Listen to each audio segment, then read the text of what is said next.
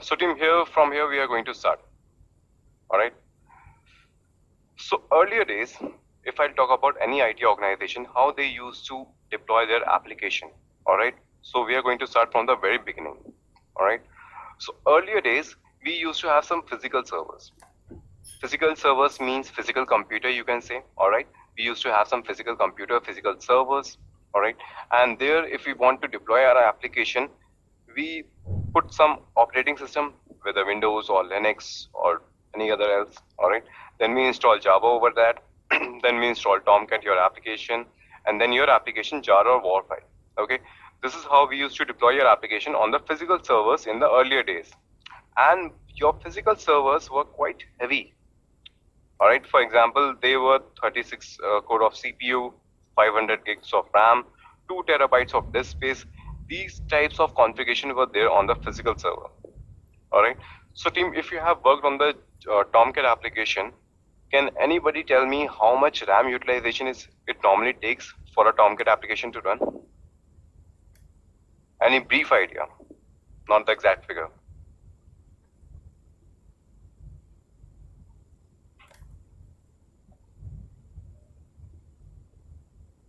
Anyone?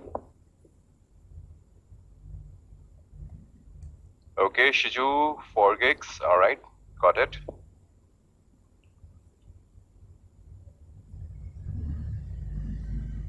Ganapati Sundaram. Okay, long name, nice. Minimum 16 to 32 GB. Okay, that is on a higher side. 5 gigs. All right.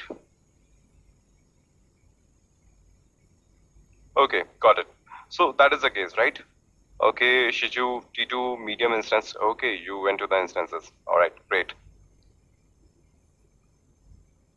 Okay, so yes, team, a Tomcat is a very light application, not very light, but still it doesn't need your 36 gigs of CPU, 500 gigs of RAM, 2 terabyte of disk space. All right, so that is not required by a Tomcat application. So the thing is, with physical servers, there was a lot of wastage of resources, because if I'm running a Tomcat application on this server, I cannot run any other Tomcat application on the same server, on the physical server. All right. So there was a lot of wastage of the resources, and we used to have heavy servers, because you don't know when your application is going to get heavy. All right. So that is why, for the safer side, we have very heavy servers. But initially, there is a lot of wastage of resources. To move over these challenges, we move to virtualization. Okay. In virtualization, we have hardware level virtualization. What is that? For say, I hope most of you have already worked on that. Consider I have a laptop. This laptop have 36 core of CPU, 500 gigs of RAM, 2 terabyte of disk space, same configuration. All right.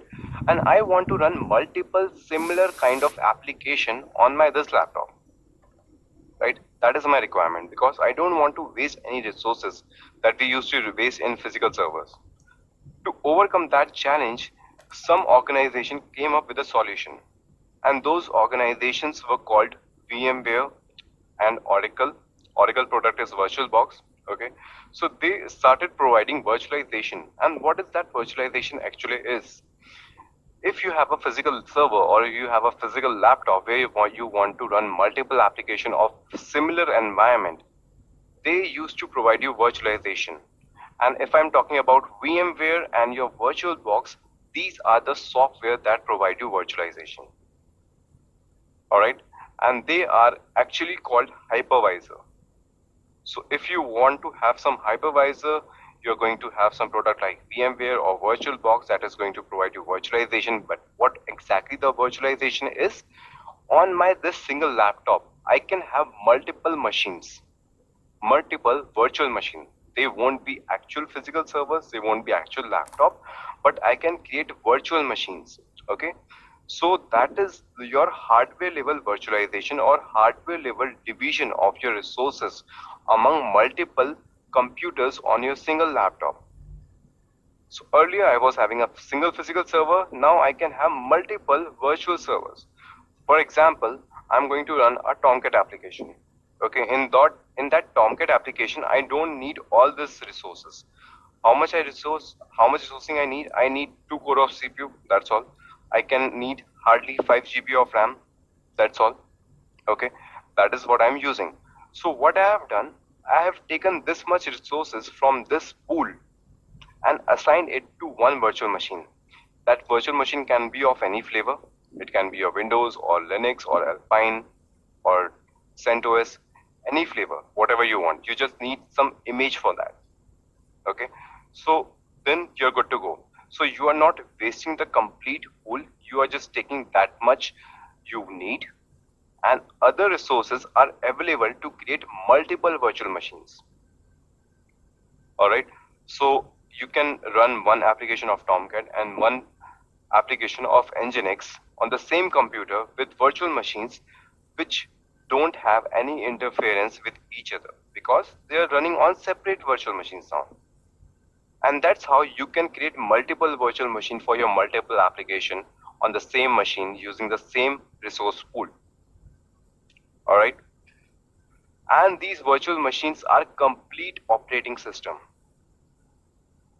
Means if you are running a physical server and if you are running any virtual machine over your physical server, it is going to be heavy as well because it will have complete operating system of your CentOS over your physical server. Alright, so we were able to remove the challenges that we face in physical servers, but still some challenges were there in your virtualization. And what were those challenges? So here they are mentioned. For example, first challenge was your reboot time. So team, if you're going to reboot any virtual machine, it is going to take some time. Alright, depending on your flavor that you have chosen, it might take 2 to 5 minutes or 10 minutes as well for a single machine reboot. Alright, and we are in the era where we want negligible downtime of our application. If I'm running an application, I don't want any downtime. I want my application to be running 24/7. Alright, so if we talk about business, even the downtime of 2 to 5 minutes or 10 minutes is having a large impact. Alright, so reboot time was a challenge and we don't want that much of downtime of our application.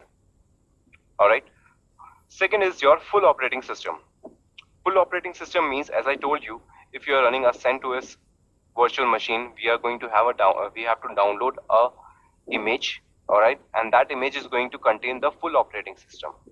So those are actually heavy in nature. If I'll talk about any basic image of any basic operating system, it can range from 1 GB to 2 GB or 5 GB as well.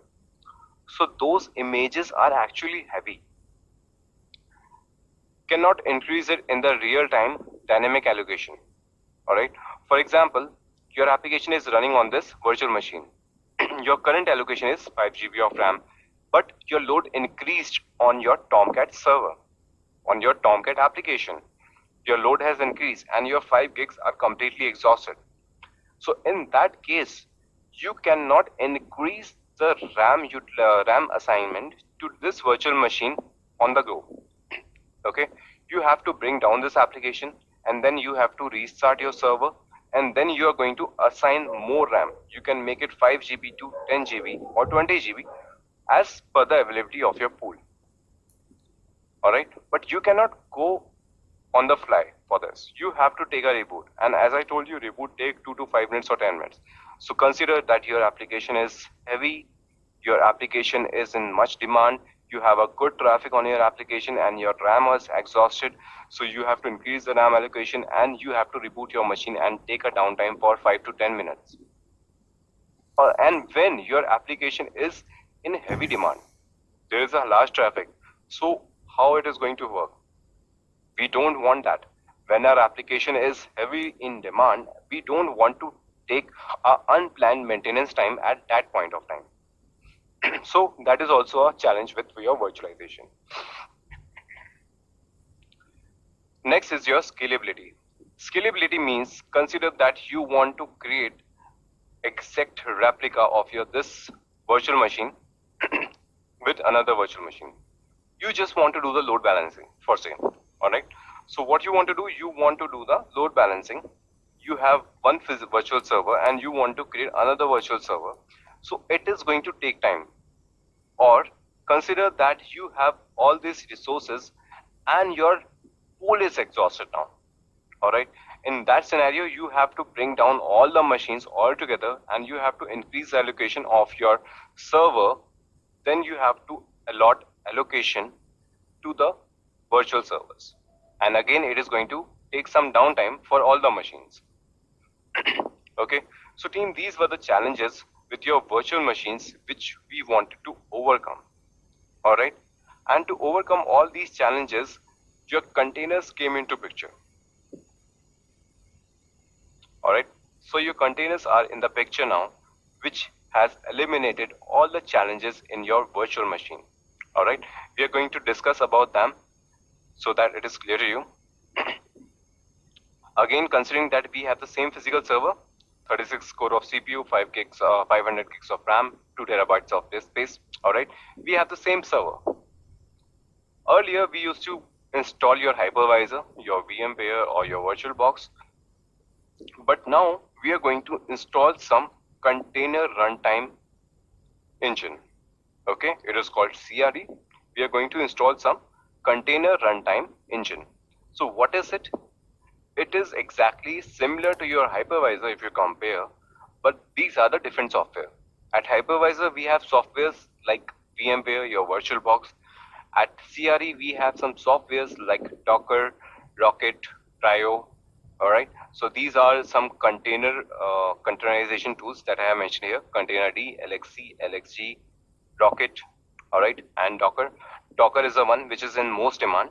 Alright, there are other as well. Some organizations are using different CRE as well, but we are talking about Docker here because this is the one which is in most demand. Alright, and here we used to create your virtual machine where we have to give fixed allocation of resources. Whenever we create them, whenever we reboot them, we have to give a fixed allocation. But in containerization, we don't do hardware level virtualization. In containerization, we do OS level virtualization. How is it different? It is different in a way that if I'm going to create a container, it is going to behave exactly the same as your virtual machine. Okay, so you can consider that your container is exactly similar to your virtual machine if we talk about the functionality. But where it differ? Alright, first major difference lies in your OS level virtualization, and it means that you are not going to share the resources in fixed definition. You're going to use the OS as a fixed definition. For say, if I'm going to create a container of RHEL, okay, Red Hat Enterprise Linux. So if I'm going to create a container, then I don't have to give any fixed assignment that it is going to take 5 core of CPU, it has to take 20 GB of your RAM. Okay, I'm not going to give any definition like that. If I'm creating a sushi container, again, I don't have to give any definition like 5 core of CPU, 20 GB of RAM, or 5 terabyte of disk space, or any kind of configuration I don't have to give. So how they are going to work? So team, they are going to work exactly as any application runs on your system. Okay, so how any application runs on your system?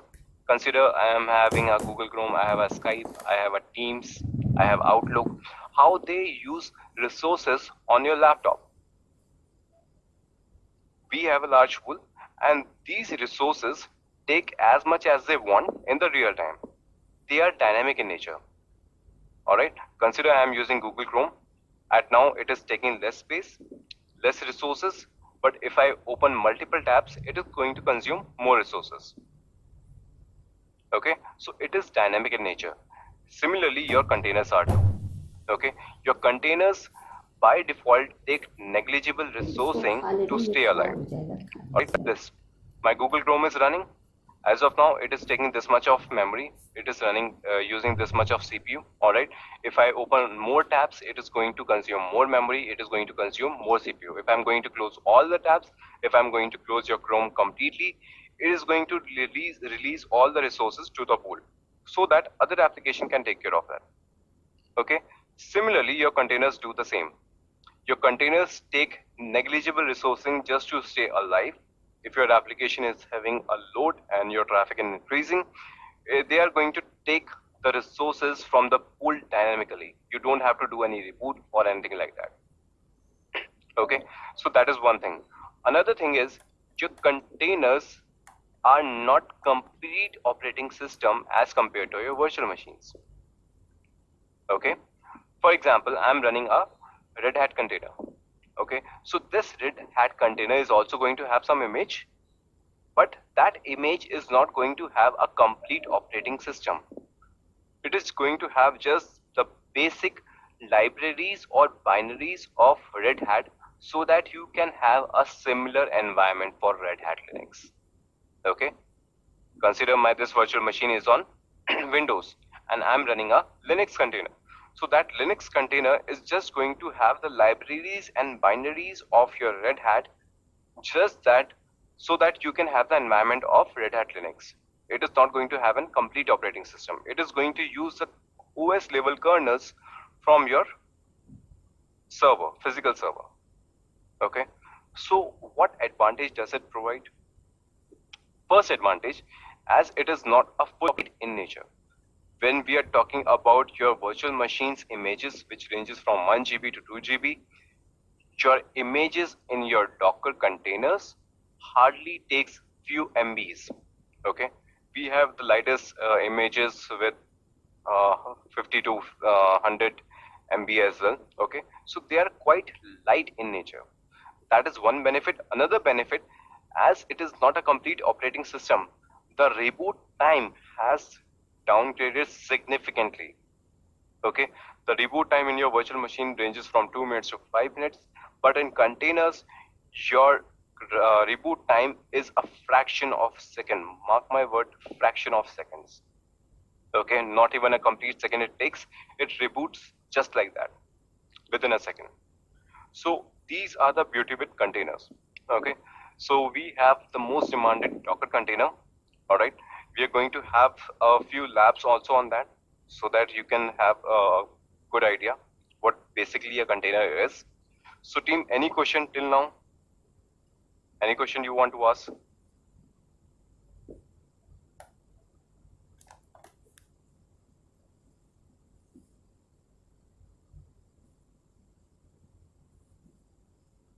Gaurav, you are asking how many containers we can have in a machine. You can have n number of containers in your machine.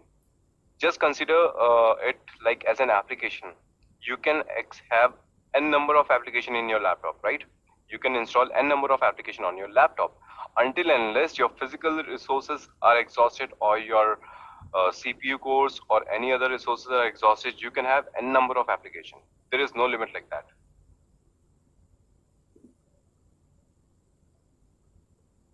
Thanks, Aname.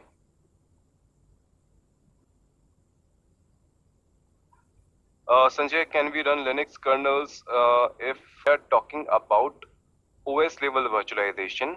And if you have your operating system as Windows, you can have your Linux containers. And Linux containers doesn't have Linux kernels. It has Linux libraries and binaries only.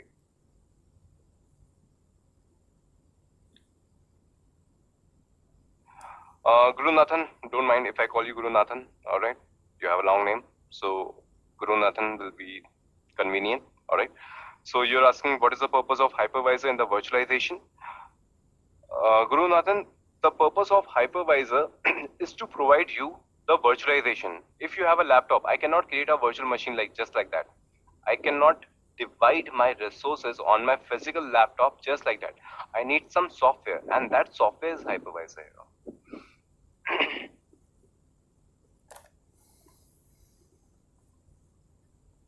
Sanjay, yes, we can run a Linux container on a Windows machine as well. All right, because at the end of the day, nowadays your Windows laptop are also using Linux kernels at the backend. That is what happens. As containers will have partial, then to what extent or to what part of the host will be utilized, Gopal? Okay, So Gopal, yes, as you already said, it is a partial operating system, and I already told you that your partial operating system contains the libraries and binaries of your operating system. Okay, so it is going to give you a look and feel of your container. All right, so if your container is running on the Linux, it is going to give you a look and feel live or with the libraries and binaries and all the requirement of your application. Whatever your application requirements are with the libraries and binaries, your container is going to fulfill them.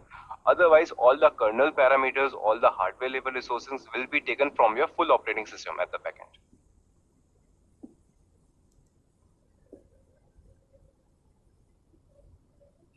Sarath, you're asking, will you be covering Windows pods creation on a Kubernetes master? Sarath, no, we don't have your Windows containers as of now. All right, we have your containers of your Linux flavor only. All right, and these are the containers that you will be dealing in your examination as well. Okay, so everything will be done practically on your Linux environments.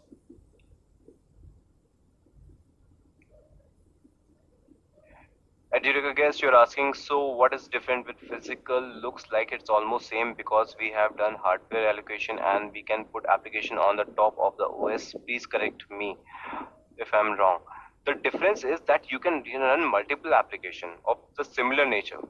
Okay, if I talk about your physical server that you are not using any virtualization or containerization, if you want to run a Tomcat application, you can run only one Tomcat application here because it is going to occupy some ports. Okay, so the port that is taken by default from the Tomcat, it is going to occupy that port. And if you want to run any similar kind of application on the same server, you cannot because that port is occupied. So for that purpose, we need virtualization. We can run multiple Tomcat application with the port availability on the virtualization. All right. Sarath, master is on Linux. Your master and your worker nodes all are going to be on the Linux flavor.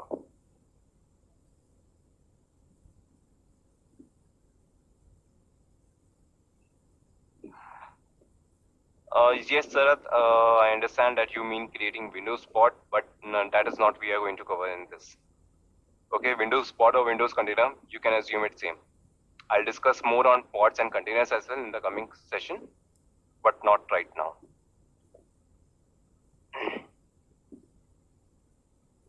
Can we run Sri Rama? Can we run Linux container on Windows host without virtual machine? Okay. Okay, Sri Rama, you have mixed everything totally. Okay. If you want to run Linux container or any kind of container, you used to have your hypervisor, sorry, not hypervisor, not virtual machine, you need to have some CRA. Okay, so yes, you can do with your CRA on Windows. Kushagra is asking the difference between Alpine and normal Ubuntu images. Okay, Kushagra, there is no much difference. Just Alpine images are very light in nature. Okay, they don't have all the functionality. For example, in your Ubuntu, you have your bash prompt. In Alpine, you don't have bash, you have shell prompt only. Okay, so Alpine are light in nature, and because of that, they have limited functionalities. But Ubuntu has full-fledged functionality of your any Linux flavor.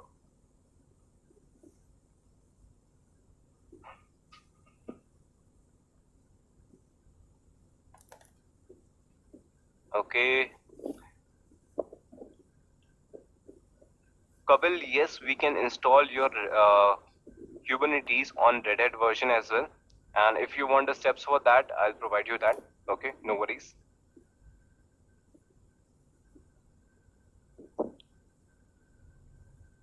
Ashok, you're asking containerization is a hardware. No, containerization is a software per se, where we install CRE. Containerization is a concept, okay? Ashok, containerization is a concept. Like virtualization was a concept, okay? We used to have hypervisor, your VMware VirtualBox. Similarly, in containerization is a concept. It is not a hardware. Where we are going to install your CRE. CRE is your Docker or any other software that is going to allow you to create your container that will share your OS resources.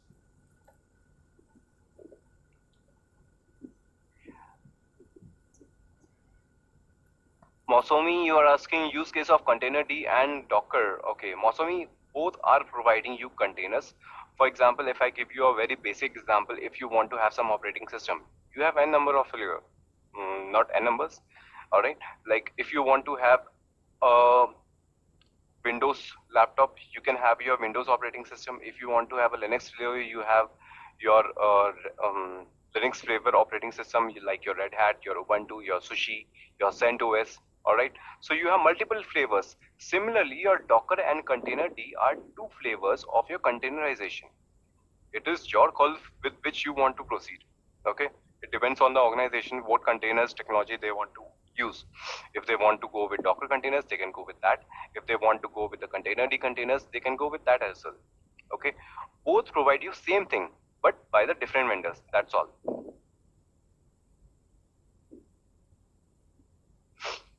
All right. So team, I'll be asking you to hold on your questions now. All right.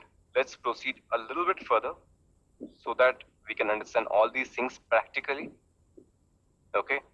And I guess in the previous trainer also asked you to have your GCP account ready so that you can practice here. All right. And the reason is that why we prefer GCP over AWS, because in AWS your free tier allows you to create very limited kind of resourcing. Okay, so if you want to create any EC2 instances, you're going to have 1 core of CPU, 1 GB of RAM and a free tier.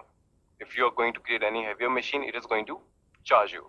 And that is why we prefer GCP, because here you can create a heavier machine as well within your credit limit. Okay, so that is what we are going to use.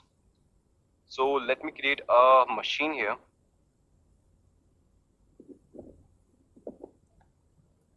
I show you that how configured machine we are going to use for our labs. Okay, so for say I'm naming it as a Docker machine. Let me change the region as well.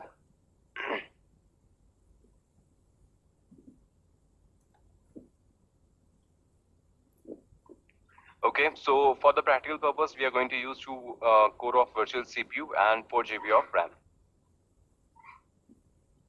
The image we are going to use will be Ubuntu.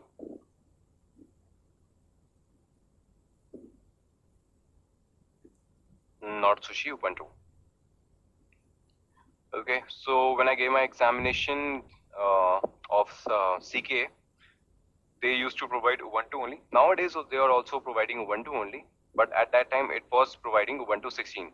Okay, so I guess they are moved to Ubuntu 18 now. So use Ubuntu 18 machine, select. We are going to allow full access to all cloud APIs, and we are also going to allow HTTP and HTTPS traffic. That's it. This type of configured machine we are going to use for our practical purpose for all the machines, whether it is your Docker labs or your Kubernetes lab. Okay, so team, I'm going to give you a few commands so that you can have a basic understanding about containers, and then we are going to jump on the Kubernetes part then.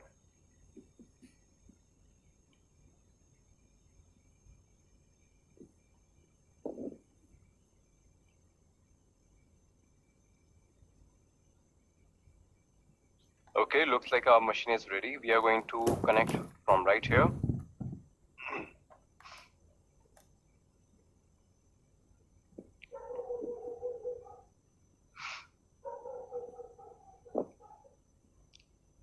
Okay, till the time it is making connections, I want to share something with you, all of you.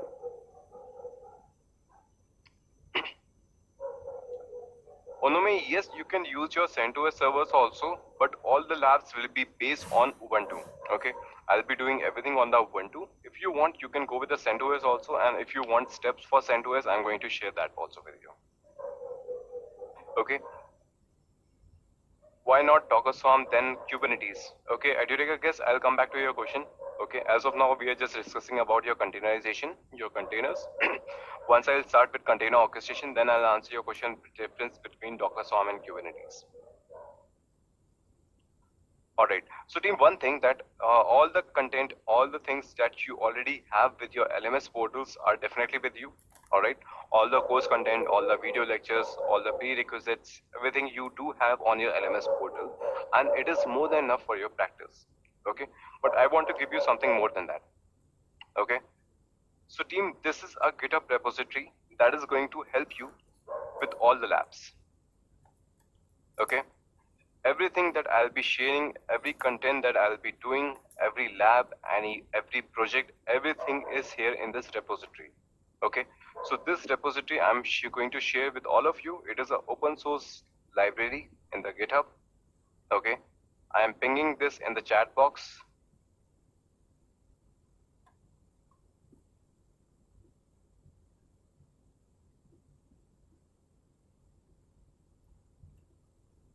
Okay,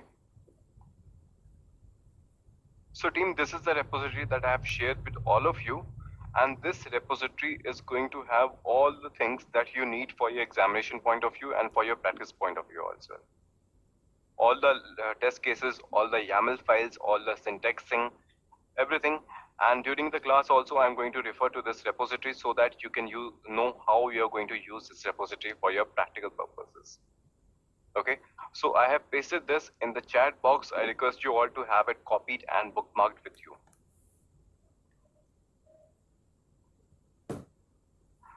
All right, consider you want to understand more on Dockers. All right, so you do have everything in your prerequisites, but if you want, you can refer to this repository as well. So here is a folder called Docker. If you want to know how you're going to install your Docker, there is a file called install Docker manual. All right, so team, as you can see, if you want to install Docker on Ubuntu, these are the commands that you want to use.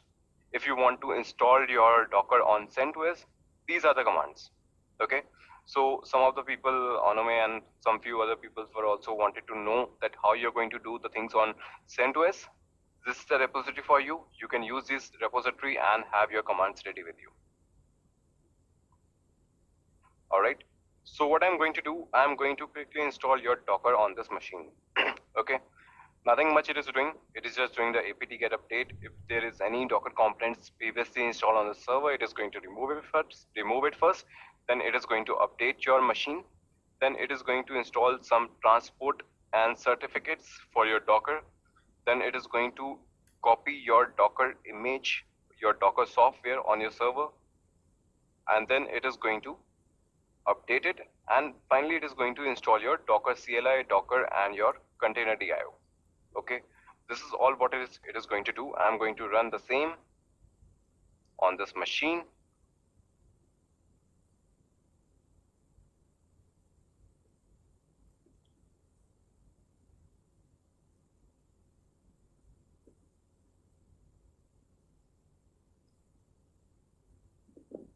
All right, so team, I am installing your Docker now, and looks like it is done.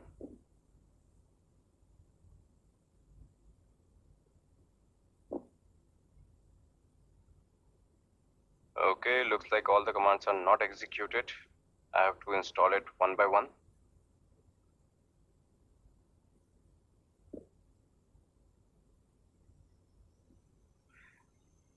So team, I'm just installing your Docker software right now. If you have any questions, you can ask. I'll be answering that.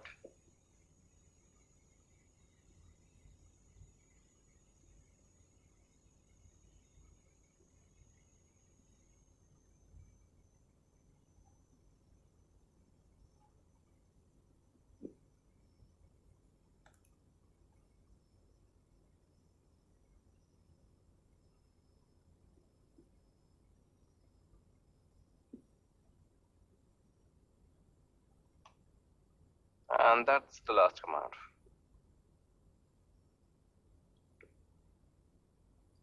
Okay, so many questions. Rishabh, are we going to use VM in Google Cloud for the practical purpose or other GCP specific service as well? Because GCP is not allowing me to create account. I have got one DigitalOcean. I can get VMs here. Rishabh, yes, as per your content of the class, everything will be done on the virtual machines only. Okay, so it is not going to be an issue. But just for some extra additional knowledge, what I'm going to do, I'm going to share a few concepts that you can have on the managed cluster only. Okay, for say we have Google Kubernetes engine. Okay, it provides you some other specification as well. It is not going to help you in your examination, but it is going to help you in your real-time environment. That is why I'm going to touch some topics from there as well, just for your knowledge purpose, just to give you something extra. But yes, for your examination point of view, everything will be covered on the virtual machines only.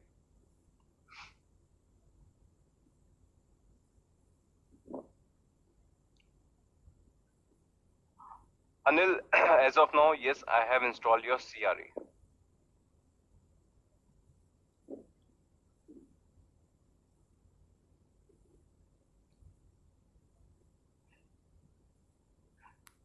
Adjudica guest, Adjudica guest, can you try all the commands that I have just shared?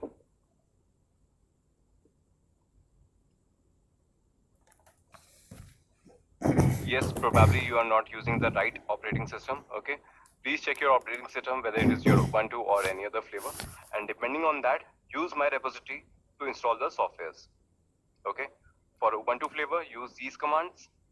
So this is just to have your users. So I'm going to do everything with the root, so you don't have to worry about that.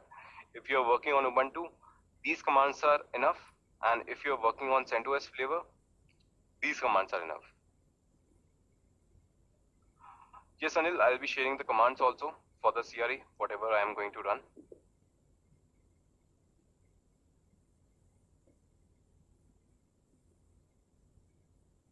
Yes, Adiruka, guess, Girish, okay, got your name.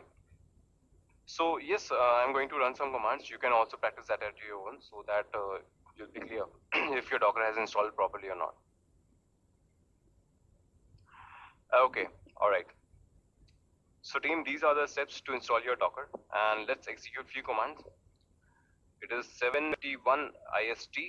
Okay, so I thought that we are going to assign 1 hour for the Docker, and then we are going to jump on the Kubernetes part. Okay, so we have 10 minutes more. So let's see what we can cover on Docker, because Docker is not a main topic. It is just a brief idea about the prerequisites. For that also I assign 1 hour, just so that you can have a better understanding. All right, so team, I'm going to execute few Docker commands so that you can understand what exactly Docker is. Okay, so in your virtual machine, you can also install your images from open source, but if I'll talk about your Docker, sorry, Docker has its own Docker hub. Okay, from where you can download all the images. So this is the website, hub.docker.com. You can go to this, you can create your own account. Your own account will help you to create your own images and upload that at your own repository. Okay, so you can have your account here, you can sign up. It is free of cost. If you are using any open source containers, or if you are uploading your containers that is publicly available, you can sign up for free. There is no charges. But if you want to have private repository, then it is going to charge you.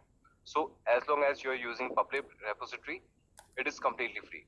So you can sign up and you can have your own account. For example, I want to have a Tomcat image. What Tomcat image is going to do? Tomcat image will have some operating system, partial operating system, and it is going to have a Tomcat installed also. Okay, so what it helps, it doesn't have you the challenges that you want to create a container, you want to have some image, you have to create the container, then you have to install Tomcat in it. So this part is eliminated if you use any Tomcat image. It is going to have some operating system libraries and binaries for your container, and it is also going to have Tomcat installed in it. If you want to have some plain operating system, you can have that also. If I'll search for Ubuntu, you have Ubuntu image also. So you just have to download this Ubuntu image. It is the official image, and you can create a container with Ubuntu, and then you can install Tomcat if you want to. But what is the purpose? You have already a Tomcat image. You can use that image and your Tomcat is good to go. If you want to have Nginx, you also have some Nginx images. Okay, so we have all the ready-made images here which you can use for your own purpose. So let's try to use some of them.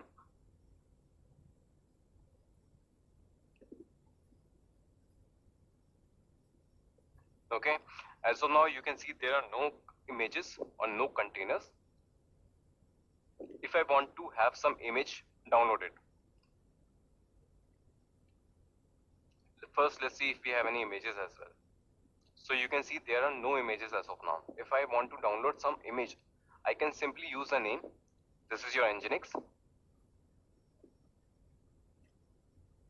You can install any specific version as well of your image. Alright, as of now I'm going to use the latest one. For latest I don't have to mention anything. Docker pull Nginx. So now you can see it is downloading the Docker image, and it is downloading the Docker image from your Docker hub itself. Okay, your Docker image is as of now public repository, so anyone can download it. With this command you can also download your Docker Nginx image. So if I'll do Docker images, you can see there is a Docker image. Alright, but if I'll search for Docker containers, container is not created as of now. Alright, now you can see that your image is downloaded. Now you want to create the container with this image. Alright, for that you have command called docker run -d -p and your image name. The image you are using is Nginx. So now it has created your container, docker ps. Okay, so you can see this is your container ID. This image it has used. Okay, it was created 8 seconds ago and it is up from 7 seconds. So you can see 8 seconds ago it was created and 7 seconds ago it was up. So reboot time you can consider is negligible. Alright, you can see this port number as well. So your Nginx is running on this port number on this machine. Okay, your Nginx runs by default on 80 port number, but the port it has used for this this machine is this one. Alright, consider I want to create another container of same flavor. Alright, that was I need. I executed similar command again. So now you can see I have two containers running. Both are of Nginx flavor. Alright, but you can see the port number of Nginx container is 80 port number, because your containers, your Nginx run on number 80. But as we have different containers, it has taken the different port number for your machine. So it is showing 000, it means it is going to take the IP of your instance. Alright, this is my machine. I'll copy it. Let me paste it here and let me provide the port number. So now you can see I have two containers running. Both are of Nginx flavor. Alright, but you can see the port number of Nginx container is 80 port number, because your containers, your Nginx run on port number 80. But as we have different containers, it has taken the different port number for your machine. So it is showing 000, it means it is going to take the IP of your instance. Alright, this is my machine. I'll copy it. Let me paste it here and let me provide the port number.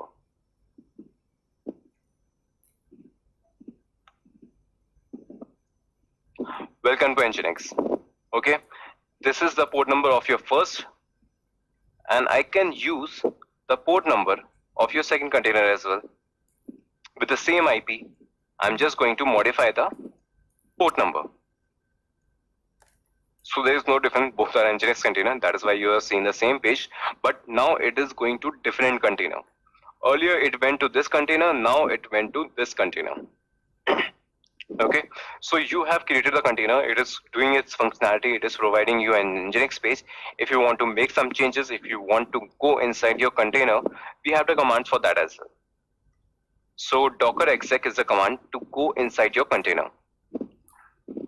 Alright, you have to provide the container ID as well.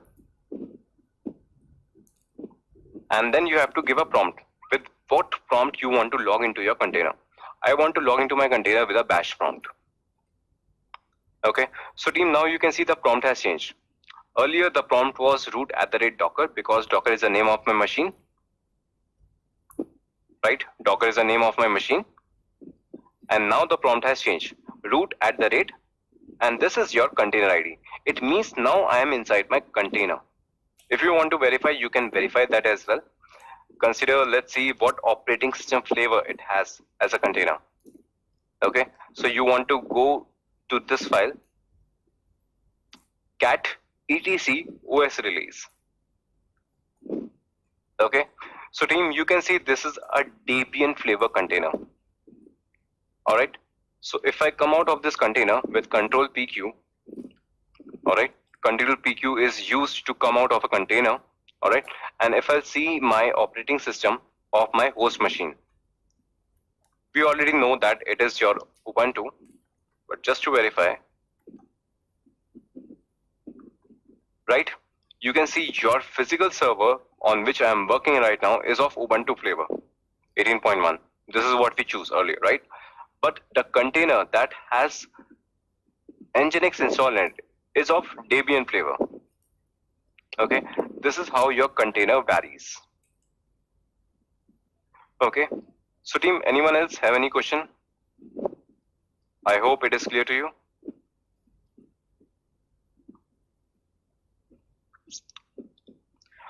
Akhil, yes, your docker exec command will work. Docker exec command is working on your operating system machine, okay, where you have the full operating system. Alpine is a image that doesn't have the bash prompt. So what difference you're going to see? For example, if I'll do docker exec -it and the container ID of a Alpine image with bash prompt, you won't be able to enter. All right, you have to give a shell prompt. Here you have to mention sh, then only you're going to log into your Alpine container because there's no bash prompt. So I hope that answers your question, Akhil.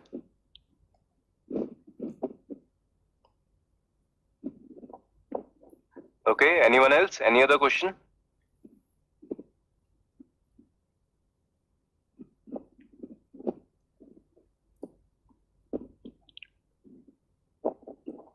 Okay, thank you. Thank you for confirmation. Okay, so team, with Docker also you can do a lot of functionality. You can create your own images as well. You can do your container orchestration also to some extent. So what we have covered is less than 10% of your Docker container. Okay, but I have covered the part that is necessary for you. All right, this is all you need for your Kubernetes as per from your Docker part. Other than that, your Docker container is also a big topic. It also takes 4 weeks as a complete course. All right. So I just gave you a basic idea that is going to help you with this course. Now we are going to move forward and we are going to go to your Kubernetes. Okay. So what is Kubernetes? Kubernetes is not your containerization tool. Kubernetes is your container orchestration tool. So what is the difference? Okay, so at the organization level, this question is for you people, all right? So I want answers from you. In any organization, if you want to deploy your application, are you going to deploy that application on a single machine or on a single container? Is it a wise call? Is it a wise call to have your application on a single container, on a single machine? No, right? Great. All of you are answering. Superb. Absolutely correct. Yes, so the thing is, at organization level, you are not going to have a single container or a single server. You need something more than that. Okay? If I'll take a real-time example, in any organization, you don't work as a single contributor, right? If you have a team, you have a team there. You don't have a single contributor. Consider in my organization, I'm the single person. I'm also working on the incidents. I'm also working on the user stories. I'm also working on the defect. It doesn't work like that. I'm not going to do everything at my own because it is a big failover. Because of some reason, if I am on leave on some day, then all the things will be impacted. your incidents, your user stories, your defects, everything is going to impact. So what we do, we used to have a team, right? We have 10 members of team or 20 members of team, and we have designated some responsibilities to each team member, that you're going to work on the defects and you are going to work on your user stories, you're going to work on the incidents. We have a team there, right? Similarly, you have your multiple containers to be holding your application. All right, we are not going to have a single container, we are going to have multiple containers for your application, for the failover, for the load balancing, for multiple reasons and number of reasons. You're going to have multiple containers, you're not going to create a single container. All right, with that understanding, consider in your real-time scenario that I have taken an example of a layman example, that you have a team in your organization, you are not a single contributor. So to manage those group of people, consider I have a team of 10 members where everyone has some responsibilities. So are they sharing the responsibilities among themselves at their own, or they do have a manager above them? In a group of 10 people, they don't share the responsibility at their own call, right? They have a manager. Every team has a manager. And what is the responsibility of the manager? Manager has a responsibility to distribute the work among all the resources in the team so that things get done in time, okay? And there is no load. So what are the responsibilities of a manager? It is going to distribute the work, okay? It is also going to measure your performance, that how you're performing, all right? And it is also going to take the responsibility if some team member is absent because of any reason, it is going to delegate that responsibility from that member to some other member, right? So these are the responsibility of the manager. They are also going to gauge your performance, they are also going to help you with all the responsibilities, they are going to distribute the work. Everything will be done by the manager and the real work will be done by the team. Similarly, in your container world, you have multiple containers. Those containers are not going to share the responsibility among themselves at their own. They need some kind of manager as well. And that manager is your container orchestration tools. Okay? Container orchestration tools like your Docker is one of them. Sorry, Docker Swarm is one of them.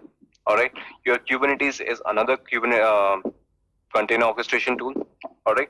So these container orchestration tools are not the containerization tool. Okay. Very important words. Kubernetes is a container orchestration tool. It is not a containerization tool. Kubernetes doesn't provide its own container. They just do the management of the container of any other flavor. Whether it is your Docker or Rocket or LXC or LXZ or Containerd, you can have any flavor of your containerization. Your Kubernetes is going to do the orchestration. It is going to orchestrate your containers. It is going to manage your containers. All the responsibilities that I told you of the manager will be taken care by your Kubernetes as a container orchestration tool. Consider you have a cluster, all right? You have a 5 nodes cluster. Because of some reason, if one node goes down, all right? So your Kubernetes is going to take the responsibility to migrate the containers support from that node to another container. As I told you that if some member is in your team is absent, his work will be assigned to some other people by the manager. Similarly, in Kubernetes also, Kubernetes is going to assign the containers of the failed node to some another node. All right. It is also going to check the performance. It is also going to check how your containers are performing. All right. It is also going to assign. It is also going to distribute the containers among the cluster. All right. All the responsibilities that I shared with you of a manager will be done by your Kubernetes or any container orchestration tool. Next question. Why we are just learning about Kubernetes? We have other tools as well. For example, Docker Swarm. Docker provides its own container. So we can use Docker Swarm also. Right? Why go with Kubernetes? First and the biggest answer for that is that your Docker provides you containerization only with the Docker containers. Okay? You cannot create any other container. Kubernetes provides you that flexibility that you can have your containers of any other flavor. So in Docker Swarm, you can create only Docker container. In Kubernetes, you can create any kind of containers, your Docker, LXC, LXG, or any flavor. So that is the biggest feature of your Kubernetes. Kubernetes doesn't limit you with any single flavor. Docker Swarm does. All right. Another difference is your Docker Swarm doesn't provide you the functionality that Kubernetes provide. For example, if I'll talk about auto scaling, this is one of the feature.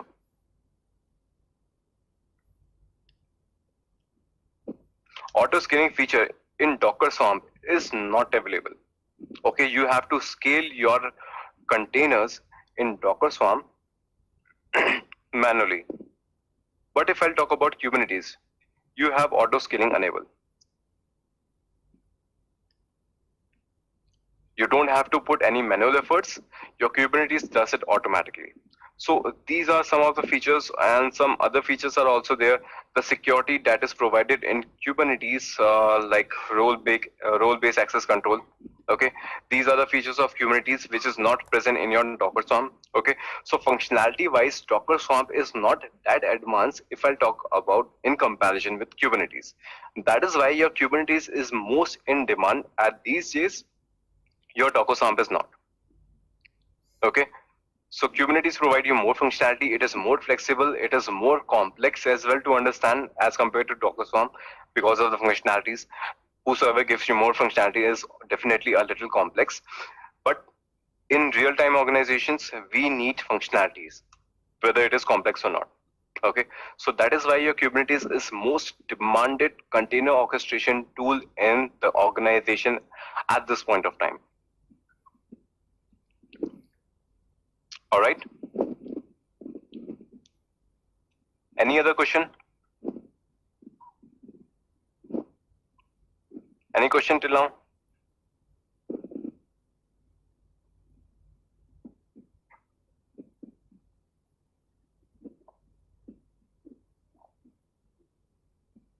Yes, no, maybe?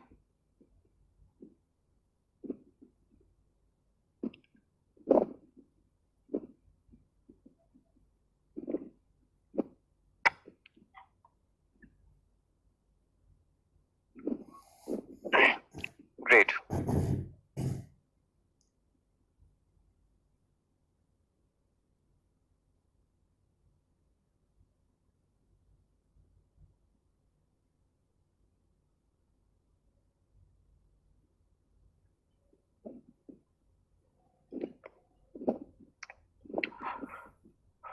All right. So team, one important tip for your examination point of view. Okay. So what I'll do, I'll keep giving you examination tips in between our sessions. Okay. So it can help you in your examination. Okay. Okay. We have few question. Why we go for containerization? Why not image management? Because is it because container is running instances? Sumit, I'm not sure if I got your question. Why we go for containerization? Why not image management? Image is your operating system image. Consider that you have a laptop, all right? And on your laptop, if you want to have your Windows operating system, how are you going to have your Windows operating system on your fresh laptop? You're going to have some bootable device. You'll have some software in your CD or any bootable device like pen drive or not. All right, you're going to connect that with your laptop, and then you're going to install your Windows operating system on your laptop. So what that pen drive is doing, your pen drive or your bootable device is your image. Okay, it is portable. With that single image, you can create multiple operating system. You can have that pen drive connected to your laptop. You can have your Windows operating system. You can connect that pen drive to some other's laptop also, and you can install your Windows operating system there as well. So that bootable device is a single image which is creating multiple operating system on multiple laptops. Similarly, if you talk about an image, your image is a device which is going to help you create multiple container of that same flavor. Okay, so image management also take place. You have to manage your images as well, but that image is just a script. You don't have the container there. You have to create a container. All right. So Sumit, I hope I answered your question. we can use auto scaling for the instances, right? At your guess, auto scaling is going to, if you talk about instance level, okay, if you're doing the instance level auto scaling, it will not be managed by Kubernetes, it will be managed by your cloud provider. Consider if you are working on AWS, you have created multiple EC2 instances, or if you are working with GCP and you have multiple VM instances, then if you want to do the load balancing between those machines, it will not be taken care by the Kubernetes, because that is the infrastructure that is provided by Google Cloud. You have to do the load balancing at the Google Cloud front. Kubernetes is not going to manage. Kubernetes is going to do the load balancing between your containers. All right.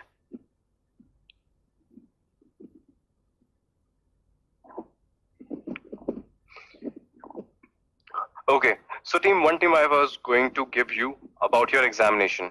I don't know how much of you know this or not.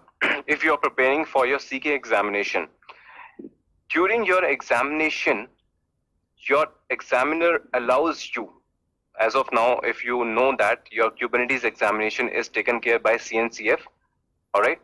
So CNCF allows you to open your official Kubernetes website during the examination, right? So during the examination, you can open your official Kubernetes website in a single tab, not multiple tabs. You cannot open multiple tabs. You cannot launch Google on any tab. You can just open a single tab apart from your examination tab, and in that tab, you can open your Kubernetes official website for syntaxing or any other help. Okay, so I'll suggest you to have a bookmark like this. Okay, you can see that I have created a bookmark, K8s. All right, in this you have multiple things, installing your kubeadm and any other topic. All right, so you can see it has commands as well. If you want to install your kubeadm, how you're going to do that, all the commands are here, so that during the examination you don't have to memorize the commands or anything. You can simply go to this link and you can have the command with you. Okay, you can choose the version as well. As of now, we'll be working on the 19th version. All right, so all the commands are here. So have this thing in your bookmark, all the links which are going to help you when during your examination. And how you're going to get these bookmarks, all right, I have created that also for you. Go to the same Git repository. All right, there's a folder called other. In other, you have an HTML file. Where it is HTML. Okay, here is your Kubernetes bookmark HTML file.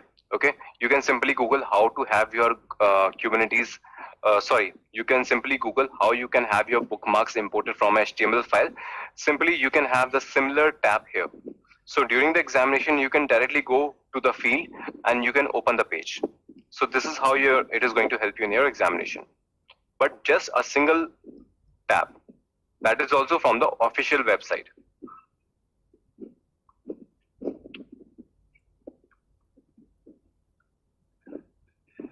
Joy, I have already shared the GitHub repository link with you. Let me share that with you again.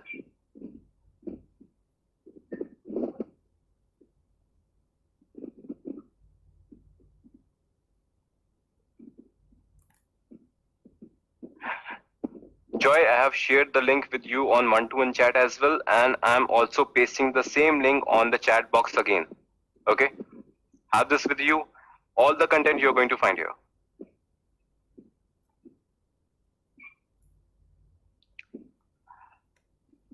Jagannath, you're asking the browser tab is on a laptop machine or in the CKA lab environment.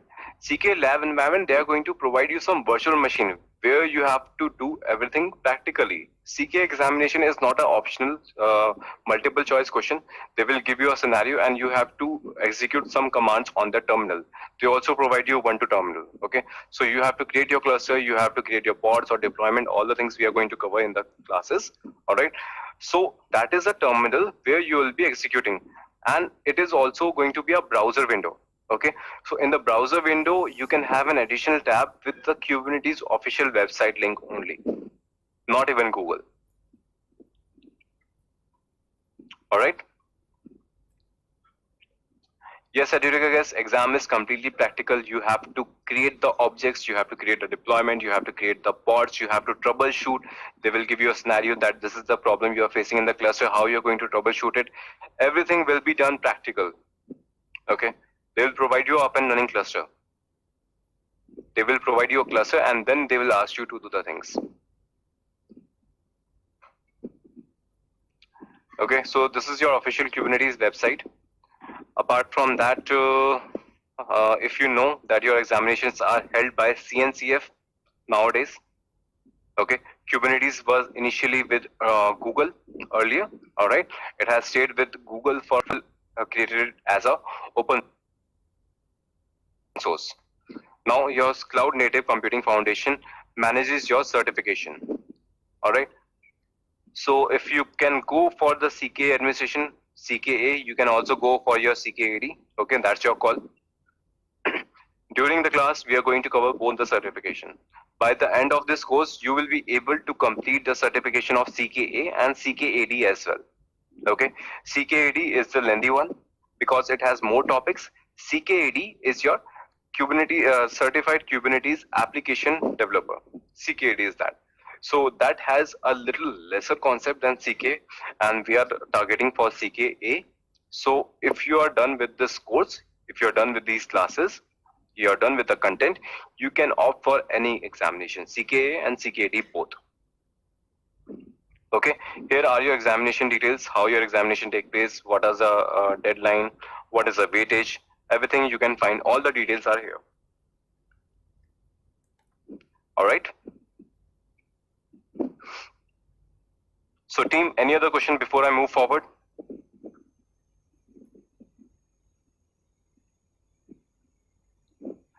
Mon, CNCF Cloud Native Computing Foundation is a organization that is managing your Kubernetes nowadays.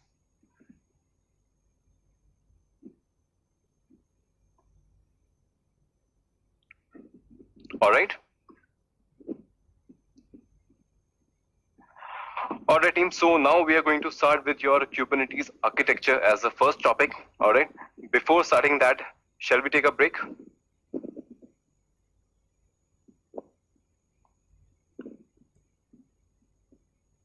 Yes, no?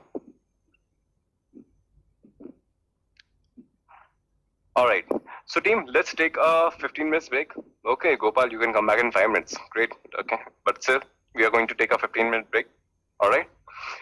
So I'm going to put a timer here. See you in 15 minutes.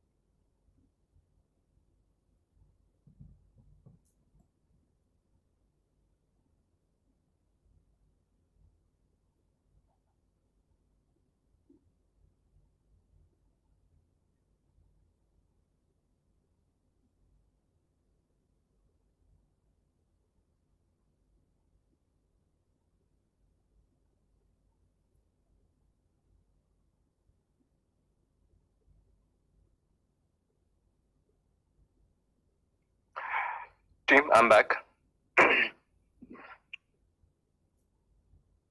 Quick confirmation from all of you. Do we have all of you on board?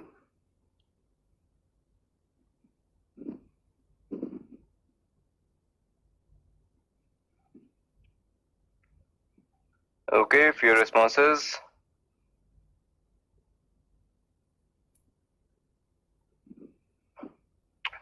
Great. Okay, in these type of confirmation, I get all the names on the chat box. All right. So team, let's get started. All right. So this is what we have understood so far. Now we are going to understand about the Kubernetes architecture, and then we are going to do the Kubernetes installation. All right. So first thing first, this is your architecture of Kubernetes. Okay. This is already run. Let me draw it again. All right. So Kubernetes, as we are already clear, is your container orchestration tool. All right. So container orchestration tool it is, and it also distribute your resources across multiple nodes.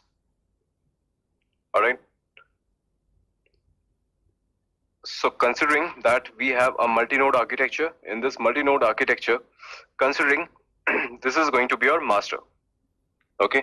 Your one node is going to be a master node, and in Kubernetes, your worker nodes are simply called nodes.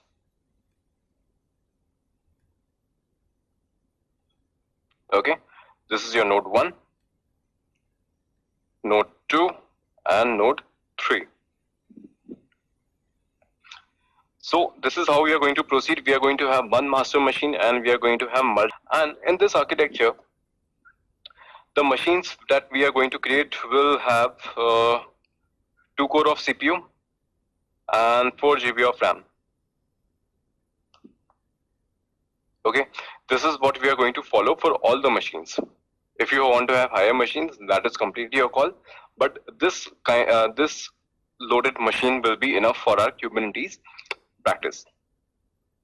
Okay, so now we are going to mention the components of your master nodes and your worker nodes. All right. So if I'll talk about your master node components, you have 4 components here. Okay. First is your API server.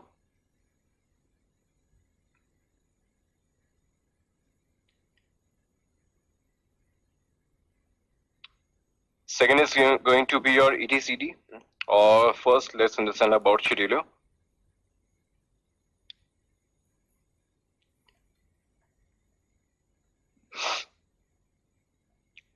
Next is going to be your controller manager.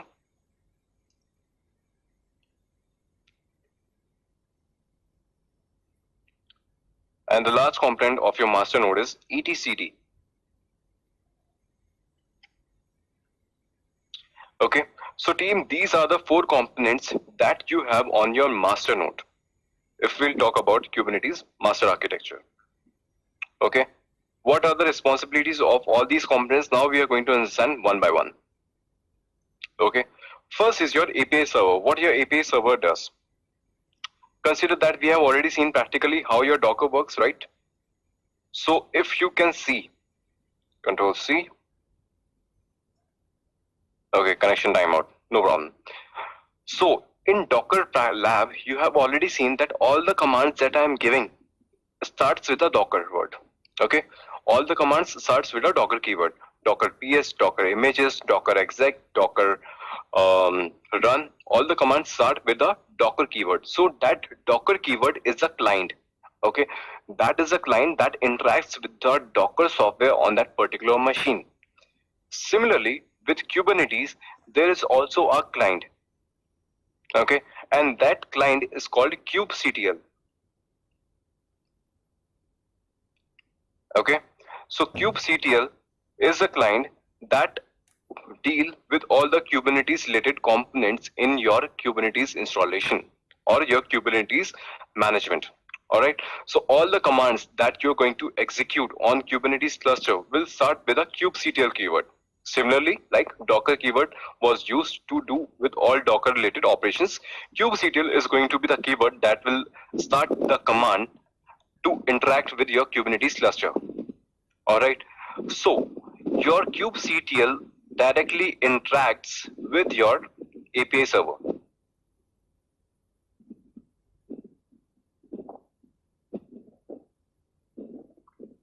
Okay, all the commands that you are going to execute, your API server on the master component is going to be the one that will manage all the communication. Alright, so team, allow me a few minutes. After that, I'll be taking your questions. Alright, let's discuss about the master components, then I'll take your questions. So all the things that you're going to do with Kubernetes cluster, you will start with kubectl, and that kubectl will address the API server component on your master, and then it will take all the actions. Okay, if you want to do kubectl get pods, kubectl get nodes, kubectl create any resources, your pods, container, whatever, all the commands that you'll give with kubectl will interact with the API server first on your cluster. Okay, so API server is the first point of contact in your cluster.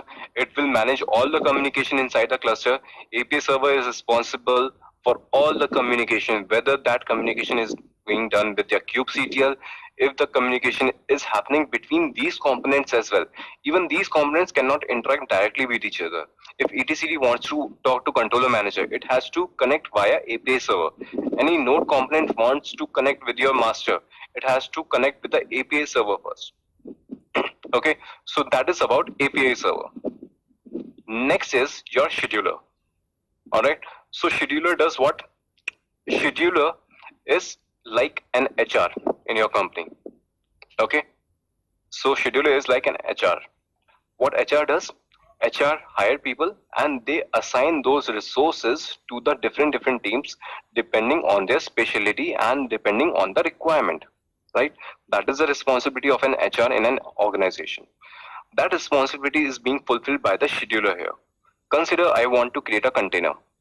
Okay, pod container, you can use these keywords interchangeably, but as of now, I'm using container keyword because I haven't told you about pods right now.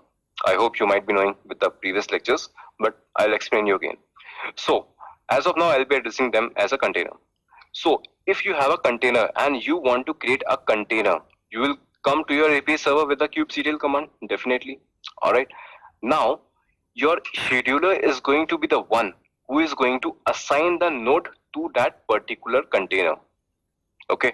Scheduler will decide, okay, this container should go on node 1. This container should go on node 2. Depending on multiple factors, we'll discuss about those factors as well in the later stages. But as of now, understood that this node has higher resourcing. Okay, this node has some specific importance with your storage. All right, so we have multiple nodes with different specifications. This is CPU highly based, this is memory based, this is storage based. Okay, so depending on your requirement, depending on the scheduler decision, your container will be assigned to a particular node. It will do the scheduling. Okay, that's about your scheduler. Next is your controller manager. So controller manager is a kind of manager and it is a combination of multiple managers. Okay, controller manager is not a single component. You have multiple controller managers, but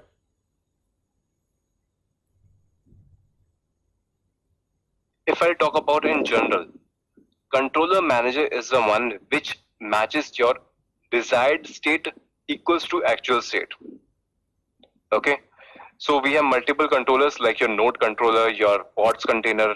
Okay, we have deployment, we have daemon set. We are going to discuss about all of them in detail, in depth, but as of now, they all are called controller manager. And what is the responsibility of container management? Container management makes sure that your actual state is equals to your desired state. What does that mean? Consider I have a requirement that I need 4 containers of my application running all the time. Okay, across a node, it can be across the nodes, no problem with that. Okay, my application, I have a requirement that my application container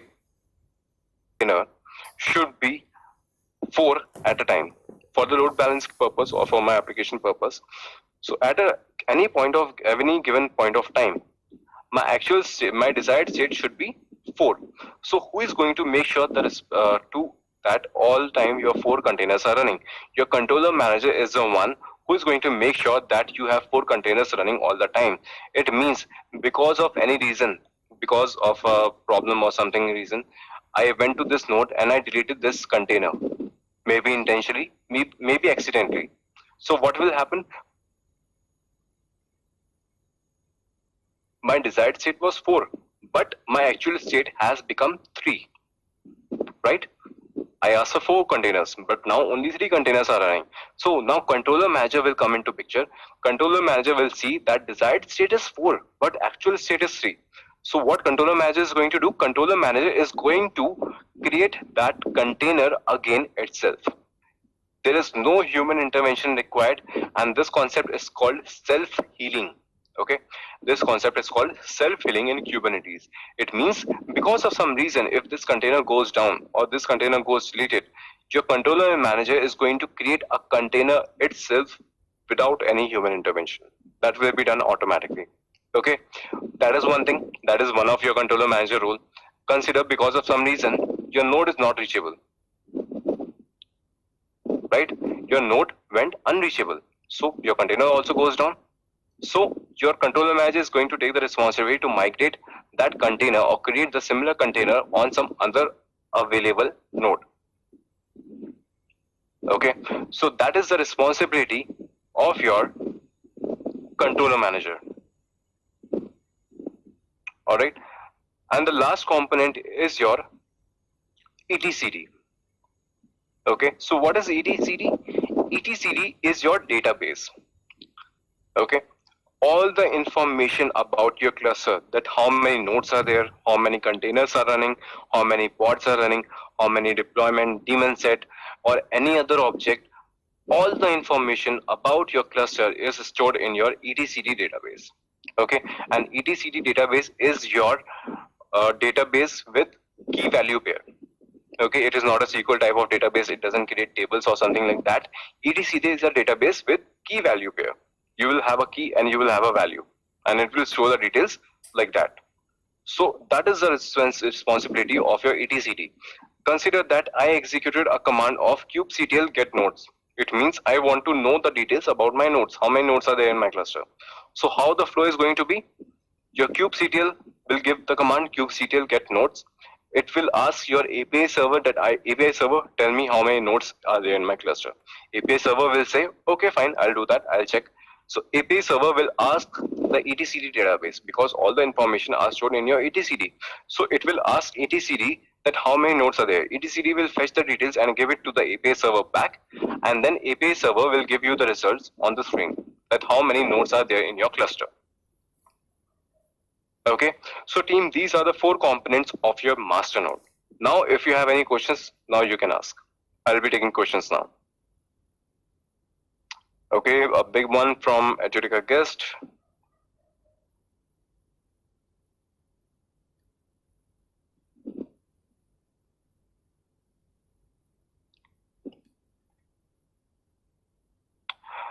If we have multiple master nodes and 20 to 30 worker nodes, then when we can set up Kubernetes cluster, then token we get during installation is on all the worker nodes.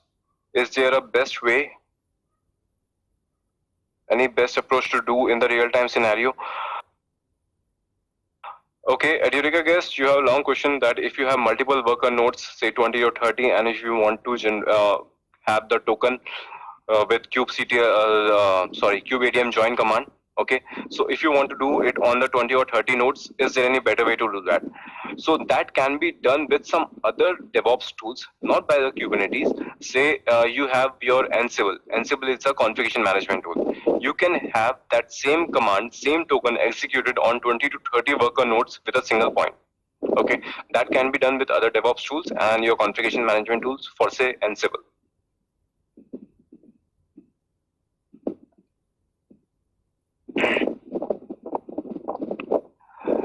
Shiju, you are asking, isn't that the API server that receives instruction from the controller manager to create the container and communicate to kubelet on the worker nodes and make it happen? Yes, Shiju, that it is.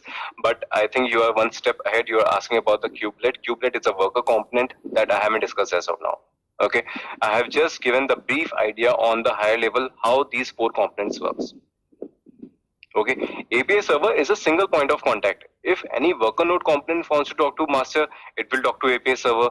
If any master components want to interact with each other, say controller manager to etcd, your API server will come into picture as a mediator. So all the things happen through API server.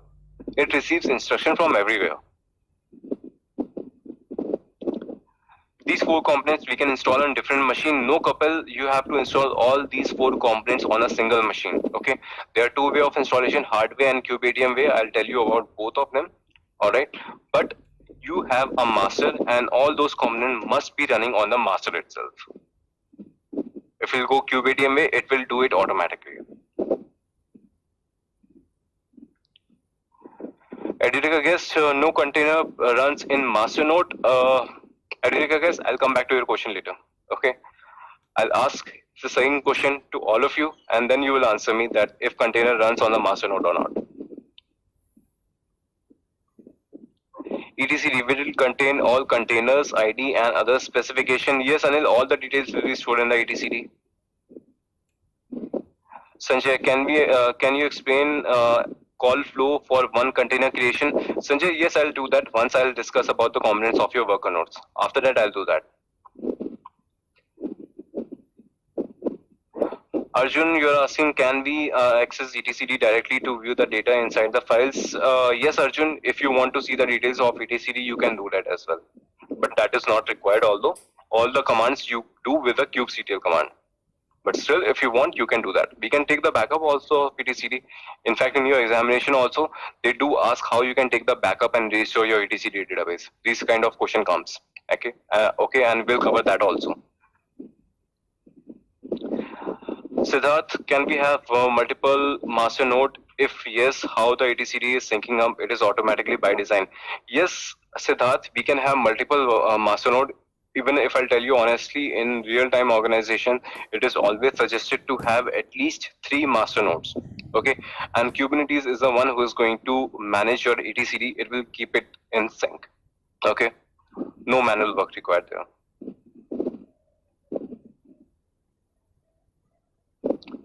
Sarath, what's special about CNCF project? I could see etcd as a separate CNCF project. CNCF is an organization, is a foundation that manages some software that are not owned by your organization who generated them. For example, I'll say that Kubernetes was originated in Google. Okay, after that, Kubernetes, your Google gave it up as an open source. All right, so if you want to have some certification, if you want to have some expertise in some tools where you can showcase your skills, for that purpose certification comes to picture. Now for open source tools, how you're going to have that? Because no company is there who is going to manage certification for that. So CNCF is an organization which helps you with some open source tools where you can earn certification and showcase your skills. So CNCF doesn't hold the certification only for your CKA or CKAD. It holds certification from other tools as well.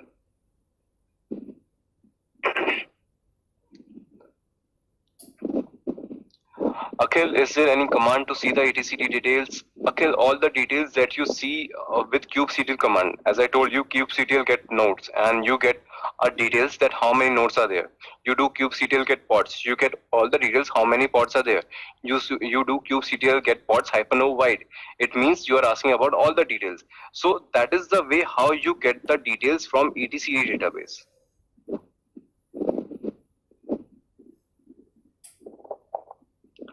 How etcd differs from CSI in team storage in Kubernetes. Edurika guest. Okay, CSI, can you explain in detail? I'm not sure how you are talking about this.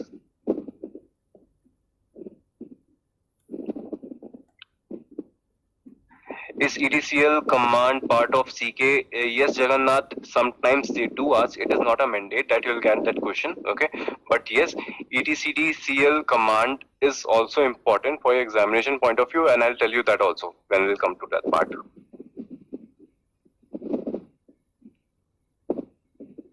Okay, so many questions on ETCD. Can we use ETCD outside the master node? Yes, you can use your ETCD outside, but there is no use actually. Okay, ETCD is used by the master components. ETCD is accessed by API server. If you take the backup of your ETCD somewhere else as well, it is of no use because API server is the one who uses your ETCD. Is there any link for stateful and stateless with ETCD? Akhil, I'm not sure what is your question. Stateful and stateless is a type of property of your objects. If you talk about ETCD, it is a stateful set, if I'll talk about that.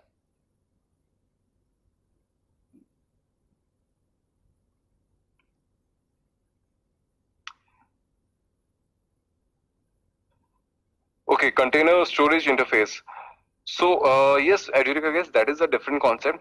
Okay, we are not going in details about your container storage interface because it is about your container details only. Okay, it stores the details about your containers only. But ETCD is the one which holds the details about your complete cluster, not just about your containers, also about your services, also about your Kubernetes services, your nodes, your components, everything about that.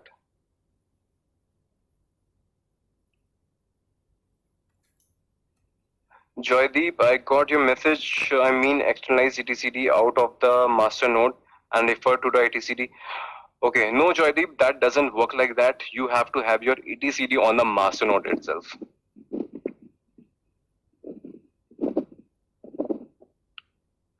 Akhil, can you please explain about stateful set and stateless properties? Okay, Akhil, stateful properties are there. For example, consider that you have a database. Okay, that is a stateful. It means stateful means that with time the state of your object is changing. You have a database. You have some insert commands. You have some update commands. You insert new data. You eject some data. You delete some data. So it is dynamic in nature. Your database state is changing every second whenever a command is executed against it. Okay, so that is your stateful property. What is your stateless property? Consider you have an application.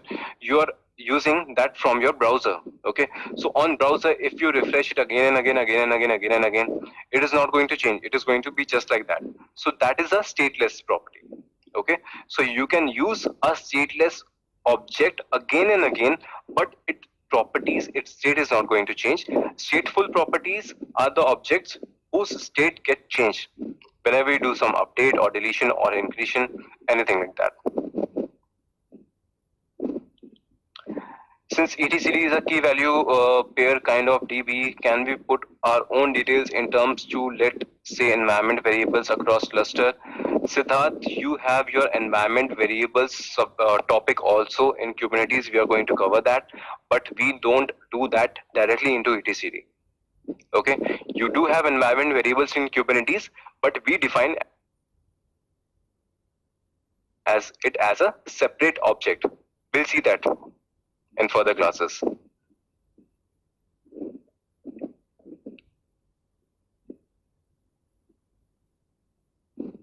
So basically, controller manager does the job of monitoring all the nodes and pods. Yes, I did, guys. At this point, you can understand it just like that. Okay, we are going to discuss about controller manager in depth later on, where you'll discuss all the components, all the type of controller managers.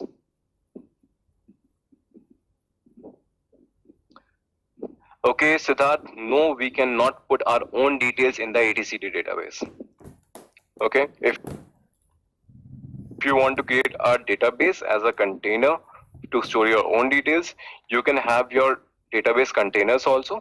Okay, for example, you have MySQL container image. You can use that, create your own container, but etcd is specifically designed to hold the details about your Kubernetes cluster, not your own details.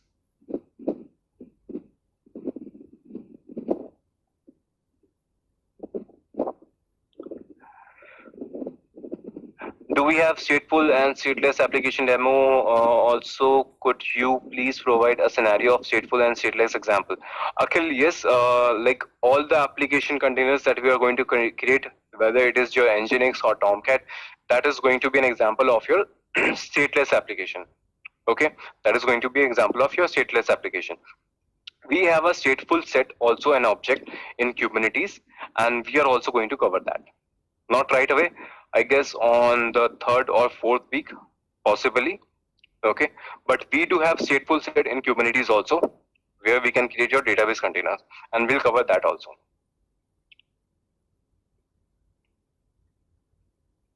All right, anything else? Okay, so team, hold on your questions.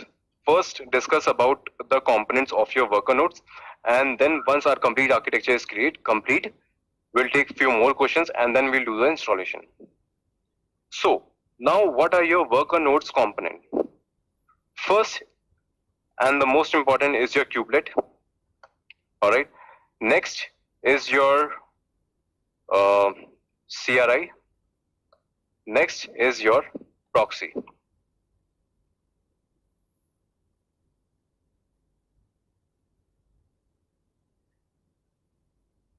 Okay. So these are the 3 components of your worker nodes. Now, let's understand about them. First is your kubelet. Okay, what is the responsibility of kubelet? If I'll give an example, if I tell you, kubelet is a teacher in a school. Okay, I'll name an example. Consider we have a school, right? In that school, you have a principal. That principal is your master node. All right. And you have so many classrooms. You have classrooms from all the classes. All right. So in all the classes, you have a teacher, right? In all the classes, you have some teachers who are going to manage that particular class. And all the reporting from that class will go to the principal via teacher only. Okay. So your master node or your API server is the principal. Okay. Your kubelet is the teacher of all the classrooms. Okay, one teacher will be there in all the classes. One kubelet will be there on all the nodes. All right, and your containers, you can consider your containers as your students. Okay, in any school, if you have students, you can consider your students as containers. So in one single classroom, you can have multiple containers. You can have multiple students, but you are going to have one teacher.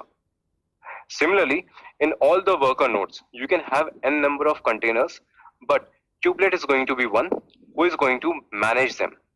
Okay, so kubelet take care of all the components on your worker node, whether it is your container or anything else. It will make sure that your containers are up and running. It is take all the instruction from the API server. Consider that one pod is scheduled on your node 1.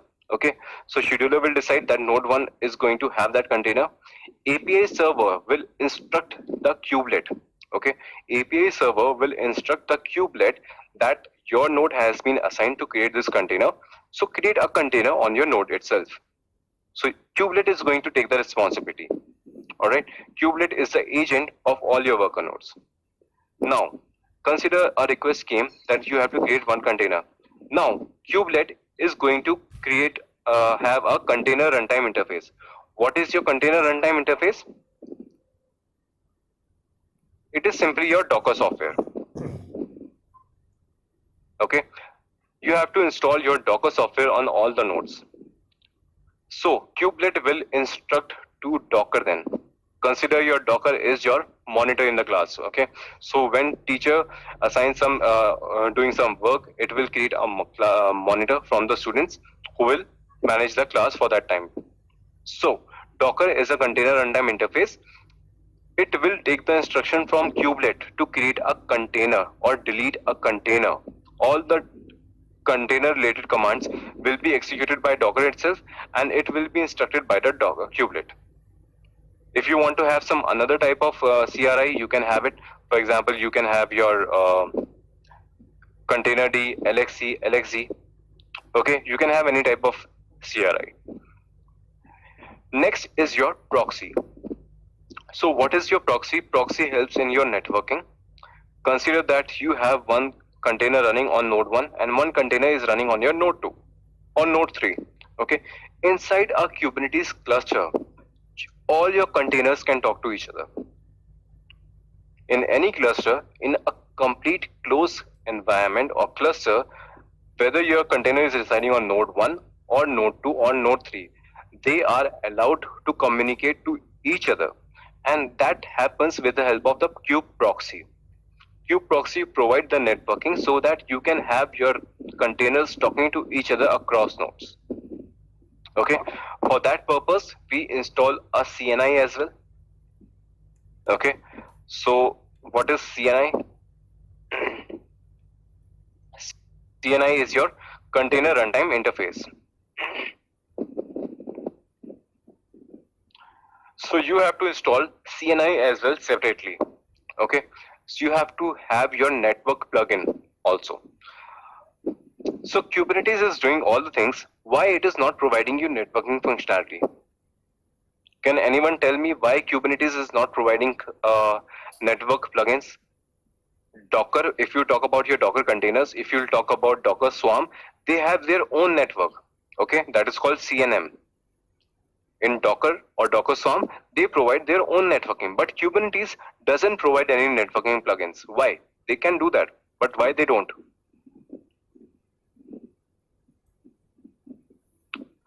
Kushagra, no, that is not the answer. Anyone else who can try? Why Kubernetes doesn't provide you network interface when it can? Shiju, you are absolutely correct. Siddharth, you are also. Nitesh, yes, orchestrator can also provide you functionality of CNI.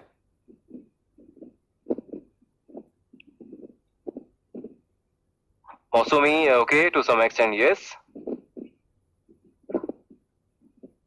Edureka, guess by default they do, but with the help of some components, right?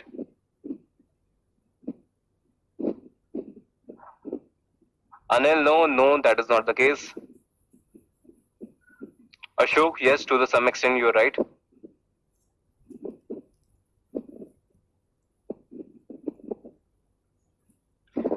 No idea, guys. Open source, okay, Sanjay, alright. Okay, so team, let me give you the answer. Okay, Rishabh, okay, got it. Alright, so team, I told you that in Kubernetes you can have any CRI. You can have your Docker, you have container ID, you can have container D, you can have LXC, you have LXG, you can have Cryo, you can have Docket. Okay, so if you have Docker, you can have a proper networking. But if you have another, if you are using container D, how your Kubernetes is going to manage all the CNIs for that? You have a lot of variety with containerization tool, Docker, Cryo, LXC, LXG. How Kubernetes is going to know that which CNI is going to be there for that particular CRI? So Kubernetes say, bring your own container and bring your own network as well. Okay, because network is dependent on your container CRI. Okay, so if you are bringing your own CRI, bring your own network as well. Okay, that is the reason for that. Okay, so team, these are all components of your Kubernetes architecture. Okay, all same are mentioned here also that I have mentioned. Okay, API server listens on the default port number 6443. Okay, 6443 is the default port number for API server. Alright, key value pairs are there for your etcd. I told you controller manager manages your actual state with desired state. All these components I have already told you. Alright, CNI, the CNI supported by your Kubernetes are a lot. You have 10 to 12 CRI support, but most use are Flannel, Weave and Calico. Okay, we'll be using Weave for our own, but you can use any. It doesn't provide any difference. Okay, that is completely your call. Alright, now if you have any questions you can ask.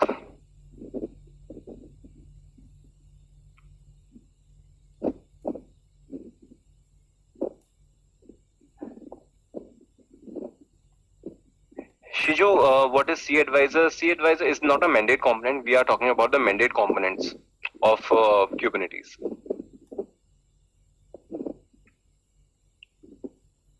Anil, I'll come to KubeADM and services also. Okay, KubeADM is not a component. KubeADM is an installation way. I'll come to that part also. That is my next part.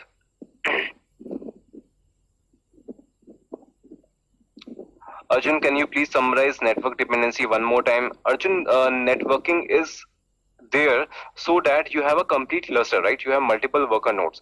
So it is important that your consider maybe your database pod is running on node 1 and your application pod is running on node 3. Okay, so it is very important here that your both the containers should talk to each other, but they are across nodes. All right, so it is important that these two containers should be able to talk to each other across node. For that purpose, we need networking, and kubeproxy is a component that allows that kind of communication. All right, and that networking is also not provided by default by the Kubernetes. You have to bring your own CNI. Flannel, Weave, Calico, these are the type of network plugin. You can use any. When I'll do the installation, I'll show you that practically as well.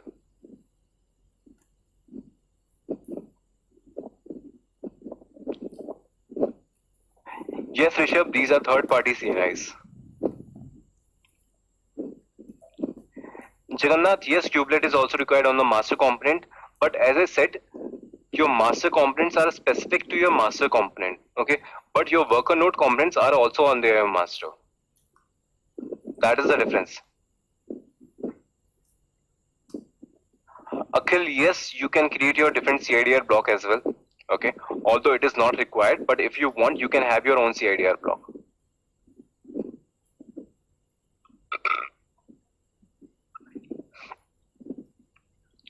Srirama, you are asking, can you have different CRIs across nodes? No, Srirama, you should have a single CRI across your cluster, not even across node 1 or node 2 or worker nodes, across your cluster. One cluster, one CRI.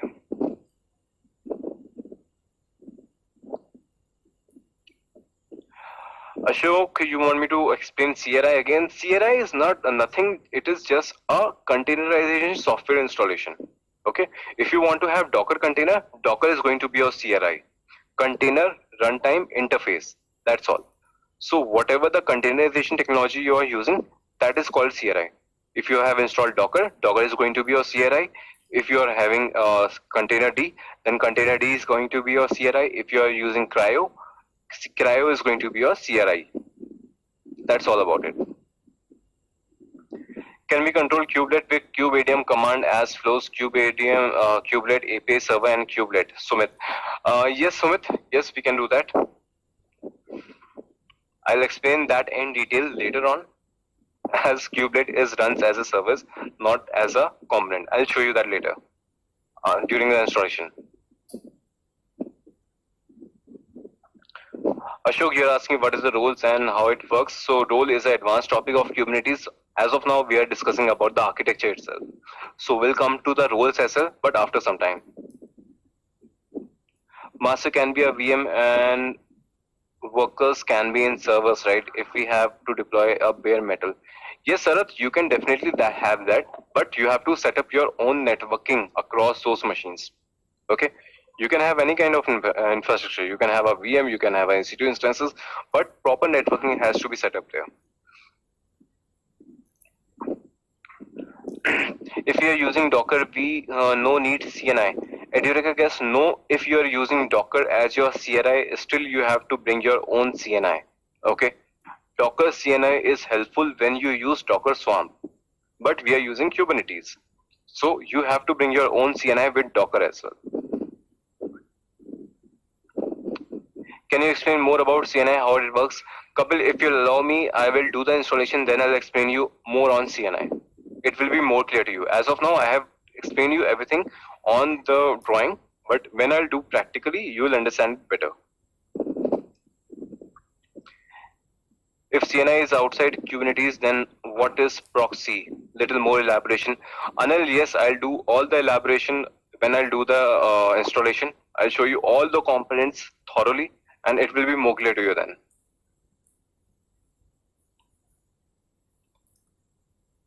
Okay, Shirama, I think I answered your questions already.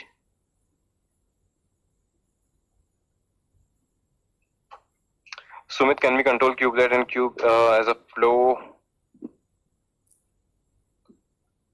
Okay, Sumit, I think we have already discussed that. I'll let you know about the kubelet a little bit later. Joy, can we restrict kube proxy only between two nodes where has pod 1 and pod 2? No, Joy, that is not the case. Kube proxy is managed by your Kubernetes itself. Okay, you won't have much say with the kube proxy. You'll see that. Can we have different OS kernels across nodes? Jagannath, yes, you can have, but it is always suggested to have all your worker nodes on the same platform. You can have different platform, but it is not recommended. Sarath, CIDR is not important if you don't know about that. CIDR is a IP range, IP block, where you can have your containers created in that IP range. Okay, so that is not important as of now. You can ignore that.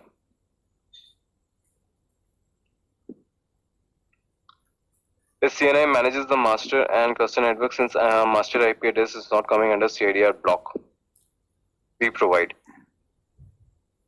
See, master components are different. If you have mentioned any CIDR block, that CIDR block will be used for your user managed containers. But if you talk about your master and worker nodes component, they don't strictly follow your CIDR block.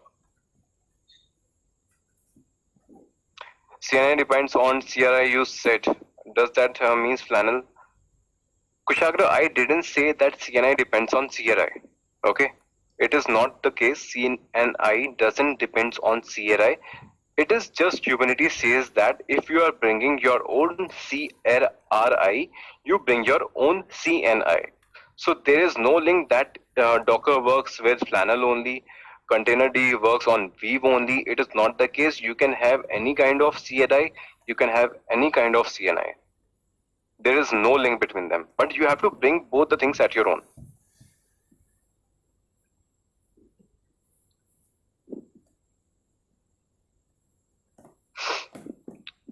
Okay, I think all the questions are covered as of now. Okay, that was a big time this time.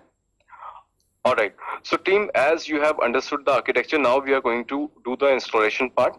Alright, so there are two ways of doing the installation. One is your hard way, second is your kubeADM way. Before explaining these ways, I want to ask a question to you. Maybe that was covered earlier or not, I am not sure, but I hope you can answer.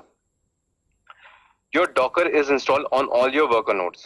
Okay, your worker nodes, you have your Docker. Do I need to install Docker on your master node as well? Question for you people. Do I need to install Docker on your master node as well? Nitesh, Edurika guest, you are not right. Kapil, wrong answer. Anil, wrong answer.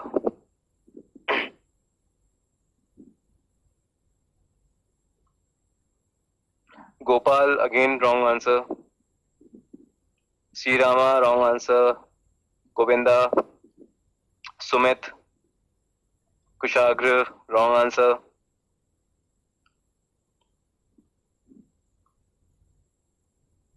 Okay, so team, I have taken the name of the people who have not given the right answer. Joydeep, again wrong answer. Alright, apart from that, who else have answered it correctly? Now I'll tell you the reason. Okay, so now there are two ways of installation. One is your hard way, second is your kubeADM way. Hard way, as the name suggests, is actually the hard way. Alright, so you have to assign some master node, you have to install your API server separately, your scheduler separately, you have to install your etcd database, you have to install your controller manager separately. Everything needs to be done manually. Okay, that is why it is called hard way. With kubeADM way, kubeADM is a utility that help you install all the components with a single go. Okay, so kubeADM way is the way which is widely used nowadays. Your examination also come on the kubeADM way. So you don't have to go hard way, and that is also not recommended, because the same thing can be done with KubeADM with very ease. Okay, so we are also going to do it with the KubeADM way. Now, the next thing is, all the components are installed automatically with KubeADM. How that is done? KubeADM creates all these components: API server, scheduler, controller manager, etcd, Docker, or Docker is already installed, proxy control. Okay, all these components runs as a container on your master node. You have these four master components: API server, scheduler, controller manager, etcd. All these four components run on your master node as a container when you do it KubeADM way. Master node also, because all the master components are also running as a container. When you need a container, you need a Docker. Okay, I hope it is clear to you. Shall we move to the installation now?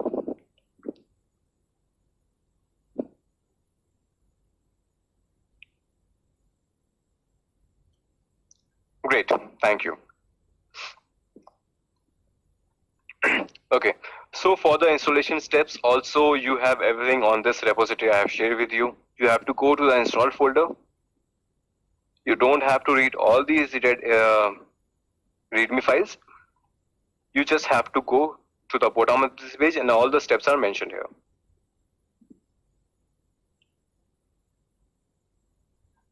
Yes, Kushagra, you don't need Docker on the master if you are doing it hard way. Okay, you are installing all the master components at your own, so you don't need Docker on your master node until unless you want to assign some nodes, some containers on your master node itself. Otherwise, you can ignore that. Okay, so someone was asking that if you want to create your cluster on the Linux flavor or Red Hat flavor or on CentOS flavor, yes, you can do. So I have created the documentation here for you. If you want to do the installation on Ubuntu, all the steps are here: step 1, step 2, and step 3. But if you want to do it on the CentOS like flavor, I have set up all the commands here itself. Okay, so if you want to create a cluster on the CentOS flavor, you can do that also with all the steps mentioned here. But in the class, we are going to follow the Ubuntu side. Alright, now again, I am going to create the nodes for that. Alright, I have already created Kubernetes master machine. It is just a blank machine, nothing is installed there. I have just named it like that. I have created your node 1. Let me create one more machine for your Kubernetes node 2.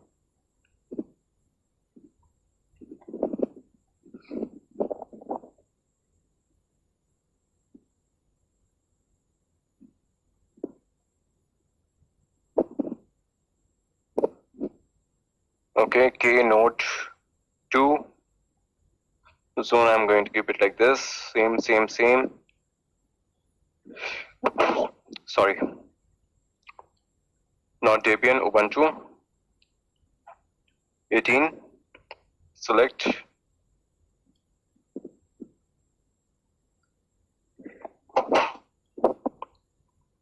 Sorry. Okay, now I'm going to connect to these machines.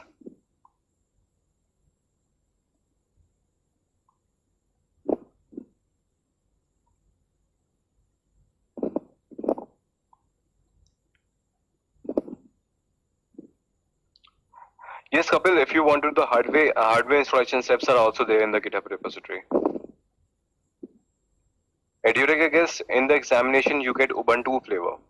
Okay, that's why we are following it on the Ubuntu.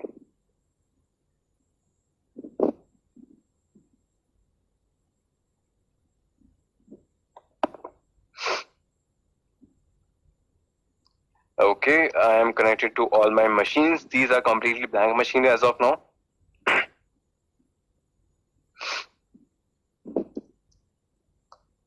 I'll switch to the root user.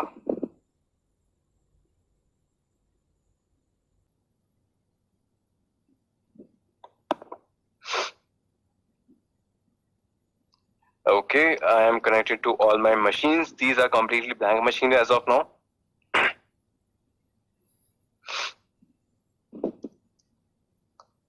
I'll switch to the root user.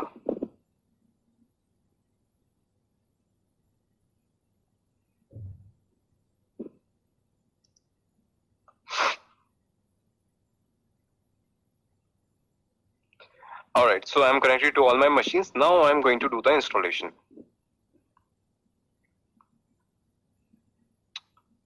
So team, all the steps that I have mentioned in the GitHub repository, these are all standard steps.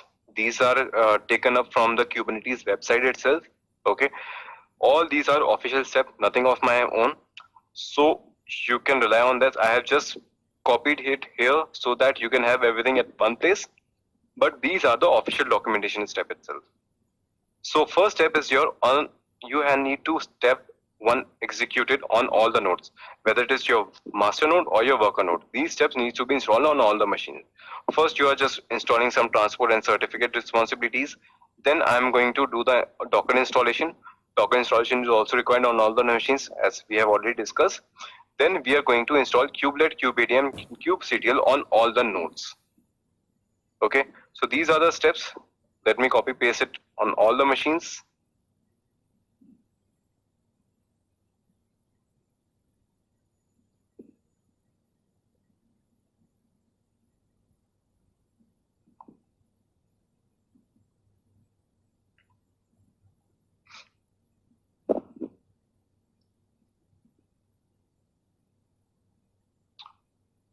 I'm simply going to copy paste all of them.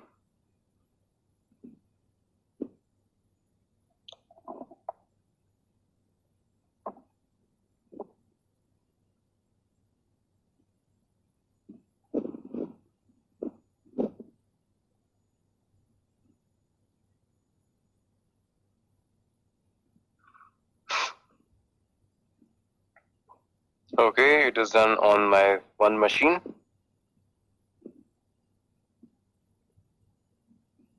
On second as well. Third as well.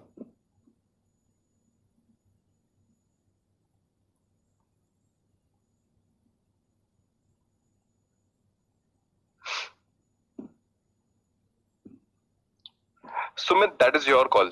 Okay, for the lab purpose, I'm doing everything from the root user. If you want to create a different user and do all the things with that, you can do it from the different user as well.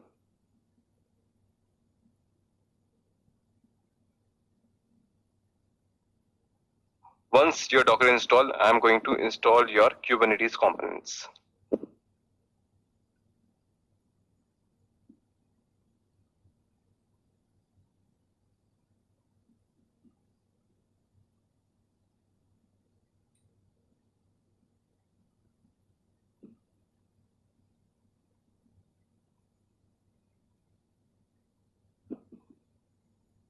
I think it is not executed on this one.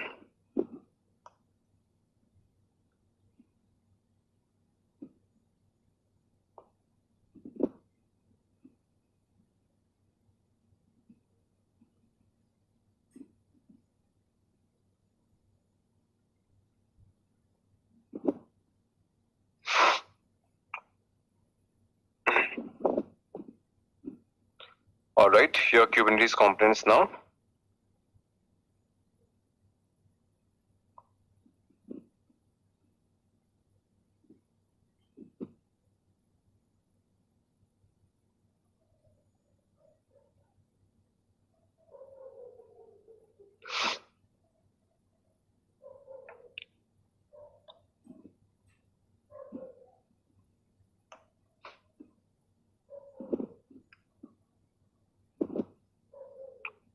Alright team, so once your all kube related components are installed, now you have to decide which machine is going to be your master. Okay, so which machine is going to be your master? Now you have to make the decision. As of now, all the commands have been executed on all the machines. Now, when you want to decide that which machine is going to be your master and which machine is going to be your node, you have to make sure that you understand the concept of kubectl init and kubectl join. Okay, the machine that you want to make as your master, you have to initialize it with kubectl init command. Okay, kubectl init command is the initialization command, and if I'll talk about in a technical term, this is called bootstrapping your cluster. Okay. In layman language, if you want to initialize your cluster, if you want to initialize your master, it is kubeadm init. If you talk about the technical term, if you want to bootstrap your cluster, you have to decide your master with kubeadm init command. Okay, so wherever you're going to execute your kubeadm init command, it is going to become your master. So here it is, on master only you have to run this sudo kubeadm init command. If you execute this much only, it is going to be enough. Ignore pre-flight error, it is optional arguments. If you want to pass, you can. If you don't, you cannot. You don't. Alright, so it is optional. Pre-flight errors are if sometimes it gives some warnings messages and it stops your installation. Because warning messages are just warning. Without them, you can proceed with your installation. That is why this argument has been passed. If you don't want, you can ignore it. So I am going to execute this on your machine, which I want to read as a master. This is my master machine. I am going to execute kubeadm init. It is going to initialize, or simply say it is going to bootstrap your cluster.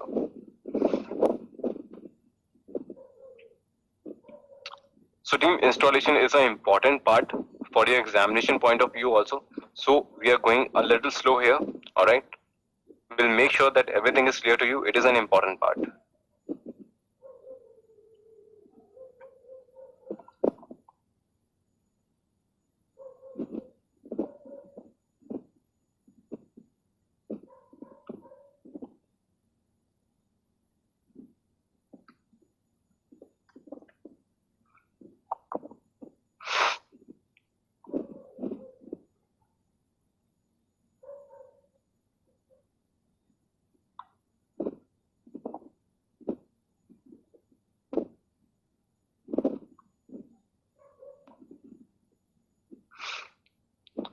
Okay, so team, it is important that you see this message that your Kubernetes control plane has been initialized. It means your master has been identified. Alright, after that, once your Kubernetes control plane is simply your master, has initialized successfully. Alright, now to start using your cluster, you need to run the following command as a regular user. Alright, so let me copy paste it somewhere else first, and then I'll explain you the significance of all the commands.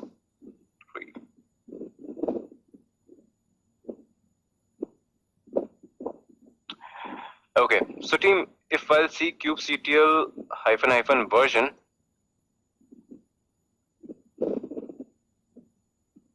or kubectl version it is, sorry, my bad.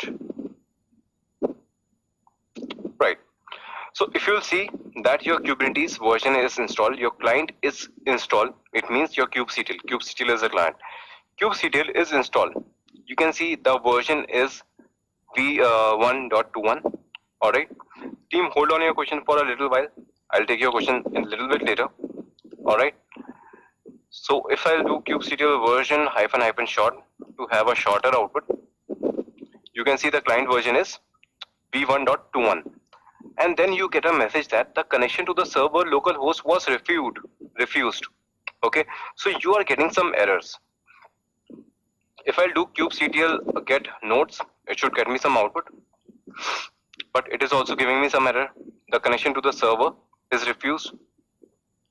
So it is giving me some issues, right? Something is not right. Why? Because as of you know, if we install Java somewhere, we have to set up your Java class path as well, right? We have to specify some paths. So where your Kubernetes config file is present, it is not accessible to your kubectl command right now. That is why it is giving you error. Alright, so if by default your Kubernetes is installed in etcd location, etc Kubernetes. Okay, this is a location where your config files are installed. Okay, this is the main file which you require for your kubectl command. Alright, this is the most important file. So you have to provide the path of this file as well to get the output. Okay, if I'll do kubectl -version -short, and if I give this path also, kubeconfig equals to this location.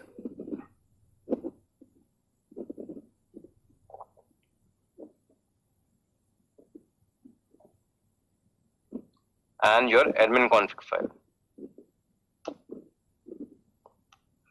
Can you see the output now? You have the server version also. Earlier it was not visible, it was giving you error, but once you gave the kubeconfig path, it gave you the output. Again, if I'll do the similar with kubectl get pods or nodes.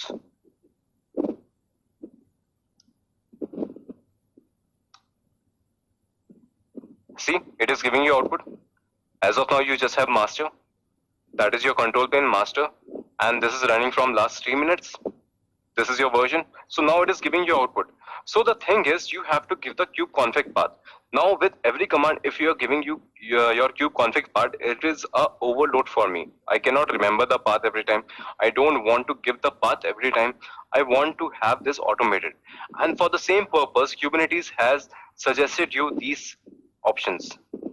Okay, it has asked you to create a .cube folder in your home location. I'll execute it. Okay, so if I'll do ls-ltra, you can see a .cube folder is created here now. Now what I am doing, I am copying the same file, admin config file, to the folder that I have just created. Alright, and I am also changing the ownership of that. Consider I am not doing this with the root user. I want to do it from some other user. So I have to change the permission of this executable file. I have done that. Now I don't have to give this kubeconfig. I just have to do the command kubectl get nodes. You get the output. You want to do kubectl version. You the kubeconfig path now. Okay, so now you're good to go. You just have to execute the command. You don't have to give the kubeconfig path. And that is why these are the steps suggested by Kubernetes itself. Okay, alternatively, you can export also, but this is what you should do. Next, you should now deploy a pod network to the cluster. Now comes a part of your CNI. I told you, you have installed the Docker, you have installed the kubelet, you have installed the kubectl, everything is installed.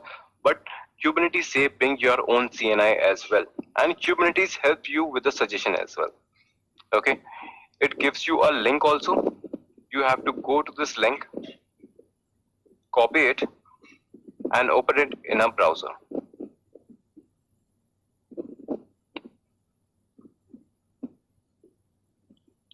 Okay, here you can see you have a wide variety of network plugins. You can have ASI, Enfria, Calico, Canal, Cilium, CNI Jenny, Contev, Contrail, Flannel, Knitter.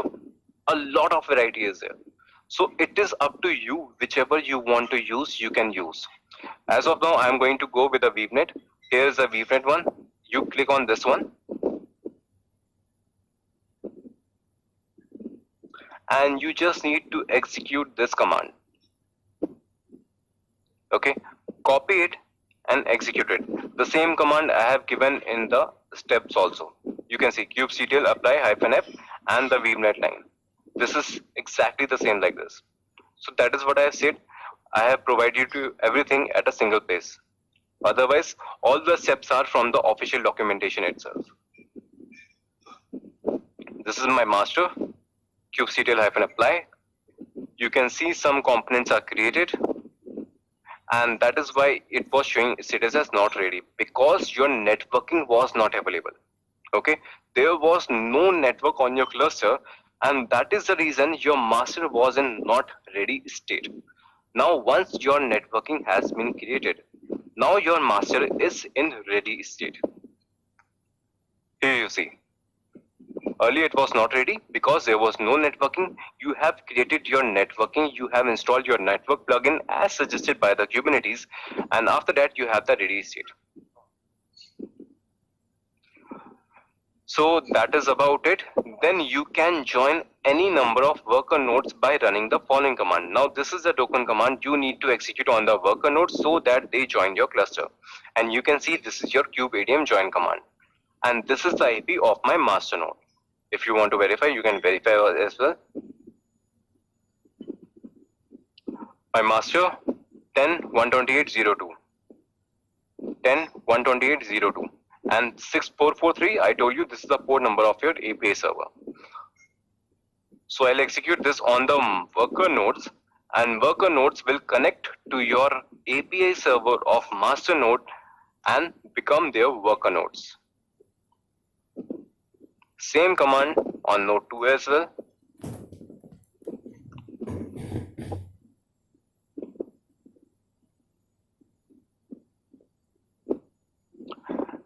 So on your worker node 1,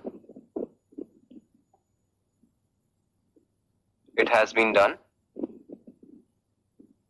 On worker node 2, it has been done. Come back to your master, kubectl get nodes. Okay, now you can see that your Kubernetes master was already there. Your K node 1 and K node 2 are also a part of this cluster now. Okay, both are in ready state, both are none. Okay, because these are not the master, that is why you get a none status, and they were created 32 seconds ago. Okay, so team, this is the complete installation way. All right, here it is. So all the steps are here from the official documentation. These are the commands that we executed already. This is the weavenet connection string. You can do the kubectl get nodes.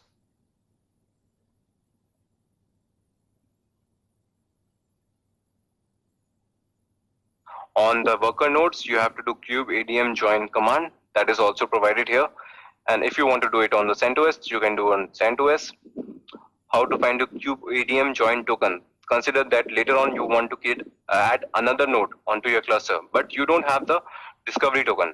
This is a command that you can execute to have the token generated again, so that you can add any n number of worker nodes later on to your cluster as well. Okay, so all the helpful commands are provided here. Now I'll take your questions.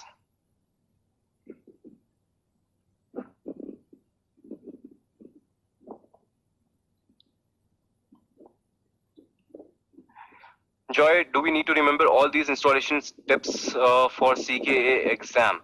Okay, so Joy, the question is good. I hope all of you might be having this question. You don't have to remember all the commands. As I told you, all the commands I have provided you in the repository for the first time installation.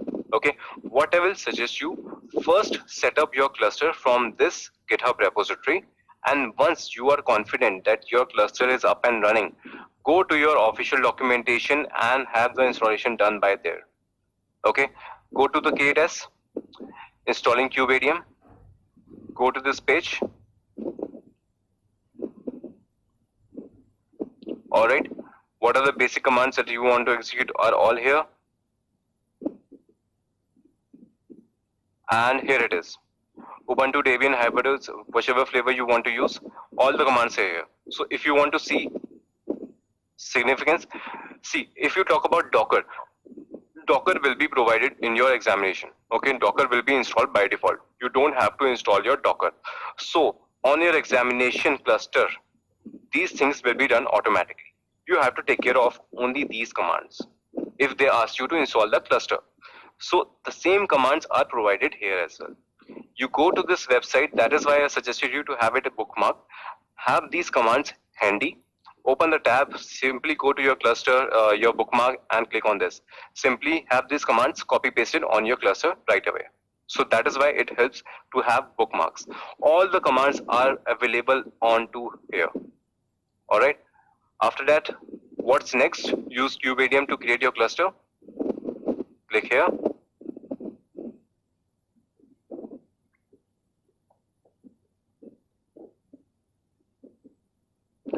This is how your installation should look like. You can see all the output that we have already seen.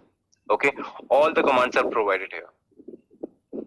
To create your directories, to transfer your config file, all right, all the commands here.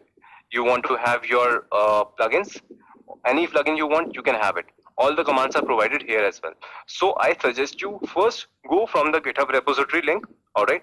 Once you are confident with the installation, do try the installation once again from the official documentation as well. That is my suggestion. Couple KubeADM comes as container with 4 components needs to install master, but see KubeADM install on all the nodes. KubeADM I have installed on all the nodes. That is optional. If you don't want to install KubeADM on all the nodes, you can ignore it. Okay. I have installed kubectl also on the worker nodes, just to keep everything handy. Okay. You can see I have installed kubectl on your worker node itself, but you cannot run kubectl command on your worker nodes. Alright, it is just for a general purpose to keep the steps simpler. That is why I have installed all the components on all the worker nodes. If you want to specifically install KubeADM on master, you can do that. If you want to install kubectl on your master specifically, not on your worker nodes, that is also okay. Once installed CNI, it will use their own network range. Or is it possible to change the CID to change the CNI default value range? Couple, yes, if you want to change the CNI range, you can change also.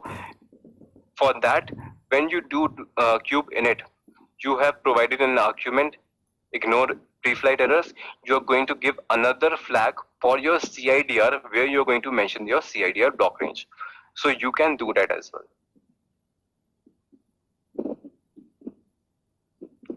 Ashok, I think your question is already answered from where I copied all the commands. I have also shown you on the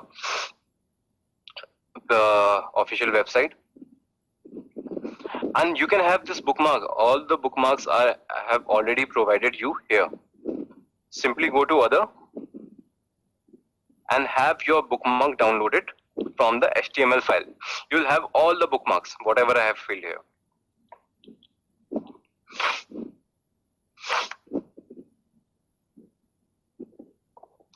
Siddharth, it mentioned to run the command as normal user, but I guess you did it as root. Did I miss anything? Okay, Siddharth, that is up to you. As of now, I am doing it for the practice purpose. That is why I am doing everything from the root user. If you want to create another user and execute the command from different user, you can do that. But we are doing practice. If we'll talk about the real-time scenario, if you're working in an organization, definitely it is suggested to have a different user. But we are just learning the concept. That is why I'm doing everything from the root user. What platform we will get, Ubuntu or Red? Gaurav, that is your call. When you created the VMs, you chose which platform you want. You can have your Ubuntu, you can have Red Hat. That is up to you. Can we open the notepad during exam? Masumi, they provide you a notepad space also. Okay, during the examination, they provide you a notepad space where you can do your rough work.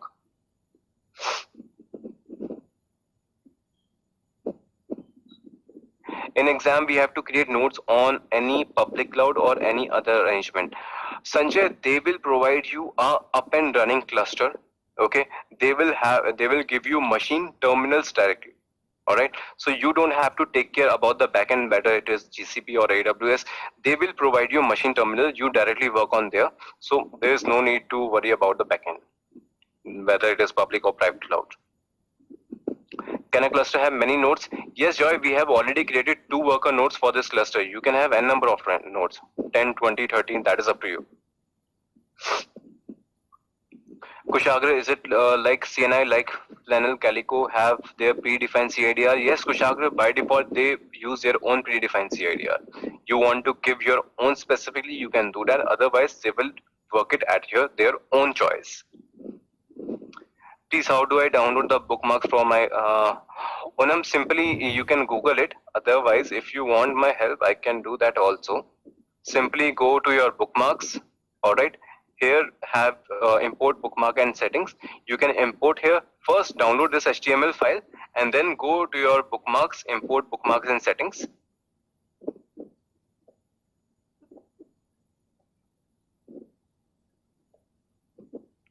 and somewhere from here you can download your bookmarks.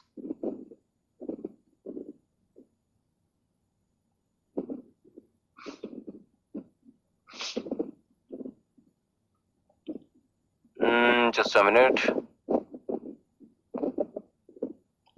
It is a simple process. You can Google it also. If it doesn't help, let me know tomorrow. I'll help you. Gaurav, I got your question during exam only. I don't know what exactly your question is. Please keep your question in a single message. Sir, a 3-start strategy for master, we'll discuss that later on. Okay. How to remove a node, how to add a node, how to change your master, everything will be done, but little bit later. Can I mix OS VM in a cluster including mix Linux flavor and Windows Linux flavor?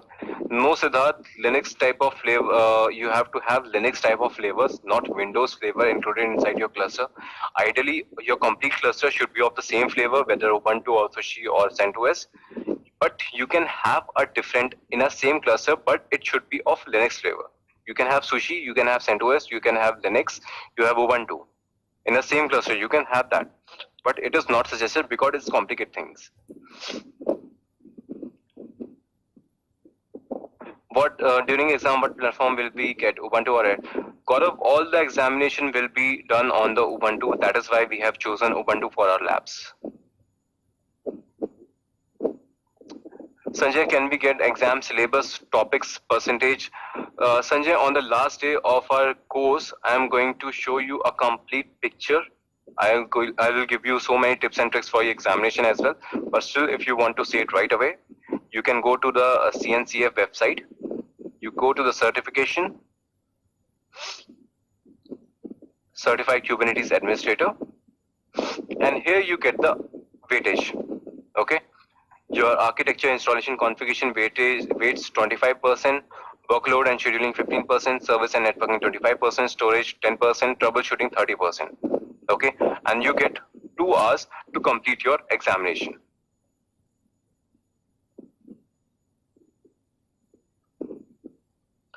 Machines in the organization don't allow internet, so can we install cluster there?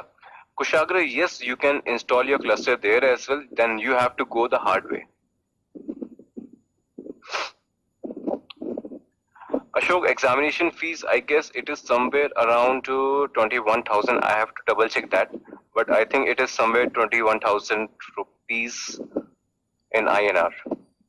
Somewhere around that. Don't remember the exact cost right now. But if you want, I'll come back to you with that. Edurica guest, you are asking, is there any mock test or question bank that we can learn? Edurica guest, all the examination guide is provided on the GitHub repository that I have shared with you. Okay, you will get everything here. For example, your examination preparation documents are also here. Okay, CKA part 1, part 2, part 3, all the guides are provided here for your examination point of view. Okay. If you want to know all the details about your examination as well, you can see old version of examination has 3 hours, but nowadays you have 2 hours of examination. Questions ranges from 18 to 19 questions somewhere around you have in your latest examination way. Passing percentage has reduced to 66%. Earlier it was 74%. Now you just need to score 66%. That's all. Okay. All the details are provided here for your examination point of view also. Okay. It will help you thoroughly. Apart from that, you get 2 attempts for your CKA examination. Okay, so if you want to have a real-time scenario, real-time example, you can opt for an examination once you clear, it is very good. But because of some reason, if you couldn't make it, you get second attempt also in the same fees. So one-time fees, you get 2 chances for your examination.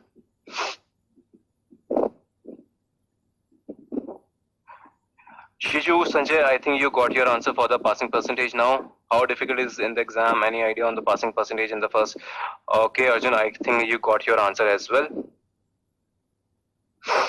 Okay, so all the things are here in the repository. Go through this repository, play with this repository. It is going to help you a lot. Okay. So team, last thing I want to show you for today.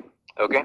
Don't ask me much question on that. I'll explain you all the things tomorrow. I just want to show you a small thing today.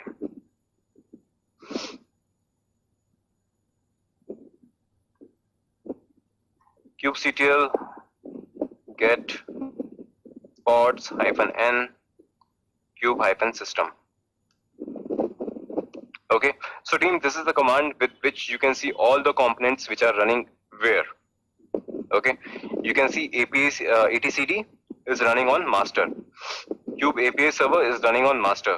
Kube controller manager is running on master. But you can see 3 kube proxy. Why 3 kube proxy? Because one proxy is running on the node, on master as well, on all worker nodes as well. Scheduler is running on master. VNet containers, VNet pods are also running on all the 3 nodes. Okay, core DNS is used for the naming convention. Okay, so this is the command with which you can see all the components which are running where. Okay, complete explanation I'll be giving you tomorrow about all this. Okay, so as of now, I think we are done for today. So how was the class? A question for you.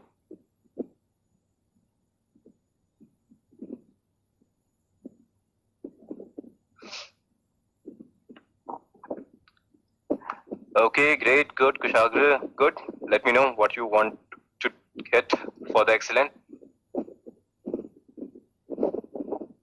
Thank you. Excellent. Okay, superb. All right. So team, one more thing. I hope your previous trainer has also told you that or not. I'm not sure. Okay. So in Edureka, it is the excellent rating which actually counts. Okay. Good is negligible. Good is equivalent to bad or something. Okay. So it is very important that you provide your written feedback as well. And if you like the content, if you like the way I deliver things, provide your feedback as excellent. If you have any complaints and if you want anything to be changed the way I teach, you can give your good, bad, average as per your choice, but do provide a written feedback as well. Written feedback also matters a lot, and if you like, provide an excellent so that it counts.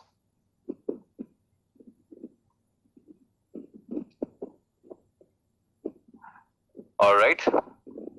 So team, I guess we are done for today. If you have any questions, you can ask. If anybody wants to get unmuted, you can ask. Else, we are done for today. We can have the session tomorrow again and we'll proceed further. Yes, Kushagra, there is a scale. Ashok, yes, if everything goes fine, if your feedback goes fine, if feedbacks come into my favor, then you are not going to change any trainer now onwards. I'll be completing your complete course. All right. So team, yesterday we have already discussed about some of the agenda from yesterday, like Kube architecture. We did the installation, we bootstrapped the cluster, we checked the components, we saw the directory structure folders, which I was talking about, and the API resources, container network and pods. These were the topics that we were supposed to cover yesterday, but we didn't. So we'll start right from there, and then we'll cover these topics. We'll see how your multi-container pods works. We are going to see some commands with pods. We see what kind of static pods or init pods are there. We'll see about labels, limits, environment variables, what are probes in Kubernetes, and what are the services. All right. So this is the agenda, and we'll try to cover it today. If not, we'll pass it on to the next week. But we are not going to rush into anything. Okay. So we are going to start, but still, if you want to ask any question from yesterday's class, anything which was not clear to you, which you want to share, which you want to discuss. So first we can start with that, if you have anything from the yesterday's class, and then we are going to start for today. So if you have any questions, you can ask.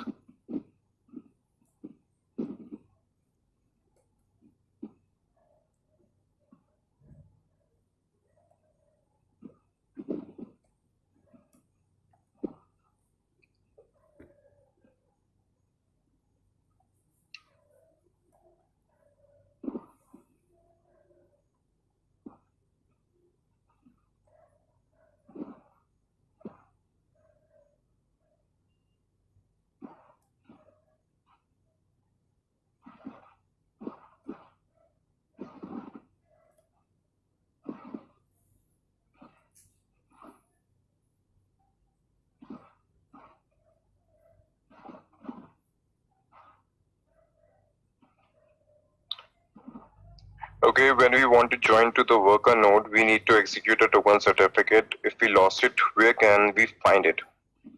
Okay, got it. I think this question is from Edirica, I guess. I cannot see your name. So you're asking if you lose your token, then how you are going to have it back? That is what I have provided you in the GitHub repository links. You can go to your install folder.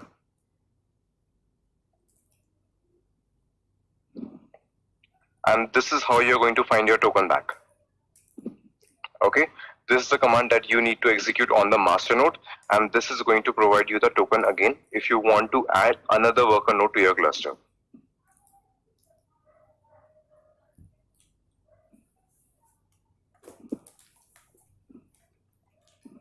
Okay, in the node or master, I have performed all the installation activity as root. When I tried to run Docker PS or Docker images as normal user, getting error. Hope we don't need to worry as K8 will take care of internally. Got permission denied while trying to connect to the Docker socket. Okay, Gopal, we are going to see few commands with Docker also, but that is not a mandate. But we'll see. Let's see. I am going to provide you further steps, and if you won't be able to do that, then we'll see further what is the issue.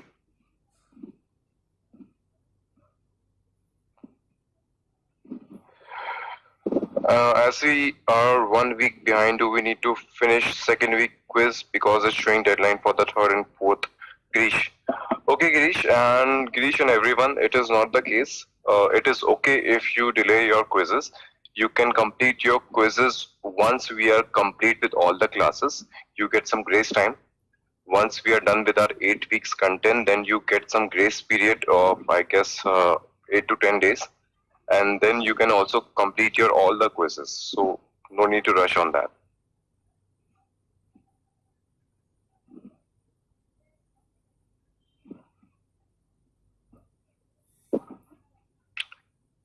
Okay.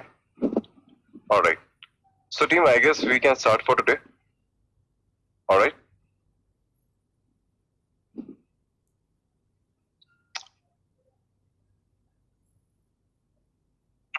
Okay, so this is my master node. All right. And yesterday, before leaving, I showed you one command. kubectl get pods -n kube -system. I don't know if you understand about this command or not.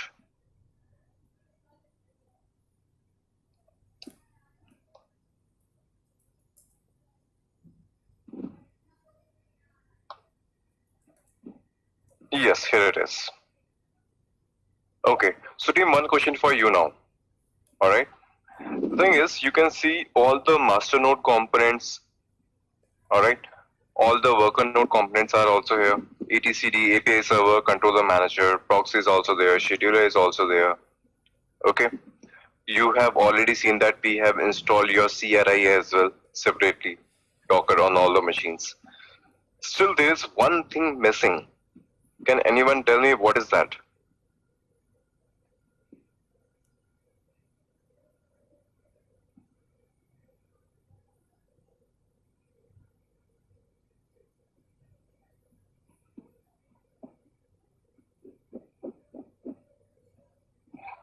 Ashok, I don't get your message. Screen is big, unable to see the service. I'm not sure what you're trying to say.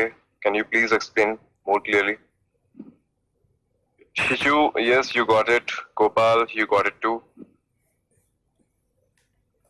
Venkateshwari, you can see etcd right here. Here it is.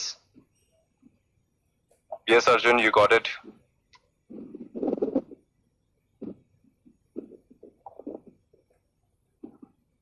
Team, anybody else is facing any chat screen visible to all of you?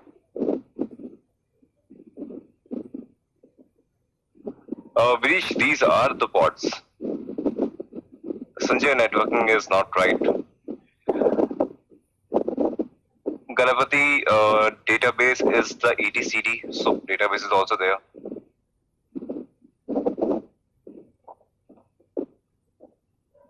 Joydeep, all pods, these are the pods right here.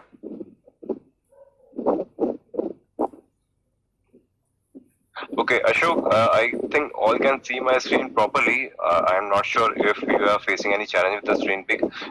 Can you connect back if that is a problem with you? Rishabh, as of now, I have specifically mentioned cube system namespace. So that is why you are seeing cube system namespaces, pods. So you cannot see pods of any other namespace right now. I'll come back to that also. I haven't discussed about namespaces right now.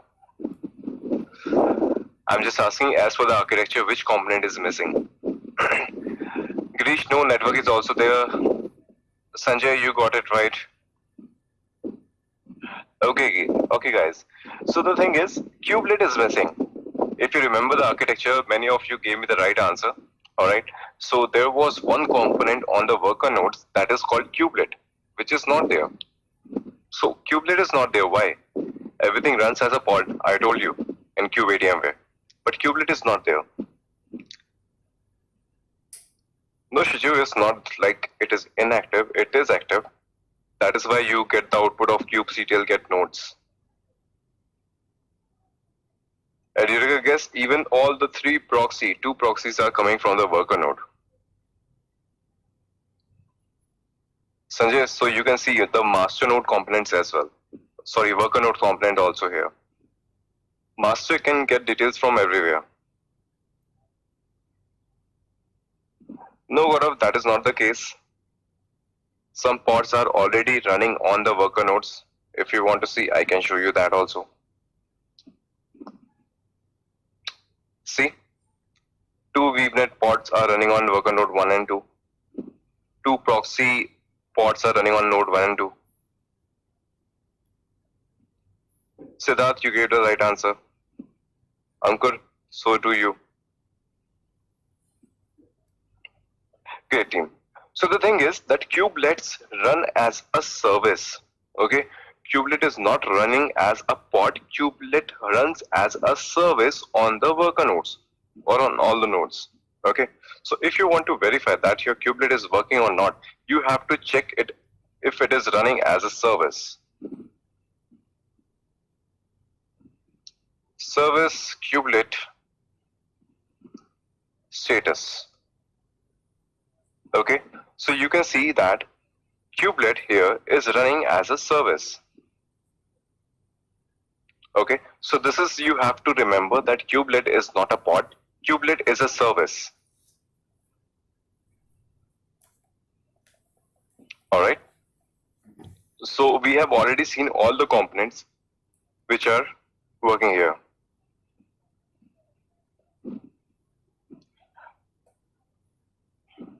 Ashok, still you are facing the challenge with the screen size. Okay.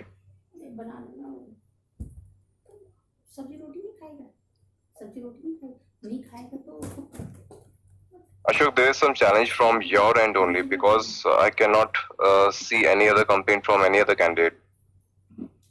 So it has something to do with at your end only. If I'm going to reduce the size, it is not going to be very visible to all of you otherwise. The content I want to show. If you are connecting from your mobile, I'll suggest you to connect from a laptop so that it will be visible properly to you.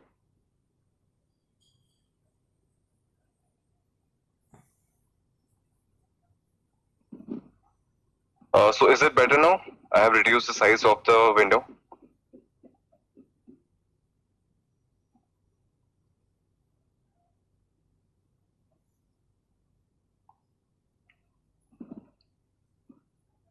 Ashok, is it better now?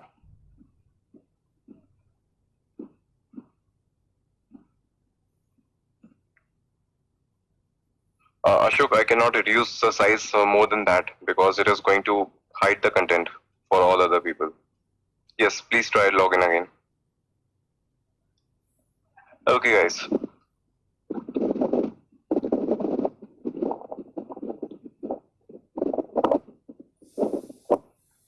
Okay, so this is what we have seen so far. And I think if this command still working or not, let me see.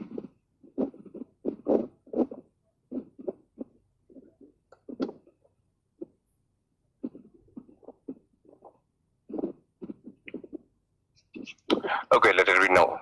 Let it be for now. All right. So, team, the next question. Now you understand the architecture completely, right? So here was the architecture. All right. So consider that I gave a request to create a pod or container, something like that. So how the flow is going to be now?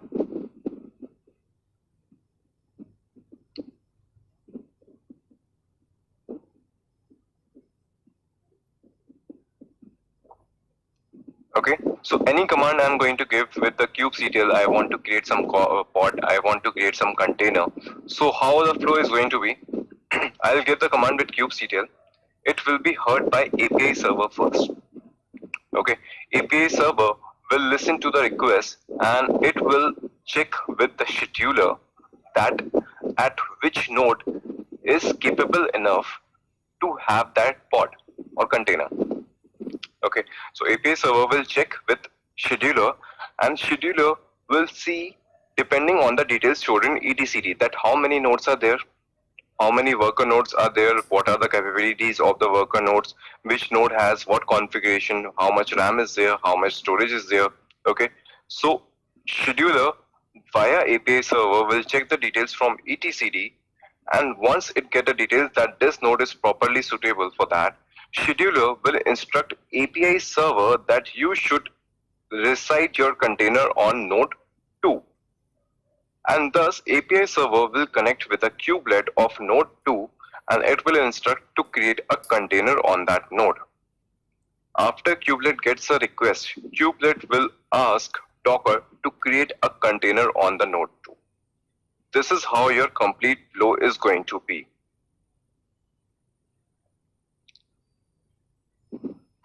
Okay, so next thing is, what is your pod and what is your container? What is the difference between a pod and a container?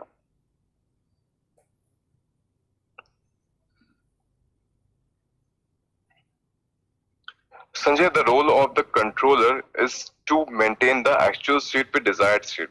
Consider that I want 10 pods running all the time, and because of some reason, if I deleted one of my pod accidentally from the node, it is going to check that if actual state is matching the desired state, it will see that desired state was 10 pods, but actually only 9 pods are running. So controller is going to spin off one another pod automatically without your intervention. That is the role of controller. Yes. Okay. So team, the thing is that a pod and a container is nothing different but just a wrapper around your container. Okay.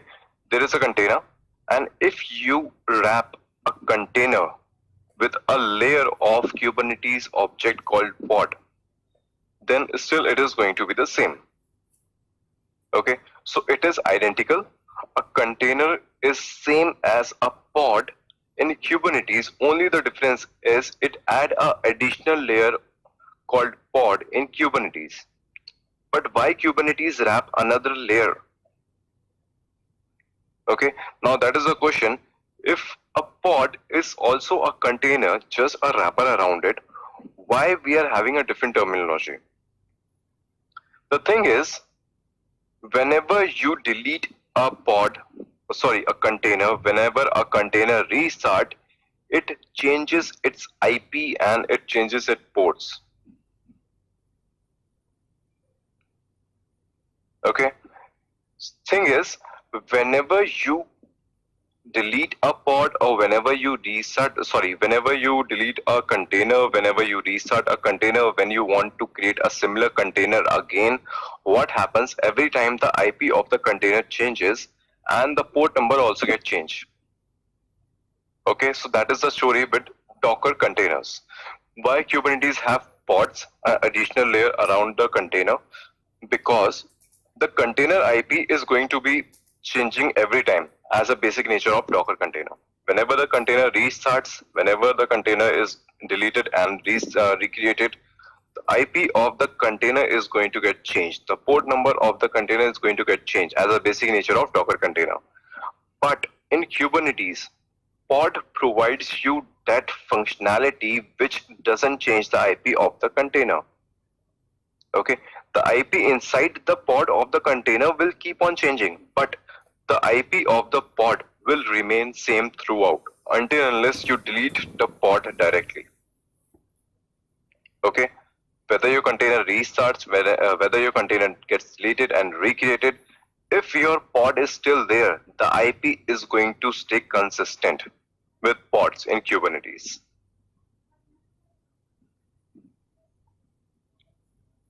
Okay, the thing is, what is the role of kubelet in master? Sarath, as I told you that kubelet is a class teacher in your class, which take care of all the components, right? So there are some static pods as well. I'm going to tell you about that concept. For that purpose, we need kubelet on master. So I'll answer your question practically a little bit later in today's class itself. But pod deployment and replica sets are given in controller. It should instruct to API server. It should instruct to scheduler via API. Sanjay, I'll show you the flow practically. Okay, allow me some time. As of now, I am explaining you about the Docker containers and Kubernetes pod. So let's understand about that first. Yes, Girish. You're right. We have elastic IPs here. Okay. So the thing is, pod doesn't change its IP, which provides some good functionality with Kubernetes, because Kubernetes is going to address the pod every time. In Kubernetes, you don't address the container, you address the pod. And the IP of the pod is going to stay consistent, whether your pod gets restarted or not. Okay. So that is one major benefit in pods. Next thing. Consider that you have two interdependent containers. Okay, so you have an Nginx container, which is serving as your application container, and second is your Splunk container, which is getting the logs from the first container and completing your functionality. Okay, so your requirement is that you have an application container and you have a log container, which is getting all the logs from your primary container. If you talk about Docker, okay, if you talk about Docker, you can see that both the containers are dependent to each other. If your Nginx container goes down, means your application is down. What is the purpose of Splunk? It cannot get logs from anywhere, right? Similarly, if your Splunk container goes down, your application is running, but you are not able to fetch the logs. Still, my purpose is lost. Okay, so the thing is, I have two containers which are interdependent on each other. If one goes down, another one is useless for me. Right, so that is the story about Docker containers. So it is a problem for me. Now consider inside a pod, it is always suggested to have one container inside one pod. Okay, it is always suggested to have one container inside one pod, but depending on the requirements, you can have multiple containers inside a pod as well. Okay, so both the containers will have their own IP addresses, and still you will have a single IP for your pod as well. Inside your pod, you have two containers, but pod IP address is going to remain just one. Alright, because they both are serving as the same functionality. It runs as an application and it gets the logs. So both the containers are dependent on each other. That is why I am putting both the container inside a single pod. If you want to see how it works, you can see here as well. Can you see VNet pods? In VNet pods, you are seeing 2 by 2. It means inside a pod there are two containers running, and both the containers are up and ready. For all the others, you can see 1 by 1. 1 by 1 means inside one pod there is one container only. But if you see for the VNet has some functionality. That is why it has two containers inside one pod, and both the containers are up and running. If one container goes down, it will show you 1 by 2 and it will show you not ready. That is the feature of having two containers inside a pod. if my two containers are interdependent to each other, consider that my Splunk container goes down because of some reason. My pod will show not ready status or unavailable status. That is why we have two containers or more than one containers inside a pod. If they are interdependent, if one container goes down, the whole pod will not be available for the purpose. Consider your application container goes down, your Splunk container is there, still my pod will be unavailable. So this container will also won't work at all. Okay, so team, I hope containers and pod is clear to you. What is the difference between a container and what is a pod? Let me know if you have any questions. If it is clear to you, then we are going to have some practical things.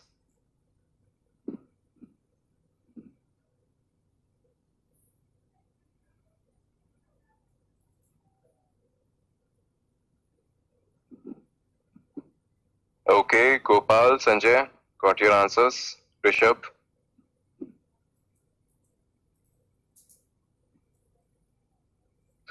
Okay, thank you, Ankur. All right. So team, let's move forward. All right. And let's start creating your pods now. Now you understand the concept of pod. Now we can create pods. Will we do demo of creating a multiple container and pod? Yes, Anurag, that is what we are going to do real soon, today itself. Okay, I'll show you multi-container pods as well.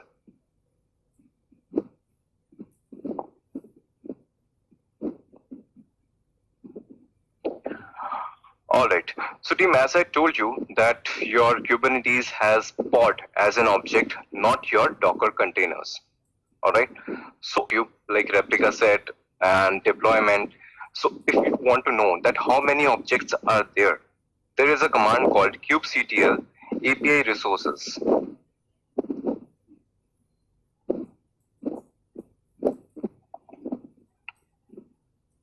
Okay, so team, you can see all the objects that are there in Kubernetes, kubectl API resources.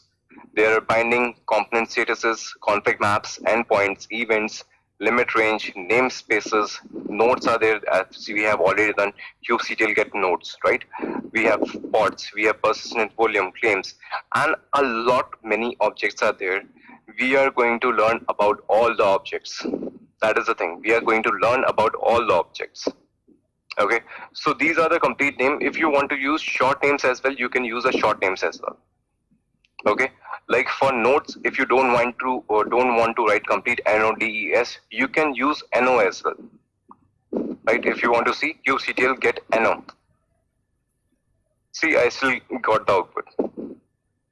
So these are the short forms. If you want to use short names, you don't want to use the complete name because some names are really big.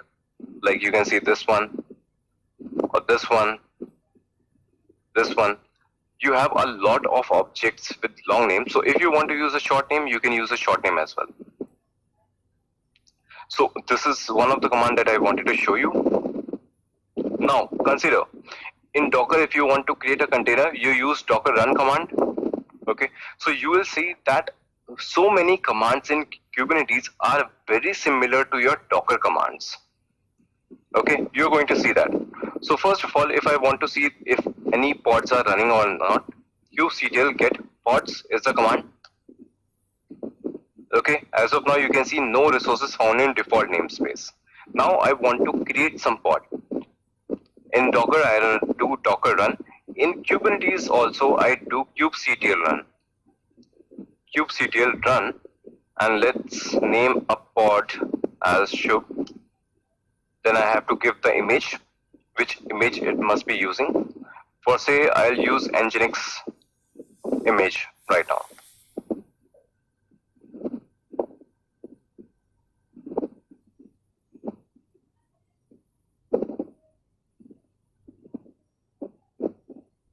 Okay, so this is the syntax: kubectl run your pod name -- image and then give the image name.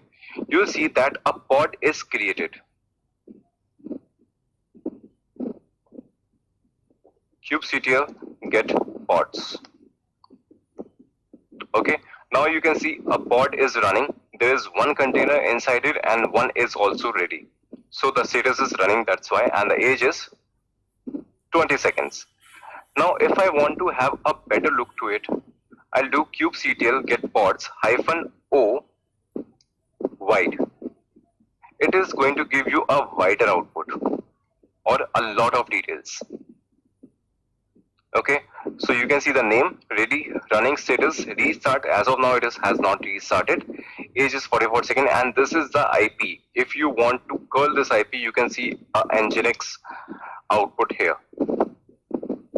See, you get the message, welcome to Nginx, when I curl the IP. Okay, it is also showing you that it is residing on K node 2. Alright, I told you that Kubernetes scheduler decide where your pod is going to be living.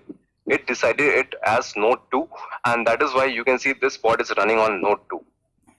Okay, so if I'll show you something more about this, if you want to get more details about your pod, you can do kubectl describe pod and pod name. Okay, it is going to give you a lot more details about your pod. Okay, from here it started. It gives you name, namespace. You can see where it is running, where it started. All right, the IP. What is the container ID actually? Which image it is? Okay, so a lot more details. Important part is here. The events. So team, with the events, you can see the complete flow, how it actually went. First of all, when I gave the command from kubectl to API server checked with the scheduler, and scheduler decided that this pod should be assigned to node 2.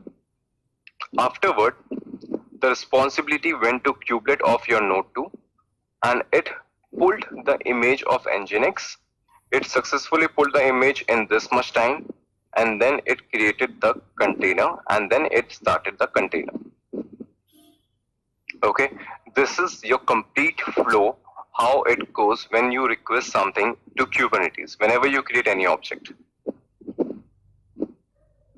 Is it clear to all of you?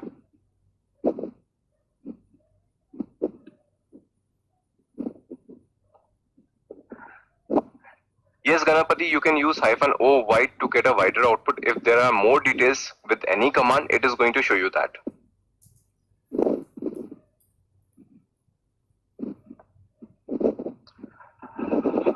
Achirika, guess you're asking, can we force to create image to specific node? I think you want to create a pod with a specific node. Yes, we can do that, and we'll see that also. Yes, we'll see that. We can do that.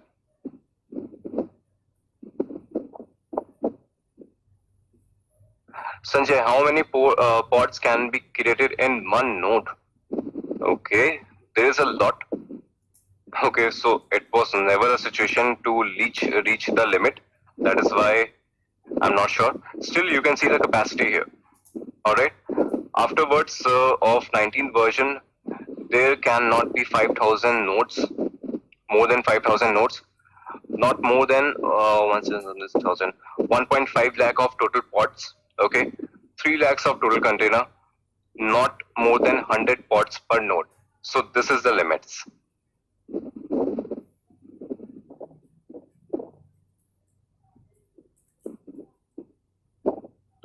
It's saying container means Nginx.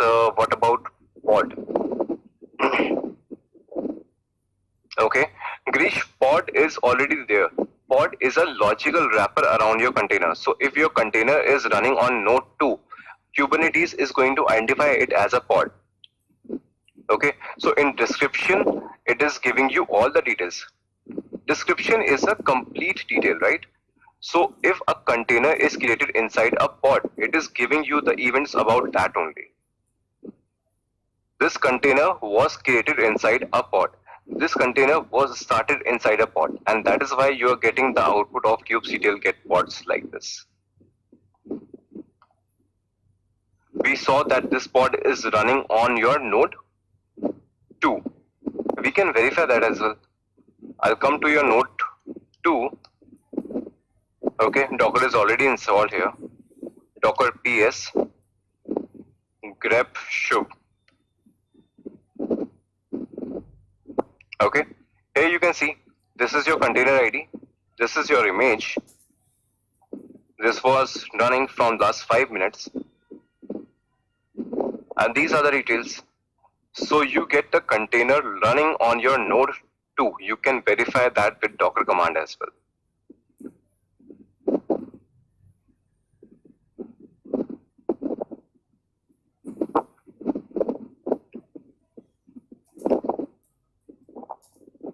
Okay, so now we have seen the description also. In description, you get all the details about your pod, all the details about your container, and all the event logs are also there.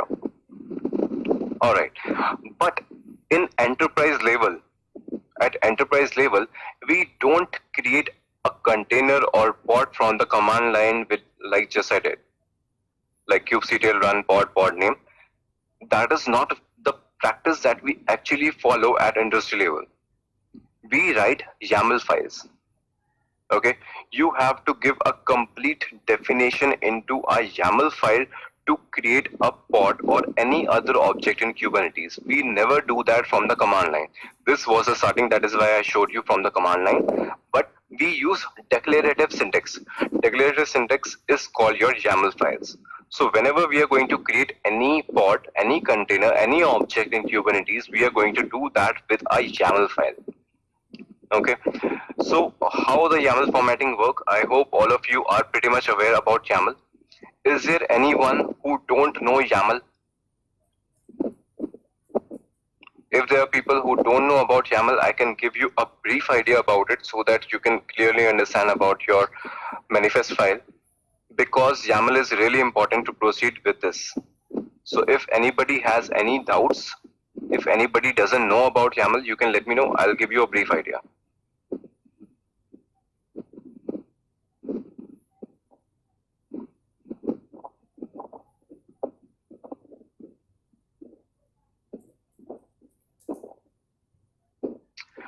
Okay, there is a very interesting question from Sarath.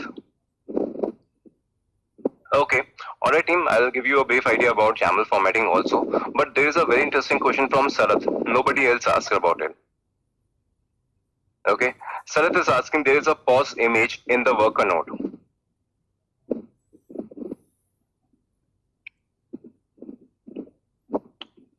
Right, so team, this is a very important question. Okay, you might get this question in some of the interviews if they get very detailed. Alright, so the question is, there is already one container running with the name of Shub, but still there is another container running of Docker, which is a pause container. What is that? Why there is a pause container running along with your Nginx container? The image is also different, but the name is same. Why?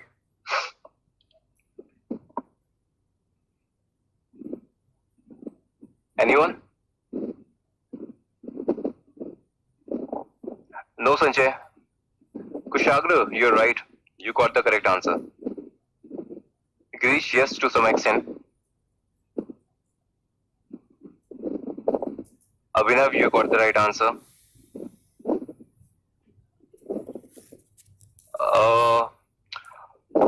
Mosumi, no, it is not a prop. Okay, team, one thing I told you when I explained you about your pods and container. I told you whenever a container restarts, whenever a container gets deleted and recreated again inside a pod, the IP of the pod is going to remain the same. Right? No, Anurag, that is not a command.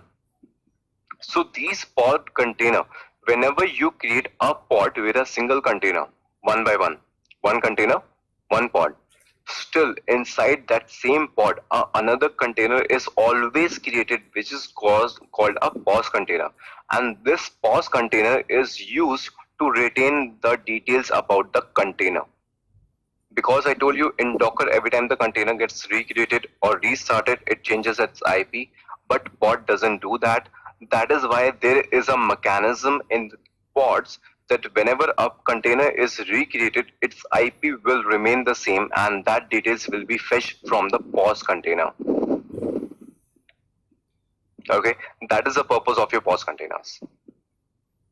So whenever you create a pod with one container, a POS container always starts with it to retain the information about the container, because of some reason if container goes down or it gets restarted, POS container will fetch all the details and give it to the container so that the IP address of the pod will remain the same. So that is about it.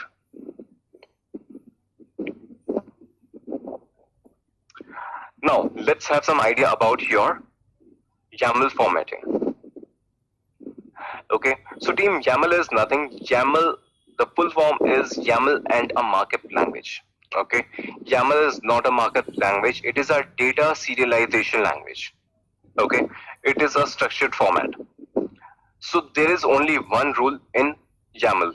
Okay, if you want to do anything with the YAML, there is only one rule, that you have to follow the indentation. Okay, you have to give spaces wherever necessary and no tabs. Important part is this: you cannot tab anywhere in the YAML, it is going to cause indentation error. So always use space bar when you write the YAML file. Okay, in YAML also there are three features.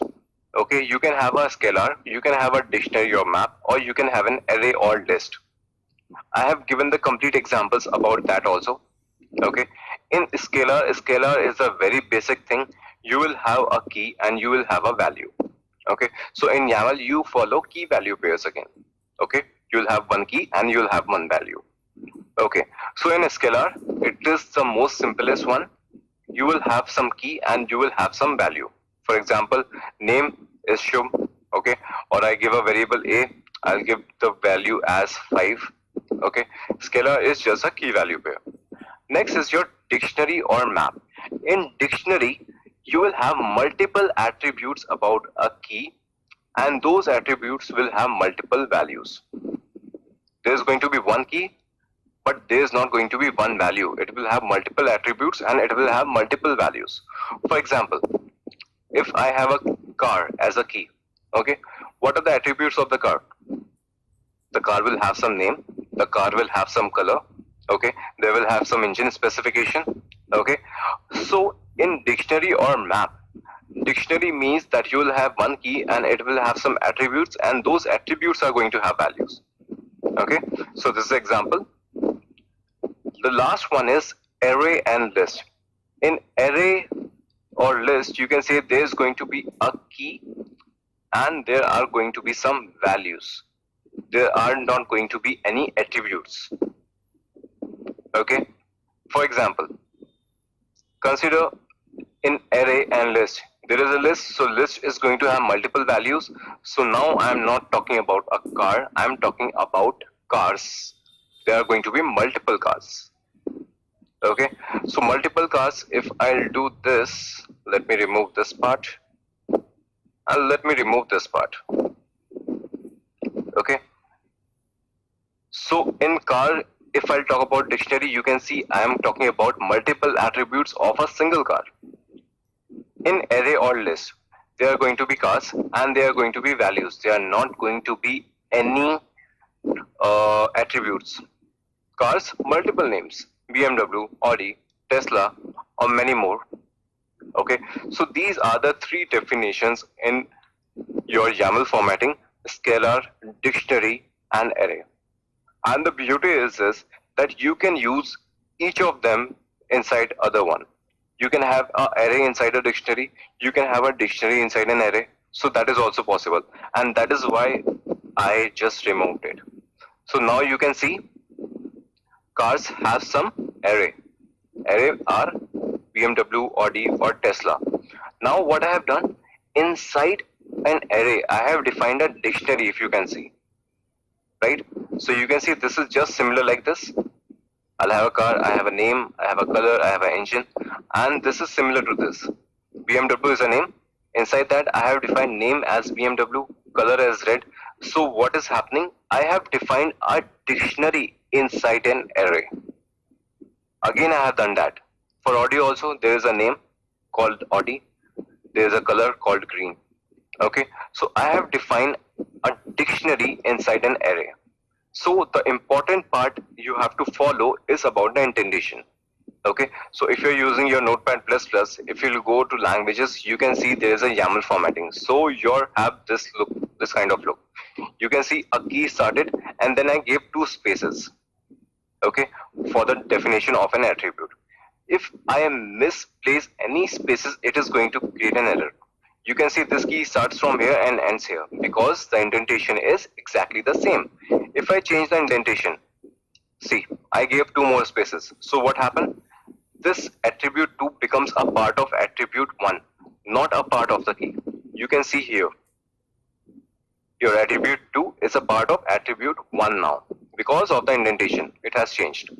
So it is very important that you follow the indentation very properly. It should get aligned. It should have proper indentation. If I remove the spaces, you can see that your key started from here and attribute ends here. Okay. After that, another attribute started because the space has been changed. So this key has just completed with attribute 1. Now you have attribute 2, and attribute 2 have a part called attribute 3. So it is very important that you pay attention to the indentation and spaces in YAML. So this is about your scalar, dictionary and array. I hope it is clear to all of you.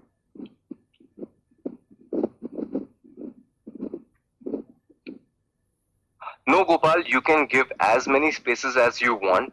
It is just a practice that we follow to have 2 spaces. If you want to have more spaces, you can have more spaces as well. See, now I am giving 4 spaces.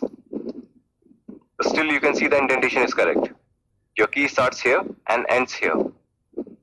So it is general idea that you give 2 spaces, that is more than optimum, so that it is clearly visible as well and it is not wasting more spaces. So that is why we give 2 spaces. You can give 3, 4, 5 as per your requirement.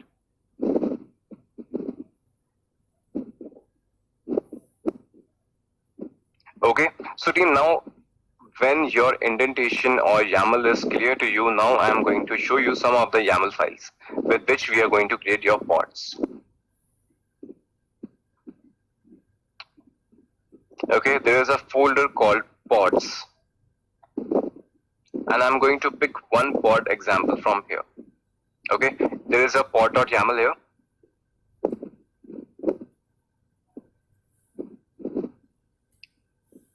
Okay, so team, this is how you are going to have a definition of a pod. Okay, this is how you are going to create a pod in YAML. Now the question is, what is this API version here? What is any object in Kubernetes, whether it is a pod or deployment or service or whatsoever, whatever you are going to create with YAML inside Kubernetes, there has to be 4 fields mandatorily.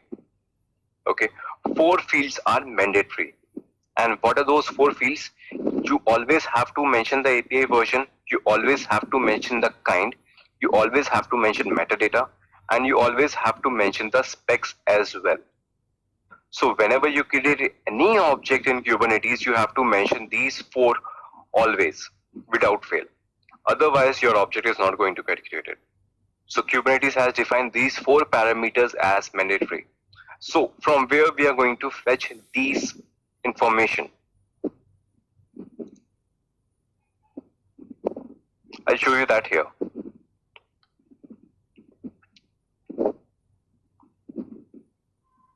So with kubectl API resources, you get all the details about all the components, right? What are all objects you can create? Pod is also one of them.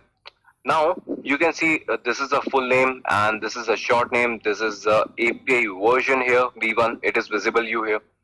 Alright. You can see I have mentioned V1 API version. So you can see the API version here, V1. For all the objects you can verify. Okay, it can be namespace or not. I'll tell you about that when we talk about namespaces, and this is the kind. Okay, so if you want to create a pod, you have to mention the API version from this table and you have to pick the name as kind. Okay, here you cannot use short name. So if you want to give here as just a PO, like it is mentioned here, short name from for a pod, you cannot use that. You can see PODS pods. But what is the kind? Kind is pod. You have to mention the kind here. Alright, so you can see that I have mentioned the kind as pod. Or if you want to get more details, you can use explain command, kubectl explain pods.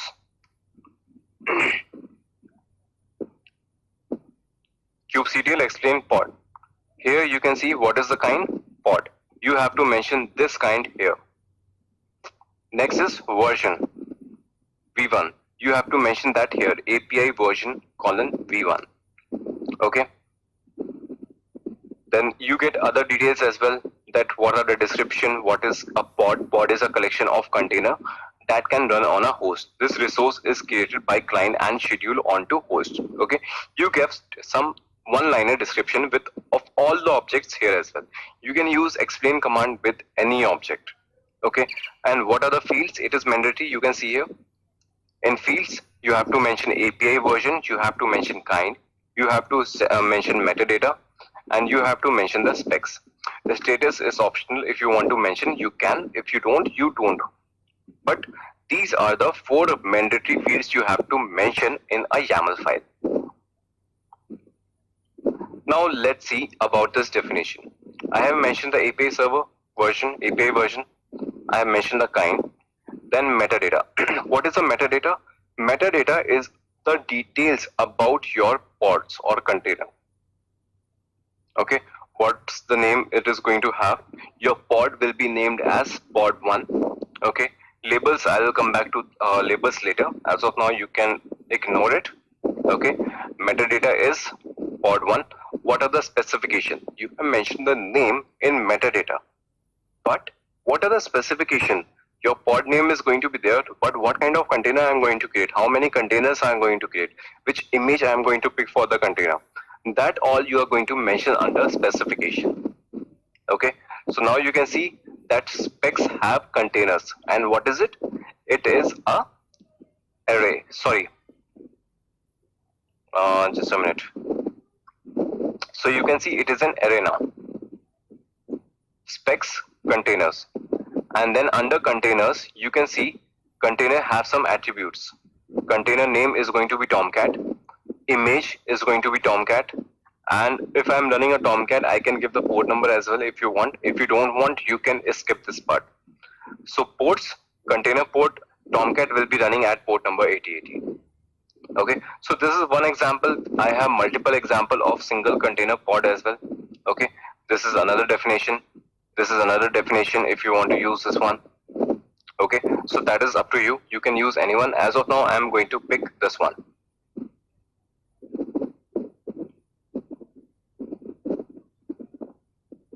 vi pod.yaml. Okay, so you are going to write a vi editing file. I'll paste the content here and I close it. Okay, now if you want to create any object from a file or YAML file, the command is kubectl create -f if you are giving a file name and then the file name. Okay, so you can see pod 1 is created with the YAML file kubectl get pods. Okay, as of now you can see the status as container is getting created. That is why it is showing you 0/1.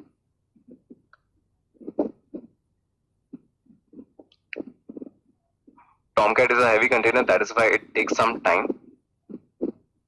Until the status is creating container, it is showing you 0/1. It means it is not ready.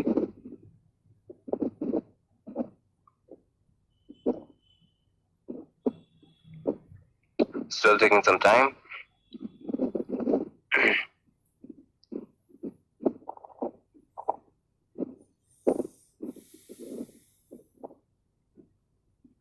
Why container port is an array? Mosumi, that is how its formatting it is in YAML. That is understandable by Kubernetes. Do we need to remember these YAML formats for exam? During a guess, you have to understand about the basic concept, what are the mandatory field. But if you don't want to remember, I'll show you that also. How you can avoid remembering all that. But still, 4 fields you have to remember that you have to give 4 fields. Okay, so team, now you can see that pod 1 is created and it is also running. Alright.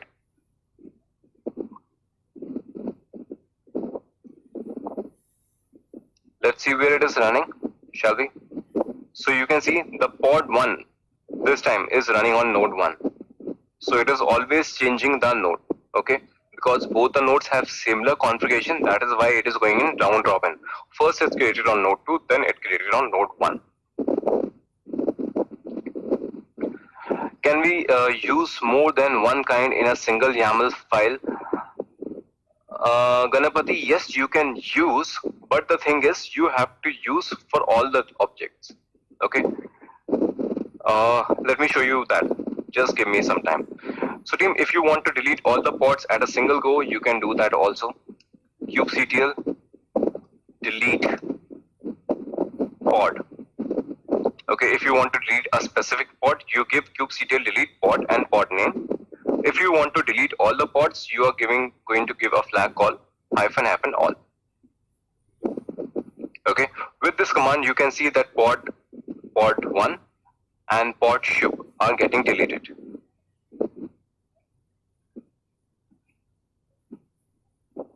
So both are deleted.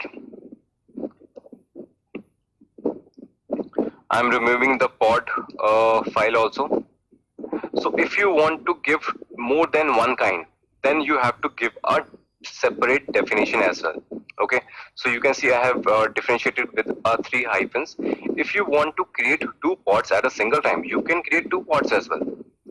vi pod.yaml. Okay, give as many definition as you want. I have given twice the kind now, right? You can see kind here and kind here. But with that, I have given different API version again. So whenever you are giving multiple kinds, you have to give all the fields again because you are creating multiple objects this time. Okay, so now I am going to create pod 1 and pod 2 as well. For that, I have to give 2 separate definitions that I can give in a single file. kubectl create -f pods.yaml. See, now 2 pods are created. You can create multiple objects in a single YAML file as well. See, both the pods are running from a single file. That you can do.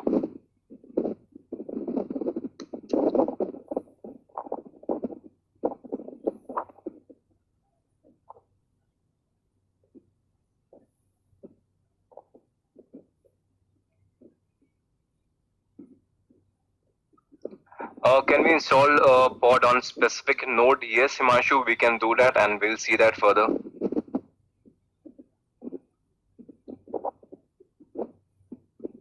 Yes, Akhil, I'll show you that just in some time. Thank you, Ganapati.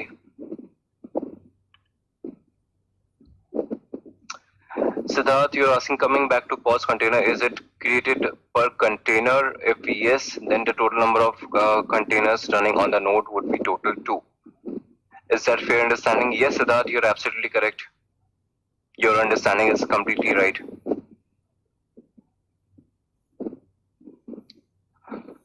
How both pods are created in less than this time. Govinda, the thing is, this time your image was already downloaded. Right? You understand that Nginx is a light one, so it gets downloaded easily.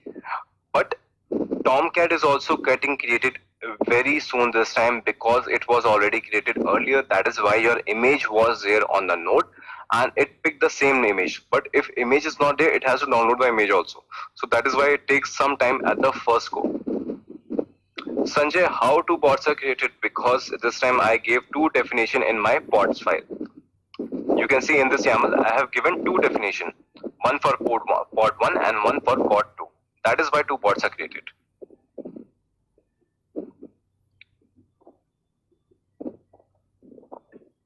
In Docker Swarm, we used to run docker prune-a to clear all the unused images or container. How about in okay, Satish, if you want to delete the unused images, then you have to do it manually. Okay, because Kubernetes doesn't take care about the images.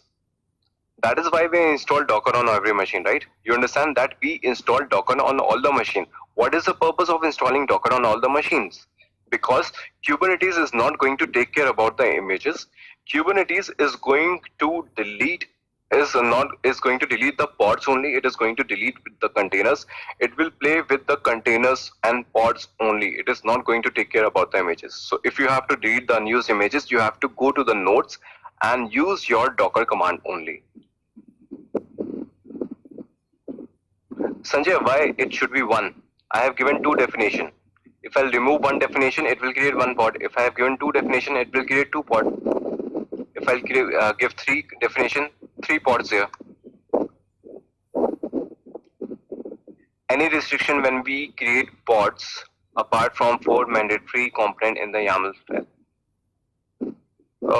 No, Arjun, it is not a restriction. You can give as many fields as you want. Going forward, you will see how many components are actually there and how much detailed definition you can give. We'll see that as well.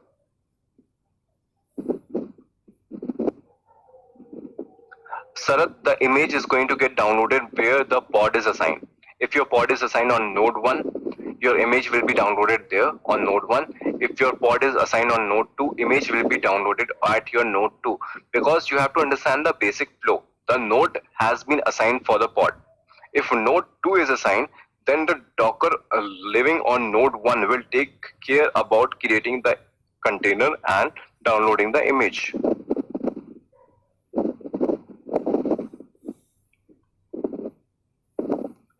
So is it fair to say that the total limit provided by Kubernetes is actually half? Let's say 10K in the total limit. So actually containers, it is supported 50K.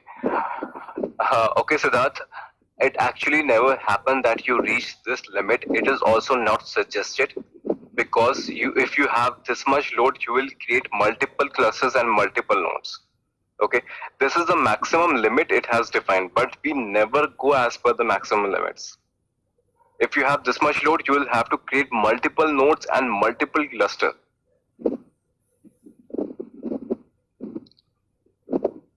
How can we create two pods? Himanshu, you are asking how to create two containers inside a pod. Team, a humble request to all of you.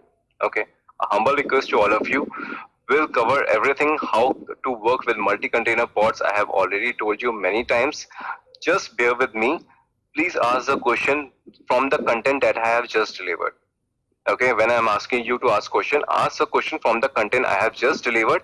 Once it is clear to all of you, then I'm going to move to the next part.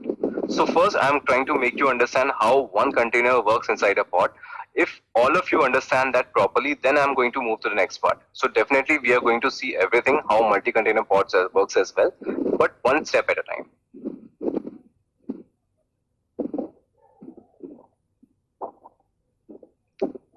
Fields in metadata are compulsory. Sanjay, that is up to you. If you have given the field called metadata, under metadata, it is dependent on you. Under metadata, name is mandatory, labels are not. So that is up to you. Under metadata, name has to be always there. Other things are optional. If you want, you can give. If you don't, you don't give.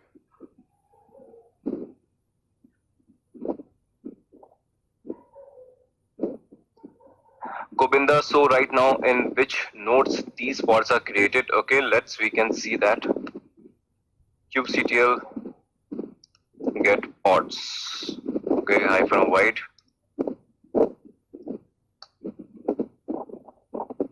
Okay, you can see pod 2 is running on node 2 and pod 1 is running on node 1.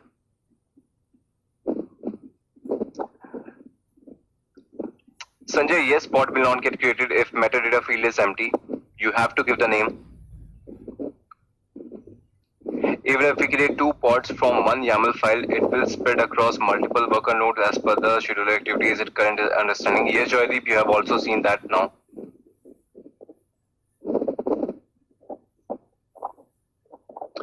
Okay, Ashok, you're asking about the pods container again. Okay, Ashok, I'll tell you that. So Ashok, the thing is, I told you what is the difference between pod and a container. Okay, container whenever gets restarted, its IP or its port number is going to get changed. But whenever a pod dies or gets recreated or gets restarted inside a pod, its IP remains the same. How its IP is sustaining, whether the pod, even when the container was deleted, how the IP sustained, because pod always create a POS container inside itself to hold the details about the container. Whenever a container is created, it is going to store the networking details about the pod's IP and port number. All the details will be stored in a POS container. POS container purpose is to store the details. So even if your container gets deleted or gets restarted, it will get the same details every time it's getting created with the help of POS container details. So I hope it is clear to you now.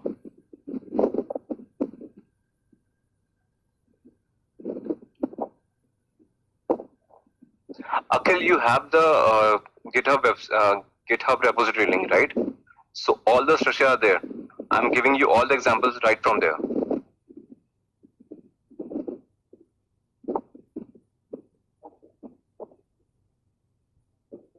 Yes, Govinda, scheduling is done by the scheduler.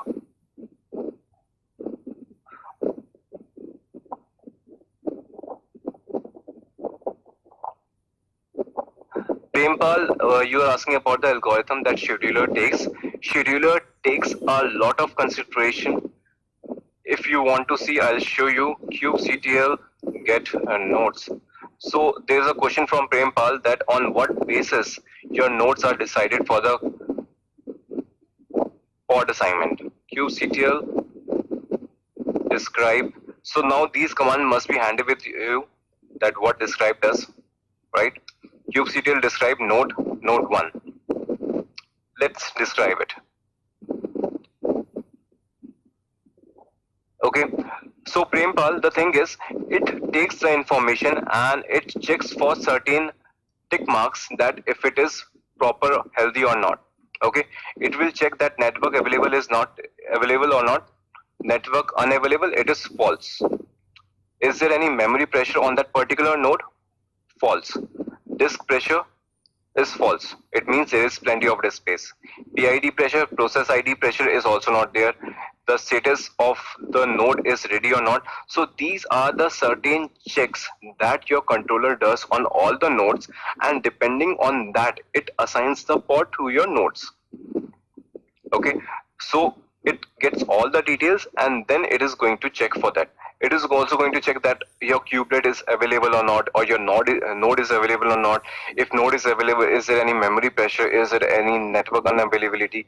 All the multiple checks are done, and then your scheduler decide that this node will be suitable for your container or pod.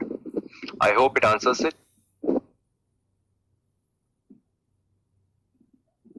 Kapil, nominated node is the node where the pod is assigned.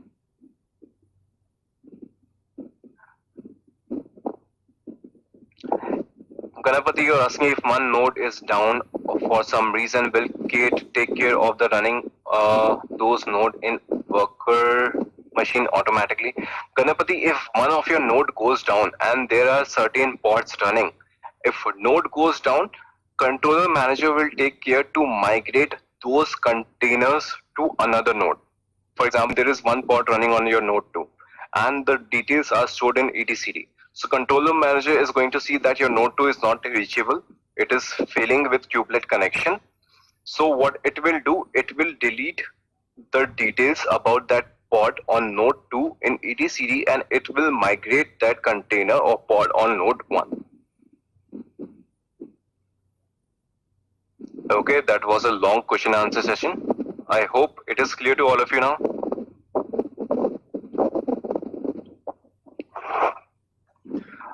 Now, so many things practically.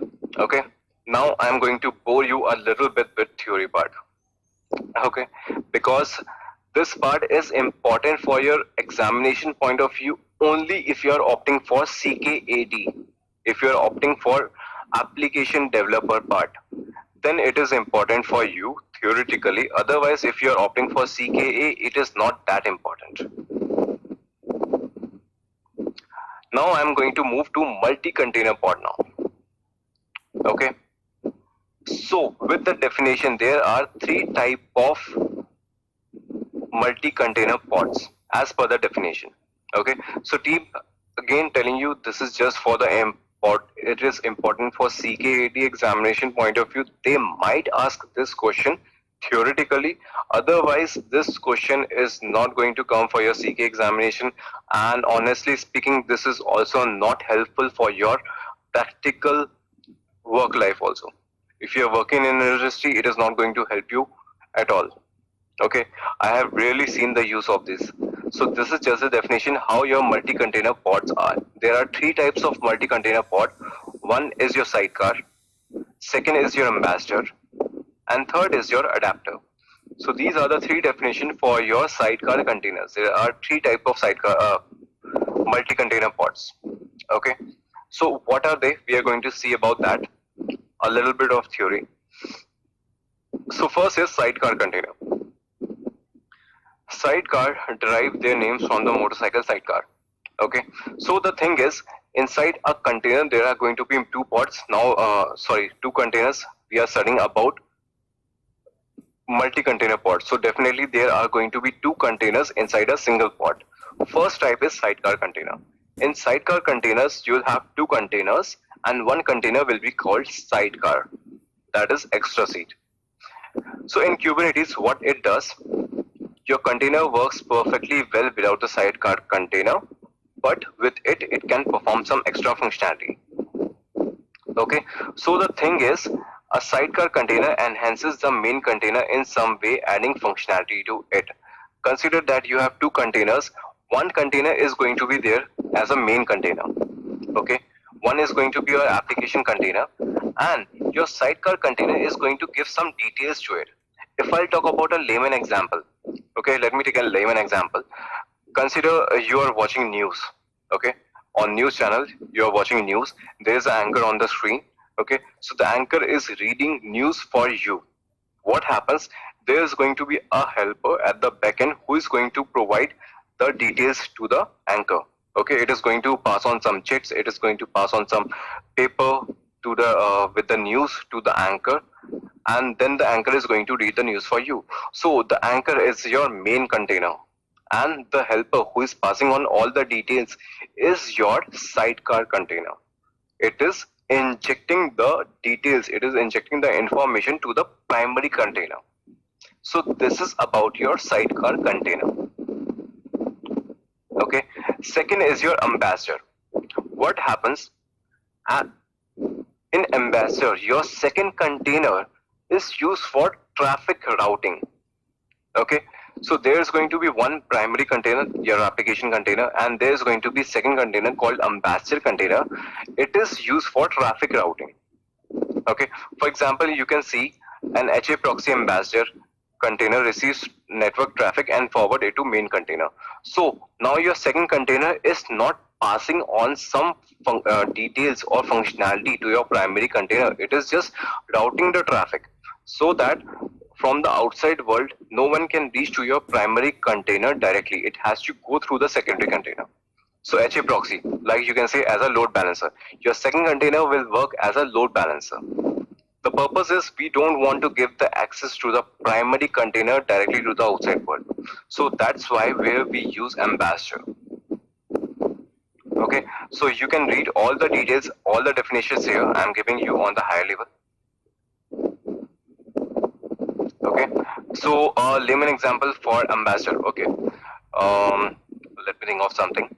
Okay, consider that you are going to meet some celebrity, or you are going to meet some minister or some politician, somewhere, anyone just like that. Okay, you want to go to meet a politician. So your politician is sitting inside a room. Okay, you cannot directly go or barge inside his room.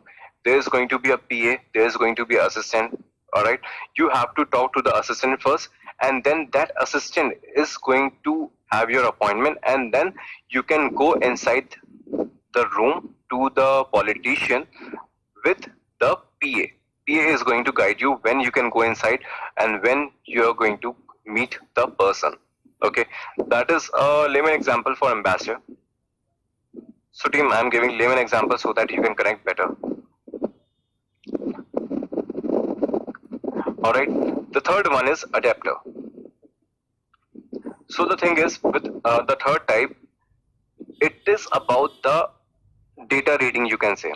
Okay, as of now you can see in sidecar, your sidecar container pass on some injecting data to the primary container. In ambassador, it gives you the routing. Second container is used for the routing purpose. Third type is where you get the details from the primary container to the secondary container, and that is called your adapter container. Consider that you want some logging. This is the example which I gave you here. Okay, this is the example which I gave you here. There is an application container and those application logs are getting written to your secondary container. You are also running a Splunk container so that your Splunk container will get the logs from your application container. So this is a good example of your adapter container. Adapter container doesn't give any details or routing to the primary container, but it get the details from the primary container and write down some logs. Consider you have an application and you want to have the logs written properly inside a container. So alright, so team, these are the three theoretical types of multi-container pods. I hope it is clear to all of you. Let me know if you have any doubts.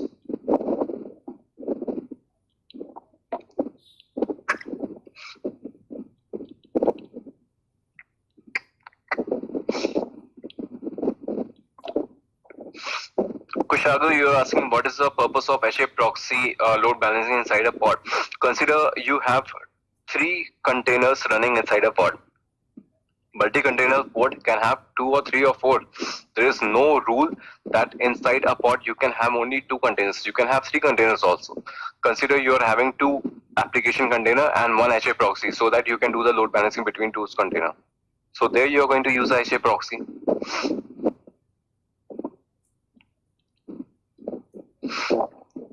Rahul sir, how to share IPC memory or POSIX queuing with multi-container pod? Rahul, I'm not sure about this one. If you can give more details about IPC share memory and POSIX, because honestly I don't know much on POSIX here.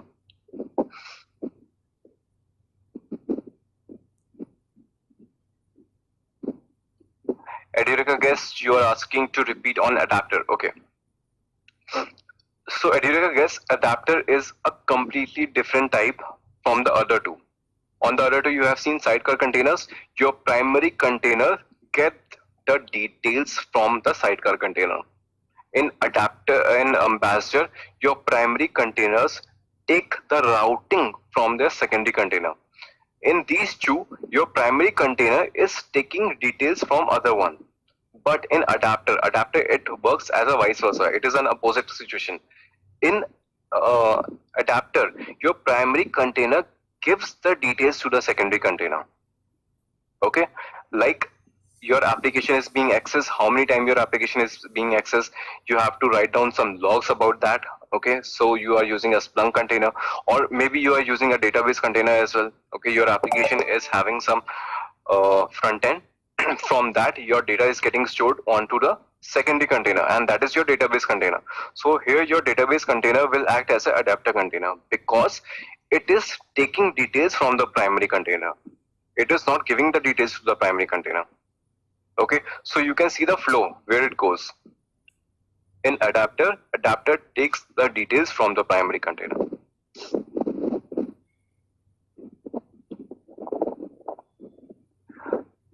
Prempal, can we see Kubernetes cluster using CLI? Details having all nodes joined. Prempal, that we have already seen, right? This is your command line, right? kubectl get nodes.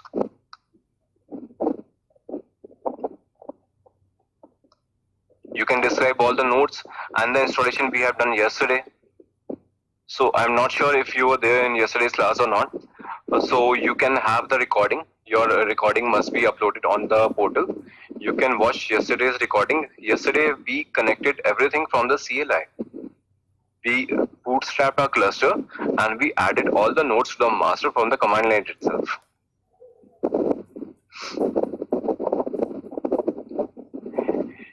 Shiju, where do we specify the type of multi-container pod in the definition? Shiju, if you are talking about the YAML files, there we don't define the type, whether it is a sidecar, it is the basic understanding. As I told you, this is a theoretical part only. You are not going to use it anywhere in the practical YAML files. We don't mention anywhere sidecar or ambassador, it is just a concept. So that is why I said don't pay much attention to it if you are opting for CKA or if you are targeting for interviews or some real life work. It is not going to help you. It is just a theoretical concept.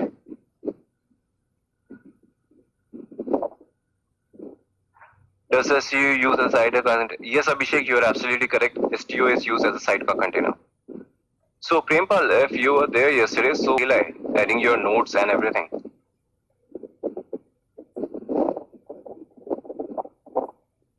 Yes, Shiju, it is based on the containers we have inside a pod. It is just about your understanding.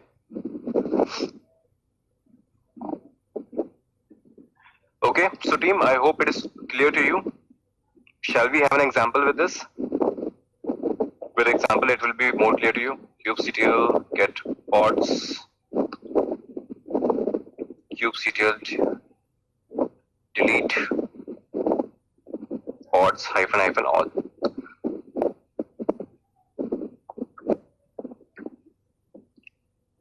Okay, so team, let me show you a practical example about all of these. Okay, so for your better understanding, ambassador is there, a sidecar container.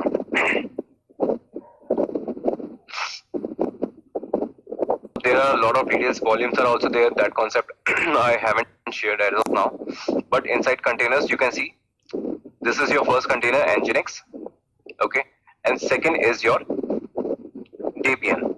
What is happening in this one? You can see there are some data being written in the HTML file here in the sidecar container. This is your second sidecar container. You can see I haven't mentioned anywhere that it is a sidecar. It is just a concept. So what is happening? It is writing some data into some HTML file. Okay, still volumes concept is there. So you don't know that, but you can understand that what I am doing while true, it is passing the date into an HTML file and it is going to sleep for a second and it is going to do the loop. Okay, so this HTML file will be passed to your Nginx once your Nginx container is running. Okay, so this is a location it is going to be there. So what is happening? Some HTML file is being written and it will be passed to the Nginx container. So it is a classic example of your sidecar container. It is passing on some details from the second container to the first container. Okay, that's about it. And then ambassador, legacy fruit service.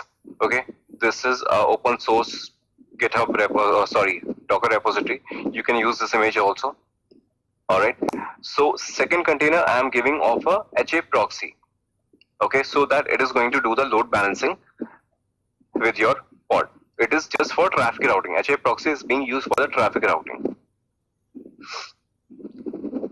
And the last one is your adapter.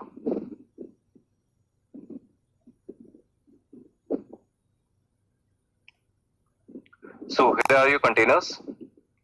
First is your application container, Alpine. It is doing something, right? It is writing date in the top file and then it is going to sleep for 5 seconds. Second is your adapter container here. Okay, this is we are picking from Alpine.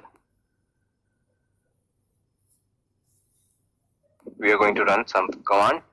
Now what it is doing, it is doing the cat on the top file which is being written on the primary container.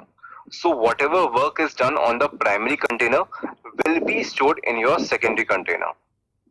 That is what we are doing here. Okay, so this is the theoretical concept. I am going to pick this example for the practical one, multi-container pod. Okay, so what we are doing, we have given API version, we have given kind, we have given metadata, and now we are going to give the specification. Under metadata, name is multi-container pod. Okay, here what I'm going to do, I'm going to run two containers. Okay, one is going to be your Nginx one, and second is going to be your Alpine one. Okay, so this example I'm going to show you practically.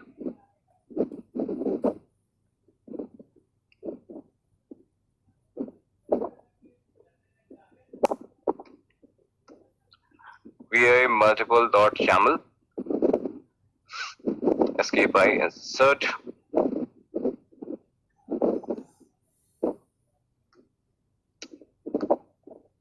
So team, what is going to happen in this one? First is your Nginx container. Nginx container does have an application page in with it. Alright, so it is going to run.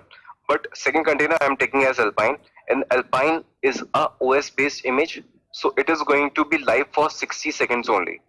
After 60 seconds, your container is going to die out. Okay, so that is what I told you. If a container dies inside a pod, in a multi-container pod, your pod is not going to be available for that time, right? So let's see what happens here. kubectl create -f. Okay, kubectl get pods. If you want to see the continuous output of this one, you are going to put a watch, WATCH, and then the command kubectl get pods. Okay, it is going to give you the output for every 2-second refresh rate. You can see 17, 19, 21. Okay, so you can see two containers are running inside a pod. A container contains, a pod contains two containers, and both are up.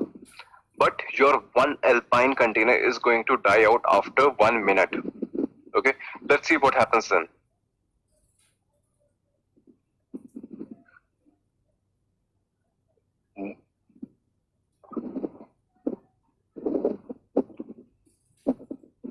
Two by two running status, restarts are 0, and it is almost 60 seconds now.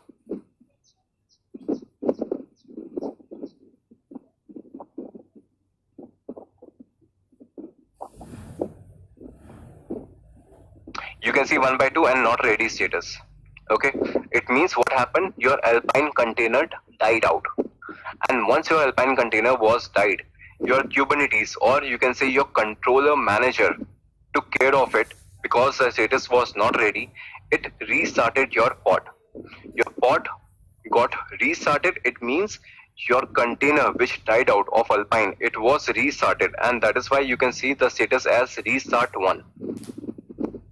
Okay, again your Alpine container is going to die out after 1 minute 60 seconds, and again it is going to restart your pod, but the IP is going to stay the same.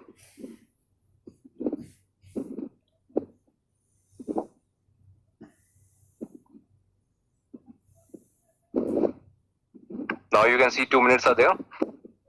Again it is going to get restarted. Status will be not ready for a while. Not ready, 1 by 2. Now it will restart it.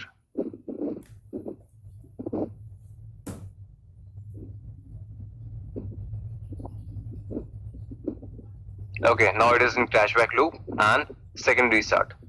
Now you can see it is restarted twice. Okay, so team, this is how I wanted to show you the concept of multi-container pod. Even if one pod has two containers and one container dies out because of any reason, your pod is not going to be available and it is going to restart itself again and again every time. Shiju, you're asking this example doesn't fit into any other type we discussed. Yes, Shiju, as I told you, the 3 types I told you is for the theoretical part only. You might be using that in practically somewhere, but the concept I wanted to show you of a multi-container pod, that how one container dies out and pod gets unavailable. So yes, the example I showed you practically is not a part of any of those 3. You can have that ready with you. All the YAMLs are there. You can simply have a YAML file here and kubectl create it.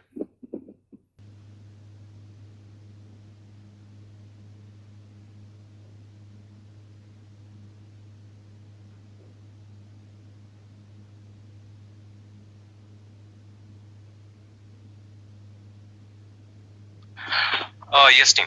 So somebody asked me earlier that can I define a particular pod to a particular node, if I can do that or not. So yes, we can do that. kubectl get pods. First, let me delete all the pods from here. Okay, we have already deleted all the pods. So as of now, no pods are running. Okay. So team, the thing is, if I want to have a pod on a specific node, we can do that, and those kind of pods are called static pods. Okay, so what I'm going to do, I'm going to pick a definition of a single pod. This is my pod and this is my pod.yaml. I'm going to pick a basic Tomcat image and going to create a pod. And how I'm going to create that? I have to go to a specific location on a specific node. Okay, consider I want to assign that pod on node 2. So I have to go to node 2 directly.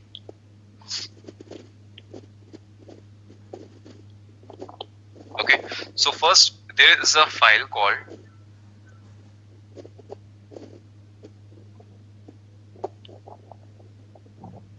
just a minute.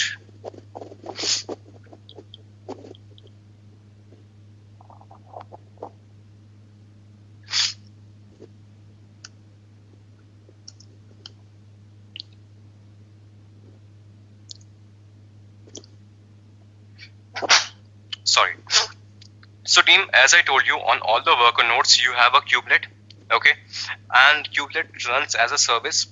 So for the kubelet service, all the definitions are placed at this location, where lib kubelet, on every node. Okay, whenever your kubelet service is running, it will be located at this location, where library and kubelet. So team, here is a file called config.yaml. Okay, we are going to see this file vi config.yaml, and there is something called static path, pod path.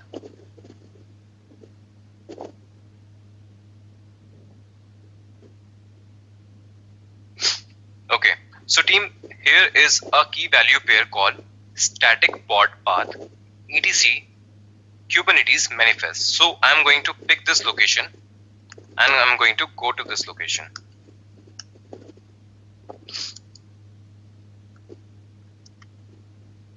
As of now, this location is empty on your worker node, right? So what I'm going to do, I'm going to place a YAML here, pod.yaml, any name you can give.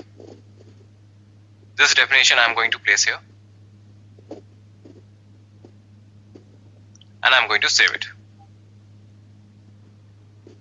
Okay, so this definition I have saved directly on my node 2. Now I'll go to my master node. I just executed kubectl get pods. It showed me nothing. Can you see the difference now? Kubectl get pod is going to show me some output now. A pod 1 is getting created. Its name is also a slightly different. Earlier the name was pod 1. Now you can see K-node 2 also written in the naming convention. kubectl get pods -o white. The definition I have placed at node 2, and that is why this pod is getting created on node 2. So if you want to create a pod on a specific node, so what you're going to do, you're going to go log into that particular node, come to this location, etc Kubernetes manifest, and place a YAML file here. It is going to create the pod on directly on that node. Okay. One more difference I am going to show you. Now it is up and running. It is running on node 2. kubectl describe pod and this pod name.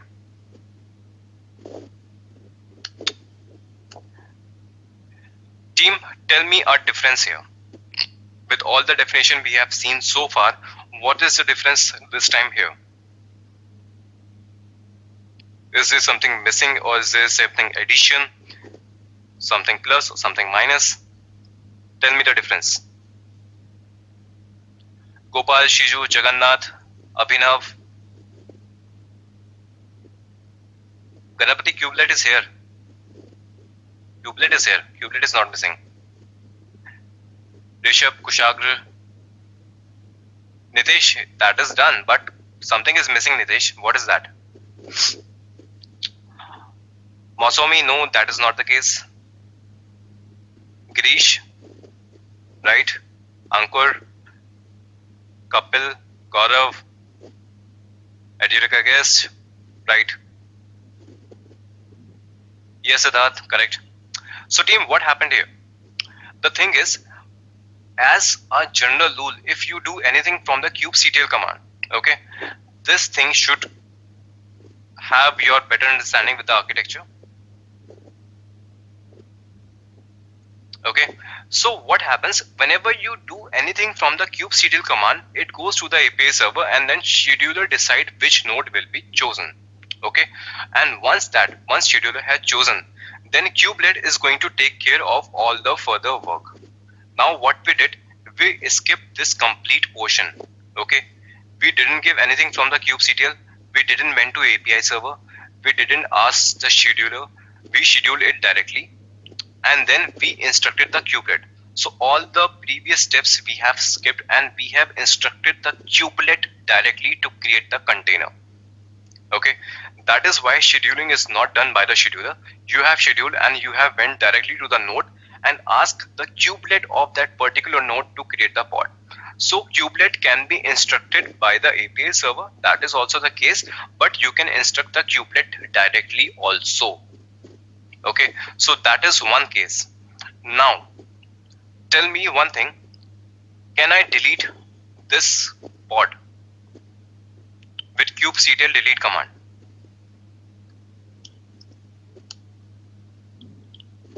If I delete this pod from here, kubectl delete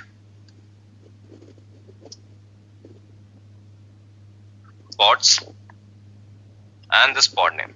If I do this, what will happen? I didn't create this pod with kubectl command, but if I delete this, what will happen?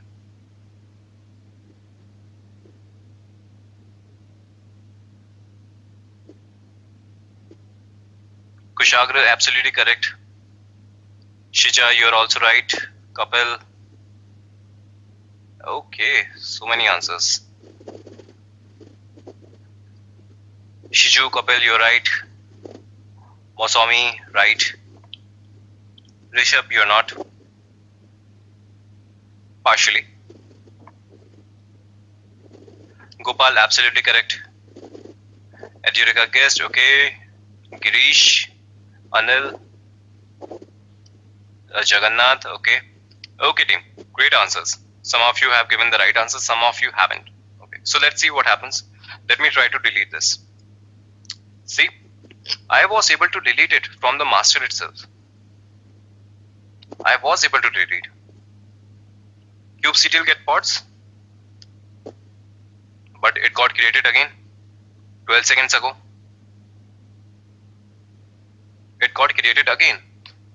So if you delete a static pod, okay, so team, these are the pods which are called static. Why these are called static? Because you have defined the definition directly on the node. You have directly inserted to the kubelet of that node. So that is why these pods are called static pod. If you provide a definition at the manifest location, these are called static pod.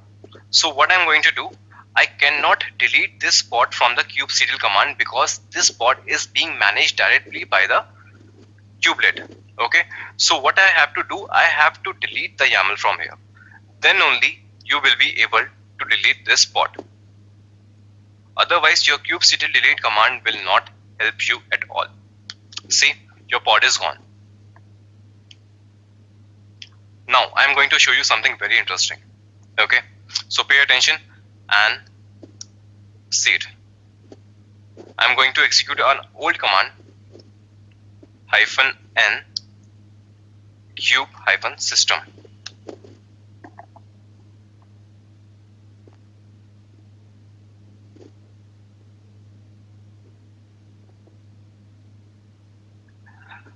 Gaurav, what if node goes down? Will the controller take control of it? No, Gaurav, if your node is gone down, then that pod will be gone also. Static pods remains with the node no matter what. If your node goes down, your static pod will be gone as well. So team, this is the old command which I showed you earlier, kubectl get pods -n kube system. Can you see something here? When I created a static pod, the naming convention is like that. Your pod name hyphen node name. So this is your static pod. Can you identify the static pods here for your master node? Can you identify the static pod?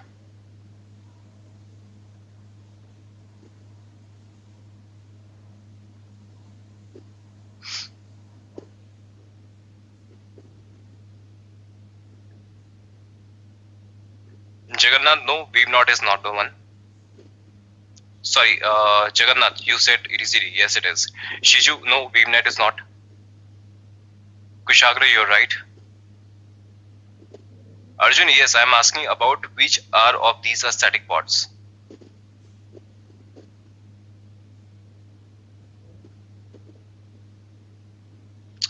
Maswami, Rishabh, Ganapati, Kapil, Gaurav, Rishabh, yes, all of you gave the right answer. Okay, so team, all the components which are of master are static pods. kubectl get pods -n kube system -o wide. So all the components which are running on master are running as a static pod. Okay, all of them are running as a static pod. So what can we do? Can we delete this? kubectl delete pods, the scheduler one -n. Let's try to delete it.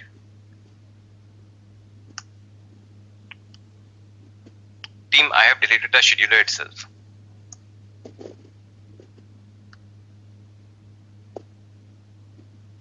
I deleted the scheduler and the scheduler came back online 7 seconds ago. Okay, so this is the basic nature of static pods. If you delete it with the kubectl command, it will not be deleted or it will be recreated again.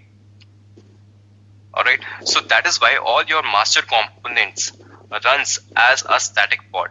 And you know the location, etcd Kubernetes manifest.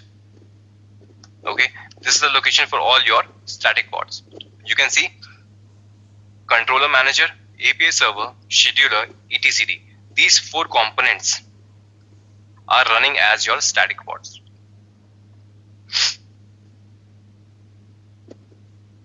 So is it clear to all of you? Any doubts with the static pods?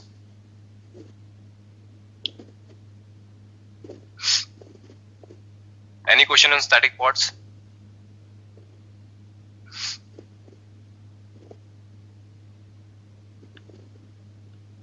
No questions. Great.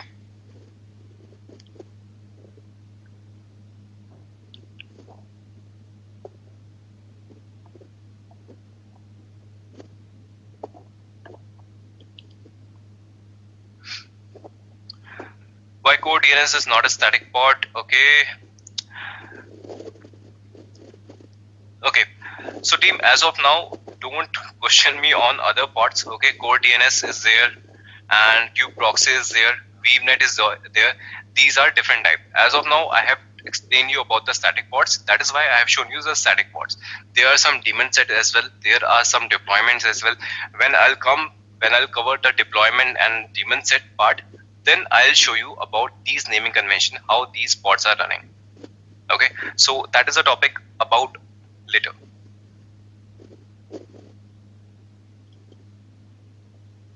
Anil, real world, why do we need static pod? Anil, I gave you a complete big picture of the real world. Why do we use static pods? Because your master components should be running on master only, right? These are also pods. Your master component should be running on master only. Your kube API server or controller cannot live on node 2 or node 1. you have to make sure that they are running on node 1 itself. That is why they are static pods. So that is a real-time scenario for this. Your master components are static pods, and that is a real case here.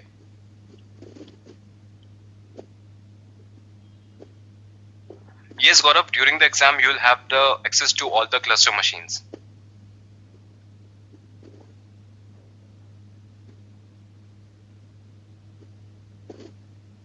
Kapil, no, you cannot make the entry in the etcd. It is completely managed by the Kubernetes. You cannot modify the entry in etcd database.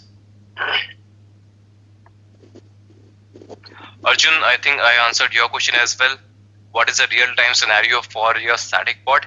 These are the real-time scenario. Your master components are running on the master node itself. They are supposed to be living there only. Your API server cannot reside on node 2 or node 3. That is why they are created as a static pod.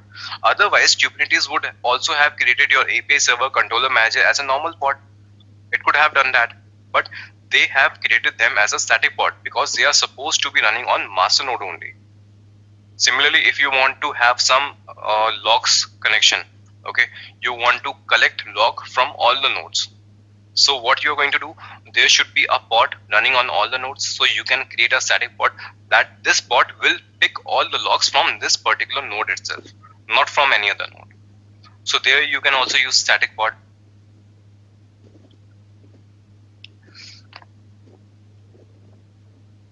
Okay, so team, next topic now.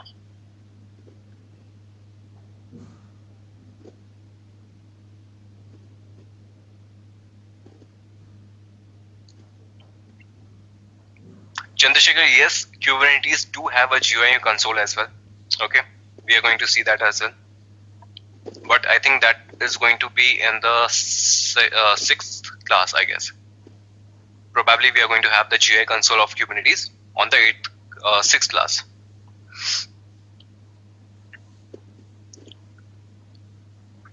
Okay, so team, now another situation. Consider you have a pod. Okay,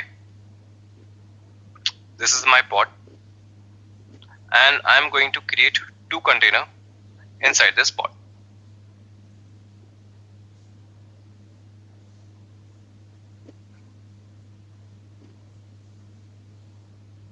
Okay, or let me give you a layman example now. Okay, first I'll give you a layman example, then I will give you a practical example. Consider you went to a restaurant. Okay, so think you went to a restaurant and you ask for an order. You place an order. Okay, your waiter came to your table. He asked for your order. You gave the order. All right, and after that, your manager came of that hotel. Okay, or that restaurant. Manager came to you. He said that wait for some time, sir. You have to wait for some time because the chef is not ready. The chef has not arrived. The chef is on his way. Once chef will be there in the kitchen, he will cook your food and then will be able to serve you food. Right? So as a customer, what you're going to say? As a customer, you're going to say that if the food is not ready, if the chef is not here, so why have you opened the restaurant till now? You should not open the restaurant till your chef is ready in the kitchen to cook meals. Right? So that is going to happen. So you went to a restaurant, the chef is not there, chef is on the way. So you are going to complain that why your restaurant is open if your chef is not ready. First your chef should be there and then only you should open your restaurant. Alright. Now, taking the same example in your real-time situation. Consider you are working in a multi-container pod. Okay. This is your pod and you have 2 containers. And assuming this is a sidecar container. Okay, this is a sidecar container. What happens in a sidecar container? Your sidecar container is going to cook something and then it is going to provide to the main container. Right? Your sidecar container is going to cook some scripts and those scripts will be passed on to the primary container. Alright. So whenever you create a normal multi-container pod, both the containers comes online at the same time. So what will happen? Your primary container will have no data until your secondary container is going to cook something for it. Okay, consider you have nginx container and your HTML file is getting ready. Index.html is getting ready by secondary container, and then it will be passed on to the primary container. But you started a normal multi-container pod. Both the containers came online on the same time, but your primary container has nothing to display because your sidecar container is still working. Your sidecar container is still cooking. So in that scenario, your container will be up, your pod will be up because both the containers are online. Your pod is also online. So, but it is not serving the request. So you have created the application, you have the application container, you have the sidecar container, you have the pod, everything is online, but still you are not getting your application result on the front page because your sidecar container is still cooking. So this is not a situation that we want to encounter. This is not a situation that we want to encounter. In those scenarios, we use init container.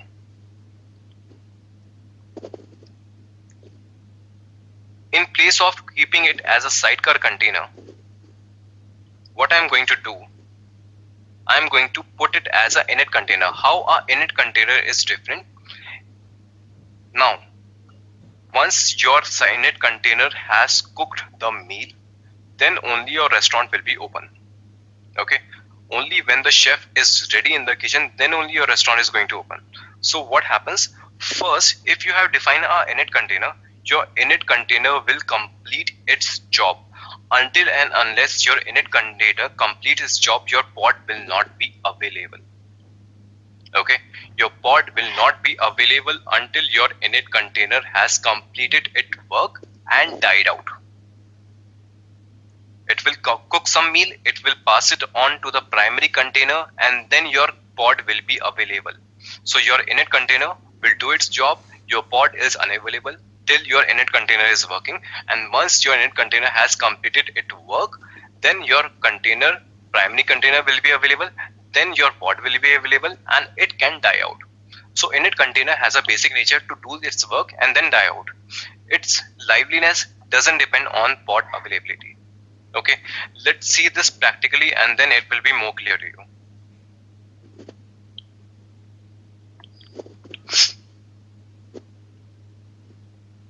Okay, where is init? Here is an example for this one. Okay, so team API version you have defined, kind you have defined, metadata you have defined, specification you have one container that is of your nginx. We are defining volumes as well. Now init container you define separately. Okay, inside containers you don't define init container, you define init container separately. Okay, so init container I am defining as alpine. I am taking the image alpine. Some commands will be executed. Init container demo works will be written to the index.html. Then it is going to sleep for 30 seconds. Okay, so your init container is going to be live for 30 seconds. In the meantime, your pod will be unavailable. Okay, and we have also defined the volume to pass on this HTML file to your primary container. Okay, so I am going to use this one. Now another thing, so team, every time I don't want to create a YAML file on my node, what I can do, I can simply use raw formatting from here. Click raw, have the URL and create your pods directly. kubectl create -f and give the path directly. kubectl get pods. So team, now you can see it is 0/1 because your init container is working right now. Watch kubectl get pods. Okay, it is 16 seconds because it was supposed to live for 30 seconds. So for 30 seconds your init container is working and your ready status of the pod is 0/1. So your primary container will not be online till your init container is working. Okay, so now you can see your init container has already completed its work, and then your init container died and your primary container is running as 1/1. Okay, so what was happening here? Some text was there, init container demo works. I wanted to write this content into an index file and then this index.html I pass on to the Nginx. Okay, so by default Nginx shows you welcome to Nginx, but I don't want to see welcome to Nginx. I want to see init demo works. That is why I created the file in a different init container. Pass on that cooked meal to your primary container.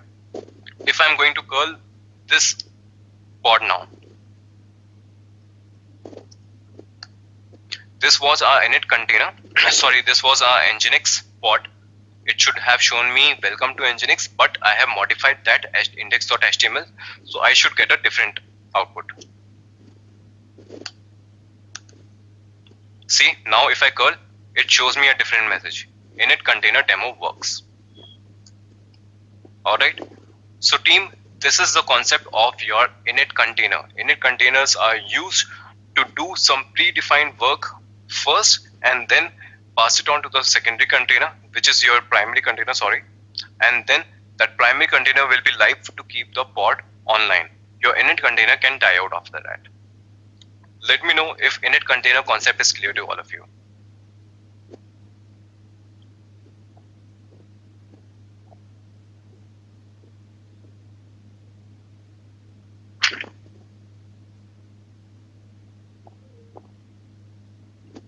Yes, no, anything, clear, not clear, doubts, anything?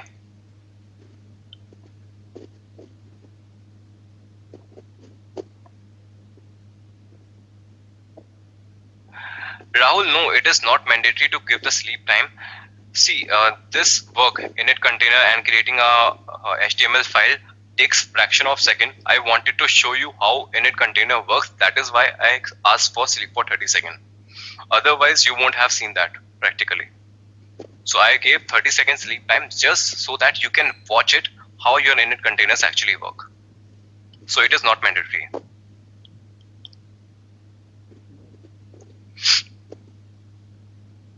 Joydeep, we pass the information using volumes.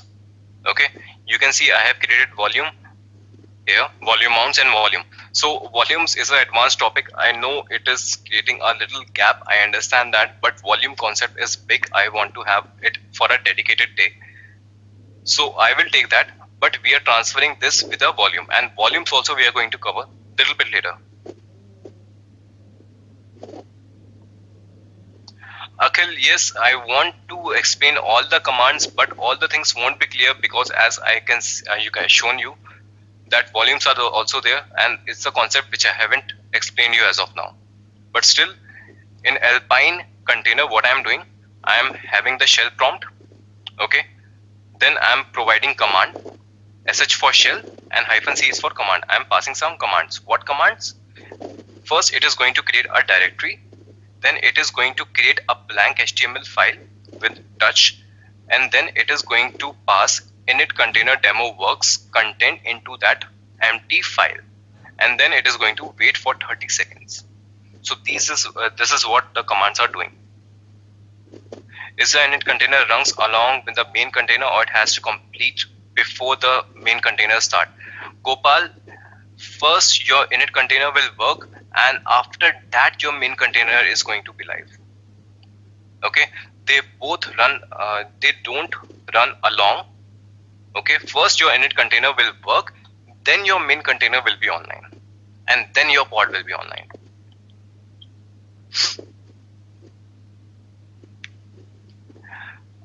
Kapil, you want me to explain once again? Okay, let me know where I am falling. I'll explain you again. Let me know what is not clear to you. Init containers are the containers which are initialization container. Init containers full form is initialization container. It means first your initialization container will work, your main container will not be live till then, your pod will not be live until then.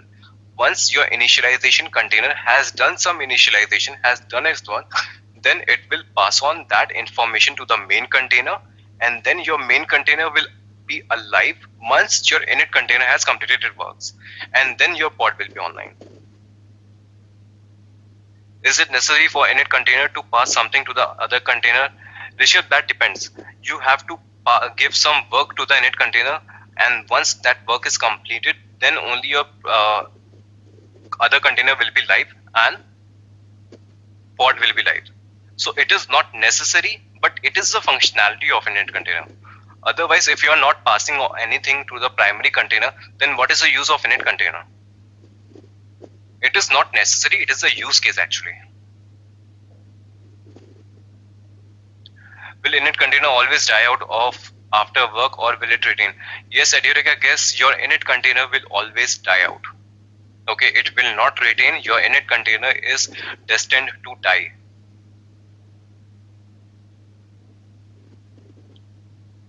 So init container is physically not created as we have seen 1/1. Yes, Anil, as I said, init container has to do some prerequisite, that's all.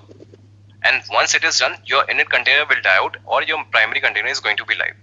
Because you can see here, in containers definition, I have given only one container. Init container is given in a different definition. So your pod will consider its container only whatever has mentioned inside the container.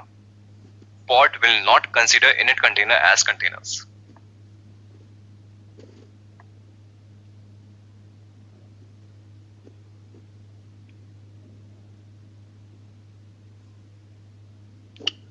Chandrasekhar, you are asking real-time example of init container. I have given you real-time example.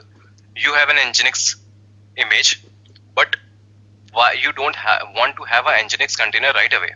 If you want to create your own application and you are using your Nginx image, are you going to have the Nginx page welcome to Nginx every time? Nginx is just a web server. You want to use it. You want to pass on your own HTML files. If you are taking the default HTML file, then it will show you welcome to Nginx. You don't want that. So this is a real-time scenario. What you are going to do, you are going to cook some HTML pages into init container, and those HTML page will be passed on to the Nginx pod so that you can have your own Nginx web page, web-based application. If you want to have your own, you have to pass on your own HTML file, and those are created into init containers. Unable to curl pod IP during an initial cluster build, we pass on kubeinit --pod CIDR block. Jagannath, then what is the output of kubectl get pods -o wide? You have to pick that IP and curl it there. Sumit, how to check init has issue while initialization in, is there any logs? Sumit, okay. Sumit, your init container also have logs, but as you can say that your logs are gone when your container dies out. Okay, so what you can see, I have created some HTML file. I can have those log also onto the volume mounts. Okay, so Sumit, it is a basic concept as we also understand with the containers. If your containers dies out, you cannot see the log. So that is the basic nature of containers. In that situation, whether if you're talking about Docker or Docker Swarm or Kubernetes, anywhere, if you want to retain the logs of a container, you have to use volume. Even in Docker, you use volumes to retain the logs of a died out container. Similarly, with init containers, with pods, with anything, if you want to retain the logs, you have to use volumes.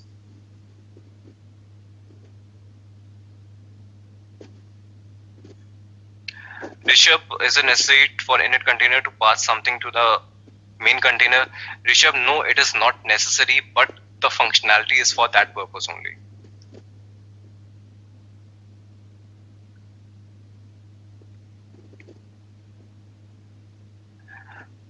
Okay, Siddharth,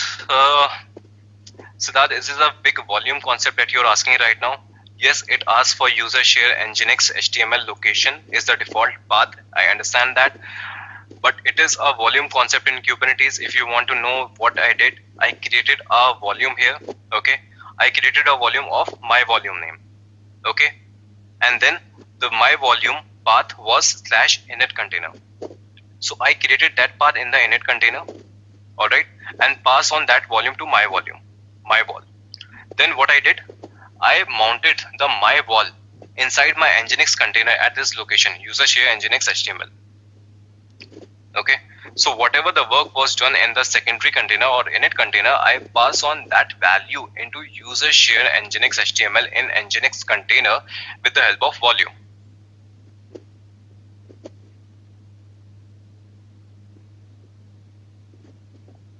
init container concept, and we need to use image init container, and we cannot pass command directly into the init container.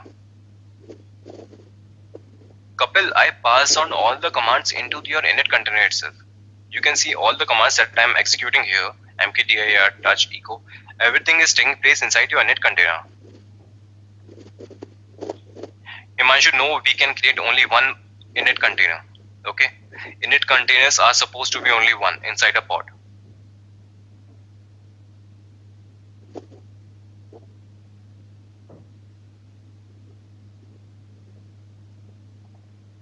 If we use the exact method and go to the Nginx container more on board, will we see the init container part details? Akhil, that is a volume concept. I will request you to leave it as of now. Okay, you will be able to understand the volume concept when I explain you volumes. That is a big concept. Okay, I cannot tell you on the fly, but inside your inside your main container of Nginx, I have given the content to value a user share Nginx HTML itself.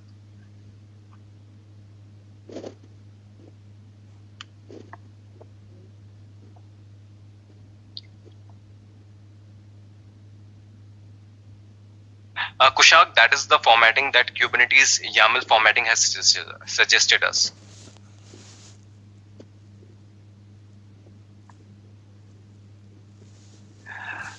Web server in container and in container as are different here. Generally should be the same. Anil, no, that is up to you. You can have the main container and int container of completely different flavor. There is nothing, generally it should be same or not. That is your call. You want to cook something, you can cook anywhere. You want to cook in your kitchen, you want to cook in the restaurant, that is up to you. I want to cook in Alpine image, that is my call.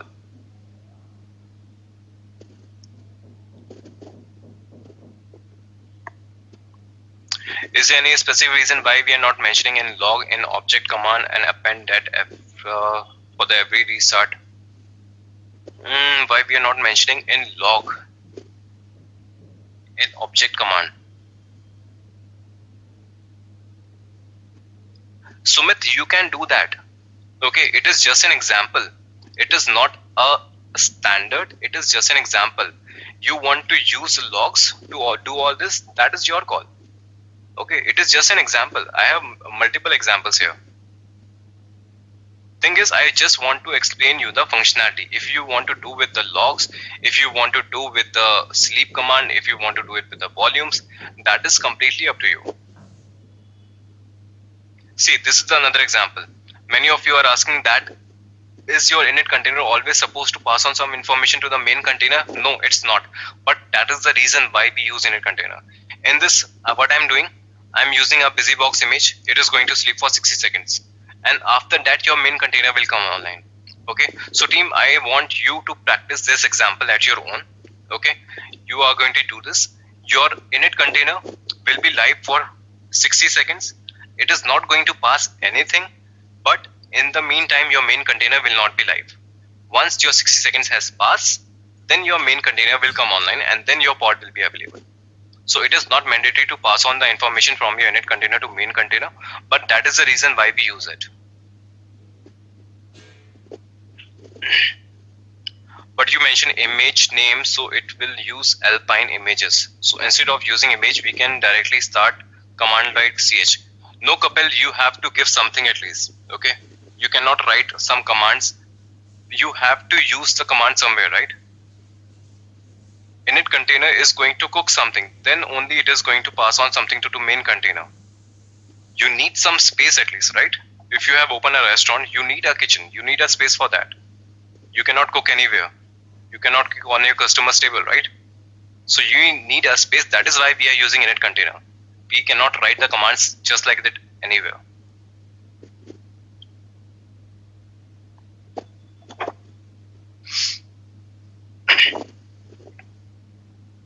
Alright, so team, any other question till now? We are done with the init containers and static pods.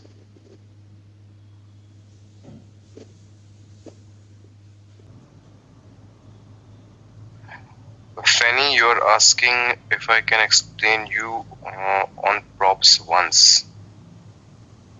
Okay. Okay team, so one thing is here for you. Actually, this is the agenda that I follow for all the days. Okay, but I took this batch from the middle, so that is why I am not able to strictly follow it, but I am going in the same flow, if you can see. Okay, the day one I take only for Docker. Okay, so this is how I go. For the first day, I cover only Docker commands, everything with the Docker.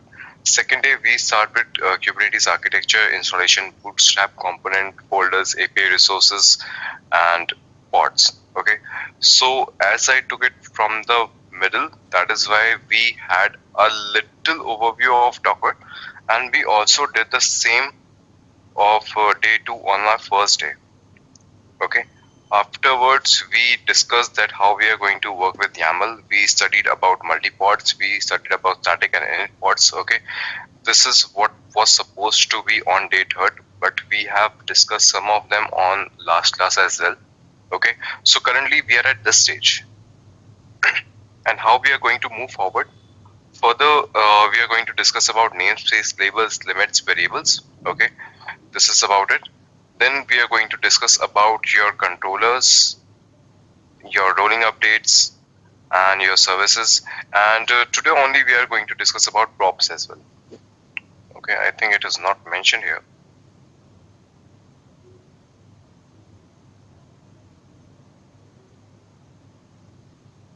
Props. Okay. So next we are going to discuss about your controllers. How many type of controllers are there? And then we are going to see rolling updates, rollbacks. We are going to discuss about services. We have multiple services. We have node port service. We have cluster IP that we are going to discuss. Next day, we are going to discuss about storages. How many types of storages are there? PB, PVCs.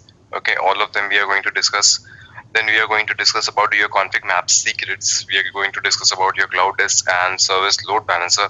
Cloud disk and service load balancer is not important for your examination point of view, but I'm going to cover so that you will have some idea, because these two concepts come under your cloud managed Kubernetes cluster. Okay, so this is not for your examination, but it is an important point. I want to give you some overview on this. Next day, we are supposed to cover our scheduler, how we are going to schedule our pods on different nodes with your taints and tolerance, your empty volume and everything. We are going to see about your namespace limits. We are going to see your etcd backup, how we can do that. We are going to see something on monitoring as well. On next day, we are going to discuss about your networking, your securities, how you use your context, how you use your config file. All right. And on the last day, we are going to do some troubleshooting. Okay. Once all the concepts are clear to you, then we are going to discuss about how your troubleshooting actually works. Because all the things that we will have covered by day 7 will be important for your examination point of view. And on day 8, so that we are going to do the troubleshooting, so that you can have some idea how your examination happens. After that, we have your Ingress, we have StatefulSets, we have headless services, we have Helm as well. These things are not important for examination point of view, but I'll give you some idea how you are going to use it. Also, we are going to see about your HPA as well, your horizontal pod auto scaling. And then we are going to discuss something on examination. So this is how I carry my batches with all the topics. This is how we are going to move forward with it. As of now, we have discussed till init pods. Now we are going to discuss about your namespaces, labels, limits, variables, props, controllers, rolling updates, rollbacks, and services. So this is our agenda for today.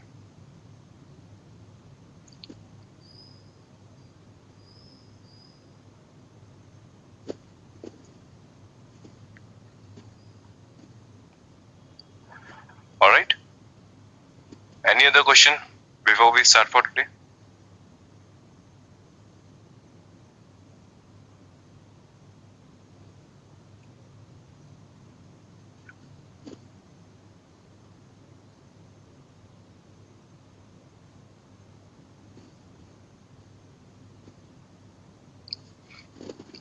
Okay, I guess not. So we are going to move forward, and today we are going to start with your topic called namespaces.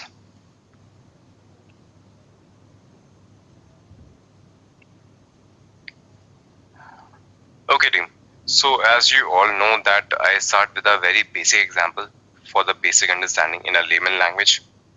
Alright. Consider this is a house. Okay. This is a big house. Inside this big house, we have multiple rooms. Alright. This is your room 1. This is your room 2. Your room 3 and room 4. Okay, so this is the house and we have multiple rooms here. We have 4 rooms.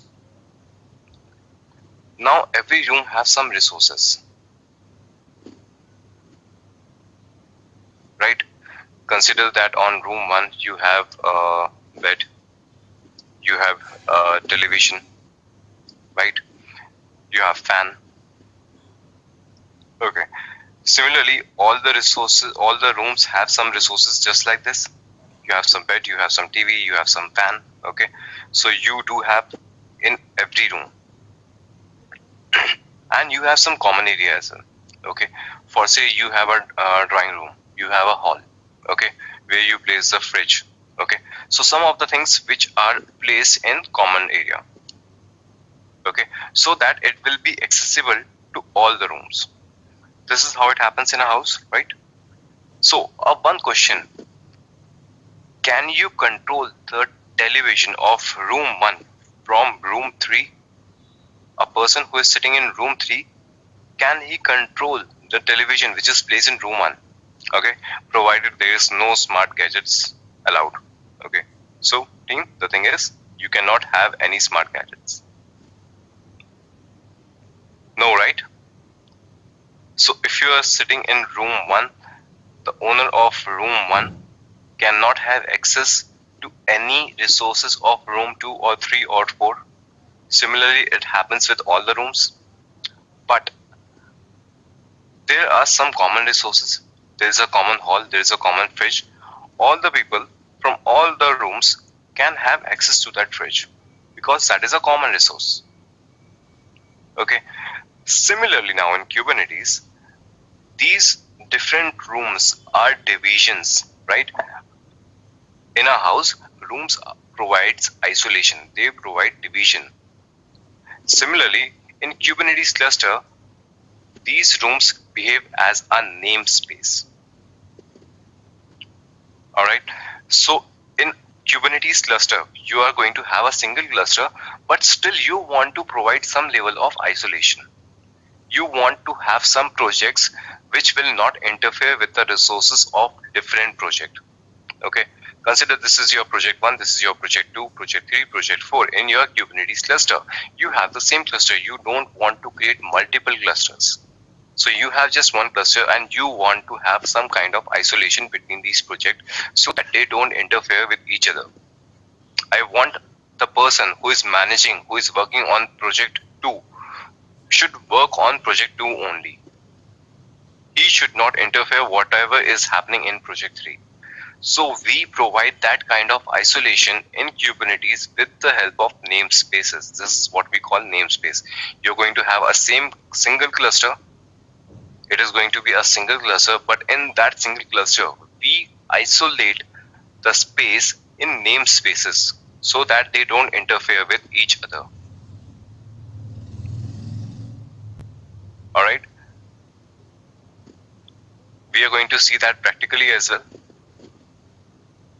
Let's connect with the machines.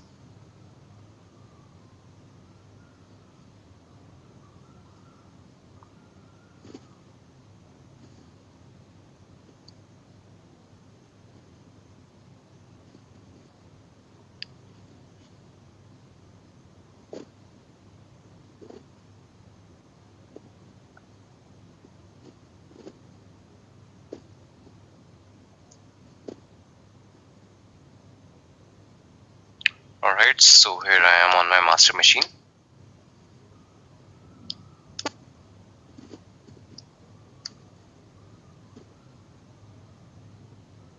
Okay, so team, I have connected to my master machine and as of now you can see there is one pod running. Alright, so the thing is, whenever I do any command, it shows me an output that one pod is running. Alright, but as you already know that we have some pods of API resources, your API server, your master components, your etcd pods, those are also our pods, but we cannot see that here. We cannot see that. But if we want to see that, we have to give some flag. That is -n cube-system. Then only you see all those pods. If you don't give this flag, you don't get the output. Right? So the thing is, this cube system is also a namespace. Okay? If we talk in the layman example, this is the powerhouse. Okay, consider out of all these rooms, you have created one room as a powerhouse, which provide for household resources. Like it is a storeroom. You place everything here. All right. So all the basic components, all the system level components resides in your cube system namespace. For example, if we'll see kubectl get ns. Earlier I did kubectl get pods. Now if I do kubectl get ns, ns is a short form of namespaces. Okay, so you can see we have 4 different namespaces. First is default, second is kube node leases and kube public. Another one is kube system. So you can see these kube system resources are your system level resources. That is why they are placed in a separate namespace so that nobody interfere with that. And whenever I do not give any flag, if I do kubectl get pods, if I don't give any flag, it goes to the default namespace. For example, if I do this kubectl delete pod and this pod name,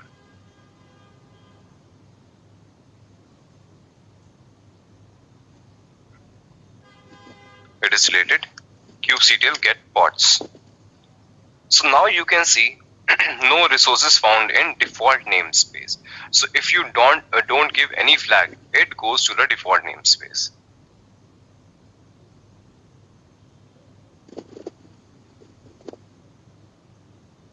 Alright, so this is how you're going to deal with it. Namespaces provide you isolation. We are going to see some practicals as well. I'm going to show you, okay? Then I'm going to take your questions. So if you want to provide some isolation, you create namespaces. Alright, no problem. We can create some namespace as well. Kubernetes give a functionality of that as well. So let's create a namespace first. kubectl create ns, okay? This is the simplest command you can use to create a namespace. kubectl create ns and then the namespace name. For example, I'm using the development one. Okay, now you can see namespace dev is created. kubectl get ns. Okay, now you can see a new name is here, your development. Now, if I want to create some resources in this particular namespace, I have to give the flag of -n. And before that, let me show you this first. Then I'm going to show you something else. Okay.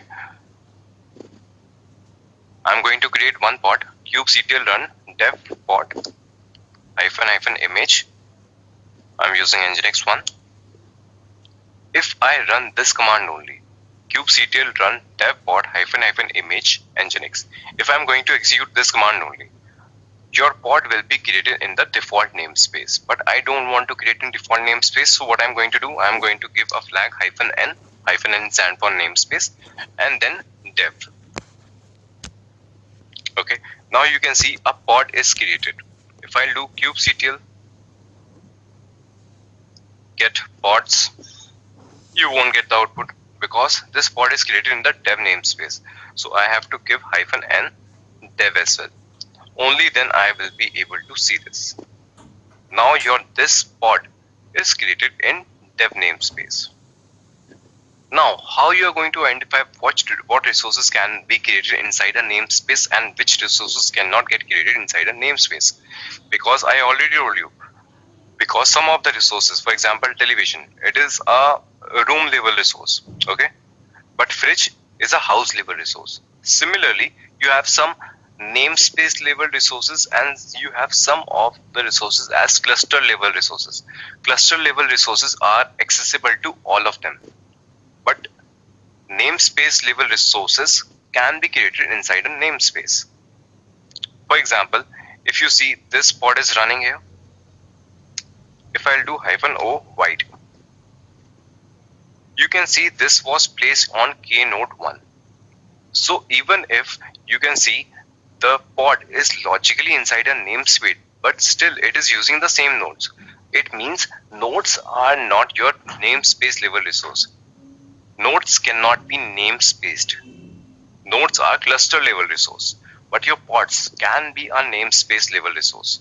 So earlier also I showed you one command, kubectl API-resources.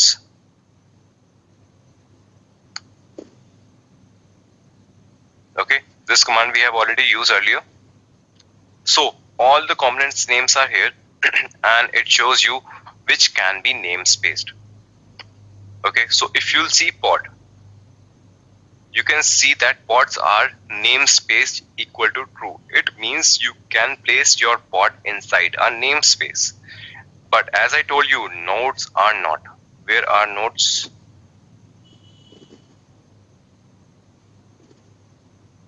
Can anyone see nodes? Yeah, nodes are here.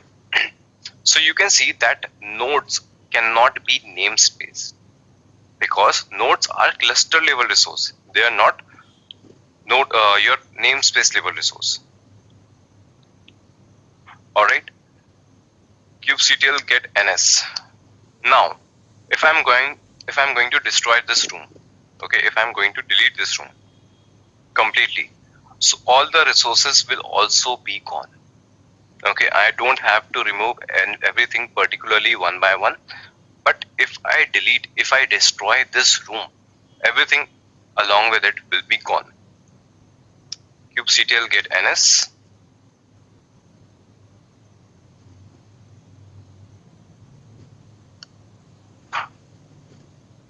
Kubectl delete ns dev. So if I'm going to delete this namespace, all the objects which were created inside this namespace will be gone as well. So you don't have to remove everything one by one. If you want to delete the complete namespace, you can delete it on the go. So team, now if you have any question, now you can ask.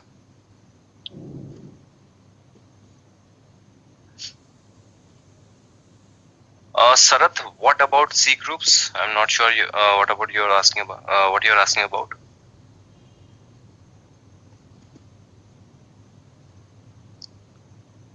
Okay, Gaurav, I think I already answered your question. How does this separation take place in cluster? Can we have pods with different namespace on same nodes? Yes, we can, and I think you were able to see that practically as well.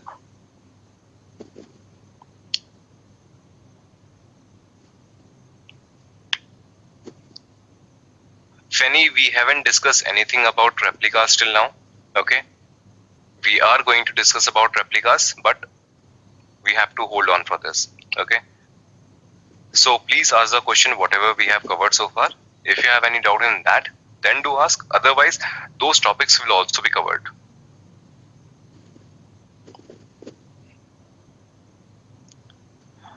Gopal, you're asking how to make dev namespace as default namespace. Gopal, we can do that. The thing is, it will be done in the security part. Okay, if you want to make any other namespace as a default namespace, that topics come under context. Okay, so it comes under context and security. Once we will discuss that topic, at that time I'm going to show you how it actually works, how you can make any other namespace as a default one.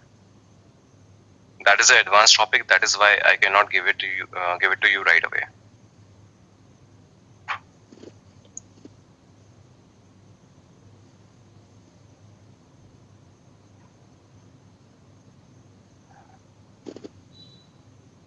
If the pod is deleted, it should be deleted.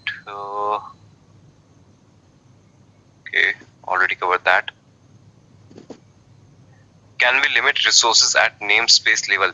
Kushagra, yes, we can. We can do that. We can have the limitation on your namespace level as well. Okay, you can see that also here. We have that in our agenda. Where it is? Yeah, on day 6. On day 6, you can see namespace limits.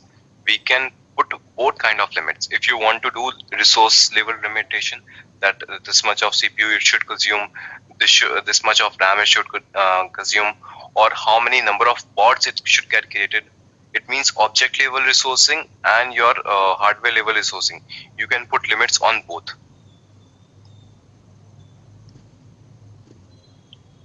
Ganapati, no, we cannot create nested namespace. Okay, no nested namespaces.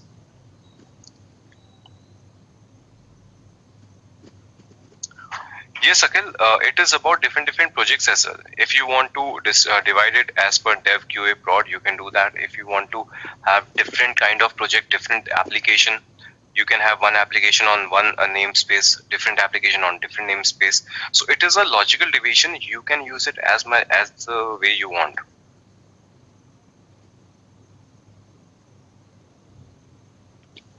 Anurag, namespace is a logical division. If you don't want any interference, by default, there is no interference between resources of namespace A and namespace B. But still, if you want to have networking capabilities between different namespaces, that a namespace A resources should be able to talk to namespace B resource, we can do that. We can see that in the networking concept. On day 7, we are going to discuss about networks.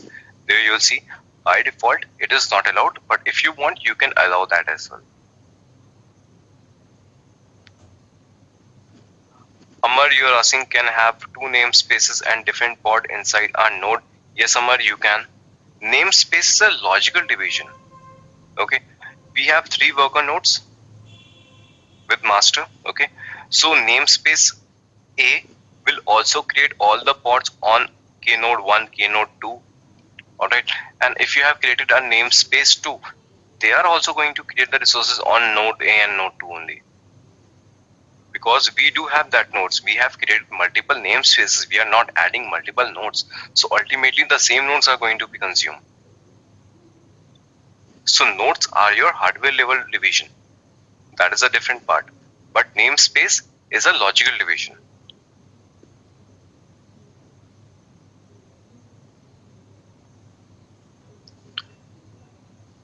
Primpal, what is the use of default namespace? Okay, if it does not have much isolation security as compared to other namespaces.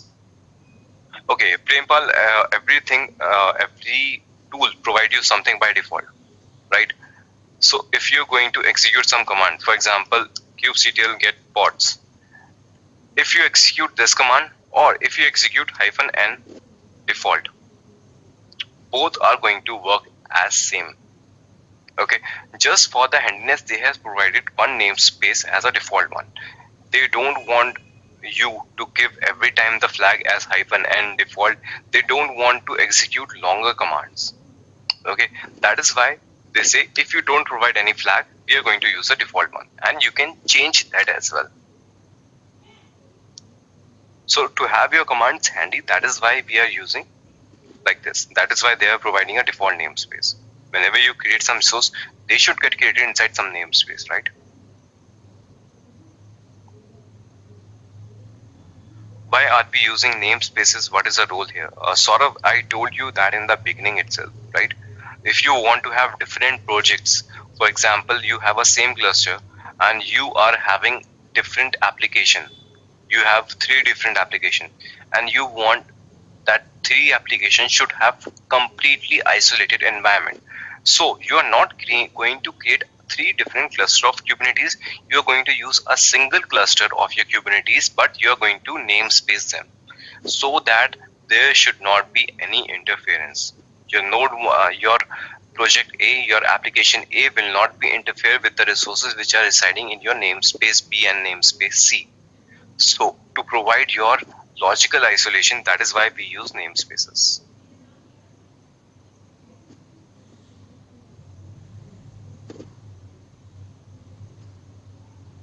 I mean kernel concepts, how namespace originated. Sarath, if you are going to how it is originated, you have to go to Google. And they have created complete Kubernetes on Golang. Alright. So they have complete code how all the resources are originated. We are discussing about the functionality. What is Kubernetes and what functionality does it provide? How it originated, that is a completely different topic here.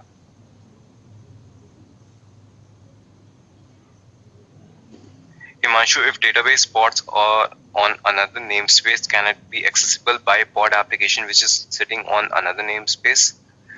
Yes, Himanshu, if you want to do that, you can do that. Okay. By default, the networking doesn't allow you with cross namespace resource utilization. But if you want to do that with the networking concept, you can do that as well. You can allow communication between two namespaces as well.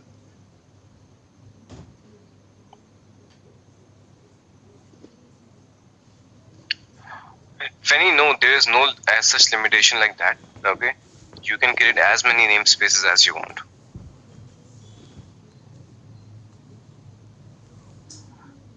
Prempal, you are asking, can we create pod on a specific node? If you were present in my previous class, you must have known that. Okay, we have discussed how we are going to create your specific pod on specific nodes. If you were not in my previous class, I'll request you to have the recording of my last class. I have already shown a complete practical on that. Static pods are there for this.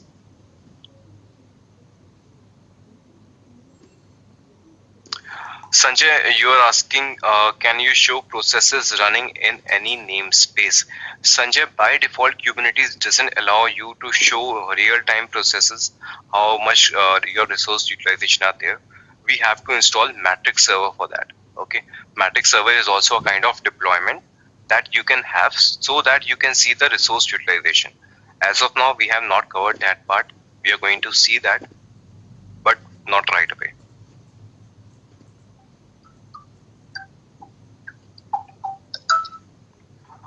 Team, allow me a minute, please.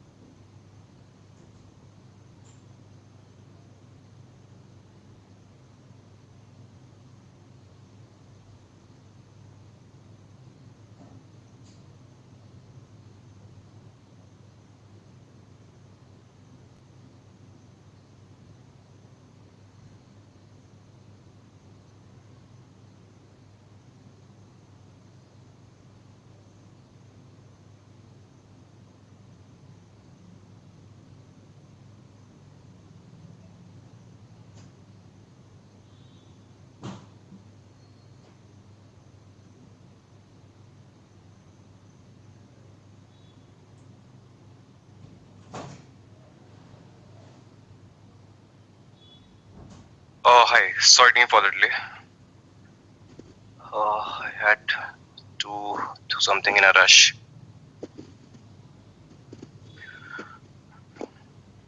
Ashok, no, if you have created a namespace 1, you cannot rename it. Okay, you just have to delete it and recreate it.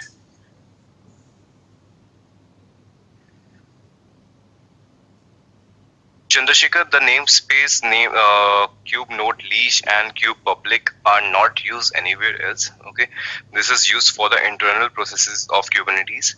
So anywhere in your practical experience, anywhere in the examination, there is no question and nothing related to kube node lease and kube public. You will always be dealing with default namespace and kube system. That is all. So you can ignore kube lease and kube public as well. Sumit, if I'm using same resources in two different namespace, how the memory and CPU utilization happens for both of them? Is it separate or both consume the same resource? Okay, Sumit, the thing is you have to understand a part that if you have a same, you cannot have a same television in different rooms, right? There is a television in room 1 and there is a television in room 2 as well. They might be similar, they might be identical, there might not be any difference with the configuration of the television, the number of channel, cable connection, remote can be similar, everything can be similar, but these two televisions are completely different. They are individual, they are unique to the rooms. So anything which you have in namespace 1 and you have the similar object in namespace 2, they will be two different unique items. So they will consume the resource as per their load. Consider you have an Nginx pod running on namespace 1 and you have another Nginx pod running on node 2. So if any application comes on your first Nginx pod, the resource consumption will be there. And whenever your application target will hit your second Nginx server, so it will be consumed from node 2. So they might be identical, but still they are unique in their own way.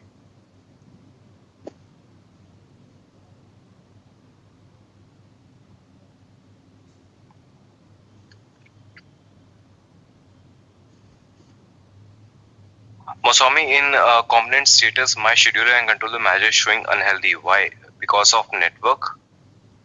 Okay, Masami, we have to see that, we have to troubleshoot that. You have to see that if you have installed any third-party CNI as well. If CNI is not available, it might show you unhealthy. Okay, so please check that your CNI is in place or not. And still, if it is unhealthy, we have to troubleshoot. We have to do the kubectl describe command, and with describe command, we are going to see how the things are happening at the backend, if there are any issue or not. All right.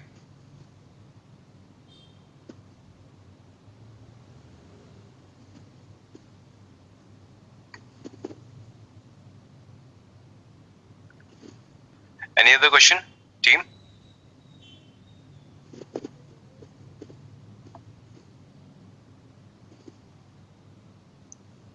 All right, let's move to another concept now.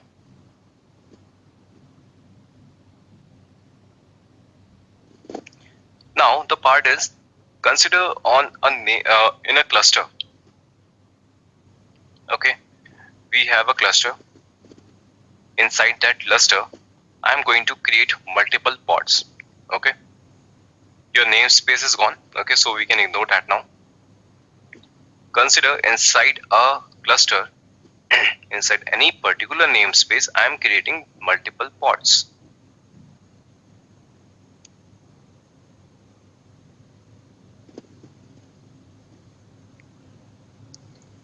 Okay, so team, on the higher level, I want some kind of identification. Okay, definitely these all pods might be of different flavor, right?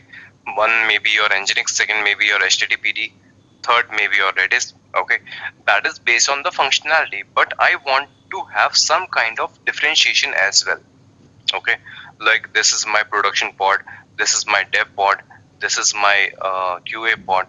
Okay, so if you have same application and your same application running in all the environments, so all the images will be same, all the pods will be same, but I want to have some kind of identification. All right, so for that purpose we use some kind of labels. Okay, now again I always try to give examples as a layman examples. All right, so a layman example for this, consider you are inside your kitchen. All right, inside your kitchen you have multiple jars, right? In some jars you place sugar, in some jars you place salt, right? In some jars you have something else. Okay, so how do you identify on which particular jar what is actually inside? If you are no man, then how you are going to identify that which is sugar and which is salt? You cannot identify that, right? So what we do, over the jar we place some kind of label, we place some kind of sticker. Okay, and with that we can identify, okay, this jar contains some sugar, this jar contains some salt. Okay, so what we do, we place some kind of sticker, or simply you can say we put some kind of labels over the jar so that we can identify that this jar contains sugar, this jar contains salt, right? Similarly in Kubernetes as well, we place some kind of a label on our pod so that we can do the identification. Okay, so how it goes, let's see that practically. This is my master machine. Okay, so if you want to give labels, it is very easy if you do it from the command line with the imperative commands. kubectl run pod1 -- image nginx. All right, now if you want to give labels, you can simply give it by providing 2 slashes and label as a keyword. Okay, -- labels equals to, in single quotes I am going to give all the environment, all the labels. So the thing is, I am saying that this pod belongs to the environment which is of production. Okay, so that is I have given. All right, so I have given only one label as of now. Let's create multiple pods with multiple labels. 2. Okay, the environment for this pod is going to be dev. Okay, everything is same, name is different, image is same. Now I want to identify this pod as a dev pod. I can give multiple labels as well. Okay, I'll say that owner of this pod is Shubh. Okay, I can give that. This pod is also created. Let's create another pod. This is my pod 3. All right, and this pod belongs to, say, production environment. Okay, and this time I am not giving as owner, I am giving another one. Type, what kind of pod it is, what type of pod it is. I'll say this is the database pod. Okay, so you can see I have created 3 pods. kubectl get pods. You can see 3 pods are running here. Pod 1, pod 2, pod 3. Now you may ask that what is the use case of labels? Okay, what is the use case? We have understood the functionality, how they provide the differentiation, but what is the use case? Consider inside your cluster 100 pods are running. Okay, consider inside your cluster 100 pods are running. Out of them there are some database pods as well, there are some application pod as well, there are some middleware pods as well. Okay, so how you, if you want to see only pods which are database pods, how you are going to see that? You have 100 of pods, you are not going to filter it one by one, you need some kind of filtration. Okay, so what I'm going to do, I want to see just database pods outside. Out of those 100 pods, I want to get the output only for the database pods. So listing command is same, kubectl get pods, this is going to be same, -l I can give, and then I can give the type equals to database. So whenever you give -l flag and you provide the pod definition or pod label, then you are going to see the output for that only. Okay. Now what I need to list the pods which are owned by Shubh only. I don't want to see any other pod. I just want the list of pods which are owned by Shubh. Okay, do that.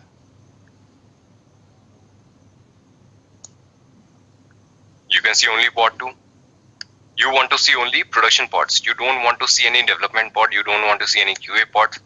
No problem, you can do that. env equals to prod.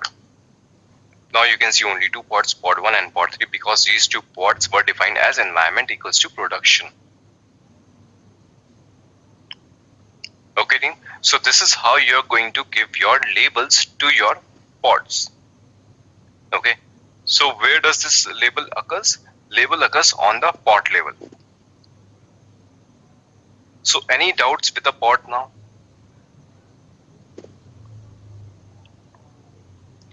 Krish, you're asking label should be unique in same cluster, right? If we give same name.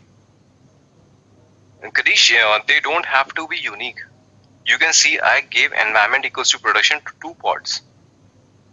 Okay, so it is an identification. In a layman example, you can have sugar in 2 jars. You can have salt in 3 jars.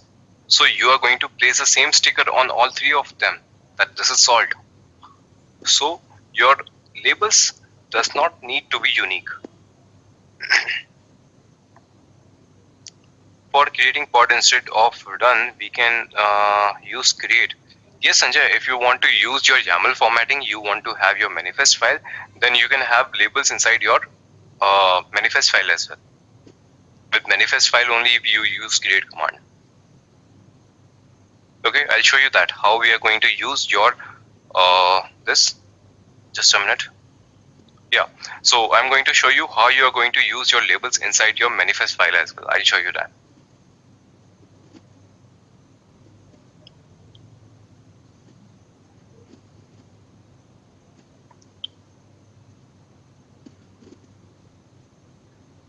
Jagannath, how do we use and or condition while selecting labels? Jagannath, it's not about and or. If you want to give 2 variables, you can give 2 variables. That you can do. Owner equals to Shubh. Okay, no. Even I haven't tried that any time before. So no, if you are using your labels for listing, you can use only one label at a time.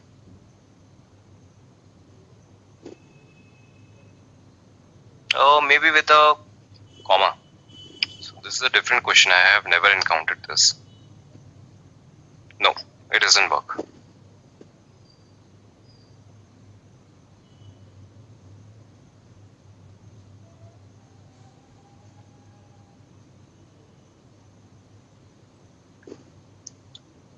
Alright, any other question till now?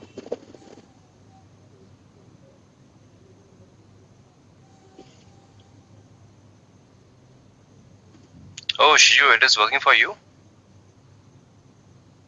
Why not for us?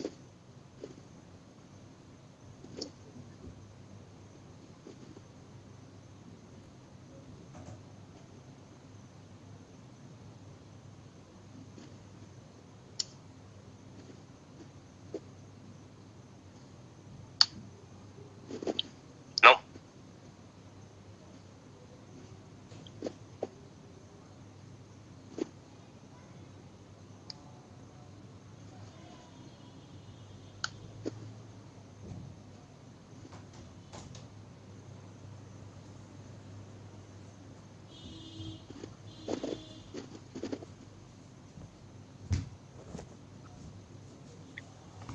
Govinda, you are asking how can labels be assigned to the existing pods.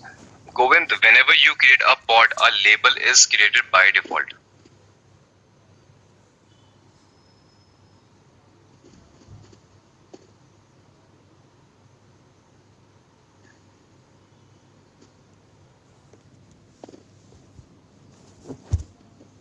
Okay, environment is dev, I have already given.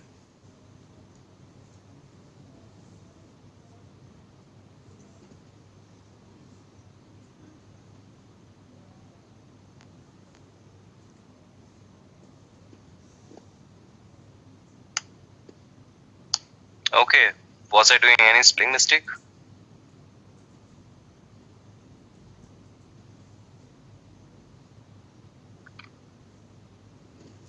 Okay, so yeah, it is an AND condition. All right, it is not an OR condition, it is an AND condition. So both the condition, if both the conditions satisfy, then your -L is going to give you the output. All right. So somebody was asking if I do create a pod without a without a label, and if I want to label it. So the thing is, by default, whenever you create a pod, a label is defined there. All right. So let me show you. kubectl run hyphen image nginx. Okay. I have to give the pod name as well. Pod 4. Alright, so if you're going to execute this much command, you haven't given any label. Still by default, some labels are placed at the backend. If we want to see that, we can see that with the dry run command. You all know that, right? Dry run command we have already executed. -o YAML. Okay, so team, here you can see whenever I create any resource, a by default label is already placed. Okay, so run pod 4. We haven't given this label, but it is created by default. So labels are always there, whether you give it or not. If you give, it will use that label. If you won't give, it will have some label by default at its own end. Okay, so if you want to see that as also, let me show you for something else. Okay, let's do the dry run for this command.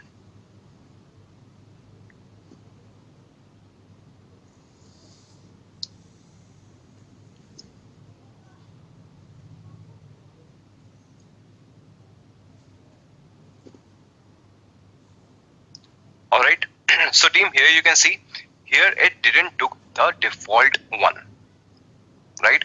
Whenever you define the labels explicitly, the labels are going to be just like that. Labels, environment equals to prod, type equals to dv.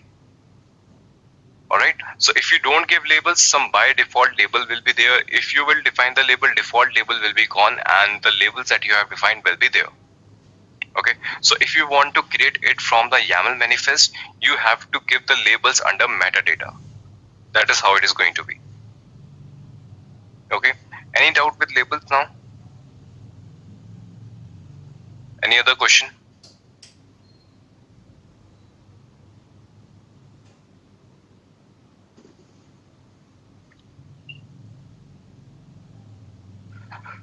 What is the other possible use case of labels other than justifying filtering and identification of pods? Prempal, we use labels very handy. Okay. Then how we are going to proceed, you will see how much we are going to use your labels. Labels are used with your node selection as well. Okay. If you are going to use your props, we are going to use that here. In props, I'm not sure. But yes, labels do provide a vital role. Okay, as we are going to proceed, I'll tell you where labels are being used. But as of now, you just understand that labels are used for the identification purpose. Wherever we use labels, I'll show you that later.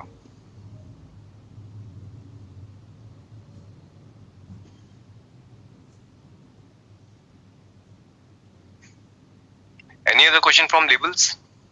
Clear to all of you?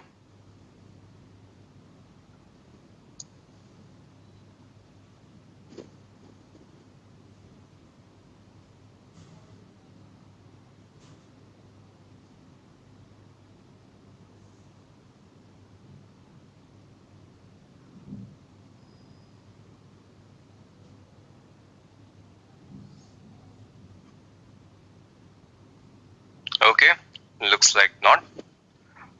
All right, so team, next concept we are going to cover is your environment variables. Okay, now we are going to discuss about your environment variables. Environment variable, as a name suggests, right? We have some kind of environment variables in any machine. Okay, so whenever we create some pods, we might need some of the environment variables inside our container as well. Okay, we have discussed about namespaces, labels, environments variable we are on. Okay, so we want to provide some kind of variable inside our container as well. How we are going to have that environment variable? We are going to use the same way as we used your labels. kubectl delete pods -- all.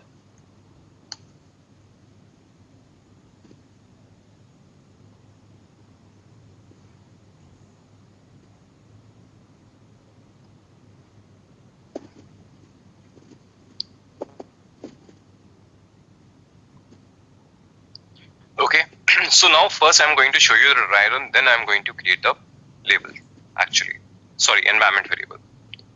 So to run any container or pod, you use kubectl run command. Okay, again I'm defining pod 1, image, nginx. Earlier I gave labels, now I am giving env. Env is your environment variable keyword.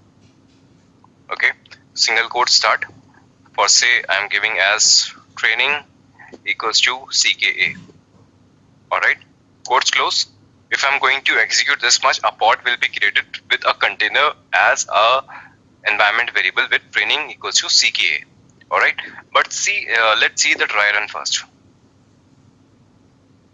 Dry run equals to client. Okay, and then -o YAML.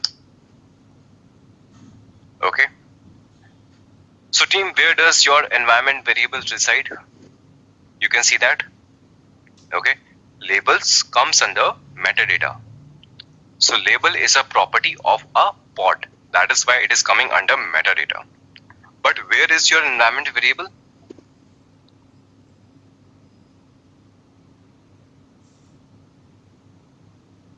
Environment variables comes under your container specification. Okay, so all the environment variables are your container level resource. So any environment variable you define will be inside your container specification. You can see specs, container, environment, name is training and value is CKA. Means training is equals to CKA. Now I am going to create this container as well. Okay, let's remove the dry run. Okay, your pod is created. If I want to log into my pod, how do I do that? kubectl exec command, we have seen that, nothing new. And then I'm going to give the pod name, pod 1, and then some bash prompt. Now you can see I am inside my pod. Okay, so if you want to see environment variable, what is the command? Print env. Okay, so you can see that whenever a pod is created, whenever a machine is created, we have some variables, environment variables created by default. Okay, some environment variables are your image based. Okay, you have nginx image, so some environment variables coming from that. You are using it as a Kubernetes pod. That is why you have some Kubernetes level environment variable as well. But you have the environment variable that you have defined as well. Okay, so it will have the environment variable that you have created. If I'll come outside, Control PQ. Alright. Let's have an example from the repo as well, shall we?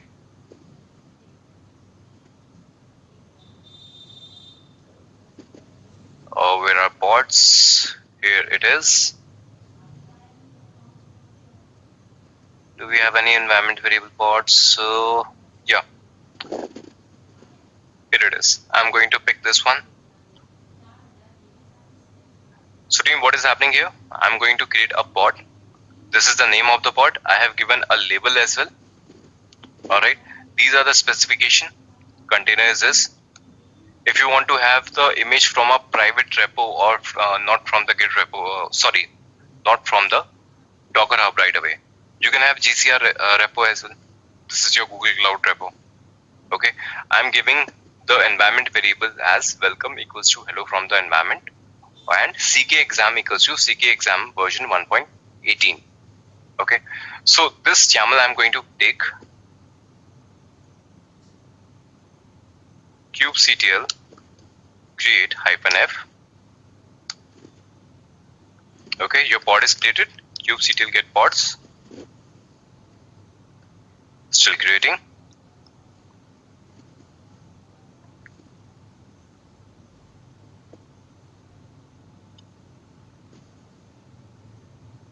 It is a heavy image, so it is taking some time.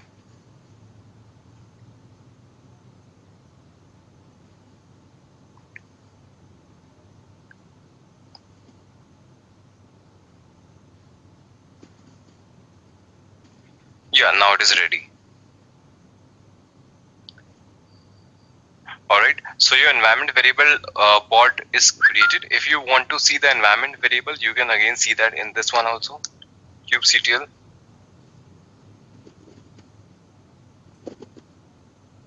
Just a minute.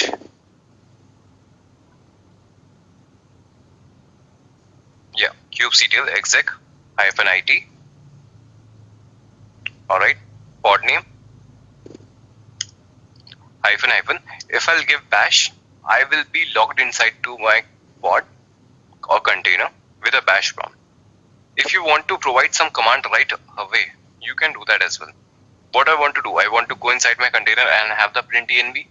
So I don't have to go inside my container. I can simply give the command right here itself. Okay, so I did --, print env, and I give the environment variables right here. You can see welcome, hello from the environment, and CKA exam version 1.8.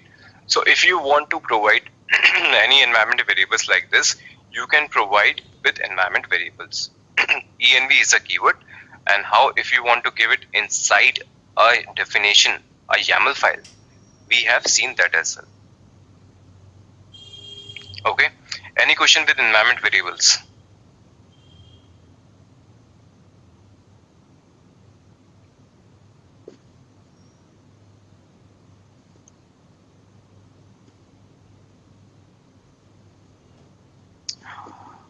Sir, will it be used across cluster, or we have to set it per cluster environment variables? Rahul, it is not a cluster level resource at all. If you have multiple Kubernetes cluster, that is a completely different thing. Okay, we are using it inside a cluster, and even if you have to give the environment variables are at the container level, not even at the pod level. So even if you're creating two containers and you want to pass on the environment variable to different containers, you have to mention it specifically.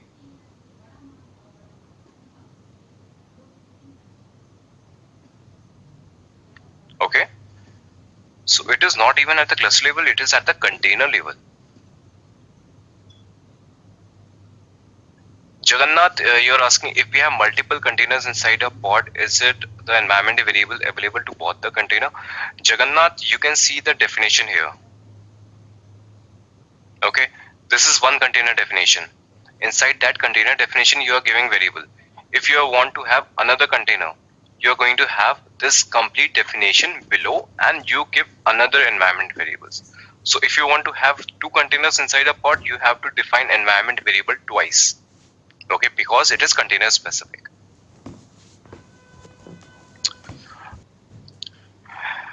Okay, now we can see pretty much responses, so we can start now.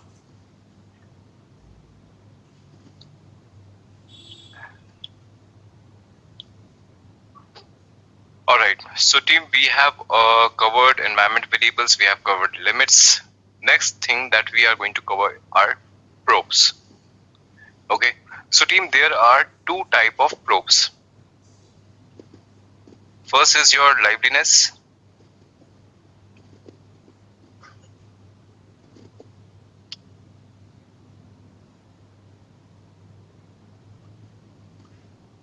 Okay, and second is your readiness.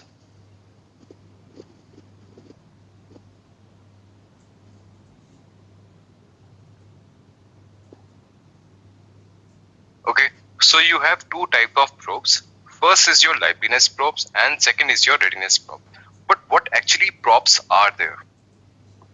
Okay, before understanding about type of probes, what are probes actually?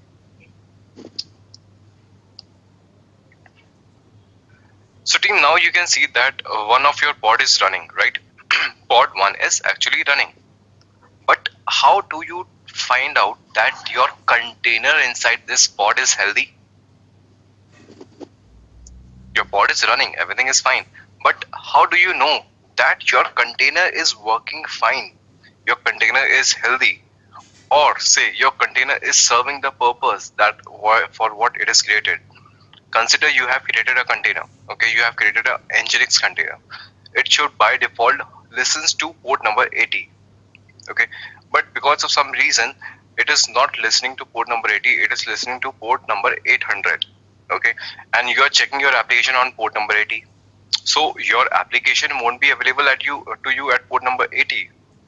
All right, it means your functionality is not being served, but your container is running, your pod is running, right? So in these scenarios, your probes comes into picture. Okay, probes are nothing but probes do the health check. All right, Arjun, you are talking about our Docker commands. We don't want to do anything with the Docker. We are going to do everything with the probes, right? So the thing is, I want to do some kind of health checks or condition checks from Kubernetes itself. I don't want to go to any other tool. Alright. So for that purpose, Kubernetes provide you probes. Okay, and there are two type of probes as I told you. First is your liveliness and second is your readiness. I'll show you this right away practically so that it will be more clear to you.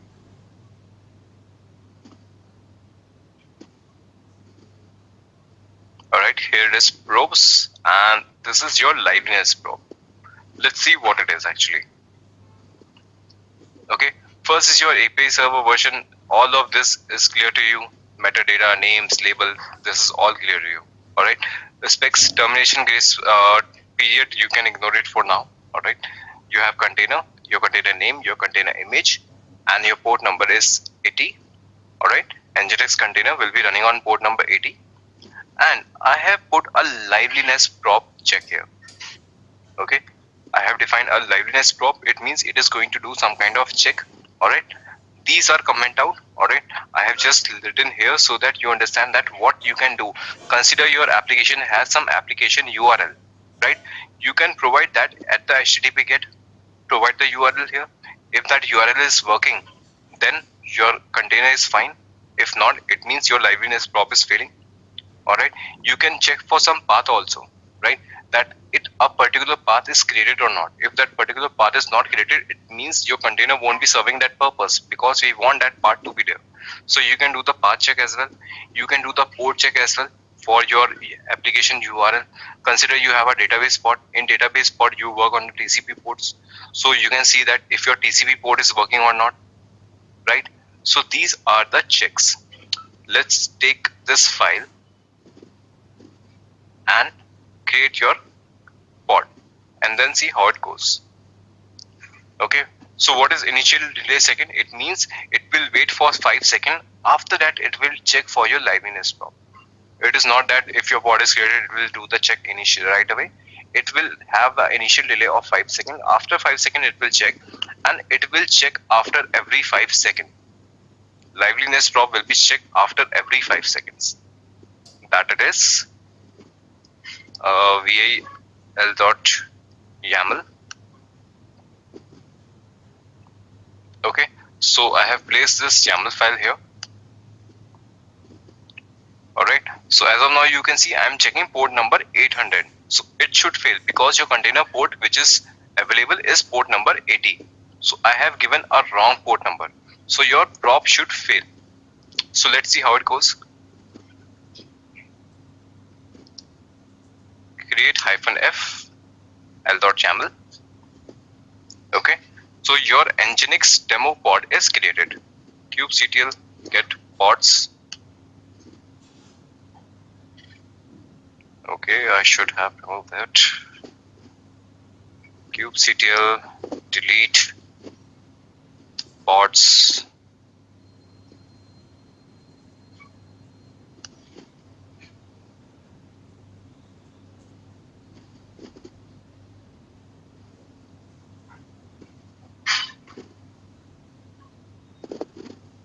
I'm just removing the previous pod, which are of no use for us now.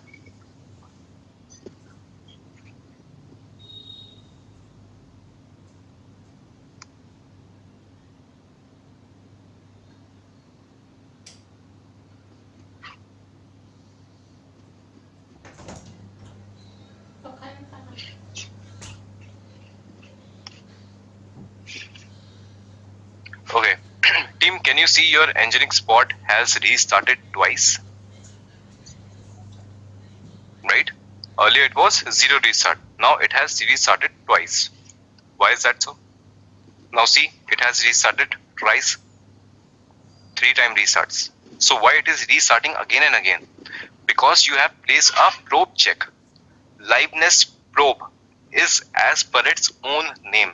Okay, so team, for the basic definition, you can understand what is the difference between liveness probe and readiness probe. I will give you the readiness probe as well, but it is right away from the name.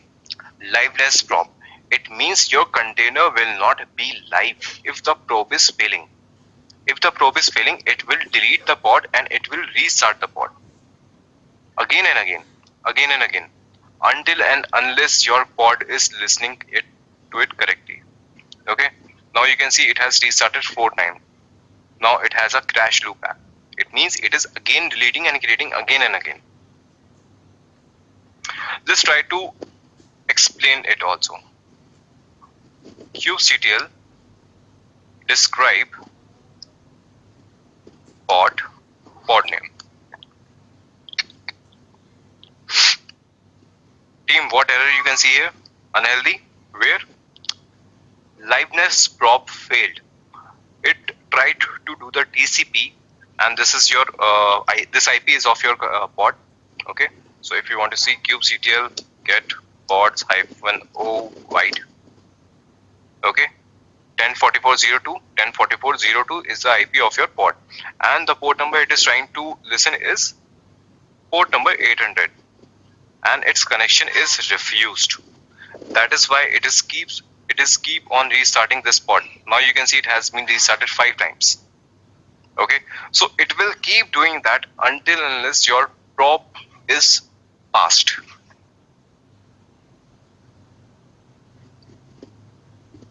Alright, so if I delete it, kubectl delete pod name. Okay, your pod is deleted. Let's modify it.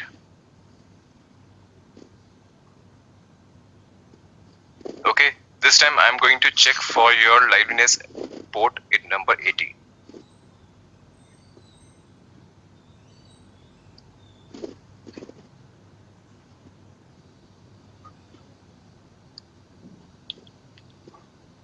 Alright, let's try it this time. kubectl create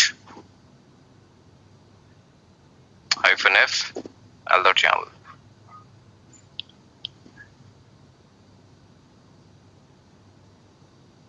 Okay, there's some error with the formatting.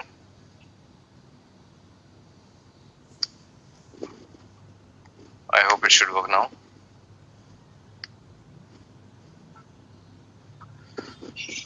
Line number 17. Okay. 1, 2, 3, 4, 5, 6, 7, 8, 9. Let's see it on the GitHub repository itself.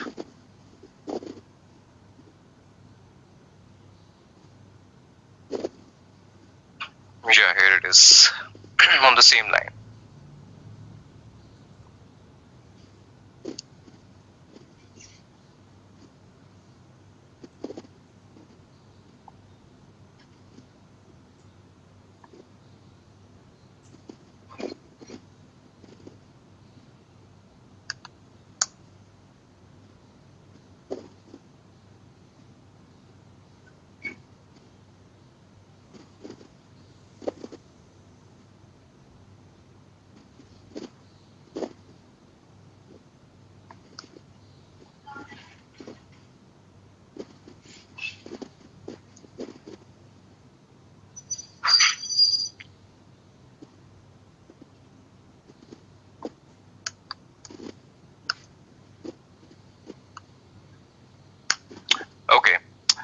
time I had to uncomment the HTTP get as well. Okay, because earlier we were checking for TCP port, TCP socket. Now we are checking for HTTP port.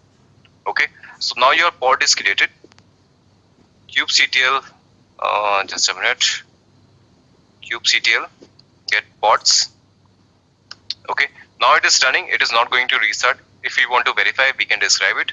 kubectl describe pod name. Okay, now this time you can see there are no failures. Your probe is passed successfully. There is no problem with that. Alright, everything is normal here. So this is how your liveliness probe work. If your probe is failing, it will keep on restarting your pod until unless your check is passed. This is the story of your liveliness probe. Okay, I hope it is clear to all of you. Any question with liveliness probe?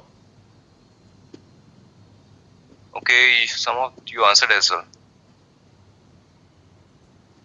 Okay, thanks Anil, Gopal, Gaurav. Alright, Arjun, under liveliness probe we have TCP socket and other definition. Is there a man page like in Linux for us to know that available condition and parameters available in Kubernetes? Alright, so Arjun, yes, there might be on the official documentation. It must be there. Alright. Probably on this.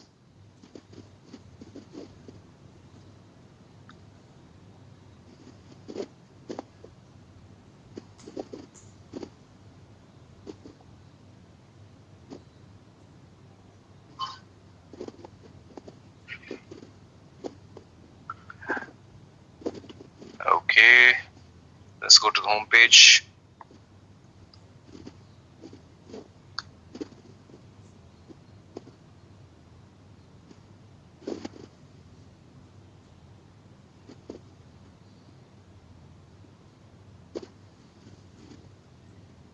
Okay, so this is the official documentation.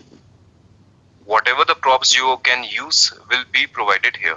Okay, all types of probes, what are the condition, everything will be placed here. And I have also placed the examples here. Alright, so you can try the examples that I have placed here. Okay, I open the same page.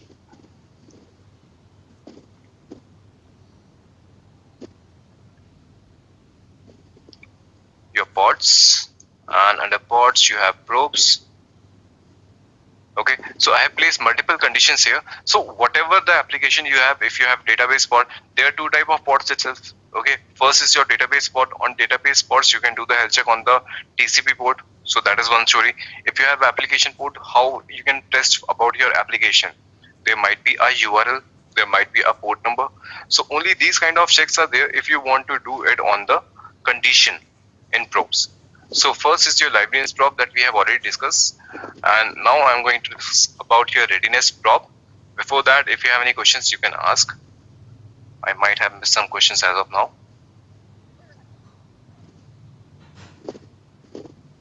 Can we generate some alert?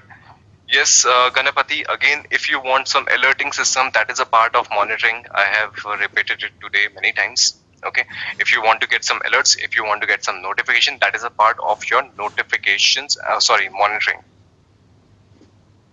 So yes, these things can be done. You can get the output all the time, but with the help of monitoring. So that is the part we are going to discuss later on.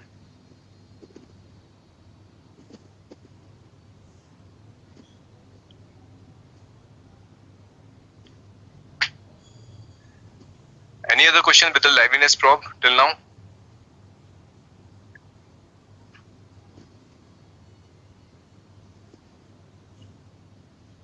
Alright, so let me show you another example for your readiness probe now.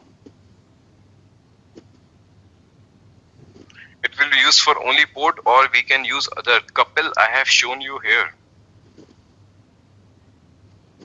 I request you to pay attention. I have already shown you and discussed multiple times. It is not just port, you can give the path as well, you can give your application URL as well. You have multiple things. So it is not only with port, it is with the path as well, it is with your application URL as well. I have shown you that.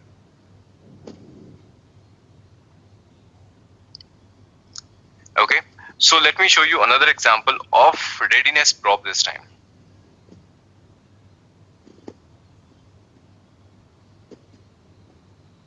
Alright, so now you can see all the definitions are exactly same. Your kind, metadata, name, labels, alright, container name, image, everything is same, container port number. Alright, readiness prop. Okay, this time I have given the definition as readiness prop. In the previous definition, it was liveliness prop here. That is the only difference. Apart from that, I'm doing the health check for your HTTP GET itself. Okay, port number again I'm checking for 800. Okay, this is not the correct value. You can understand that because your Nginx is listening at port number 80. Again, I have given the wrong port number so that we can see what actually it does. I'll have the YAML kubectl create -f. Your pod is created.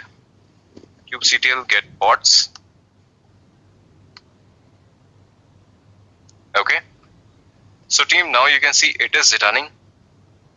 Can you see any difference with the liveliness prop? It is running and it is not getting restarted. Any difference you can see in the output?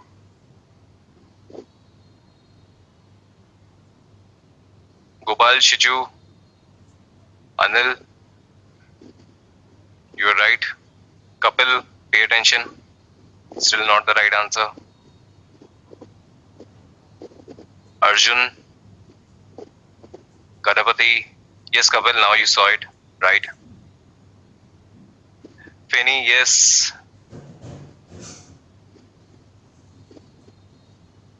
Mosami, yes. Chandrasekhar, still you have to get it. Yes, Rahul. Yes, Saurav, yes. I haven't given the right port number. Okay, so it is a problematic situation right now. But what is the difference? I haven't given the right port number. I'm asking about the readiness prop. You have to see the lower one, lower pod, RP Nginx demo.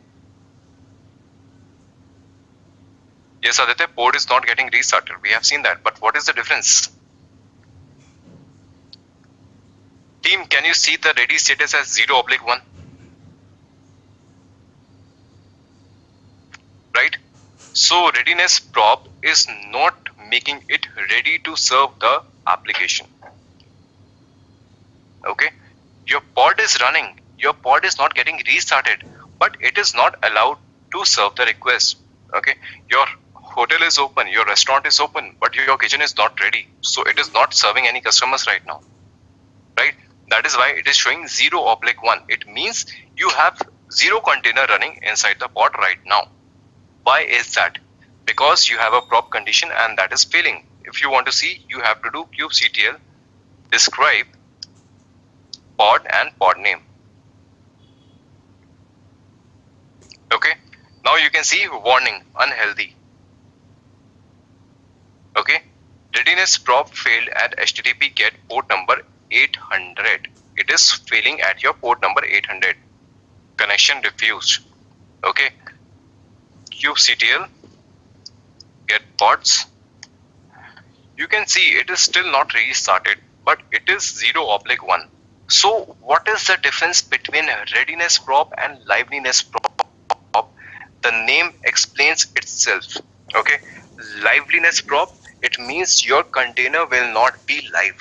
Okay, in liveliness prop, your container will not be live. In readiness prop, your container will not be ready. That is the difference. In liveliness prop, your container will not be live. It means your container will be killed and it will keep on restarting. It will keep on recreating again and again until unless your prop is passed. In liveliness. In readiness prop, it won't make it ready.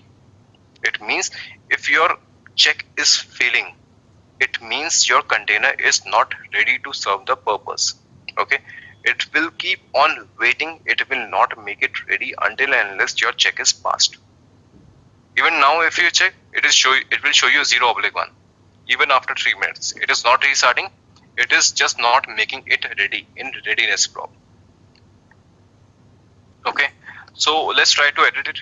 kubectl edit pod name.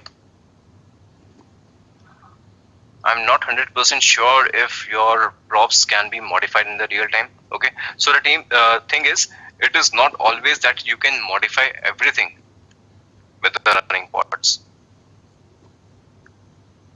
There are some fields that you can modify. There are some fields that you cannot modify. Okay, edit, cancel, no valid changes. Okay, so this value cannot be changed. kubectl delete pod --- all. Okay, I'll take this definition. vir.yaml. Okay, I'm just modifying the port number. I'm giving the right one. Port number 80. kubectl create -f r.yaml. kubectl get pods.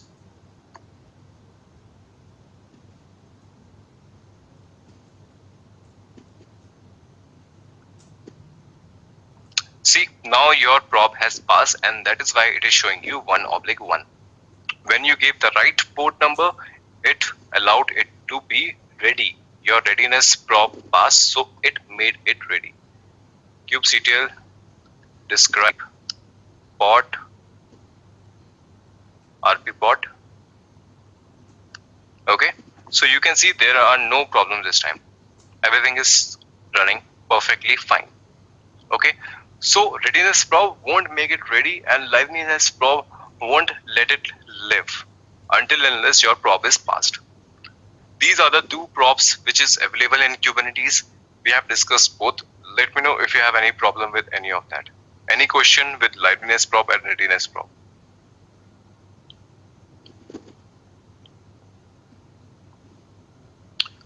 Yes, Joydeep, you are right. But if the container itself is not ready, then will it be able to ping URL? Anil, no, that is not the case. It means your container is created. Your container is created and it is available. But the prop is not passed. It means there is something going on inside the pod. Okay, the example I gave you earlier in the earlier classes for init pod, init container, it means that your restaurant is open, but your kitchen is not ready to serve. It means you place the readiness prop where there is some cooking required. Okay, it is not that once your container is created right away and it will start serving the request. Your purpose is once your container is created, it has to cook something, it has to create some HTML pages for your Nginx web server, or it has to do some work. After that, it is going to serve the request. So for that purpose, either you can use init container or either you can use readiness prop. So you will place a readiness prop for 5 seconds or 10 seconds or 1 minute as per your requirement. After that, it will make your container available. Your container is created, it is waiting to make it available. Okay, I hope it is clear to you, Anil. Can we have dependent pod to be created, deleted based on the other pod prop success? Ganapati, no, that is not the case. If your one prop is failed, props are basically on a particular container itself. Okay, you cannot define a condition for another container or pod based on the props defined on one container. Okay, for that purpose, you have init containers. But props is done on the specific container itself.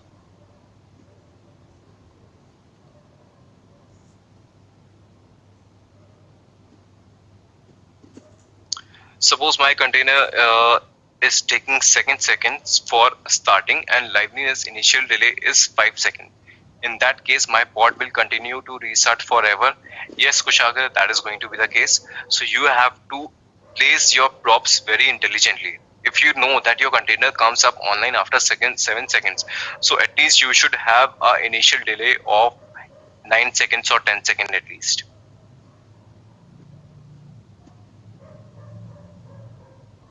In production, should we always use readiness prop? Is it a good practice? Yes, Adurika, guess it is a good practice. That is why readiness and liveness props are there for do the health checks. Okay.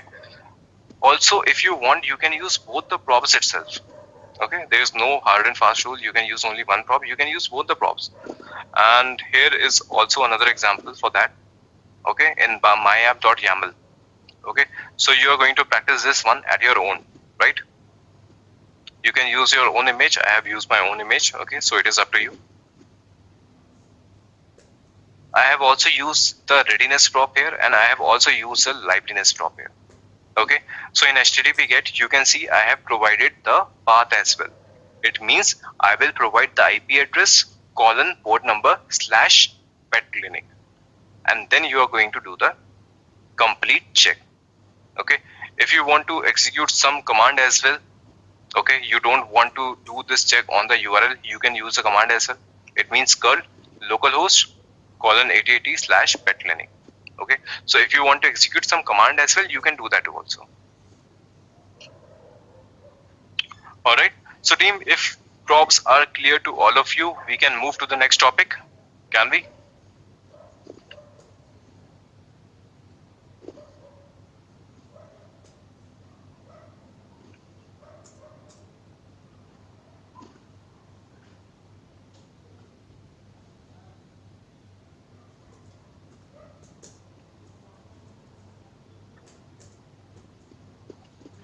Kushagra, how to decide which prop to use?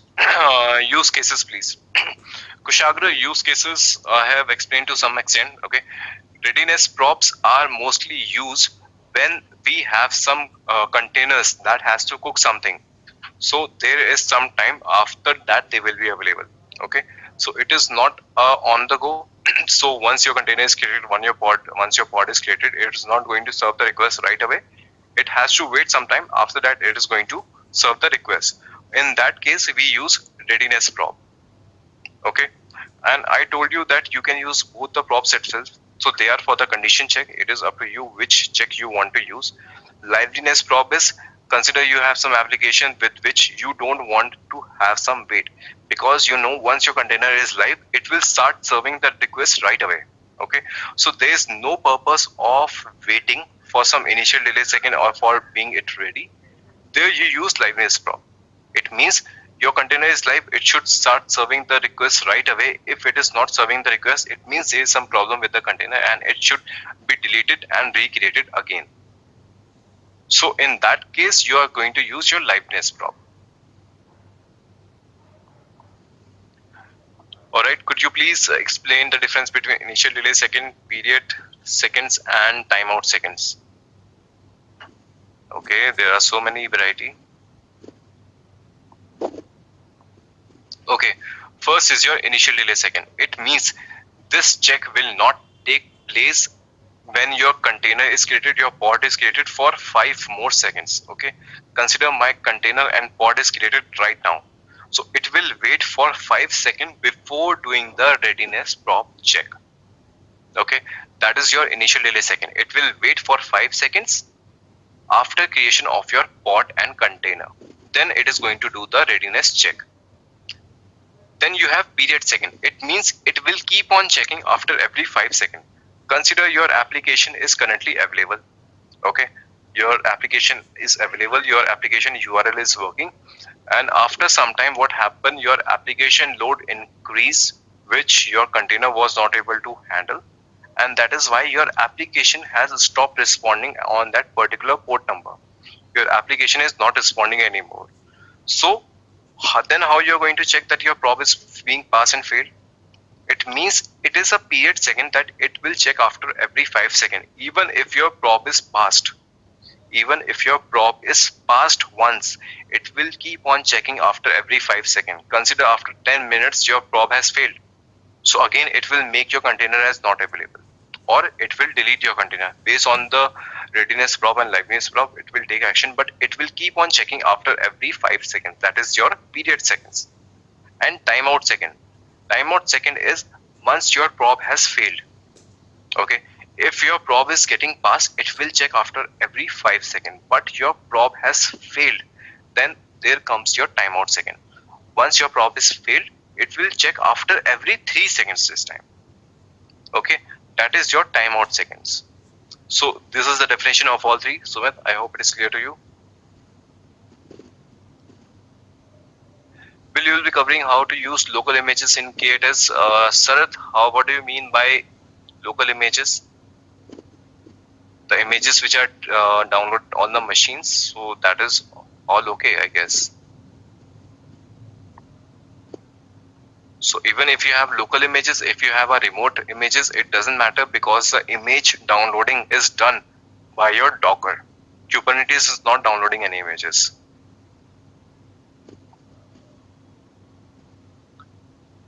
Okay, Sarath, if you remember, I have shown you today itself how to use local registries. Okay, I have also shown you how you can use Google registry as well.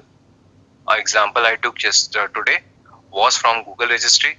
Here you can see I am also taking the image from a privately owned registry as well.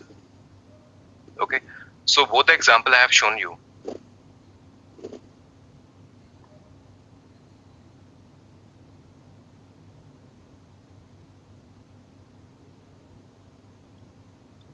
Okay.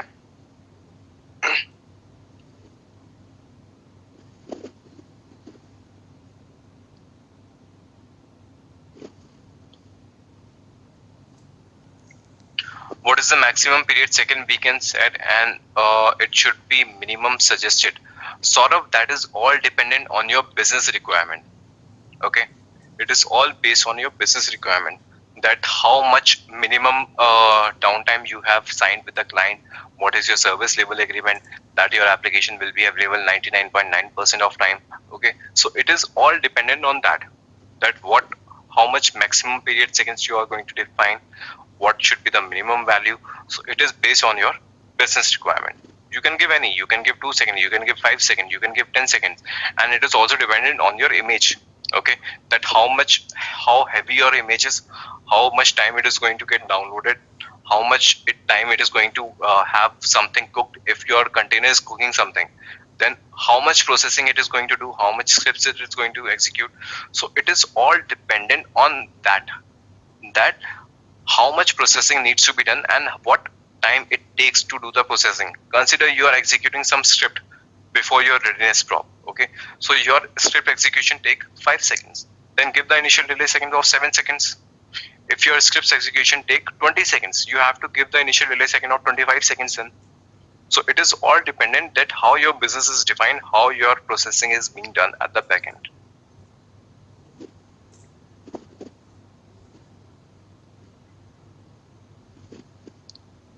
All right.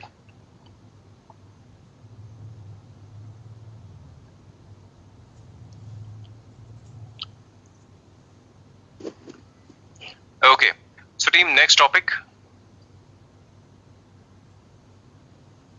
All right, props are covered.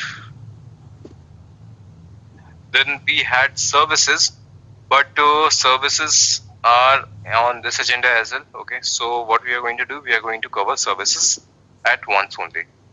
Okay, first we are going to discuss about your controllers.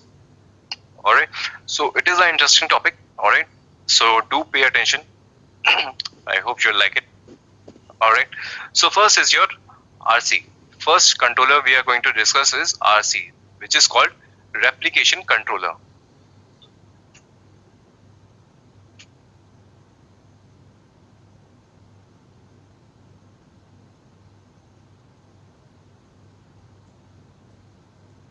Okay, so team, let's discuss about your controllers. How many type of controllers are there? So when we discuss about the architecture, if you remember, I told you there is a controller manager, right?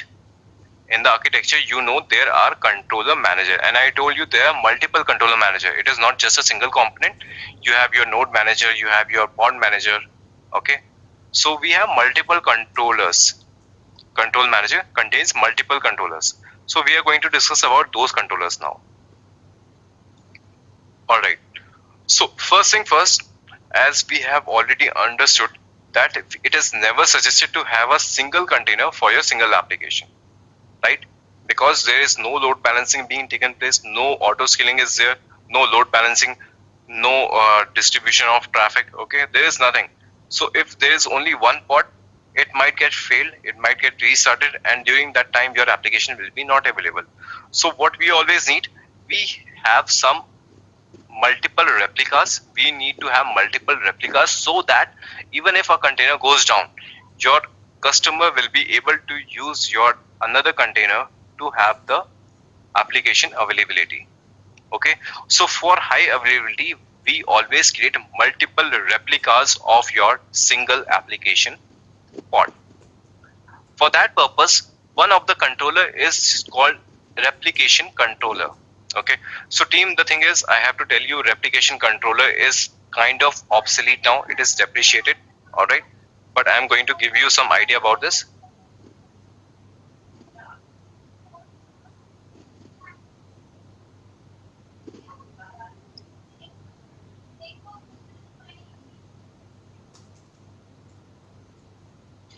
Okay, first is your replication controller it is.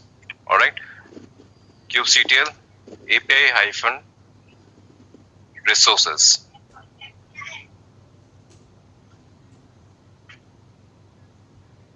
Where is replication controller? It has to be somewhere.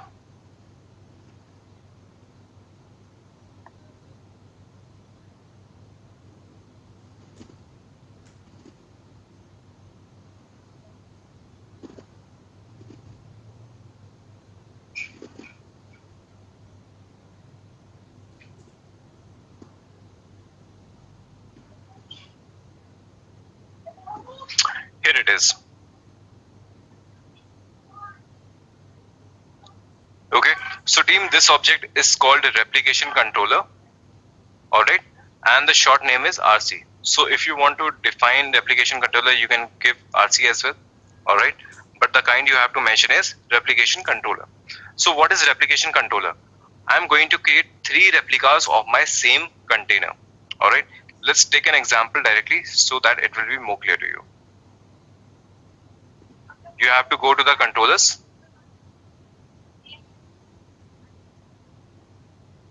Replica controller. Alright, so team, let's try to understand it, what replication controller actually does. Okay, first is your API server. Alright, kind is replication controller this time.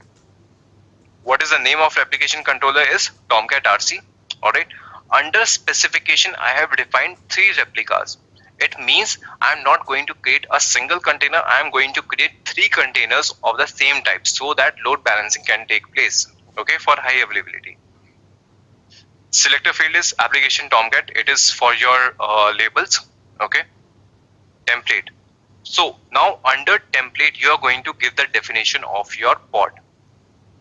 Okay, this is your application controller. This is the name of your application controller, and under specification template, you are going to give your Tomcat pod definition.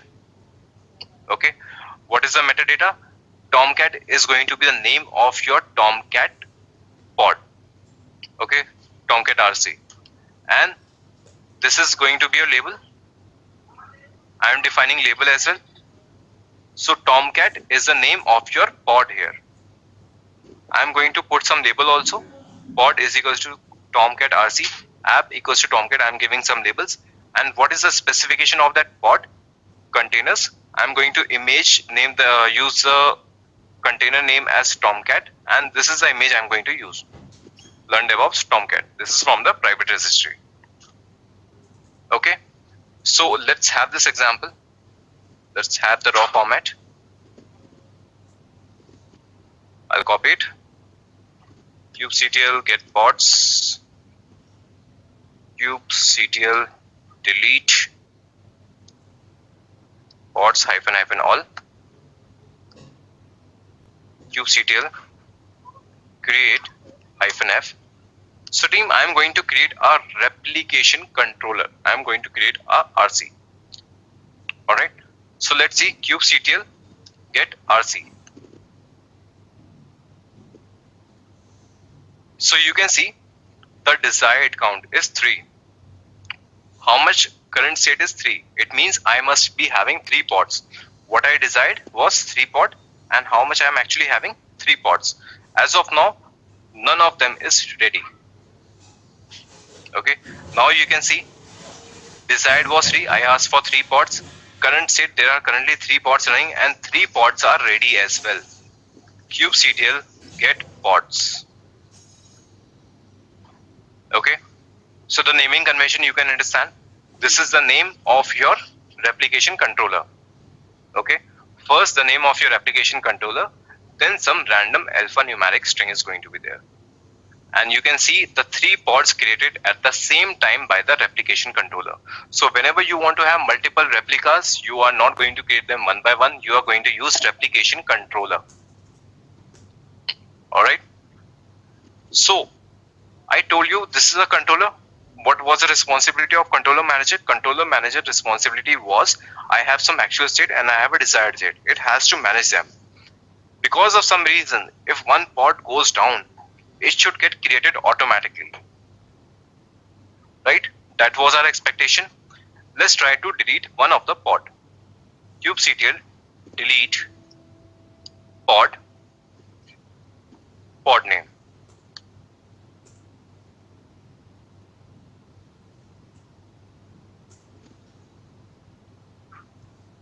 Okay, once our pod is deleted, still you can see current is 3, ready is 3. Why?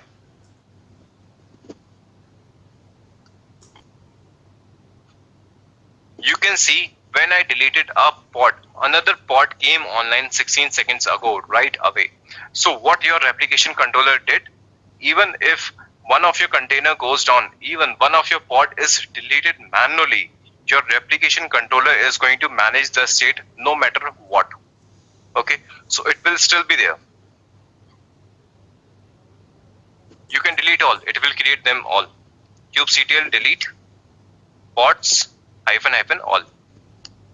I'm deleting all the pods.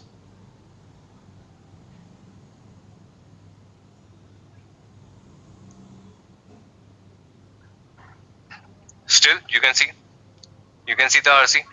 It is 333 again. Why? Because all the pods are created again with the help of your replication controller. Okay.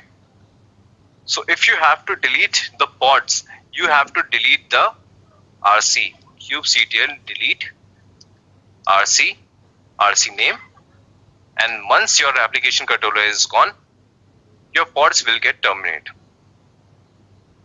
All the pods are gone.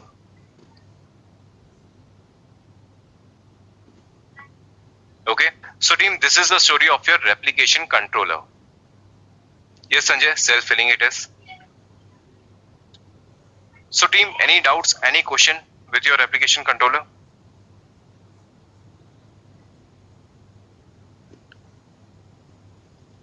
Because if the pod goes down, then application controller will handle and create new pods. Yes, Saurabh, you're right. Team, any question with replication controller?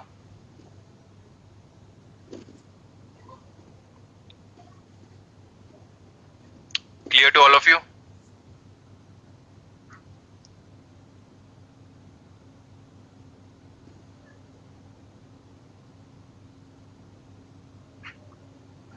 Sumit, you are asking, can we edit any specific pod within RC? No, Sumit, you cannot do that. The reason is your replication controller is managing them, and the purpose of replication controller is load balancing. So load balancing will be done with similar pods. If you have different kind of pod, then there is no load balancing between them.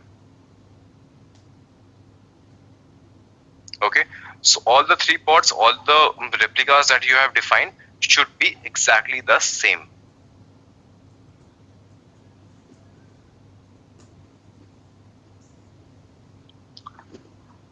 Sumit, or it has to be unique under RC. Okay, I already answered that. Kushagra, does it create a static manifest like kubelet do for the static pods? No, Kushagra, there is no static manifest right here. Okay, replication controller manages it at its own at the backend. There is no manifest with like your static pods or something. Okay, replication controller manages it at the backend. Yes, Himanshu, we can modify the replicas in the real time as well. Okay, that is my next part to which I am coming. Okay, so team, if it is clear, let me have next thing. How to create new replicas based on traffic. Ganapati, I am coming to that only. Okay, I am coming to that only. Okay, so team, as I already told you that your replication controller is obsolete now. Okay, it is depreciated. Why it is depreciated? Because it is being replaced by another object called replica set.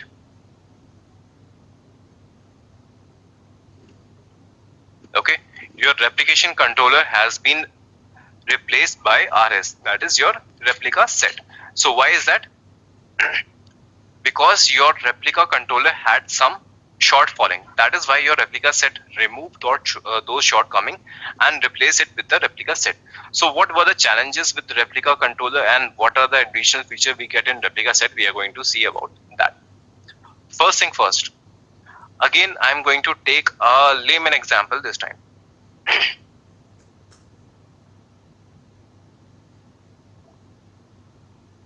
Yes, Kushagra, you are right. Okay, so team, let's take a layman example. All right, consider you're working in an organization. All right, you're working in an organization, and a new project came, and that new project asks for that you want to have at least 5 people with Kubernetes expertise. Okay, as of now, there is a manager in your team. Okay, there is a manager in your team, and these are your resources. Okay, I'm not deleting these images. Consider these are also human resources. So what is the manager doing? Manager has a person in his team who is of Linux expertise. Okay, your manager has another person with database expertise. Your manager has already a person in a team with Kubernetes expertise. Okay, then a new project came, and that new project asks for 4 people with Kubernetes expertise skill set.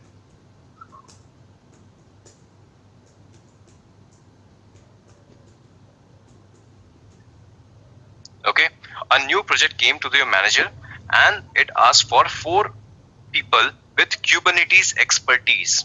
All right, so what happened? Your manager went to another person in human resourcing. Okay, your manager went to HR and he said there is a new project. I need 4 people with Kubernetes expertise. Okay, you have to hire 4 people that have the skill set of Kubernetes. Okay, so what happened? There is already a person with Kubernetes expertise already there in his team. Okay, so now how many people does it require for the same skill set? How many people we have to hire this time? Do we have to hire 4 people or do we have to hire 3 people?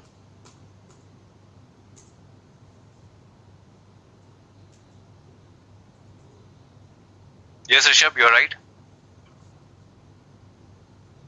Team, so the new project came, it asked for 4 people with Kubernetes expertise. All right, but inside our team we already have 1 person with Kubernetes expertise.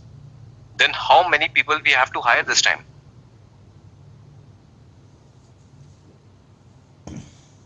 Right, Himanshu, Sanjay, Adhirika, guess you're right. Kapil, you are not.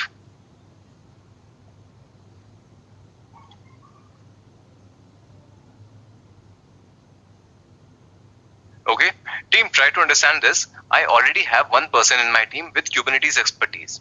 Okay, the project requires 4 people. So I already have 1 people. Why do I have to hire 4 more people? I'll have 5 Kubernetes experts in my team. If I hire 4, I already have 1. Why cannot I consume this person in the new project also? Right? So I have to hire only 3 more people because I already have one person in my team with Kubernetes expertise. I can consume him also in the project. He can also contribute and I can have 3 more people. So this much of smartness was not present in replication controller. Okay, this smartness was not there with replication controller. If you have created a replication controller, if you have mentioned 4 number, it is going to create 4 replication controller. It is going to create 4 replicas no matter what. If the similar pod is already running, okay, if the similar pod is already running, it is not going to count it in.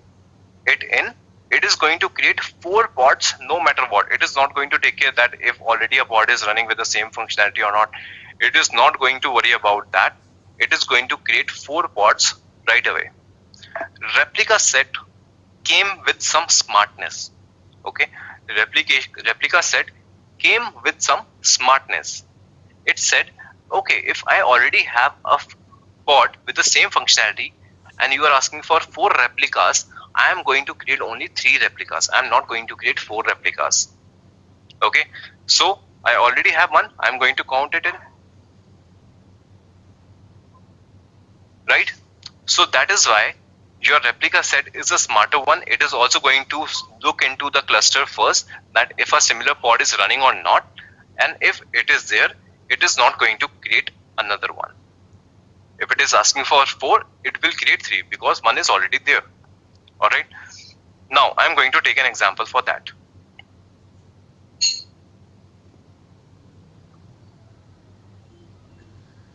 Alright.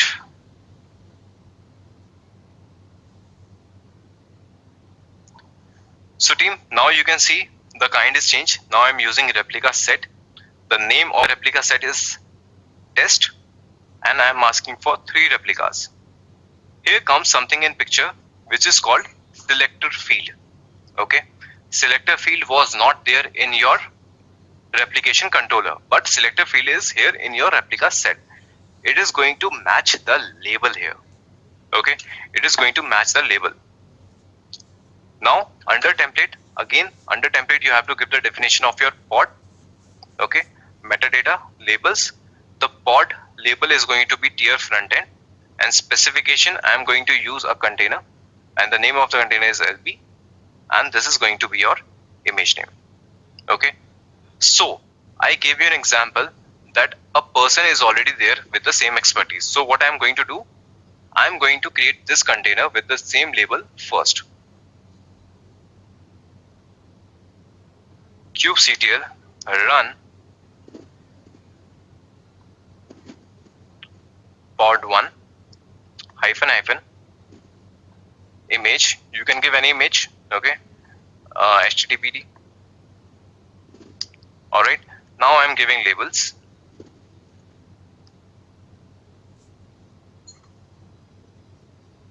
Equals to, I'm going to give the same label, tier equals to front end.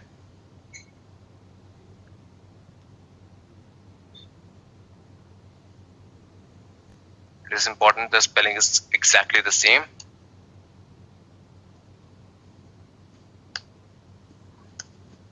kubectl get pods.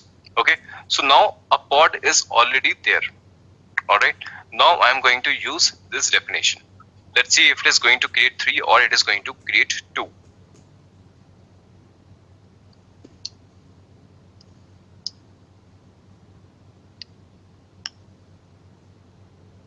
Okay, your replica set is created. The short name for replica set is RS. kubectl get RS. Okay, the name of your replica set is test. Desired is 3, current is 3, ready is 1 as of now. Okay, now all 3 are ready as well. kubectl get pods. So team, can you see it only created 2 pods? It didn't create 3 pods. Why it didn't create 3 pods? Because one pod with a similar label was already there. So replica set do the identification based on your labels. Okay, that is why in replica set, selector is an important field. How it is going to check that similar pod is running or not? How are you going to define inside your kitchen? Consider you are inside your kitchen. How you are going to see that how many jars are there of sugar? You have to check the label for that, right?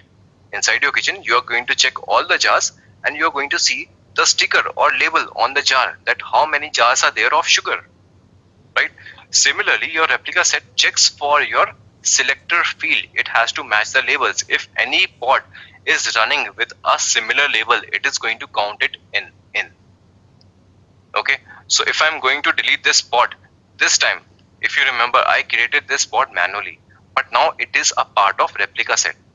When I created it independently, it was alone. It was not a part of replica set. But once I created the replica set, it became a part of replica set. If I'm going to delete it now, it will get recreated.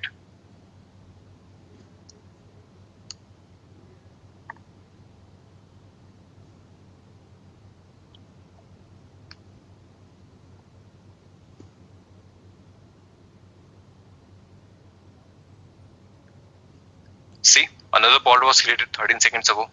Why? Because I already had a person. Maybe this person resigned. If this person resigned, then now I need at least 4 people. Alright, earlier I was asking for 3 people because I already had one person, but that person also resigned. So I have to have 4 people now. That is why another pod came online. Alright, so team, this is the additional functionality that you get with your replication set. Now coming back to the previous question, if you can scale it again or not. Alright, now the use case. Consider you started your new application. Okay, you started a new application of your own. Now what is the situation? Consider, just a minute team.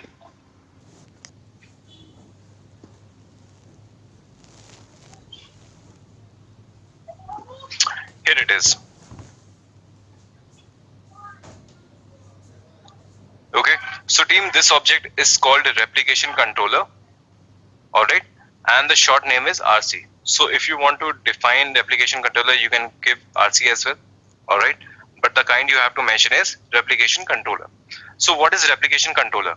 I'm going to create 3 replicas of my same container. Alright, let's take an example directly so that it will be more clear to you. You have to go to the controllers, replica controller. Alright, so team, let's try to understand it, what replication controller actually does. Okay, first is your API server. Alright, kind is replication controller this time. What is the name of replication controller is Tomcat RC. Alright, under specification I have defined 3 replicas. It means I am not going to create a single container, I am going to create 3 containers of the same type so that load balancing can take place, okay, for high availability. Selector field is application Tomcat, it is for your labels, okay. Template. So now under template you are going to give the definition of your pod. Okay, this is your replication controller, this is the name of your replication controller, and under specification template you are going to give your Tomcat pod definition. Okay, what is the metadata? Tomcat is going to be the name of your Tomcat pod. Okay, Tomcat RC, and this is going to be your label. I am defining label as well. So Tomcat is the name of your pod here. I am going to put some label also. Pod is equals to Tomcat RC, app equals to Tomcat. I am giving some labels. And what is the specification of that pod? Containers. I am going to use the container name as Tomcat, and this is the image I am going to use. Learn DevOps Tomcat. This is from the private registry. Okay, so let's have this example. Let's have the raw format. I'll copy it. kubectl get pods. kubectl delete pods -all. kubectl create -f. So team, I am going to create a replication controller. I am going to create a RC. Alright. So let's see kubectl get RC. So you can see the desired count is 3. How much current state is 3? It means I must be having 3 pods. What I desired was 3 pod, and how much I am actually having? 3 pods. As of now, none of them is ready. Okay, now you can see desired was 3. I asked for 3 pods. Current state, there are currently 3 pods running, and 3 pods are ready as well. kubectl get pods. Okay, so the naming convention you can understand. This is the name of your replication controller. Okay, first the name of your application controller, then some random alphanumeric string is going to be there. And you can see the 3 pods created at the same time by the replication controller. So whenever you want to have multiple replicas, you are not going to create them one by one. You are going to use replication controller. Alright. So I told you this is a controller. What was the responsibility of controller manager? Controller manager responsibility was I have some actual state and I have a desired state. It has to manage them. Because of some reason, if one pod goes down, it should get created automatically. Right? That was our expectation. Let's try to delete one of the pod. kubectl delete pod name.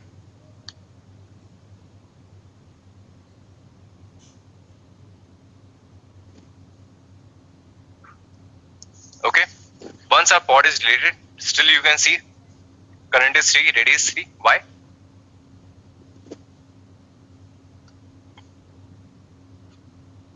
You can see when I deleted a pod, another pod came online 16 seconds ago right away.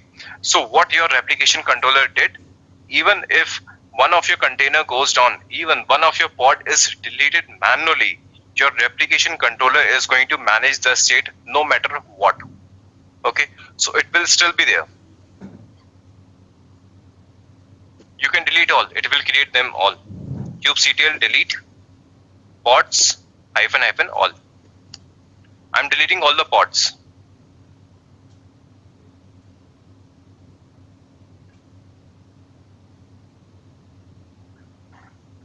Still you can see the RC. It is 333 again. Why? Because all the pods are created again with the help of your replication controller. Okay. So if you have to delete the pods, you have to delete the RC. kubectl delete RC name, and once your application controller is gone, your pods will get terminated. All the pods are gone.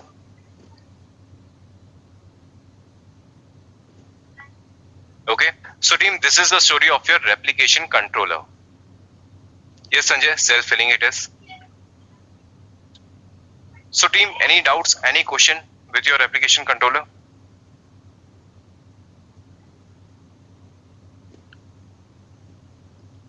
Because if the pod goes down, then application controller will handle and create new pods. Yes, Saurabh, you're right. Team, any question with replication controller?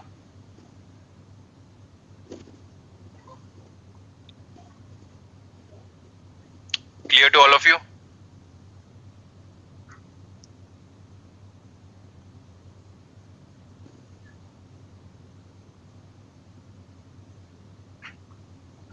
Sumit, you are asking, can we edit any specific pod within RC? No, Sumit, you cannot do that. The reason is your replication controller is managing them, and the purpose of replication controller is load balancing. So load balancing will be done with similar pods. If you have different kind of pod, then there is no load balancing between them. Okay, so all the 3 pods, all the replicas that you have defined should be exactly the same.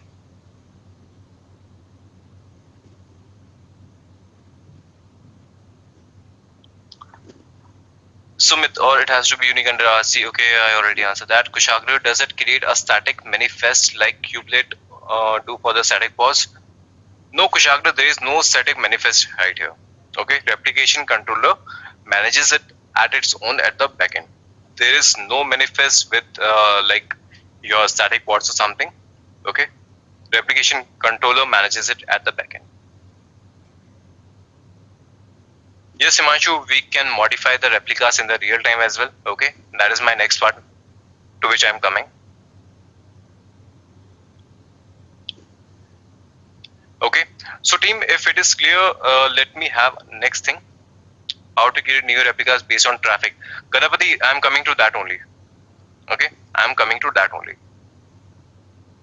Okay, so team, as I already told you that your replication controller is obsolete now. Okay, it is depreciated. Why it is depreciated? Because it is being replaced by another object called replica set.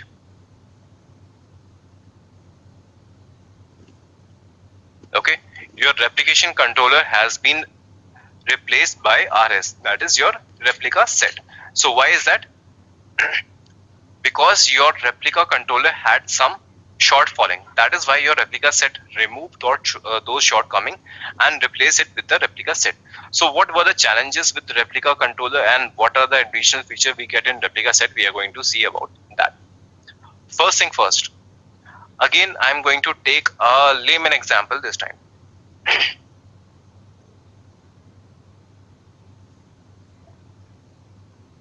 Yes, Kushagra, you are right.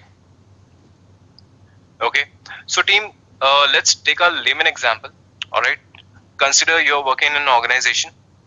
All right, you're working in an organization and a new project came, and that new project asks for that you want to have at least 5 people with Kubernetes expertise.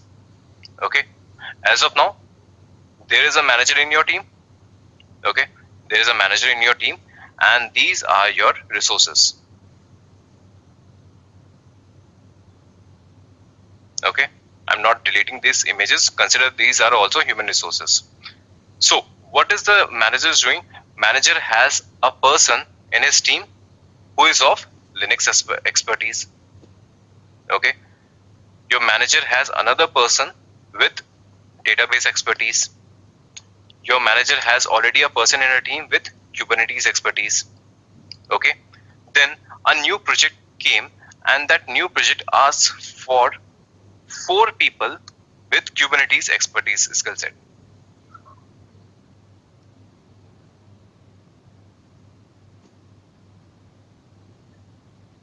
Okay, a new project came to your manager and it asked for 4 people with Kubernetes expertise. All right, so what happened?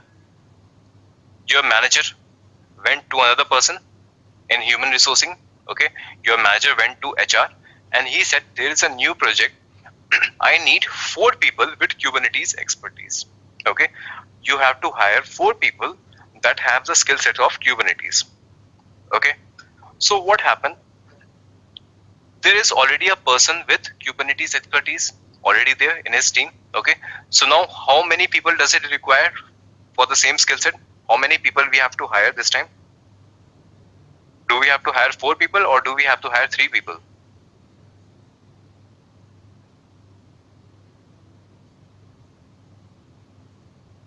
Yes, Rishabh, you're right. Team, so the new project came, it asked for 4 people with Kubernetes expertise. All right, but inside our team we already have 1 person with Kubernetes expertise. Then how many people we have to hire this time?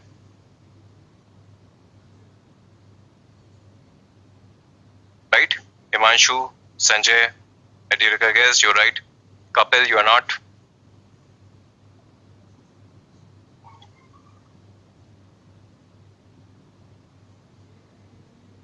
Okay, team, try to understand this. I already have 1 person in my team with Kubernetes expertise. Okay, the project requires 4 people. So I already have 1 people. Why do I have to hire 4 more people? I have 5 Kubernetes experts in my team. If I hire 4, I already have 1. why cannot I consume this person in the new project also? Right? So I have to hire only 3 more people because I already have one person in my team with Kubernetes expertise. I can consume him also in the project. He can also contribute and I can have 3 more people. So this much of smartness was not present in replication controller. Okay, this smartness was not there with replication controller.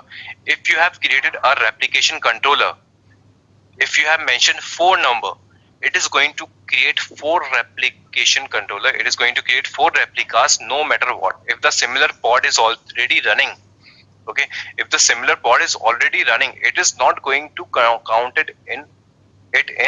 It is going to create 4 pods no matter what. It is not going to take care that if already a pod is running with the same functionality or not. It is not going to worry about that. It is going to create 4 pods right away. Replica set came with some smartness. Okay, replica set came with some smartness. It said, okay, if I already have a pod with the same functionality and you are asking for 4 replicas, I am going to create only 3 replicas. I am not going to create 4 replicas. Okay, so I already have one. I am going to count it in. Right? So that is why your replica set is a smarter one. It is also going to look into the cluster first, that if a similar pod is running or not, and if it is there, it is not going to create another one. If it is asking for 4, it will create 3 because one is already there. Alright. Now I am going to take an example for that.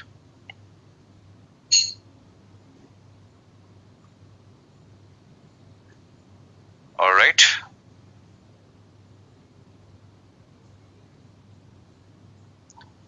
So team, now you can see the kind is changed. Now I am using replica set. The name of the replica set is test and I am asking for 3 replicas. Here comes something in picture which is called selector field.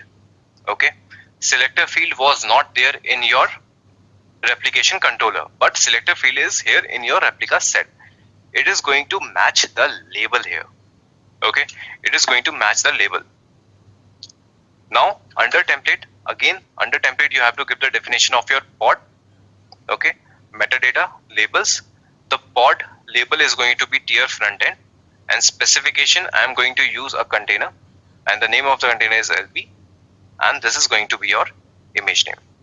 Okay, so I gave you an example that a person is already there with the same expertise. So what I am going to do, I am going to create this container with the same label first.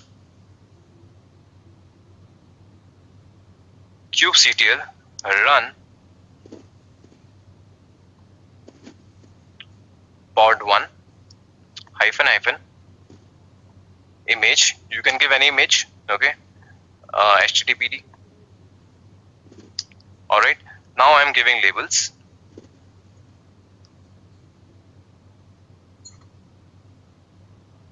Equals to, I am going to give the same label, tier equals to front end.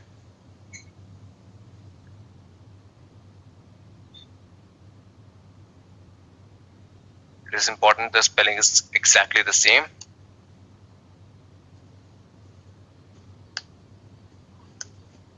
kubectl get pods.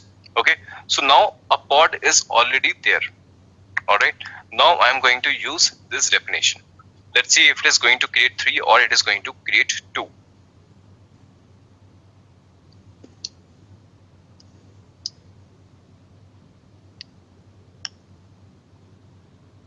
Okay, your replica set is created. The short name for replica set is RS. kubectl get RS. Okay, the name of your replica set is test. Desired is 3, current is 3, ready is 1 as of now. Okay, now all 3 are ready as well. kubectl get pods.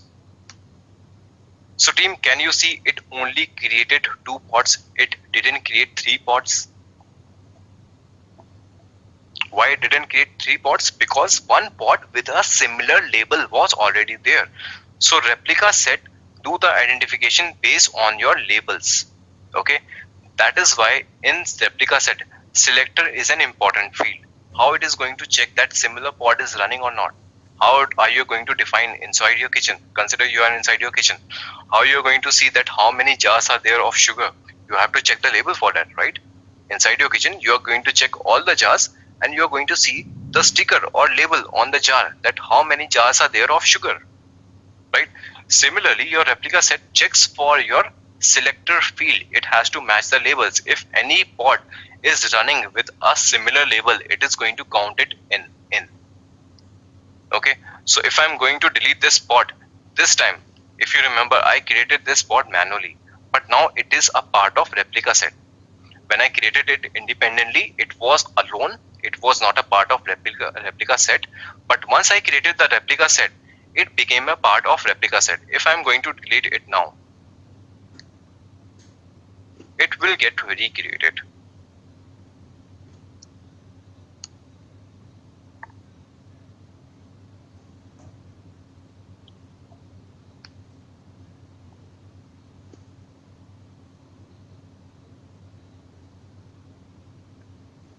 See, another pod was created 13 seconds ago. Why? Because I already had a person. Maybe this person resigned. If this person resigned, then now I need at least 4 people.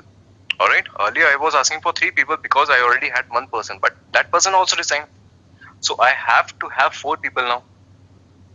That is why another pod came online.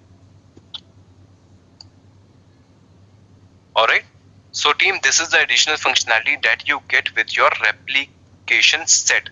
Now coming back to the previous question, if you can scale it again or not. Alright, now the use case. Consider you started your new application. Okay, you started a new application of your own. Now what is the situation? Consider, just a minute team, just a minute please.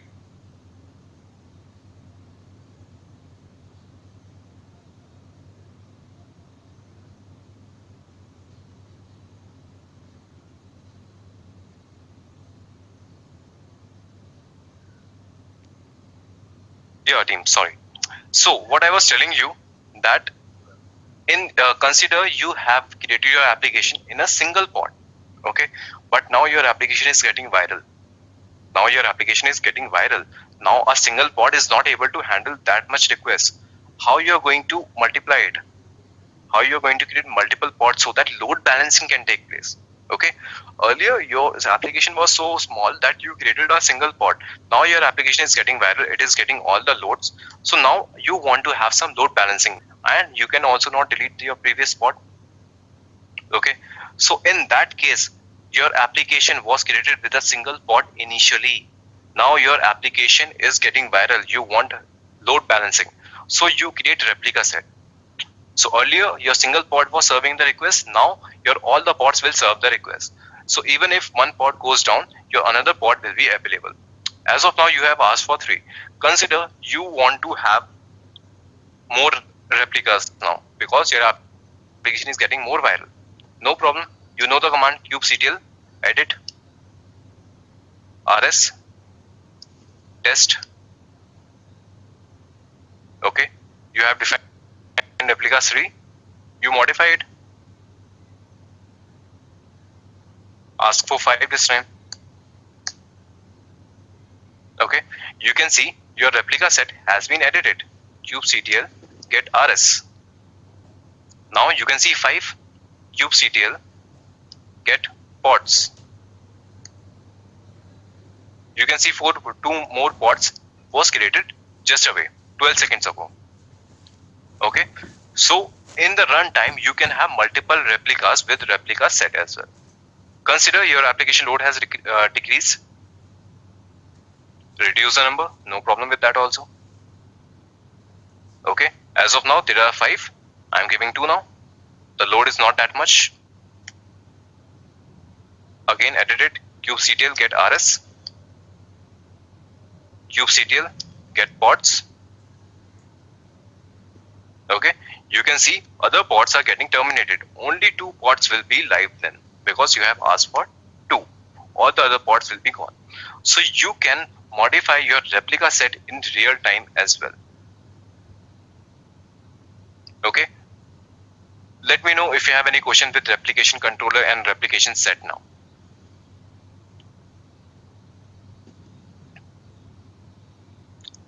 Yes, Anil, images were different. Okay.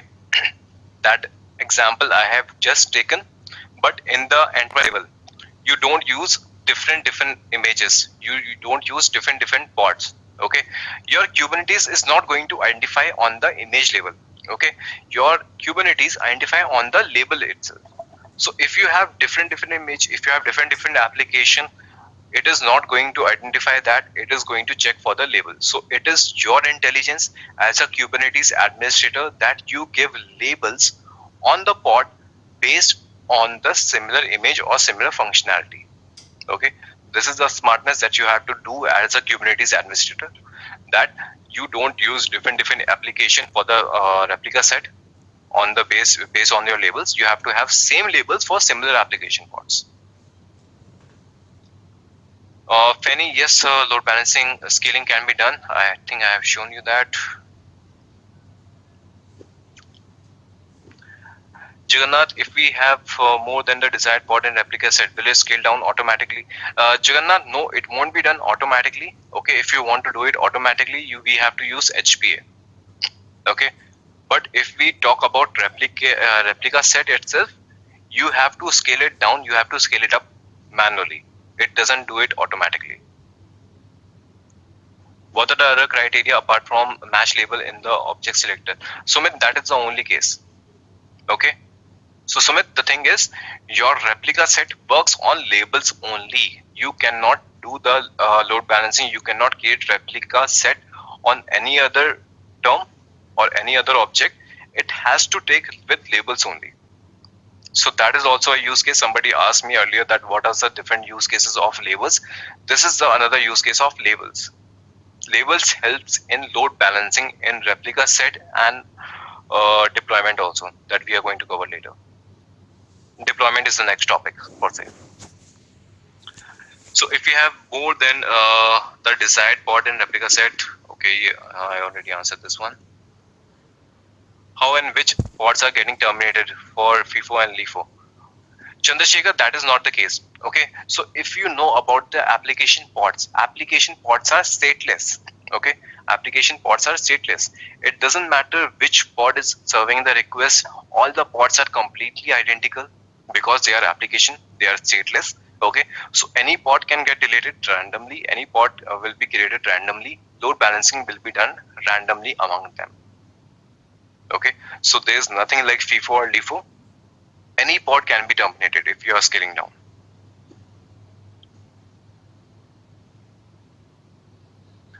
Okay, Satish, I think your question is also answered.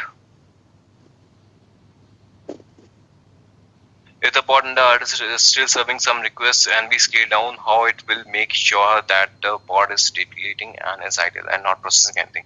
Okay, so Rishabh, again, as I said, it is a stateless service. Okay, your pod is deleted, you will have a slight glitch. Okay, because consider the pod which is getting terminated is still serving some request. First of all, that pod will be not terminated. First priority will be if we have 4 replica set and we want to scale it down to 2. So it will always try to terminate the pod which are not serving any request. But even if consider that you are scaling down to 2 and still 3 pods are serving requests. So 1 pod will be terminated which is serving the request. So there is going to be a slight glitch for the user. It has to refresh the tab. Once the tab is refreshed, your request will again go to the pod which is available out of the remaining 2. So a slight refresh is going to be there. That's all.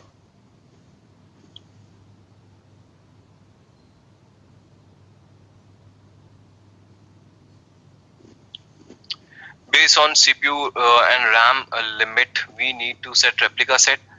Kapil, replica set is an independent entity. It is not related to CPU and RAM. Okay, CPU and RAM limit you have to set at the container level, and replica set deals with the replicas of your pod. So there is no connection between them. If you have to set the limits for CPU and RAM, you have to define them under containers definition, and replica set is itself a bigger definition of your pods. What is the other advantage of replica set over replication controller? So Prempal, the benefit is that you can scale it in the real time. Also, you can have already running pods inside your replica set, but your replication controller doesn't do that. So that is the only difference between replication set and replica controller.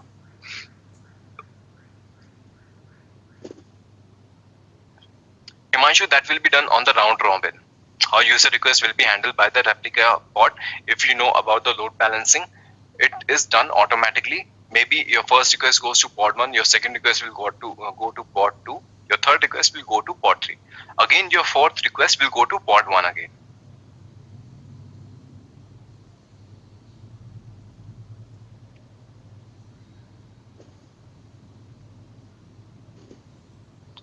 Okay, a big question from Arjun. If one pod is created manually for a specific ask, and then the replica set will have 3 pods, so it will create 2 pods. If we delete replica set, will it delete the first pod which was created manually? Yes, Arjun, you are correct.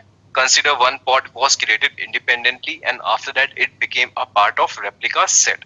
Now, if you are going to delete the replica set, that pod will be gone as well, because that pod doesn't have any identity as an individual now. That pod has an identity as a part of a replica set. So if replica set goes, that pod will be gone also.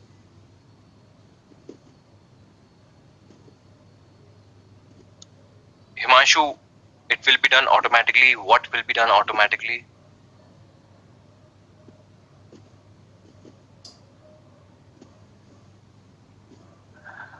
Rishabh, okay. Replica set is used only for stateless object. Okay. But if you want to use stateful set, there is an object itself present in Kubernetes called stateful sets. Okay. So replica set replication controller is used for stateless objects, and if you want to use stateful objects, we have stateful set. We are going to discuss that at the end of the class, or course I mean to say. Okay, you can see on day 8 there is a topic called stateful set.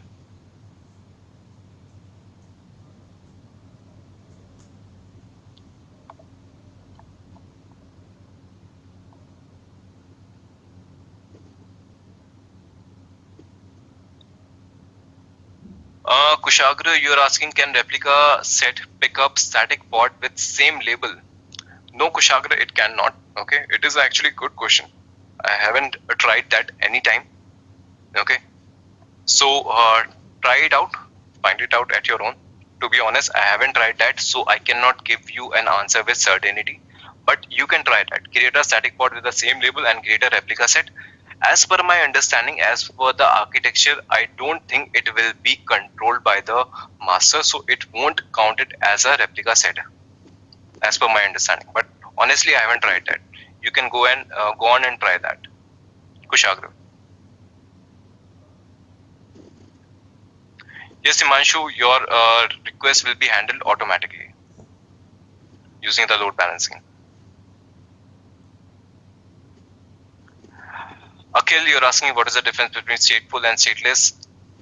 Okay, Akhil, consider your application Nginx page. Okay, you have an Nginx page that is a stateless. It means its state is not changed over the time. Your Nginx has some HTML file, it will keep on displaying that. As many times as you want to refresh it, it is going to show you the same request. So it is stateless. You cannot change the state of that. But if you talk about a database pod or a database container, it means there are going to be some entry in your database. Your database is going to have some updates. Your database is going to delete something. Your rows will be updated. Your data will be updated, deleted. So that is stateful. It means its state is changing every time. If you do some update, the state of your database pod is changed. If you delete some rows, if you enter some rows, insert some rows, update some rows, the state of that pod is changing. So that is a stateful set. So I hope it answers you, Akhil.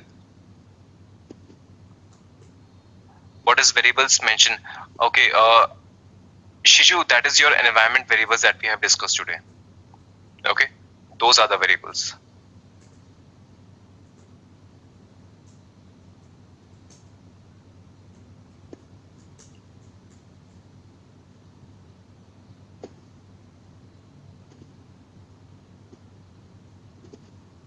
Akhil, that is a question of advanced topics. Okay, so I won't be able to answer it right away. Any relation between volumes of stateful set and stateful sets, stateless set. Okay, so that is an advanced topic. Once we'll cover that part, once we cover the volumes, once we go to the stateful set, then I will be able to answer that. Okay, so it is an advanced topic right now.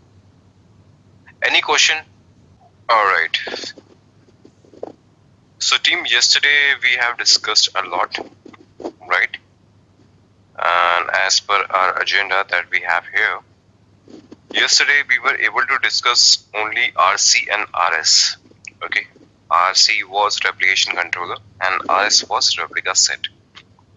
And we saw that why RC got depreciated, why RC is no longer much in use, and what advantages that RS provided us over RC, because of which that we prefer RS in place of RC.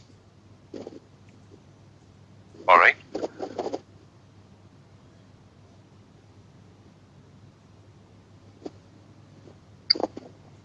So anybody has any doubt till now? Whatever we have discussed till yesterday? Any question, any problem from yesterday class? Any doubt?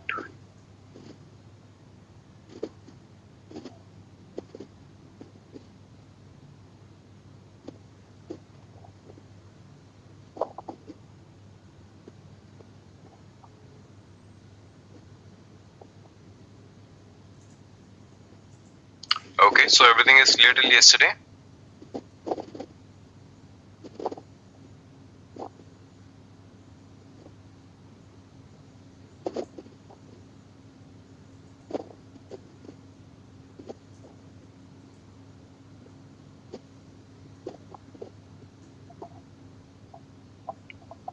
All right, that's great.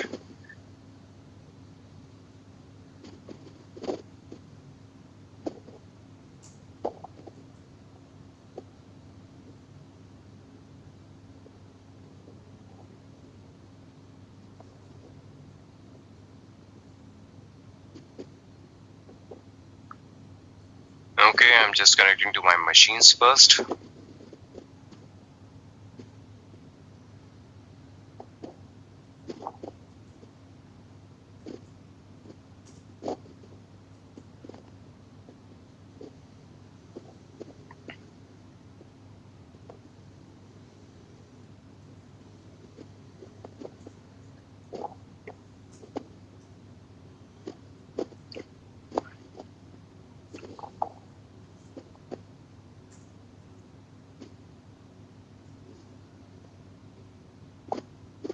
Okay team, so now we are going to proceed further. All right, yesterday we discussed about your controllers. We started about our controllers, and RS and RC were the controllers that we discussed yesterday, and we are going to move forward and discuss about your deployments. That what is deployment in a Kubernetes? All right, first thing first, deployment is simply an extension to your replica set. All right, RC was depreciated, the RS came into picture, and what is your deployment? Deployment is simply an extension to your replica set. What do I mean by that? Deployment is exactly similar to your replica set. In fact, whenever you create a deployment, a replica set is created at the backend by default. Okay, just like you understand that whenever you create a pod, a container is created at the backend, right? Just to make you understand, I am explaining you with this example. Whenever you create a pod is created. Yes, that is true, but at the backend, a container is also created. Similarly, whenever you create a deployment, a replica set is created at the backend automatically.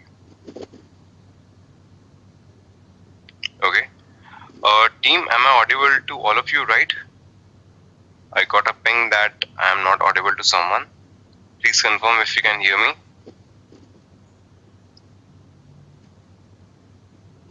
Alright, thank you. I got your responses.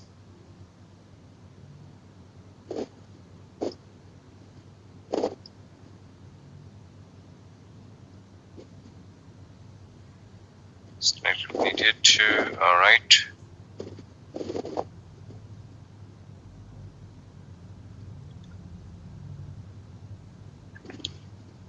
Alright. So, the thing is that deployment isn't simply an extension to your replica set. But why deployment came into picture and why replica set was not enough, we are going to understand about that. Alright. So team, consider that we have a situation in an organization. Alright.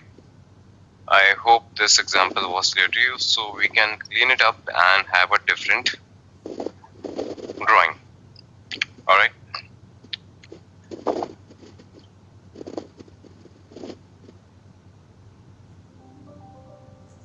So this is your Kubernetes cluster. Alright. And what you have for say 3 replicas of your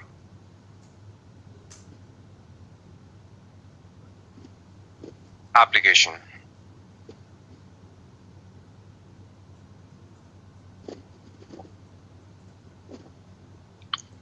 Okay, team, before explaining this to you, I want to ask you that how many of you actually knows about blue-green deployment? Asking generally, not in the same context.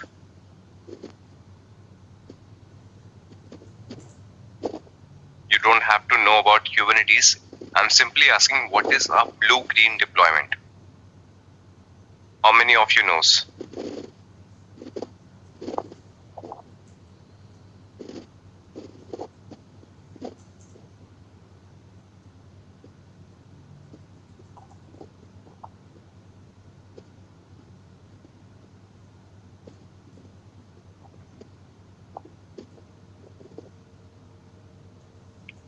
Alright, some of you do and some of you don't. Alright, so no problem, I'm going to explain you from the scratch. Alright, in a general scenario, I'm talking, if you are going to do a blue-green deployment,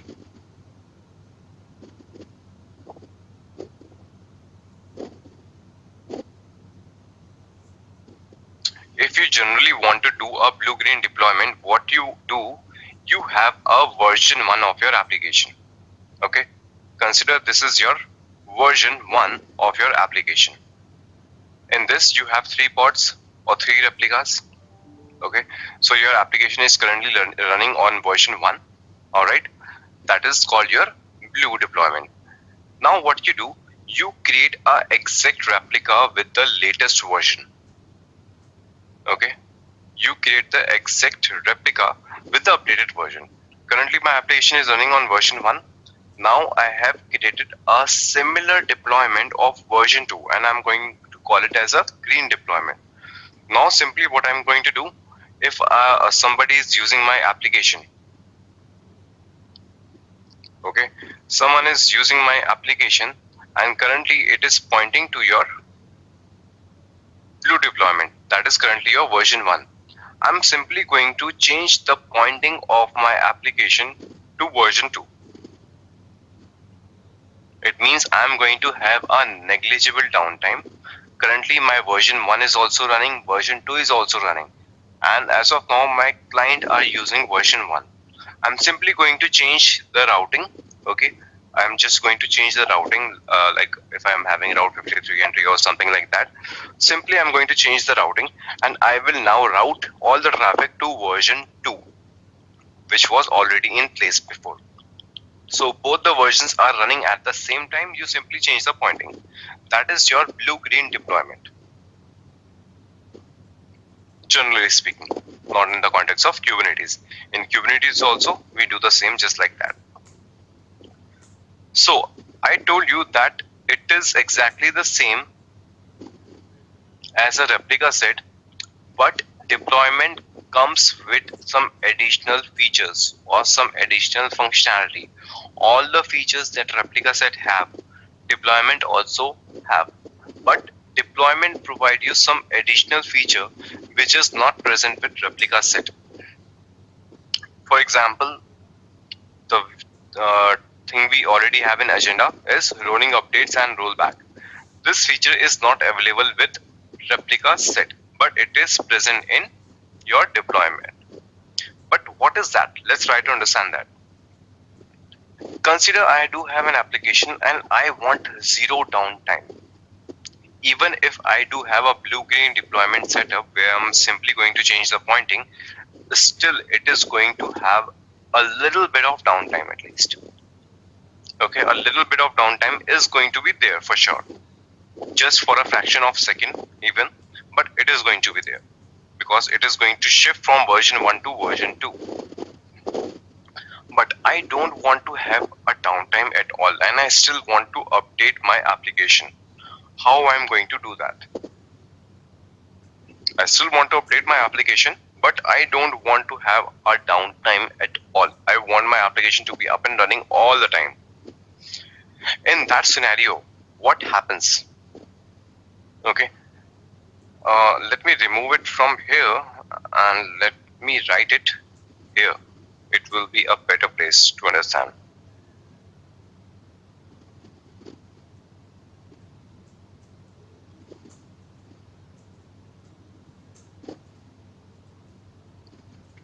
Alright, in this scenario, what I'm going to do, if I do have a deployment in Kubernetes, so what will happen?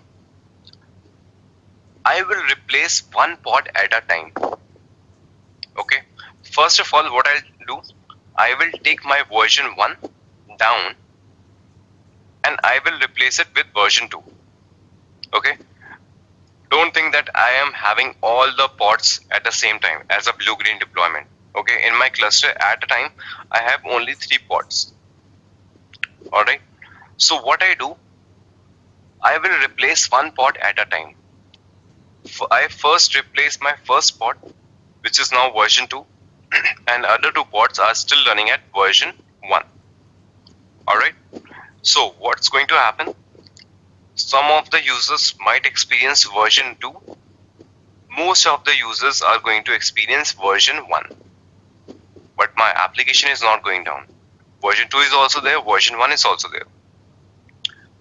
Next, once it is working fine, once it is stable, I'm going to bring my pod 2 of the same version and remove my version 1 pod.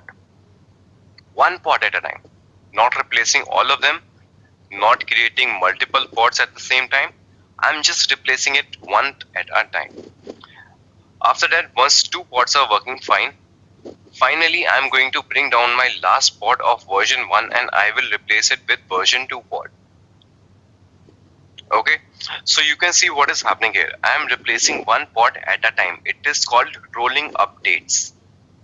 Okay, this is called rolling updates. It is not a blue-green deployment. It is not replacing all the pods at the same time, but one pod at a time. Similarly, if you talk about rollbacks, rollbacks also happen in a similar manner. If I want to roll back to the previous version, like the client started pointing out that I do have some bug, there is some problem in the application. Okay, what I'm going to do, I'm going to roll back. In that scenario, what I'm going to do, again I'm going to do it one at a time. First, I will take down my first pod and replace it with the previous version. Once it is working fine, I will bring my version 1 pod and I will bring my version 2 pod down, one pod at a time. Similarly, bring down version 2 last pod and replace it with the version 1 of the last pod. So this is called your rolling updates and rollbacks. This feature was not available with replica set, but this feature is available with deployment. So team, this is the concept of deployment. Let me know if you have any doubt, if you have any problem. We are going to do the lab on deployments, but before that I am going to touch base on the concept called services. Okay, to understand the deployment practically, it is important that you understand about service as well. So before doing the practical on deployment, we'll understand about services. But conceptually, let me know if you understand this or not.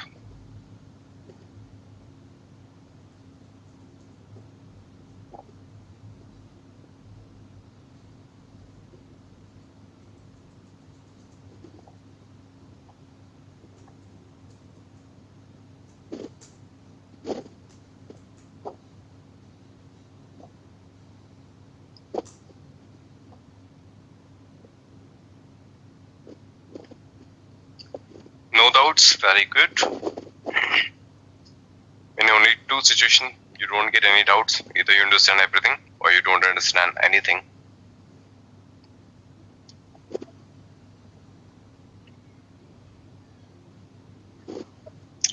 Okay, alright team. So team, next concept I'm going to start is of services. Okay, and I'm telling you beforehand, it is a tricky concept. Okay, so I need your complete attention here.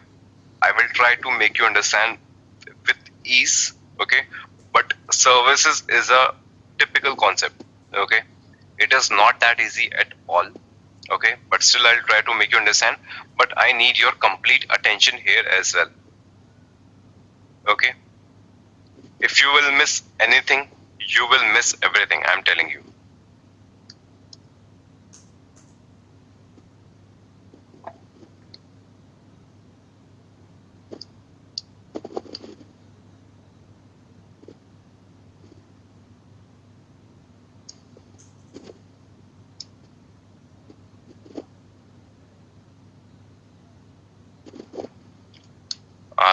Just let me clean my environment.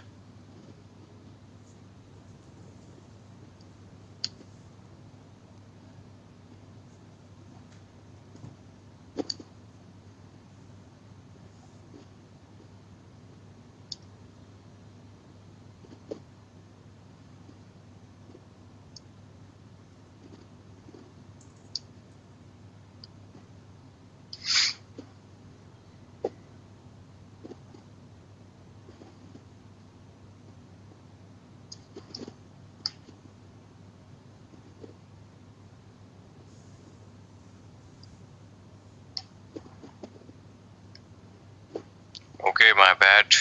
kubectl delete.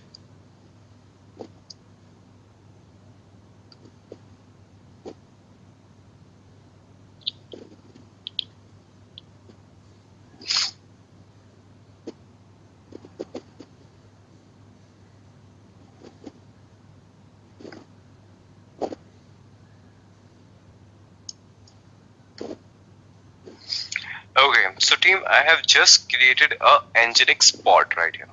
Okay, I have just created a Nginx pod. -o wide. Okay, I simply created a pod which is a Nginx pod. It is residing on node 1 and this is the IP of the pod. Okay, so team, if I want to access this pod from outside world, can I do that with this IP?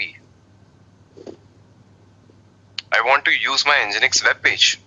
Okay, if I do curl operation with this IP internally, I can see the page. Alright, you can see welcome to Nginx. It is visible to me. But if I want to have this access out to the outside world, okay, I am simply using creating my application for the outside world, definitely for the client. Alright, so they want to have access to this to the outside world as well. So can I use this pod IP for external uses? Can I?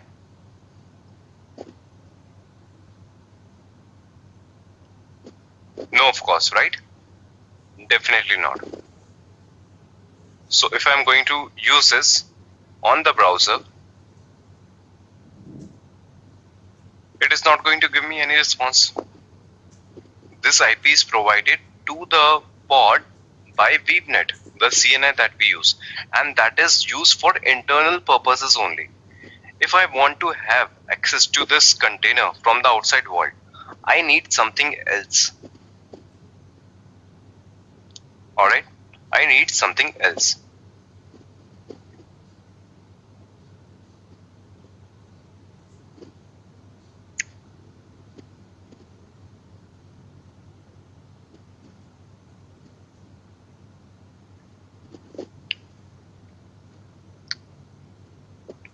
Consider this is your cluster.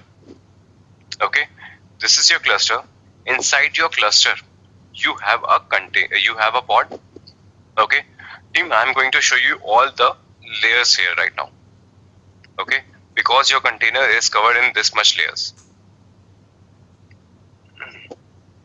Alright, so this is your cluster.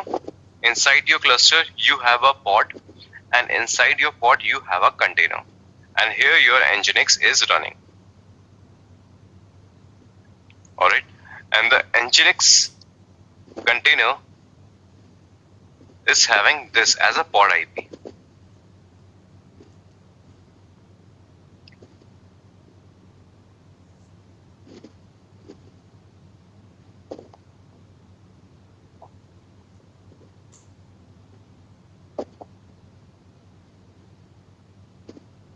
Alright, and this is your pod IP. Now, if you want to access your Nginx pod from the outside world, you cannot use it directly. This IP is not going to work. For that purpose, we need something which is going to route our traffic to this internal IP. Alright, we need something that is going to route the traffic to this container inside, to this IP, internal IP. For that purpose, we use services in Kubernetes. This routing is achieved by using services. We need something, some object. It is an object of Kubernetes like pod, nodes. Similarly, services is also a object in Kubernetes which helps routing our traffic from outside world to your particular container.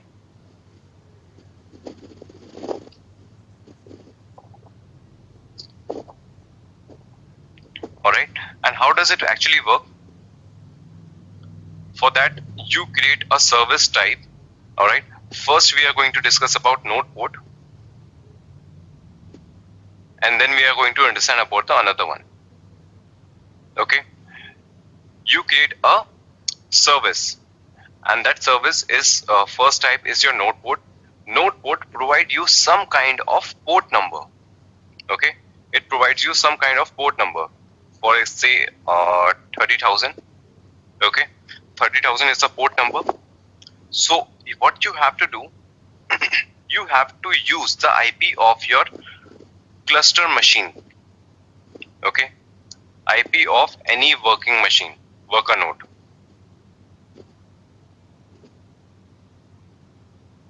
Alright, you are going to use the IP address of any of the worker node along with the port number, and then it is going to route your traffic to the node port, and then finally you will be able to access your pod. Okay, I'm going to show you this practically. Alright, just give me a minute please.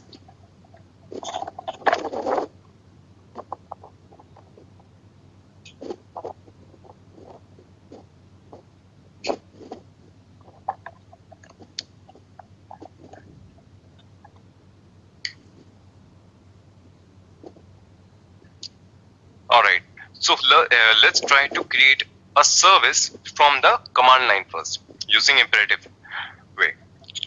Alright, so command is pretty different here. Here we don't use kubectl create or kubectl run, alright, or apply something. We simply use kubectl expose. Okay, to create a service, this is the keyword you are going to use. So what I did, kubectl expose. We are going to expose our pod right now. Okay, as of now we have a pod, we are going to expose it. Then pod name. I hope this is the name of the pod. Yes, it is. Alright, and now I am going to name that service as well. Okay, Every object does to have a name. We created a pod and we named it as Shub. Alright. Now I'm going to create a service. I'm going to name a service as well. Shub SVC. This service I'm going to create. Alright. Now you have to give the port number. Nginx by default runs at port number 80. We all know that. Alright. I'm also going to give a target port. I will explain you later why I am giving port again and again. Again 80. And then I am going to give the type. Okay. What kind of service I am going to create? I am going to create a node port service. Alright. That's all. This is the command. You can see service shub svc exposed. Alright. So simply you can do kubectl get services. Okay. Or simply put, you can use svc. Services short name is svc. Alright. So now you can see shub svc is created. Type is node port. This is the IP of your service. Okay. So team, don't get confused. This is the IP of your service. This is not the IP of your node. This is not the IP of your pod. This is the IP of the service that you have created. Alright. And the port routing is from 80 port number to 30,851. Alright. So team, the thing is, the node port has a port range. Alright.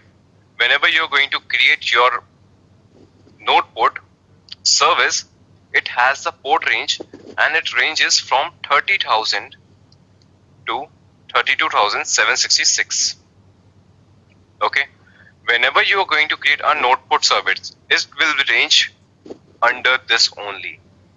If you want to give your own port number, you have to give the port number within this range.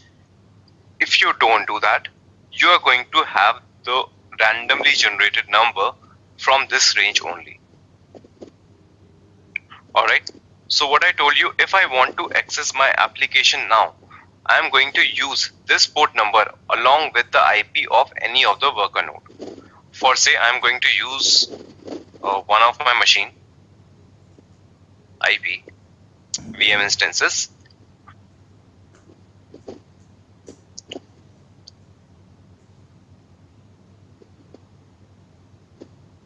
Let me take the IP of node 1.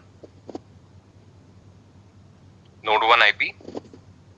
I will place it here. I will place it again here on the diagram as well for your understanding. I'll give a colon and then I'm going to give the port number. What is my port number?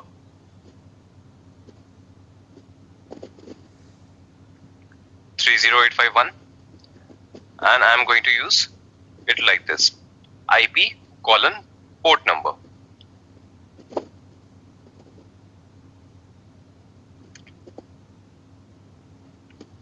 Team, your application is now exposed to the open world. Now you can access it from the browser. Earlier you were not able to do that. Now your application is available to the open internet. Okay, so this is the main type of service which is required to expose your application to the outer world. The thing is, whenever you define type as node port, whenever you define the type as node port, Kubernetes understand that, okay, if you're defining node port, it means you want to expose your application to the outer world. Alright, hence you're able to access it from the open internet. And it is completely up to you. You can use any IP. You can use your master IP as well. You can use your worker node IP as well. All of them will work properly without any problem. If you want to, you can verify it as well. Now I have used my master IP along with the port number. Still, you can refresh it as many times as you want. You are going to save the same page. Alright. So what do you understand by this? Your services is a cluster level resource. Services are cluster level resource. What does it mean? That your service expands across your cluster. You can use your master IP, you can use your worker node 1 IP, you can use your worker node 2 IP. There is no problem with that. All the IPs will work because service is residing on every particular node once you have created a service. Alright, I have provided you the range of the node port IP. Now I am going to explain you the flow, how it actually goes.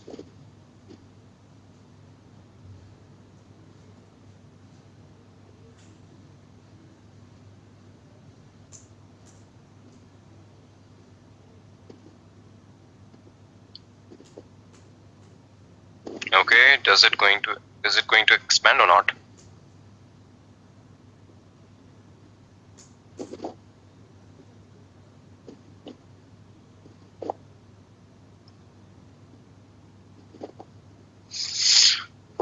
Alright, it doesn't expand. I was just trying to make it a little fat. Okay, no problem. So you can see your node port service also gets an IP address. Okay, what is the purpose of this IP address? We are going to see that. Alright, now you can see I have written all the IPs here practically so that you can connect better. Alright, to understand it better, let's try to describe your node port service. kubectl describe SVC shub SVC. Okay, we can describe anything and hence we are explaining it again.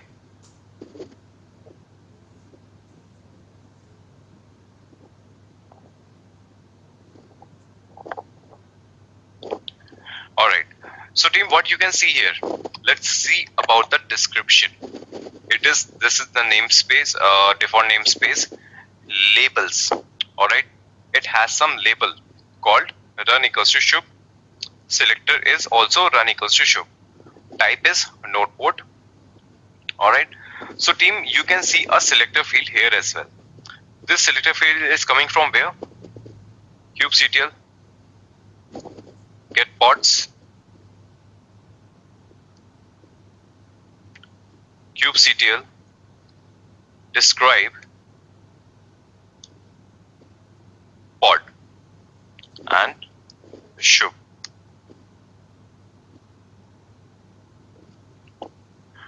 Alright, so you can see there is a selector field as well, and this selector field is picked by the command that we provided earlier, and it came from your definition of pod.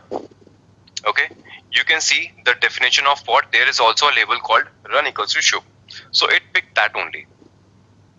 Alright, and based on that label, it picked the endpoint. What is your endpoint? Endpoint is the IP of your pod. Okay, you can see 1044.01. Endpoint is 1044.01. Okay, the command we used selected all the pods which are running with the same selector field that you have defined. Okay, we defined the pod name, we expose the pod with pod name. Okay, it does not understand anything with the pod name. What it do, if you have given a pod name, it will check the label on that pod, it will make that as a selector field, and if any pod is running inside your cluster with the same label, it is going to have the endpoints of that only. Okay, I'm going to show you that with another example. Okay, as of now you can understand it divert the traffic based on your selector field. Alright, and this is your endpoint. Endpoint means ultimately this is going to be your final destination of the complete routing.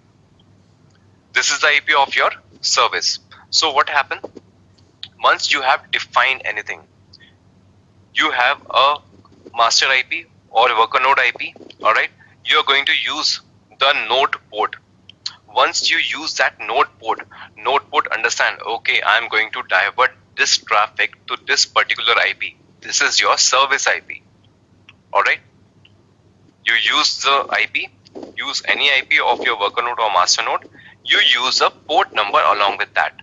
Once you use that port number, that node port number divert your traffic to the service IP. once you use this port number, it is going to divert the traffic to this IP. Okay, and this IP have some endpoints. What are the endpoints? Your pod number, and then it is going to divert the traffic finally to your pod, and that is how we are able to see your Nginx page right here. Okay, so to use a pod, an application outside your cluster, you have to use a service called node port. Okay, so team, this is the complete flow. I understand that was a little typical, but this is a tough topic. I try to make you understand with the drawings as with the best possible ease. Let me know if you do understand this or not. Okay, as of now, I have shown you example with a single pod. I am going to show you the same with a different example as well, where I'm going to have multiple replicas. Okay, but still, if you understand this, this was the most basic example I could have taken. Let me know if you have any doubt or it is clear to you.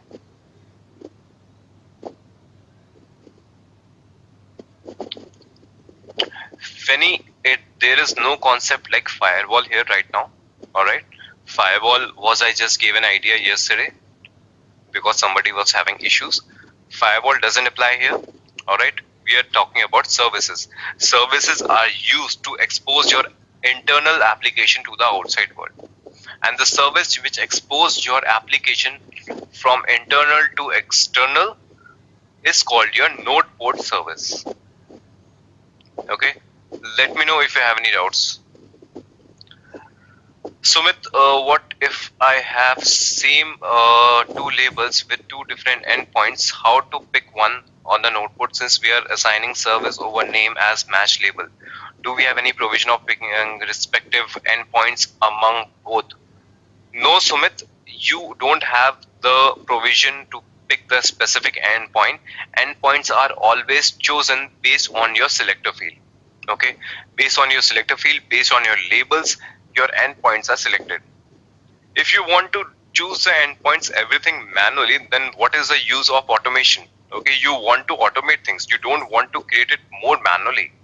If you want to do it manually with the endpoints, simply it is a overhead, and we are moving towards automation, and that is the use of labels here. Another use case of labels, why we use labels, because we want to automate the exposing of services. We don't want to do it manually. Alright, so this is the importance of label. That is why you choose your labels very carefully.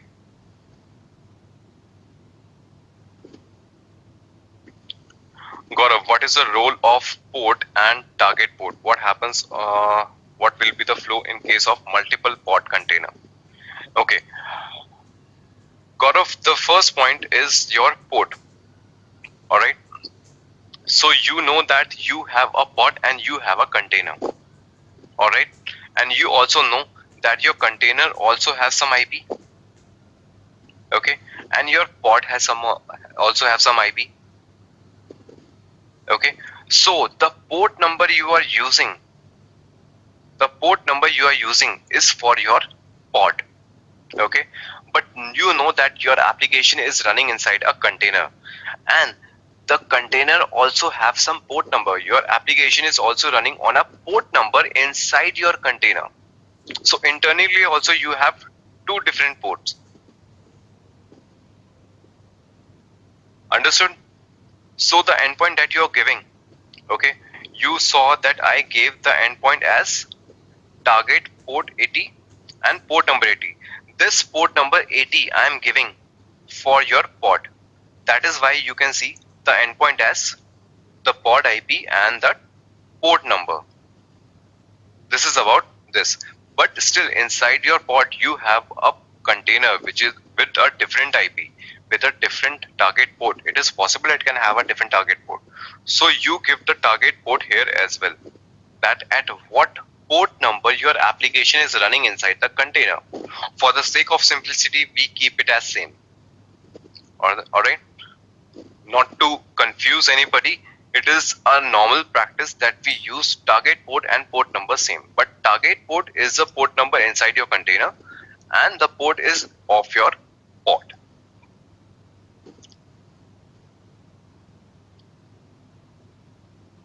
Alright, and yes, you can have a multi-container pod as well. Okay, you asked about the flow in multi-container pod. If you understand it properly, when I explained you multi-container pod also serves with one container only. Even if you have 2 containers or 3 containers, only one pod is going to be there which is going to serve for your application. So routing will be done to that particular container as well. In multi-container pod, you understand there is a sidecar container where some site container pass on some details to the main container. There is an ambassador which is helping to route the traffic. Your first container will not be accessible to open world. Your second container is going to divert the traffic. So all in all, whenever you use multi-container pod as well, traffic will be routed to one container only.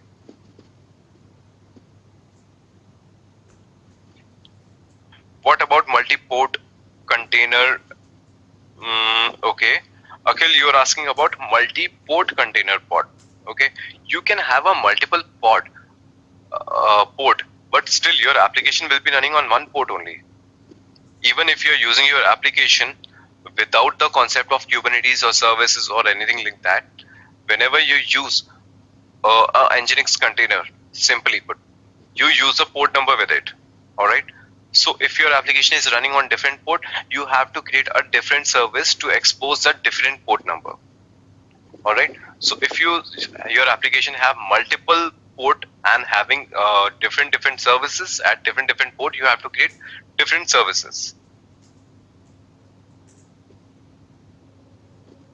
What do you mean by a service is a cluster level resource? Can you explain that one again? And Eureka guest. Okay. So you're asking why I said the service is a cluster level IP resource. Sorry, because whenever you're using the IP of the machine, I told you can use the IP of any machine. You can use a master IP machine. You can use your node 1 IP. You can use a node 2 IP. It means your service is residing with all the IPs. All right. You can use any IP. So you can use the IP of any machine inside your cluster. If your cluster contains 10 machines, 20 machines, you can use the IP of any machine. What does it explain to you? That you can use any node's machine, so it will be accessible from everywhere. It will divert the traffic to anywhere. You're using your worker node 1 IP, but your pod is running on node 2. So how it is going to access? It doesn't matter because your service reside on all the machines. Okay, it can divert the traffic from anywhere. That is why it is called your service is your cluster level resource. It means simply it cannot be namespace. You can say in simple words. Okay, I told you there are 2 types of resources. One can be namespace, one cannot be. And this objects which cannot be namespace are called your cluster level resource. So your services are also a cluster level resource. Rahul, could you please also explain how I connect to a service from container to outside world database? Rahul, I am not able to understand your question. Okay, you want to have a connection between a database pod from outside world. Okay, I'll come back to that one. Okay, that is a different type of service called cluster IP. Once we understand about node port, then I'll come to cluster IP service, and then I will answer your question. Okay, that is my next part.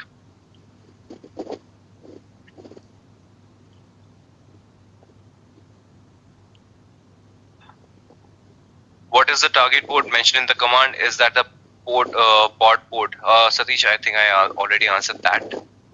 I'm going questions one by one. Can I access this port via cluster IP instead of node or a master machine? Prempal, if you want to access it from the outside world, you cannot use cluster IP.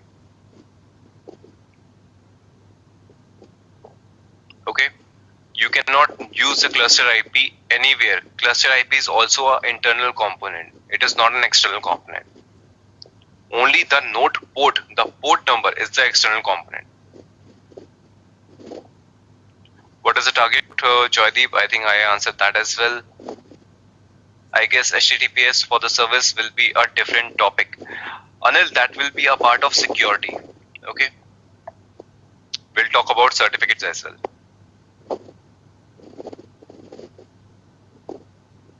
Is there any way we can specify the node port manually? Yes, Akhil, I have given it from the command line. If you want to do, you can give it with the manifest file as well. Okay, the YAML files. There you can define your port number manually. Still, if you want to see, I can show you right away. Okay.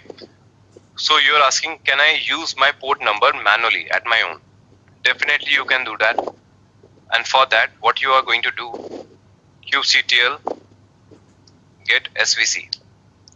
Alright, if you're going to define it from the manifest file, simply you can do that, or you know how to do it, kubectl edit command, right? All of you are aware of it. Kubectl edit svc, shub svc.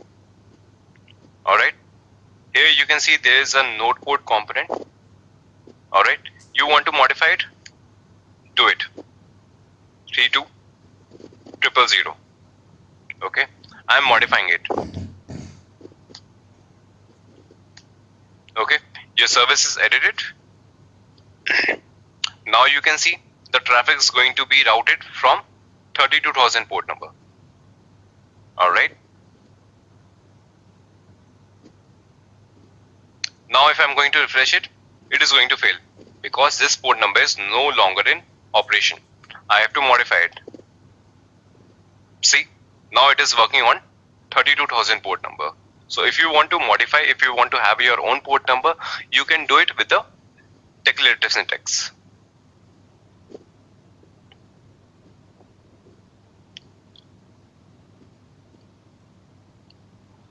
Sumit, yes, I am going to explain you the scenario where there are same labels inside a cluster. Okay, I'll show you the same thing with your node port service so that you can understand it better.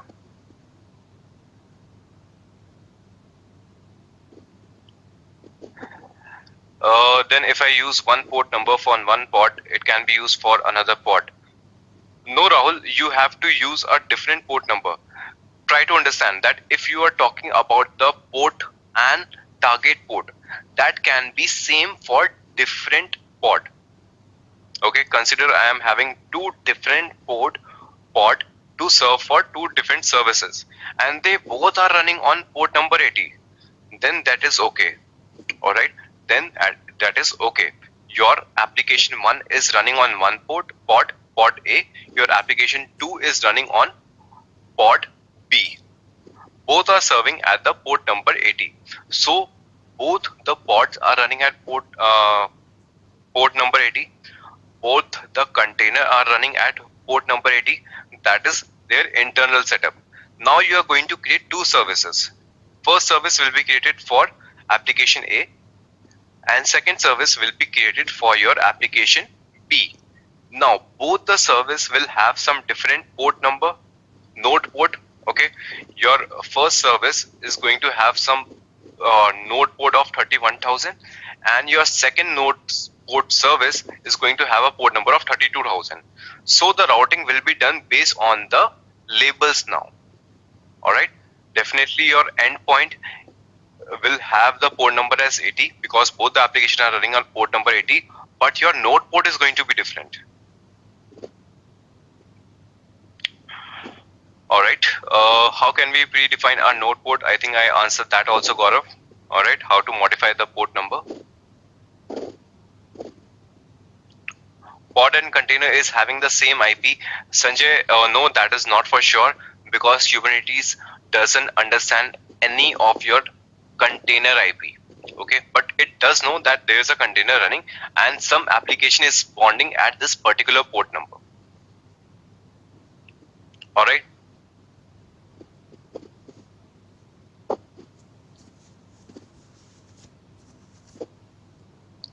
When I run kubectl API resources, it shows me a service is namespace equals to 2. Yes, Adurika, guess you can have a namespace, you can create a service inside the namespace, that is all okay, but it spans across your cluster. I said it is a cluster level resource because it spans across your cluster. You can use any cluster machine IP. Alright. Okay, still some people are getting confused with your port and target port. Okay, some of you are getting confused with the port and target port. Let me try to explain you with a layman example, okay, as I always do. All right, consider you live in a society. All right, consider you live in a society. All right, now somebody wants to come to your house. Somebody wants to come to your house. So that person is asking for the guidance. He's asking that how should I come? What should be the route? How should I reach to your place? All right. So what you are going to do? First of all, you are going to tell that person that you have to come thus to the society. Okay. And at that society, there is going to be a gate number 80. Okay. First, you come to my society, and my society don't come from any gate number.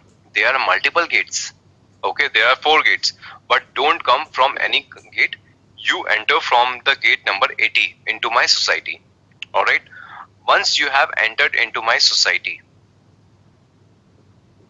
okay, once you have entered into my society, my flat number is also 80. Okay. So how you are going to reach to my place? First, you have to come to my society. In my society, you have to enter from gate number 80. And once you have entered my society, my flat number is also 80. Okay. So this is how you are going to reach me.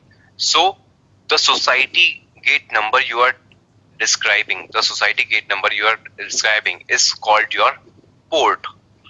And your flat number, your absolute address is your target port.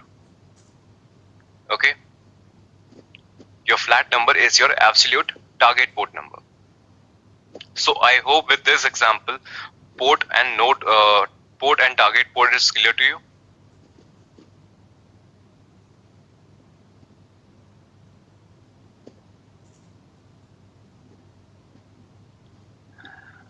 Gaurav, I haven't tried that actually. Okay. So I'll suggest try at your own. Gaurav is asking if I can have same node port under 2 different namespaces. Okay. Give it a try at your own. Honestly, I haven't tried that. Okay. So team, conceptually, is it clear to you? Okay. It is a big topic. It is a little typical. Is node port clear to all of you? I'm going to take another example of node port, but till now, if it is clear to you, then I'm going to move forward.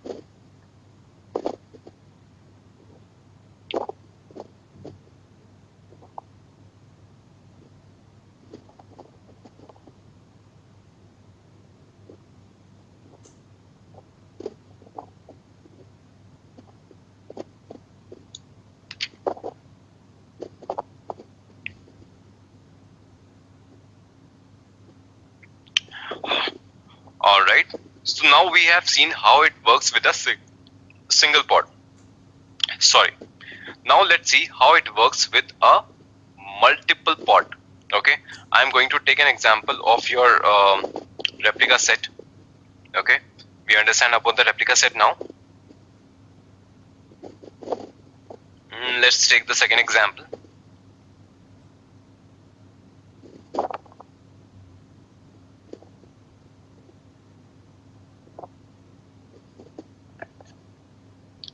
Okay, so team, I have shown you how you are going to work with a single container and a single endpoint.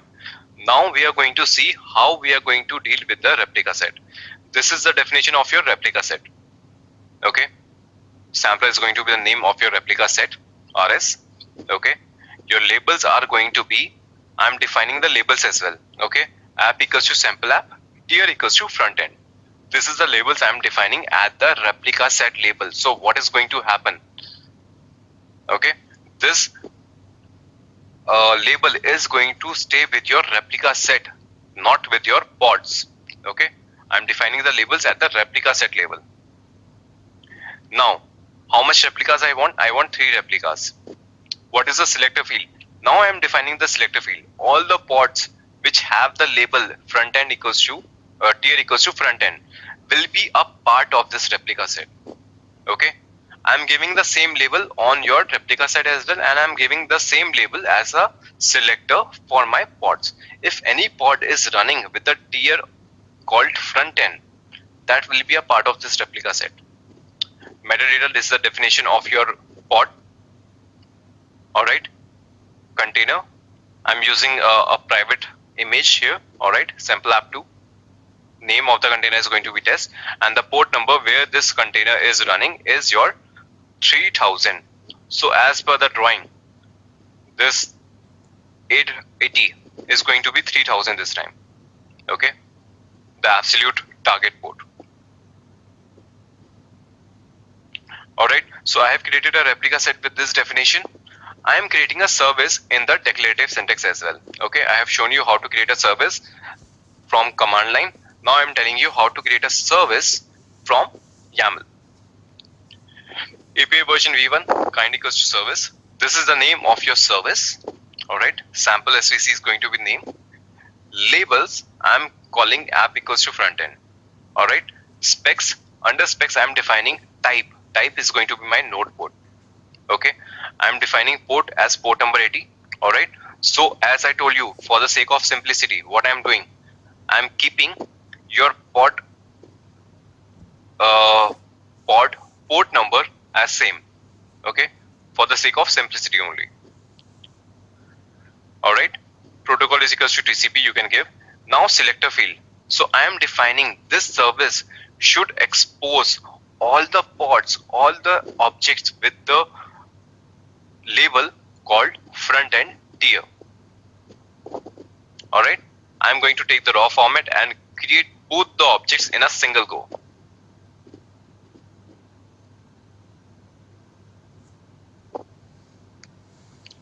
kubectl create -f. Okay, you can see your replica set is also created. You can see your service is also created. Okay, to see all the objects you have a simpler command, kubectl get all. Okay, you do kubectl get all, everything from the particular namespace will be visible to you. And let me do it O wide also.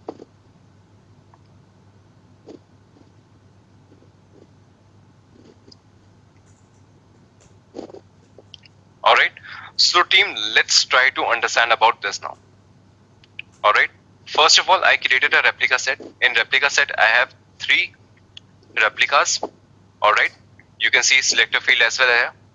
Now you can see 3 pods are created. Okay, one is running on node 1, 2 are running on node 2. Alright, and I created a sample SVC service also. Type is node port, and it has a port number this. Alright, now let me explain you this with a diagram again. Alright, consider this is your cluster.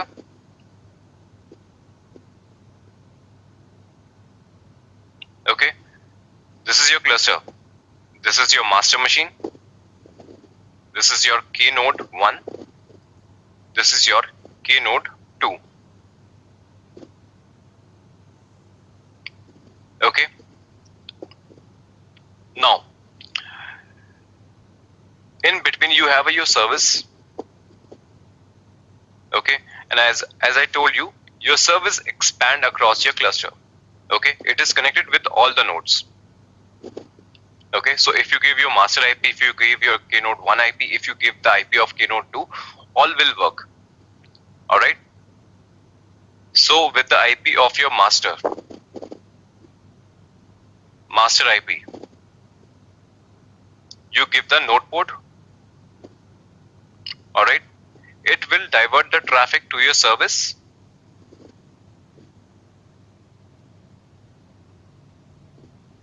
Okay, what is your service IP? This is your service IP. Alright, now if I'm going to explain this service, kubectl describe SVC, sample SVC. Okay, now you can see when I have a selector field, it will pick all the endpoints. Okay, you can see 1036, 01, 02 and the old one as well. Okay, 1036.02, 1036.01 and 1044.02. It have the endpoints of all the pods, all the replicas of this replica set. Alright, it has the endpoint. So you can see you have 3 pods here.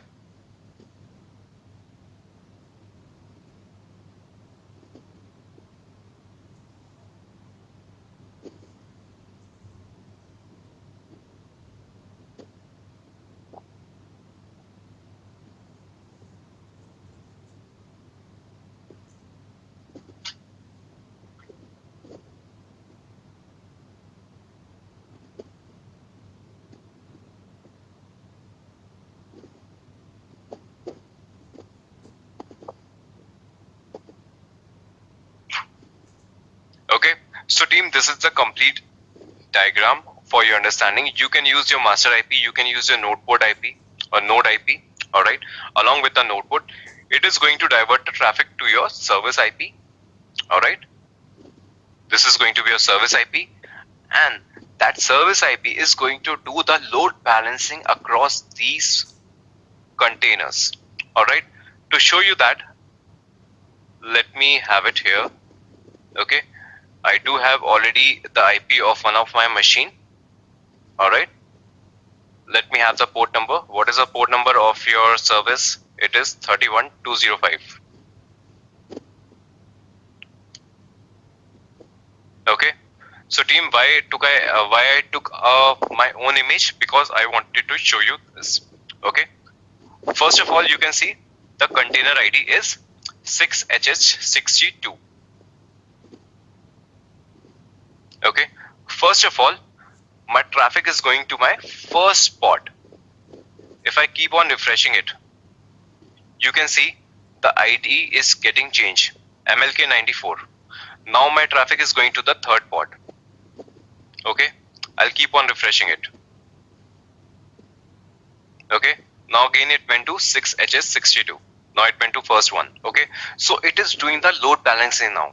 Okay, first it is going to send the traffic to pod 1, then it is going to send the traffic to pod 2, then it is going to send the traffic to pod 3.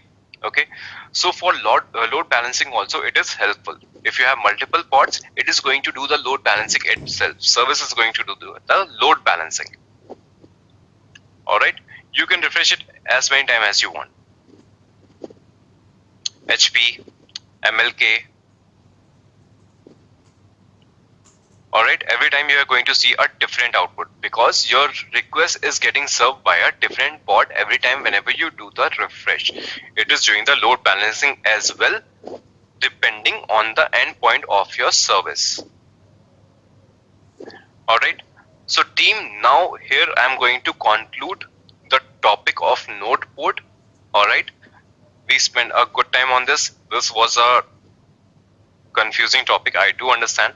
Alright, let me know if it is clear to you or if you have any doubt. Okay, don't hesitate. If you don't understand anything, let me know. I am going to explain all of that all over again, but it is an important topic. You should understand this. Let me know if you have any question. If not, I am going to move to the second type, that is cluster IP.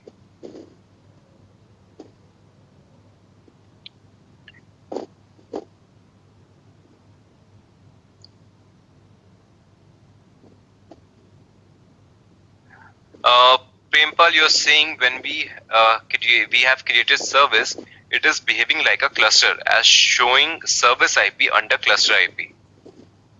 It seems the service act like a cluster. Okay, Prempal, if you're talking about this cluster IP, this is the naming convention that Kubernetes has done. Okay, I know it is a little confusing because you have another type of service also called cluster IP. And in this table, they have also set it as a cluster IP. So ignore for it. You can understand that this cluster IP is your service IP only. Okay, we are talking about this service IP.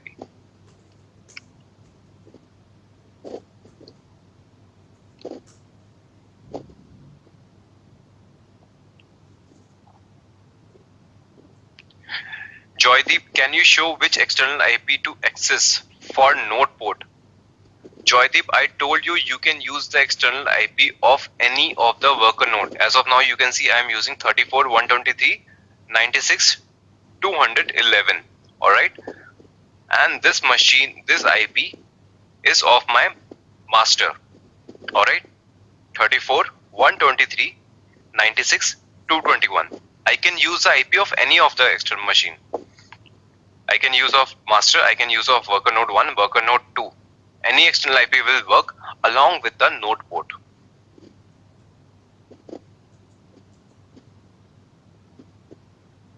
Prempal, and do the load balancing among the nodes.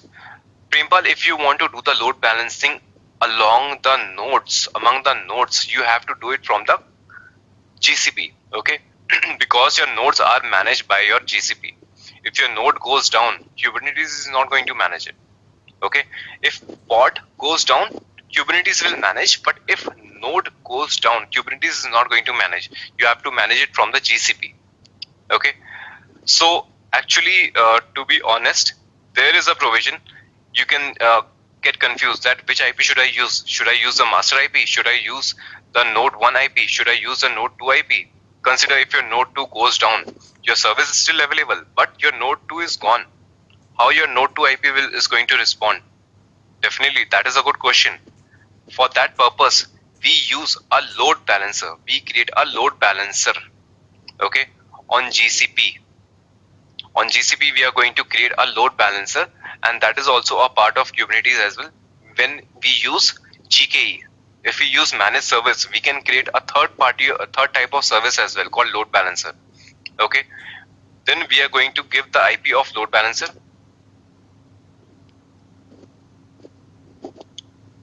Okay, we are going to give the IP of the load balancer and the port number. Then it is going to divert the traffic to any of the nodes.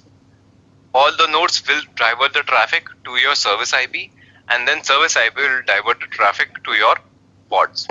I know it is a big thing, okay? So we'll take one thing at a time, all right? So first we are going to understand about node port, then we'll discuss about different type of services. Can we change the pod IP from 300 to something else in this example? Okay, Gaurav, there is no pod IP of 3000. IP doesn't stand in 3000. If you're talking about the port number, node port, you can definitely edit as I told you. Alright, in this definition, you can simply modify this port number. Okay, whatever the port you want, but I created the application, right? This is my personal image, and I know this personal image is responding to port number 3000. Alright, as we all know that Nginx listens as port number 80. I know this application is running on port number 3000. Okay, so you cannot change this at the container level, but if you want to change it at this level, you can do that.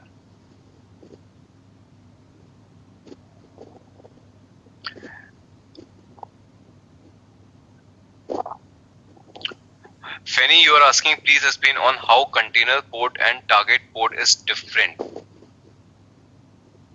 Fanny, I explained that already with this example. Okay, I told you this is my target port, this is my port. All right, the port number that my container responds to is my target port, and the port number that my pod responds to is my port number. I explained you with an example if you heard me. Okay, consider if somebody wants to come to your house, what you're going to do? You're going to tell him that enter in the society from gate number 3000. Okay, and once you have entered the society, you are going to come to my flat, and my flat number is also 3000. Okay, so the target port is the absolute endpoint. Okay, where your application is actually responding inside the container, that is your target port. And if you talk about port, that is your pod address or your society address.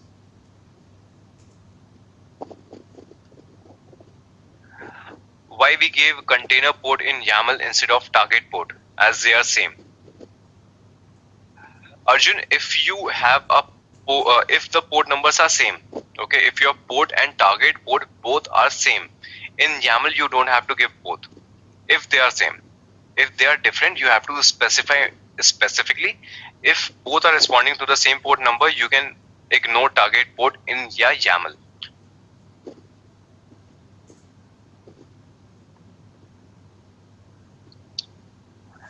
Sarath, you can see my GitHub repository, you might see an example, but it is not a good practice to have a different target port and port number.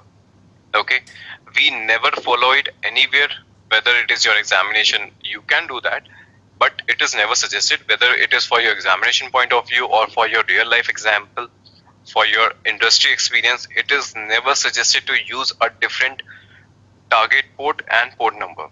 If you can, you can, but it is not a good practice.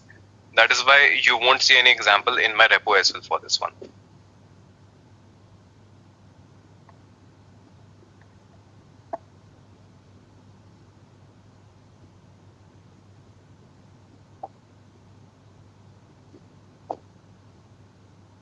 Okay, are you talking about this container port, Fanny?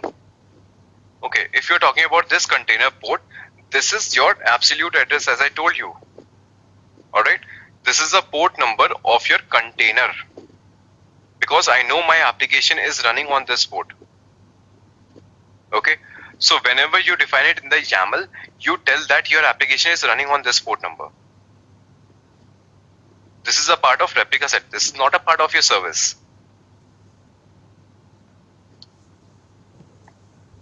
Whenever you create a container, you always tell that your container is running at this port number. So this is a part of replica set. If you're going to create a pod as well, or for your application, you tell that your application is running at this port number.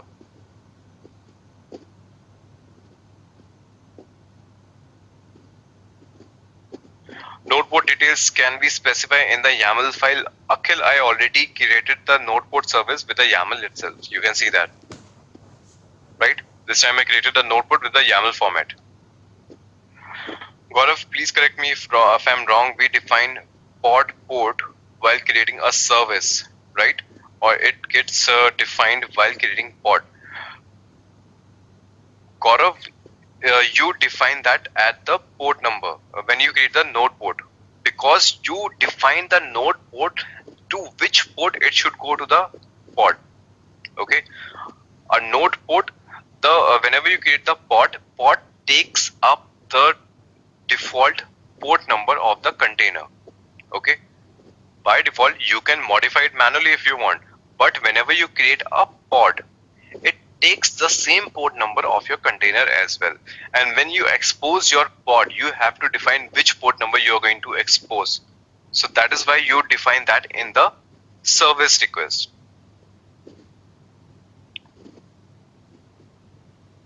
Finny, if you want to change the container port, you have to modify your image. Okay, because when you were creating your image, then you define your port number.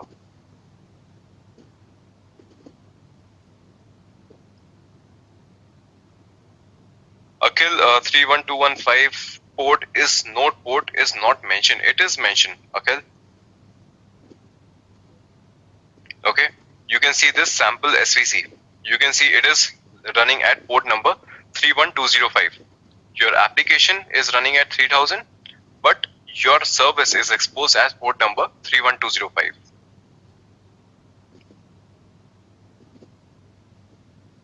Any other question? Any other doubt with the service?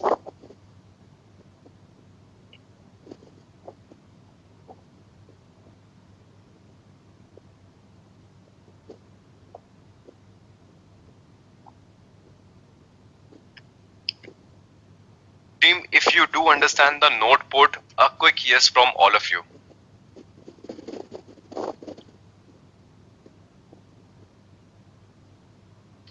Akhil, yes, 31215 is not mentioned in your YAML, but if you want to define it manually, you can do that. Okay, because I ask Kubernetes to randomly define which node port it wants to give, but if I want to give it manually, I can give that also. And where does it decide? If you have understand all the concept which I have taught you so far, you can understand where I am going to define my node port number if you want to do it manually. kubectl, edit. SVC, sample SVC. Okay. Under specification, you can give your cluster IP also if you want. Otherwise, it is a job of your VNet, so you don't do that. Under specification, you will give a ports. Under ports, you will give hyphen and node port as whatever the port number you want. So if you want to define it manually, you can define that also manually by defining it into your YAML. Okay, you can see there are ports, right? Here are ports. In the YAML also, under specs you have ports. Alright, under specs you have ports, and I have defined the port number for my application. If I want to give target port as well, I am going to define here. If you want to give the node port or as well of your choice, you can give that also. You can see I have commented it out. Okay, if you want to give, you uncomment this and give your own value if you want.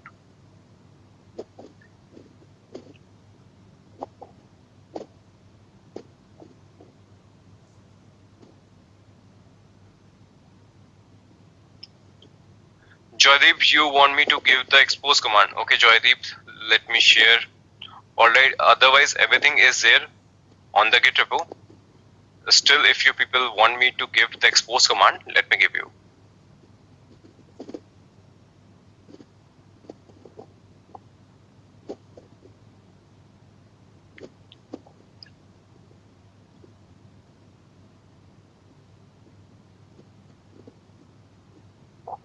Joydeep, I have shared the command on the chat box to the entire audience. Okay, you can pick it from there. What if I don't want to use the pod port same as container pod? What change do I need to do? Gaurav, for that purpose, this is the command that I have showed you recently. Alright, to expose your pod. Your target port is the port that your container is running on. Alright, if you want to change the port number of your service, you give it 800 here. Okay, the one you want, you can modify it from here.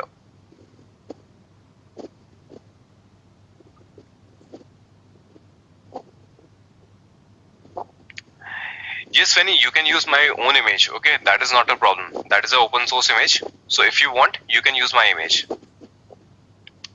You can pick the complete YAML right from here. You don't have to make any changes.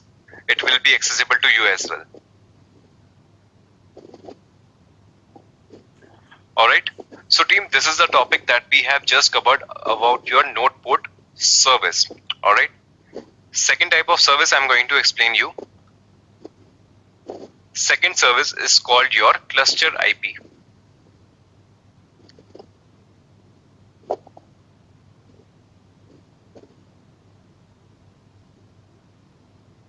Services. Okay, so there are two types of services. First is your node port. Second is your cluster IP. Okay, we have these type of service. We have a third type of service also called load balancer, but we are going to discuss about that later, because your raw Kubernetes doesn't allow this. If you are using cloud managed Kubernetes, whether it is your GKE or EKS whatsoever, then only you can use this. Otherwise, it is not supported. So we have discussed about node port. Now we are going to discuss about your cluster IP. Can we define the port through command and through YAML file? Is that correct? Yes, Saurav, you can define it from both the places. You want to define it from the YAML, you can do that. If you want to define it from the command line, you can do that. Okay, so team, the basic difference between node port and cluster IP is that whenever you create the node port, it exposes your application to the outside world. But whenever you create the cluster IP, your application is not exposed to the outer world. Okay, I'm going to show you this practically. Okay, by default, if you don't give any type, by default, if you do not give any type, you will have a cluster IP type of service. Okay, I'm going to create it right away. kubectl svc.yaml. Sorry, my bad. svc.yaml.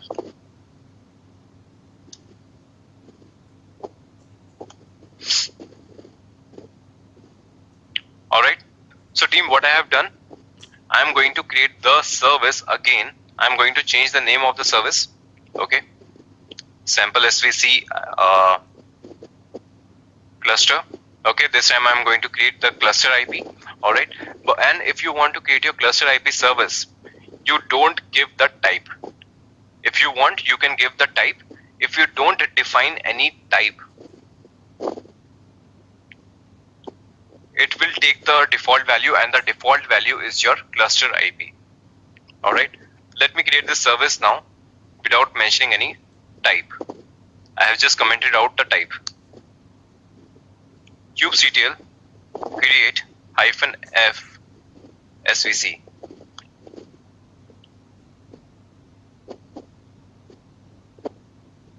Okay, the naming convention is not valid. Let me modify the name.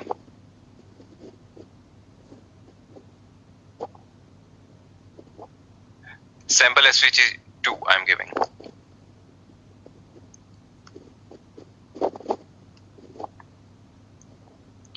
Okay, now you can see your service is created. kubectl get svc.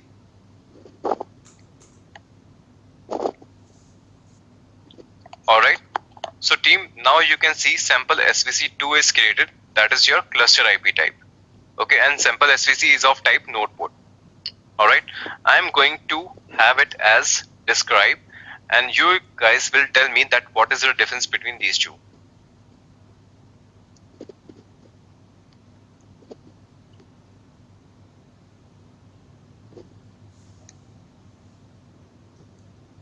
Okay, so team, I have defined both. I have described both sample svc and your sample svc2. You guys tell me what is the difference.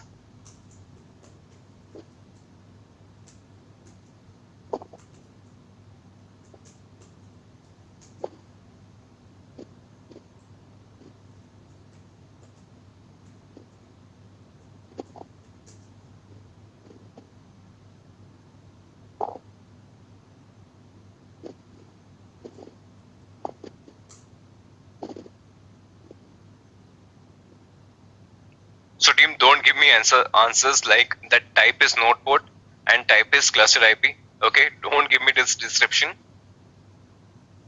Tell me what else is different.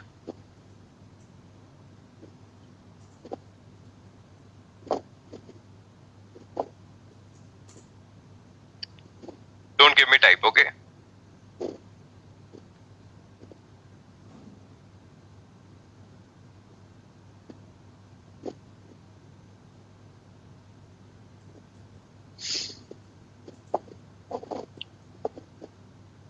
Alright. Absolutely correct. Okay. So team, all of you are giving right answers. Alright. I'm not going to take the names right now. Okay. Because all of you are giving the right answers. First thing first, that you don't have a node port. Okay. If you don't have a node port, how your application is going to be exposed to the outer world? Okay, so whenever there is a node port, your application is exposed to the outer world. But at your cluster IP service, you don't have the node port. It is completely missing. Alright, so it means your application is not exposed to the external world. Okay, here you can see external traffic policy is cluster. It means you can use any IP of the cluster machines. Okay, it means external traffic policy. That is also not available here. So we understood that node port service exposes your application to the outer world, but your cluster IP doesn't do that. Your cluster IP doesn't do that. So what is the purpose of this? What is the purpose of having a cluster IP if it doesn't expose your application to the outer world? It doesn't make any sense, right? So why do we create it?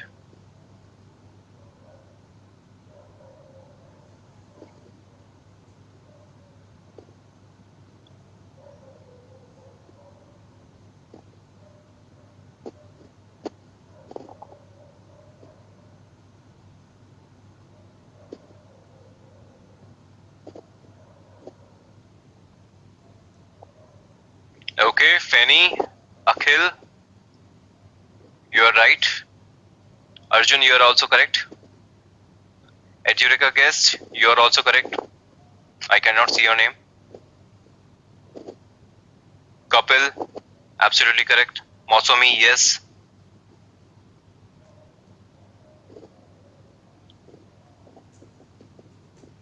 Girish, here to some extent, not exactly. Okay, Joydeep, yes. Okay, so team, I'll explain you directly by the use case. Okay, forget these are the nodes. Okay, consider these are your application pods. Okay, these are your application pods. In the same cluster, you are running your application replicas as well, and in the same cluster, you are running your database pods as well. Okay, so what you need to do, your application should access your database pods internally inside. You have a replica set for your application and you have a replica set for your database pods as well. So what happens, you need the communication to happen inside your cluster only. Okay, the communication between your application pod and database pod is internal. You don't have to expose that. So if you want to expose your database pods to your application pods, you use a cluster IP.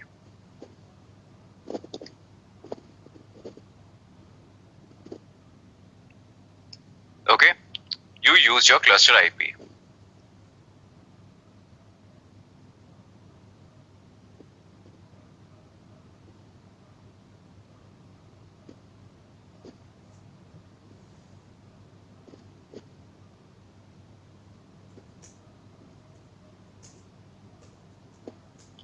So what will you do? You create a cluster IP so that the communication will happen internally. Your database pods will be exposed to your application pods only. So this is the only difference. Cluster IP is used for internal communication and your node port is used for the external communication. So if you can see here, kubectl get svc. Okay, these three services I created, right? These three services I created, but Kubernetes cluster IP service is also created automatically when I created the cluster, when I bootstrap a cluster, because this is the cluster IP that helps with all the communication inside the cluster. I told you that whether your pod is running on node 1 and another pod is running on node 3, it doesn't matter because internal communication can happen. How that internal communication can happen? With the help of this cluster IP. Okay, that is why we create cluster IP service. Alright, so team, if all of this is clear to you, I'm going to delete everything. Let me know. If you have any doubts, if you have any question with your node port or cluster IP services, let me know. I'm going to delete all of them.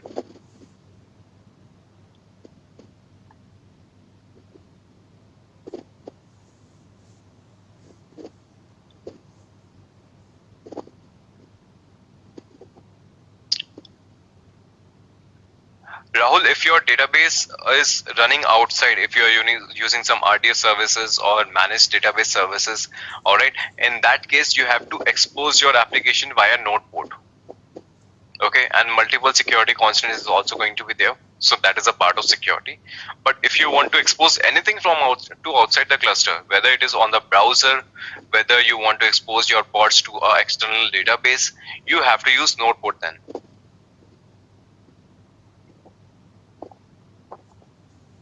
Okay.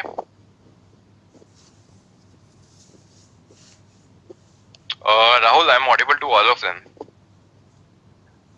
What I said is, if your database is outside to your cluster, then you have to expose your application pods via node port service.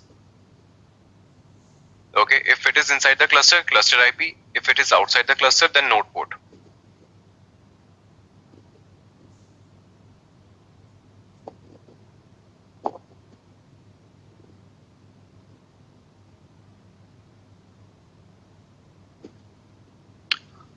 Anil, if you want, you are saying that application to database connection is made through connection strings. So we use cluster IP. So Anil, that is a advanced topic. If you want to connect from one pod to another pod, and that is a database pod, so you have to use a connection string. You are absolutely correct. So what you have to do, you have to pass on some config maps and some secrets to that pod, and then connect it from there. Okay, so for that purpose you should understand about config maps, you should understand about secrets. That is the topic we are going to cover further. But how those pods will be exposed, that we have covered so far.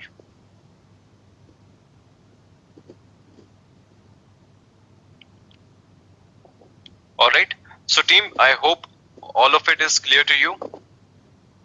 All right, so I know it was a lot to take, so what I'll suggest you, take a break, digest all of it.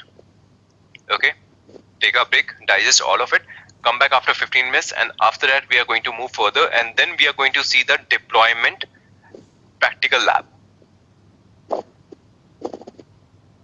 All right, so team, shall I break?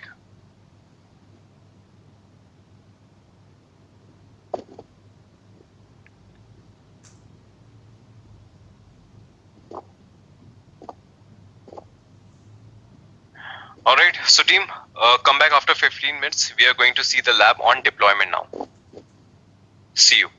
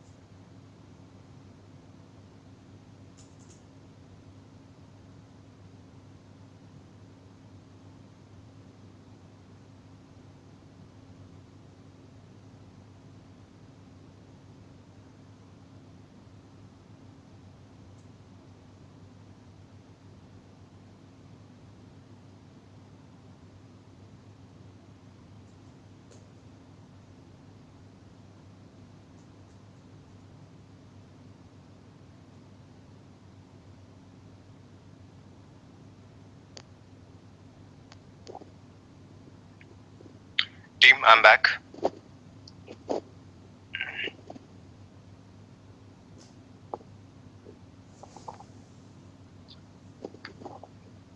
Team, do confirm if all of you are also back.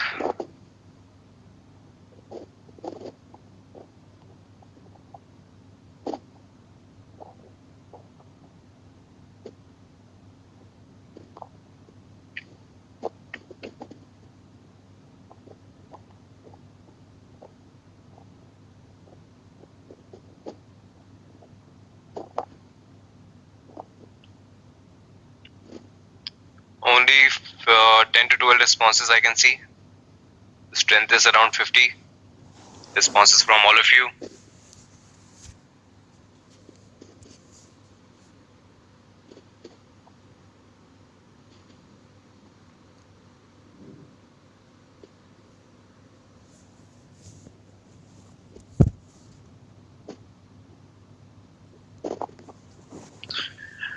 All right.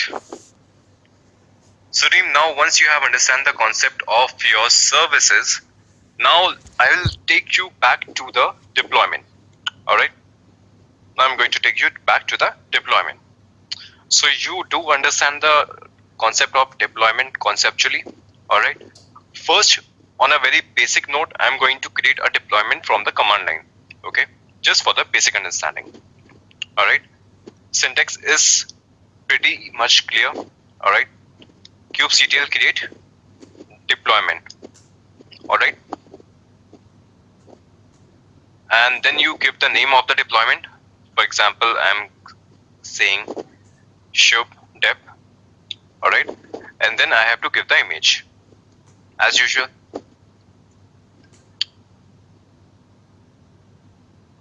Okay, simplest way, I'm creating a deployment.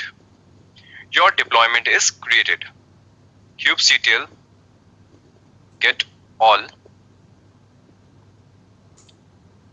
Okay, so team, now you can see a deployment is created as shubdep. All right, this is the name of your deployment. I just created it from the command line. It is giving one by one. Okay, I didn't give how much replicas I want. So if you don't give any replicas, it creates one replica by default. And with that, you can see a replica set is also created. As I told you in the beginning, whenever you create a deployment, a replica set is created at the backend. And whenever a replica set is created, a pod is also created. And you can see one by one the pod is there. Alright. So what you can understand, you can see the naming convention. This is the name of your deployment. Your replica set first has the name of deployment and then alphanumeric string for your replica set. Now see the naming convention of your pod. Your pod naming convention is deployment name hyphen replica set name hyphen alphanumeric string for your pod. Alright. Now consider you want to upscale it. So as I told you, all the functionality from replica set is present in your deployment. First we are going to see that. Alright. We are going to scale it. kubectl command is scale. Okay, kubectl scale deployment. You can give deployment or you can use deploy keyword as well. Deploy is a short keyword for your deployment. Alright, you can use both. Name shubdep. Alright, hyphen replicas. You have to give the replicas like this. Alright, I want 3 replicas. kubectl scale deploy deployment name hyphen replicas. Alright, your deployment has been scaled. kubectl get all. Alright, deployment 3/3 replica set, desired 3, currents 3, and radius also 3, and now you can see 3 pods running. Alright, naming convention is still the same. First your deployment name, then your replica set name, and then alphanumeric string for your pods. Alright.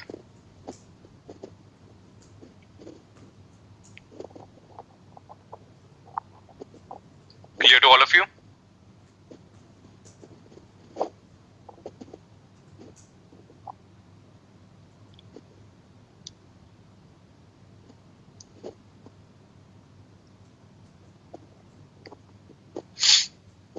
generating all in a single go.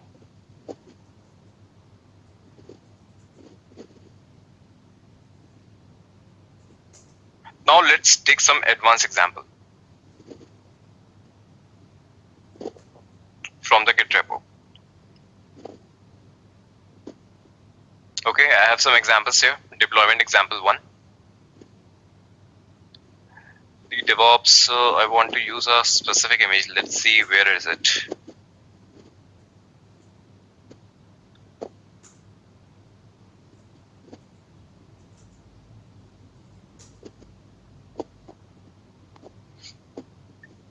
Alright, so team, this is how you can create your deployment manually from the command line. And if you want to create a deployment from YAML, this is how you are going to do it. Okay, I'm not going to create it right away. You understand the concept. Alright, your API version, your kind is deployment. Metadata in metadata you have to give the name of your metadata. You give labels to your deployment as well. Specs, you say 3 replicas, and also it does have the functionality of replica set. So if any pod is running with this label, will be selected by the selector and will be brought under your deployment. And under template, you give the complete definition of your pod. This is the name of your pod. Sorry, this is the label to your pod, and this is the specification for your container. All right.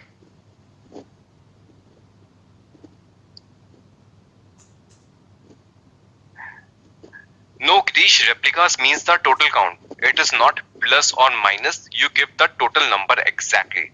Okay. So consider if you want to downscale, how you're going to downscale it. If every time the replicas number you give is plus, then how you're going to downscale? Right. So if I want to downscale, I am going to scale it to 1, so that it is going to have only 1 replica. It is going to have only 1 pod. Okay. So team, now when the concept is clear to you, okay, now we are going to see how you can perform rolling updates and rollbacks. Okay, the main functionality that I told you that deployment have, we are going to see an example for that one. That is going to require quite of a lab. All right, let me take the example for this. Deployment example 3 is for your rolling updates. Okay, first we are going to understand about the concepts what are mentioned here, then we are going to see a lab on this. API version deployment, kubeserve is the name of your deployment. That is all clear to you. All right, under specs I am giving 5 replicas. It means I want 5 replicas running all the time. All right, next is minimum ready second. It means once your pod is created, it is going to wait for 10 seconds to make it live. All right, what strategy I want to type? I want to do the rolling update. Okay, replacing 1 pod at a time is called rolling update. Now, under the definition of rolling updates, you give 2 main definition: maximum unavailable and maximum surge. What is it? Okay, let's try to understand that. So team, whenever the replacement take place, okay, replacement can take place in 2 ways, right? First way is that first your old pod will come down and second pod will take place. Okay, so team, the thing is, when I am doing this replacement, at some point of time inside your replica set, you have only 2 pods. While I am replacing the first one, there is going to be some time when there will be only 2 pods. Even for a fraction of second, there will be a moment then there are only 2 pods when I am replacing it. All right, so at that time what I can say, I can give maximum unavailable. Okay, this is maximum unavailable. It means there is a possibility that I am asking for 5 replicas, but during the replacement there can be a time that there will be only 4 pods. Okay, there will be a situation then there will be 1 number less than the total number. So what I am defining for that, I can say that maximum can be 1 available. If I am asking for 3, there can be a time during the update then there will be only 2 pods, -1. Alright, that is maximum unavailable. So if I'm doing the replacement, one pod will come down and another pod will take place. During the meantime, there will be a gap. So that is your maximum unavailable. So there is one, this is the one way of replacement. What is the second way of replacement? Second way of replacement is I won't take it down. First, I will make another one available. Then I will bring down the first one. Okay. So what is happening in this scenario? In this scenario, there is a situation, there is a time where there are 4 pods running at a time. There will be a fraction of second that there will be 4 pods. There will be all 3 pods of version 1. There will be a version 2 pod as well. Okay, for the fraction of time when I am placing it and taking it down. So this is called maximum surge. It means it can allow maximum number of 1 plus maximum surge. It can allow one more pod inside the deployment for a fraction of second. That is, I am allowing. Okay, so this is about maximum unavailable and maximum surge. Alright, other definitions are same to you. Selector field, match labels, template is the template of your deployment. Alright, sorry, pods. And then I am creating a service as well. Okay, I am creating a service also. Node port service, I am exposing my application with port number 80, target port number 80. Okay, so as I told you earlier, if you don't want to give target port, you can skip it. If it is same with your port and target port. If you want to specify, you can specify them as well. Okay, so now what I'm going to do, I am going to create this deployment and this service. I'll take the raw format. kubectl create -f kubectl get all. Alright, so team, you can see our deployment is created. As of now, pods are not available, so it is showing you 0. In replica side, it is also showing 0 because your containers are getting created. Alright, this is a little heavy image, that is why it is taking some time.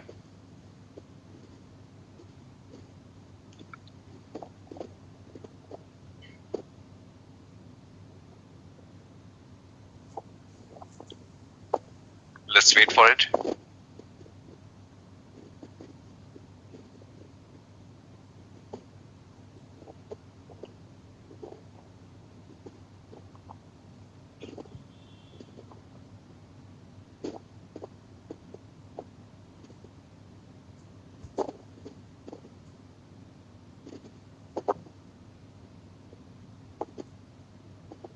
Alright, so team, you can see all the pods are running. Alright, all the 5 pods are running. You have a kubeserve service. This is the node port IP. Okay, so if you want to use this, actually I told you this is the IP which is never used for the external world. Okay, you use a machine IP with a port number.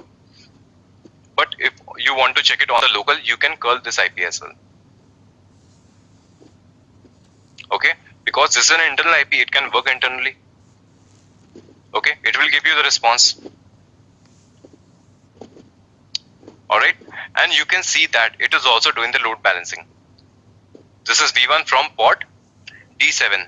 It is from VT. It is again from VT. So it is doing the load balancing. Okay, it is always going to this one. Although, no worries. Okay, so it does our load balancing. Now, we want to see the functionality that if we want to update our application, how it is going to work. Alright, so I'm going to have some sessions. This one.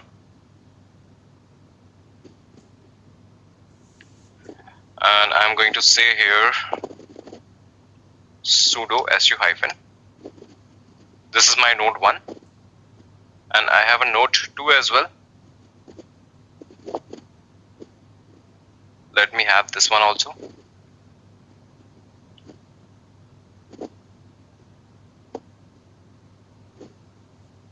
Let's have them side by side.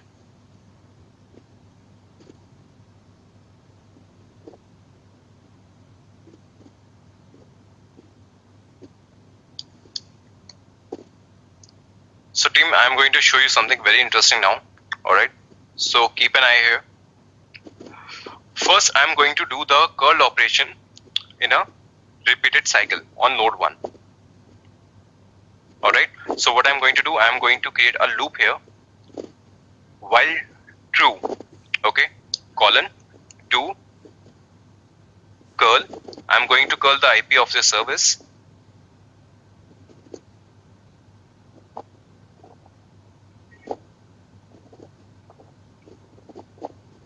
Alright, and I'm going to ask it to sleep for 2 seconds. Okay, do the call operation, then wait for 2 seconds. Alright, then give me a space or give me an enter. Alright, and then this loop should be over. Okay, so it is going to do the curl operation on this cluster IP, this service IP for repetitively, and it is going to wait for 2 seconds after doing it again and again. Okay, so you are getting the responses. This is V1 pod from kubeserve, and it is always going to different pods. Okay, now the requirement I told you, I want to have this pod versions updated. Okay, I want to replace the image for say. Okay, this is the update you are going to do on your application. You are going to update the version. All right, so I am going to change the image of my pod. All right, for that purpose, what I'm going to do, kubectl set command. Okay, if you want to modify the image, you use set command. Set image on your deployment. Okay, what is the name of your service? Service name is kube service. Sorry, what is the name of your deployment? Your deployment name is kubeserve. Set kubectl set image, your deployment object name, and then the name of your object. All right. App equals to lead DevOps. This was my repository kubeserve. All right, and colon v2. Okay, so it is not right. I'm giving a random number v1 v2. Okay, this is the command that I have. These are the images I do have on my repository. Version 1, version 2, version 3. I have 3 versions of my image on my repository. Before executing this, I am going to do something here as well. Okay, kubectl get rs. Okay, sorry, you cannot do that. Kubectl doesn't work here. All right, no worries. All right, so what I'm going to do, I'm going to set the image here.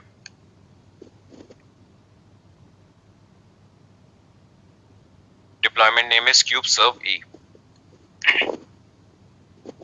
Okay, team, you can see that deployment app kubeserve is updated. Okay, kubectl get all. Okay, I'm going to do it on a watch. Kubectl get all. All right, team, now you can see on deployment 6x5 is ready because you have maximum surge of 1. Okay, and now you can see there are another replica set is also created. You can see your old pods are getting terminated, your new pods are coming online. You can see the version update. Some are responding as version 2 and some are responding as version 1. Alright, here you can see previous logs. Earlier it was providing all the output from version 1. Then it started providing from version 2. Then sometime it was responding from version 1, sometime it was responding from version 2. And with time, you can see all of the outputs are coming from version 2. Alright, and here you can see your deployment is again 5x5. There was a time it was 6x5. Alright, and 2 replicas were created. This is your old replica set and this is your new replica set. And again, your pods are here. Okay, so this is the part you have done. Control C. kubectl, another command is rollout history. History, deploy, and deployment name.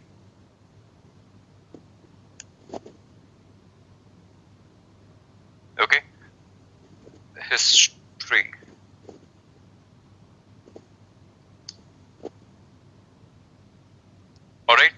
team, this is another command called kubectl rollout history deploy kubeserve. Alright. As of now, I haven't given any message. That is why you can see none.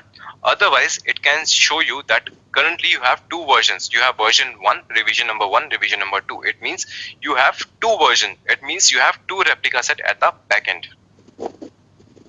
Alright. Now consider I am going to change it to the third time.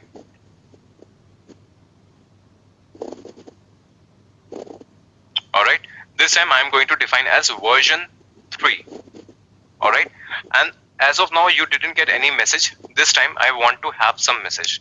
For that purpose you are going to have as record equals to true. Okay, as of now you can see there is no record. But if you want to record, if you want to have some messages here, you have to set record equals to true. Team, do pay attention. This is important for the examination point of view. Okay, during exam they do ask you that have some records for your deployment history. Okay, you cannot record the history if you don't give this flag. And how you're going to see the output, you have to know this. Okay, kubectl rollout history is the command. And if you want to update, this is how you're going to update it. Alright, I'm doing this. It is updated. Kubectl get all. You can see 5/4. 2 are up to date, 4 are not up to date. I'm getting the third replica set now. Your pods are getting terminated. And you can see the output here. Okay. V2, V3, you can see. Some output are coming from V2, some output are coming from V3.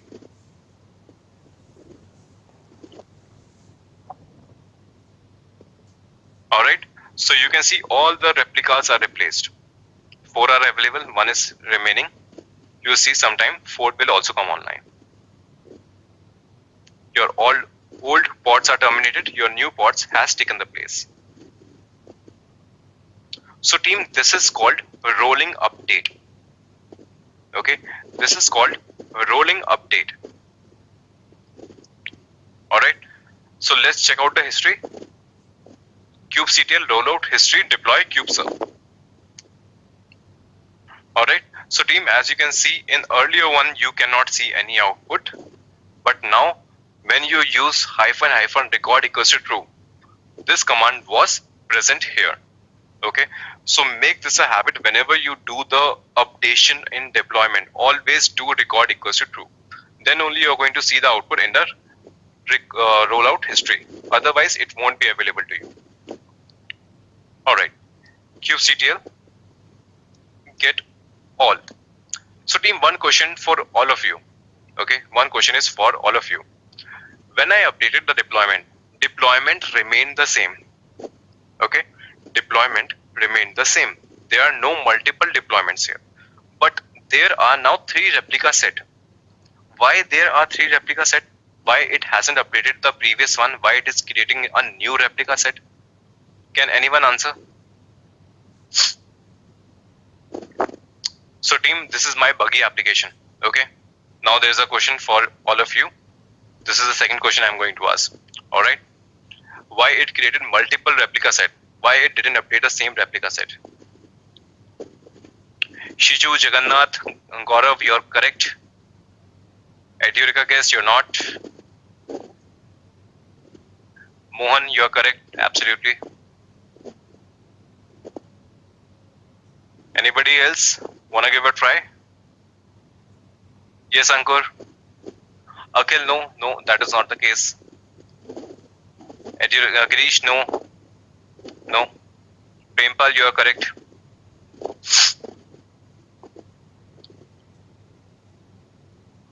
Okay, team, now let me ask you another question. Maybe then you can answer. Okay, now you can see some internal error has occurred, and this is from this pod. Okay, so what is the case? What is happening here? Consider I updated my application to version 3, but that version 3 has some bugs. Okay, version 3 has some bugs. So what I need to do, I want to have the previous version because this is a buggy version. I cannot have it. My clients are going to run away. So what I want to do, I want to roll back. I want to have the previous version. But if it is going to update the same replica set, how I'm going to have the previous version? Right? So I hope now you can answer. If I want to roll back, how can I roll back?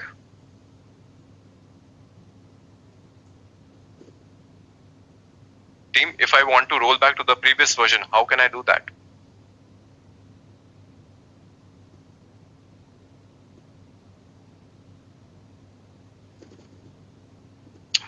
Fanny, no, I don't want to do the edit.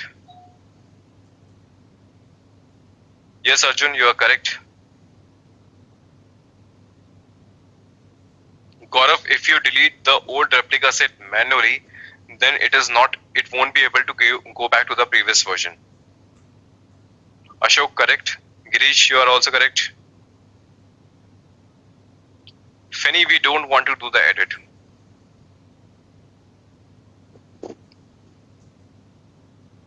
Alright, so team, if you want to go to the previous version, okay, if you want to go to the previous version, you are going to undo the changes, okay? kubectl rollout undo, okay, I'm going to undo it. Deployment name, kubeserve -2 revision. Okay, so team, this is the keyword. All right, this is the keyword. Now it is up to you to which revision you want to go. You want to go to revision 2, you can do that. You want to go to revision 1 directly, you give the revision number. Okay, if you want to undo, you give the revision number, whichever you want. So I want to go back to the version 1 directly. Okay, so you can see roll back. I'm going to put a watch here. Alright, now you can see that first replica set has started getting populated. Desired 2, current 2, ready 2. Now it has modified 4. Now desired is 4. Your current replica set is only showing 2. Right? Let's see the output. You can see there were some errors from version 3. Now you started getting version 1. And now you're consistently getting your version 1. Because your first version is being populated, all the pods are available, and you are getting all the responses from your version 1. Alright? So team, this is how you're going to do it. Alright? If you want to go to the previous stable version, this is how you're going to do it. Aditya, guess you are asking for the commands. Where are all these commands? I can show you that. To Educa repository, there is folder called others.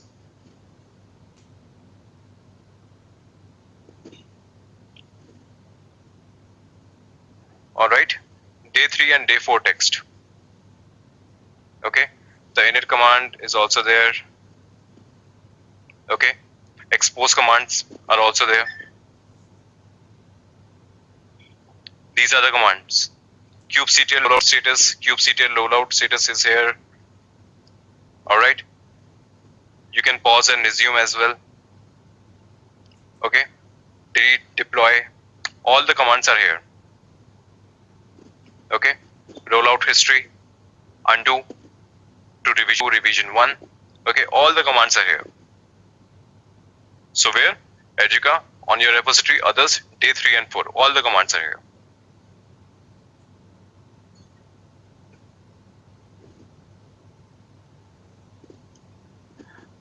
Yes, Gaurav, if you want to go from revision 1 to revision 2, you can do that also. Okay, you can do that. Because now it is inside the repository of Kubernetes. Kubernetes is managing all 3 versions. You can simply use undo command and go back to any version, version 1, version 2, version 3. All the versions will be available to you. Alright. So team, deployment is clear to you, rolling updates, rollbacks. It was a big topic, alright.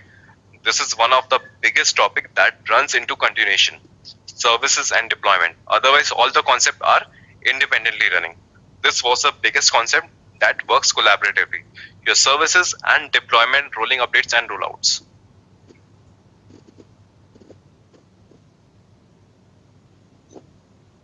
Prempal, there are no other deployments. For example, if you want to ask about role, there is a canary deployment as well. Okay, and there is a blue-green deployment also in Kubernetes. There is a rolling update which is there. All right, but during the examination only, they ask about rolling updates only. Okay, you can have type strategy as rolling updates, you can have the strategy as canary, you can have the strategy as blue green, but in the examination they only ask about rolling updates, and even though in the organization rolling update is the most popular one. All right, team, any other question till now?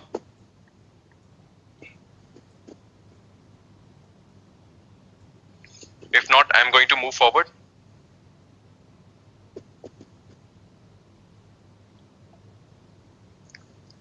Team, quick yes from all of you if deployment, rolling updates, rollbacks, and services are clear to you.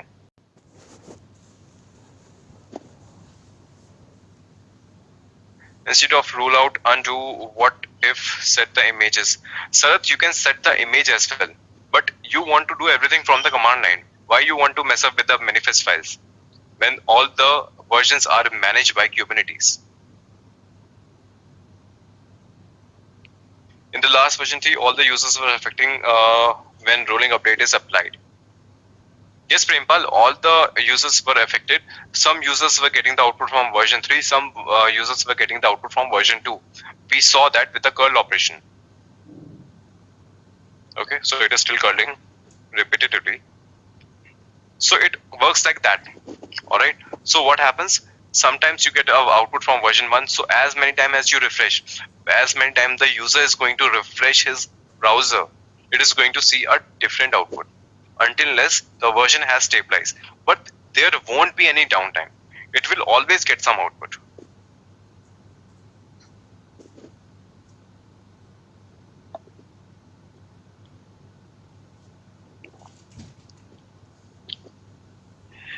Shiju, what is pause and resume? You're asking from the commands I have shown you. Okay, so the thing is, consider your 4 pods are replaced, 1 pod is not replaced. Okay, you want to pause it for that time. Okay, your rolling update is taking place, your 3 pods are replaced, 2 pods are not replaced, and you want to pause it for that time. There you use a pause value, and when you want to resume, then you use resume.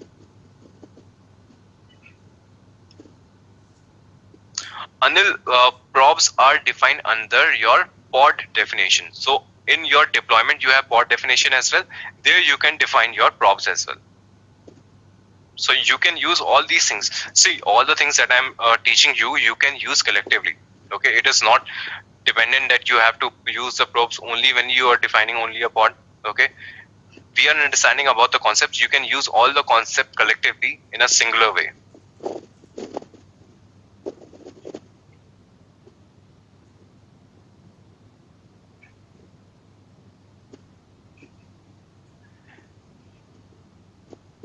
In the continuation to the previous question, is there a way to verify and split the deployment by percentage? Split the deployment percentage? I don't understand, Prempal, what exactly you're asking for.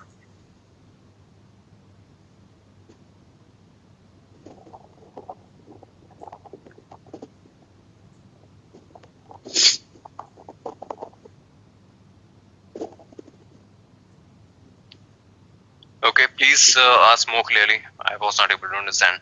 So team, as of now, what I'm doing, I'm deleting all of it. kubectl, delete all, hyphen all. Okay, and we are going to move to the next concept now.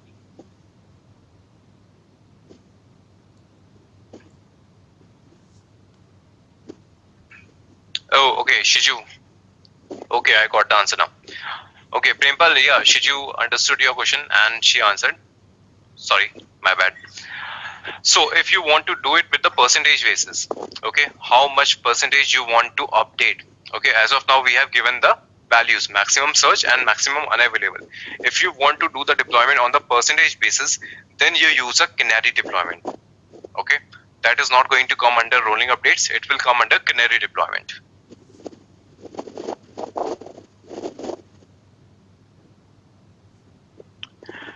team, next topic, next concept.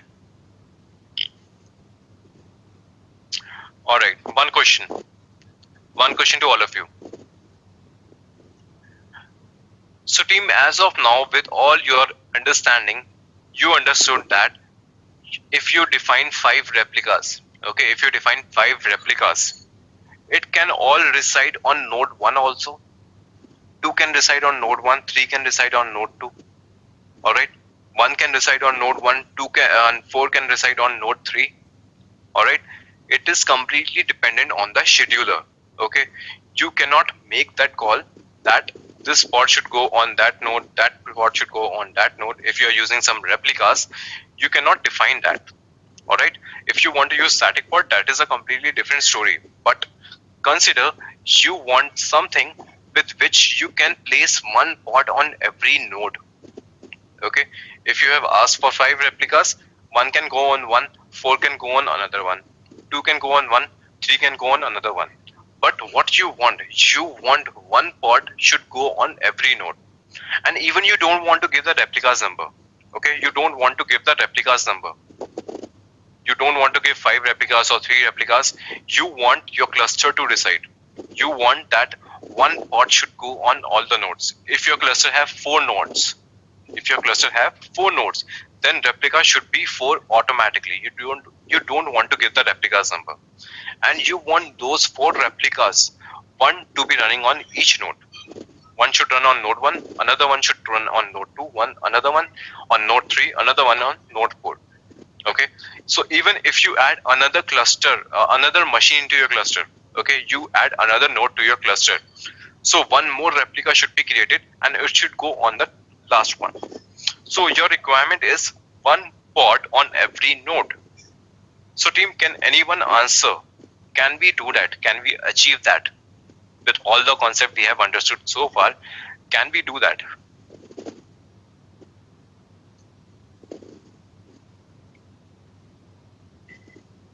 No, Anil, init container won't work. Grish, how we can?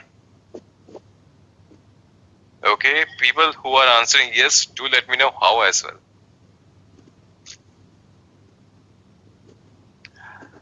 No, Anil, I don't want to use static pods. Gaurav, I don't want to do that. Okay, Ankur, you are way ahead of us. Okay, you went to Affinity. Abhinav, you got it. Edurica, guess you think right. Okay, so many people are giving me advanced topics. Taints, alright. Saurav, no, I don't want to do it with static pods. Because with static, I have to log into all the nodes manually. Consider you have 20 nodes.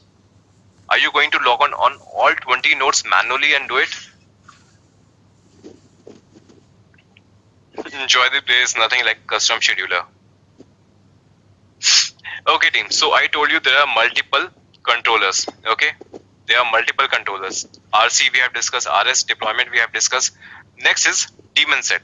So daemon set is the one that creates one pod on every node. Okay, you don't have to define the replicas, you don't have to manage everything, you just define a definition of daemon set and one pod will be created on all the nodes. Okay, let's see the example for this. Controller. Alright, there has to be some daemon set. Okay, daemon set example 1. Okay, so team, this is the definition. You have to give the kind as daemon set. Okay, the name of the daemon set is my daemon set. I have given some labels as well. Then specs and selectors. Okay, if you want to skip this part, you can leave this. Okay, this is not mandatory for a daemon set. Under template, you can see this is the definition of your pod. The pod names are this. They also have some labels, and then the your container specification. All right, and you can see I can give the limits and requests as well. So you can use all the concepts all together. Okay, so team, in this definition, you can see I have nowhere mentioned the number of replicas. Okay, there is no mention of number of replicas. So let's try to create this daemon set. Kubectl create -f daemon set. Okay, you can see your daemon set is created. kubectl get, the short form for daemon set is ds. Okay, so team, you can see it took it from itself. Okay, I never mentioned 2 replicas, but it kept 2 desired, 2 current, and 2 are ready to update and 2 available. Okay, I never gave replicas equals to 2. It created 2 replicas at its own. How? kubectl get pods -o wide. Okay, so team, you can see it placed one at node 1 and another on node 2. So this is the feature of daemon set, that it is going to place one pod on every node. Now let's come to the use case. So what is the use case of daemon set? Okay, so team, I'm going to show you one important output and you will understand that. First use case, on the enterprise level, I'll say, consider that you have 50 nodes inside your cluster, all right, and you want some kind of logging enabled. Okay, so what you are going to do, you want to place a Splunk container, a Splunk pod on all the nodes, so that it is going to catch up the logs from all the nodes. Okay, you want to do that, you create a daemon set. That is the enterprise level requirement. Next, kubectl get all -n kube system.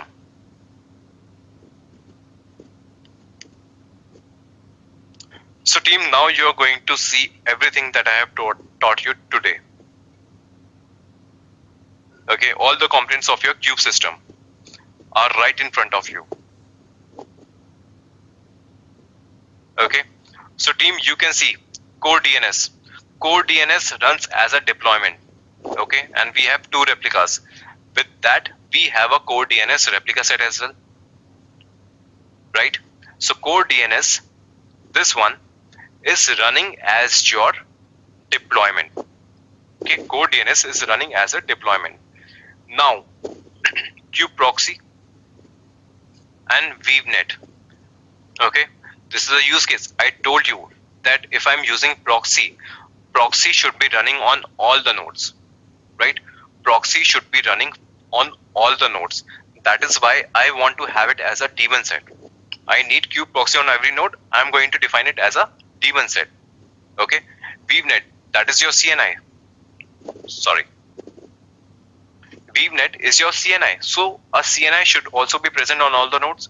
That is why I have created the weavenet as a daemon set. I haven't Kubernetes did. Okay, so now you can understand about all the components. Okay, core DNS, both are running as a deployment and replica set.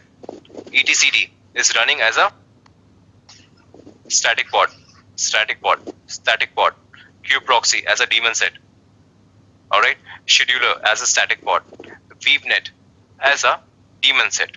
Okay, so all the concept that we have understood, Kubernetes itself is using the same concept at the backend. Okay, so team, any question with the daemon set and everything that we have understood so far?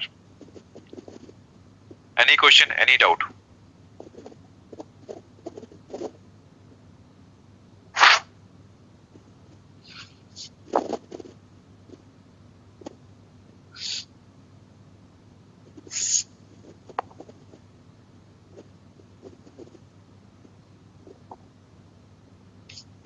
Everything is clear to all of you?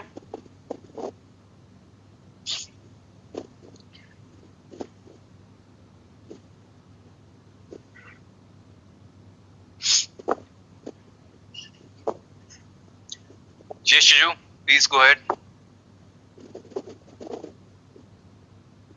Anybody else? Any other question?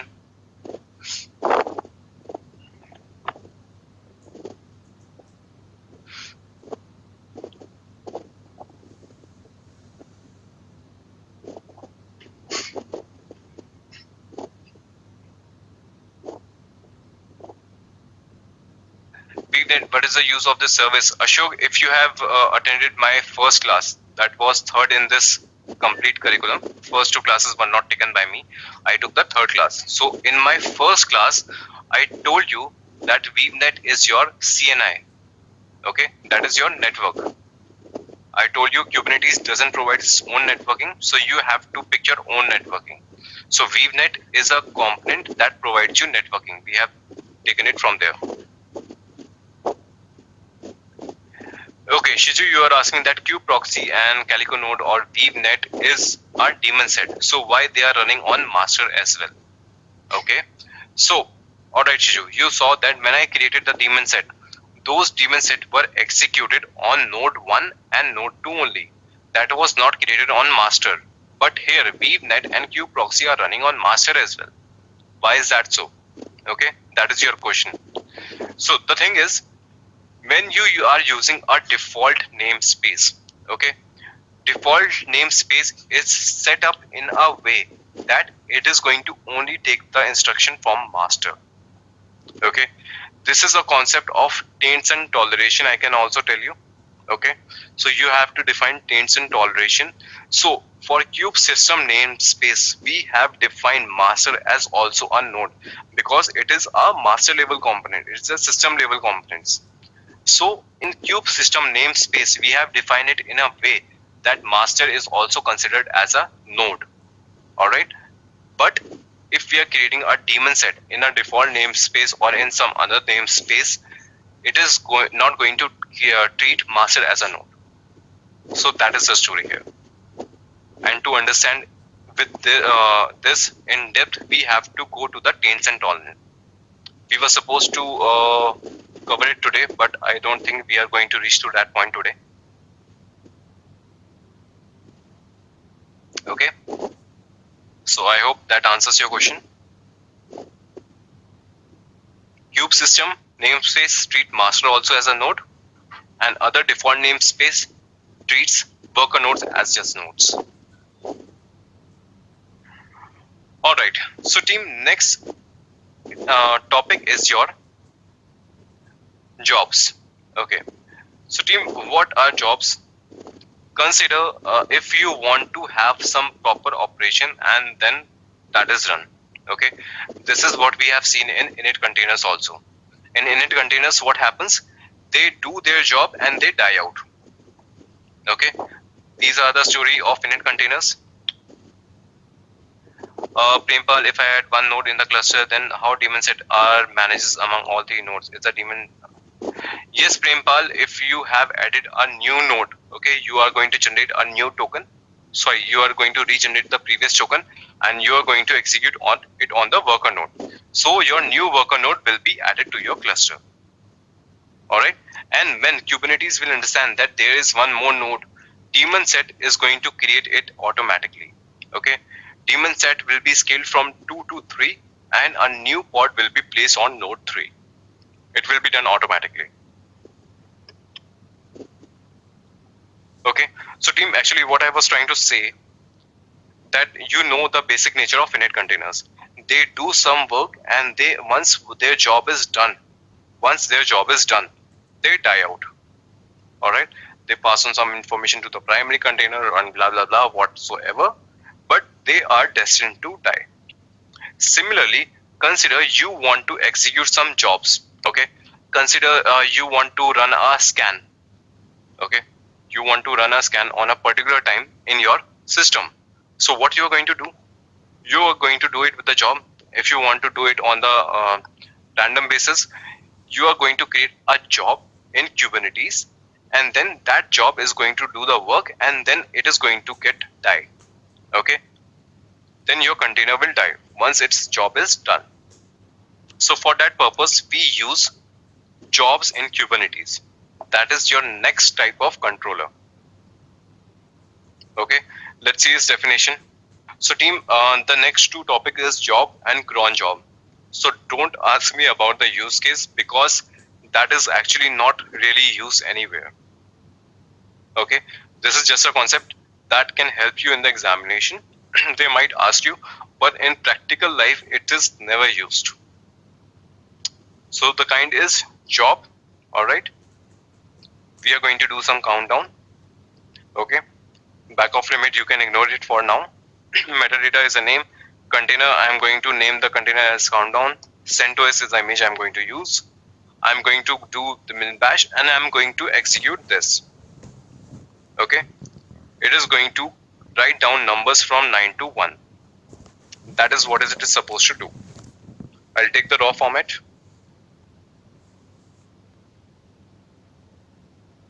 kubectl create -f job. I have created a job. kubectl get job. Okay, you can see this is running from 5 seconds and it is not completed yet. The number of operation you are going to provide, it is going to show you. Okay, completion you can see 0/1. Now the completion is 0/1/1. kubectl get pods.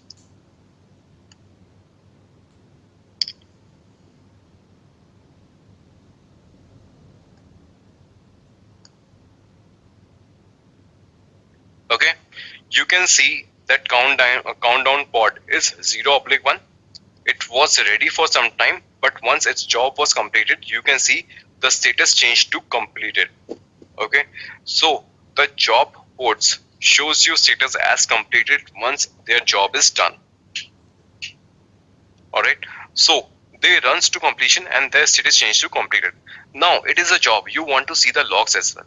Okay, so you can say the same task I can do with a normal pod as well. So why do I want a job?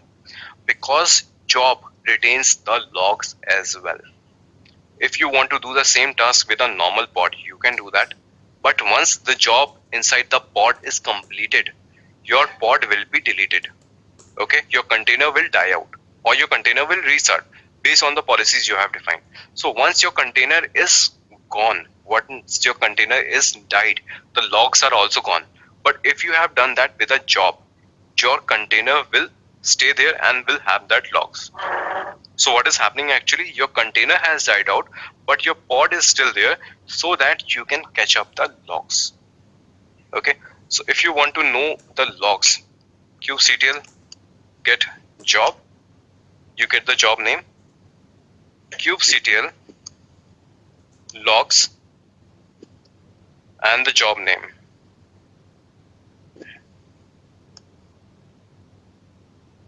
Sorry.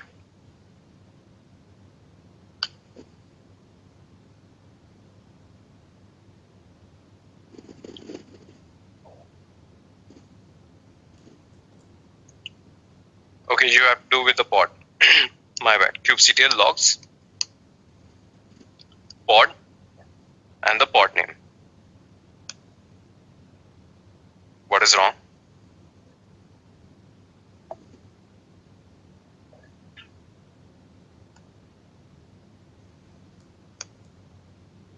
Okay, kubectl log and directly the pod name. Alright, you saw that countdown happen. This was a task. But if you would have done this with a normal pod, this log was not able to show you because it would have died out or restarted. So if you want to retain the log of some jobs, you use the job type. Yes, Shiju, it is useful for the background task. Absolutely correct. Okay, and with this job will be executed in the real time, right? This job will be executed in the real time. But consider you want to schedule this job. Alright. If you use a job, it will be executed right away. But if you want to schedule a job, that cannot be done with a job. You can do that with a cron job. That is your another kind of controller. Okay. Cron job example 1. If you want to schedule something, you are going to schedule it. Okay, this is another kind, cron job, name of the cron job. Under specs, you have to mention the schedule. Okay, you have to mention the schedule. So you can see, I am asking it to execute every 1 minute. All right. So if you want to know how this formatting is done, it is just a basic Linux concept. All right. It is not a Kubernetes concept. You should know this from your Linux administration or Linux knowledge.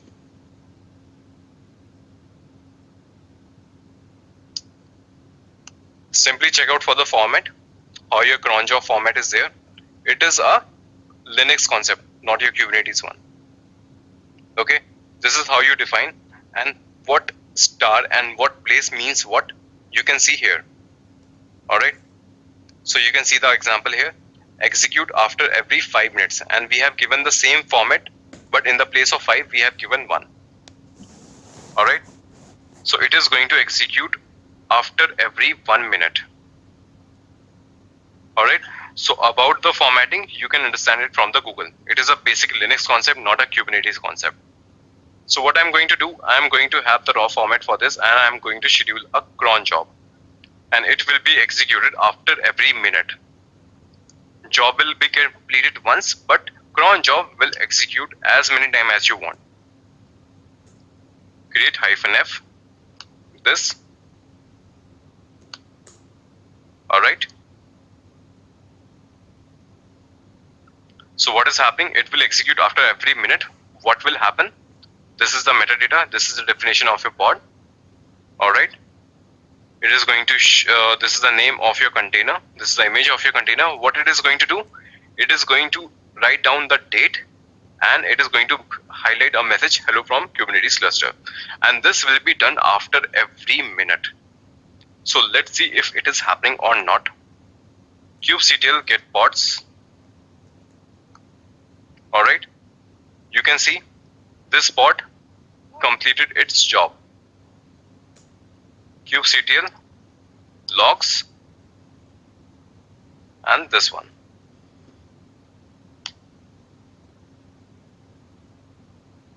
This is the time. At this time, it showed the message. kubectl get pods. Okay, another pod will be live. It might take some time.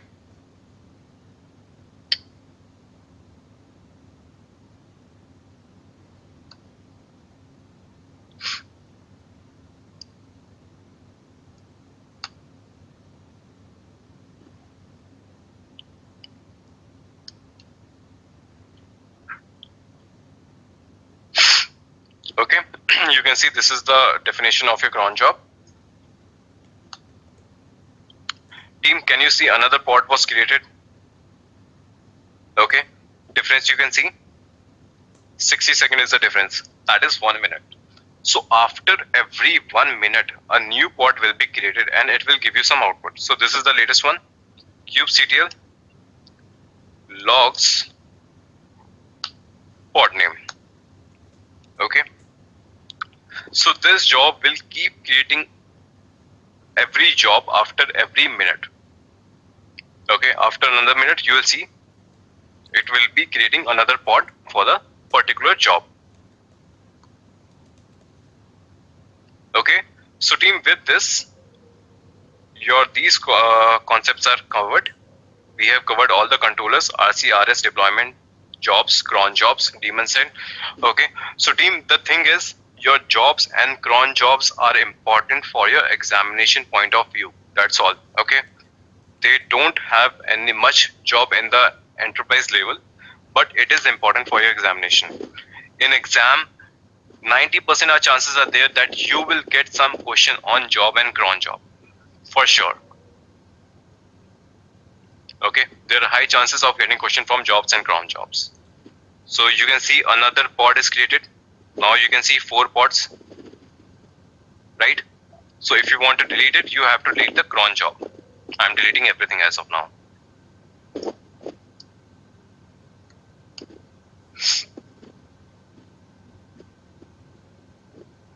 Alright, so team, now if you have any question from jobs and cron jobs, now you can ask.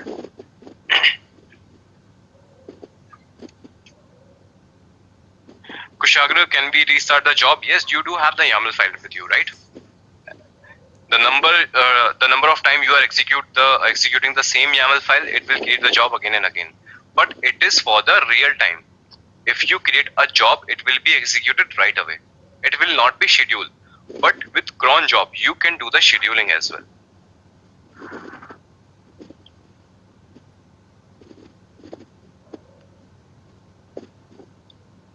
Prempal, you are asking, can you please create cron job for existing job? Countdown was created.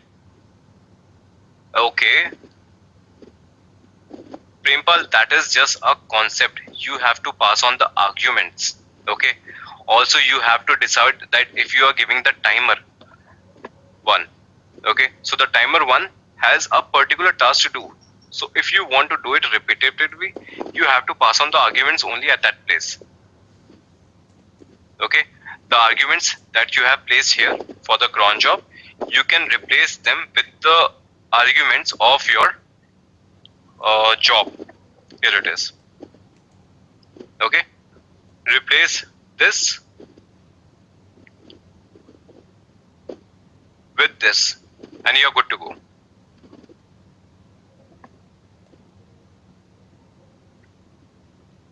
If the pod is removed, then you won't be able to access the logs, right? Shiju, that is the importance of your jobs and cron jobs. Okay. Because pods are not removed until unless you remove them manually. Okay. If you are doing all the things with a container or with a normal pod, your containers dies out inside the pod and you loses all the logs. But with job and cron jobs, your logs are retained. That is why a new topic was present in Kubernetes named as jobs and cron jobs. We could have done the same with the normal pod as well. But we wanted to retain the log. That is why we have the concept of jobs and cron jobs.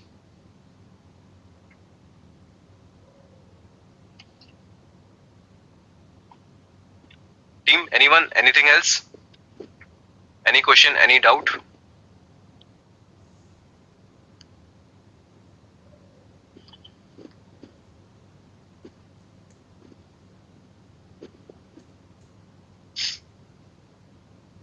No?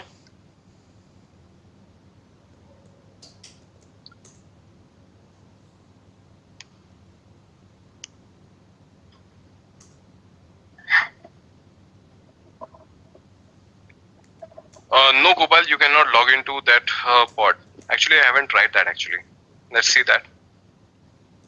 Okay, I actually deleted all of them.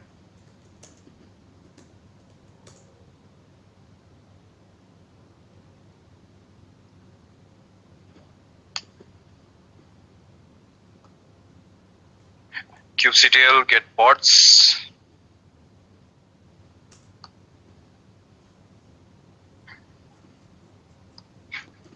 Okay, let's try to do that. Actually, I haven't done that. So Gopal is asking if the logs are retained. So if the container is also present or not. Okay, let's see that practically.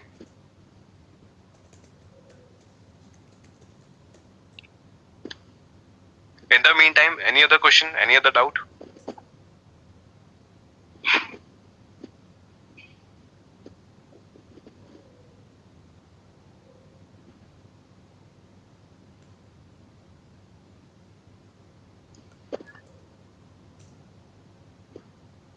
Okay, so this job is completed.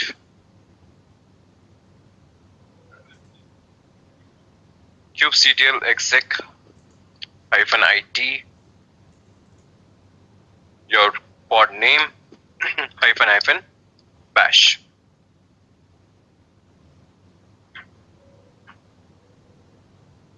Okay, so team, this is what I explained you actually. Okay, the pod remains completed but container dies out. Okay, if you work with a normal pod, in a normal pod what happens, your job is completed by the container, it will die out. So it depends on the policy. If the container has died out, your pod will try to restart it. Alright, but it is not the case with the job pod or cron job pod. It goes to the completion. So your container is completed, your container is removed, but your pod is retaining the logs so that you can check it out.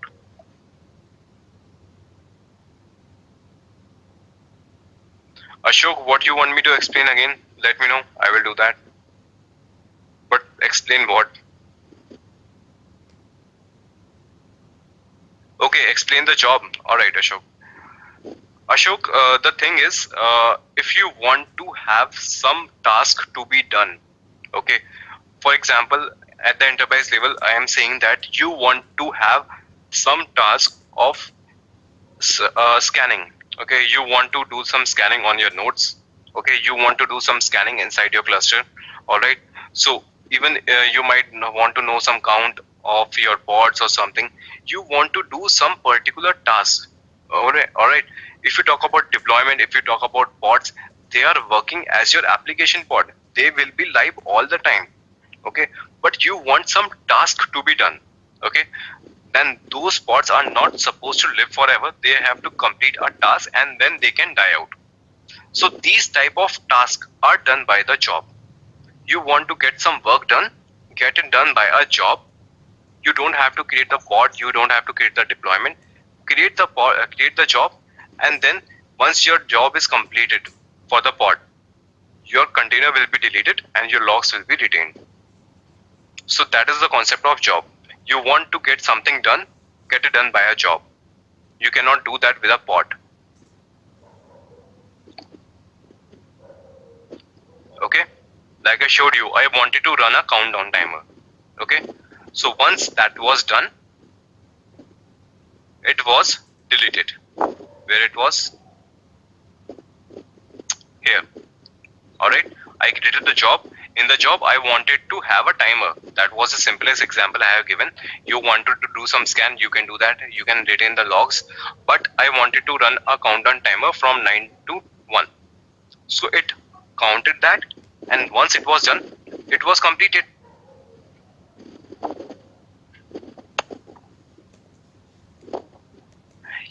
Yes, Jagannath, in the meantime, if your container is live, if it is doing the job, you can log into that container. In that case, you can do that. You can have a timer for 99 seconds, and in the meantime, if you want to log in, you can log into the container.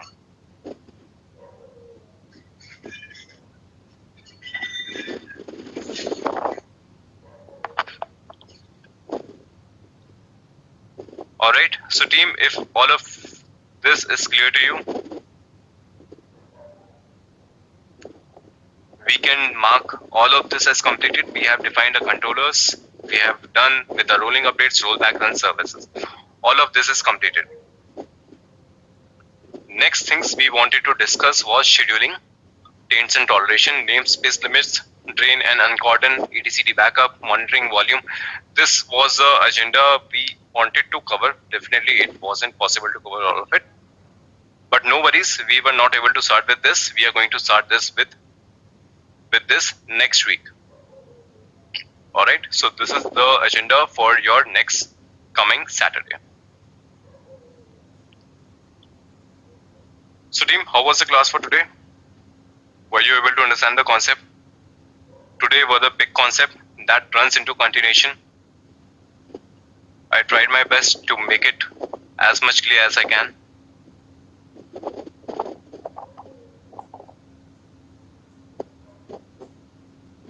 Okay, great, excellent, thank you. Ashok, good topic, okay. Do mark your feedback also.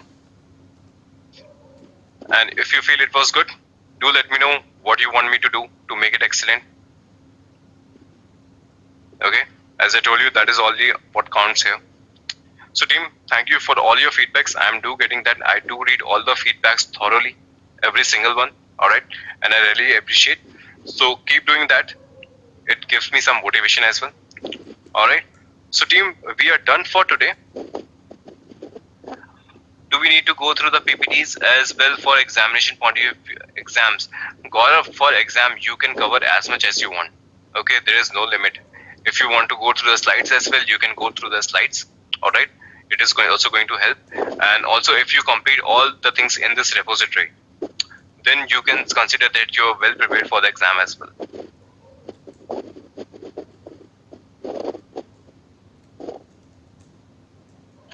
Arjun, for the you're saying heavy topics, can you please send me some labs question for us to practice?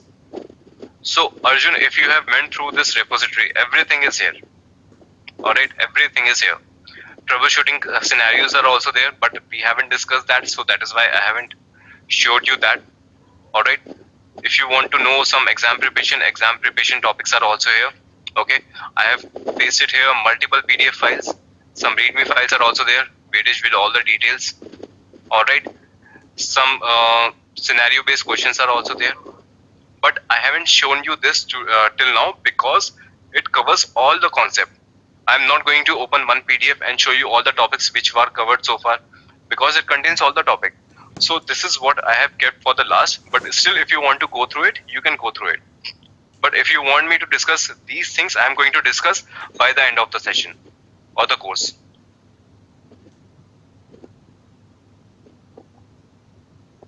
Imanshu, I have already shared. If you do have this repository, you have to go to the other folder.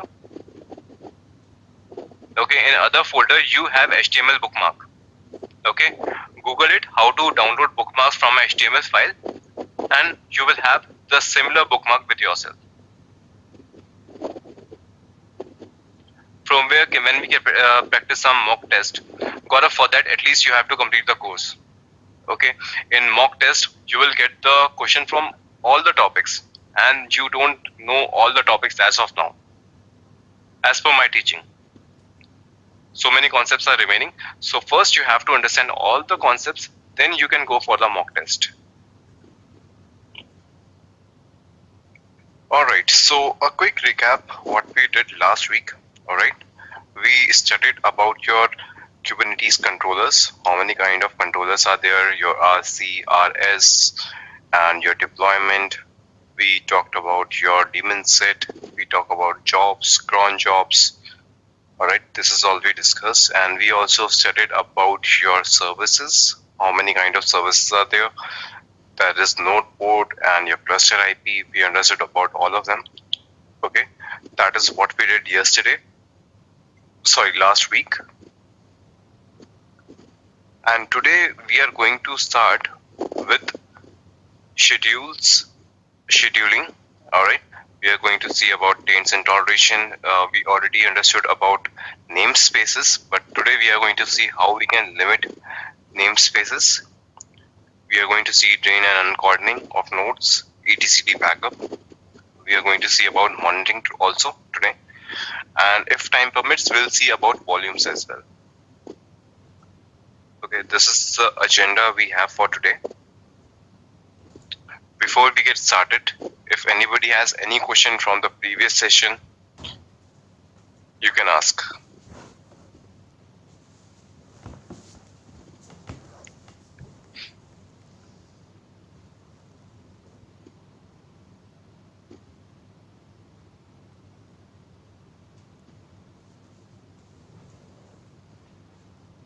Whatever we have discussed so far, anybody has any question?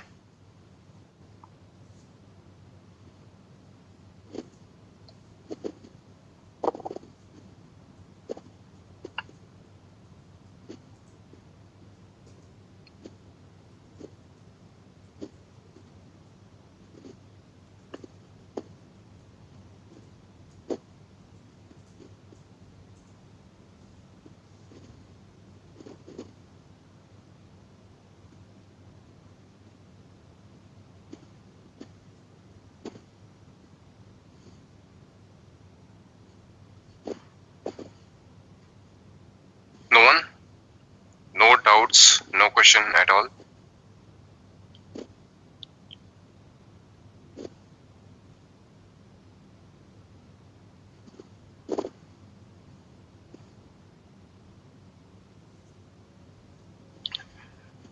Okay. So in that case, team, we are going to start with today's agenda.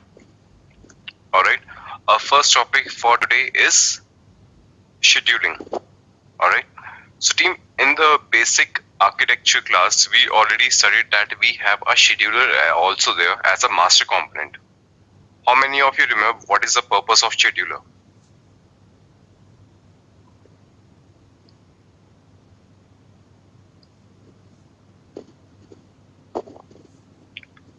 Anyone? What is the purpose of scheduler?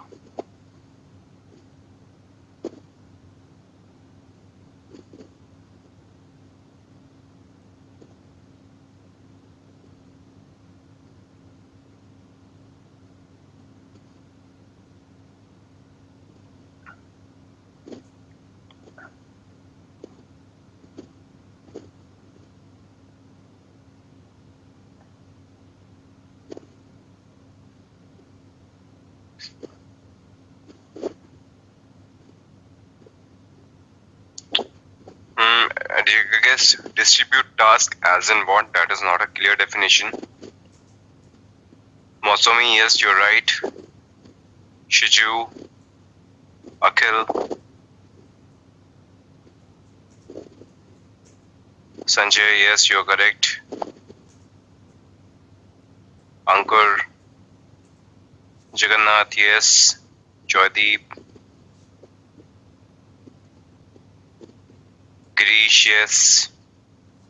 Akhil, Satish, Himanshu, yes, you are all absolutely correct. Okay, so the job is scheduler to decide to which node your pod should get assigned to.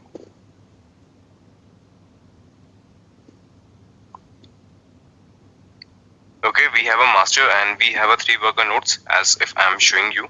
Alright, so first your request go to the API server and API server ask your scheduler to which node your pod should go to. Alright, but we have also seen that we can force a pod to reside on a particular node as well. Right, we have already seen that. How? With the help of static pods. Alright, we have done with the help of static pods. But there are some criteria based on which we can also ask the scheduler to make the pod go on a particular node itself. Yes, that is also possible. Okay, so for scheduler, we are going to see how the scheduling happens and how we can ask the scheduler to assign a pod to a particular node. Today we are going to see that. Okay, so the scheduler based on the below criteria decides that a pod should go to a particular node. First and foremost is hardware resourcing.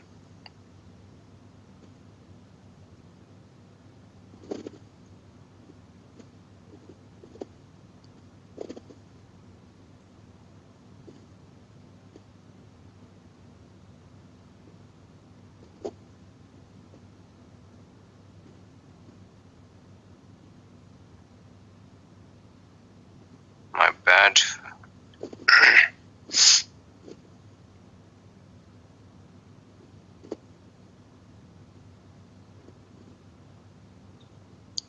Okay, first is your hardware resourcing. It means how your hardware is configured. Is there enough RAM or there or not? If there enough disk space is available or not? If there are enough CPU cores are available or not? Okay, how your physical server is configured, how your physical configuration of your nodes are configured. So if there is any pressure or not. Okay, that is the first criteria based on which your scheduler decide that which node should be chosen. If any node has any kind of pressure, it means it doesn't have enough RAM, it doesn't have enough CPU core, it has lesser disk space, it is not going to schedule the pod on that node, it is going to choose anyone else. Okay, first is your hardware resourcing. Second is your node selection. Okay, second is your node selection. Third, based on labels also we can define that this particular label should be there if your pod should be assigned to that node. Okay, that is one. Next is ports based on volumes as well. Okay, I'll let you know about the volumes concept as well. We have taints and toleration.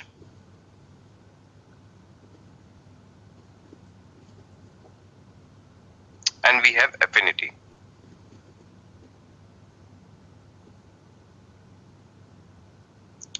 Okay, now we are going to see all of them. First is your hardware resourcing. It means based on your hardware resources, it defines that which node should be chosen. So let's see that also. kubectl get nodes. Okay, we can define any node to see how it behaves. For example, if I'm going to define k node 1,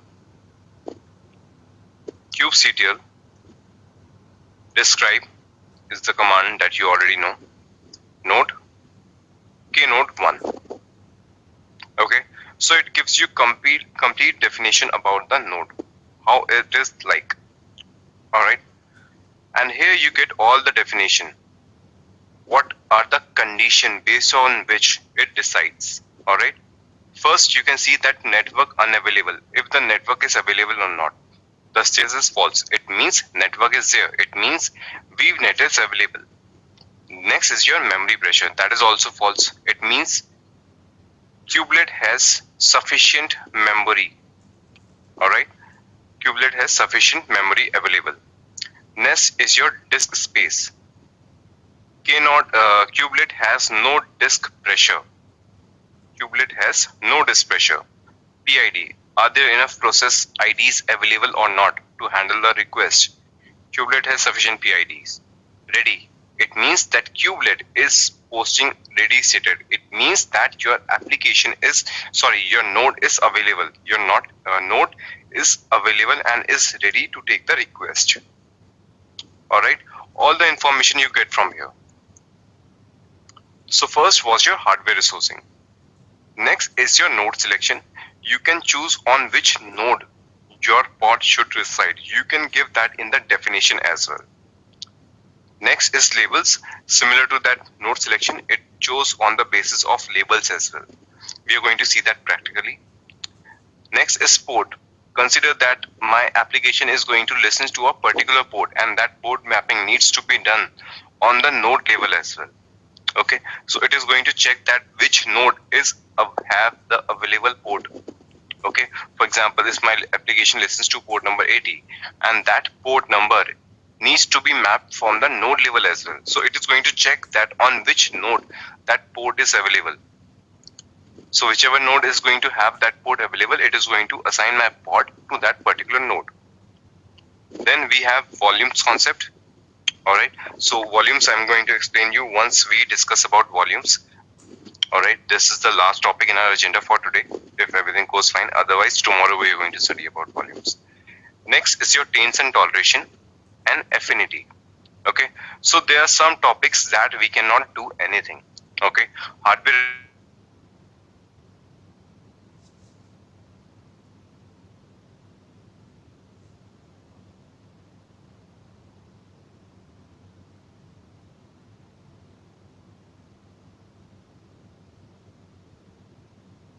with 4 items: node selection, labels, taints and toleration and affinity. Okay, consider I came with a request that I want to create a pod. Okay, this is your N1, this is your N2 and this is your N3. Okay, so I came with a request that I need to create a pod. Alright, I can give it in the definition that it should go on a node whose name is N1. Okay, as simple as that. Okay, I came with a request for a pod creation and I said that I want the pod to be created on the node whose name is node1. Very simple. You go to some person's address. Alright, he give you the absolute address. Come to house number 83. Okay, then you are going to directly go to the house number 83. As simple as that. Okay, so example we have in the same Git repository.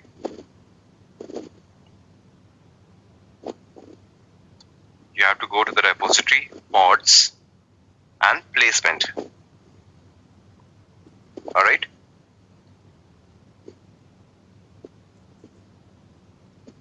So this is the first example. Alright, we are going to create a deployment with 2 replicas. Alright. In your pod definition, you see something extra called specs. Under specs, you have something called node name. You have to give the name of the node, and then your pod will be assigned to that node only. Okay, so here it is node 1 and our name is K node 1. So we are going to have the copy of this node.yaml. Okay, the name of our node is K node 1. We are going to save it. kubectl create -f node.yaml. Okay, your deployment is created. kubectl get pods -o wide. Alright, so these are the previous jobs or something. Okay, here you can see that kubeserve has created 2 pods 8 seconds ago, and both the pods are created on node 1. Okay, both the pods are created on K node 1 because we gave as a node name specification that you have to go to the node 1. That's all, as simple as that.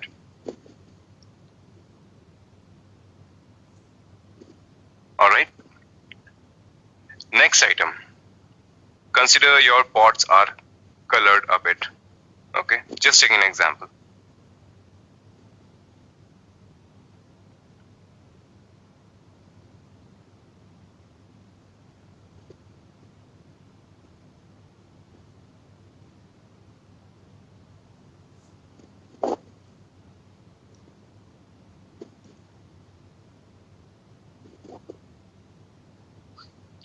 Okay, team, consider you have multiple nodes. Alright, in a cluster we have already 2, but consider in your environment you have 5 type of nodes.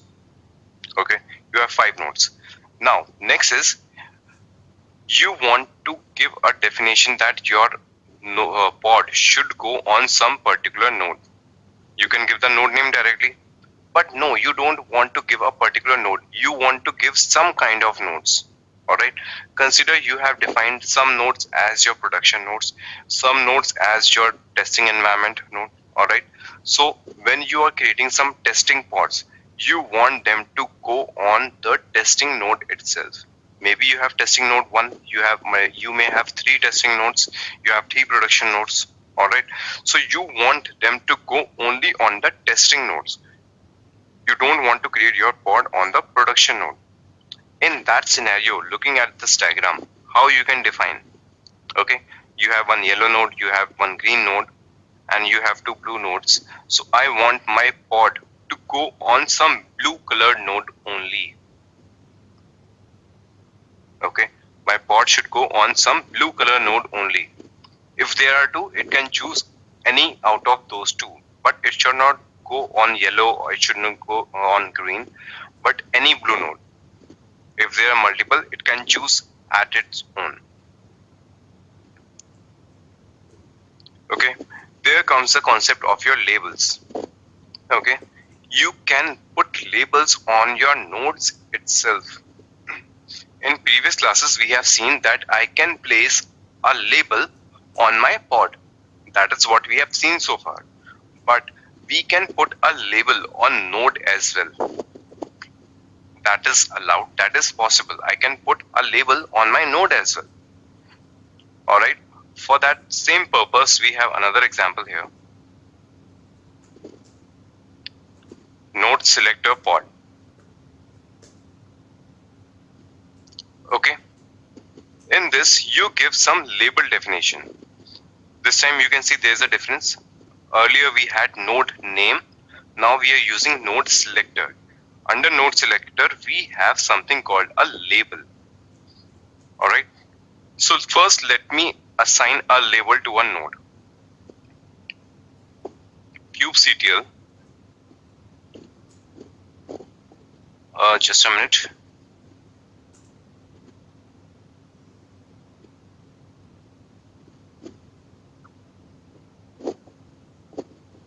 Yeah. kubectl label node. I want to assign some label to k node 2. Alright, and what label I am assigning? Color equals to green. Okay, now you can see that your k node 2 has been labeled. Alright, if you want to see kubectl describe node k node 2, let me have the grep because it provides me a bigger output.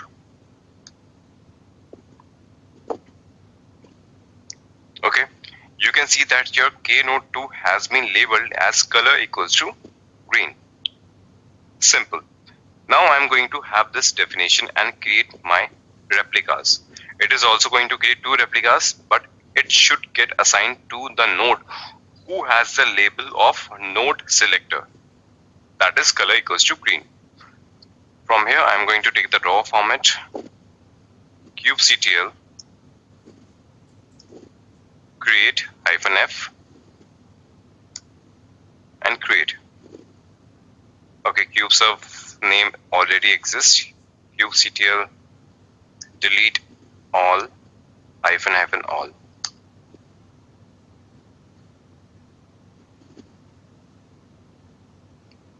Okay, my previous deployment name was also kubeserve. That is why it is giving conflict error. So before that, let me delete everything.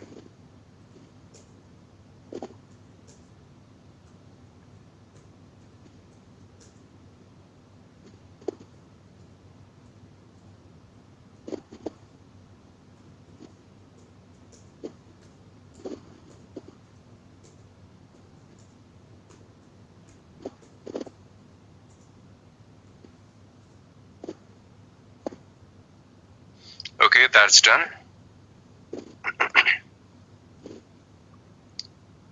Okay, you can see that your deployment has been created.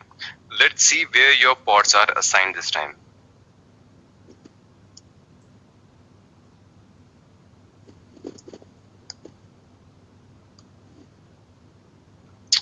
See, both the pods are assigned to node 2 based on the label. You can label as many nodes as you want.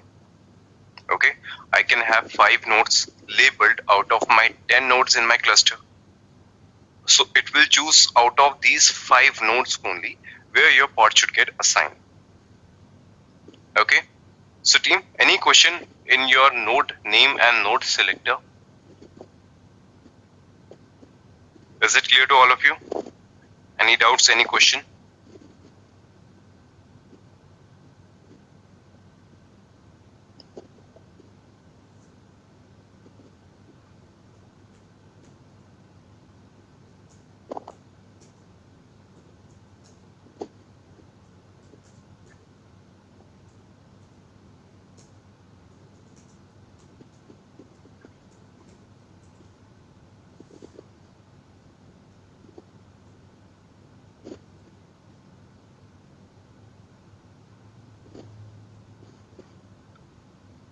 Okay, Fanny, you want me to repeat the node name? Node name is simply you have to give the node name. Okay, it is as simple as that. You have to provide on which node your pod should get assigned to. Here I gave labels. In node name, you give the name of the node. You can see I have simply given the name of the node. Under specification, node name equals to node 1. You give the node name, knode1 was in our case. You give here knode1 and it will be scheduled on that particular node. That's all.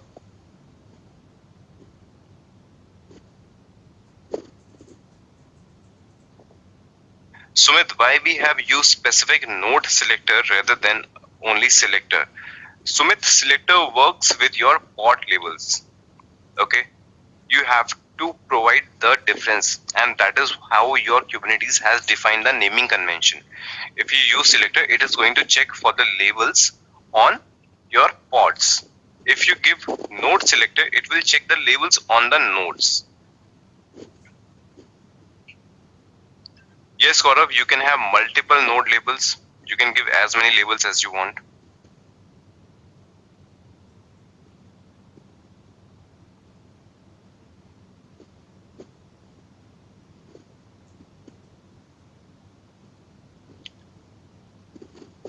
Okay, so if it's clear, let's take the next topic.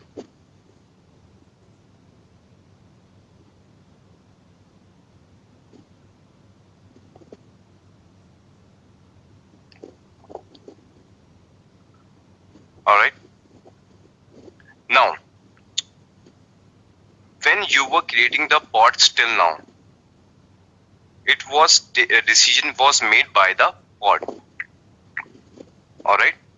Your pod was choosing the node where it has to sit.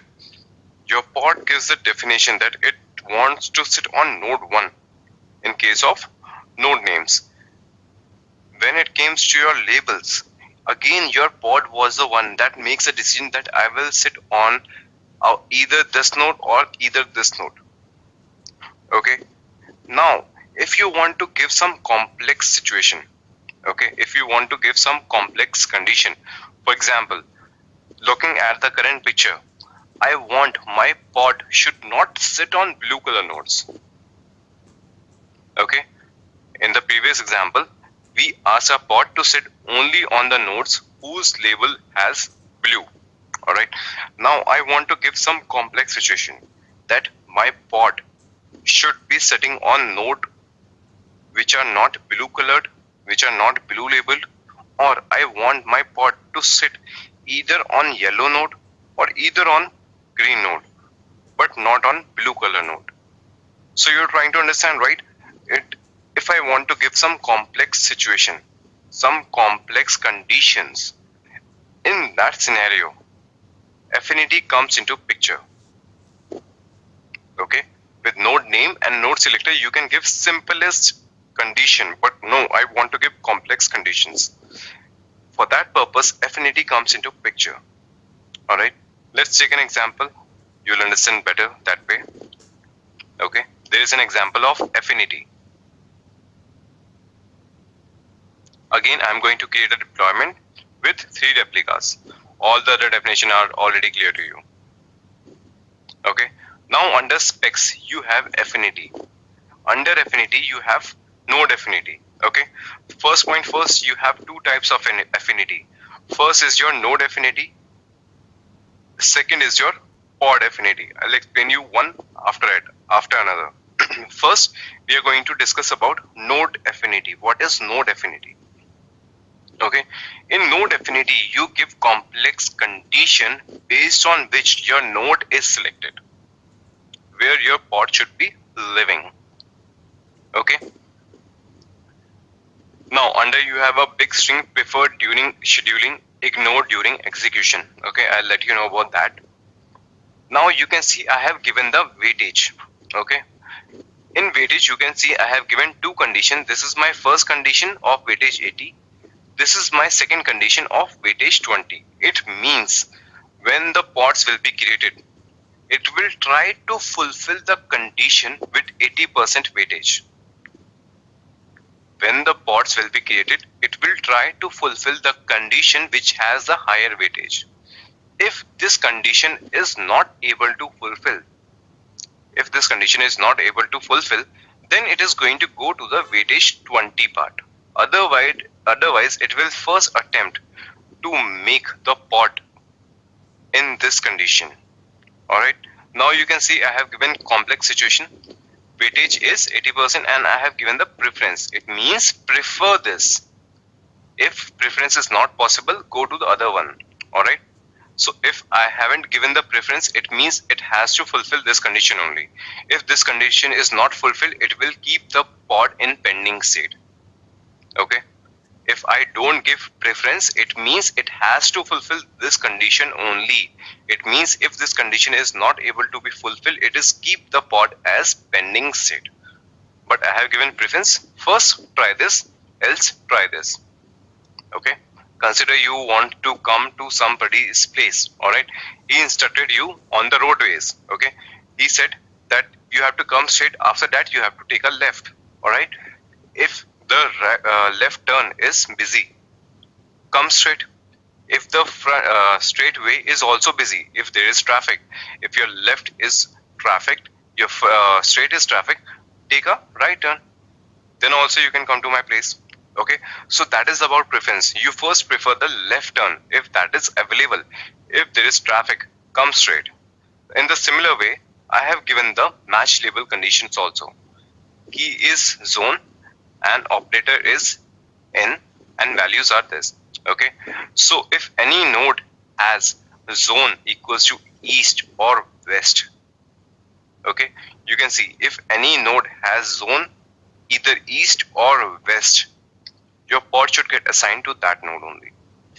If there is no node with such labels, then check for another label where type equals to web. Okay, First, try to fulfill the condition with heavy weightage, that is 80%, that if there is a node with label as zone equals to east or west, assign my pod to that node. If not, if that is not available, try to find a node whose type is web and assign my pod to that node. Okay, so that is based on weightage. Now there is a keyword called preferred during scheduling, ignored during execution. What does it means? It means when my pods are getting created, when it is doing the scheduling, then try to fulfill this preference. Try to fulfill this preference and ignore during execution. Consider while the pods are getting created, I change the label on my node. That is a possibility, that when the scheduler was scheduling the pods, there was a label on a particular node. But when the pods were getting created, you changed your label. So it is going to ignore. If your pods are getting created, it is going to ignore even if you change the label. It is going to check the labels only when you are scheduling the pods. Okay, so this is your first keyword. You can have it in a different way also. Okay, this is your first keyword. Your second keyword that you can use is, apart from preferred, you can use required. Okay, these are the two options that are provided by Kubernetes. First is preferred during scheduling, ignored during execution. So it is going to decide based on the weightage. If you give required during scheduling and ignored during execution, so it is going to check for the proper labels. If the labels are not found, it is going to keep your pod in a pending state. If you have given required during scheduling, so there are two possibilities: preferred during scheduling or required during scheduling. In required, it has to fulfill the condition, otherwise it is going to mark as pending state for the pod. If you have given preferred, it is going to give the preference. If any of the preference is not fulfilled, it is going to assign the pod on any random node. Okay, so that is about preferred during scheduling and ignored during execution. So this is about it. Okay, last part which I want to let you know before showing the practical is, here you have chosen the node affinity. Okay, here you have chosen the node affinity. It means all the labels that we are talking, all the conditions that we are giving are based on your nodes. If I'm talking about the labels, zone equals to east or west, type equals to web or not, okay, these labels should be checked in on the node level if your nodes are having those labels or not. Another thing that you can give here is pod affinity. Okay, this is your node affinity. Next is your node affinity, pod affinity. In pod affinity, it checks if on node 1 a pod is running with such label. Okay, you already have some pod running already beforehand. So consider on node 1 you already have a pod whose label are zone equals to east or west. So it is going to schedule your new pod on the same node where you have a pod with similar label. Okay, that is a little advanced query than node affinity. In node affinity, labels are checked on the node. In pod affinity, your labels are checked on the pods. If any pod has a label of east or west and that is residing on node 3, then your new pod will also get created on node 3. So this is the basic definition. So team, based on the definition, anybody has any doubt? Yes, Girish, we can change the weightage. That is completely up to you. You can give 60-40, you can give 50-50, you can give 30-70. That is all up to you.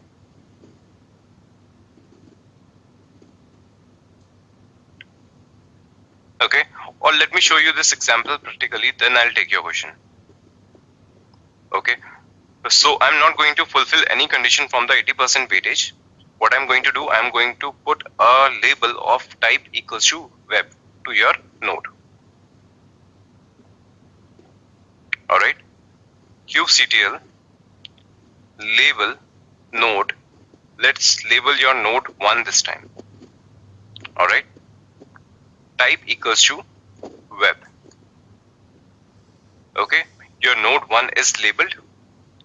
Let's create this deployment with affinity. Kubectl create -f. Alright, your deployment is created. Kubectl get pods -o wide. Okay, so team, you can see all the pods. All the pods are created on node 1 based on the condition you define in affinity. Okay, it tried to find the condition with 80%. If I would have given here required during scheduling and ignored during execution, in that case weightage doesn't mean anything. It is going to check for this condition hardcode. If this condition is not fulfilled, it is going to make your pod at pending state. Alright, so if you would have given here required, but I have given the preference. First check for the higher weightage preference. If not fulfilled, go for the lower weightage. And you can see it has chosen based on your lower weightage, because higher weightage condition was not fulfilled. There was no label with zone equals to east of s. So it looked for the type equals to web, and it scheduled your pod on node 1, which was labeled accordingly. So team, any question with affinity this time?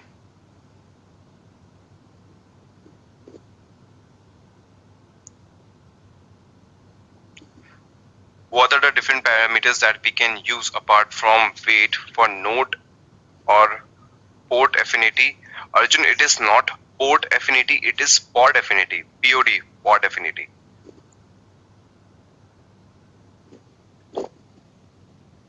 And how can we get the list? So Arjun, these are the only conditions. Okay, I have given all the possibilities in this example. Okay, with key value pairs, you can give multiple operators. Multiple operators are there. All right, where zone in east or west, or you can use the operator equals to. Okay, so these kind of operators you can give. Otherwise, all the things are same. I have already given you how many type of variety is there, different parameters. Here you can use node affinity and pod affinity. Here you can use preferred or you can use required. Okay, so I have already given you the maximum number of possibilities.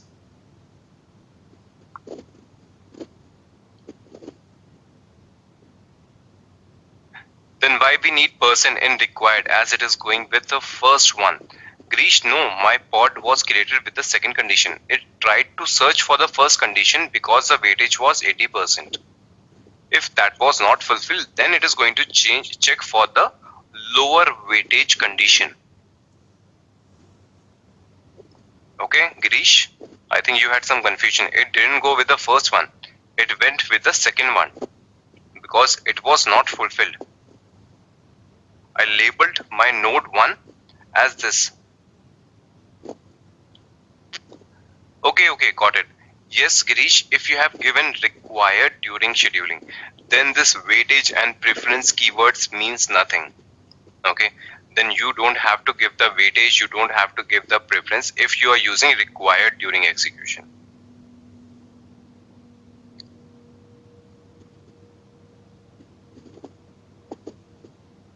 Akhil, I'm not sure what you're trying to ask. Node name I have not seen mentioned in the YAML. We are not dealing with the based on the node name. We are dealing with the labels on your node. Akhil, if you don't mind, can you keep your question written and ask it at the end of the session if you want to get unmuted? Okay, I request you for that if that is possible.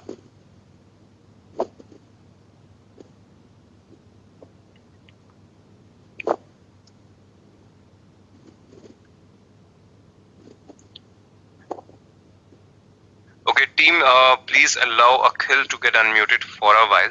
Okay, usually we don't do that. Yes, Akhil. You can unmute yourself and ask the question. Yeah, hello, are you able to hear me? Yes, Akhil. Yeah, okay. Actually, in the diagram you showed, like we use affinity in order to, I mean, if we don't need to deploy it in the blue color node, and all others node has to be deployed. So that is the purpose of affinity, right? And In affinity, we have you give mentioned complex conditions. You can give simple okay, condition so, with node selector.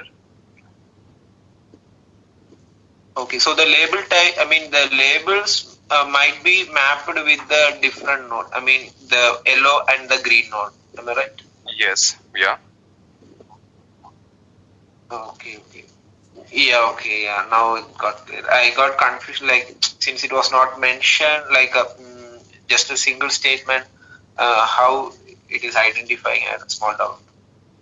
Yeah, that is what I said. If you want to use complex condition, so definitely it is going to be a little complex.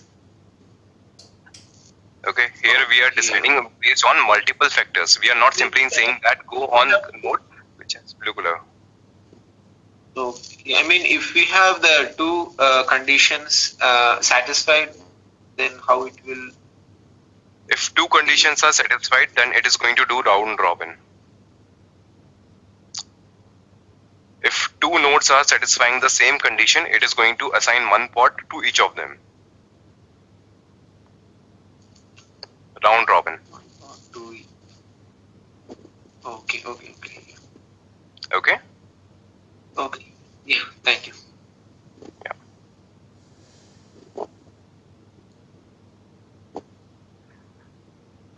Alright, Shiju, with required, will it go to the second weightage if the first one is not met? Shiju, if your condition is with the required, then you won't give any weightage. Okay, weightage is only given when you are doing the preference. If you have used required, it means you have to fulfill the condition dedicatedly. You cannot go to first option or second option. Options are only given when you have preference. Okay, consider the layman example. If there is a road to come to my place, okay, I said take the right. If there is traffic on right side, come straight. If there is traffic on right straight as well, come right hand side. Okay, I have given you condition, but consider if there are no multiple roads, there is a straight way, that's all. So you have to come straight way, you don't have any option. Similarly, if you have options, then you give preference. Either take a right turn, either take a left turn, or come straight. If there is only one road, if you want to fulfill only one condition that is required, so you have to be on that path only. Okay, with required you don't give any weightage. With preferred you give weightage, but with required you don't give any weightage. Gaurav, I don't have an example ready with the pod affinity with myself right now. Okay, but if you want, I can provide you an example tomorrow or maybe next week. But right now, I don't have that example with me.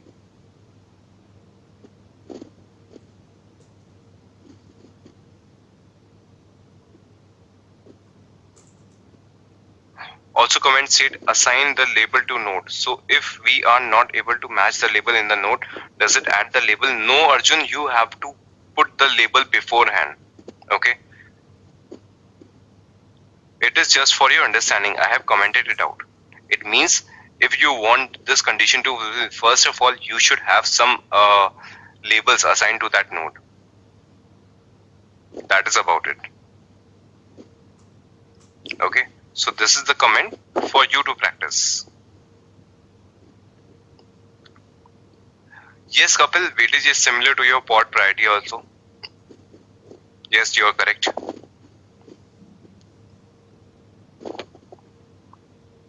Okay, any other question?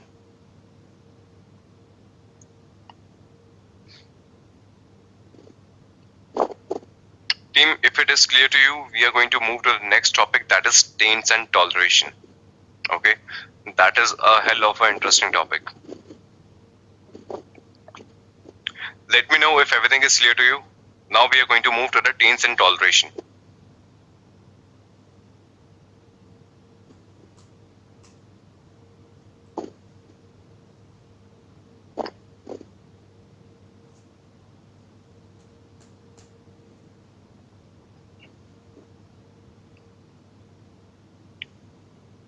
Okay, seems like it is clear to all of you. So we are going to move to the next topic, that is taints and toleration. And before explaining you that, I'm again going to take a layman example. Okay, a layman example. We are going to take a little story so that you understand it better.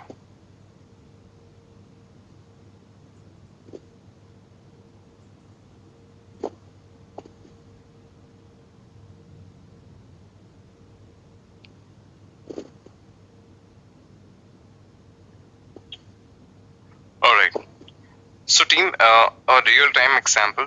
Okay, recently we have been dealing with COVID, right? And we have different zones in our area these days. There are some red color zones which has heavily infected people. Okay, we have some yellow color zones also. It means there are some infections but not that bad. Okay, and we have green color zone where there are no infections, right? I'm taking an example of COVID situation, of the lockdown and restrictions in the society. All right, so you have three zones. You have green zone, you have red zone, you have yellow zone. It means the red zone is very critical. It is not suggested for anyone to go in that area, right? If I'll talk about a normal person, let me remove the color now. Okay, consider as a normal person, if I want to travel, as a normal person, if I want to travel, all right, in that case, I can simply go to the green color zone. There are no restriction, right? If I'm a normal person and I want to go to a particular node or particular area, it has to be green zone only, because I'm not allowed to go in the red zone, because there is a severe infection there. I can get ill. So if I want to travel, I can simply go to the green color zone.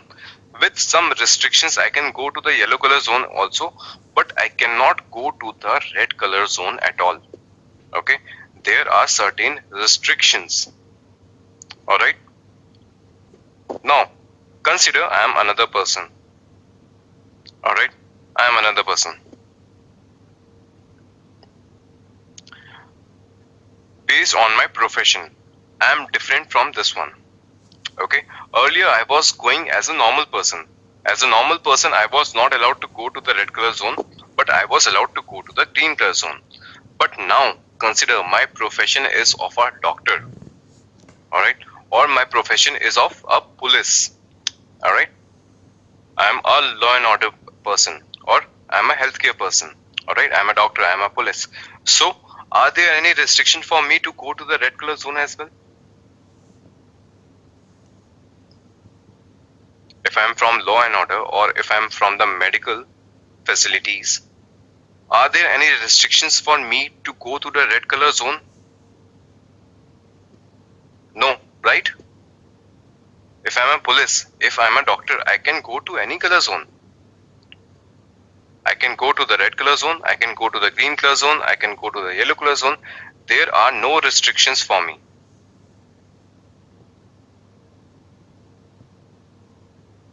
Alright, so what is this? It means that your red color zone is tainted.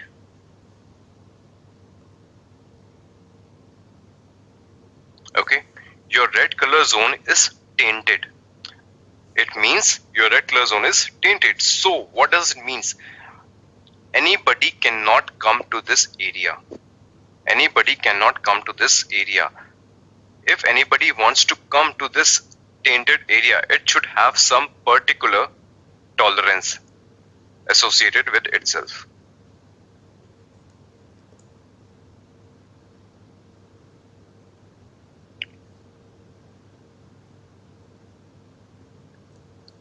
Okay, so if somebody wants to come to the tainted area, it should have proper tolerance.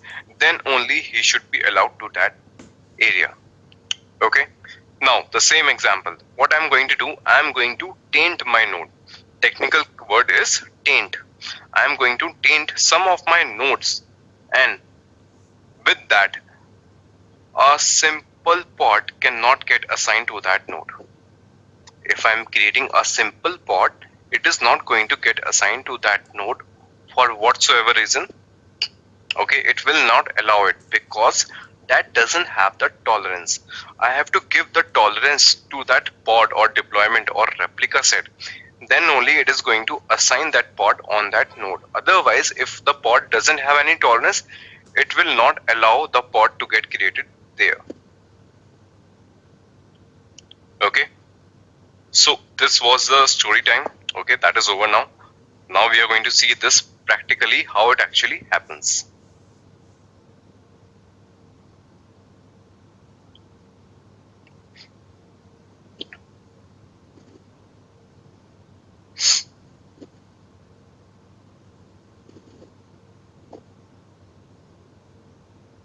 Toleration pod.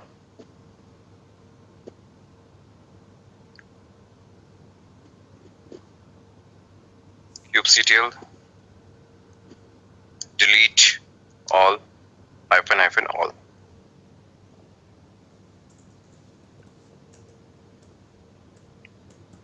Okay, so let's see the definition. The example that I had just given you, I'm going to use the same values here as well.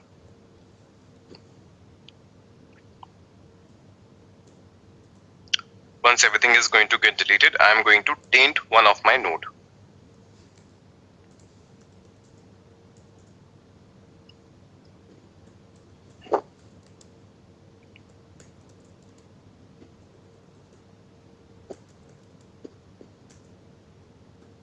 Okay, everything is deleted. Now, if you want to taint a node, all right, the keyword is kubectl taint. Okay, taint is the keyword. Taint node. Consider that I'm going to taint my node 2. All right, kubectl taint node 2, and I'm giving a label kind of this. Zone equals to red. All right. With that, I'm going to give a flag schedule. I'll explain you about the flag, but as of now, understand that I am marking that as a red zone with the taint. Okay. You can see that your node 2 is tainted now. kubectl describe node key node 2 grep -i taint. Okay, you can see that the node 2 is having taint with zone equals to red. All right, so what happens here? kubectl run pod 1 image, sorry, -, image. Okay, I have created pod 1. Let's create multiple pods. Okay, so all these pods are the simple pod, normal pods. They don't have any privilege, they don't have any tolerance. All right, they don't have any special privileges. So all the 4 pods are created. kubectl get pods -n -o wide. So team, can you see all the pods are going to node 1 only? Okay, because node 2 is tainted and all the pods that I have created doesn't have any special privilege. They don't have the tolerance. So that is why they all went to K node 1. Alright, now let's see this example. Under specification, I am giving tolerance. Okay, under specification, I am giving toleration. It means if the zone is equals to red and effect is no schedule, then create the pods. It means this definition is going to have privilege that it can assign the pod on node 1 also and node 2 also. vi-tol.yaml. Okay, that's my definition. kubectl create -f tall. Okay, your deployment is created.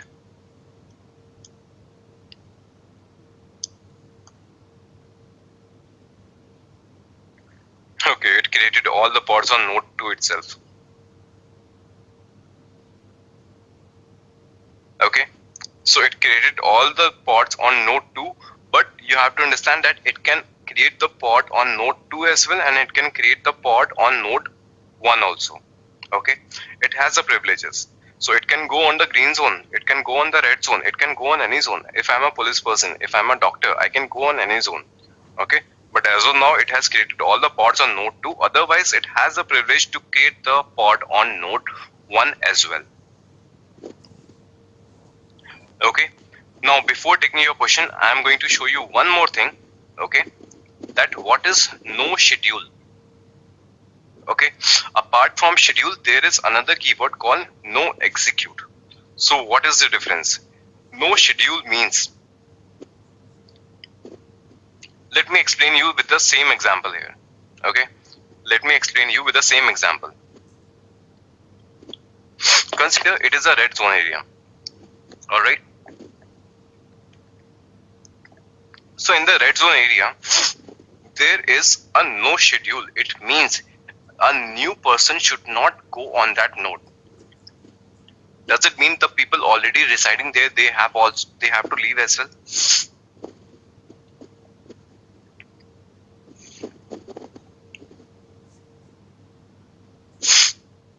Okay, so team, what I'm asking you, that in the COVID situation, if any zone is marked as red, does it mean the people who are living there, they have to leave as well?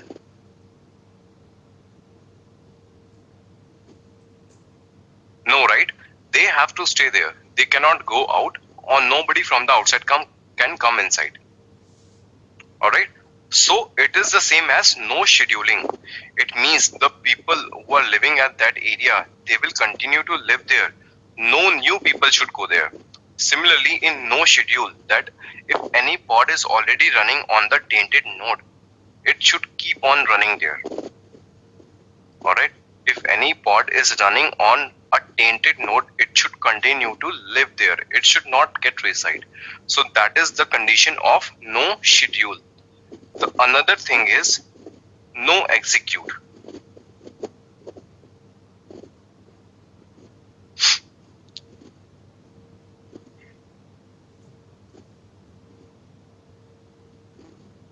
Okay, if you are going to taint a node with no execute, okay, it means that you have given the red zone as some other epidemic. Okay, it means you have to leave the place. That place is not suitable for living at all. Consider that this region is going to get flooded. Okay, there is a warning, there is a forecast that this area is going to get flooded. All right, so what happens? All the people who are living in that area, which is under the forecast of getting flooded, you have to leave that place. No new person can come inside. Even the people who are living in that area, they have to leave as well. Okay, because the flood is suspected. So that is the condition of no execute. If there is a condition of no execute, it means you should leave that node immediately. No new scheduling is going to happen, but even the pod which are running on that node, they should also leave. They should also not reside. Okay, consider I am going to taint my node node 2 itself with no execute now. kubectl taint node K8s 2. Again, I'm going to taint my node 2 with serious situation. Okay, this is the label I'm giving. Situation equals to serious with no execute. Okay, your node 2 is tainted. Team, can you see all the pods which were running on node 2 are getting terminated? all the pods which were running on node 2 are getting terminated and new pods are getting created on node 1. 4 seconds ago, 4 seconds ago, again 4 seconds ago. So all the pods which were running on node 2 are getting migrated to your node 1 because it is an emergency situation. This is a serious situation. Okay, so all the pods on node 2 will migrate to your node 1. Okay, you can see all the pods from node 2 have migrated to node 1. Alright, and if you want to remove the taint, okay, if you want to remove the taint, how you are going to remove the taint? Alright, you simply put a minus sign or hyphen sign at the end. Okay, in the same command, just give a minus sign at the end. That's all.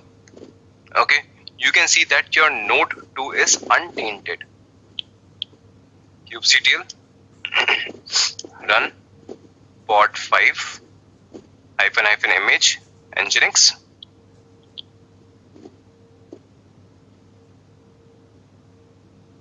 Okay, still pod 5 went to node 1. Okay, but now it allows you to create pods on node 2 as well. Okay, so team, I will tell you the use case of this. Okay, now I'll tell you the use case of taints and toleration. So before I explain you the use case, let me know if you understand the concept or not. I said this because once I asked you to ask question, you ask for the use case. Okay, so if somebody has the question of use case, don't ask it because I'm going to tell you next. Apart from that, if you have any question, do ask me and I'll answer.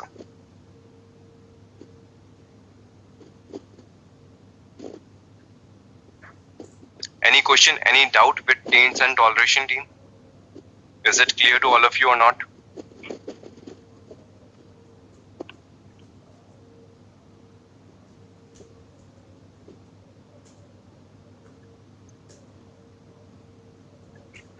Okay, let me tell you the use case of this also. Alright, then you might ask some questions. Team, in your Kubernetes, you have already seen that some pods do run on the master node. kubectl get pods -n kube system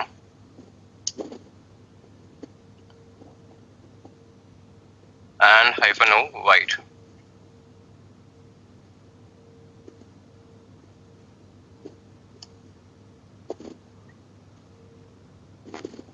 Okay, you can see that ATCD is a static pod, I can understand. API server is also a static pod, I can understand. Similarly with your controller and your scheduler, these are your static pods. We have a YAML placed at a particular location, so that is why they are running on this node. So again, taints and toleration doesn't come at that place. But in the class, when I explained the daemon set, right, somebody asked me that your VNet or kube proxy is running as a daemon set, but it is running on the master node as well, right? Your kube proxy, it is also running on the master itself. So when I'm defining a daemon set, it is not scheduling any pod on the master. It is scheduling the pods only on node 1 and node 2. Why it is not scheduling on master? Or why your kube proxy is running on master as well? Why your VNet is created on your master itself? Why is that? Even if you create any pods, they are only scheduled on node 1 or node 2. Okay? Team, try to understand this. Consider this is your master now. Right? In your cluster, you have your node 1 and node 2 and you have a master node. Your pods are always getting created on node 1 and node 2. Your pods are never created on your master. What could be the reason?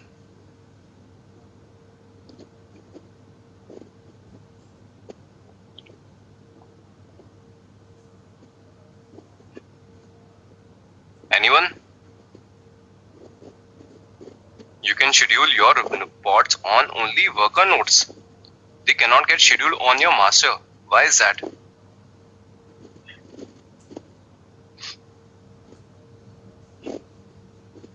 Shiju, yes. Mosumi, yes, you're right. Arjun, correct. Shiju, Yes, Jagannath. Ankur, yes. Grish. Sanjay, no, you are not correct. Arjun, Aditya, yes. Kushagra, absolutely correct. Team, your master node is tainted. Okay, your master node is tainted. That is why no pods are getting scheduled. If you want to have some pods on your master node as well, you have to give the toleration.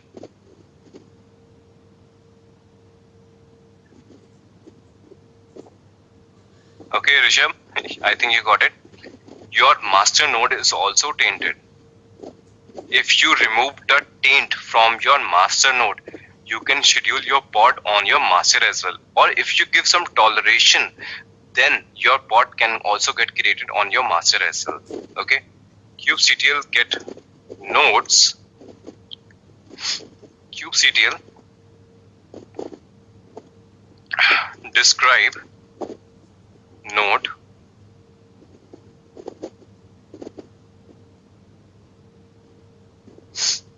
master grep -i taint. Okay, team, you can see that your master node is tainted with master colon no schedule. Okay, this is the taint that is available on your master node. So if you want to schedule some pods on your master node as well, you have to give the toleration with this also. Or you can remove the taint, then any simple pod can get created on your master node.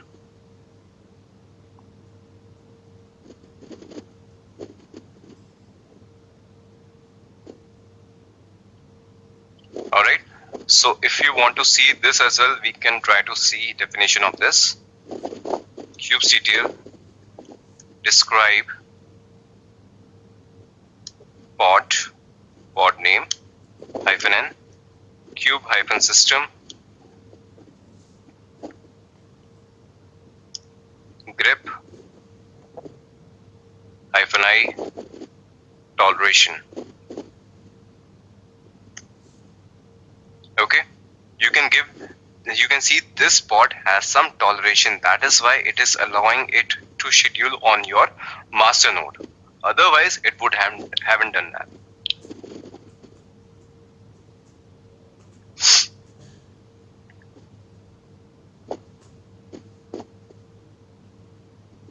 Kushagra, in your practical experience, you have to give in the key value pair.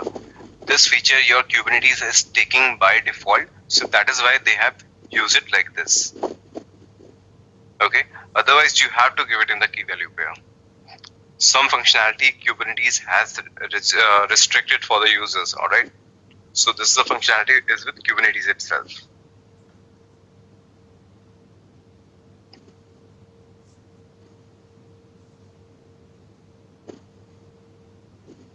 Team, any question with taints and toleration now?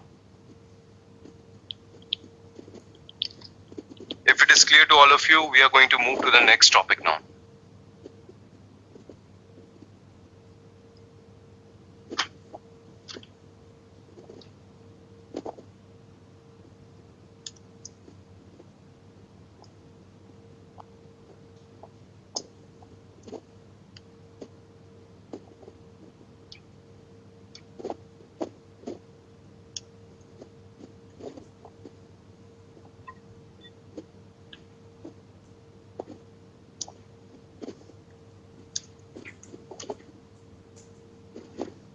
How do we provide toleration? Arjun, that I have already shown you.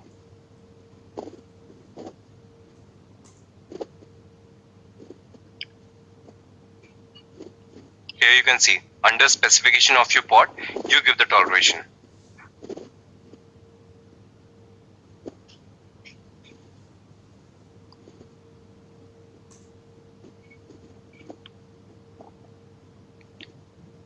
Alright, so this topic is also completed. Alright, so from here scheduling is already done. Node name, labels, node selectors, affinity, taints and toleration. These topics are complete.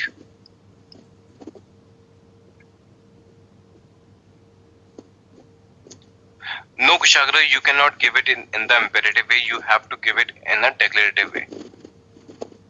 Okay, this functionality is with the declarative syntax only. You cannot give it with the command line.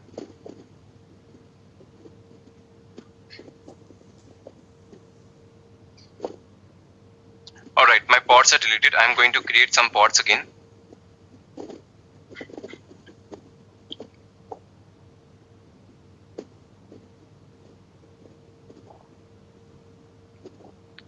Pod 1,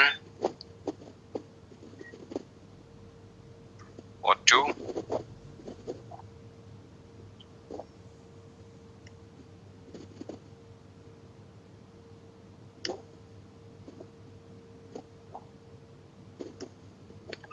pod 5.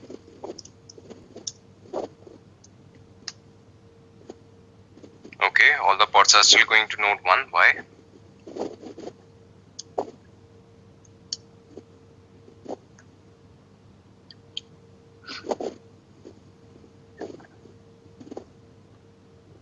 Let's type node node 1, sorry 2.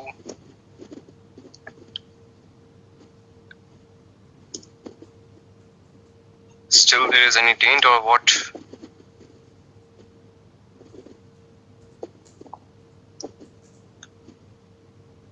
Okay, yeah, still there is a taint. I have to remove that taint as well.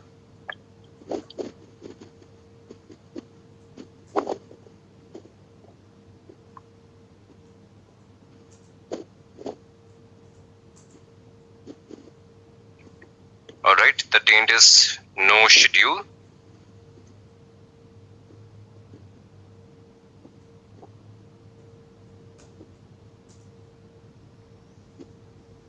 Zone is red. Okay, so this taint is also removed. Again, I have to remove some of the pods. kubectl, delete.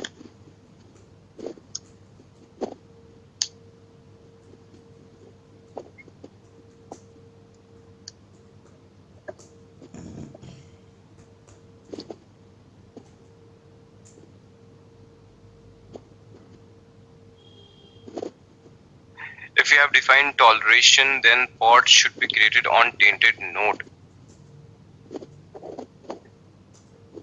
Always. No, Primbal, it is not the always case. Okay, as I gave you the example, a police person can go to the red zone also, to the green zone also, to yellow zone also. Okay, so a pod with toleration can go on any node, either node 1 or node 2. It has the power. It can go to any pod node. So it is not that it is going to go to the tainted node always.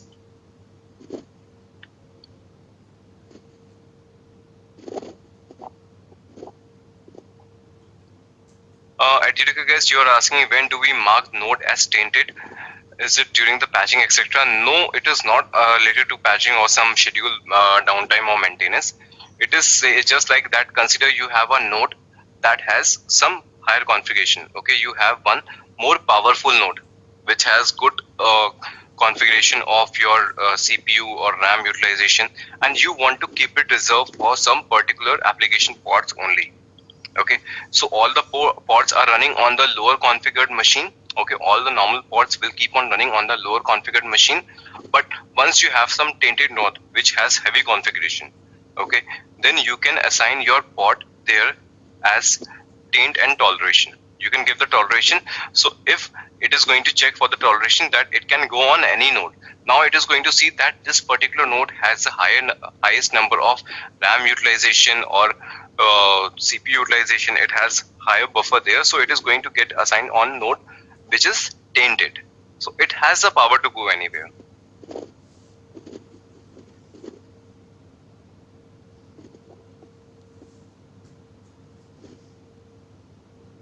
Primpal, VBNet is running as a daemon set. Okay, daemon set decides that one pod should be assigned to every node if it is not tainted. Okay, so when we created a daemon set, your master node was tainted. That is why it didn't create any pod on master node but created on node 1, node 2. But once you create the daemon set with the toleration, if you have created a daemon set with a toleration, it is going to place one pod on every node, also on the master as well.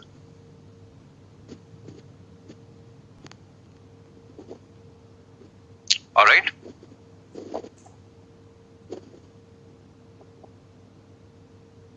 Now let me show you the next topic with which I was trying to create the pods.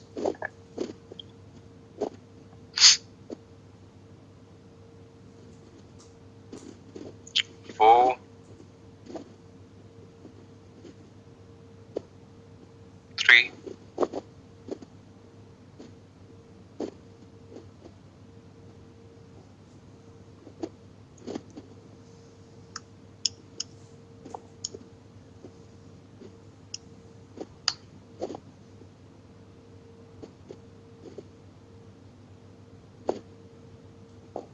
okay. Team, now you can see all the taints are removed, so there is no place of toleration. You can see some of the pods are assigned on node 1, some of the pods are assigned to node 2. Okay, you can see that. Now, next topic I want to cover is your training and unquartering. Sumit, you're asking, can we taint any node on the fly? Say if the pods are getting created on particular node, is it possible to taint a node? Sumit, you have to pay attention. Okay, that is already covered. Okay, so team, please try to pay attention. All right, I have already answered this question. If you are talking about taints and toleration, it is also, sorry, okay, my bad. Sorry Sumit, my bad. I covered the topic from the affinity where you do the required and preferred. My bad. So you taint a node beforehand. Okay, so it is also done with preferred during scheduling and ignored during execution. That is a basic nature of Kubernetes. Okay, that is a basic nature of Kubernetes.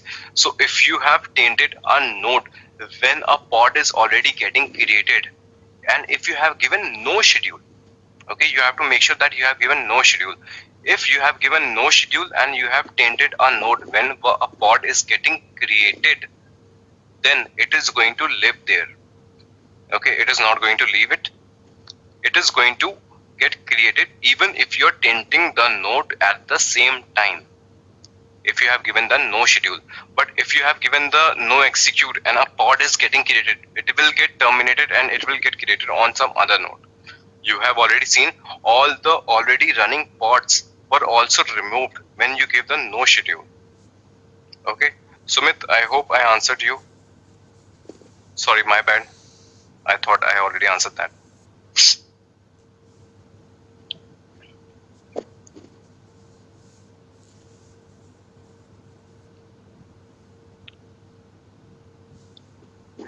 Alright team, so the next topic is still some questions left. Okay, still some questions are left.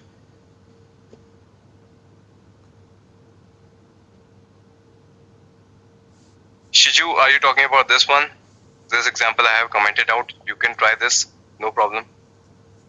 So it is with the same no execute. When I tainted the node from the no execute, I did it from the command line, right? If you want to do, if you have created a pod with no execute as well, so you can go. Okay, you have seen when I give no execute, it means all the pods will be migrated to another node also, which are already running. But still, consider the example that I have given you. Okay, this is the area where the flood has arrived. It means all the people who are residing in that area, they should leave. But at least somebody has to go there, right? Some helicopters, some army people who are going to do the rescue operation. Okay, so even in the flooded area, some rescue operation take place. So some people from the army, some helicopters are going to go there. But still, that place has to be vacated. So all the people who are living there have to leave. All the pods which are running with no toleration has to leave. But still, some pods can go there with the toleration and with the no execute toleration. It means The people for the rescue operation, the people from the helicopters, they can still go in this region.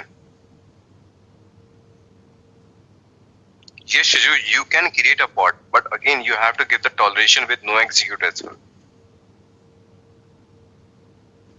Is it clear?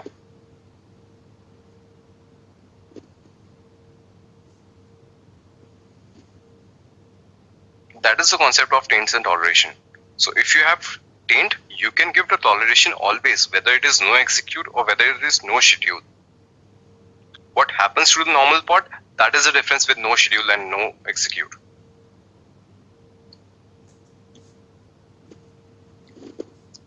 Alright team, so finally are the questions over from the taints and toleration? So let me know, then I am going to move forward.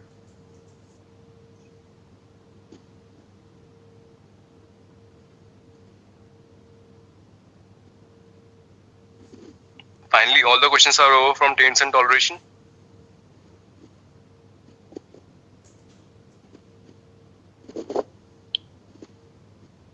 Okay, I guess it does. So please hold on your questions now. Next topic that I want to cover is drain and uncordon. Alright, so team, next question from a very practical way. Consider inside your cluster, your manager has asked you that node 1 is running on the old operating system, okay, or all the old version of your operating system. You have to do the patching or you have to upgrade your node. Alright, consider that you have a node and you have to do some upgradation, you have to do some planned maintenance. In that scenario, you have to bring this node down. Okay, in that case, what is going to happen? Your pods will be terminated abruptly. Okay, so as a Kubernetes admin, you don't want to do this. You want to do this in a proper way, right? You don't want to bring your node down completely, assuming that you have a scheduler, you have a controller. If the node is unavailable, your pods will get migrated automatically to other nodes. That is going to happen. But as a Kubernetes admin, you have to take care of some maintenance activity as well, because I told you your master will keep on trying to communicate with your node 1 if it is unreachable. Okay, so there is going to be some memory pressure, some CPU pressure on your master, because it is going to keep on trying that where is node 1, I have to search it for it. So for the planned maintenance activity, you have to drain a node, okay, so that all the pods will be migrated to another node and your master will be available, will be knowing that you have drained your node willingly because of some maintenance activity. In that case, what happens? You do the drain operation. Okay, so simply you are going to drain your node. For example, kubectl drain K node. Let's drain your node 1.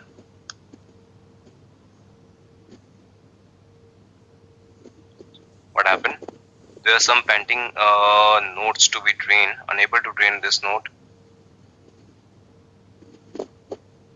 Replica set, replica controller, force. Okay, let's try force command.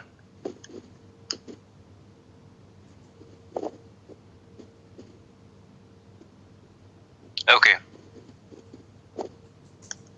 When you drain the node, you get the message that node 1 is already cordon. Okay, it means your node has been drained.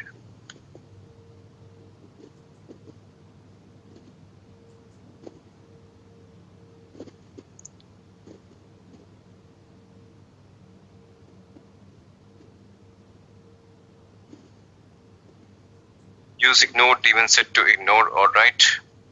Okay, it is saying that your kube system, kube proxy and weavenet are running as a daemon set. So if you want to ignore it, you have to use this flag as well.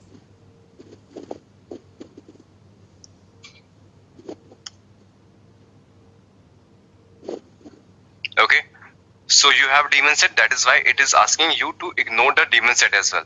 Now you can see it is evicting pod 1, pod 4 and pod 3 because these were the 3 pods that were running on your node 1. Alright, so if you want to drain that node, they have to be evicted. So you can see your 4 pods are evicted, kubectl get pods.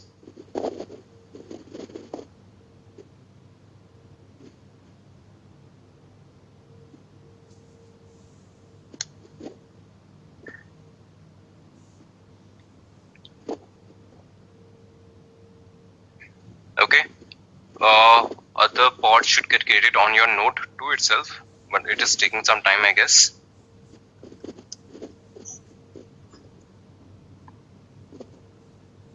Okay, you can see that your node 1 is ready, but scheduling is disabled. It means you cannot schedule any pod because your node is drained. So if you want to do some maintenance activity on this node, you can do that.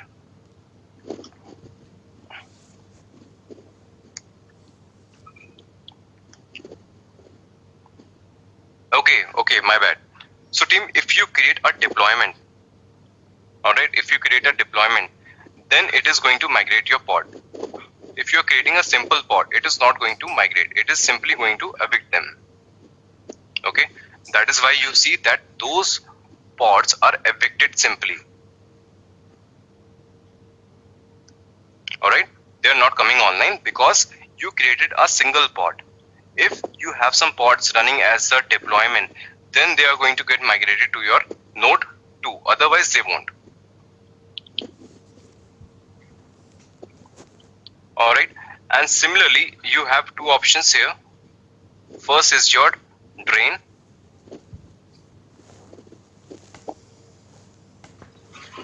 and second is your cordon.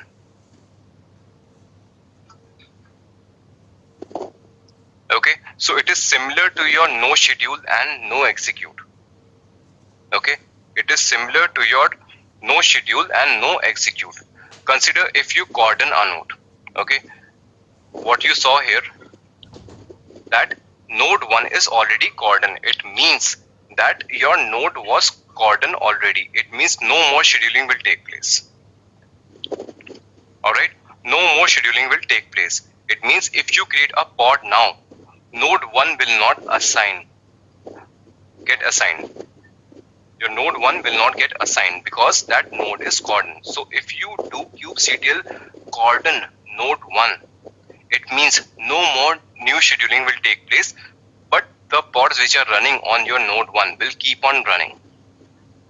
Alright, but if you drain a node, all the living pods will also get removed. Okay, all the living pods will also get removed. So that is what we have already seen. If you want to uncordon a node, so if you drain a node or if you cordon a node, both can be removed. Both can be removed by uncordon command. If you drain a node, you do uncordon. If you cordon a node, again you do uncordon. Okay, it is going to remain the same.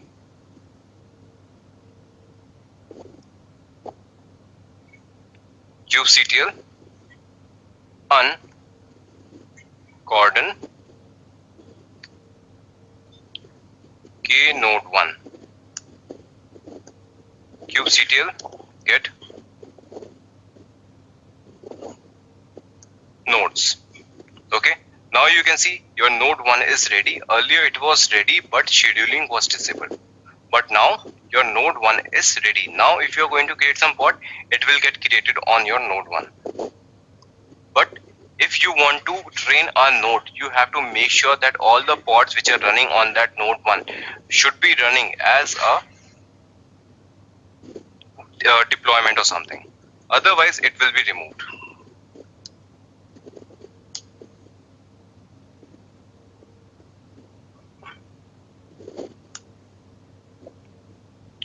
Alright, any question with drain and uncordon now?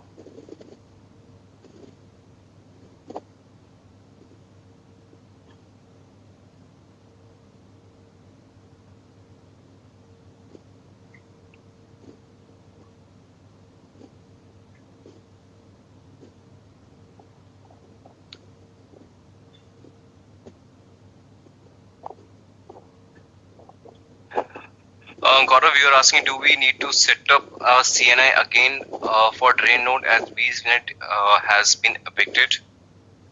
kubectl get pods.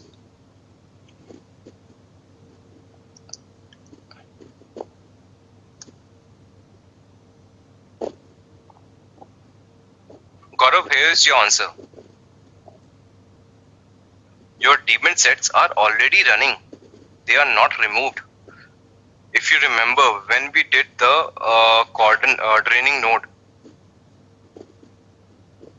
okay, I asked to ignore the daemon set. It means ignoring the daemon set, that daemon set will keep on living on that node.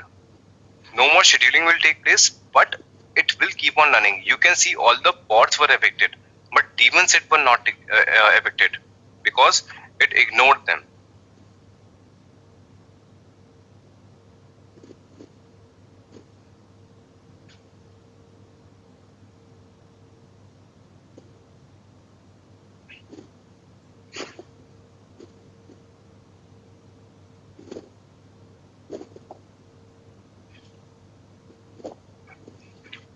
Arjun, you're asking what is a mirror pod, why drain command does not work with mirror pods.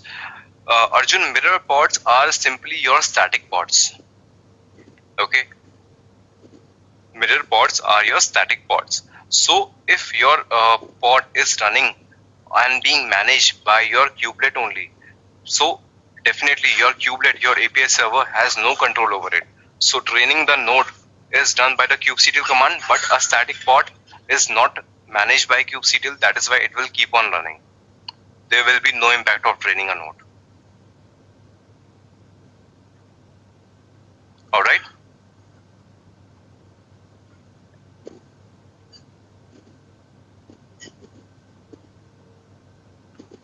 Team, any other question from drain and uncordon?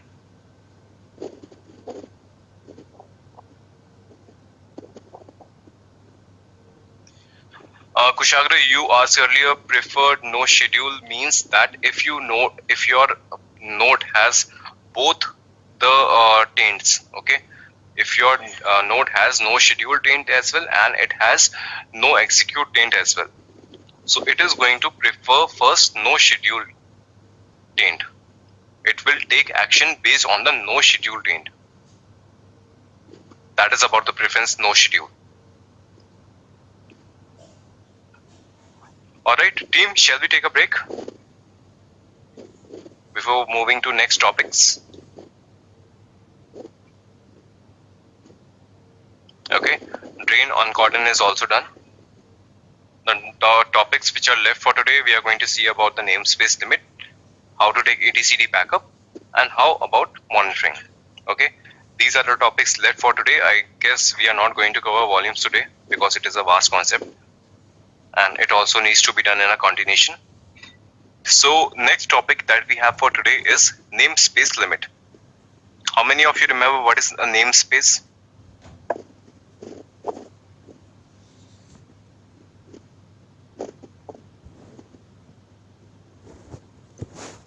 Team, how many of you remember what is a namespace?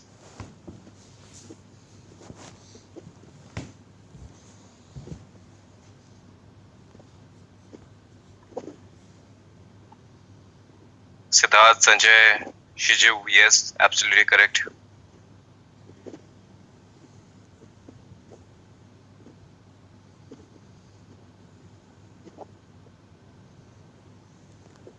Yes, Arjun, these are the namespaces, right?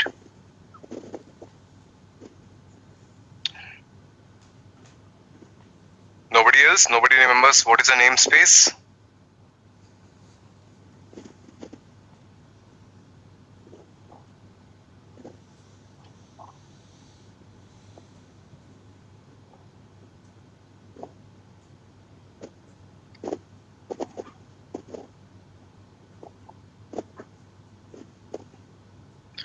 Okay team, so as we have already discussed in earlier classes that a namespace is a logical division of your groups. Alright, consider this is your cluster. Alright, inside your cluster you have multiple namespaces.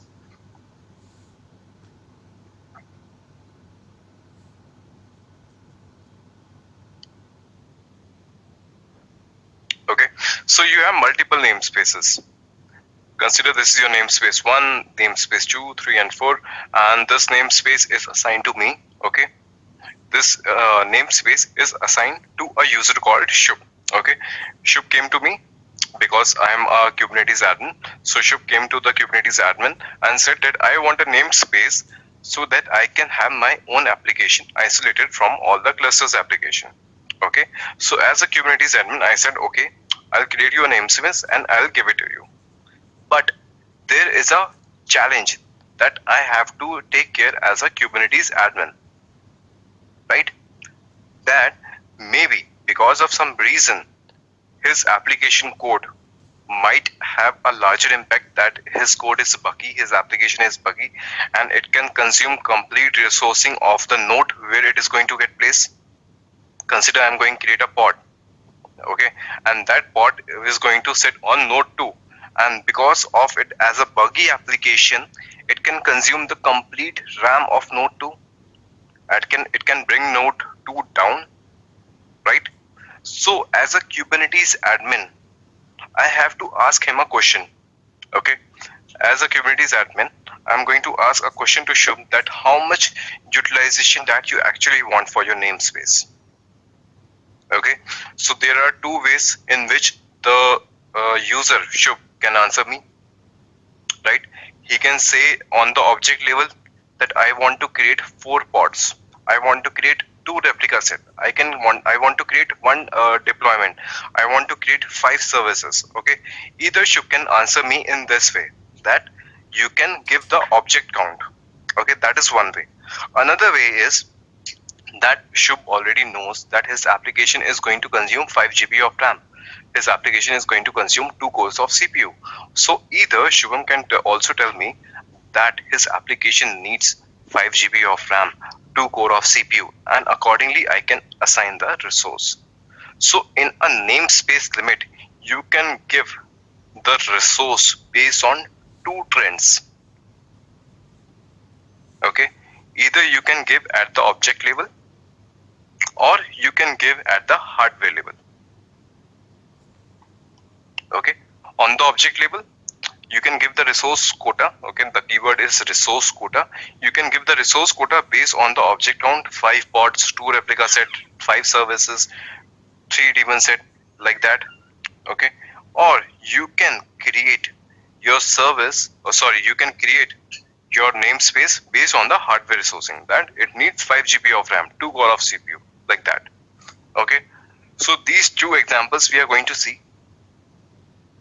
Okay, examples are again in the Git repository.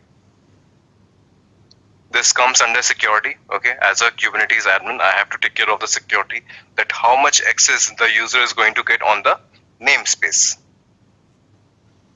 Namespaces,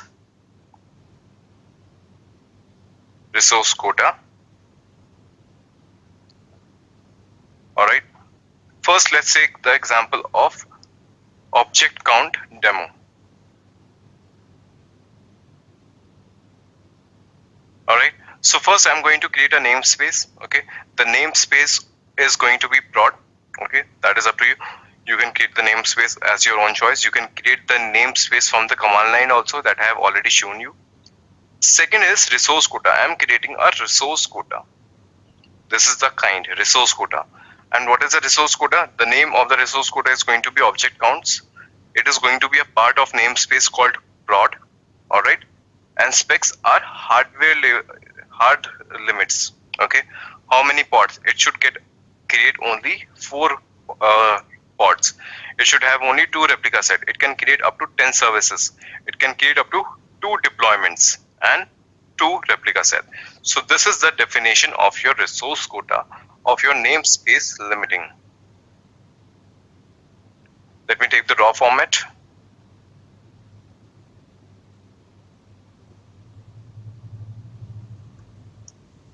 kubectl create -f this. Okay, your namespace is created. kubectl get ns. All right, your kubectl, you can see now a prod namespace is sitting here.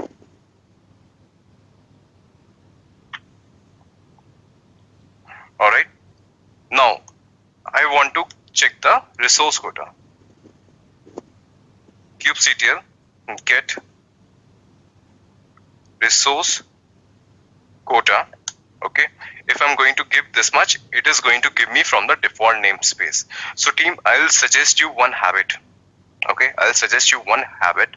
Whenever you give the commands for a particular namespace, always give it beforehand.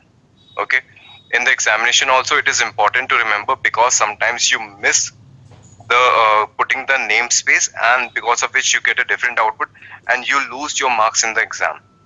Okay, so always make it a habit to give the namespace before any command, right after the kubectl -n and give the namespace, so that you don't forget about it, because this is a common mistake in the examination.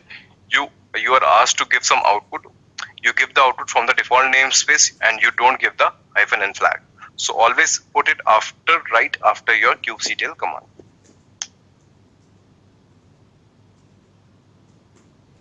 Okay, so you can see kubectl -n and get resource quota. So what is the resource quota? Deployment. As of now, 0 deployments are created. Replica set 0 out of 2. Pods 0 out of 4. Same with replication controller, and 0 services are created. First, I will create some pod. kubectl run pod 1 and -image nginx. Always remember to give the namespace first, -n prod. Okay, your pod is created. Let's check the resource quota. Now resource quota is consume 1/4. Let me create another pod.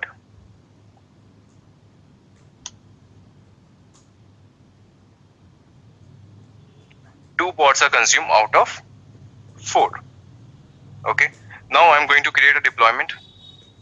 kubectl -n prod create deploy. Dep is the name I'm giving to the deployment. -image. Any image you can give.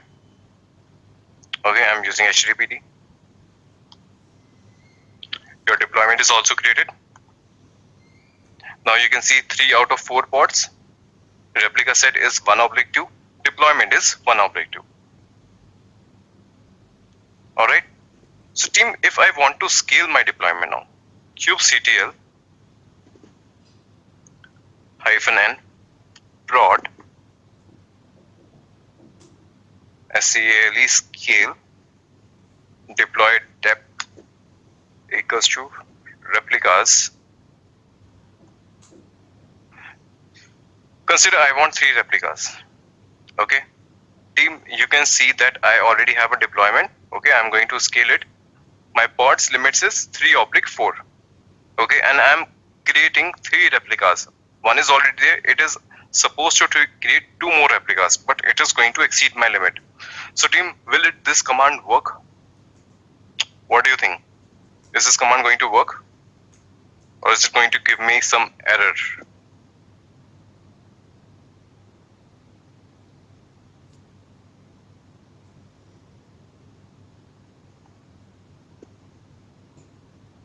Okay, error warning. All right. Ajirika guess, Mosomi, Shiju, Sanjay.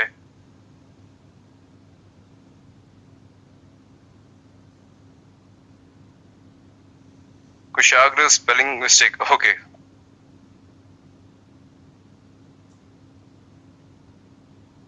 Okay, Kushagra, now you can tell me. Arjun, you can too.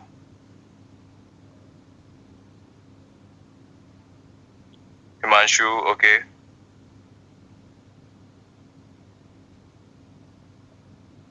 All right, Arjun, got it. Okay, team, let's try this. Oh, it scaled. It scaled. Let's see what is happening here. You can see still your pods are 4/4. All right. So how it got scaled to 3? kubectl-n prod and get deployment. Team, what can you see? Your deployment ready status is 2 by 3. Okay, your deployment ready status is 2 by 3. Up to date are 2 and available are also 2. You asked for 3 replicas, but it created only 2. It will wait if I remove any of the pod.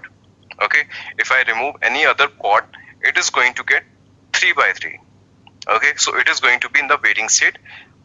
If the limit is reached, it is going to show you 2 by 3. But once you have the available limit, it is going to create the third one at that time. Okay, so team, this is the example for your object count limits. Okay, now let's see another example where we have hardware level resourcing.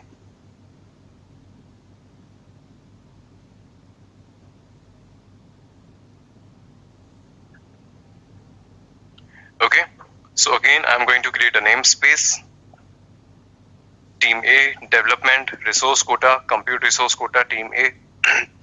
And your request, this is the minimum request you are going to have. You are going to have a pods with this request. You can have the maximum request of 1 core CPU and maximum request of 1 GB. Okay, it means whenever you create a pod with request and limit, your request cannot exceed for 1 core of CPU. So whenever you create a pod, you can give the request less than 1 CPU. You cannot give a request as 2 CPU. Okay, similarly, you have limits for CPU and limits for memory. You cannot give a limit to a pod which is higher than 2 GB, 2 core of CPU. Okay, and similarly, you cannot have your pod get created more than of 2 GB memory.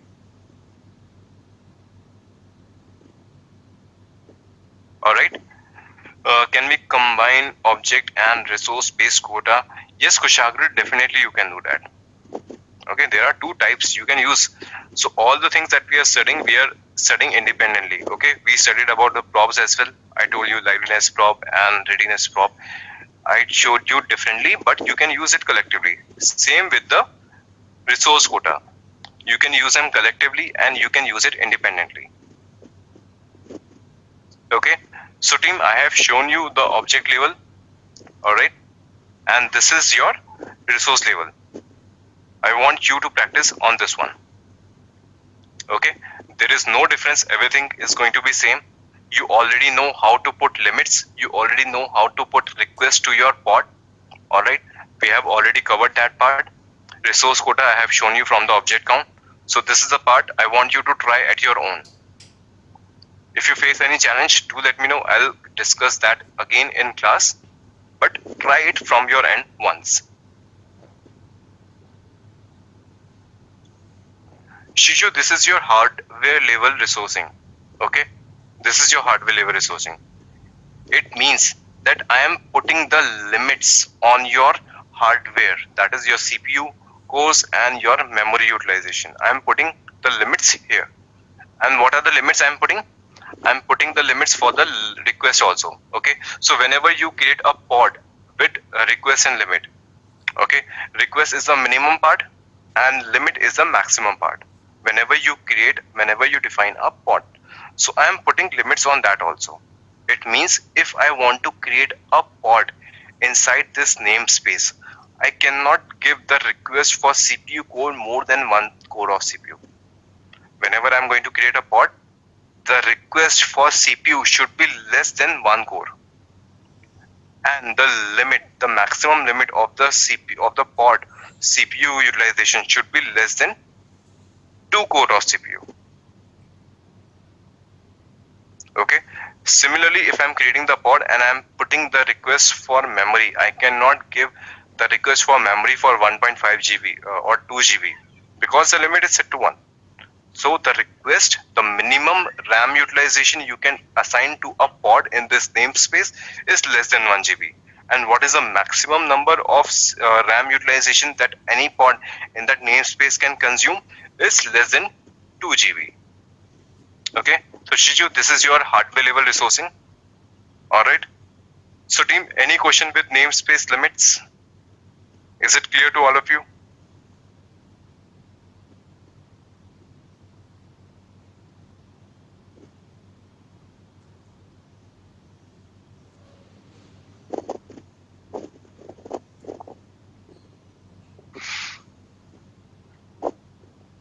Team, is it clear to all of you?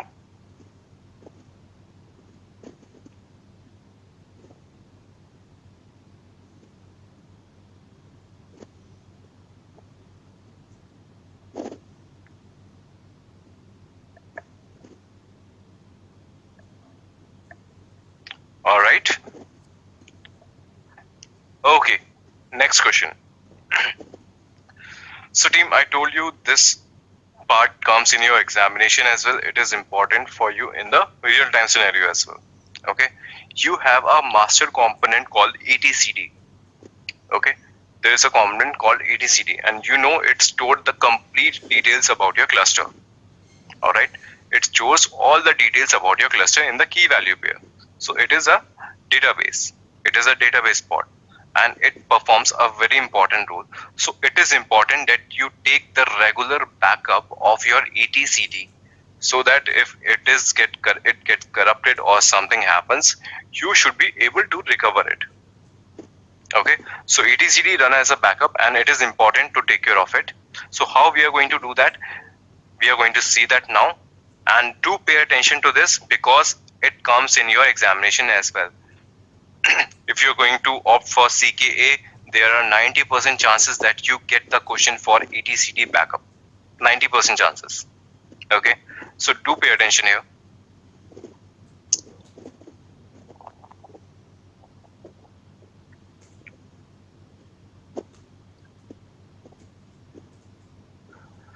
First of all, you already know that your etcd runs as a static pod, right? So team, at what location I can find the definition of this? If etcd is running at the static pod, what would be the location to find it YAML? Question for all of you.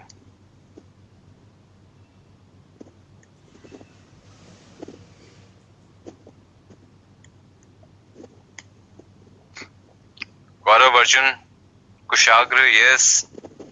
Sanjay, yes, master, but at what location? Yes, Kushagra, you're right. Shiju, yes, static pod, your etcd runs as a static pod. If you remember the naming convention, first the name of the component and then the node name. That was a naming convention of any static pod. Shiju, it has suffix. Okay. Ankur, Edurika guess, Abhinav, yes, you all gave the right answers. Alright. So team, let's go there. etcd, etc Kubernetes manifest. Okay. So you can see you have a etcd YAML here. Alright, so to take the backup of etcd, there are certain values you have to take care. Okay, this is the complete YAML of your etcd name. Alright, it uses multiple certificates also. Okay, so this is a part of security that we are going to cover next week. Alright, so certificates are there with which your components communicate to each other. Okay, your API server communicates to API, your etcd. Your etcd communicates with any other resource. All the communication happens with some certificates. Okay, so the important part that you have to take care on is 3 components. First is your cert file. Okay, this is your cert file. I'm going to put everything on the notepad. You have to take care of the cert file. You have to take care of the key file.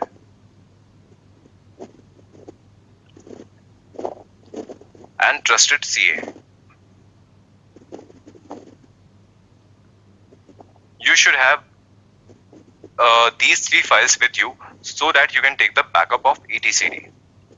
Alright, and your etcd by default listens to the port number 2379. Okay, this is the default port for the etcd, and this is the IP address of your master node. Alright, and to take the backup of etcd, you should have the utility called etcd-ctl. Okay, you should have the access to etcd-ctl. Whenever you work with kubectl, it is similar utility that etcd-ctl. By default with Kubernetes, you get the version 2 of your etcd-ctl. But to take the backup, you have to have the version 3 for that. Okay, during the examination, you don't have to worry about it. On the machine you will be giving your exam, they will have etcd version 3 with you to take the backup. Alright, but in our case, we have to have the etcd-ctl version 3 also. So on this repository, you have to go to components, you have to go to etcd. Alright, you have to install etcd-ctl version 3.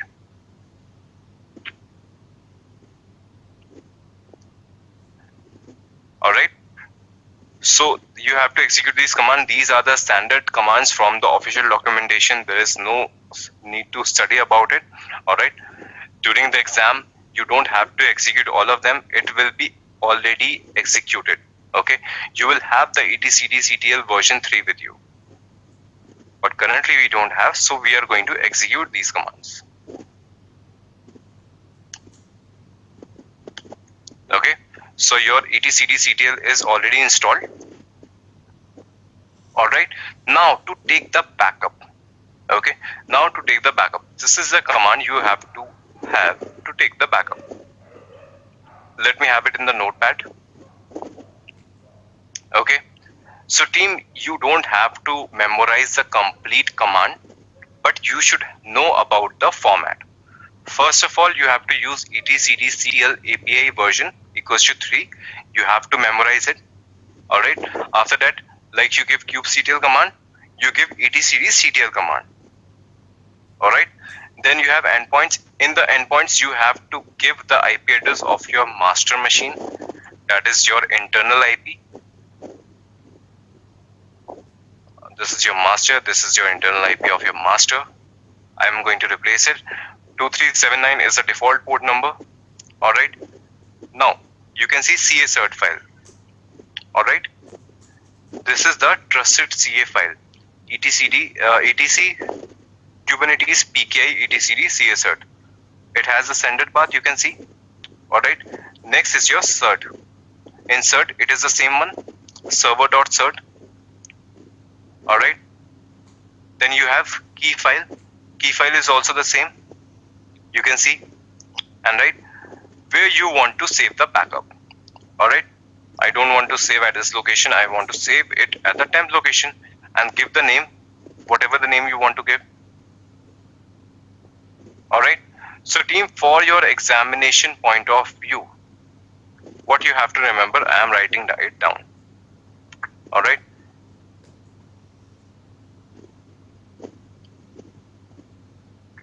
you don't have to memorize the key path. Alright, you don't have to memorize the cert path. You don't have to memorize the CA cert path. You don't have to remember even the IP address. Okay, and this is just a path. Also, you don't have to memorize the path as well, that will be provided to you during the examination. Consider you are in the examination and they asked you to take the backup of your etcd component. Okay, so you have to remember this format. They are going to ask you, you have to take the backup of your etcd. Okay, and they will give you in the question that this is the endpoint, this is the CA cert file. They will give you the cert file also, they will give you the key file also. Okay, they will give you all the details, that what are the endpoints, what is the CA cert, what is the cert, and what is the key file. They will give you all the details, but you have to remember this format, how you are going to take the backup. etcd-ctl API version equals to 3. Then like kubectl, you have to use etcd-ctl, then endpoint, cert, and key, and then snapshot save, and they will give you the location as well, that where you have to save the backup. Okay, so this is what you have to remember, and then they will give you all the values. And with this, I'm going to take the backup now.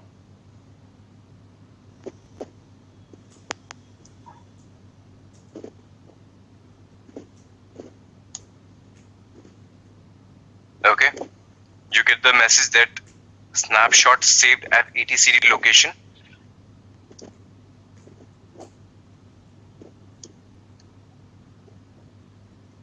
This is your backup file. So you have already taken the backup of your etcd-ctl. Okay. So if you want to know how to restore the backup, that is not never asked in the examination. Still, if you want to study about it, you can do that. All right. All the etcd operations are here. All right. How to get your pods, how to get the format. All right. How to restore the backup. It is never asked in the examination. All right. Still, if you want to know more about your etcd utility, you can study it from here.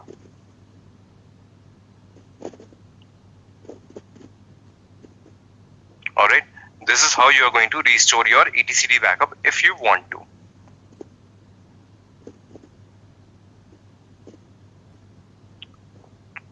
All right. Team, any other question? Any doubt in etcd-ctl? How it is going to come in your examination, how it is going to help you?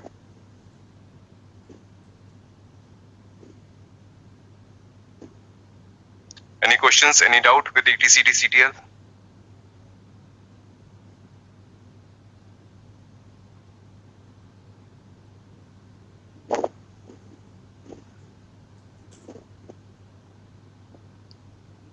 Kushagra 2380 port is not being used.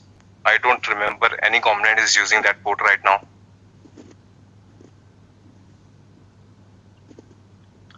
Yes, Educators, if you're using EKS, no, in EKS it is being managed by your, if you're using managed service, then your master is managed by your cloud provider. So in that case, you don't need to take the backup of etcd. Ashok, you're asking why we need to install etcd-ctl. If you want to take the backup of etcd, you have to have the etcd-ctl utility.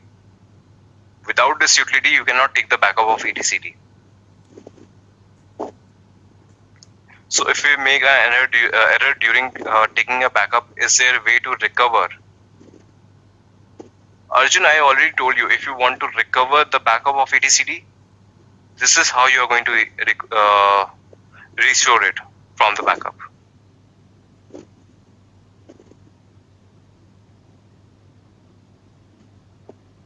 No, sort of. Once you have installed your latest version, that is all. You don't have to execute these commands again and again every time. This is a one-time activity. If you take the backup, if you want to take the backup at multiple times, then you have to execute this command again and again. Otherwise, installation is a one-time job.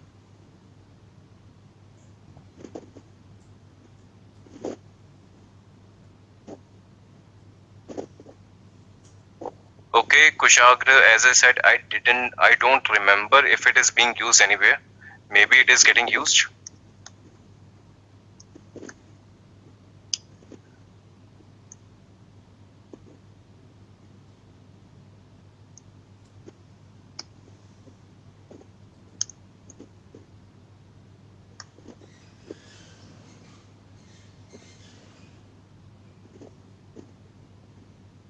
Okay, you're talking about this, right? So this is about the internal communication inside your cluster. Okay, when your cluster is set up in the beginning, at that time it uses the port number 2380. Okay, initial cluster setup.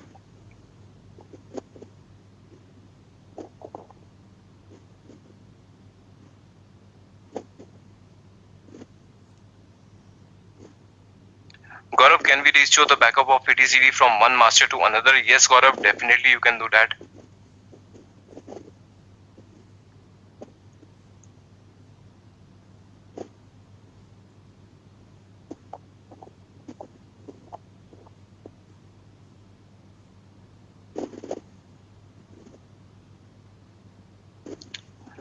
Primpal, how to verify if the backup is done properly?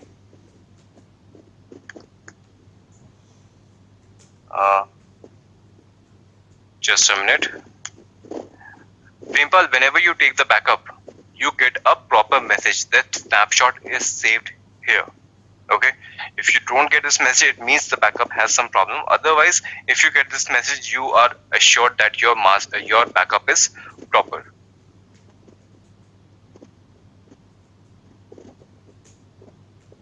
No, while taking the backup, if we make mistakes, say with cert, can we have to run recovery operation? Okay, Arjun, if you have given any details by mistake which is not right, okay, then you can take another backup and remove the previous backup.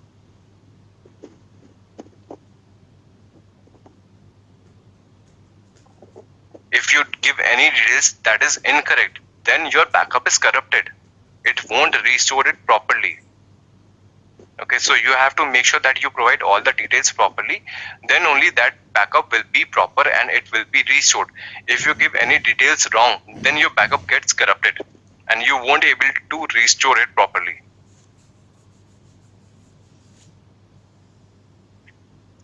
Ashok, you want me to explain the syntax of restoration? Okay.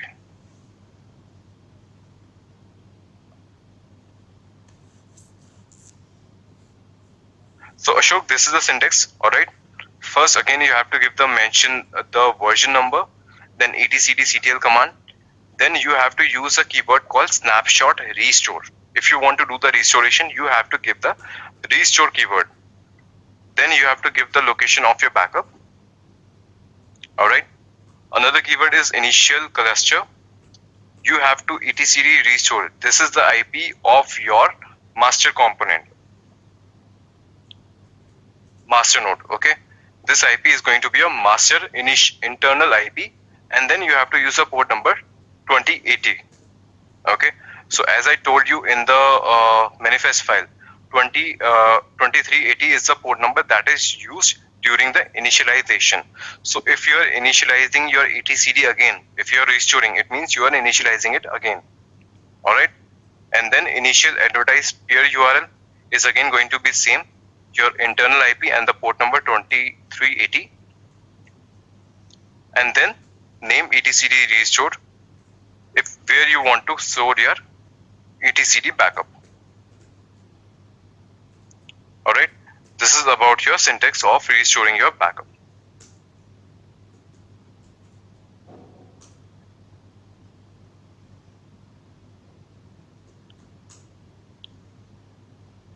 So if we create a new cluster, restore this backup, will have the identical to own one. Yes, Kushagra, that will be, but your all the components won't be there, so it is going to put you through some conflicts. Okay, because your new cluster should have all the components also that were running on the previous cluster. So it is going to give you some conflicts.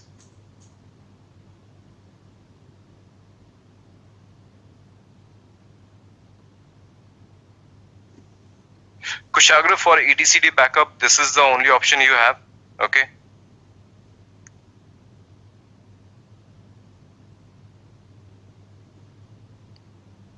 Ashok, your etcd is a database that stores the value in the key value pairs.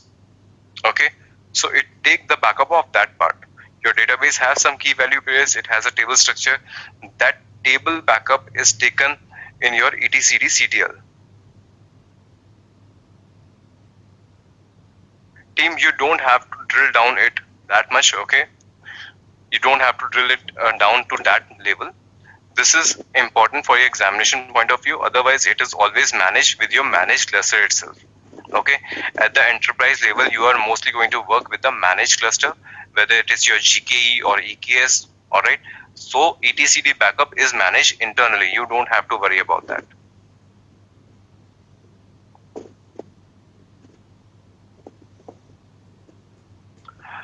Satish, if you want to take the backup of another's cluster etcd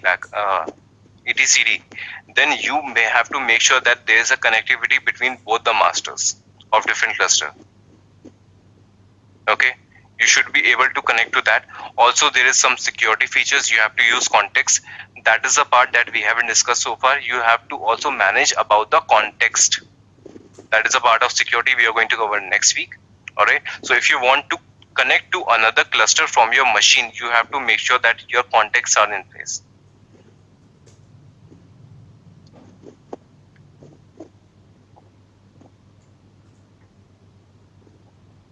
Prempal, is there a command to verify the etcd backup to double sure that backup is not having any issue? Usually we do it in the database backup activities. Prempal, there is a command, but currently that is missing with me. Okay, there is a command. All right, I'll provide you that command tomorrow. Okay, do remind me tomorrow. I'll definitely share the command with which you can have the check of the backup.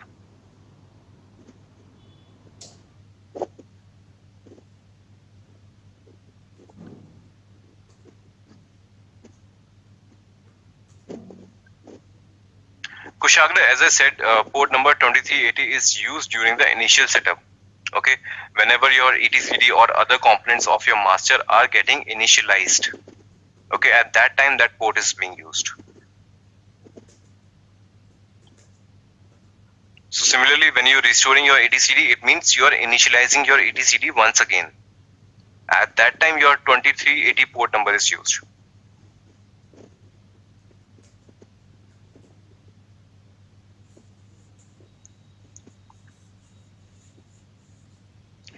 Okay. So team, this is all about your etcd. Okay. This is all about your etcd. If there are no more questions, we are going to move to the next part. That is another interesting part, you can say. All right. Namespace limit is completed. etcd backup is completed. Last part for today is your monitoring. Okay. We are going to see how you're going to monitor your components in your Kubernetes. All right. So team, if I talk about on a general level, okay, you have a Linux environment. If you want to see the real-time consumption of your resources, what are the commands that you use? On a Linux box, if you want to see the utilization, current utilization, what are the normal commands that you use actually? Kushagra, yes, got it. Akhil, correct. Rahul, Arjun, Kushagra, okay, got it. All right. So team, the basic command that I'm getting from all of you is the top command, right? If you want to check the real-time utilization. Okay. So can we use kubectl top command? Kubectl top nodes. Okay. It says some error, metrics API not available, format to get metrics, it is not available. Okay, so it is giving you some metrics is missing. Okay, so what is it? So team, in earlier days, when you used to use Kubernetes used to come with a heapster. Okay, if anybody of you knows, earlier days Kubernetes provided you heapster component so that you can have the real-time utilization of your resource. If heapster was there, you could have done kubectl top commands and you get the output. But heapster was removed in the further releases with Kubernetes. After that, Kubernetes provide you an optional item called matrix server. Okay, you can use matrix server so that you can see the real-time utilization. Okay, now it is not a part, but if you want, you can have that part. Let's try to install your matrix server.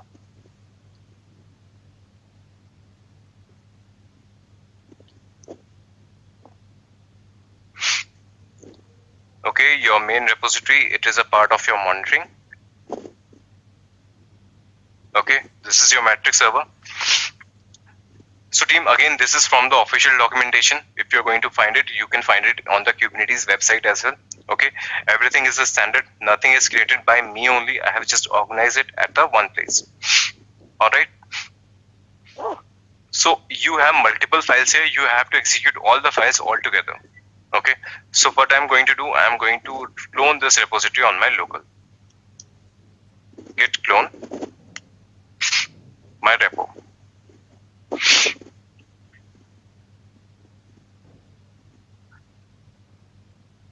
Okay, it is cloned.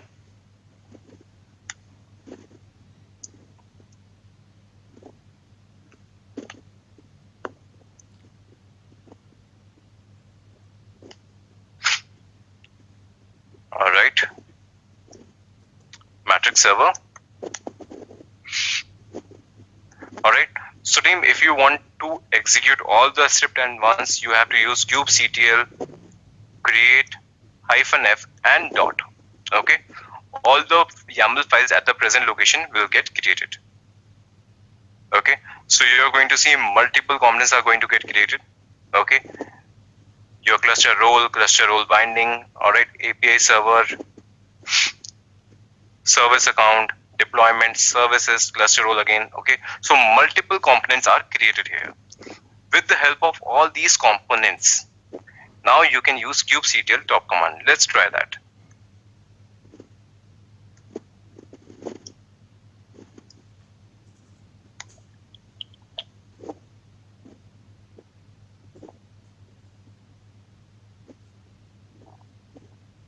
Okay, it takes some time. Okay, metric server takes some time because you already know whenever you create some pods, it takes some time. Matrix not available yet. You have to wait for some time.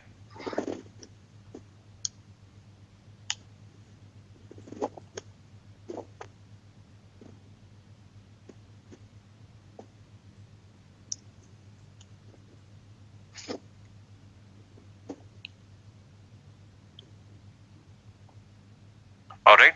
So team, it takes some time to create all the components. We are going to wait for that. All right. In the meantime, if you have any questions, you can ask. So this is the matrix server that you have to install so that you can use a top command and see real-time utilization of your resources.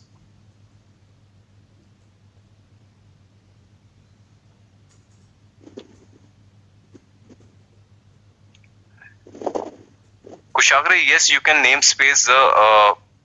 It depends. Okay, if you want to namespace a matrix server, there are multiple components that cannot be namespace. Okay, you can see multiple components are here. If you talk about deployment, you can namespace it. If you want to have services, you can namespace it. Okay, but you don't know about service account as of now. You don't know about the cluster role binding. These are the things that are at the cluster level. These cannot be namespaced. Okay, so it depends like that.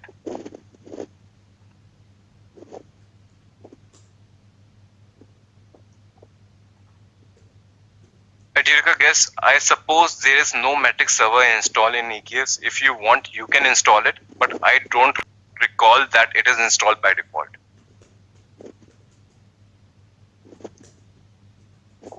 Yes, Mosami, if you want, you can have it on the managed cluster as well. So team, now you can see that your matrix server is installed. You can see the real-time utilization of your nodes. How much memory consumption is there, how much memory is there consumed on the percentage level and on the figurative. Similarly with the CPU as well. You can put it on the watch as well. Okay, it shows you real-time consumption. Similarly, if you want to do with the pods, you can do that with the pods as well. Okay, real-time consumption. How many pods are consuming what resourcing. Okay, so this is about your real-time consumption with your matrix server. Okay, so that's all about it. After that, this is a very basic level of monitoring. Okay, at the enterprise level, you cannot depend on the top command simply. You need something more than that. Okay, for the same purpose, Prometheus is the tool that came into picture to provide you monitoring. Okay, on the GUI base, on the dashboard base, Prometheus came into picture to give you a good level of monitoring. Okay, now we are going to set up your Prometheus.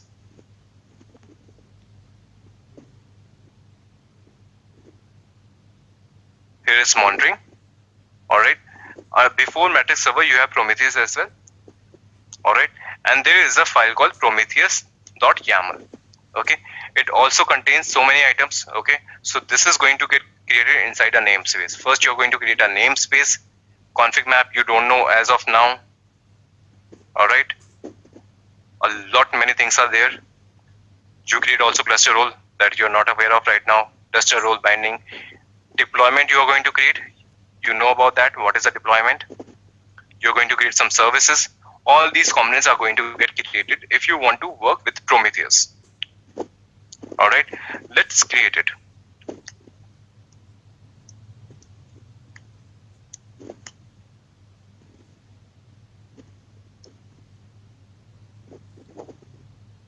kubectl create -f prometheus.yaml.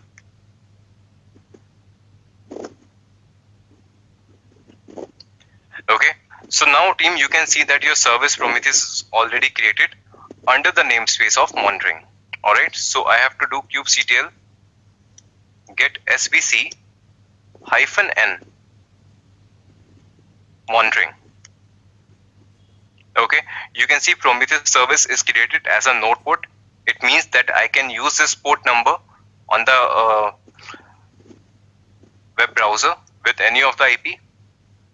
I'll take the external IP of my master. I'll paste it here. I'll use a port number.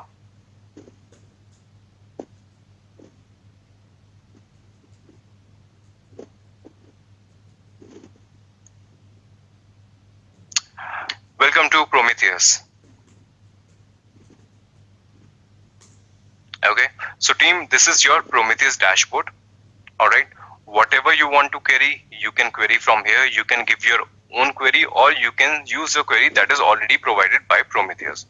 Okay, whatever the resource limitation or whatever you want to check, you get a lot of details here. Alright, whatever you want to see, you can see it from here.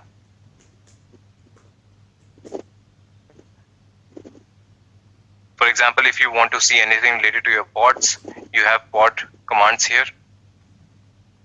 Okay, this command will be provided here.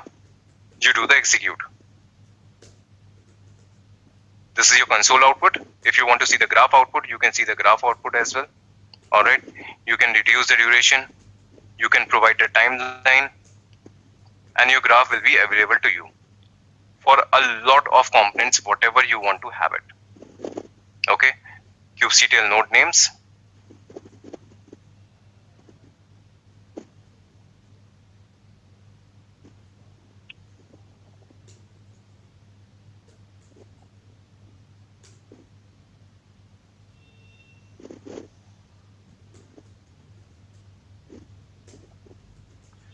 The Prometheus is not a very good tool, team, to be very frank. Underscore node name, kubelet underscore node underscore name, execute. Okay, you can see the node name as well. Alright, you can see the tags also, the labels that we provided. Okay, you can see the instance name as well. Alright, this is your master component, this is your worker node 1. Alright, so all the output, all the type of monitoring, you can do it from the Prometheus as well. Okay, so this is a Prometheus. It reads all the details about your Kubernetes components. Alright, you can see all the graphs, total request,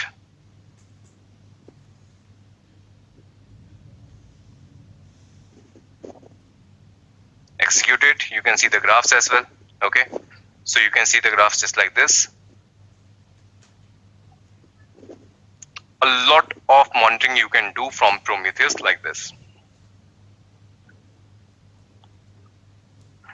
Alright, team, any question from Prometheus or monitoring as of now?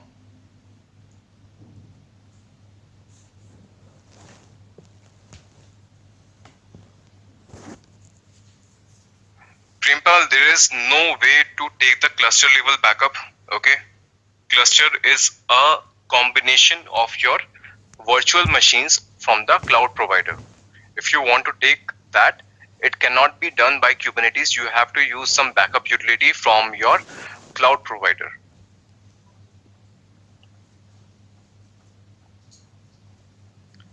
Yes, Dirika, guess it is a free tool. We are not paying anything to see all this.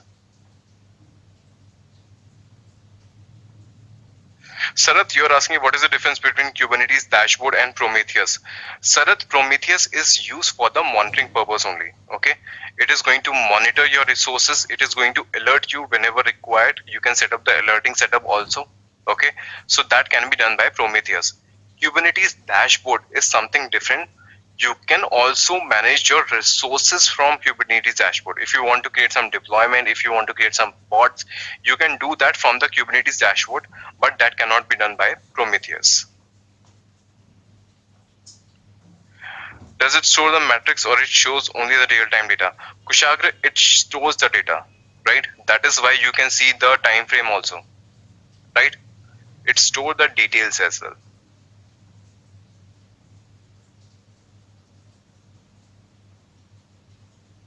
Gaurav, monitoring part is not for your examination point of view. Okay, during exam you don't get any question related to your Prometheus. Okay, they already provide you metric server install.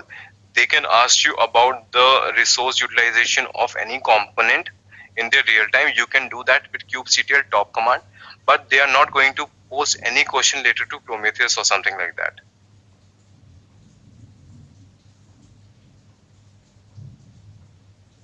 Prempal, your Prometheus interacts with your master only. Okay, there is a component called CA advisor.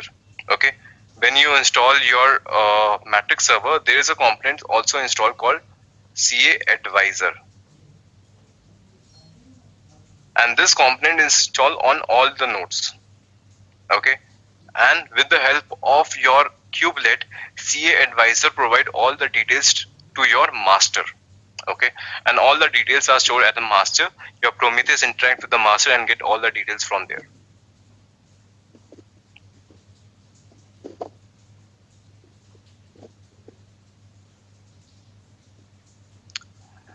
Sanjay, it is not a manual monitoring. You have to set it up once. All right, after that you can set up the alerting as well, that if any certain threshold is reached, then you have to alert. All right, it is all about that. You can set up your monitoring once and then it is going to monitor automatically. Edurika, guess what do you mean by custom metrics? It is a metric server that is going to do the monitoring. What you want to customize it? You can customize the monitoring from the dashboard from Prometheus if any changes you want. It have all the things that you want to monitor.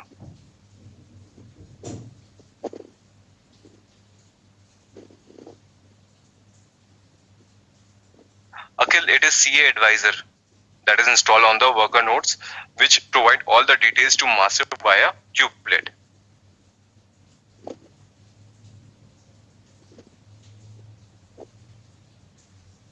Okay, so Team Prometheus is your monitoring tool, but you can see that graphs are not very proper to see. They're not very delight to the eyes.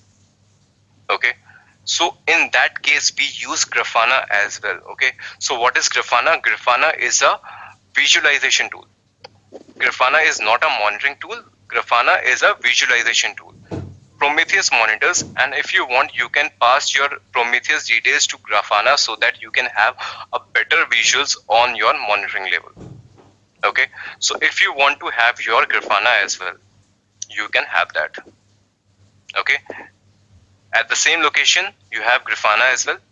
kubectl create -f Grafana.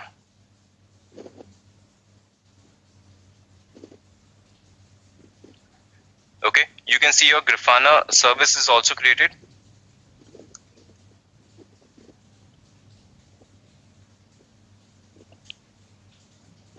This is your Grafana UI. This is the port number.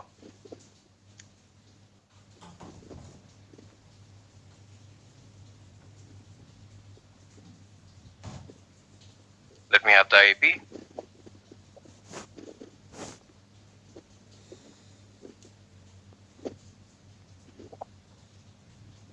Team team, welcome to Grafana. The default password and username is admin.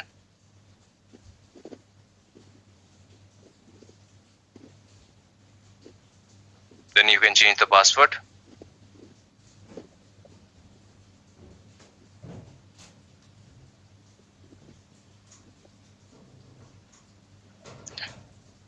Alright, after you have that, install Grafana is done, you have to add the source. Okay, your source is going to be Prometheus. It is going to get the details from Prometheus. And you have to provide the URL of your Prometheus dashboard. I'm going to pick it up from here and paste it here. Alright, that's all. You don't have to change anything. Save and data source is working fine. You get this message. After that, you have to click on the dashboard. Alright, now you can see this step is also done. You can create the dashboard. You can add a query, whatever you want to monitor. Okay, all the commands that you can take it from here itself. Take your Prometheus command, paste it here, and enter. Now you can see the output here. Alright, you can reduce the time interval. What kind of visualization do you want to have? And it provides you a lot of settings. Okay, you want to create alerting, you can create the alerting based on your thresholds. Okay, you can reduce the timeline, last 30 minutes, last 15 minutes. You can save the dashboard also, so that it is going to come on your dashboard front page. Alright, you can set the refresh rate, that after how much time your graph should get updated. Okay, so just like this, you have a lot of functionality that you can do with your Prometheus and Grafana all together. Okay, and to be frank, this is a part mostly done by the monitoring team. Okay, as a Kubernetes admin, you are going to set up Prometheus, you are going to set up your Grafana, then the monitoring threshold are set by your monitoring team in your organization. Okay, Prometheus Grafana is not going to help you anywhere in the examination. During your practical experience, you have to set up the dashboard, and the setting up the monitoring and alerting system will be done by your monitoring team. But you should know that how you are going to see everything and all this.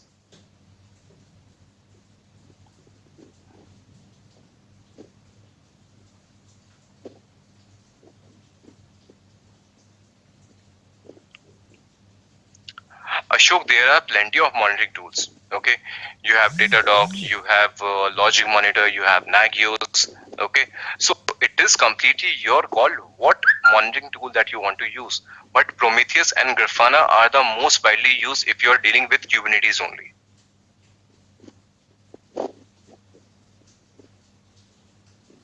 Can we use this Prometheus grab data and visualize it in Grafana? Okay, I think this is an old question, Satish. We have already done that.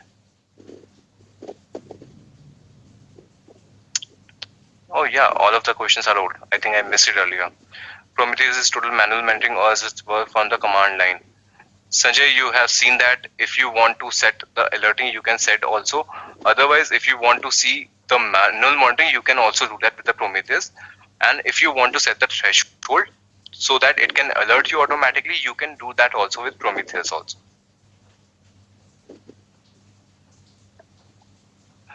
Saurabh, you're asking how to connect with Prometheus and monitoring tool. You want me to explain again? Okay. So you have to come to this repository, Educa Monitoring Prometheus. All right. First of all, you have to go to the metric server. You have to install all these files.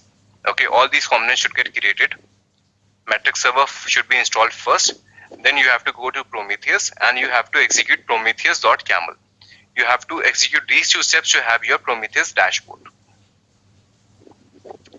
How we will start with Kubernetes dashboard. Gaurav, I'm going to show you the Kubernetes dashboard in the 7th class. Okay, it means next Saturday I'm going to show you Kubernetes dashboard. That is a part of security. When we'll discuss about the context and security certificates, that is scheduled for Saturday, coming Saturday. Then I'll show you about Kubernetes dashboard as well.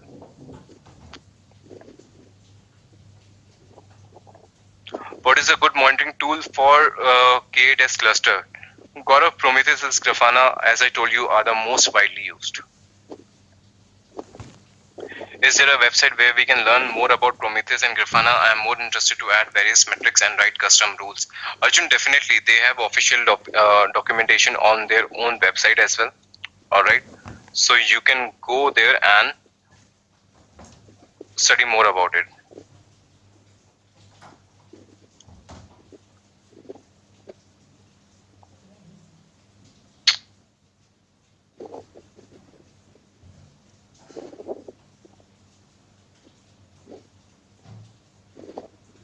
Okay, this is your Prometheus official website.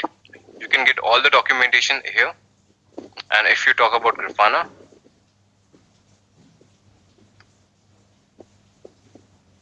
all right, there is Grafana as well. Everything you can find it on the official documentation.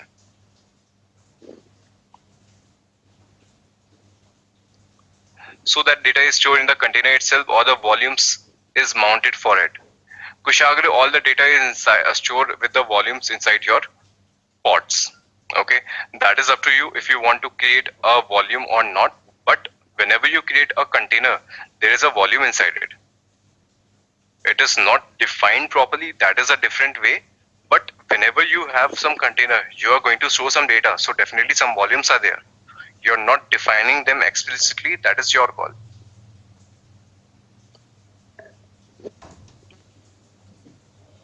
Akhil, Prometheus collect metrics based on the node exporter installer, right? Yes, Akhil, you are correct. Edureka guess, yes, we can do that. If any node goes down, we can set up alerting for that as well. We can do that.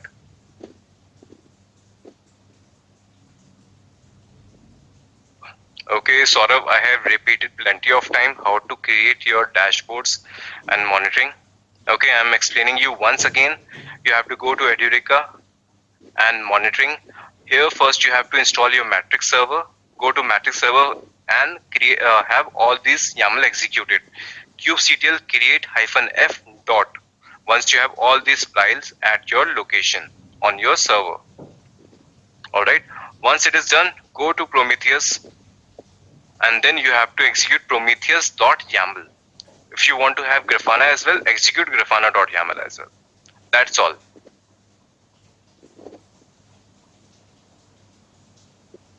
Can we also centralize containers and put logs in Grafana? Centralized container as in what, Arjun? I'm not sure what you're trying to convey. Centralized container?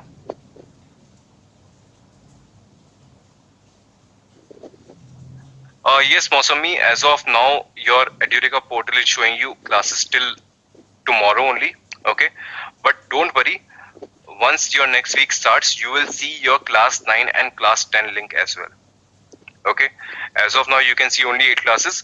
Next week, you are going to see your class 9 and class 10 link also, that we are going to cover next week.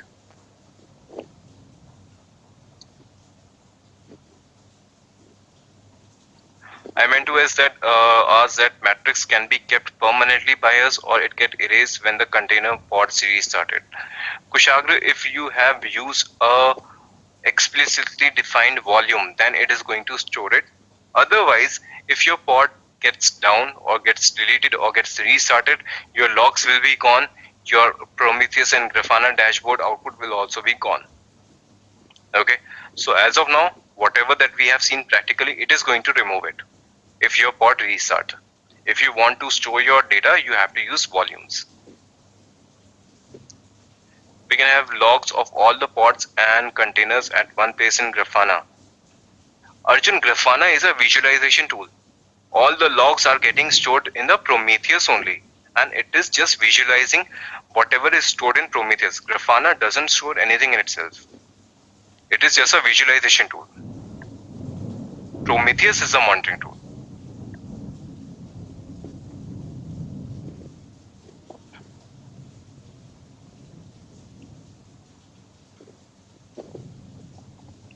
this Grafana can give you details about all the pods. Okay, as I told you that Prometheus has a lot of queries. You can use any query and you can see the output there.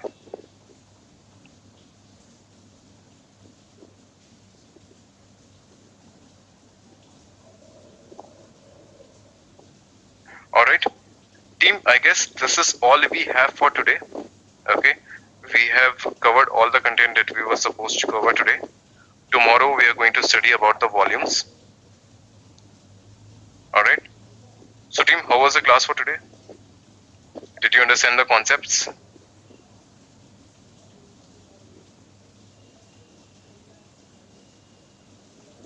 I tried to give you as many real-time experience or examples I can give you.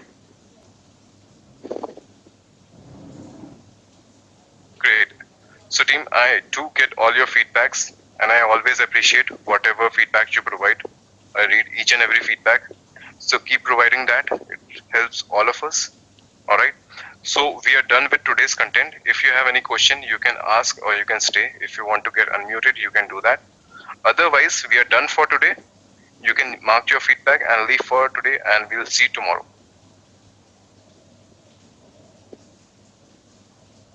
Siddharth, how about node upgrade train coordinate activities manage cluster? Is it taken by the provider? No, Siddharth, if you want to train some node, if you want to update some node, you have to do it at yourself. The way I have explained you in the managed cluster also. Because in managed cluster, your master is only managed. Okay, tomorrow we are going to create a managed cluster also. Okay, tomorrow we'll see a managed cluster as well. So in managed cluster, your master is managed by your GKE or your AWS or Google Cloud, but your nodes are managed by the master. You have a command line console from where you can manage your worker nodes. So in managed service also, your master is only managed. You have to manage your worker nodes. If you want to train or coordinate your nodes, you have to do that.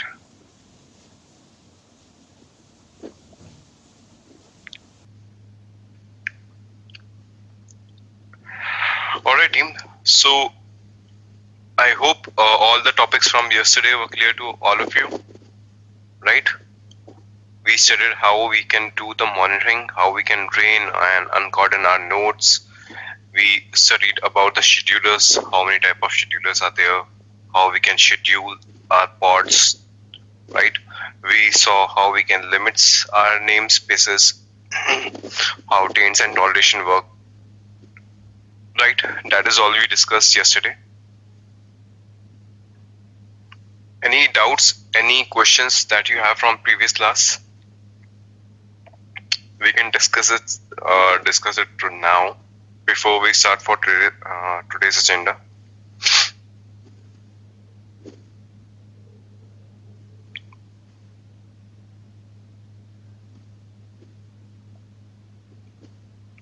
Any doubts or question for today before we start?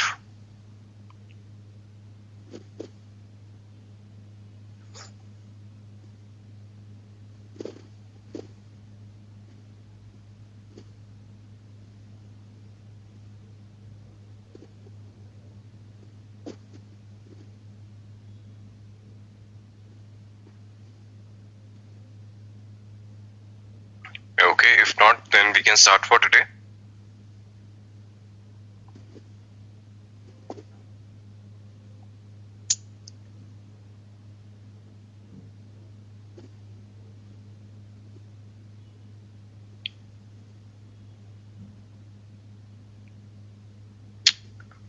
All right. So team, today what we have with ourselves is today we are going to study about the storages, how we deal with storages in your Kubernetes. All right, we are going to see what is your empty directory, what is your host path, what is PVC, that is your persistent volume and persistent volume claim, what are your storage classes, ConfigMap Secrets, Cloud Disk, Service Load Balancer, StatefulSet and Headless Services. Okay, so team, out of all these two odd topics, the Cloud Disk and Service Load Balancer never comes in your examination. Okay, Cloud disk and service load balancer never comes into your examination. Why is that? The reason is the cloud disk and service load balancer are a part of your managed Kubernetes cluster. Okay, the cluster on which we are working, we can never use cloud disk and service load balancer. We have to create a managed Kubernetes cluster like your GKE or EKS. Only then we can use cloud disk and service load balancer. Apart from that, on normal cluster you cannot use it. Okay, so as we have this in our agenda, I just wanted to show you, because it never comes in your exam. It doesn't help you with your CKA, but for your practical life you should know about it. That is why I have included this. And for the same reason, we have such topics that you cannot do on these machines. We are going to create a GKE cluster as well.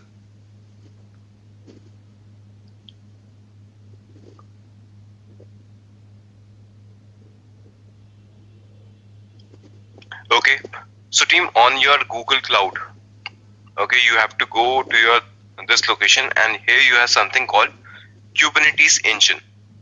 Okay, I'm telling you how you can create a managed cluster.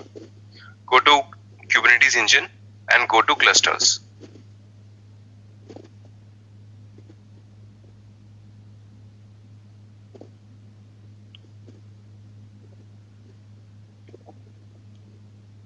You have to enable the billing.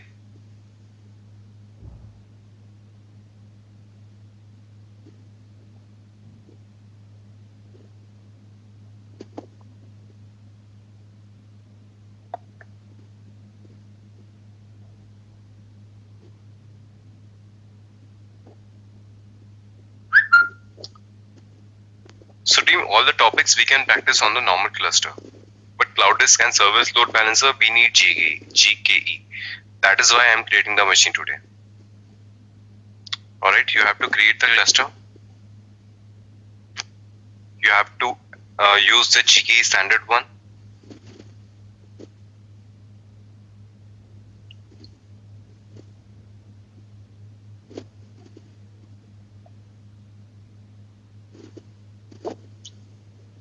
You can close all of this. Okay, first thing first, you can give any name to your cluster, whatever you want. Okay, this is your cluster name. You can choose any region.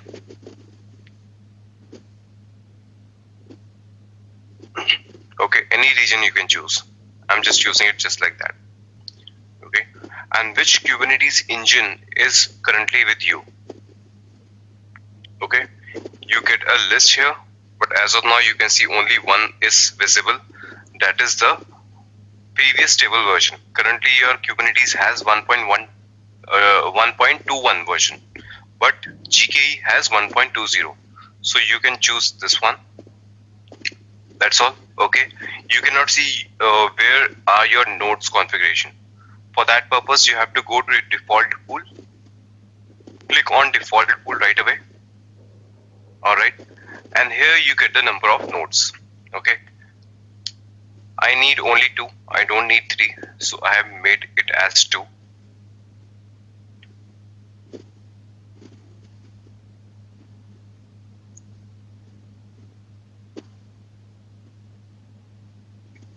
After that, go to nodes. You can choose that your node should have which operating system. Okay, from this list you have to choose the Ubuntu one, Ubuntu with Docker. Here you don't get the option to choose the Ubuntu version. Okay, that is managed automatically at the backend, but we need Ubuntu flavor. What configuration your worker node should have, that we have already seen when we create normal instance. Alright, it provides 100 GB. Okay, that is not required. We need only 10 GB. That would be enough for our practice.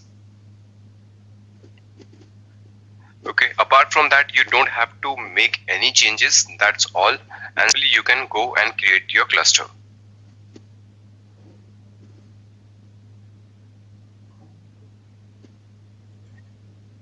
Insufficient region quota to satisfy the request. Okay, it is saying that region quota is exceeded, so we have to change the normal region quota. Just a minute, let's see, where is your region? Cluster basics. Let's change our region to Central F.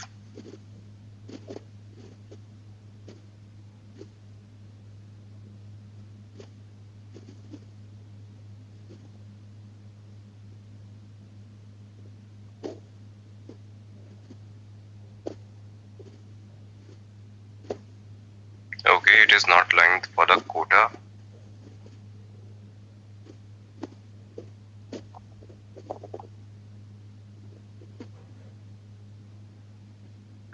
Okay, so it took the east one. So team, that was because I already have some VM machines in the same region. That is why it was not allowing me. So you can try different zones or different regions as well. Okay, so it might take a while. Till that time we can start with our agenda. Okay, this is the agenda that we have for today. Alright, so team, let's get started.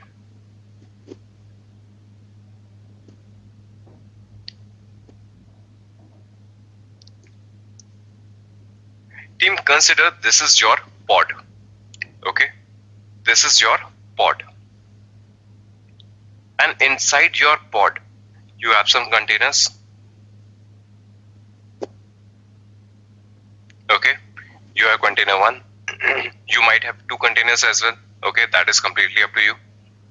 But the thing is, consider your application got hung. Okay, you have one pod and you have one container inside. And because of some reason, your container got hung. In that scenario, you have to restart your pod, you have to restart your container, alright, you have to delete your pod and you have to recreate it because it is hung, it is not responding, you cannot troubleshoot it, you have no options. In that case, you have to restart your pod. But in that case, you will get a new pod, you will get a new container and your logs will be lost as well. So you cannot troubleshoot it after you get the restart. Alright, so that is a problem with us. We cannot figure that what is wrong with our container, what is wrong with our application. Is there something wrong with the application code? Is there something wrong with the container? You get no logs once it is restarted. Right? So that is a problem. Okay, to deal with such problems, we have volumes in our environments. Okay, any environment that have containers does have the concept of volumes, whether it is your Docker, whether it is your Kubernetes, everywhere. Okay, you get a concept of volumes. In Kubernetes as well, we do have that. Okay, so it is used for the same purpose. Like, consider that you have a container and you want to write your logs at some location, you use volumes. If you want to share some data, you use volumes, so that even if your container dies out, your pod is restarted, your content has to be remain there. It is not lost. Okay, for the same reason, we have different type of volumes in Kubernetes, like empty directory, host path, PV, PVC, and storage classes are different topic. Cloud disk. These are the storage option. These are the volume options we do have in Kubernetes, and we are going to study about them one by one. First is your empty directory. So what is an empty directory? Consider you have a pod. Okay, and this is a multi-container pod. You have 2 containers inside a pod. Okay, we have already understood about the concept of sidecar container, ambassador containers, right? So what happens here?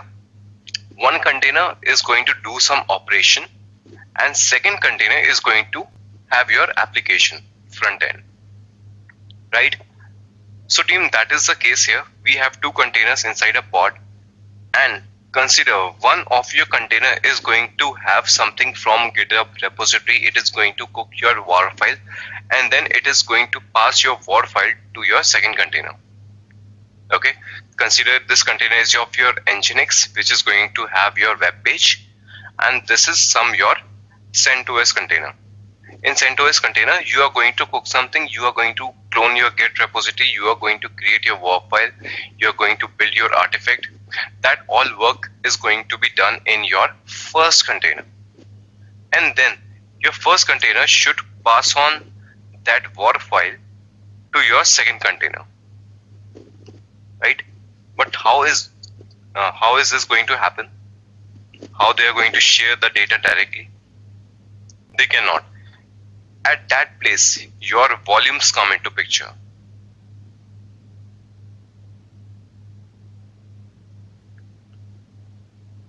Okay, consider this as being your volume. Alright, so what will happen? Your CentOS container is going to share its content, its war file or any other file to the volume, and that volume will be accessible to your Nginx container as well.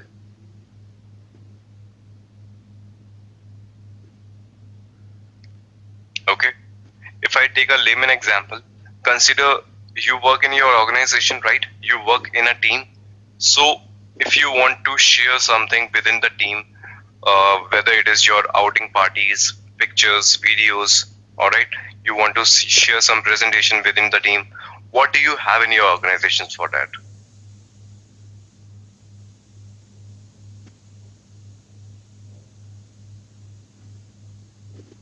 So team, what do you have in your organization? What do you have in your team if you want to share some outing pictures, some party videos, or some kind of presentation on anything? If you want to share something within your team, how do you do that?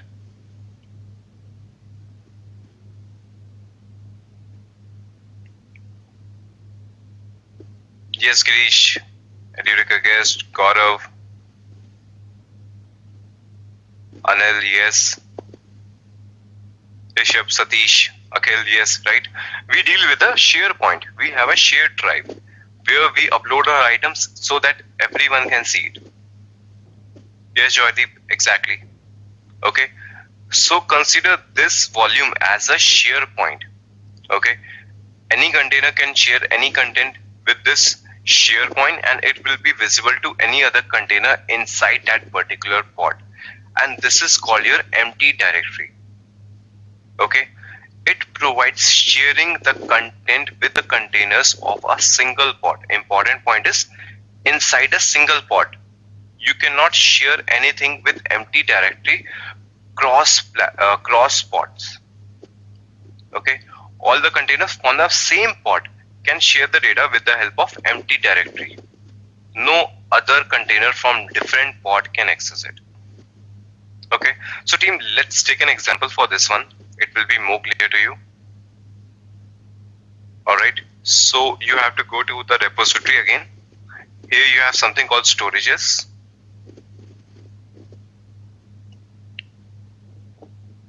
Alright, here is an example of empty directory.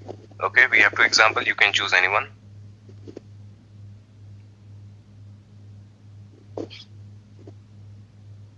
Now let's try to understand this. What is here? I'm simply going to create a pod. Okay, I'm going to create a multi-container pod. This is the type pod and this is the name of my pod. Under this specification, I'm going to give the definition of containers. You can see I'm going to create one container that is of CentOS. Alright, the name of my container is my volume container 1. It is going to do some echo operation and then it is going to sleep for some time. You can see there is a volume mount. It means I am going to mount a volume inside a container as /demo.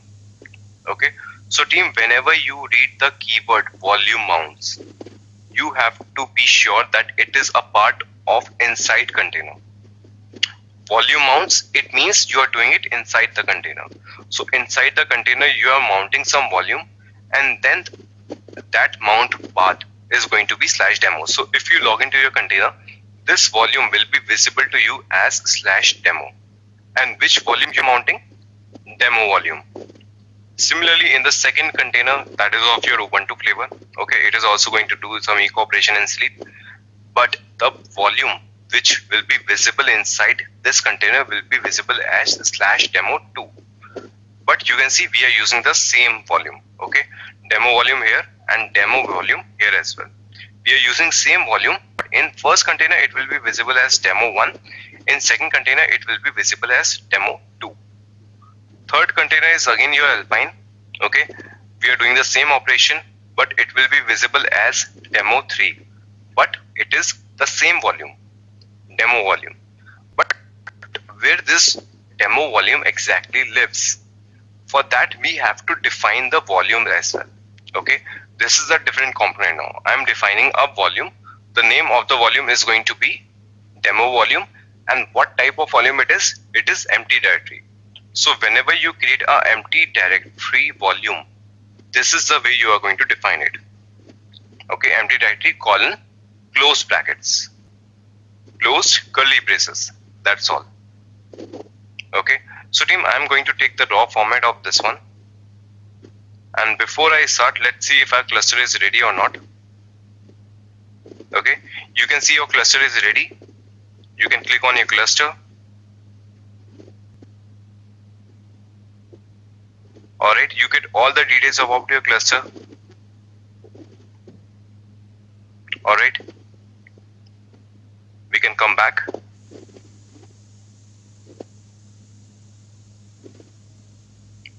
You get 3 dots, you can click on connect.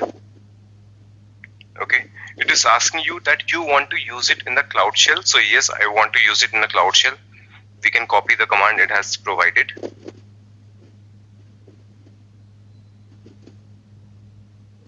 So team, in GKE managed cluster, okay, in GKE managed cluster, you don't get the access to the master, okay.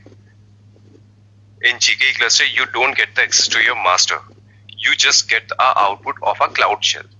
It provides you a browser where you can run all the commands that you want to run on the master, but it doesn't allow you to manage your master. Okay, you have just a master terminal.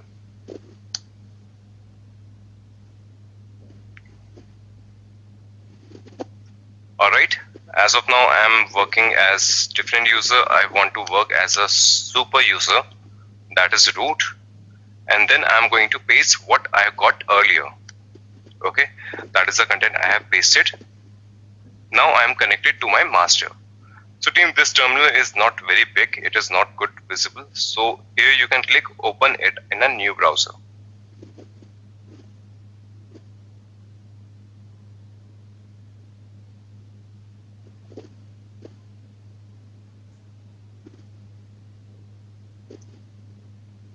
Okay, so I have maximized it.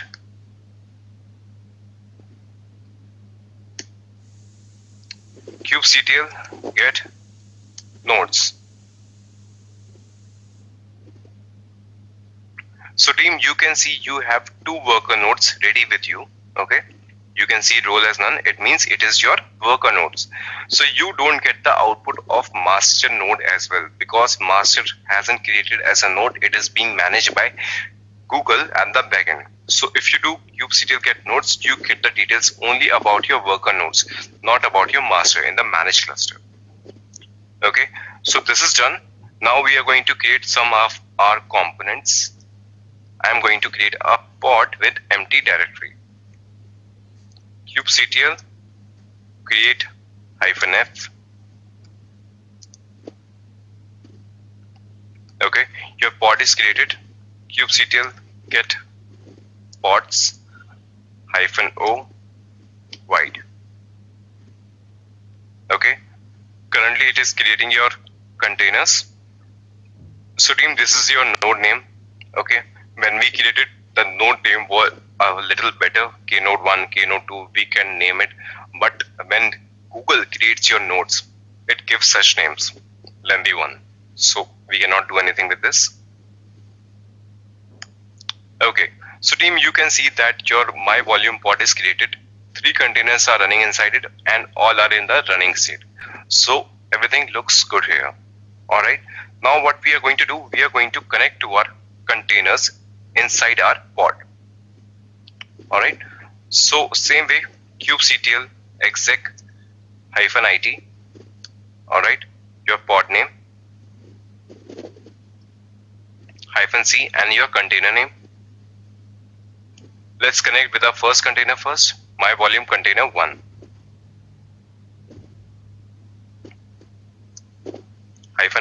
-bash. Okay, so team, now I am inside my container. If you want to see about your volumes, df-h you can do. Okay, you can see a demo mount point is there, right? A demo mount point is there.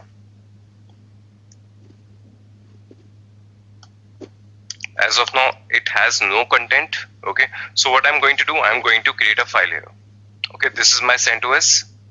So CentOS file.txt. Okay, so at the demo location, I have created a CentOS file. Let me come out of this container, Control PQ. Let's connect with our second container. Now I am connected to my second container of the same pod. Here my volume was named as demo2. You can see it. Let me go to this location. So team, now you can see the CentOS file that I created for the from the first container is also accessible to your second container. Your second container was of Ubuntu flavor, right? Now let's create a file here as well. Touch Ubuntu file.txt.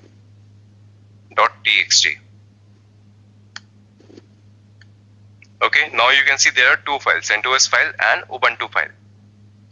Let's come out from this container as well. Now I'm going to log into my third container.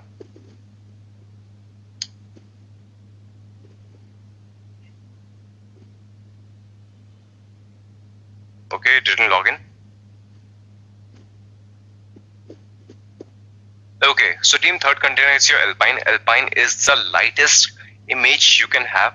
And why it is lightest? Because it doesn't have all the libraries itself. So if you want to log into your Alpine, you cannot log in using bash. You have to use a shell prompt. Okay, so whenever you use Alpine image, always use shell, not bash. It doesn't allow you with the bash. See, I'm logged in. df-h. We have demo 3. Let's go to demo 3.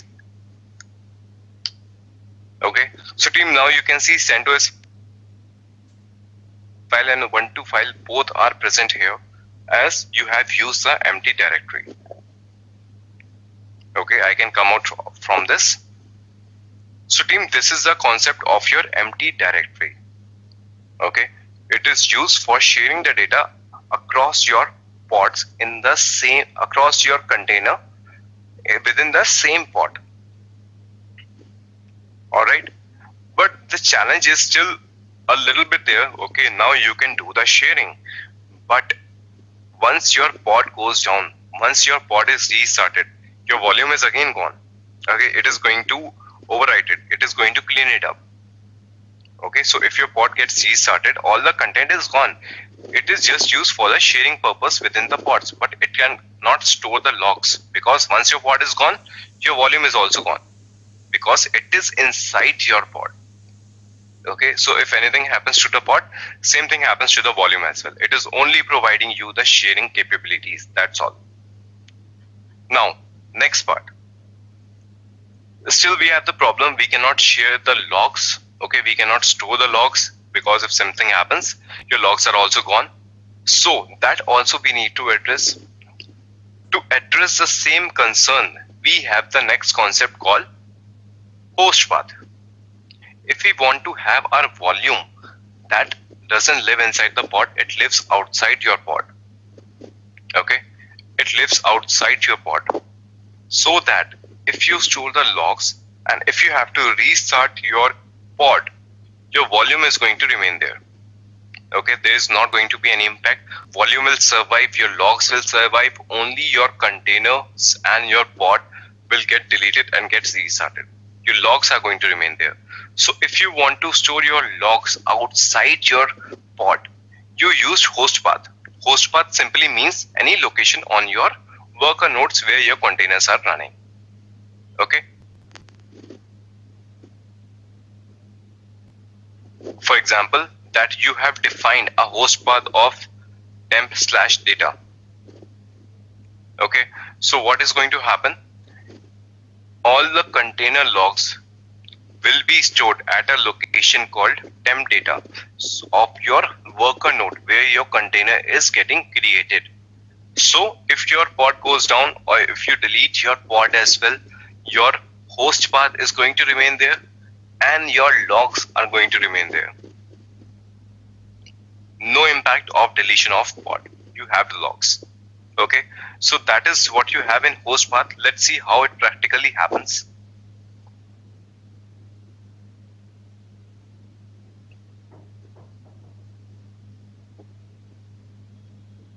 Okay, we have the last example here. Volume, host path, pod.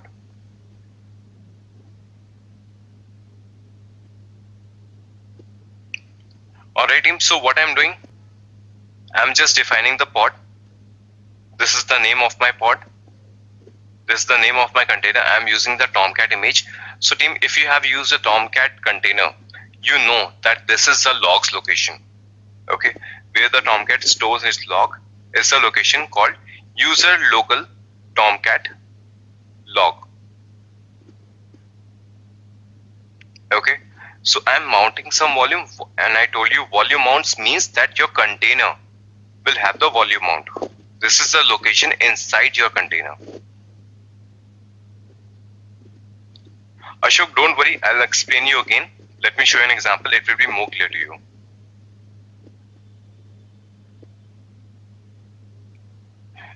Okay, so earlier what I did, I mounted a volume. Okay, this is the name of the volume and this is the mount path. So this mount path will be inside your container. Okay, this path is inside your container. And what is the volume that I'm mounting? I'm mounting the volume name host path volume. Alright, so this is the definition of your pod. Now I have mounted a volume name as host path volume. I have to create a volume as well. So now this is my volume definition.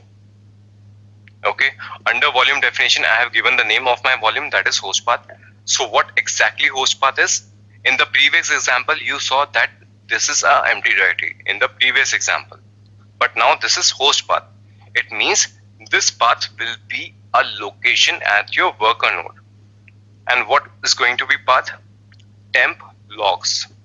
Okay, a location on your worker node as temp log has to be there where the volume will be mounted to this location. Okay, so team, inside your container you have a location user local Tomcat logs and you are mounting this location as a volume, and the volume you have defined as a host path. Okay, type is directory, it is an optional field. You want to give, you can give. If you don't want, you cannot, you can skip it. Okay, let's take the raw format of this one. I'll copy it.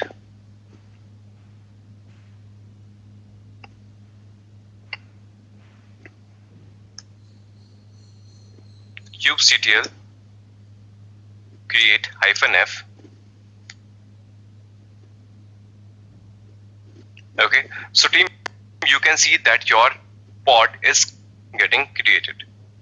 kubectl get pods -o wide. So team, you can see it is in container creating state. It is not created yet.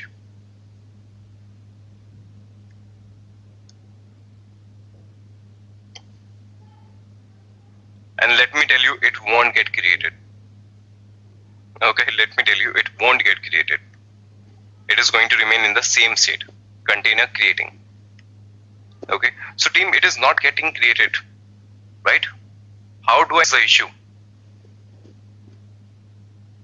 How can I know what is the issue?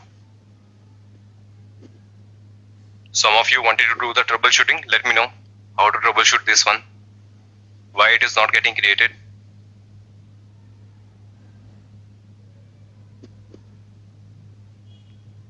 Rishabh, Edutica guest, Shiju, you are asking for kubectl log. Kubectl logs provide you the logs from the container.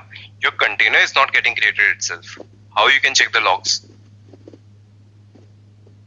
Kushagra, yes, good one. Kushagra, you gave the right answer. Abhishek, you also. Gaurav, yes, to some extent you are right. Moswami, you too. Jagannath, correct, you are absolutely correct. Aditya, correct. Chandrasekhar, absolutely correct. Satish, yes, you are too. Ankur, absolutely correct. Okay. So team, this is the part where you do the troubleshooting. Okay. You see that your container is creating, but it is not getting created. What is the issue? For that purpose, you have to describe your pod. Okay. Describe will tell you what is the issue. kubectl describe pod name. Okay. Here you get the error. It was scheduled successfully. After that, kubelet was working. Kubelet was not able to attach or mount the volume. Okay. So team, I have given in the description that from your host path, the location should be temp logs. So did we create temp logs on any worker node? Did we create the temp logs in any of the worker node?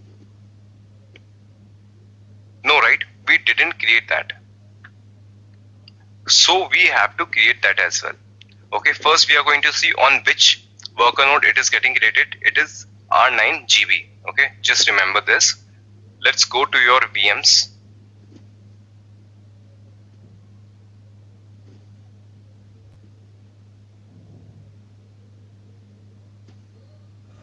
Okay, R9 GB. This is the machine. I'm going to connect to this machine now.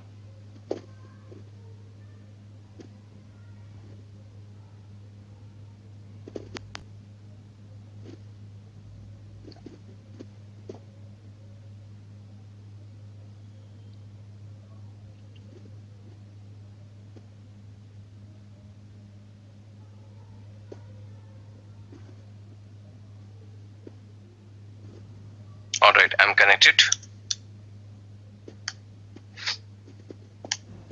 Stream, I have go to temp location. Okay, under temp location you cannot see anything related to your logs. Okay, so what I have to do, I have to create a logs location. mkdir hyphen logs. Sorry, no hyphen.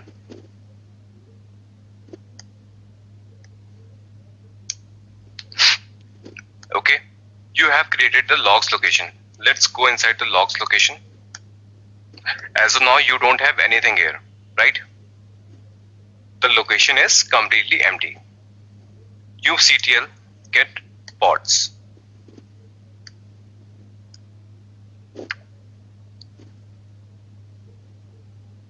So it will keep checking for the volume. Now it will find that volume is there. Now it is going to create your container soon.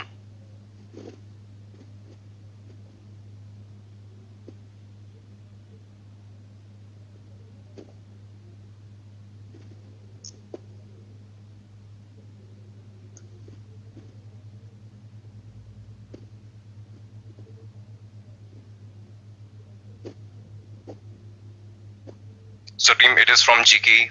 GKE is a little slow if you compare with the cluster that you create manually, and if you compare it with the GKE cluster is a little slower with the network. So that's not from our issue.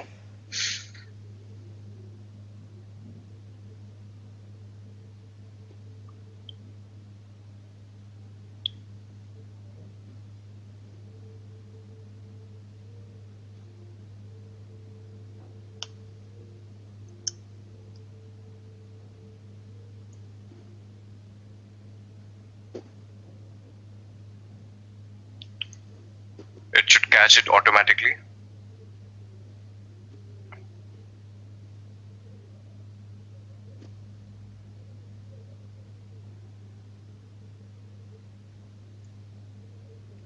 Okay, Chandrasekhar, let's watch it. kubectl get pods.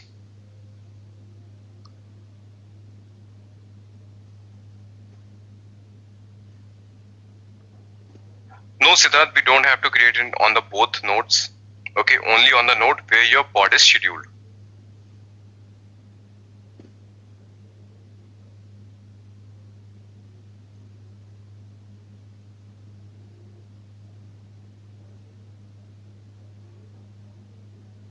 Yes, team, now you can see this container is running. Okay, it was looking for the volume, and once the volume was available on that particular node, you get the running status. It means your pod is created.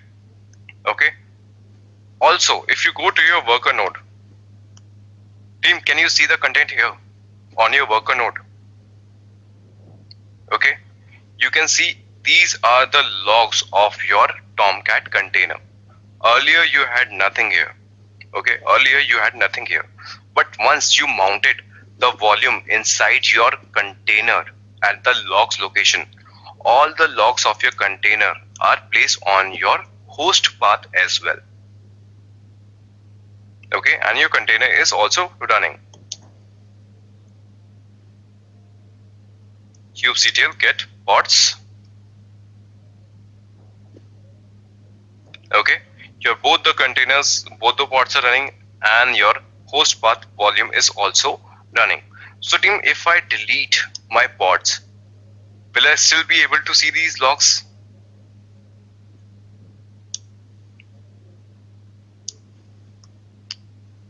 I have deleted my pod. Will I still have these logs with me? Anyone?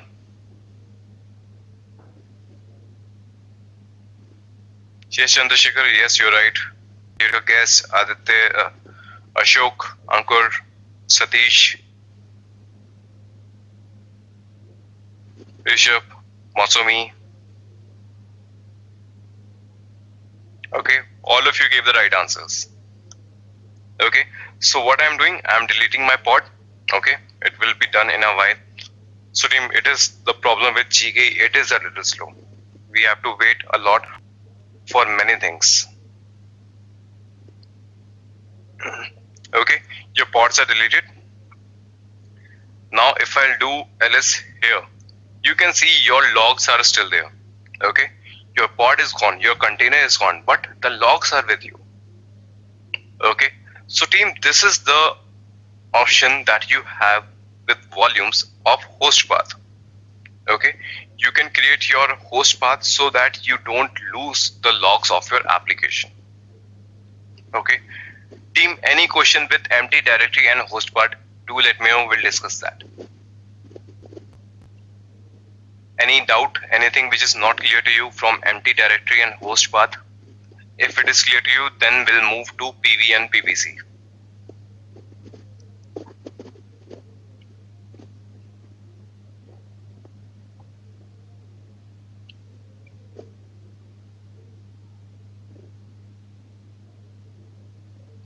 Empty directory and host path clear to all of you?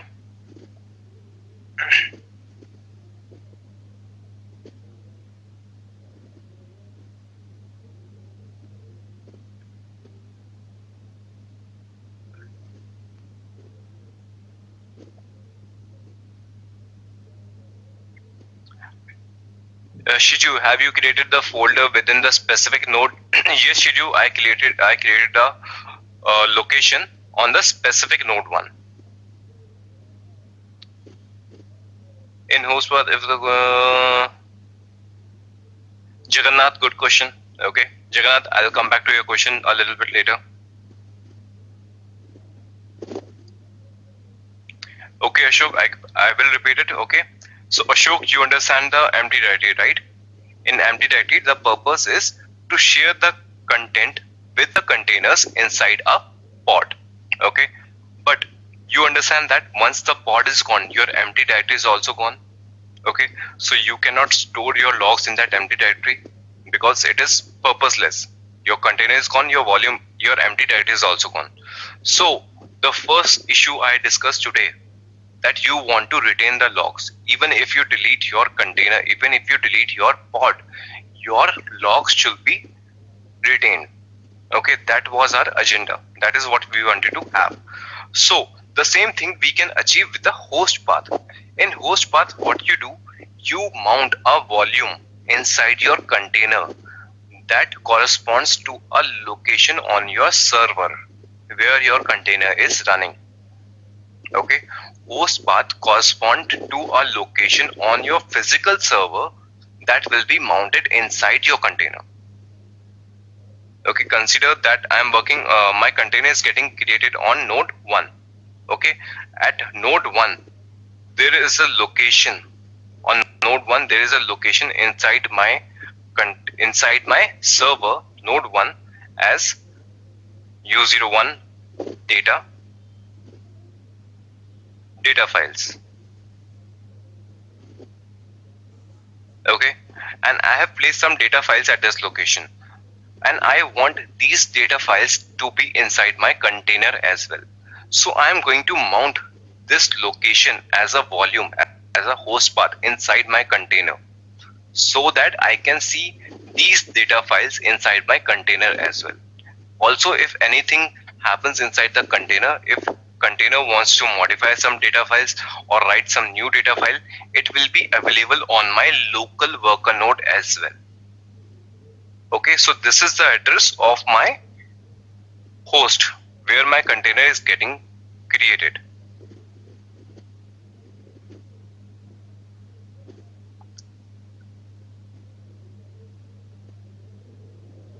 Okay, on this node I am going to create a container, and then I am going to mount this location inside my container as well so that I can see it. Ashok, is it clear to you now?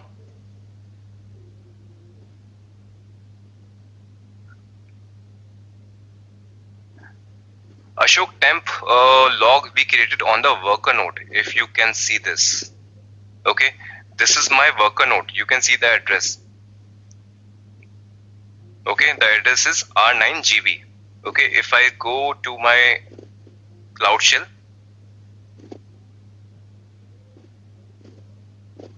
kubectl get nodes, I went to my node directly, and there I created the temp log location.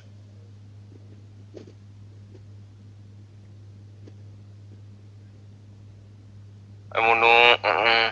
Yes, Joydeep, good question. Okay, I'm coming to this question now. Okay, so the question is pending from Joydeep. I have to answer the Joydeep answers and Jagannath answer. Any other question from all of you?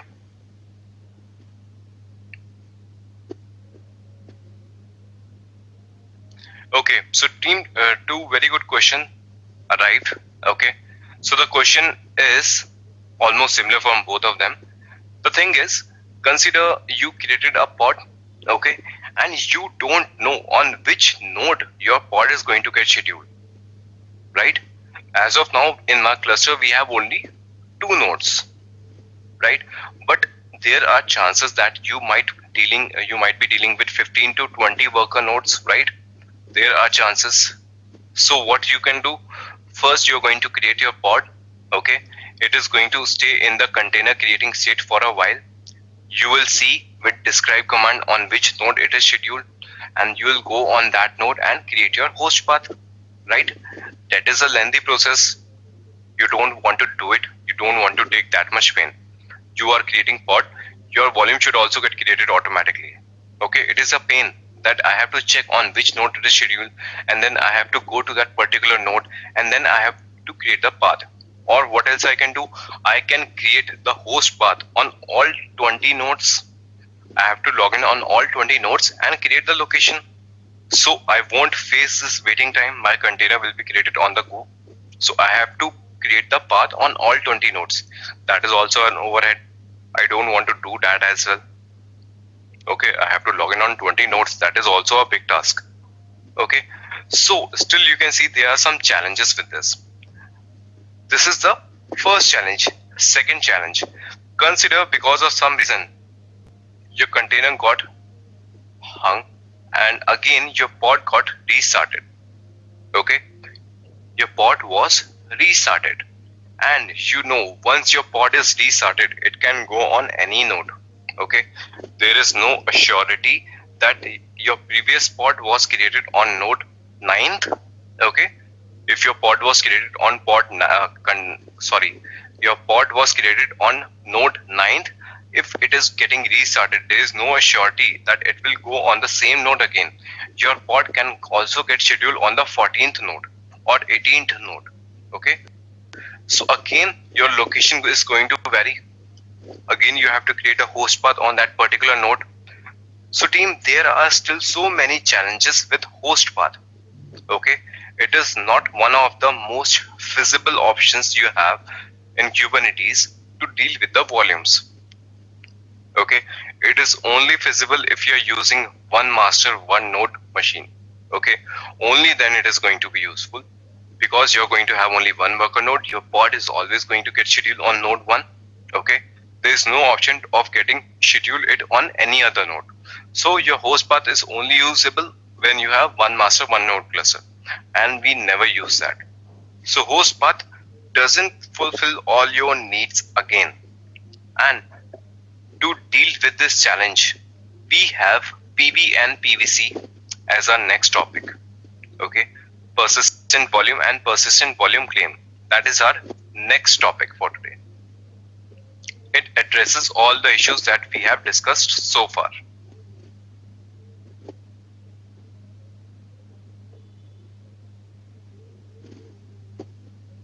Okay, so team, to make you understand about PV and PVC, let's have a small story time. Okay, we are going to know about a story and then we'll see how your PV and PVC work. A layman example, a layman story. Okay, team, consider this is me. Okay, your trainer. So I'm a trainer. I visit many locations. All right. For to visit many locations, I do the hotel room booking as well. Okay. So what is the story?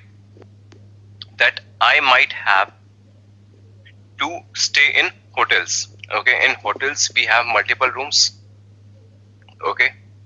In hotels we have multiple rooms.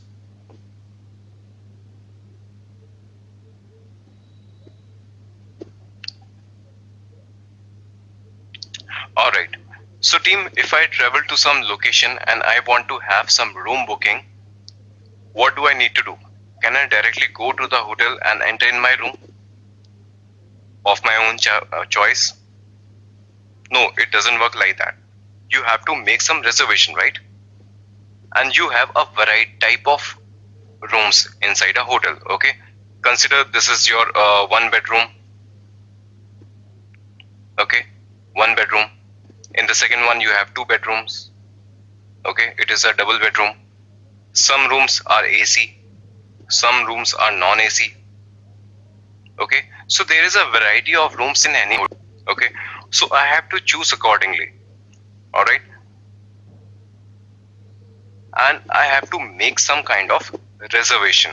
Okay, without reservation I cannot go to any hotel and enter in any room. Okay, so for that purpose what I need to do, I need to do the reservation, or simply I have to go to any application, your Make My Trip or any or Airbus, any kind of app I have to log in, right? And in that app I have to set filters. I have to set filters that what kind of room I do want. Okay, depending on my configuration, that I need a single bedroom and it should have AC as well. Okay, it should be an AC room. I have to set my filters that what exactly I need. So according to that filter, I can book a room. Okay, consider I am booking a room based on my configurations. Now, what is the situation? There is a hotel, there are some rooms, and I have booked a room with a reservation. Okay, now I do have the reservation. Can I simply go to the hotel and have that room with me? I do have the reservation. I have went to the hotel And can I simply enter in my room without dealing with anyone?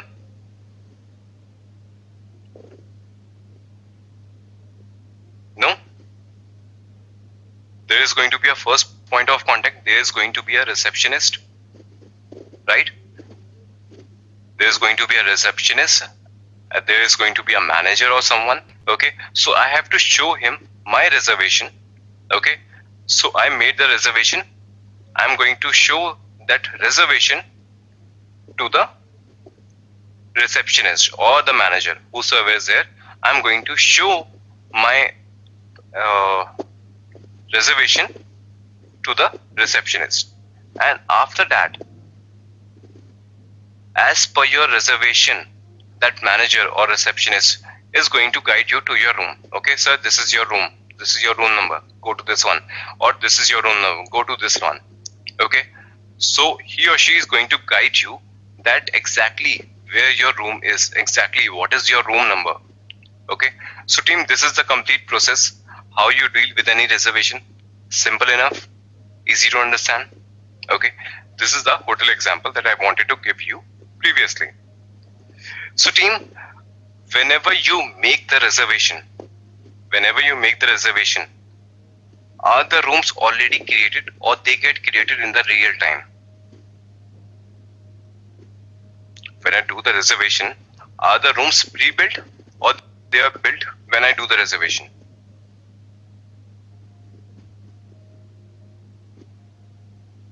Pre-built, right? Absolutely. Okay, so the rooms are already there. I have to choose that which room I want to do. So I am going to make the reservation accordingly. Okay, and sometimes it also happens that I ask for a single bedroom.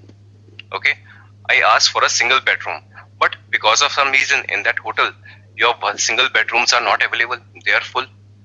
Okay, at the time of reservation, it was there, but when you entered the hotel, it was already occupied. It was not available.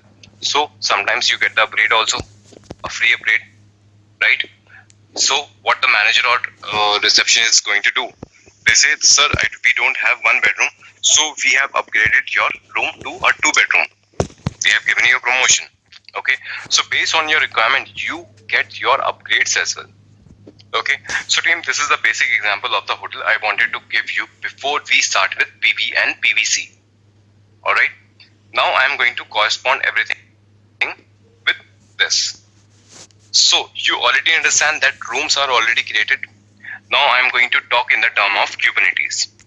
Okay, so in this scenario, this is not me, this is a pod. Okay, a pod wants to have some volumes. Okay, in this situation, you will have these volumes to be created automatically. You will have a variety of volumes already created, 5 GB volume, 10 GB volume, 20 GB volume, as per your requirements or as per your expectation. You will get your volumes created beforehand. Okay, even before the pod comes with a request, you will get your volumes created, and these are called persistent volumes.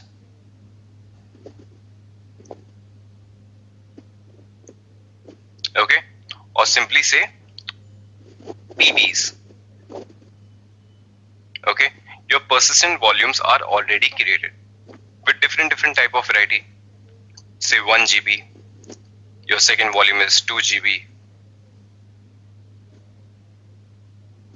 third is 5 GB, last one is 10 GB. Okay, you already have a variety of different volumes created beforehand, and these are called persistent volumes. Okay, and now you have some reservation. Okay, now pod comes with the request that I need a volume of at least 7 GB. Okay, take an example of 7 GB, or take an example of 4 GB. Okay, let's take an example of 4 GB. So a pod arrived and it asked that I need at least 4 GB of data. I need 4 GB of storage which I can use for my storage. Okay, so this is called the reservation, the request that you are making. It is called persistent volume claim.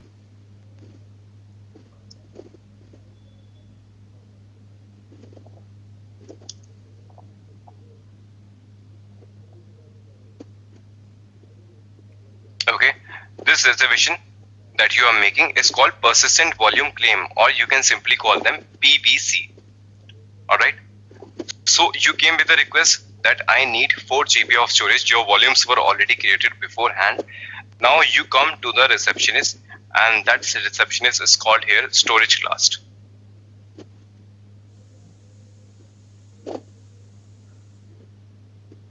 Okay, the part of the manager is being handled by the storage class. The storage class is going to check all the PVs in your cluster. Okay, it will check all the PVs inside your cluster, and it will check which PV should get assigned to this PVC. Okay, the PVC is asking for 4 GB. Okay, so you can see that it cannot assign the 1 GB PV, right? It is not going to be fulfilled. It cannot assign the 2 GB, right? It asks for 4 GB, but this volume has only 2 GB, so it cannot assign this one. If there is some volume, if there is any persistent volume with 4 GB available, it will assign that. But as of now, you can see it is not available, so it is going to assign a 5 GB volume. Okay, it is going to assign a PV of 5 GB because the ask was minimum 4 GB. This is the minimum part. Alright, so that is one part. Now, next part. Okay, so this is one thing. Now consider the hotel example again. Okay, so sometimes you went to a hotel regularly. Alright, so you know that room number 105 is perfect for you. Okay, sometime what happens, you visit a hotel regularly and you know that room number 105 is perfect for you. It has a single room, it is a single bedroom, it is AC, it has a good view from the balcony. Okay, you know everything. So what you understand that you like the room 105. So what you do, you simply go to the hotel and you'll ask for room number 105. Okay, so these persistent volume also have some names. Okay, you can say this is your volume 1, this is your volume 2. Here also we are going to give names, right? This is your volume 3. Okay, you can give the specification in your reservation, or you can simply ask for the room number in your specification. Okay, you can simply go to the hotel and you ask that I need room 105, or simply go to the hotel and you ask that I need volume 103. So it is simply going to assign your volume number VOL3. Okay, so team, is it clear to you? Persistent volume claim and storage class. Theoretically, is it clear to you? We'll see this practically as well.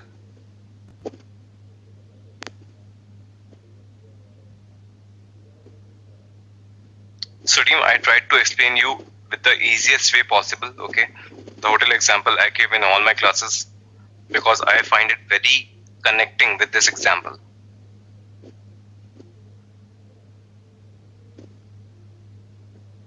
Gaurav, we'll see that. Okay, persistent volumes are created in the real time.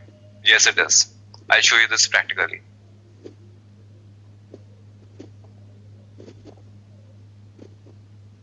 So if the pod wants 7 GB, will it give 2 volumes? Edureka guess, no, it cannot give 2 volumes. Okay, 1 PVC, 1 PV. There's 1-to-1 mapping. Okay, so if the ask is for 7 GB, it cannot go to the 5 GB as well. It will go to the 10 GB directly. Okay, it cannot club PVs. There is always 1-to-1 mapping. 1 PV, 1 PVC. Okay, so team, let's see this practically, then you will understand in a better way. Okay, so as you already understand that persistent volumes are already created first. It means your hotel rooms are already created before you go to the hotel or you make any reservation. Your hotel rooms are already created. So the first thing that you need to create is a persistent volume. So first you create a persistent volume. then you make the reservation, and then you go to the hotel. All right. So first thing you are going to create is persistent volume. Then you are going to create a persistent volume claim, and then you are going to create your pod. This is going to be your flow. Okay, Jagannath, I'll show you. Okay, let's see this practically, team. Your questions are more practical related. Okay, all the questions you are asking are practically related. So let's create a PV, PVC and pod so that you will understand it better. Storages. So as I told you, first you need to create your room. Okay, you need to build your hotel. Okay, so first I'm going to create a PV. So this is the definition of your PV. Okay, kind is persistent volume. The name of my PV is going to be my PV. Storage class I'm going to use standard. Okay, so the hotel manager or the receptionist, I want the standard one. I don't want any other type. So storage class is the same one. This I'll come back later. Okay, capacity storage I'm giving 1 GB. Okay, 1000 MBs. So I need 1 GB of persistent volume. So what I'm going to create right now, I'm creating this volume. Okay. Access mode is read-write once. You can have multiple. I'll tell you that also. Okay. Host path I'm mentioning. Okay. Host path I'm mentioning temp PV data. Okay. So now team, another example from the same hotel one. Okay, so what I happened, I booked room first one. Okay, I need 1 GB, so I have booked this volume. I went to the hotel, I need 1 bedroom, single bedroom. Okay, so now the thing is, once I leave the hotel, okay, once I leave the hotel, what will happen to the volume, or what will happen to the room? Okay, I stayed there for 1 day in the hotel room, and then I left. So what will happen?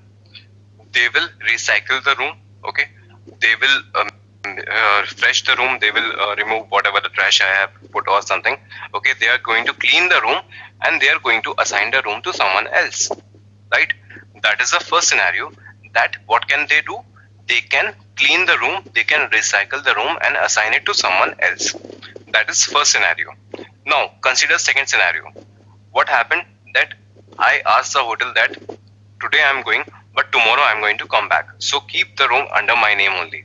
Don't assign this room to anybody else. Okay. So it means I am retaining the room. I have asked the hotel people that tomorrow I'm going to come back. Today I'm leaving, but tomorrow I'm going to come back. So do not assign this room to anybody else. I am going to retain this room. Okay. That is the two scenario. First is recycle, assign it to someone else after cleaning, or second one is retaining. Tomorrow I'm going to come back, retain this room for my name only. Okay, don't assign to anybody else. So these are the two scenario. Now the third scenario. Consider once I booked this room, once I entered this room, I got infected with COVID. Okay, for example. Now the thing is, they cannot assign this room directly to someone else. Okay. They have to sanitize it. They have to make it completely different. Okay, they might have to remove the bed. They have to replace the bed or bed sheets or whatsoever. Okay, they have to sanitize the room. Okay, if it is a pre-built room, consider if you are dealing with tents, they are going to burn out the tent. Okay, they will remove the tent altogether. Okay, so these are the three scenarios. Same scenarios you have here as well. Okay.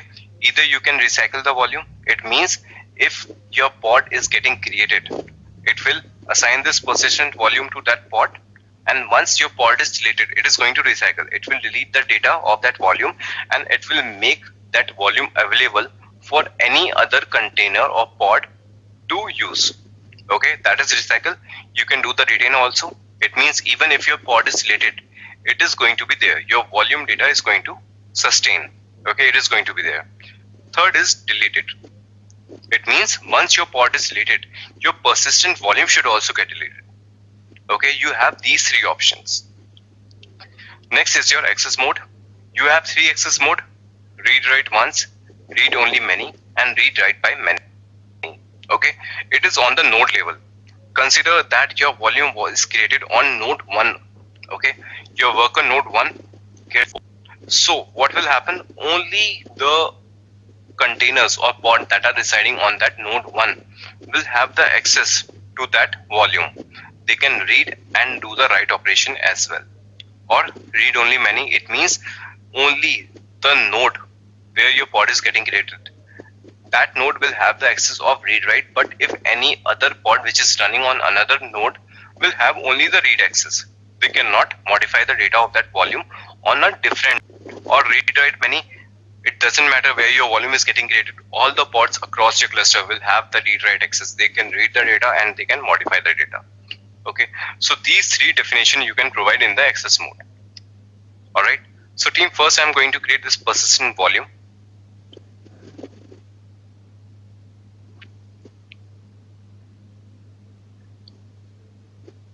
Okay, connection is lost. Let's reconnect.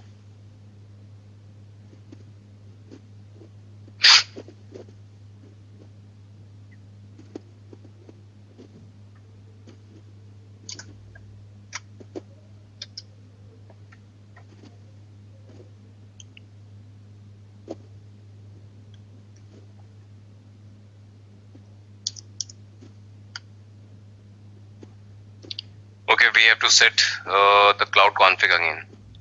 Okay, so let's reconnect it from here first.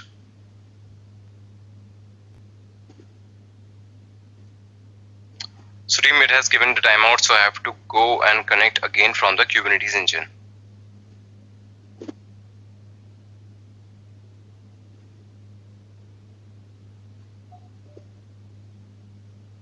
I need to have this. Let me save it on the WordPad so that I can have it again and again if wherever required.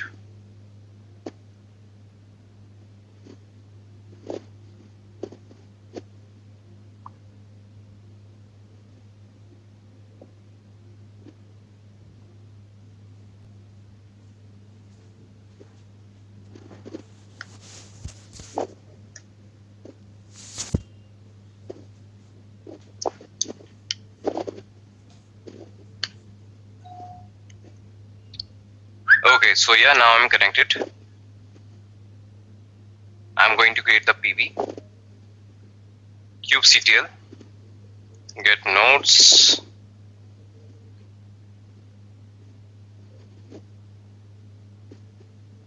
kubectl, create -f, persistent volume.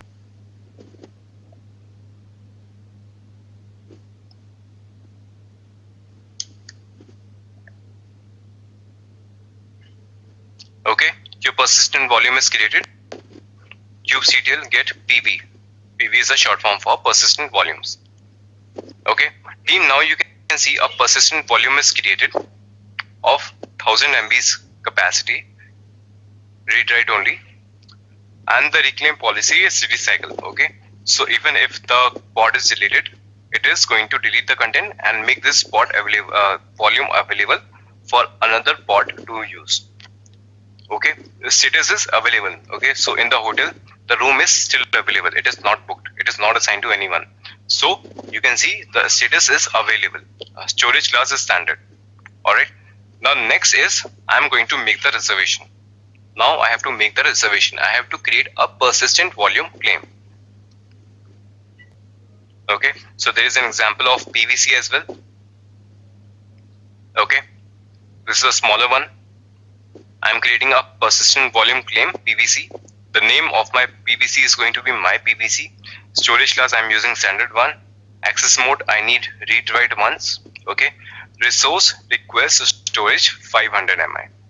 Okay. So team, what is happening? That I need only 500 MB. I don't need 1000, but I need 500 MB. So it is going to search out for only the volume of 500 MB. If it doesn't found, it is going to upgrade my plan. Okay, it is going to upgrade my plan. So let's create your PVC.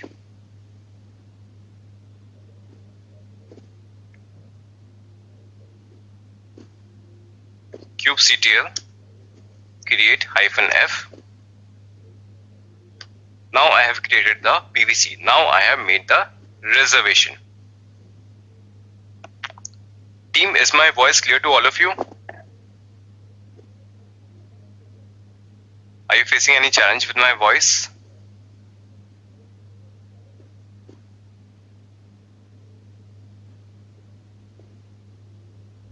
Kushagra, people are responding that my voice is clear. Maybe some issue from your end.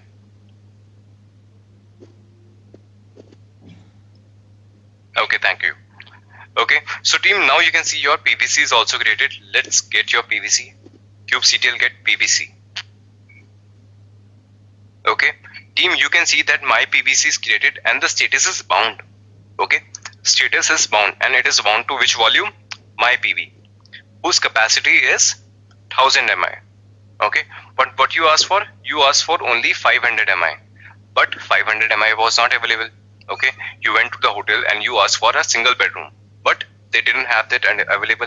So they upgraded your plan. They provided you a double bedroom. Similarly, you can see it assigned you 1000 mi capacity. Okay, storage class is standard. Okay, if I do kubectl get PV now,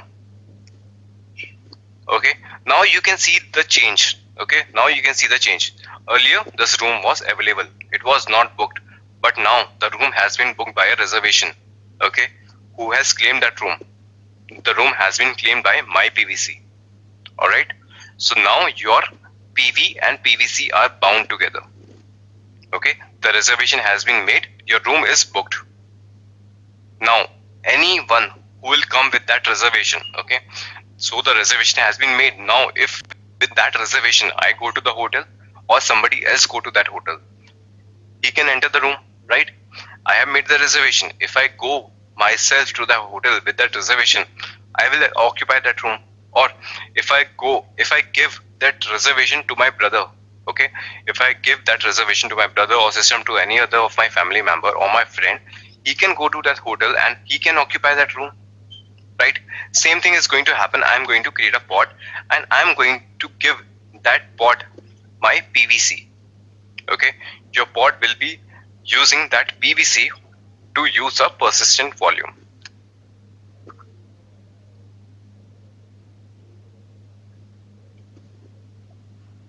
PVC host path pod. Okay, let's understand this. I'm going to create a pod. The name of the pod is PVC pod. It is using Tomcat image and this is the name of my container. Okay, now I'm doing volume mount. Which volume I'm mounting? I'm mounting PV volume. Okay, and this volume will be visible inside my container at this location, user local Tomcat logs. I'm mounting the volume. Which volume I'm mounting? I'm volume PV, and it will be visible inside my container at user local Tomcat logs. Now next thing is volumes. I have given the volume mount name. I have to define it also. Now I am defining the volume. The name of the volume is PV, and earlier you used to see what here? You used to see your empty directory, your host path. Okay, now you're using persistent volume claim. I'm handing over this reservation to this pod. Okay, what is the persistent volume claim name? Is my PVC. Okay, the name is my PVC. So now I'm going to create this pod. Before creating this pod, what was the location of your PV? Let's see that first. Okay, the location was temp PV data. Let's verify if that is available on any of the worker node or not.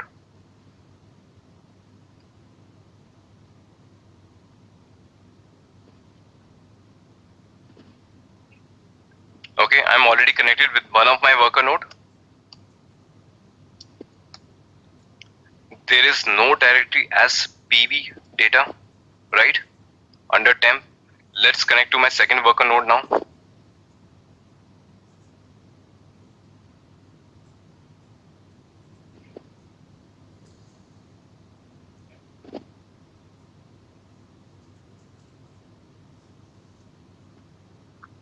Okay, I'm already connected with the R9 GB.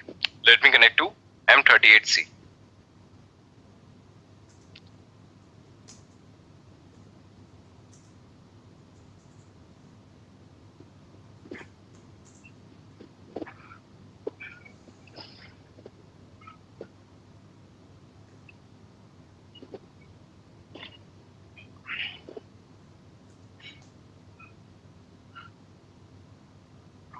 here I'm connected to my second worker node.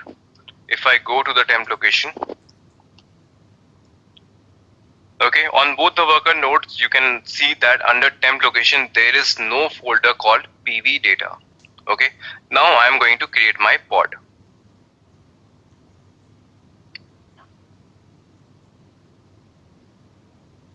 I'll take the raw format.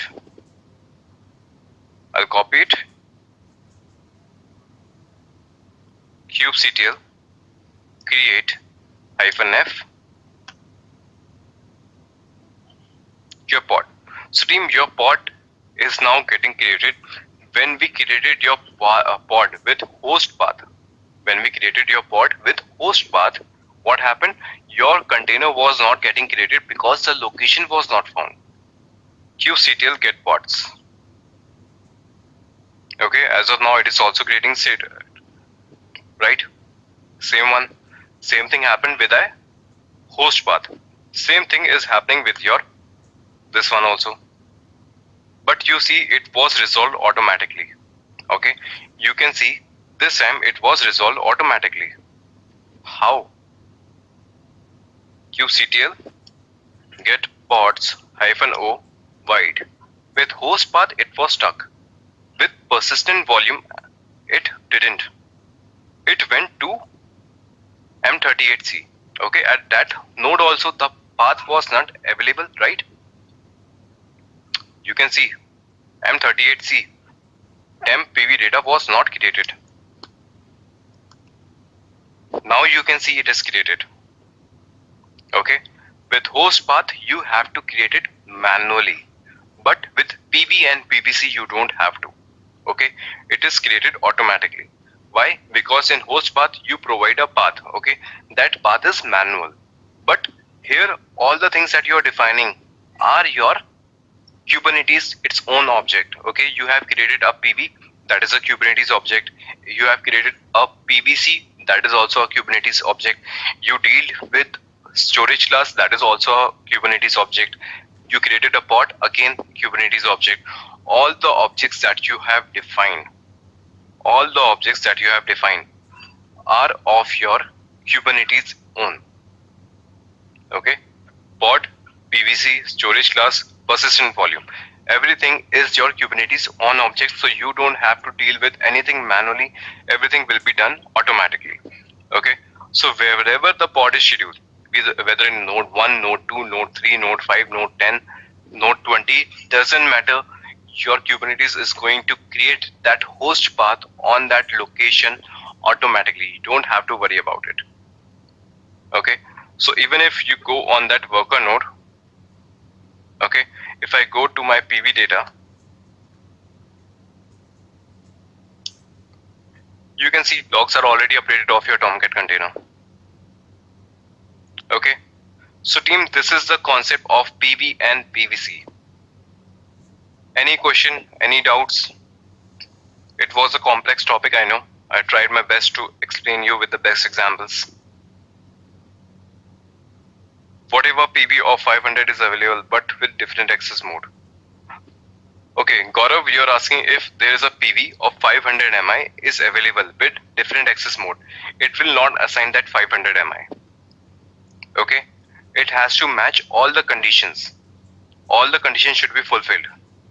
Storage with the minimum level, with access mode, it should match. Should the access mode be read-write many if I have to deploy with many pods across the nodes? Okay, Jagannath, another good question. So team, the question is from Jagannath, should the access mode be read-write many if I have to deploy deployment with many pods across nodes?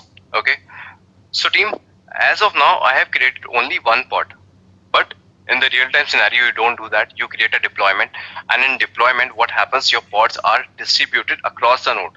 So what will happen? A PV is going to get created on all the nodes where your deployment is placing the pods. No, that is not possible, because you already understood that it is one-to-one mapping. One PV equals to one PVC.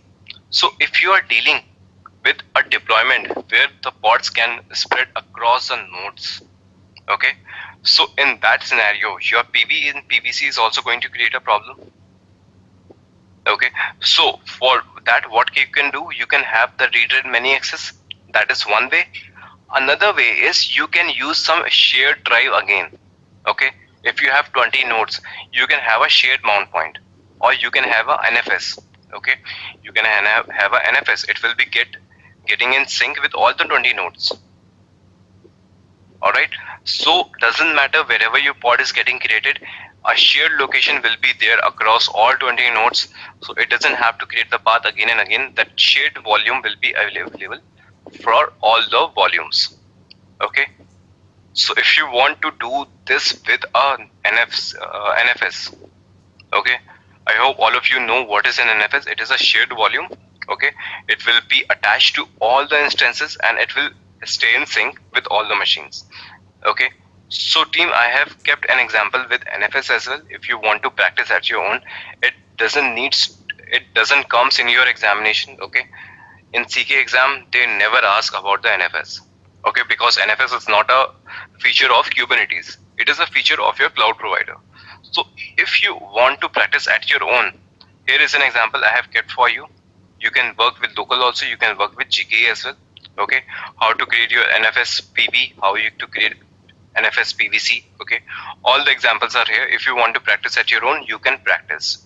Okay, it takes somewhere around 30 to 40 minutes. Okay, that is why I am not including this in a session. Okay, it will take a big toll on the time, but if you want to practice, you can practice.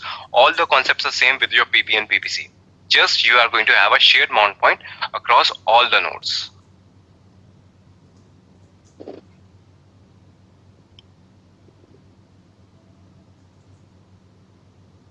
Kushagra, you are asking how read-write many works. So Kushagra, I have just given an example. Consider you are creating a deployment. Okay, you are creating a deployment with two replicas. One replica is getting created on node 1, second replica is getting created on node 2. But both are going to use the same volume, right? And the volume will be created only on node 1 or either on node 2. It won't get created on both the nodes. It will be created only on node 1 or node 2. So what will happen, consider that your persistent volume is created on node 1. But you have one pod also living on node 2. It also have to access some data on node 1 volume. Okay, so there you are going to use read-write many. So even the pod which is residing on node 2 will have the access on the volume which is created on node 1.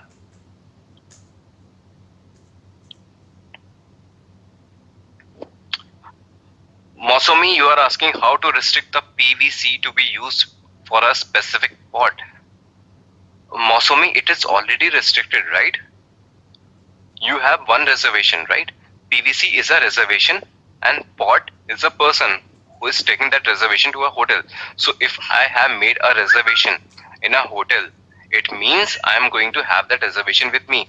It doesn't happen like that. I take the same reservation to the hotel. My brother also took the same reservation to the hotel. My friend also took the same reservation to the hotel. They cannot assign the single room to 3 people, right? So the reservation has to be one only. It is one-to-one mapping.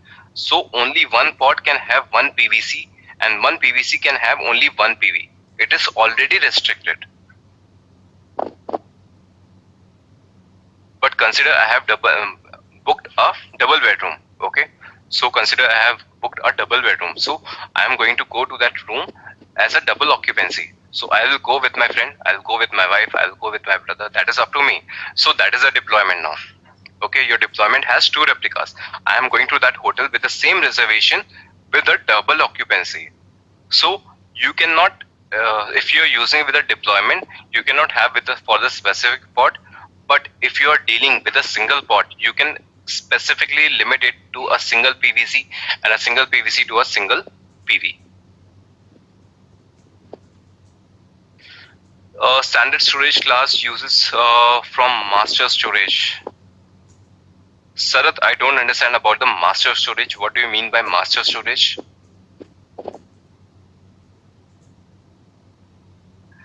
Kushagra, you are asking, can we use a different machine apart from the cluster node to create a PV by using a machine IP? Kushagra, that you can do using NFS. Okay, using NFS you can do, or if you want to do it with the cloud disk, you can do with the cloud disk as well. I'll show you over the cloud disk.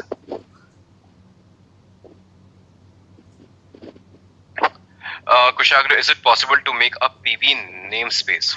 Okay, so Kushagra, then PV is always a cluster level resource. Okay, PV is a cluster level resource, but your PVC can be namespace because your PVC is getting mapped with a pod or deployment, and you can know that pod and deployment can be namespace. So important point to notice that PV is a cluster level resource, PVC is a namespace level resource.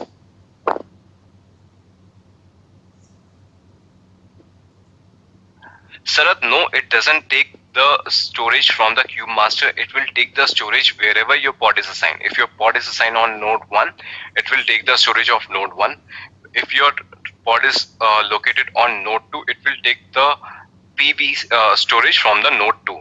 It doesn't take anything from the master.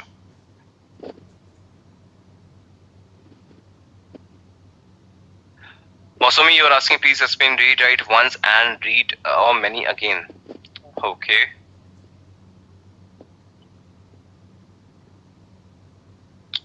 Mosumi, read this. Okay.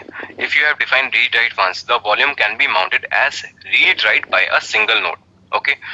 Wherever the volume is getting created, if your volume is created on node 1, okay, and you have given read write once, so only node 1 will have the access to read and write. Consider if a pod is created on node 2, your node 2 pod will have no access on the volume which is created on node 1. It cannot read it, it cannot write on it. Okay, so that is read write once. It will be accessible to only node 1. The volume can be mounted with read only by many nodes. Okay, so what happens if your volume is created on node 1? All right, so node 1 components can read and node 1 components can write as well. But if you have read write many, the node 2, node 3, node 4 component can read the data. They cannot write the data, but they can read. And read it many, all the nodes can write the data which is residing on node 1. Okay, Kushagra, I'll let you know about the storage classes, okay, that we haven't discussed in depth. We'll study about the storage class also in the further session. So team, any question from PV, PVC, storage class, not storage class? I'll discuss storage class later. Any doubts with PV, PVC, host path, empty directory?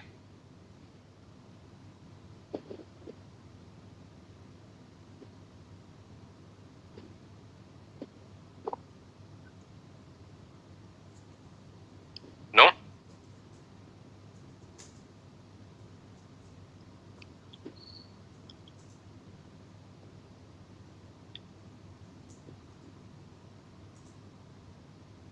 Ashok, you have to pay attention. Okay, you can see that PV was created on node, another node, right? This is my worker node. I'm 38C. This is my worker node. Your persistent volume is created on this node. Okay, so Ashok, whenever you define PV and PVC, the volume is not created right away. Okay, a PV object, Kubernetes object PV is created, but it doesn't take storage of any node. Once you create the pod, okay, once you create the pod, then your PV is created figuratively. Okay, actually, your location will be created once your pod is created. Otherwise, your PV object, your Kubernetes object will be created. It will not consume any data, any storage. It will consume the storage only when you create the room. Okay, so if you have in a hotel you have a room. Okay, in a hotel you have a room. If nobody has occupied the room, the electricity will be cut off. Okay, they will cut off the fuse. The lights and everything, fans will be turned off of a room which is available and not booked. All right. Similarly, a Kubernetes object PV will be created, but it will not consume any storage of any node. Now consider I have made the reservation. I entered the hotel. Okay, I entered in my room. Only then they are going to provide electricity to that room. Only then the power will be enabled for that room. Only then the lights or fans of that room will be on once I enter the room. Similarly, whenever your pod is getting created, only then your PV will consume the storage from the node where your pod is assigned. Okay, so everything will be done on the worker node itself. The scheduler give any preference to the node while creating the pod in regards to PV and PVC. Siddharth, it depend. No, that is not the case. Okay, scheduler is going to put your pod on any worker node based on the scheduler that we have studied in the previous class. A persistent volume or persistent volume claim will be assigned to that node itself. Okay, so PV PVC does not have impact on any scheduler choice. Scheduler will choose the worker node for the pod, and then a persistent volume will be created. It will consume the volume data storage of that particular node afterwards. Prempal, you are asking, can we upgrade the PV site if we need the later stage? Yes, definitely. You know the how to edit the components in Kubernetes. Simply use kubectl edit PV and PV name, and then you can resize it as well. That is possible. Okay, it is again got disconnected. All right. So team, the next concept is we are going to cover is for ConfigMap. Okay. So what is ConfigMap and what is the need of the ConfigMap? Okay. So team, as you are working in IT organization or getting started, okay. So one thing you might be knowing that in any organization you have multiple environments for any particular application, right? Like first is your development environment, second is your testing environment, right? Then you have a pre-prod, okay, and finally you get a production environment, right? This is how you have your environments in any organization for your single application. Okay, now I want to create some pods or I want to create some containers. All right, but what I want to do, consider I am having a Nginx container. Okay, I am having a Nginx container. So I am going to create a container for every environment. Okay, what difference I want? In any Nginx, you get welcome to Nginx, right? You get a welcome to Nginx page. But I want to differ it as per the environments. Like if I deployed on the development, I wanted to welcome to development environment. When I deploy the same container on test, it should get welcome to testing environment. When I do it on the pre-prod, it should welcome me on the pre-prod environment, and when I do it on the production, it should welcome me as a welcome to production environment. Okay, that is my requirement. Okay, I want the container to behave differently on different environments. Okay, so team, now one question to all of you. Should I create a single image or should I create multiple images for this?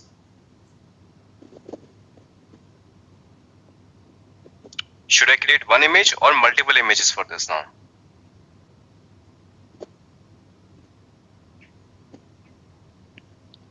Okay, great. All of you are giving right answers.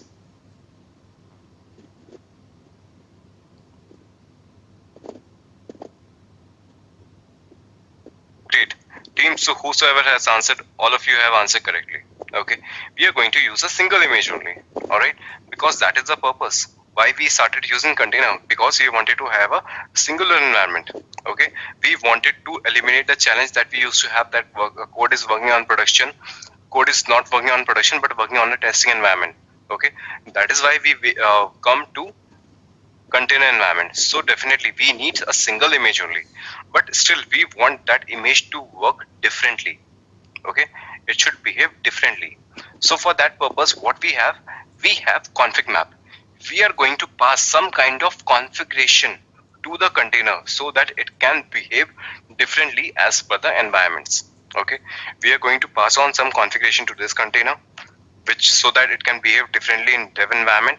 We are going to pass on some configuration to this container so that it behaves differently in the testing environment. Okay, so we can pass it using volumes or we can pass it using your environment variables. Okay, we have multiple ways, but the single name that we can do it with is ConfigMap. Okay, it is simply a short form of configuration mapping. Okay, ConfigMap means configuration mapping. So we are going to use ConfigMap to achieve the same thing. All right, so before that, let me connect to my Cloud Shell again, and then I'll show you an example for this.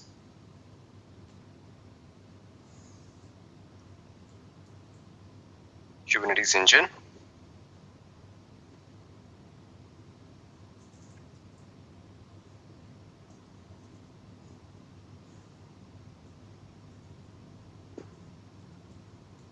Alright, in the meantime, it is connecting my machine.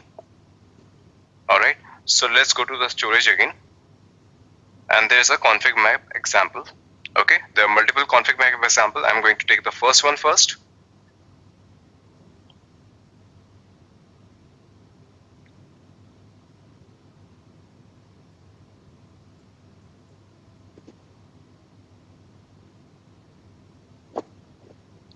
Okay, so team, I'm creating a config map here. Okay, first I'm going to create a config map. What is the name of the config map? The config map name is Nginx HTML, and I'm going to store some data. I'm going to store some data in that config map. Okay, so this is a key index HTML, and it should give me a message of hello config map. Alright, and now I'm going to create a pod. Creating a pod, API version, metadata is the name, container. Okay, I'm using the Nginx image. Alright, now I'm going to pass that config map using a volume. Okay, so till here you have the clear definition of the pod. Now I am again using the volume mount. Okay, so whenever you see the volume mount, it means it is happening inside the container. This is the name of the volume mount. Okay, this is the volume I'm going to use, and I'm going to mount it at a location of user share Nginx HTML. This is the location where your welcome to Nginx HTML page is residing. Alright, so here I'm going to place my volume. I'm giving the read only true. Okay, I don't want any other access. Now I'm going to define the volume. The name of the volume is going to be HTML from CM, the same I'm using as volume mount. Okay, under this now I'm giving config map. Now I'm not giving persistent volume claim. I'm not giving your empty directory. I'm not giving your host path. I'm giving a config map. Which config map? Nginx HTML that I have just created above.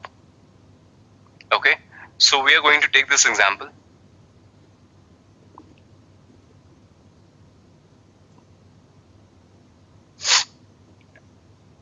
Authorize.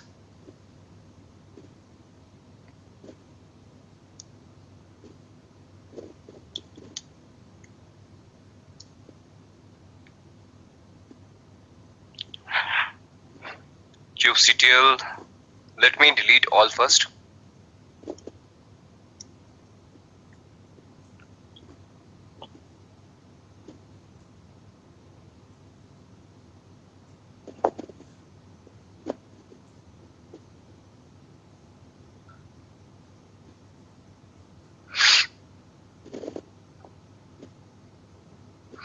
Okay, so it has not deleted the PV and PVC.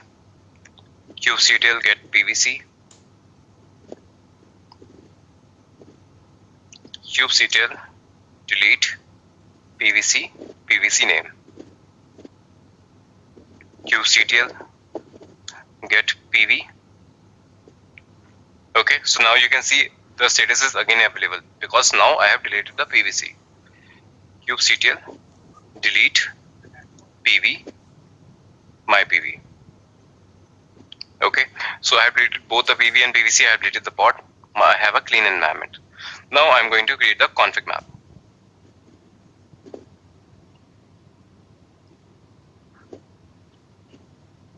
kubectl create -f and config map. Okay, so you can see your config map is created. Let's see it. kubectl get CM. CM is a short form. Okay, you can see that Nginx HTML config map is created. You can describe it. kubectl describe CM.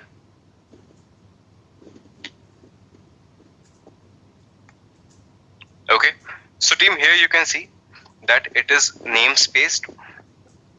Okay, you can have your config map into particular namespace as well.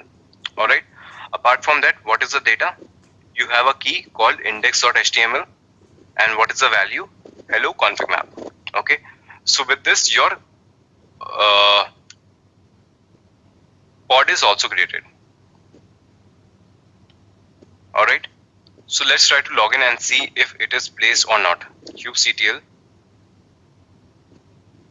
exec-it -bash.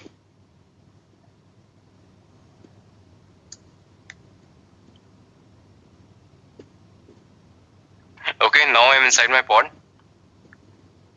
I have mounted that config map at this location. There has to be an HTML file. Okay, you can see HTML file is here. Okay, and you can see the content has been updated. It is giving you hello config map. Okay, otherwise it used to give welcome to Nginx page. Okay, so that we have achieved. Now next part, I told you that we can give your config map by two ways. Okay, first way was by volumes. We have already seen that how we can pass your config map using volumes, but we can pass on your config map using environment variables as well. Okay, so let's take an example for that also. This is another config map I'm creating. Okay, earlier I passed only one value. That was html.index, and the value was hello from config map.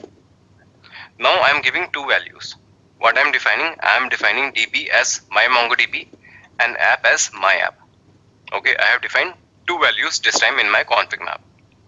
I'm creating the pod name container.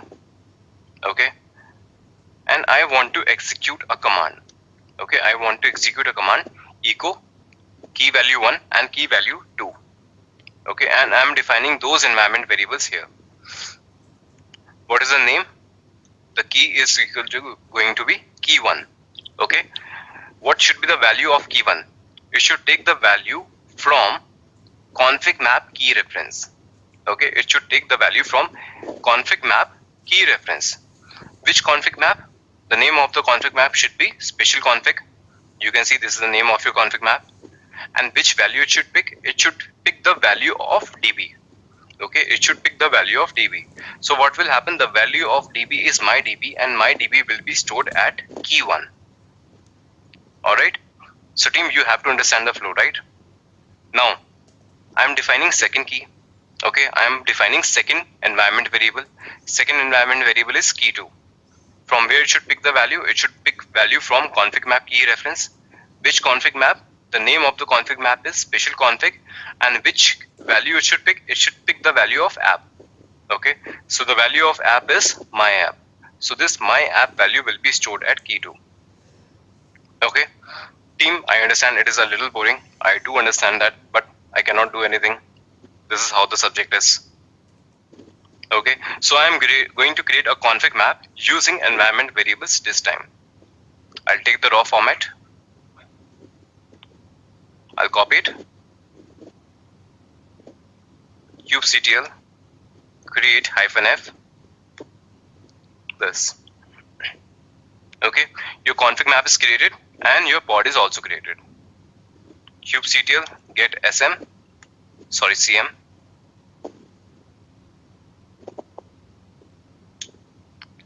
Okay, now you can see special config has been created and it has two datas. Okay, earlier we have one data, now we have two data. We can describe it. kubectl describe pod. Sorry, it is config map.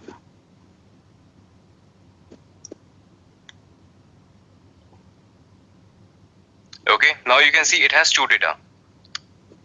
App equals to my app and DB equals to my MongoDB. Okay, and these values should get pasted in my container.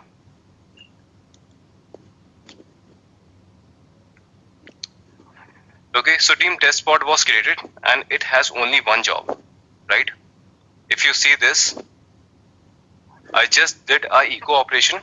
I didn't get any sleep. Okay, I didn't ask is this container to stay alive. So that is why it treated it as a job.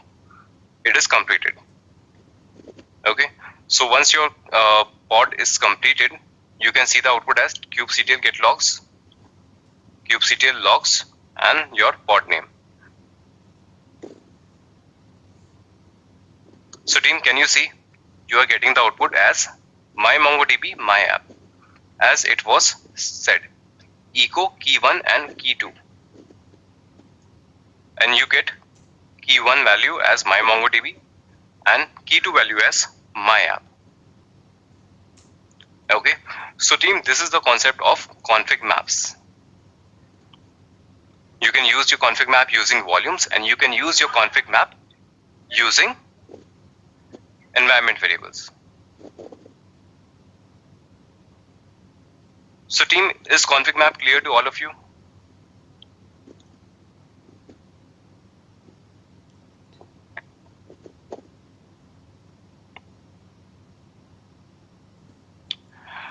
Gaurav, the thing is, you had a key value pair of index.html, okay, and you use it with a volume. Whenever you use it as a volume and you don't give any proper file path, it creates it as a file itself. Okay, whenever you use it as a volume and you don't store a value in a file, so it stores that value as a file itself.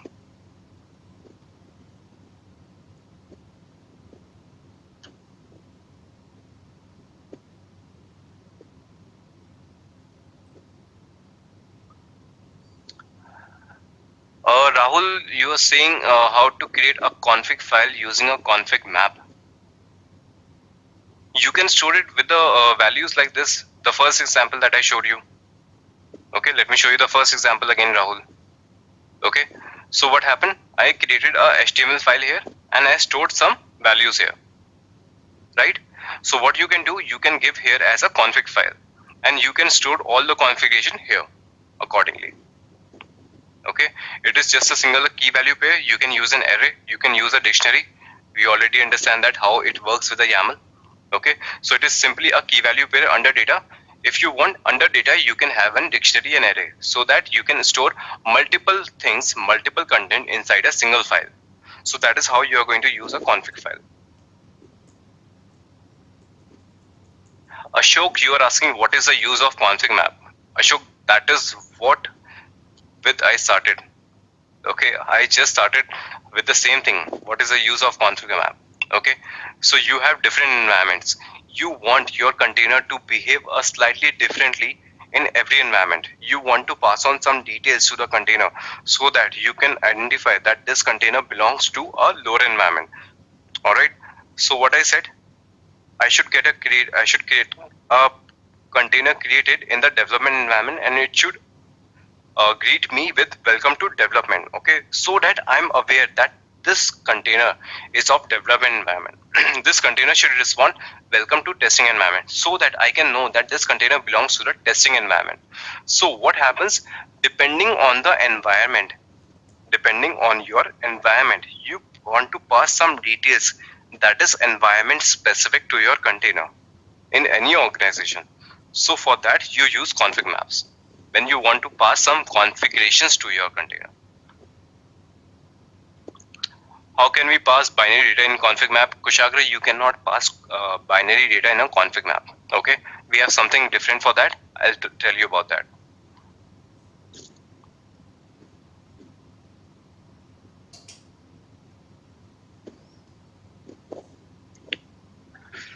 Rahul, you said you tried 4 different files. It is giving 4 different configs. So Rahul, if you are giving it just like this, okay, if you are giving it data and then you give the same indentation, it means it is going to have different entries. You have to give it as a dictionary or array like this container, and then you have some dictionary, then it has names. Okay, then environment also have some names. You have to give that config file details like that, not just like a key value pair. Okay, the concept of YAML formatting applies here.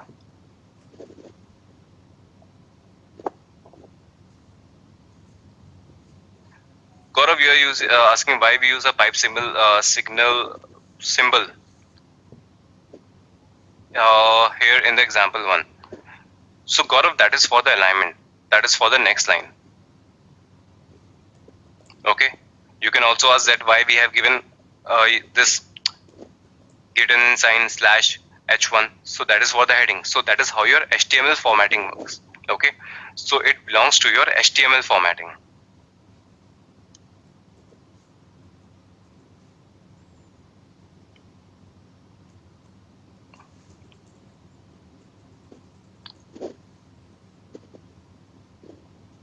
Rahul, let me see if any example have that you're asking.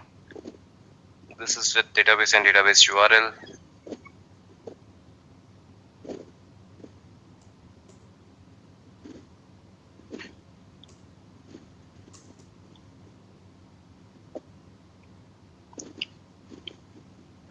Okay, Rahul, actually at this point of time, I don't have an example like that. Okay, these are the commands for the config map. Okay, so as of now, I don't have an example ready with me where I can pass multiple details into a single file. Okay, but yeah, do remind me. I'll try to manage that example for you.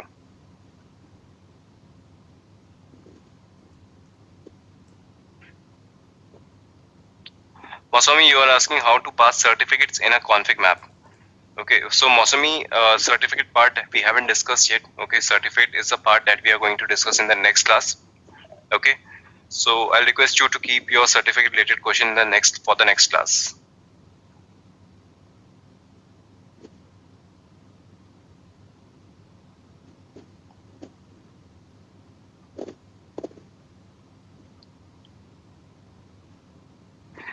In place of in-file values, can we have properties file and directly access it from the YAML? Joydeep, I don't understand your question. In place of in-file values, can I have a property file and directly access from YAML? Sorry, Joydeep, I don't understand your question.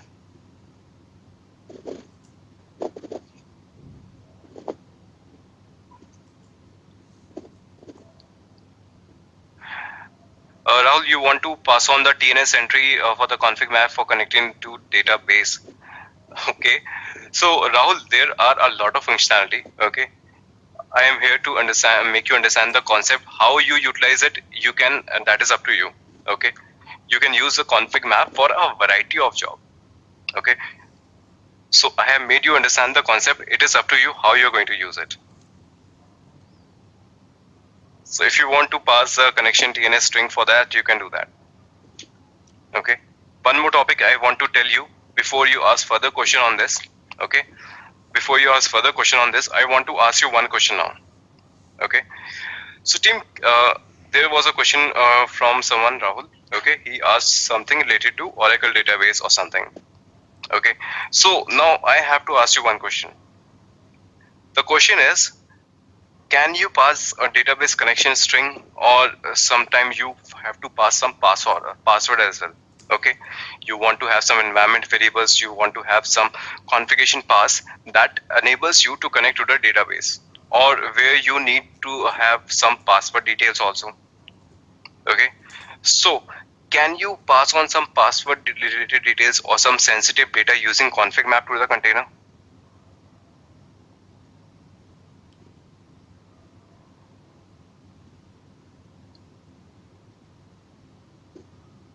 Okay, some of you gave the right answers. Kushagra, you're right on top. Shiju.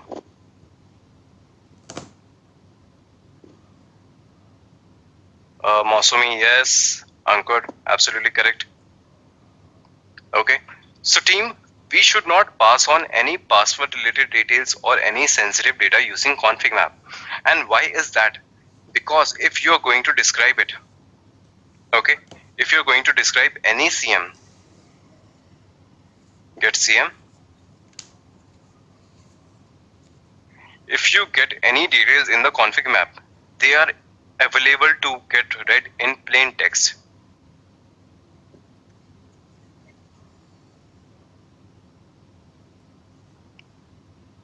Alright, you can read all the details in the plain text. So anybody can explain your config map and it will get the details and password and other sensitive data.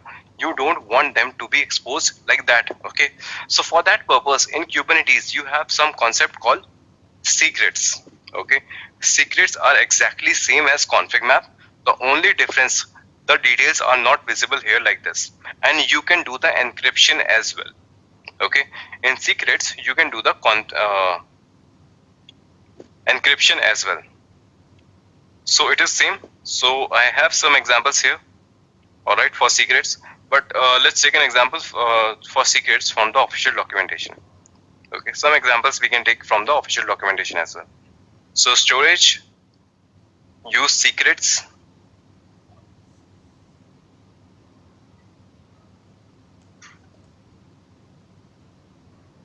Kushag, in the binary data, are you asking about this? Okay, so if you want to pass on normal data, you can pass. If you want to pass some binary data as well, you can pass with the ConfigMap as well. Okay, so this is about binary data. As of now, we have provided normal data.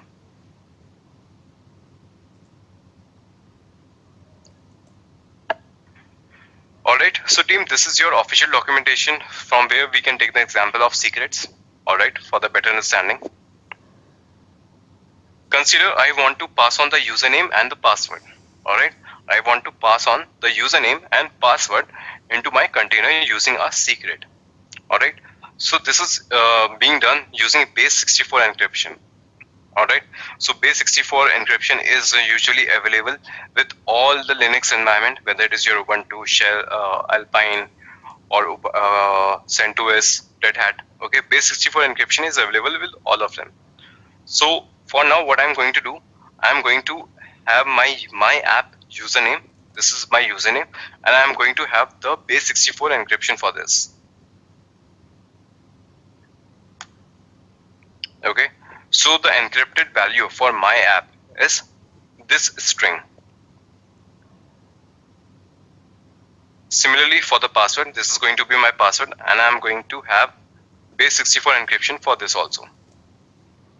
So now this is my username in the encrypted format, and this is the password for my encrypted value. Alright, now I'm going to create a secret. API version is v1, kind of secret, name of secret is this. You can see this is the username and this is the password as per the encryption. Alright, you can verify.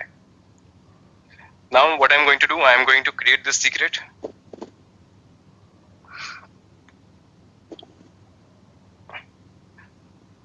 Alright, your secret is created. kubectl get secret test secret kubectl describe secret. Okay, so team, when you describe the secret, you can see that the type is opaque, and under data you can see that no values is visible to you. You know that password has been passed, username has been passed. It is giving you what is the string length. It doesn't give you the actual value, it doesn't give you the encrypted value as well. Okay, so we have passed on the encrypted value, but that is also not visible here. It is just giving you the bytes. Alright, so kubectl get secret, we have seen that, we have described that as well. Alright, you can create a secret from the command line as well. Okay, that is a format. Now I'm going to create a pod that have access to the secret. So this is the pod definition. Again, I'm using volume mount. Okay, the name of the volume that I'm going to use is secret volume, and it should get mounted at etc secret volume inside my container. What volume I'm using? The name of the volume is secret volume, and I'm using secret behind it. The name of the secret is test secret that I have just created. So let's create this pod as well.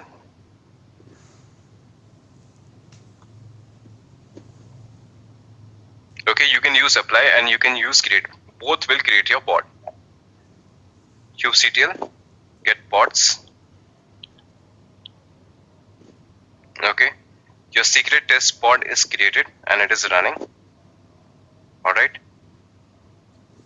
so if you want to see the value, you can see the value of that by logging into your container.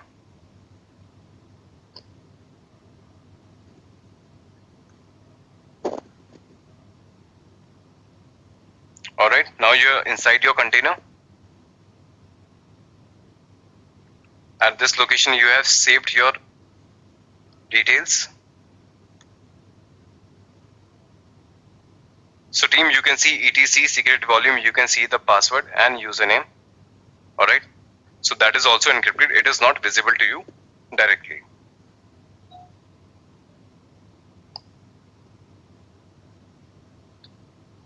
And if you want to see the actual values,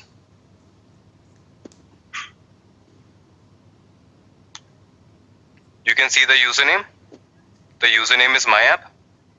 And if you want to see the password, you can see the password as well. So team, why you can see the username and password? Because now you are logged inside the container. Okay. So the beauty of a secret is if you log into your container, then only you can see the actual values. Otherwise, as a Kubernetes admin, I cannot use any Kubernetes or kubectl command to see the actual values of a secret. If you want to see the value of a secret, you have to log into that container.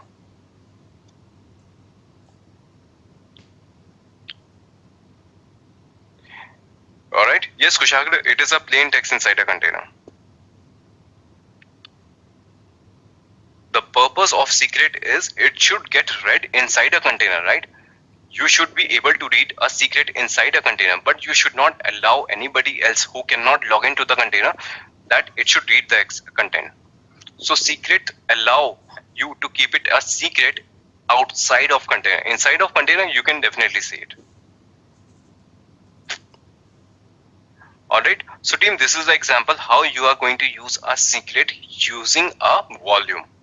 Okay, if you want to use using environment variable, just like a config map. Okay, we have seen an example, a config map, where you can use it using a volume and using an environment variable. Same thing I'm going to do with the secrets also. Okay, this time I'm going to create the secret using command line. Okay, in a imperative way. kubectl create secret. This is a keyword. Okay, you have to create a secret. Generic is a keyword that you have to give.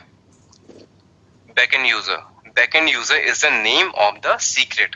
Okay, the secret will be named as backend user. From literal. Literals means you have to pass on the value.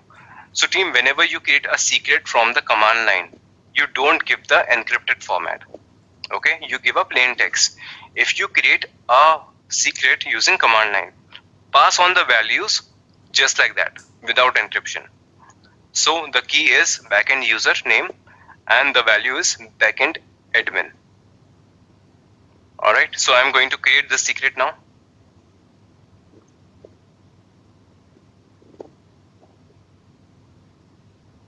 Secret is created. Alright, now I am going to create the pod using environment variable for this. Okay, this is your pod definition. Here I have provided environments. The name of the environment is secret username. I have to pick the value from key secret reference. Which secret I have to refer? Backend user and the value of backend username. Okay, I'm going to use this pod.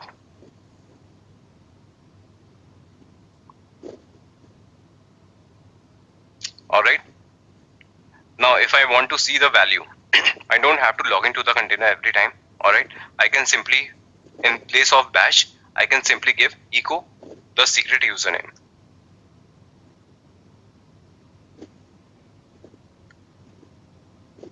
Okay. So the value was backend admin. Alright. So team, this is how you use your config map and secrets. Do let me know if you have any question with secrets and config map.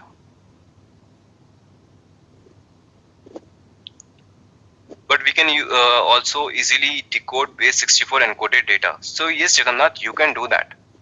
Alright, you can do that. But when you inside a container, see, the purpose of a secret is to pass some value secretly to a container. So it has to be not visible outside the container, but once you are inside the container, it should give you the actual values.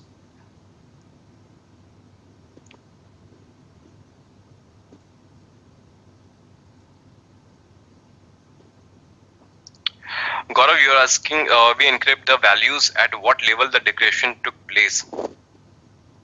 Okay, Gaurav, that is simply encrypted and decrypted. You pass the encrypted value. Okay, so it will get decrypted because you have used base64. It is an automated process. It is from the Linux environment. Decryption took place automatically.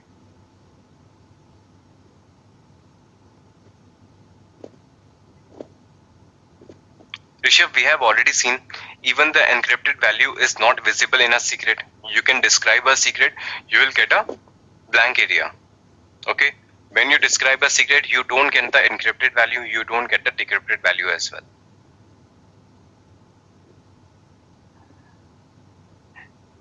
Anyway, we can avoid doing base64 encryption by ourselves. Kushagra, that is up to you. Whatever the encryption type you want to use, you can use. Okay, that is completely up to you. You don't want to use base64, you want to use any other encryption, you can use that also.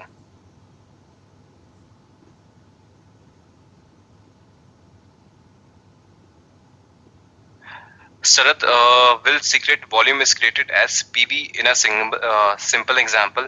No, Sarath, PV is completely different. Okay, PV is completely different concept as a volume. I'm just mounting it as a volume. Inside, when you define a volume, alright, let me show you.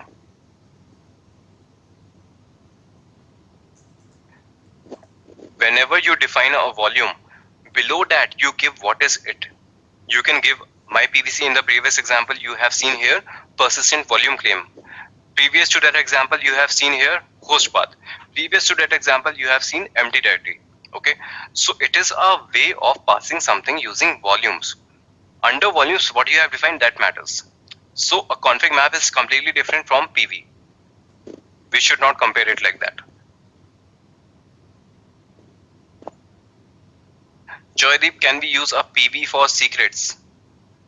Joydeep, secrets are managed internally by Kubernetes. Again, as I said, PV is completely different concept from secrets. Shiju is not encryption and encoding. Yes, Shiju, my bad, I used the wrong word. Okay, encryption and encoding. It is encoding format, base64.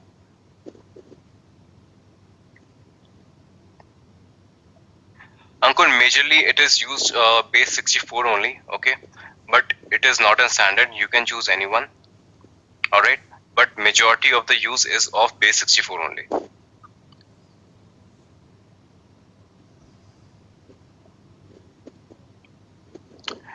Rishabh, it is a support from your operating system. Where can we change the encryption type? It is based on your operating system. What encryption or encoding formatting you have installed. Okay, in you can have your encoding installed on your operating system, and you can encode the data using that. It will be decoded automatically. So you don't have to define it anywhere. You should have installed it in your system. That's all.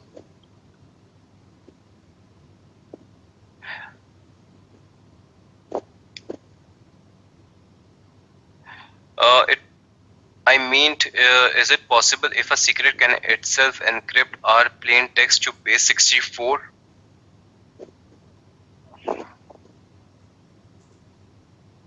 Kushagra, you have given the base64 encoded data and that is being converted into plain text.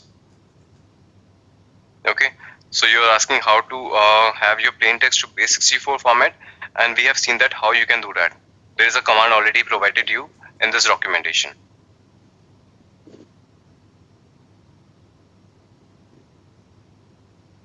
Right?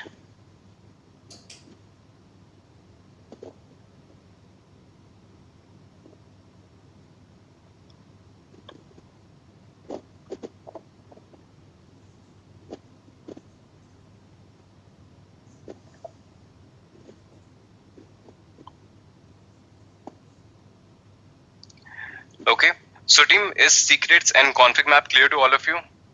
If so, we are going to move to the next topic. Okay, we still have 3 topics left for today.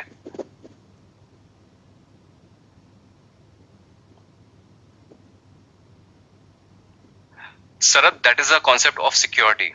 Okay, that is what we are going to cover in the next session. Okay, our next session is dedicated to the security, certificates, context, there we are going to see how we can secure our pod. All right.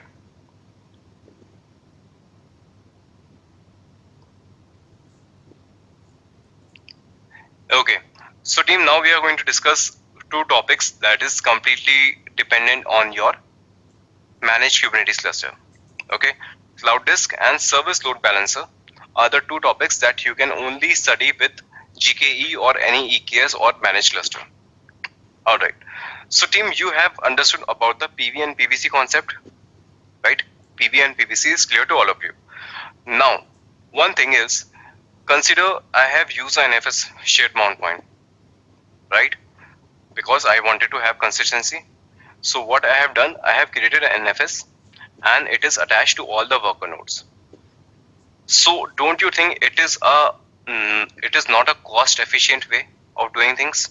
Okay, because in any cloud environment, whether it is your AWS or GCP, it is a model of pay as you go. All right. So if you have created a NFS dedicatedly, whether it is being used or not, you are going to pay for it. So even if your NFS is not being used, it is going to incur some charges and you have to pay for it to your cloud provider. So that is not a very efficient way of doing it, because you are paying for something that you are not using. In that scenario, your cloud disk comes into picture. Okay, with cloud disk, what you can do, you can create the volume directly on the cloud when it needs to be used. Okay, whenever a pod requires a volume, then only it is going to create a cloud disk. It is going to create a volume directly on the cloud, not on any server. Also, that cloud disk will be available to all the instances, to the complete cluster. Okay, and that can be done only with GKE. So that is why cloud disk is a concept. It is not important for your examination. They never ask about a cloud disk because it is a part of GKE. It is not a part of core Kubernetes. Okay, similarly service load balancer as well. So let's see an example for the cloud disk.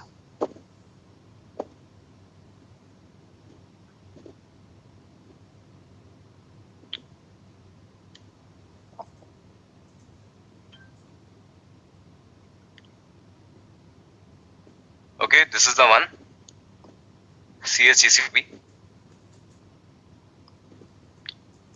So team, this is how you are going to create a storage.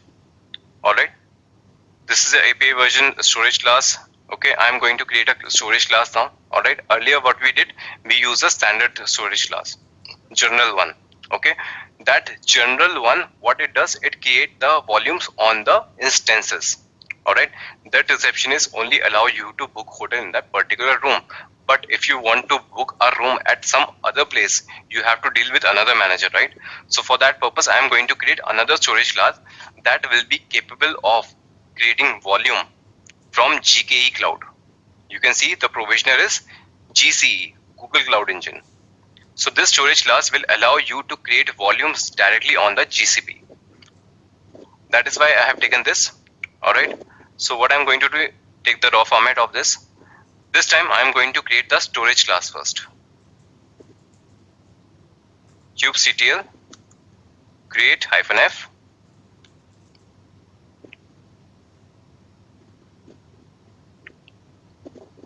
kubectl get sc is a short form for storage class. All right. You can see a fast storage class is just created. All right, 7 seconds ago. Who is going to provision it? Google Cloud Engine. This volume will be, so this storage class is going to instruct Google Cloud Engine directly to create the volume. Okay, volume on the binding mode is immediate. Whenever the requirement is arise, it is going to immediately provision your volume. All right, and the reclaim policies delete. You can modify it, you can have it as a recycle, you can have it as retain. Okay, that is up to you. But as of now, it is created by a delete one. So now your storage class is created. All right. Now you don't have to create the PV. Okay, that is the part that we are skipping. All right. By creating a storage class, we don't want persistence volume to be created beforehand. Okay, that is the requirement, right? So now we don't have to create the persistent volume. We have to create a PVC right away. PVC storage class fast. Persistent volume claim I am going to create PVC. Which storage class I am going to use, which manager I am going to use is fast this one. Okay, what is my requirement? I need 10 GB. So a 10 GB storage volume will be created on the Google Cloud directly. Let me take the raw format. kubectl create -f and your persistent volume claim is created. kubectl get PVC. Okay, so team, you can see that a persistent volume claim is created and it is already bound. You never created a persistent volume in the first place, but still the status you can see is bound. It means a persistent volume is created in the real time. What is your persistent volume? This is your persistent volume, 10 GB, and this is your access mode and storage. kubectl get PV. Alright, you can see this is the name of your volume, and where this volume is created, it is created directly on your cloud.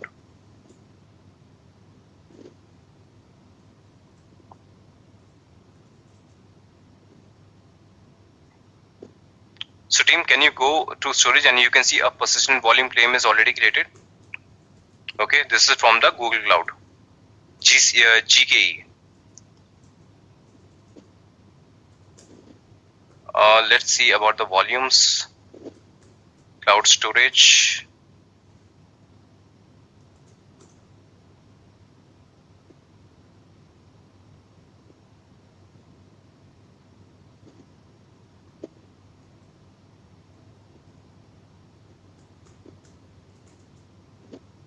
Okay, not here. I'm forgetting the name.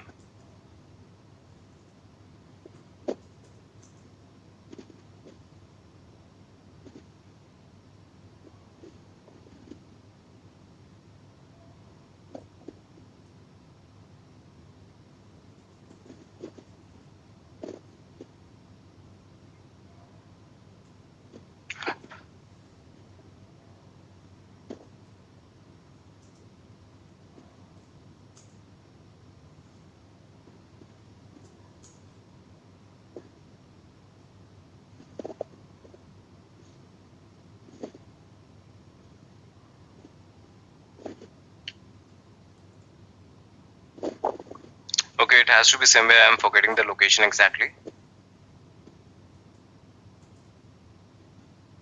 Okay, disks.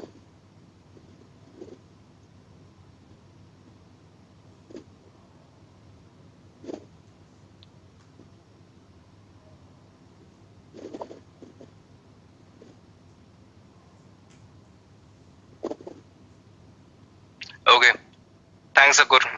I forgot it. Thanks Ankur. Okay, so team, here you can see the volume is created. Okay, how to verify? You can see the ending of the volume name 4EA5.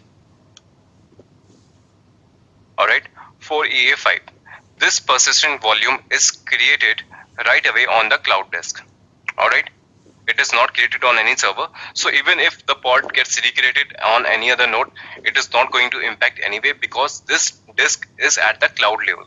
Okay, it is not assigned to any particular worker node. Okay, so that is the beauty of this. Any doubts, any question in this? Cloud disk.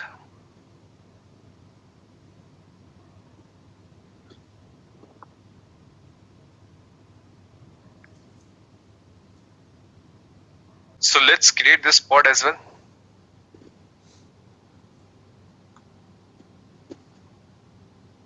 Okay, you can use apply and you can use create. Both will create your pod. kubectl get pods.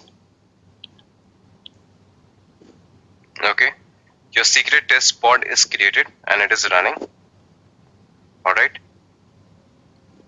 So if you want to see the value, you can see the value of that by logging into your container.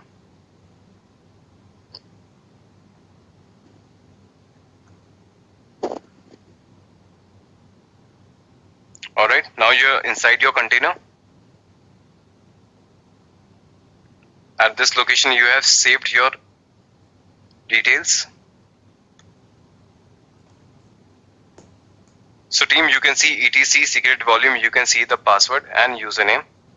Alright, so that is also encrypted, it is not visible to you directly.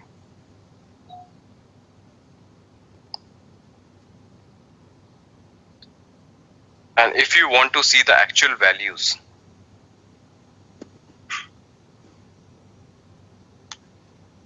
you can see the username. The username is my app. And if you want to see the password, you can see the password as well. So team, why you can see the username and password? Because now you are logged inside the container. Okay. So the beauty of a secret is if you log into your container, then only you can see the actual values. Otherwise, as a Kubernetes admin, I cannot use any Kubernetes or kubectl command to see the actual values of a secret.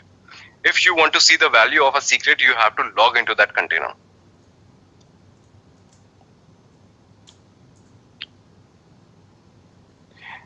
Alright, yes Kushagra, it is a plain text inside a container.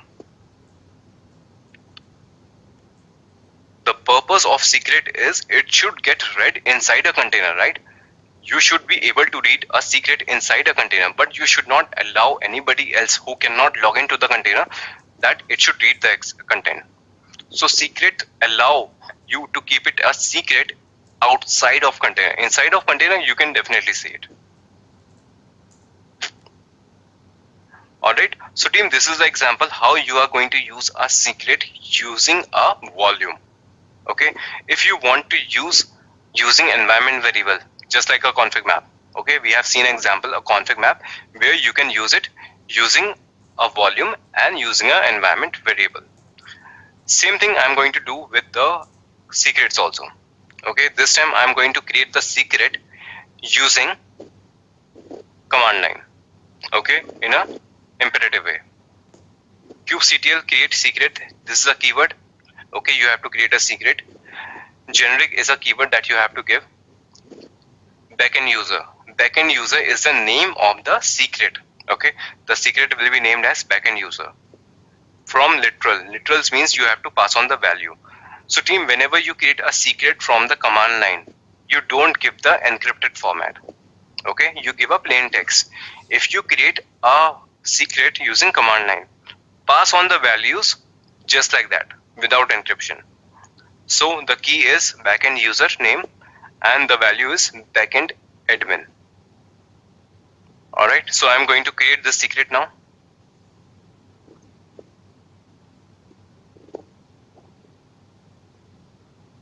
Secret is created. Alright, now I am going to create the pod using environment variable for this. Okay, this is your pod definition.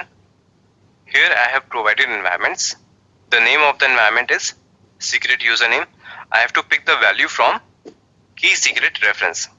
Which secret I have to refer? Backend user and the value of backend username. Okay, I'm going to use this pod.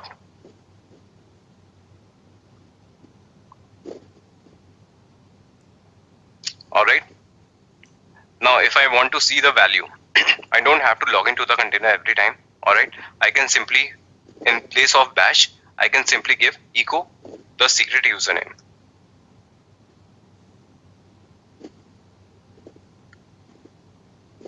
Okay. So the value was backend admin. Alright. So team, this is how you use your config map and secrets. Do let me know if you have any question with secrets and config map.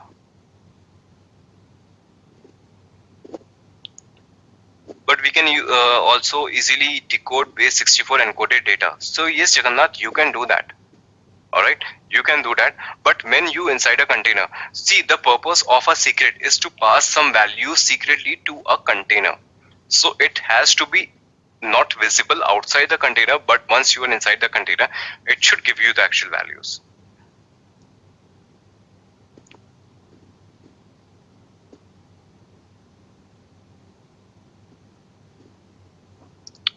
Gaurav, you are asking, we encrypt the values at what level the decryption took place. Okay, Gaurav, that is simply encrypted and decrypted. You pass the encrypted value. Okay, so it will get decrypted because you have used base64. It is an automated process. It is from the Linux environment. Decryption took place automatically.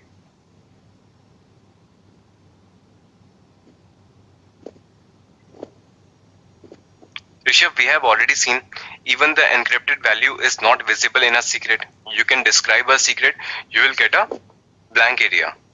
Okay, when you describe a secret, you don't get the encrypted value, you don't get the decrypted value as well.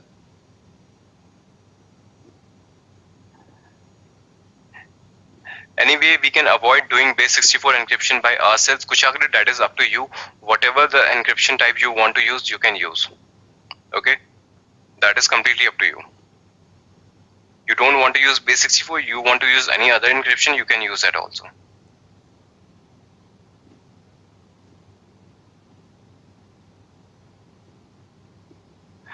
Sarath, will secret volume is created as PV in a simple example?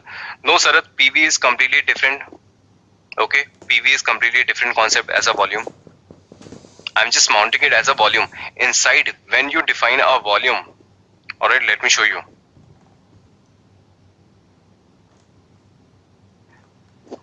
Whenever you define a volume, below that you give what is it. You can give my PVC. In the previous example you have seen here persistent volume claim. Previous to that example you have seen here host path. Previous to that example you have seen empty directory. Okay, so it is a way of passing something using volumes. Under volumes, what you have defined, that matters. So a config map is completely different from PV. We should not compare it like that. Joydeep, can we use a PV for secrets? Joydeep, secrets are managed internally by Kubernetes. Again, as I said, PV is completely different concept from secrets. Shiju is not encryption and encoding. Yes, Shiju, my bad. I used the wrong word.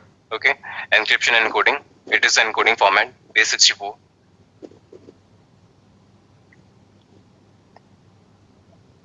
Ankur, majorly it is used base64 only. Okay, but it is not a standard. You can choose anyone.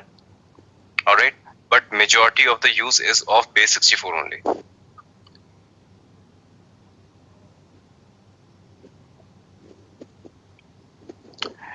Rishabh, it is a support from your operating system. Where can we change the encryption type? It is based on your operating system. What encryption or encoding formatting you have installed. Okay, in you can have your encoding installed on your operating system, and you can encode the data using that. It will be decoded automatically. So you don't have to define it anywhere. You should have installed it in your system. That's all.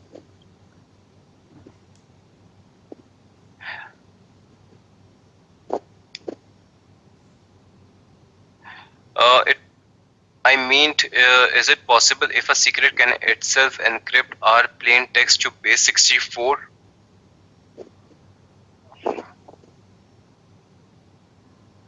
Kushagra, you have given the base64 encoded data, and that is being converted into plain text. Okay, so you are asking how to have your plain text to base64 format, and we have seen that how you can do that. There is a command already provided you in this documentation.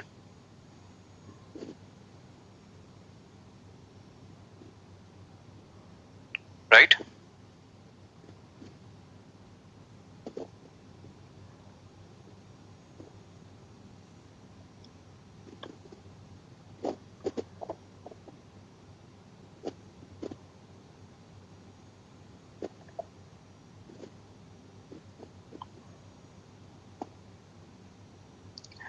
Okay, so team, is secrets and config map clear to all of you? If so, we are going to move to the next topic. Okay, we still have 3 topics left for today.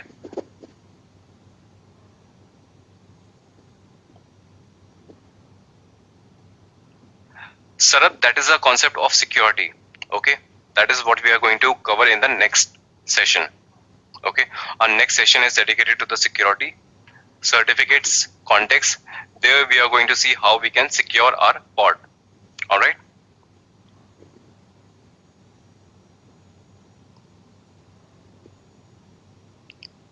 Okay. So team, now we are going to discuss two topics that is completely dependent on your managed Kubernetes cluster. Okay. Cloud disk and service load balancer are the two topics that you can only study with GKE or any EKS or managed cluster. All right. So team, you have understood about the PV and PVC concept, right? PV and PVC is clear to all of you. Now, one thing is, consider I have used an NFS shared mount point, right? Because I wanted to have consistency. So what I have done, I have created an NFS and it is attached to all the worker nodes. So don't you think it is not a cost efficient way of doing things? Okay, because in any cloud environment, whether it is your AWS or GCP, it is a model of pay as you go. All right. So if you have created a NFS dedicatedly, whether it is being used or not, you are going to pay for it. So even if your NFS is not being used, it is going to incur some charges and you have to pay for it to your cloud provider. So that is not a very efficient way of doing it, because you are paying for something that you are not using. In that scenario, your cloud disk comes into picture. Okay, with cloud disk, what you can do, you can create the volume directly on the cloud when it needs to be used.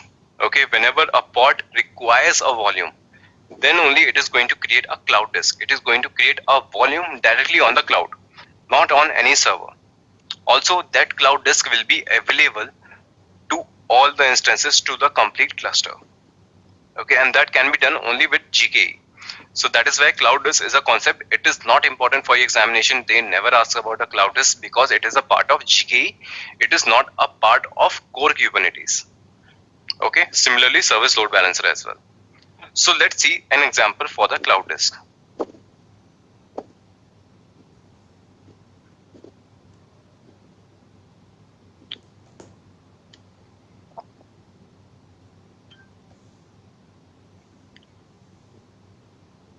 Okay, this is the one, CSGCP. So team, this is how you are going to create a storage. All right, this is the API version storage class. Okay, I'm going to create a storage class now. All right, earlier what we did, we use a standard storage class, general one. Okay, that general one, what it does, it creates the volumes on the instances. All right, that receptionist only allow you to book hotel in that particular room. But if you want to book a room at some other place, you have to deal with another manager, right? So for that purpose, I am going to create another storage class that will be capable of creating volume from GKE Cloud. You can see the provisioner is GCE, Google Cloud Engine. So this storage class will allow you to create volumes directly on the GCP. That is why I have taken this. All right. So what I'm going to do, take the raw format of this. This time I'm going to create the storage class first. kubectl create -f.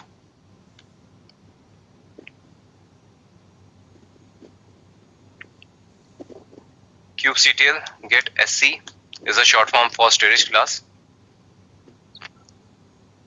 All right. You can see a fast storage class is just created. All right, 7 seconds ago. Who is going to provision it? Google Cloud Engine. This volume will be, so this storage class is going to instruct Google Cloud Engine directly to create the volume. Okay, volume binding mode is immediate. Whenever the requirement is arise, it is going to immediately provision your volume.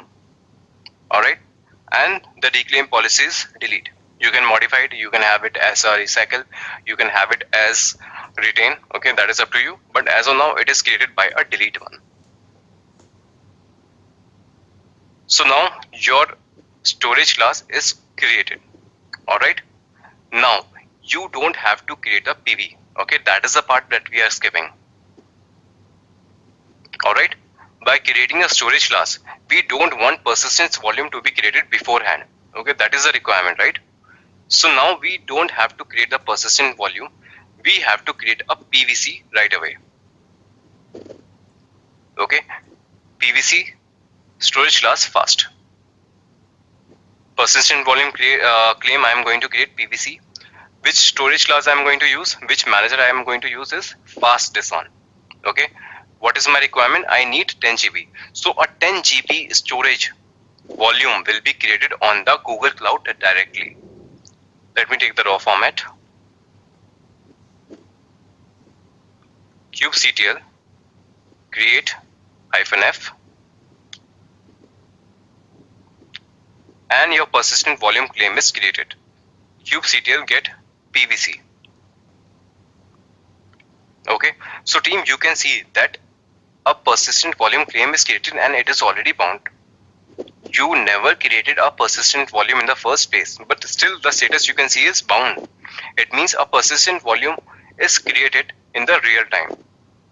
What is your persistent volume? This is your persistent volume, 10 GB, and this is your access mode and storage. kubectl get PV.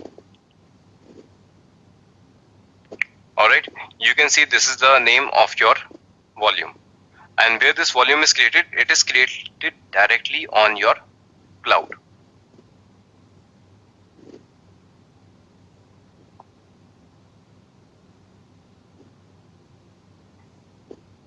So team, can you go to storage and you can see a persistent volume claim is already created. Okay, this is from the Google Cloud, GKE. Let's see about the volumes. Cloud storage.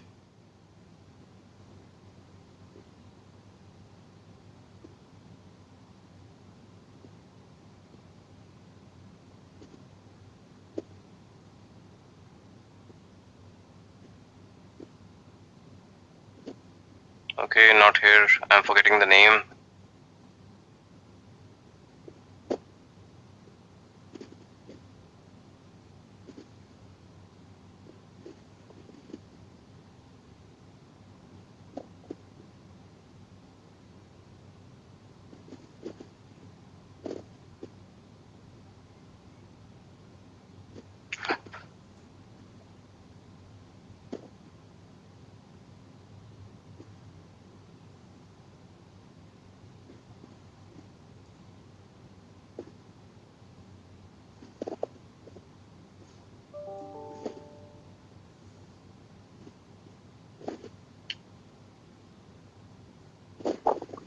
Okay, it has to be somewhere. I'm forgetting the location exactly.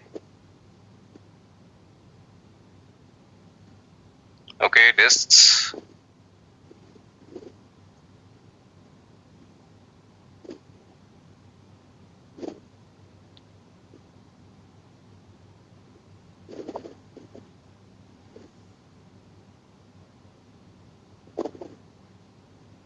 Okay, thanks Akur.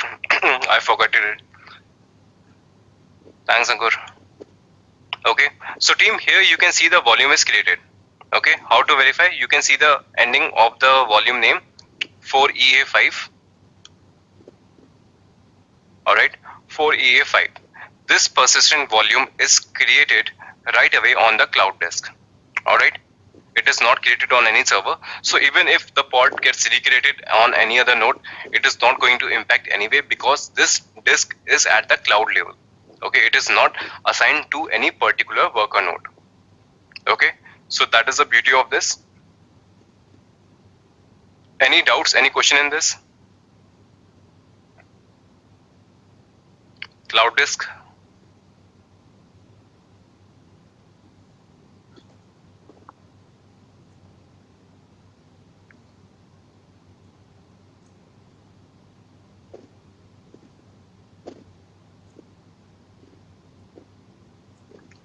Masumi, from where you asking wait for the first consumer?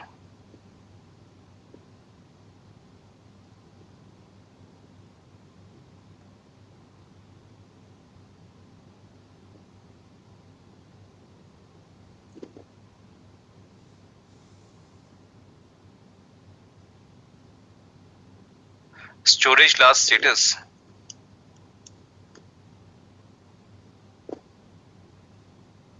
Where exactly? Provisional reclaim policy, volume binding mode, allow volume age.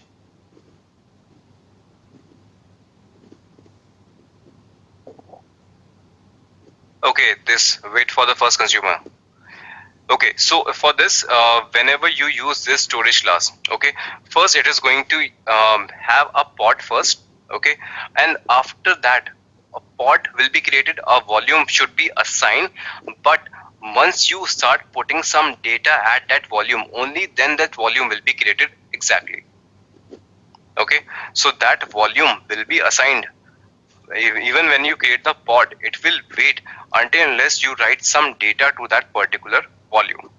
Okay, otherwise it is used internally for your Kubernetes. It is not available for you. All right, you are always suggested to use the standard one, or you can create your own. So this is wait for the first consumer. It is used by the Kubernetes internal processes. They create the volume when and where required immediate basis. Like they will have a volume internally, but it won't consume any space unless you write some data in that volume. Is there any similar service like CloudDisk in AWS? Yes, Ankur, there is. If you have used EKS service, okay, in AWS you have EKS for Kubernetes engine. There you can use the volume as per your choice. Here we have SSD. There we have different type of volumes. I'm not a big fan of AWS, so I don't know all the type of volume which are available there, but you can use that. Okay, for that you have to create the storage class where you have to give the provisioner of AWS.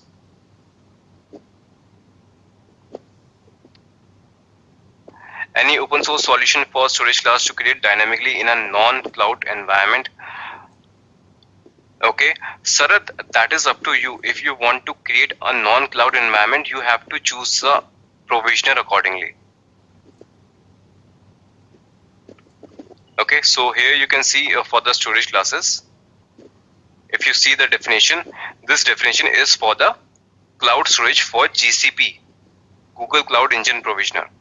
Okay, so if you want to have provisioner, depending on your environment, you can have to Google it from the Kubernetes official documentation, which provisioner for the you have to use. Okay, we have used for the GKE. If you want to use for AWS, you can simply search out for the provisioner of AWS for storage class in Kubernetes. You can find it there.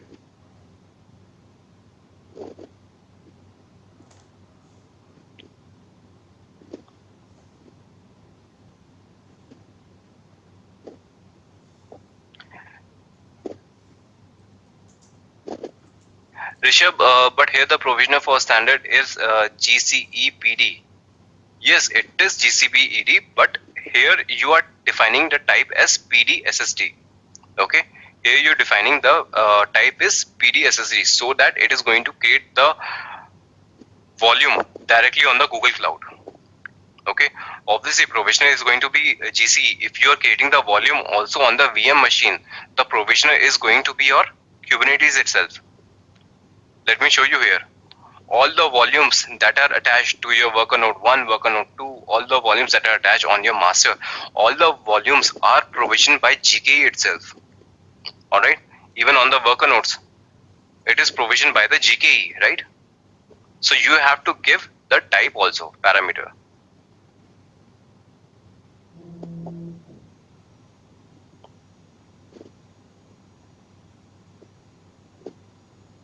Yeah, EBS can be used for AWS, Joydeep.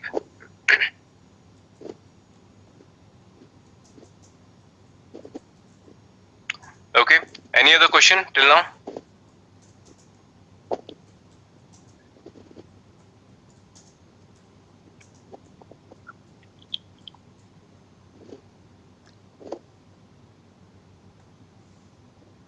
Where can we define reclaim policy for the standard PV?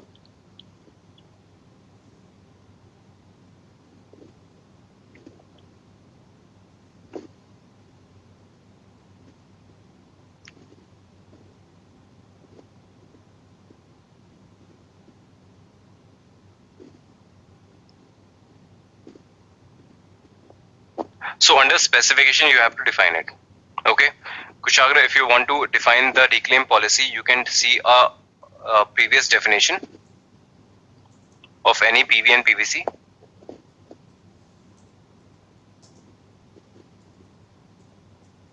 So you can see all these type of definitions are given under specification. Your storage class, your access mode. All right. If you see a PV definition as well, you can see the access mode and reclaim policy is under your specs. So you have to give that under specification of your PVC as well.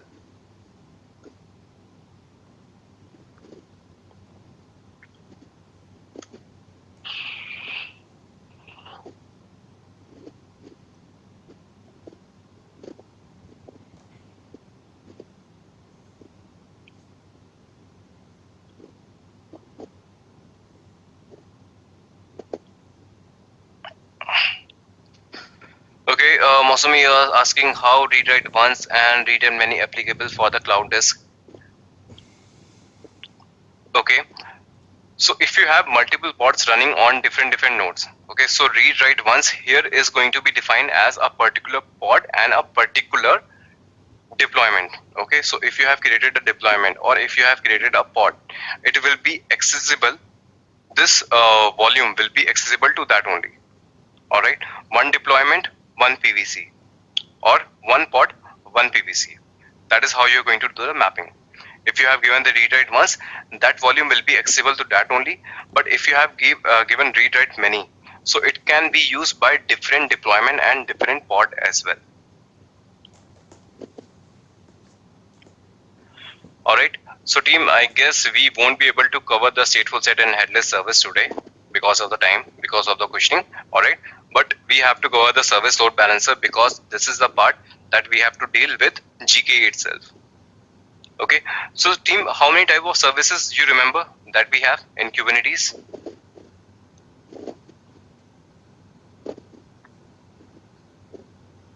How many type of services are there in Kubernetes?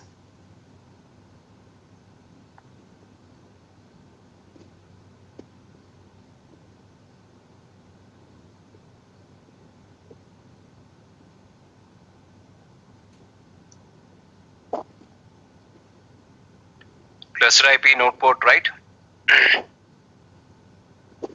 Okay, I guess Shiju, you have given the load balancer as well. Okay, great.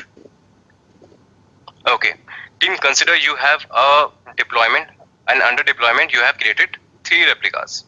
All right, and these 3 replicas will be exposed to the outer world using a service. Okay, and this service will expand across your cluster. Okay, consider these are your nodes, right? Node 1, node 2, node 3. This is your master node. This is your worker node 1. And this is your worker node 2. So if you remember about the services, okay, if you remember about the services, you know that with service, you create a node port, a port number. With this, you expose your pods to the outer world. And how do you expose that? You use IP address of your master world, and you can have the node port. Okay. So here you have the functionality that you can use IP of any of the worker node. Okay, you can have IP2 with node port. You can have IP3 with your node port, right? That is a flexibility you get. You can use IP of any of the machine, whether it is your master machine or your worker node 1 or worker node 2. Now the question arises that what you do, what IP you are going to give to your customer, okay? Or simply you create a DNS entry, okay? www.shub.com. Okay, that is my application URL. So behind that, you have to do the DNS mapping. You have to give an IP as well. So whose IP are you going to give? Are you going to give the IP of your master or your worker node 1 or worker node 2?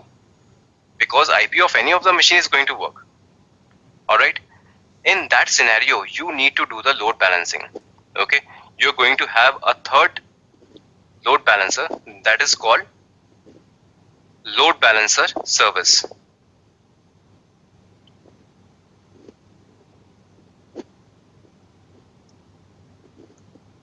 Also team, you have to remember that load balancer service is again available only with managed Kubernetes cluster.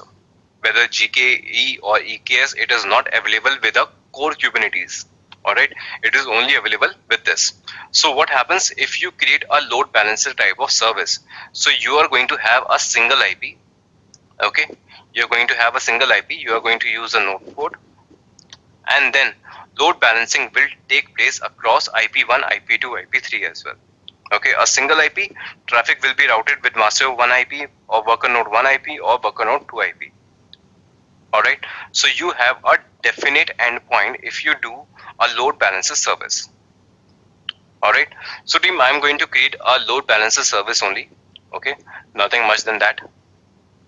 You have to go to the repository. Here you have service network, and here you have a load balancer YAML. Alright, I'm going to create a deployment. This is the name of the deployment. These are the specification. I want to have 3 replicas. Alright, all this definition is all clear to you. Now I am going to create a service. This service has a type of load balancer. Alright, and the port number it is going to use is 3000. So let me take the raw format of this one. I'll copy it. kubectl create -f, and that's all. So you can see your deployment is also created. Your load balancer service is also created. kubectl get svc. Alright, you can see a load balancer, this is the third type of your service, is created.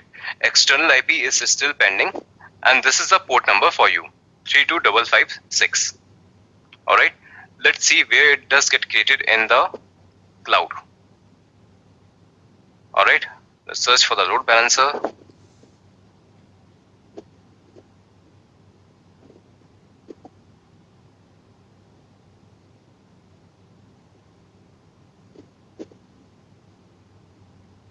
Alright, team, you can see a load balancer is created. 1 target pool, 2 instances. It means it will do the load balancing between worker node 1 and worker node 2. Alright, this is the load balancer that has been created. Alright, this is the front end URL, and this is the IP address and port number you are going to use on your browser. Alright, you can see the output is going to come like this. Alright, you can refresh it as many times. It will be load balanced between your 3 ports. Alright, the port number is being used 3000, and if you see here, alright, 3000 is a port number for your external, and 32556 is your node port. Alright, so in the diagram you can see that you have a load balancer service. It create a service node port also at the back end. Okay, a load balancer service also create a service node port at the backend by default. So IP address and node port, it will be used for the front load balancer. It will do the load balancing between these worker nodes, and then it is going to use the service IP of node port and use a node port and distribute your traffic across your pods. Alright, so team, is the service load balancer clear to all of you? It is simply putting a load balancer in front of your cluster.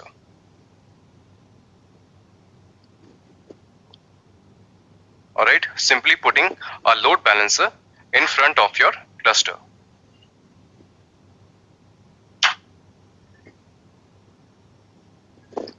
Any question with service load balancer, team?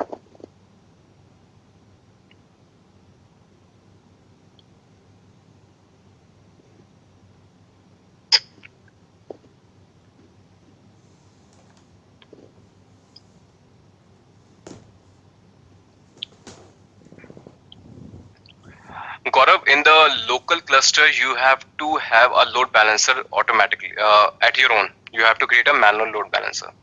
Okay, if you are using cloud, you have to create your own load balancer manually on the cloud front. Alright. If you are not using a non-cloud environment, you have to use a HA proxy server.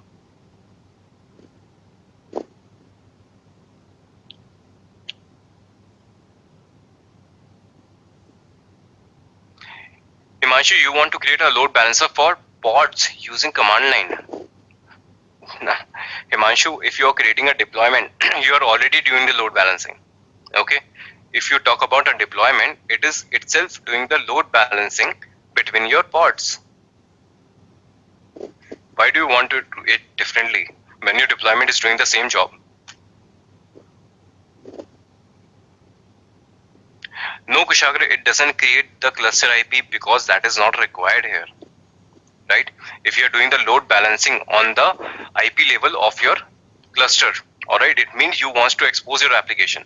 So if you're exposing your application, you need only node port. You don't need cluster IP. Jagannath, I have repeated many times, okay, that service load balancer and cloud disk are not a part of your examination because it is your managed Kubernetes cluster, okay. Cloud disk and service load balancer cannot come in your examination because it is not a part of your core Kubernetes. It is a part of your managed Kubernetes cluster. I just wanted to give you a better idea that is going to help you in the real environment. Something more than for your examination.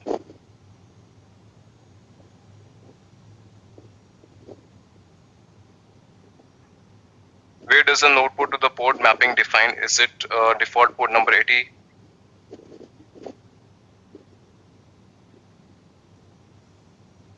Siddharth, that you have to define in your YAML. Okay. So Siddharth, you can see here, when you give the container definition, you have to define at what port your application listens. Okay. This is my application and I know my application, my container listens to port number 3000. So you have to define it at the container port. Akhil, for your examination point of view, you have only two services in Kubernetes, that is node port and cluster IP. Okay, so for CKA exam, you have to remember only two services, node port, cluster IP. If you want to go for an interview or you want to practice in the real-time enterprise level, you have three services, but load balancer is specific to managed Kubernetes cluster.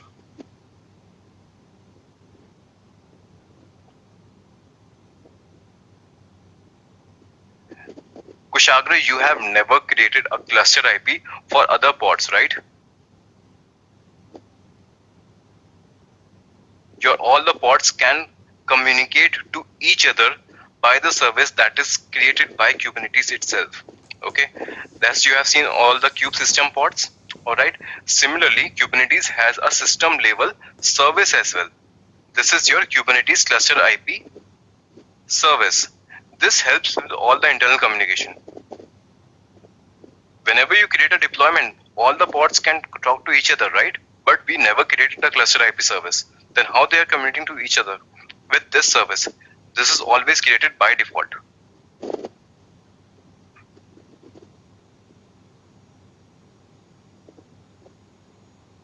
Even if I delete everything, this service will get created automatically. kubectl delete all -all. Okay, so whenever delete everything, you might have seen that a service is also deleted. Okay, I don't know if you have paid attention to that or not, but this Kubernetes service is also deleted. Can you see Kubernetes service is also deleted? But it is a system level resource. It will get created automatically.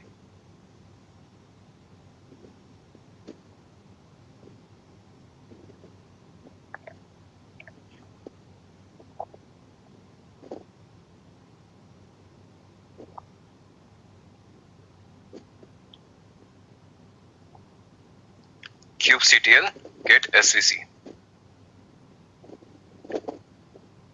Okay, it was not deleted. So you can see cluster IP is always coming back.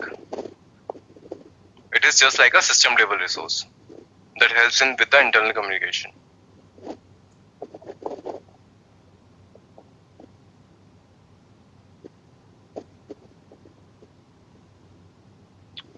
Abhishek, you have to understand this.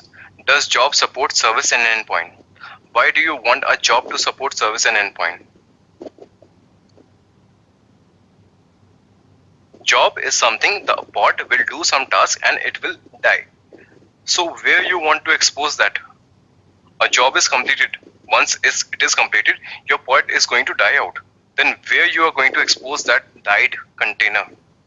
Nowhere. So why do you want job to support services and endpoints? No point of having that.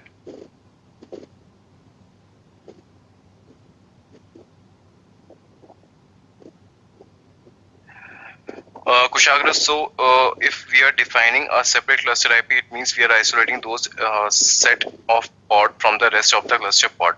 So Kushagra, that is you're creating a subset of your clusters, okay? You have a cluster IP, it is allowing you for your complete cluster to talk to each other, all the pods inside your cluster to talk to each other, okay? So you are creating a subset inside your major set, so that a set of pods, some database pod should be able to talk to some application pod. All right, you can have this disabled at that time. So that is a part of security, how you can allow your specific pods to talk to each other only. Okay, you can also stop them by talking to each other on across the nodes, across the cluster. Across the cluster, definitely it is not possible. If you want to stop communication between a pod to a different pod on a different node, or you don't want some deployment pods to talk to other deployment pods, you can also restrict that, and that can be done using security that we have in the next session.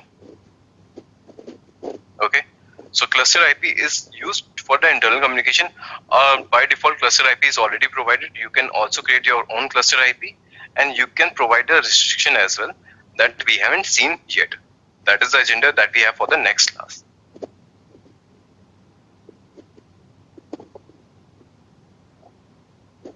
Okay, in the next class you can see we have networks, security, context and config files.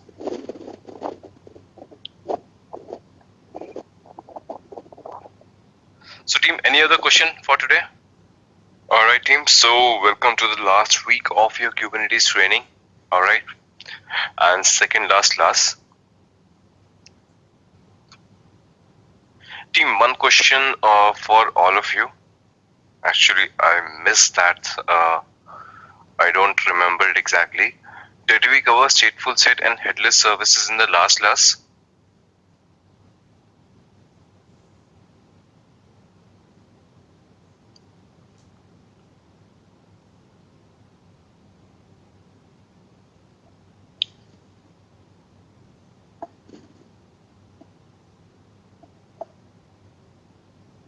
Rahul, what templates you are talking about?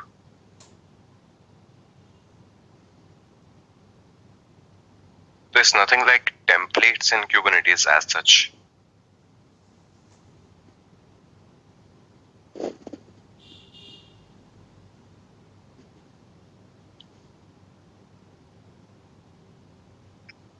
Girish, last week we worked on GKA cluster, right? So there you got a terminal, and then that was the only master node you have. And the thing is, in managed cluster, you don't have access to your master node. You just get a terminal. All right. Similarly, same case it's with AWS EKS. All right. Not much difference. Setting up is a difference. That is all. Otherwise, all the commands you are going to execute, and all the commands, all the objects will keep working on EKS. Everything will be same. Only setting it up is going to be different.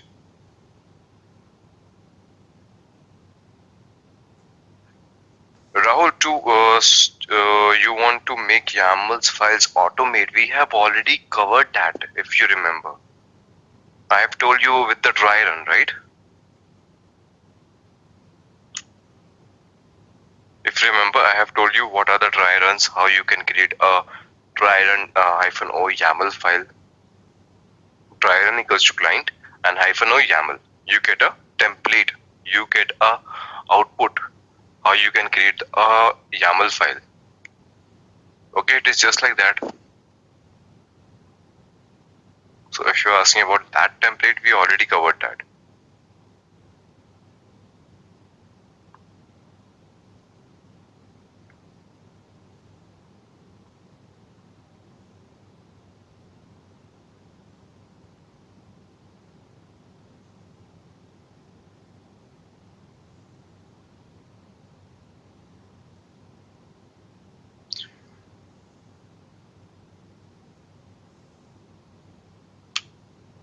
Gaurav, you're saying on GCP master and slave node configuration, I exposed an Nginx deployment using node port service, but it was not accessible using master IP, node IP with node port.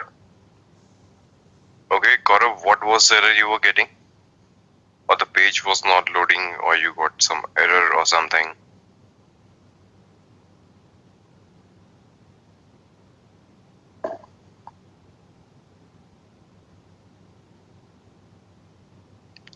Okay, so for that purpose, what I'll suggest you to do, you have the node port, kubectl get services, alright. There you get the details about the services you have created.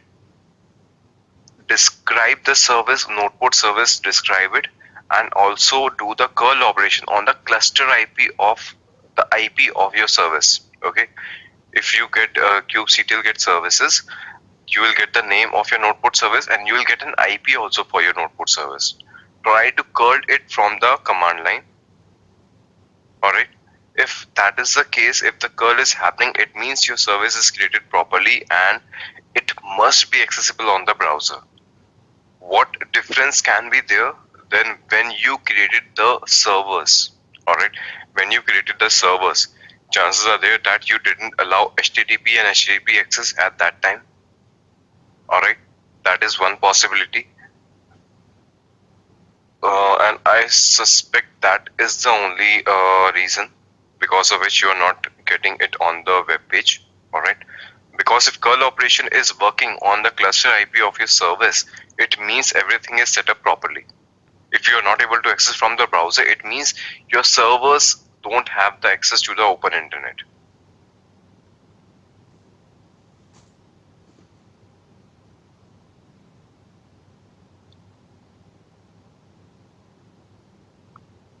Okay, the curl operation on the cluster IP was working and I have allowed HTTP and HTTP access. Gaurav, did you try it again after cleaning up the setup and doing it again?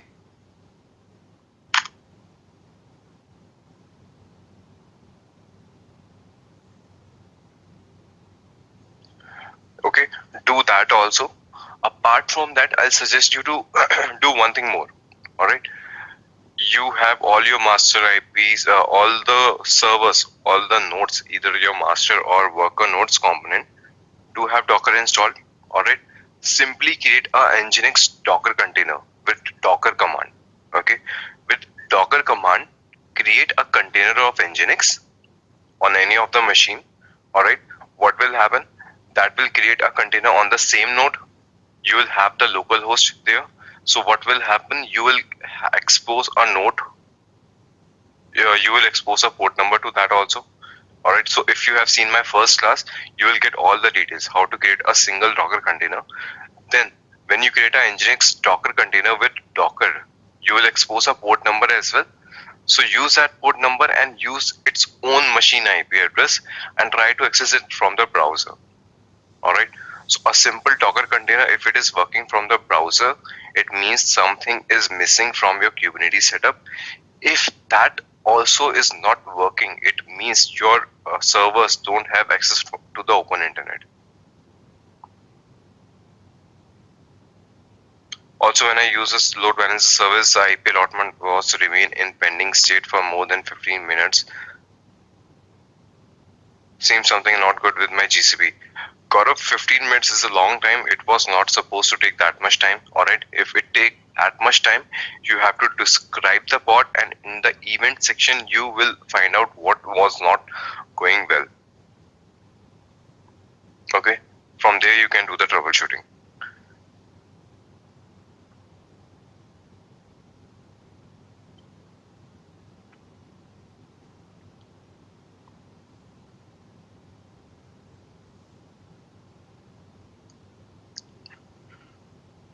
Alright, so team, as you all have confirmed that your stateful sets and headless services were not covered in the last class. Okay, sometimes when I take multiple patches, I do forget few things, that what was covered and what was not covered. That's why I double check with you people. So that was not covered. So first, what we are going to do, we are going to cover your stateful sets and headless service that was supposed to be done in the last session. but it was not done. So first we're going to cover that. After that, we are going to move to your networking concepts. All right. It means we are going to talk about your security, not network exactly, but securities. All right. In securities, we'll discuss about your authentication and authorization. We'll talk about your certificates, roles and role binding, cluster role binding, kube config, context, and then we'll discuss about security account and security context as well. Sorry, service account and security context. All right. So team, this is the objects we are going to cover today. All right. So we'll try to cover it all today itself so that we don't have to stretch on the last day, and we can have a good session on troubleshooting and important question discussion and tips discussion on examination. All right.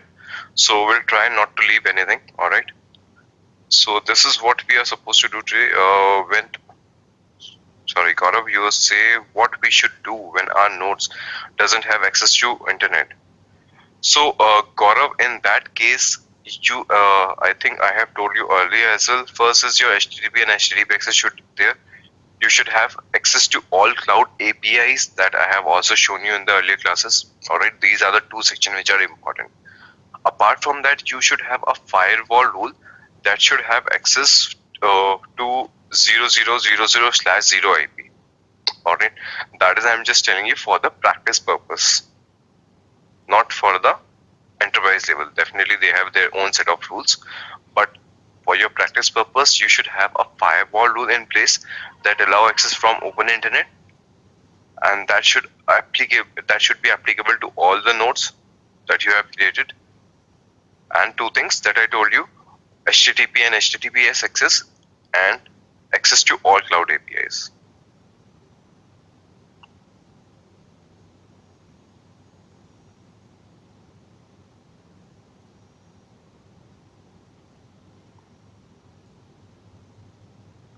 Alright team, so shall we start with today?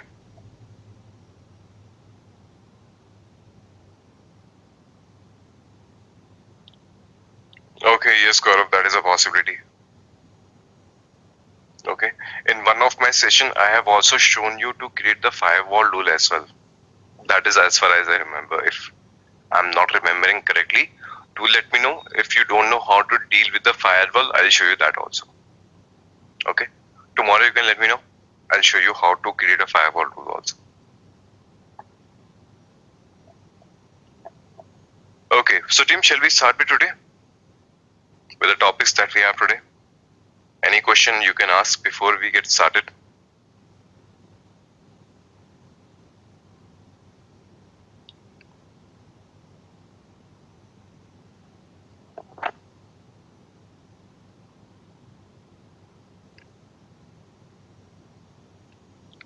Okay team, so let's get started. First thing first, you do have a cluster as you always had. Alright, in that cluster, consider you want to create a deployment. Alright, if you're dealing with a normal application, if you're just dealing with an application, so what happens that you create a deployment with multiple replicas, right? So what is happening here, if you have asked to create 5 replicas,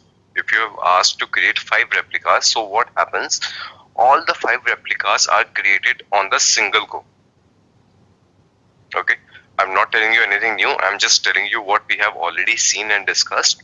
If you have asked for 5 replicas, all the 5 replicas will be created simultaneously and they will be available at the same time. That is a general nature of your deployment. Right?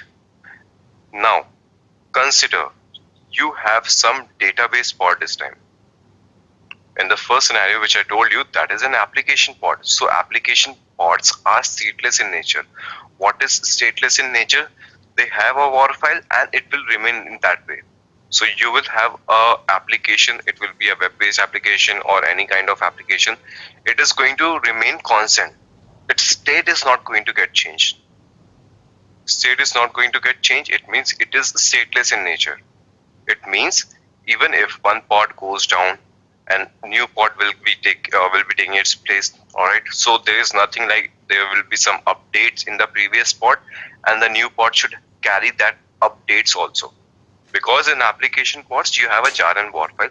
We don't update it like that. If we do update, we directly upgrade your deployment. Right? Now, second scenario, consider you have some database pods. Alright.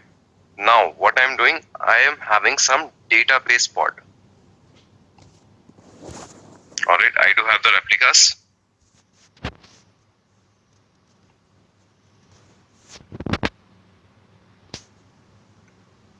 Alright, so I am having 5 replicas in database pod. What is the basic nature? That in a database you will have some data. Alright, or with data you are going to play around. You are going to delete some rows, you are going to insert some rows, you might update some rows. Alright, so updates are always going to happen. Consider if I'm creating a database pod with deployment, if I want to have 5 replicas. Alright, so what will happen? All the 5 pods will be coming online at the first time. Alright, and one thing also we have seen earlier, that if a user is trying to access its application, I have shown you that maybe first time the user will connect with pod 1. Alright, so what it did with database pods, the user connected with pod 1 and it did some updates. Alright, it updated some rows. Now the user refreshed the browser.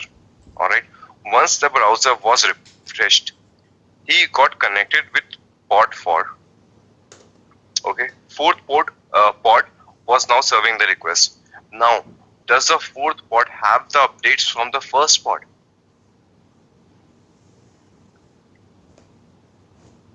Does the fourth pod has the updates that he made on pod 1? If I'm talking about the deployments.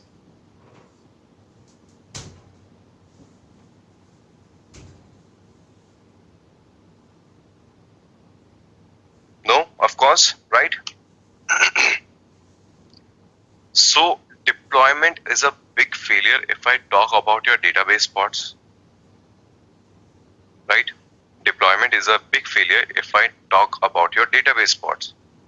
Again, same case, if consider this pod goes down. Alright, one thing I can do that with volumes, I can have all the pods in sync, but still there might be a chance that once a pod is deleted, another pod will take its place. It might not be at the same state that earlier pod was supposed to, because deployment creates the pod with the definition. It doesn't take all the values from the previous pod.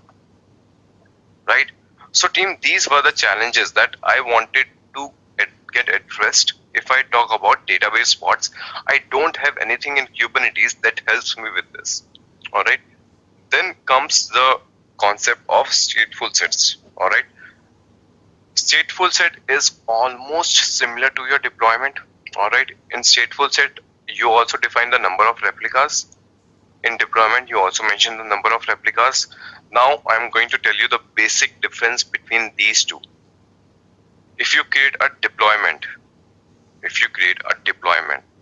all the pods comes online at the same time. In deployment, you ask 5 replicas, all the 5 replicas will be coming online at the same time.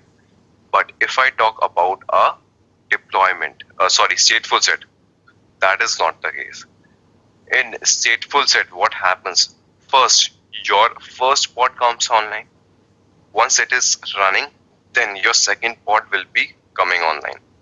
After that, third pod. After that, fourth pod. After that, fifth pod. One pod at a time comes online. Okay, so stateful set, whenever you create a stateful set, one pod will come at a time. Next thing, the naming convention difference. The naming convention in deployment, it is always alphanumeric string, some gibberish string at the end, right? But if we talk about stateful set, the naming convention is defined properly. Alright, the first pod will be addressed as pod 0, second pod will be addressed as pod 1, third will be pod 2, pod 4 and pod 5. This is the naming convention is going to be there if you create a stateful set. Okay, that is not present in the deployment. It is always some alphanumeric gibberish string. Okay, Two difference discussed, one more difference. All right. Consider in a deployment, if one pod goes down, another pod will take its place. All right. Again, no updates are going to be there, and there is no specific order as well. All right. In deployment, we have seen all the pods are equally capable of serving the request, and it can go round robin. The user can connect to any pod in deployment.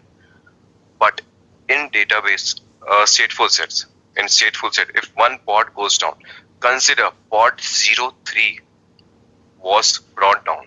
All right. So it is not like it will take another place or something like that. All right. All the pods will remain in the same order. If pod 03 went down, pod 03 only will take its place. Okay. Naming convention is also going to retained. All right. And it will take its own place as well. All right. So this is the difference. Another one is whenever the user connects, there can be two operations, right? In a database pod, you can either write or you can either read. All right, these two operations can be done. If you talk about writing, in a stateful set, the user always connect with pod 0. Okay, whenever you want to do the write operation, the user always connect to pod 0. That is defined, that is the rule. All right, but if the user do the read operation, it can connect to any pod. If the read operation is taking place, it can connect to any pod. That is okay. If any write operation is there, it will always connect to pod 0. Now, why is that happening? Because in a stateful set, what happens? Let me tell you.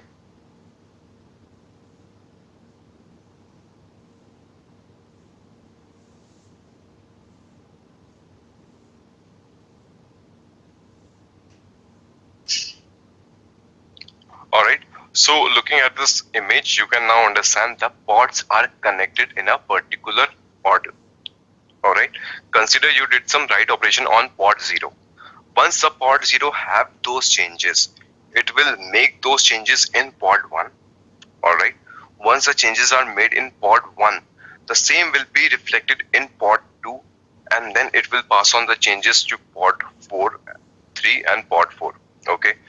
Now the pods will take the responsibility to make all the pods in a stateful set in sync. Okay, this is how it goes in a stateful set. Okay, now let's see a practical example. After that, you will be more clear about it. Alright, so team, also one important thing to note that it never comes in your examination. Okay, I have rarely seen the questions with this. Alright. But still, I just want to tell you for your own practice.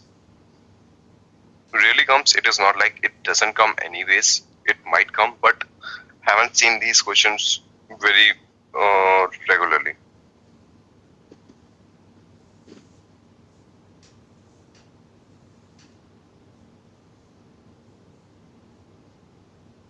Alright, so here you have to go to the controllers.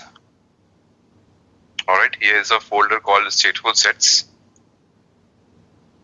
Alright, if you want to have some description, you have here. Let me take a simple example of this one.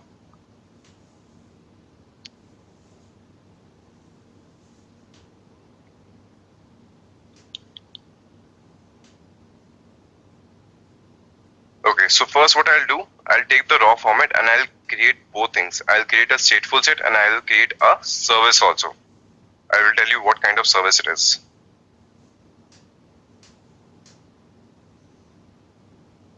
Let me connect to the machine first.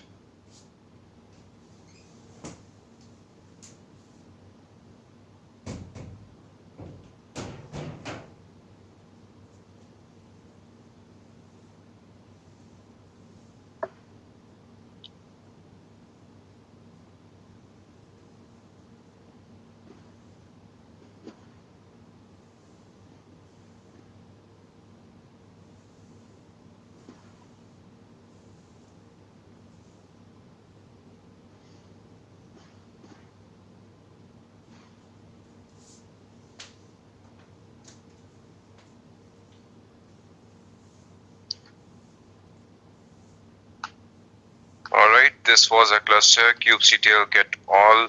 Let's see if we have anything or not. Okay, just a init pod we have. Alright, that is okay. Alright, so team, what I'm going to do, I'm going to create a stateful set. kubectl create -f. Okay, that is not what I wanted to copy. Control C.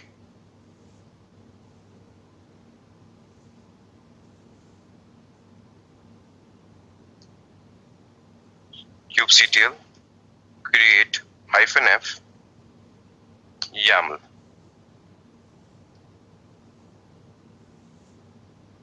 Team, pay attention. kubectl get pods.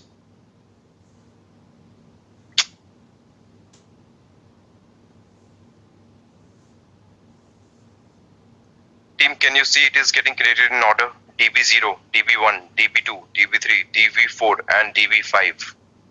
Okay. First pod was created in this seconds ago. Now DB6, DB7 creating containers. Alright. So team, all the pods were created one at a time. Alright. Let me show you the definition also. I missed that part. Alright. So simply API version kind is always there. Metadata, you have name. Okay. The name of the pods are going to be DB. Under specification, I have given 8 replicas. I have created a service also with this.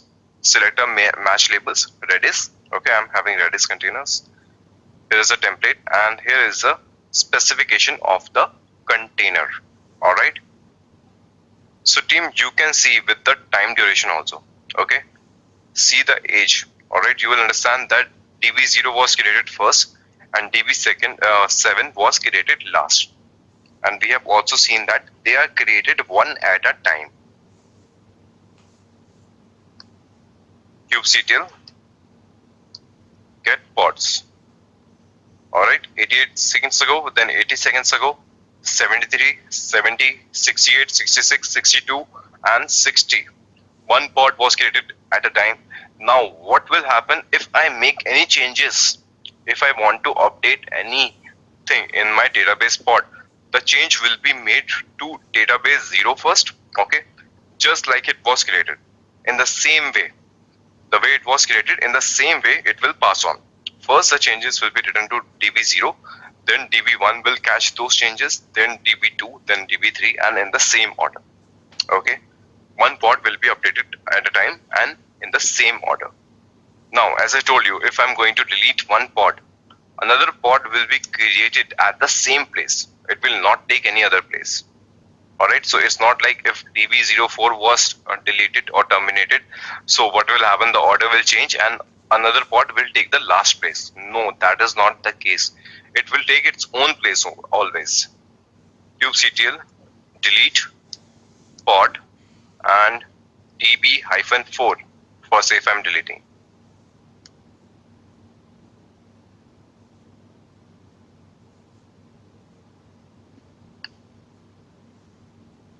Alright, I deleted that. kubectl get pods. Alright, you can see that DB04 was again created 3 seconds ago. Alright, so it always take the same place. It never mess up with the order. Okay, because in stateful set, order is very important. That is only what matters actually. Alright, so team, if I want to access my database pods in a stateful set, alright, can I use a normal service like your node port and cluster IP? No, that is not the case. Alright, why? Because what I told you here, you can have either a write operation and you can either have a read operation. Alright, in read operation what will happen? You can connect to any pod, but with write operation you will connect always with the main pod. Okay, DB0, you will always get connected to DB0. Alright, so team, with a normal service, you can say if I'm using node port, we have seen the nature of node port. What happens whenever you hit the browser? Alright, sometime it goes to pod 5, sometime it goes to pod 10, sometime it goes to pod 2. There is no order whatsoever. Alright, so we need some different service that will help us achieve the right operation, because it always has to be done on DB0. Alright, For that purpose, we create a service that we call headless service. Okay, that is why stateful sets and headless services are always called together. Okay, they are always called together. Now let's see the definition of this. Okay, so as for your understanding, headless service is no different, but it just solves the purpose of writing always to the DB0. Alright, because you know write operation is still the same. You can read from any of the pod, but write operation will be done on only pod 0. That can be achieved with headless service. And this is not the third type or fourth type. I'll tell you the difference, what you can do with the service that it will make as a headless service. Alright, you can see API version is V1. We have service called kind as service. You have the metadata. Alright, this is the name of the service.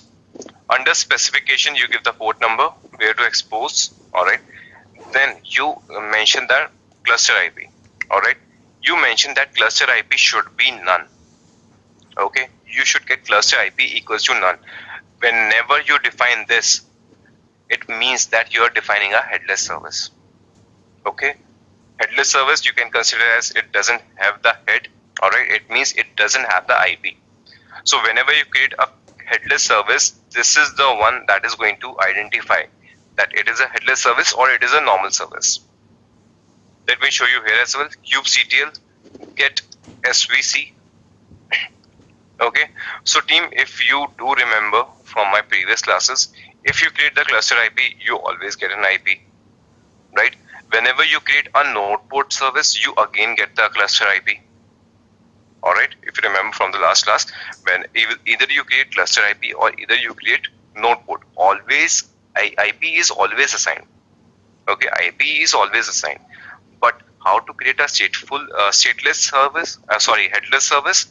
In headless service, you have to mention cluster IP equals to none.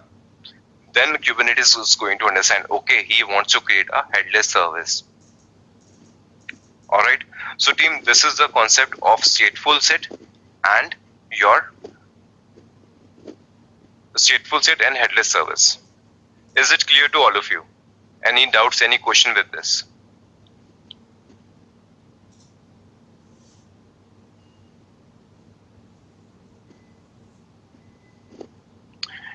In stateful set, consider a 4 cluster application, not a DB.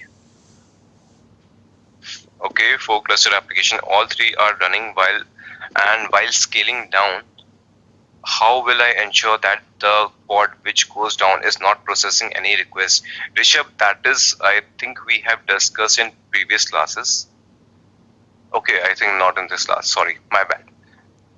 Alright, so Rishabh, you are asking if you are talking about some application pod and you have downscaled, so what is going to happen? Alright, in that case, see, Kubernetes has a basic nature. It waits for 30 seconds to gracefully bring down a pod. Okay, whenever you delete a pod, Kubernetes try to gracefully shut it down for after waiting of 30 seconds. If it was not able to gracefully shut down after 30 seconds, it forcefully shut it down. So what happened during that 30 seconds? During that 30 seconds, no new connections are made. That is one thing.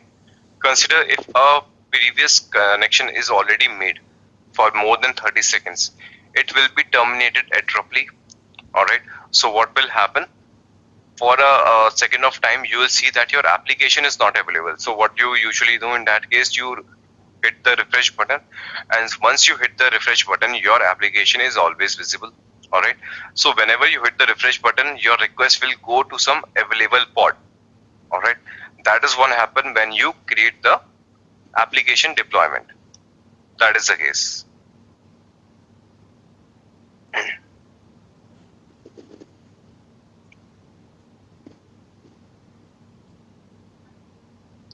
Corey, you are asking how we can access the database when we don't have the IP.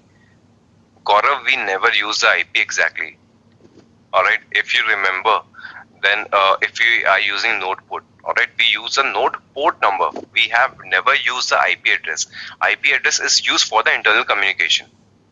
If you use cluster IP, then it is for the internal communication. Again, you never define the IP anywhere. Alright, so IPs are never used if you use a service. We never use it. Alright, so that is for internal purpose. So you don't have to give no cluster IP so that Kubernetes understand it is headless.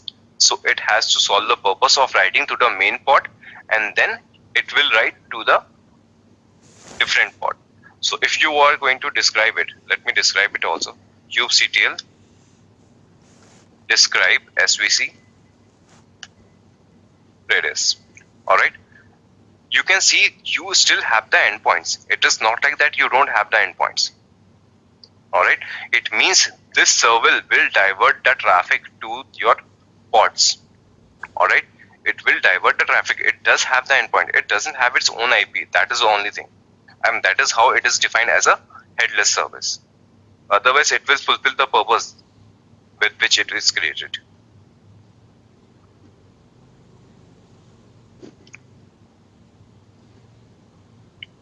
Ashok, you are asking what is the use of headless service? Okay, that is what I started with.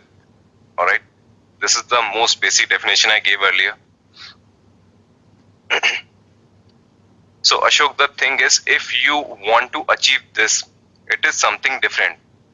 Alright, if you do the right operation, it should always get connected to DB0. Alright, and if you want to do the right operation, it should connect to any pod, just like what happens in deployment. Alright, but you want to achieve this, that if you are doing the right operation, it should be done only on DB0. Alright, that can be achieved with a service called headless service. Okay, that is how Kubernetes has defined it, that it is called a headless service. Headless service will allow you to do the right operation on DB0 only and do the read operation from any other pod. Alright, and how to identify if a service is headless or not? You will assign cluster IP equals to none. Okay, whenever you define cluster IP equals to none, it means you will have a headless service. It will not contain its own IP address, and it will solve the purpose of your headless service. It means writing only on pod 0 and not writing on any other pod. But if it is read, it can do from any pod. Alright, so that is the use of headless service. Okay, sure, Kushagra, I can do that. kubectl get pods -o wide. Alright, here it is. You want to verify the port number, IP addresses. You can see that. Okay, 1036.04, 1036.04, 1036.05, 1036.05. Alright, and you can see plus 5 more. It means you have all of them. Alright, endpoints are not listed in order, but you don't have to worry about it. It will always go to DB0 itself.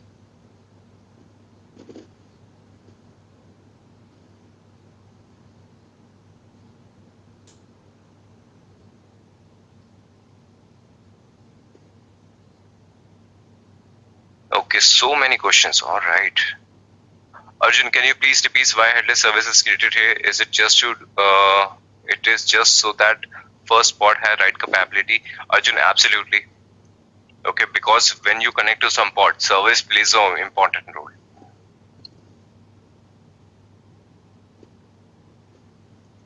Sarath, I just gave you an example of volume just to make you understand. Alright, otherwise it has no relation with volumes or something. Alright, that is what I just wanted to explain you. Otherwise it is not related to volumes in any way.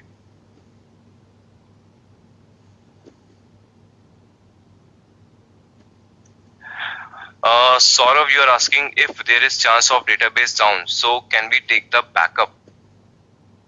Saurav, we are having multiple replicas here. Okay, so what happens if you create a database?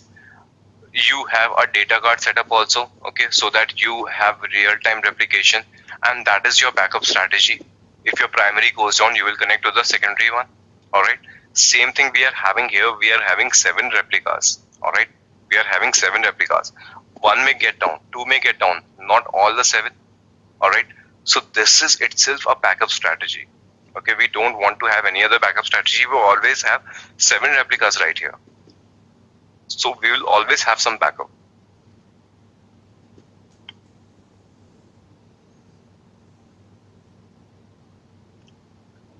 Gaurav, maybe a basic question, but suppose we have an application that wants to connect with a Redis DB using connection string. We need to mention in the connection string in the server address.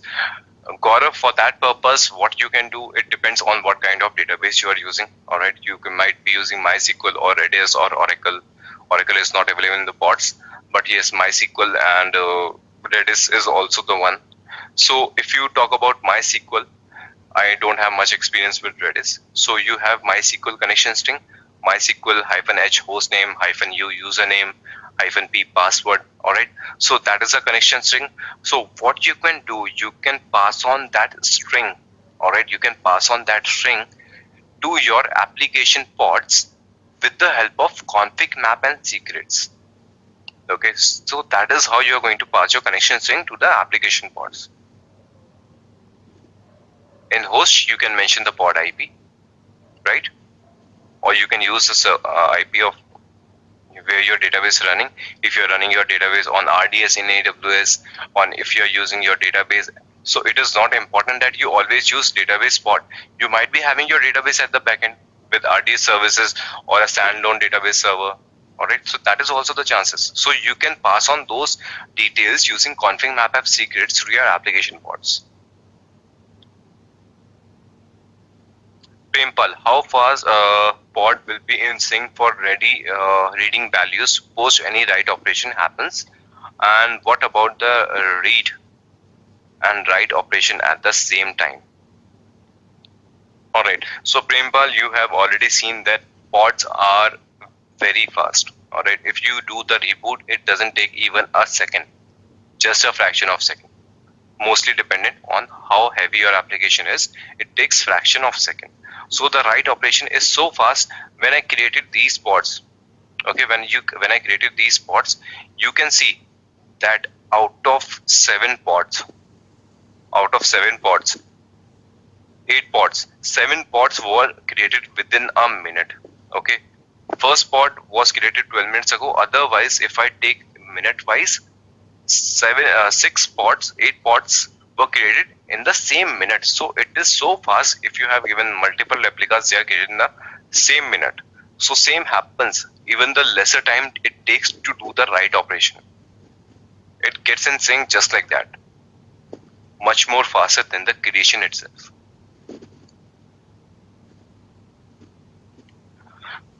How is it able to identify the record level updates and sync pods in all nodes? If or is it deleting and recreating every time when the write operation happens? Okay, Anil, that is an internal process completely. All right. So it is like how you are asking that you have a database. All right. You have a MS SQL database. You have a RDS database, any Oracle database. You are running a command update row number and like that. So now you are asking how the update is happening at the backend. All right. So this question is just like that. So how the replicas is taking the place, whatever you executed on DB0, once it is done, it will be executed on DB1. Once it is done, it will update the DB2. All right. So it is not going to terminate or recreate it again and again. Updates will be made in all the pods in order, one at a time. All right. And how it is done, it is completely internal process. All right.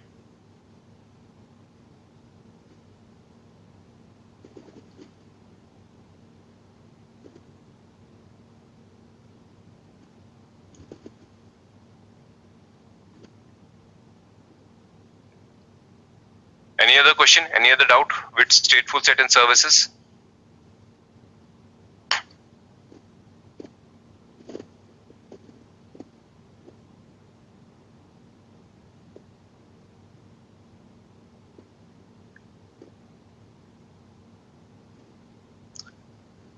Siddharth, you mentioned that in case of MySQL, you can give pod 0 host name as a connection string. So assuming it is retaining the IP along with the name.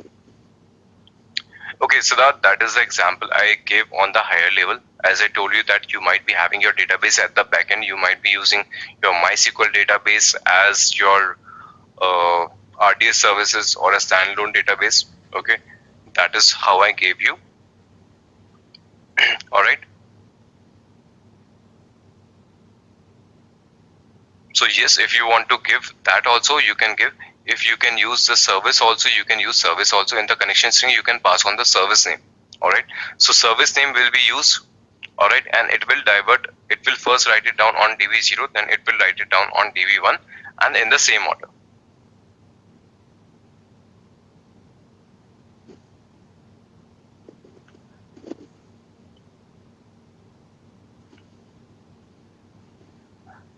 Anil, you are asking, does it have any limitation of numbers of concurrent operation? Anil, practically no. All right. It always get dependent on the configuration that you have for your node and your pods. All right. It all comes back to your CPU utilization and RAM utilization. If they are struggling, then your write operation or concurrent operation will struggle as well. If your RAM and CPU cores are not struggling, you won't have any struggle with the number of concurrent processes.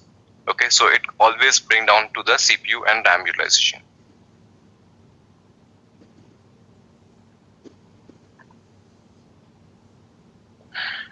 All right, so team, this was supposed to be a small topic. All right, and we have already given 85 minutes to this. Is it possible to show a little demo to connect pods using headless service, one write and one read maybe? Okay, Siddharth, so that is going to take time. All right, so we have seen that how it works. All right, so all the read write operation are done by the database admins. If you have your application will be accessed by the third party users. If you're talking about the Kubernetes administration, all right, you just have to create the services and pass it on to the application team. All right, you don't actually do the read and write operations. So as a Kubernetes administrator, you don't have to worry about that. Also, in the examination purpose, as we are here for CKA, Certified Kubernetes Administrator, it doesn't ask you to do the updates like this.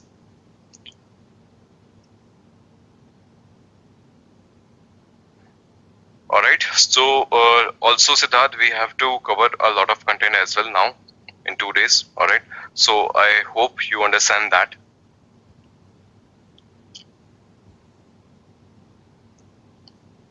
Can you please let us know we will be able to see the recordings of today's and tomorrow's class? Yes, Finny, all the things will remain the same. Okay, the 9th class and 10th class will behave in the same manner how it worked in the last 8 classes. You will get all the recordings, you will get all the details just like that. No difference. All right, so team, let's quickly move to the next topic. All right, now we are going to come to the security concept, how your security works and how you can secure your Kubernetes cluster. All right, first thing first, we have authentication and authorization. So team, how many of you know the difference between authentication and authorization? Tell me, what is the difference between authentication and authorization? How they are differ with each other?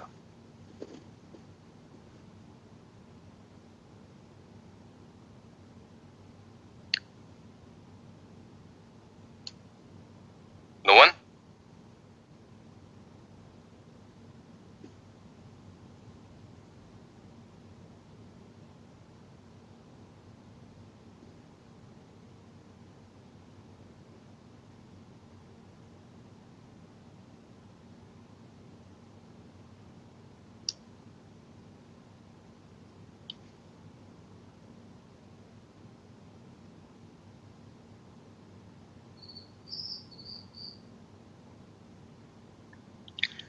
Okay, Siddharth, got it.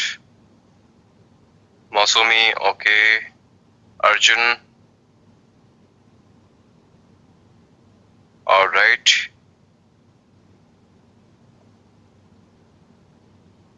Girish, okay. Siddharth.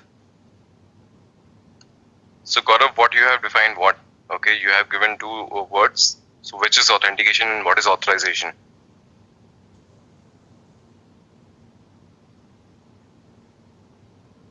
Arjun, Sumit,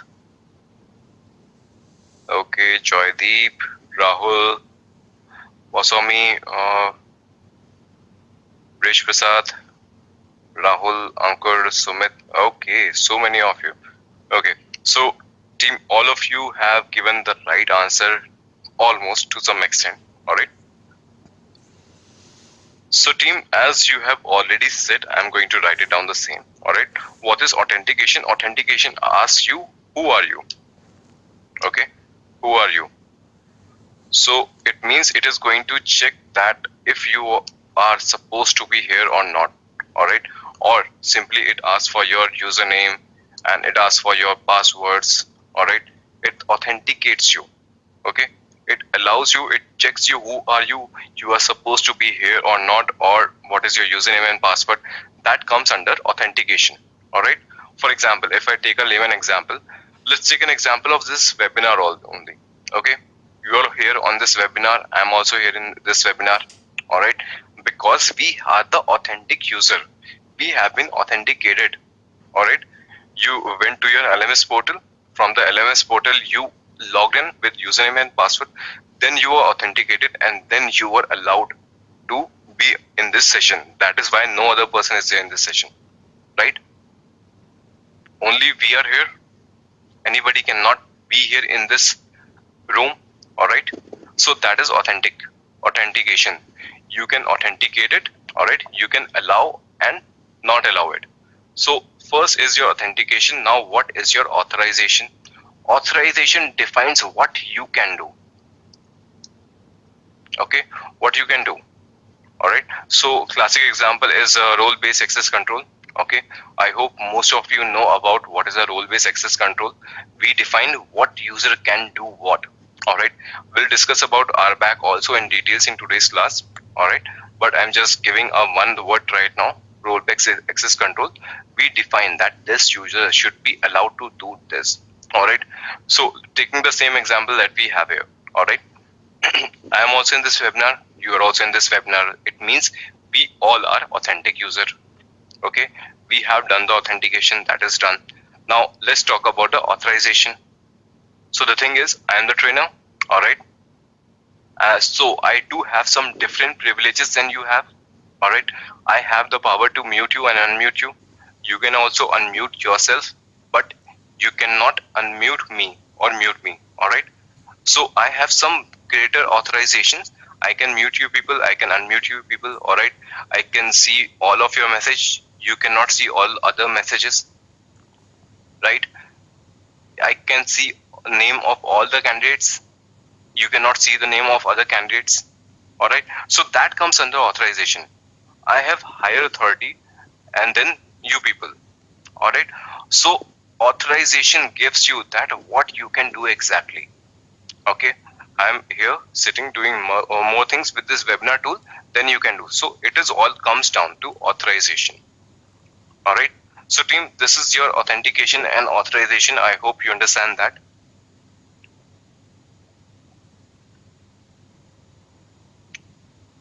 Okay. So how you can do the authentication? How many ways are there to do the authentication? All right. We are going to understand about that.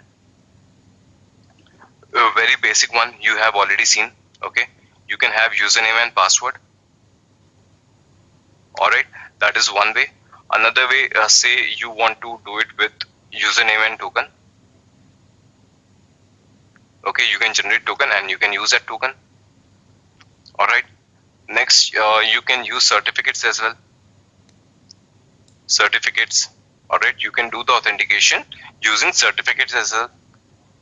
Okay. And last is you can use service accounts. Okay. With all this, what you can do the authentication of a particular user.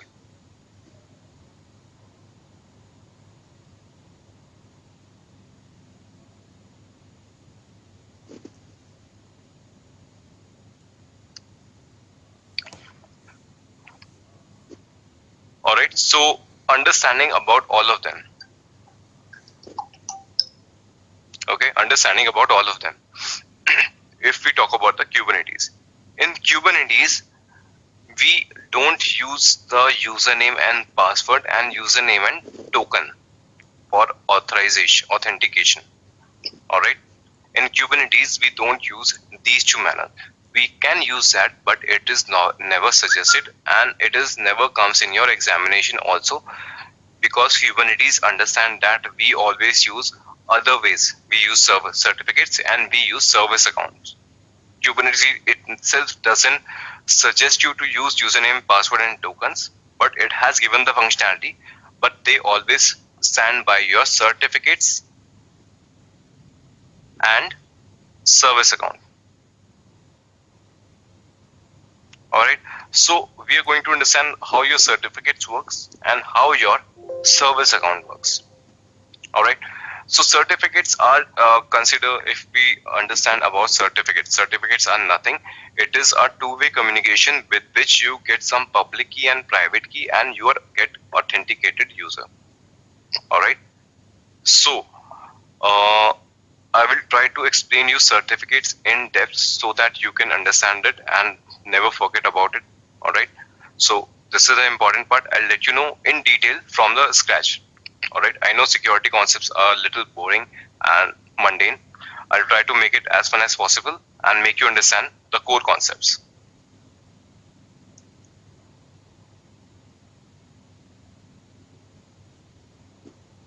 Alright, consider a team if I go some to banking websites. Alright, consider I visit this website.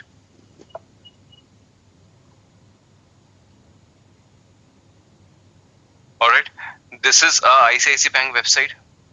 Alright, but how do you know that this is an authentic website? Okay, you simply come here and you do your login details and you just log into your bank account. Alright, but do you rely that this is an official website? This is the authentic website. Alright, how do you know about that? Alright, for that purpose we need certification authentication. Alright, so if you see that whenever you open some official website, okay, some authentic website, you always get this log button. Alright, what does it give you? Connection is secure, your information, for example, is private when you are in this website. Alright, and you can see that certificate is valid. Cookies are 18 use, you don't have to worry about it. You can see that certificate is valid. Alright, so for the authentic website, you will see this message that certificate is valid. Alright, consider you have LMS portal. Alright, in LMS portal also you can see that certificate is valid. Alright, and you can see the certificate is issued by GoDaddy. Alright, you can see it right here. Similarly, you can see in the ICICI Bank website as well. Valid certificate. It has been issued by DigiCert. Alright. So team, these are the certificates that allows you the secure connection, and how it is done at the backend, I'm going to explain you that. Alright. So team, pay attention. Alright. I'll get you all the details from scratch. Consider this is my web browser. Alright. This is my web browser. And this is where your ICICI Bank application is running. This is your ICICI Bank application server. Alright. So what you do, you connect to this web server via internet, right? That is what happens. You type www.icicbank.com. Alright. Your request went to this server. Okay. And you get the response. This is your browser. And this is your server. Alright. So team, now what happens? If you use HTTP website, okay, if you use HTTP website, so what happens? That all the details that you pass to this server are in plain text. Alright, so if I'm going to log into this website, alright, I will pass my username, I will pass my password also, okay. But if this website is not secure, if it is HTTP, following HTTP protocol, alright, my username and password will be transferred to the server in plain text. Alright, so that is risky for me. Why? Because if some intruder or some hacker wants to hack when I'm transferring the details, it can hack in and it can get my username and password details. So he can also go to the website and use my account. Okay, he can get all the details about my account. So that is why we never use HTTP. Okay, I have already written HTTPS. Whenever you use HTTP website that is following HTTP protocol, it means all the details that you are transferring to the server will be given in the plain text, and that is not what we want. Okay, so that is why we always follow HTTP protocol, and HTTP protocol always follow your two-way handshake. Alright, and it provides SSL certificate authentication as well. Alright, how HTTP connections are actually established, let's try to understand about that. So team, whenever you give some request to the website, okay, whenever you give the server some request, okay, that I want to log in, alright, you give some details, you try to access this server. When I did www.icic.com, okay, a request went to that server. When that server saw that a request is coming from a browser, okay, it will transfer its certificate to this browser.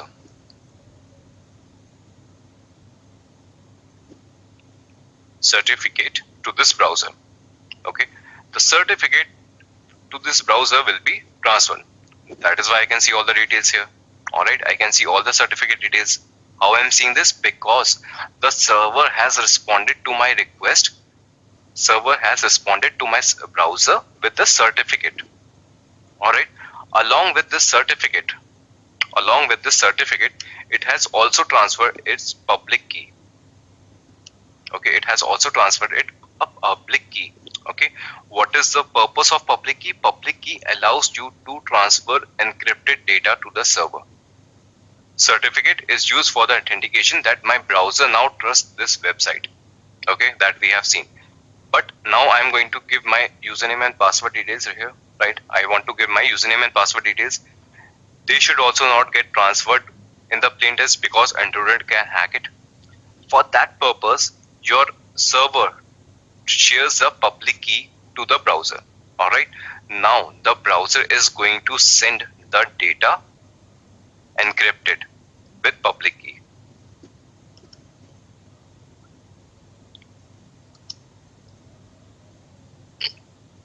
Alright, now the data will be transferred using public key encryption.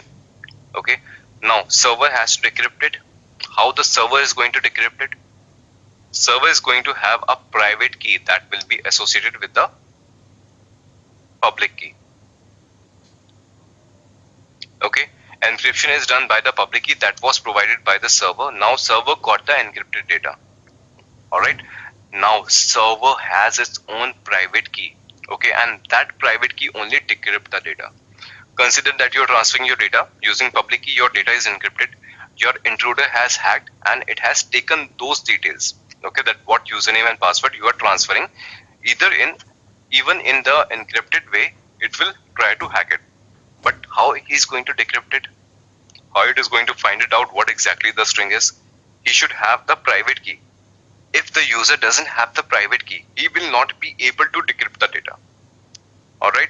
So once the connection is established, now I am going to log in. I will pass on my details. Those details will be transferred to the server with the encryption of public key that I have received along with the details of this certificate. And at the server level, it is going to decrypt it, and then they are going to authenticate me and provide the authorization to access my own account. Alright. Now, what is your public key and private key? What is your public key and private key? Okay, it is always confusing. Alright, it is always confusing, so I'll try to make you understand about this. What is a public key and what is a private key?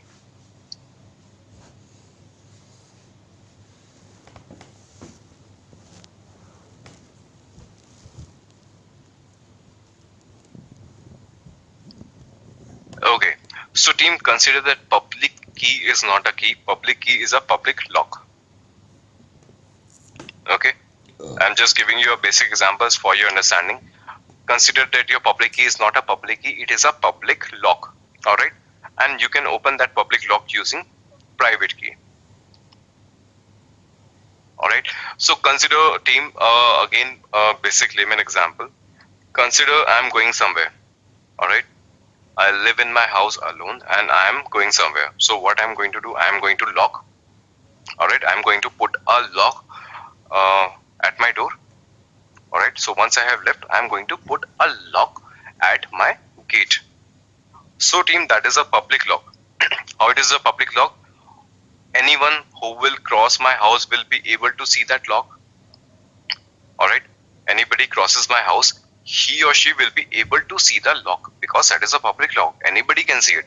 Anybody who's crossing my house, he will see that this gate is locked and he can see the lock. Similarly, the public key that has been transferred to the browser, it will be available to the intruder as well. Intruder can also have that public key. All right. He can also see that it is encrypted data, it is encrypted using a public key. All right. So public lock is visible to all of them. But can anybody open that lock? Nobody can unlock it because they don't have the key for it. Okay, I locked the door, so I have the key. So nobody can open the house. Okay, nobody can open the public lock. Nobody can decrypt the data of public key until and unless they have the private key. Then, okay. So if I have put a lock on my gate, if I give the private key to one of my friend, then he might able to come and open the lock only when I have provided the private key as well. Otherwise, private key is with me. Nobody can open the lock. Nobody can open the public lock. Only I can. Okay. So team, till here it is clear to all of you. Okay. This is the very basics of your certificates. Certificate connection, secure connection, SSL connection. This is the very core basic of it. Okay, I wanted to explain you. It has nothing related to your Kubernetes as of now. All right, because we are going to use certificate, I wanted to have a basic understanding how your certificate security work. Okay, that is why I'm giving so much time on this. All right, team, please confirm if it is clear to all of you how certificates are transferred, how your public key and private key works. Any question, any doubt till now? Let me know. I'll repeat again. It is an important part.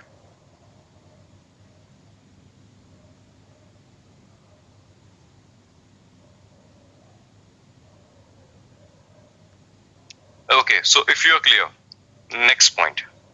Next point. So team, your browser is authenticating the server based on the certificate, right? Your browser has verifying the server with the certificate. All right. Then the server is authenticating the browser using public key and private key, right? But consider that intruder is sitting right here. Okay. What he did, he created a fake certificate and it provided that fake certificate to me. That can be a possibility. Intruder can sit right here in between and it will give me the fake certificate. How I am going to verify that this certificate is authentic or not? Okay, because I am doing it with the certification only. If the certificate is not valid, how am I going to justify it? Right? In the same way, if I take a layman example, if I'm going to some organization for the interviews, all right, they're going to ask me for my degrees, all right, they're going to ask me my graduation and post-graduation degree, all right. So what I can do, I can print my own degree also, right? I can print my own degree of graduation and post-graduation. I can give it to the hiring people, all right. But how they are going to verify that this certificate is valid? The degree I'm showing them, how they are going to make that it is authentic?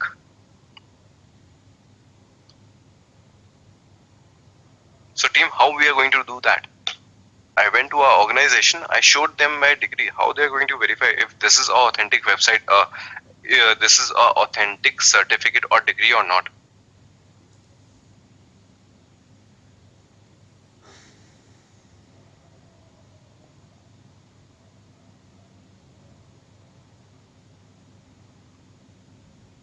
Arjun, to some extent you can say. Rishabh, yes, kind of.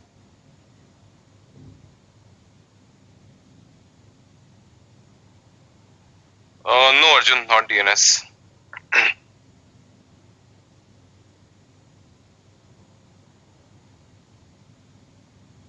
Masumi, absolutely correct. You got it.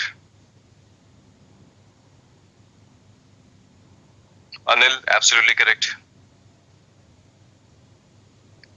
Okay, so team, if I have printed my own certificate or I have printed my own degree, if I have a degree, if I have some certificate, it must be from some universities or something. All right, I have done my graduation. It must be from some university, right? So the university has issued me that degree. If I have actually gone to that repository, so there is an authority. Okay, the university is the authority that validates that my certificate is authentic. Okay, so it is the responsibility of the university. They give the authenticity that yes, this degree is authentic, you can trust this. All right, similarly here also we have something called CA. Okay, we do have something called CA. CA is certificate authority. Certificate authority validates that the certificate that you are receiving is authentic one or not. All right, CA authorities lies with the browser. CA lies with browser. All right, so browser have all the little details that if a certificate is coming from this location, can I authorize this certificate or not, if it is valid or not. So all the browsers have their own CA inbuilt, certificate authority, who can validate that this this website with this certificate is authentic one. Okay, it can be trusted. So we have CA authority with all the browsers inbuilt. Alright, so team, conceptually we have understood about the basics of security with certificates. Alright, as of now we have understood about the basics of security. If it is clear to all of you, then only we can proceed further.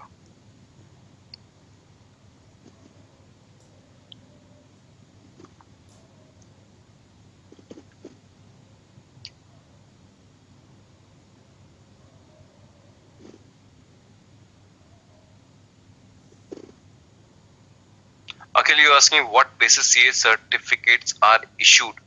CA is a certification authority. It validates it.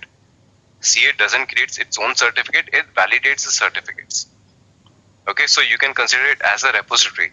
Okay, in the repository you have details about all the genuine certificates and it cross checks from there, and then it is going to verify that yes, this certificate is validated. You can trust this certificate. Alright, Akhil?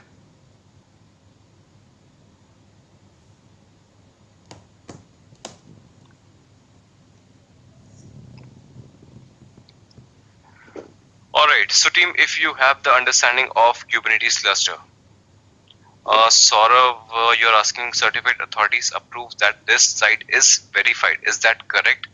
Saurav, I will make a little correction. You said certificate authority approves that this site is verified. No, little correction required. Certificate authority approves the certificate that comes with the site. Okay, so if I say that this is a certificate with Edureka LMS portal, GoDaddy. Okay, so what happens? CA authority has a CA authority for GoDaddy Secure Certificate Authority as well. We have GoDaddy Certificate Authority. All right. So this website is giving you details that GoDaddy is the issuer. All right. So it goes at the backend to the GoDaddy and it verifies, is this a genuine website? Do you have this certificate for this website? And then GoDaddy is going to confirm that yes, this is an authentic website, you can trust this. If this website has a certificate from my side, I take the responsibility, yes, that it is an authentic website. Okay, so certificate authority approves the certificate that comes along the website.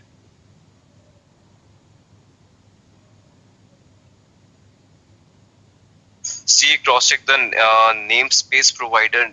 Akhil, we are not talking about the namespace right now. Okay, namespace has no relation to CA right now.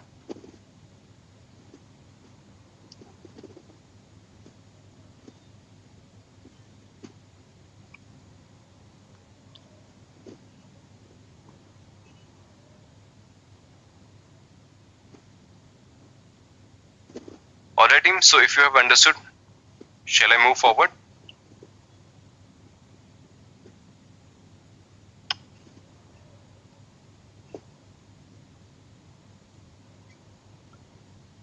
So I have just written here public lock just for your understanding for the example. Otherwise it is a public key and it is a private key.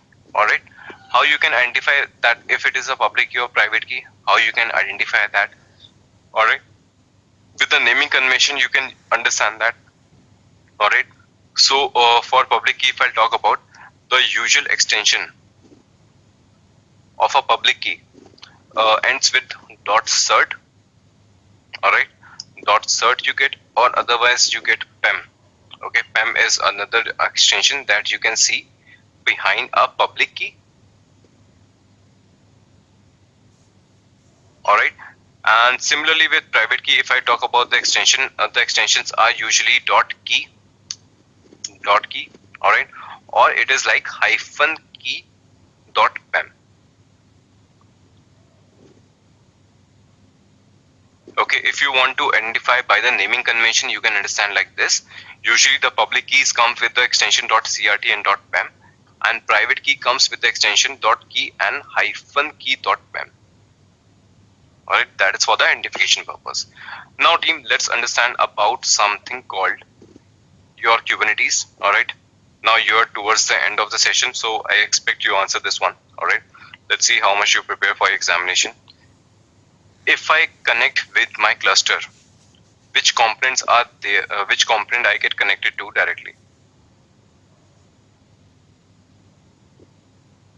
Okay, to which component I got connected directly whenever I do kubectl?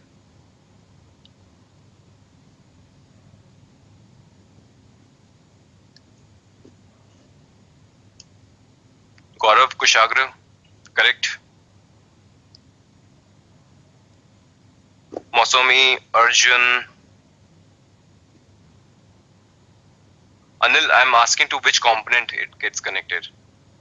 Okay, I'm not asking about which node. You run a kubectl command on master only. So it always gets connected with master if you're executing that in a master. Rishabh, no, not right.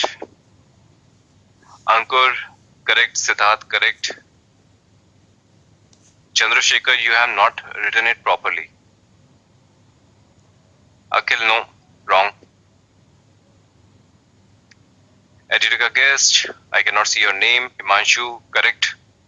Alright, so team, most of you have given the right answer. Some of you who haven't, you have to prepare well for exams. Ankita, correct. Okay, so team, if you remember your master node component, you have API server. API server is the one that connects with all the components. Okay, you have etcd. Alright, you have scheduler.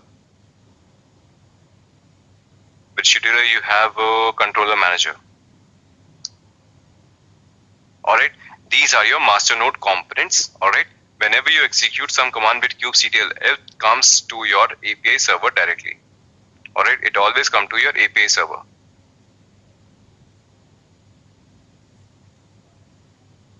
Okay, that is clear now.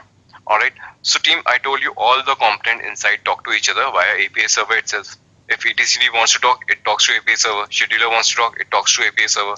Controller manager wants to talk, it talks to API server. Alright, so again, communication is happening inside your cluster also, and we need security there as well. Alright, we need security there as well. So they all have their own public key and private key and certificates. Okay, all the components come with your certificates. If you talk about API server has its own public key and private key. Scheduler has its own public key and private key. Same with etcd, same with controller. All the components have their own public key and private key. Alright, and when they communicate with each other, they share those keys and have the authentic connection just like that. Okay, just like this. Consider this is your API server and this is your etcd. Okay, so if they're talking to each other, they will share their public key and they will decrypt the data using private key.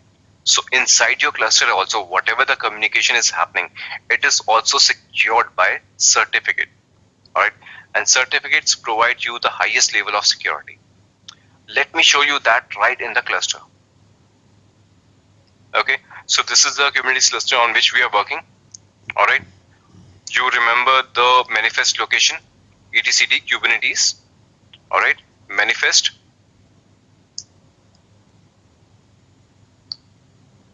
All right, all your masternode components are here only. Right, all your masternode components are here only. So consider if I talk about your API server. Let's see the API server definition here.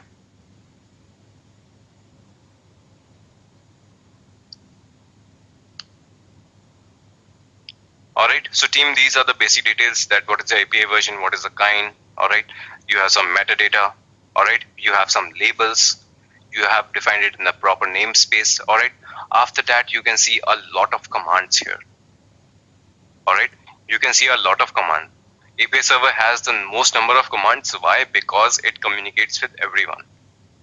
Alright, so API server always also has some IP at the backend. Alright,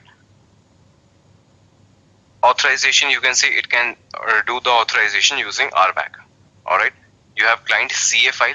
This is your certificate file, certification authority file. Alright, after that you can see etcd certificate file. It has the certificate file for your etcd. Alright, and this is the this is the client key for etcd. Okay, a public key and private key. Same if it wants to communicate with the kubelet on worker nodes, it has the keys for that also. Alright, proxy is also running as a pod, so if it communicates, again your keys are in place. Alright, so all the components definition you can see the definition of all the commands. You will see the certificates. Always certificates are used to communicate, and where those certificates are there, go one directly back, there is PKI. Okay, public key repository. Go to this folder, you will see all the keys. Alright, you can see that API server has its own public key and private key. Right, kubelet communication with kubelet component connection with API server, key and certificates are there. Alright, for proxy it also has certificate and keys. Same with proxy and same for etcd. Alright, and etcd has its own complete repository of your certificates as well. Alright, so team, all the certificates are here. Right, all the certificates are here, and I told you there is a certification authority as well that validates all the certificates. Okay, so API server is coming with its own certificate. Alright, kubelet is coming with its own certificate. Alright, they have own set of public key and private key. They have certificate as well. Now who is validating those certificates here? Who is validating the certificates here? Here what we had certification authority. Similarly in Kubernetes cluster also you have certificate authority. Okay, you have the certificate authority that validates that all the certificates with which we are dealing are authentic. We can verify that as well. Okay, CA authority. CA is the one that authorizes all the certificate that they are validated. Okay, Kubernetes has its own inbuilt CA. Alright, so team, all the components you can see how they are communicating with each other, how API server is talking to scheduler, how controller manager is talking to scheduler, how etcd is talking to scheduler. Alright, but how your kubelet is working with API server. Alright, so team, this is a question for you. Alright, how your kubelet is working talking to API server. The answers comes from the bootstrapping of cluster. When we bootstrap a cluster, if you remember how we did it, you can answer it how kubelet talks to API server. You can simply answer it now, if you remember how we bootstrapped it. Anyone?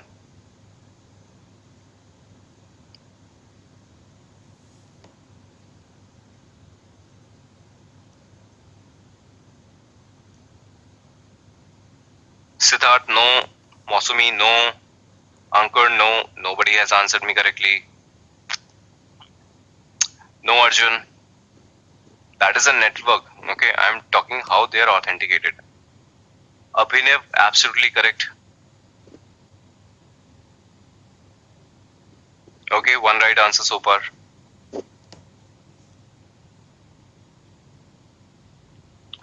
Okay, Gaurav, so did we ever set up public key and private key for kubectl?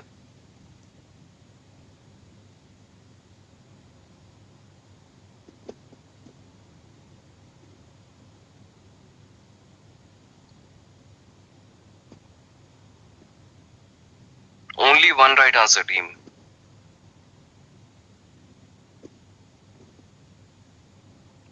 No, Himanshu.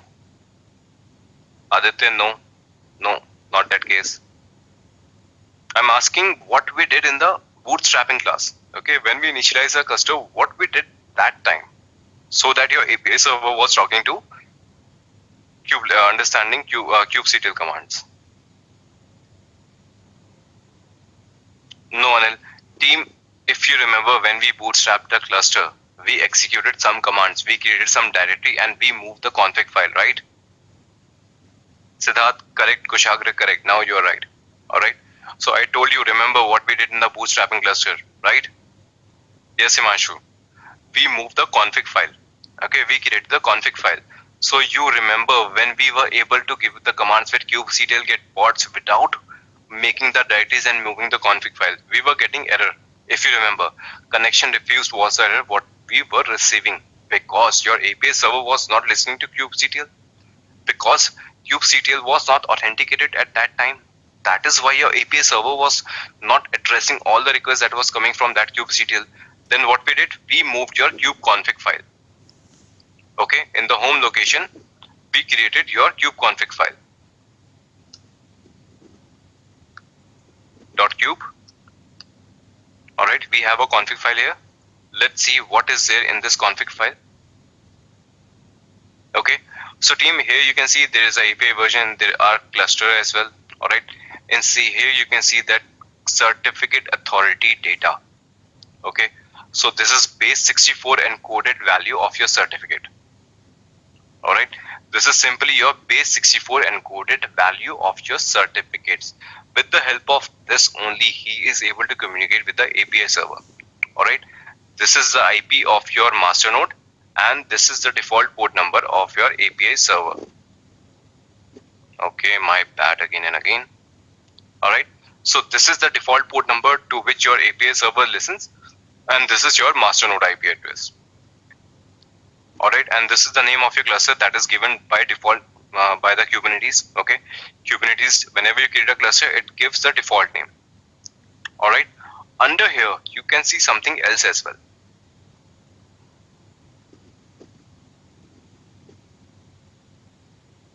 Alright, here you have the cluster name and here you have the username as well. Okay, so the username was never created, we never created that. Okay, but whenever you bootstrap the cluster, a default namespace is always created and similarly a default user is also created. Okay, Kubernetes admin is the default username, is the default user with which you are executing all the commands. Okay, all the commands that we are giving, kubectl get nodes, kubectl get pods, kubectl create, kubectl run, all the commands that we are executing, those commands are getting executed by Kubernetes admin user.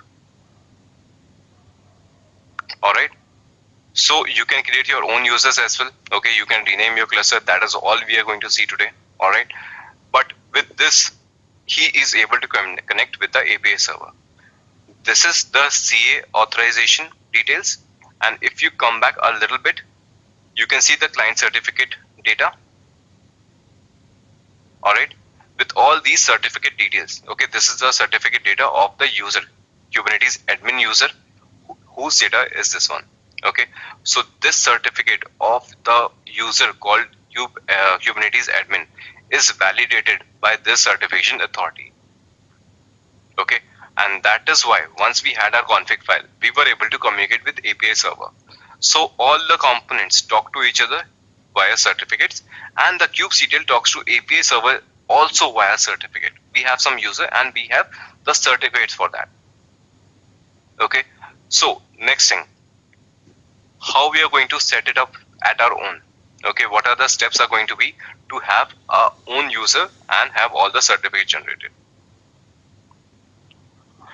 Alright, so consider if I want to have a user who wants to talk to API server, like what we have already seen. Alright, so first of all, you're going to create a user. Alright, how you're going to create a user? For that, first you have to generate the keys. Okay, first you have to generate the public key and private key, right? If you talk about the server, alright, whenever the server was provisioned, a public key and private key was generated, right?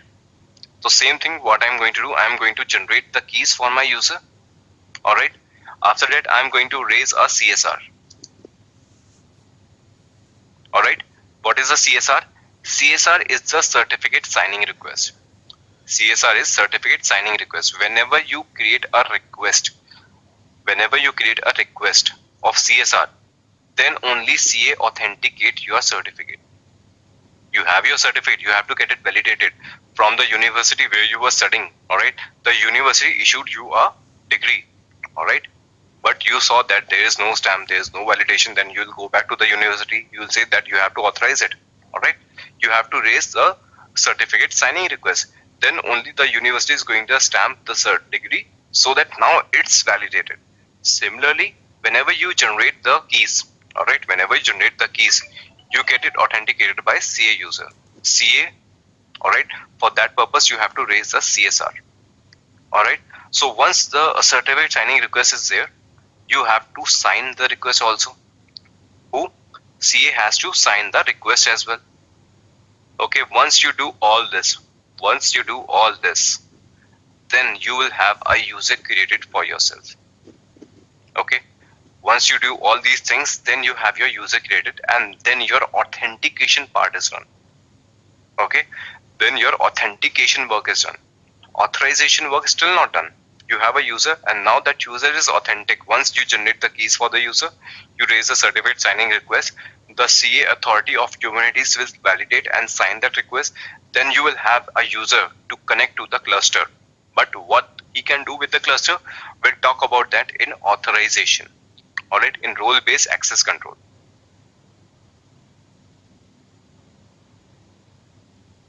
Alright, but if we set up Kubernetes on remote machine, it would require some certificate, right? Yes, Kushagra, you will require the certificate as well. Alright, so team, in the first class I also told you that if you want to bootstrap your cluster, you have two ways. Alright, you have two ways. One way is your hard way and second is your KubeADM way. Alright, so KubeADM is the one that who takes the responsibility of all the certificates.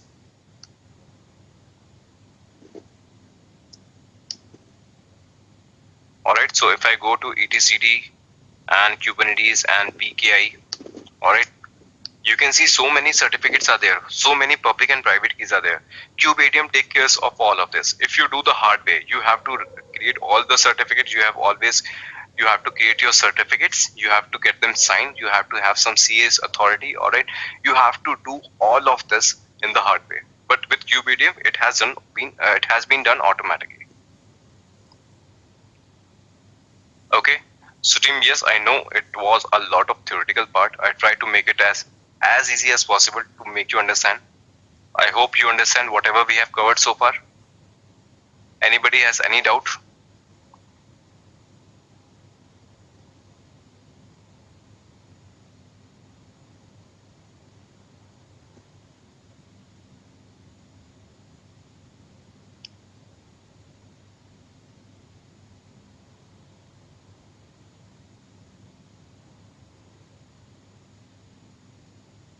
Team, clear to all of you?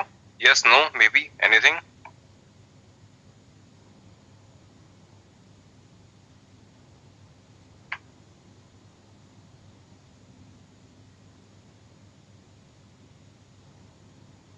Okay, few responses. Yes, sir. Okay, alright. Alright, so team, now I'm going to talk about the authorization first, okay? Then we'll start with the practical lab, okay?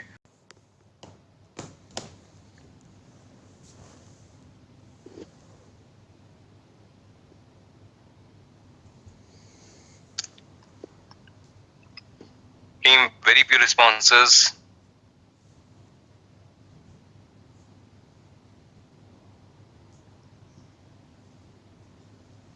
only got 5 to 6 responses. We have 40 candidate strength today.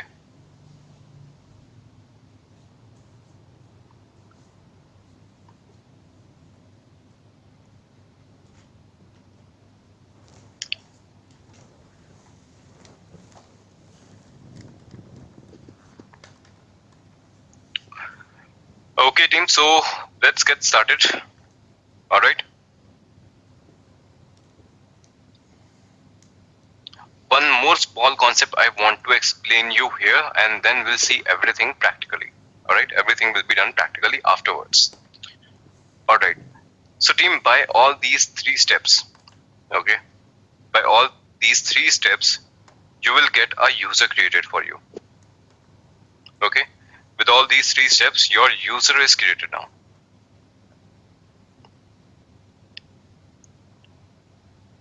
All right, out of these 3 steps, you have 2 more steps. All right, you have done the authentication, now you have to do the authorization. All right, now you have to do the authorization, and for authorization in Kubernetes you have something called roles and cluster roles. Okay, you have roles or you have cluster roles. All right, and you have roles binding and cluster role binding.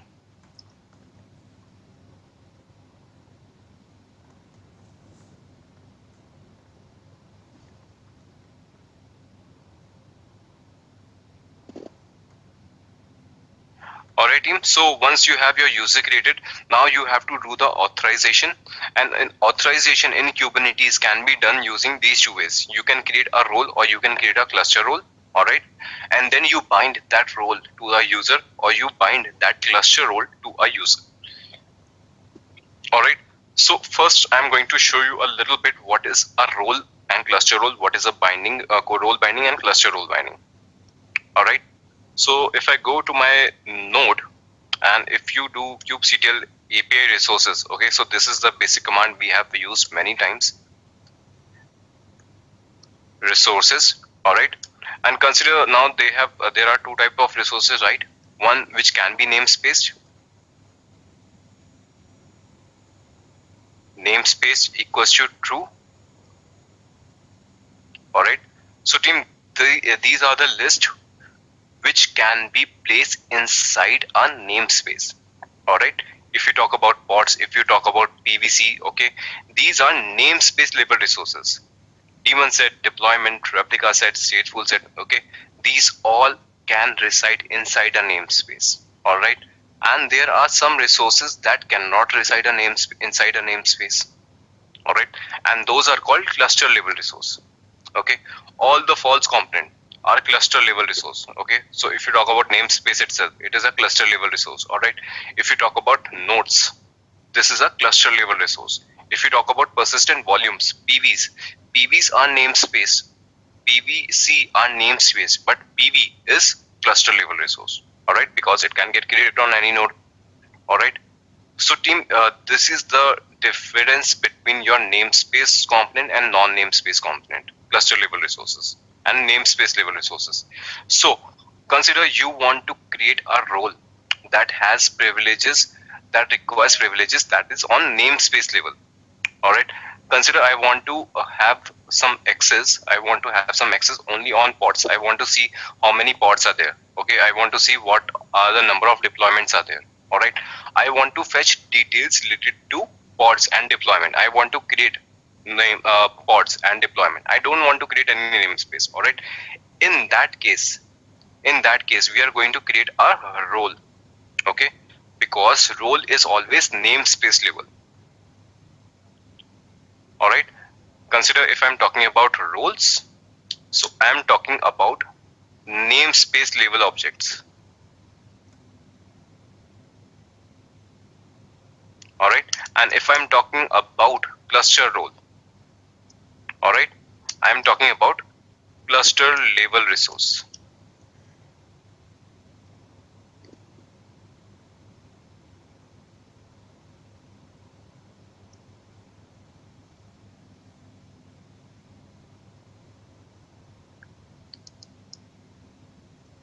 Alright, so let's see the difference. What is the difference between these two? Alright, consider I want access on your pods. Alright, or I want access on your, as I said, deployment. Alright, I want to have access on RC, RS. Alright, if I want to have access on these type of objects, and these can be namespace, so I'm going to create a role for it. Okay, I will create a role that will have access on pods, deployment, RC and RS. Alright, but consider I am a Kubernetes administrator. Okay, so these access you are going to give to some developers. Alright, just for example, you have some developers in your team, alright, who wants to create some pod and deployments. So you will create a role for them. Alright, you will create a role because they should have access only on namespace objects, pods, deployments, services like this. Alright, but cluster level resources. Consider inside your team you have another Kubernetes admin. You are also a Kubernetes admin, and you have another person who is Kubernetes admin, and you want to give him cluster level resources. Alright, maybe limited than you. Alright, consider you have experience and there is a fresher, so you don't want to give complete access on cluster, but you want to give some access that is on cluster level. Alright, for example, if you want the namespace permission, alright, that the user should be able to create some namespaces, alright, or the user should be able to create or see some persistent volumes. Alright, so in that case you are going to create a cluster role. Okay, this is called cluster role.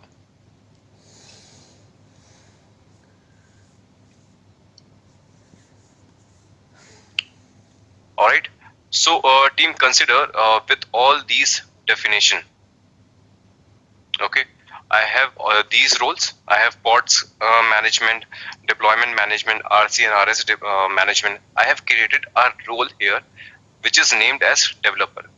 This is the name of my role. Alright, this is the name of my role. Similarly, I have created a role for namespace and persistent volume also, and that is a cluster level role. So I say that this is our admin role. Alright, I have created two roles. The developer roles have some access on pods, deployment, RC and RS, and we have a admin role. Admin role has access on namespaces and persistent volume. Alright, now consider a person named Ravi.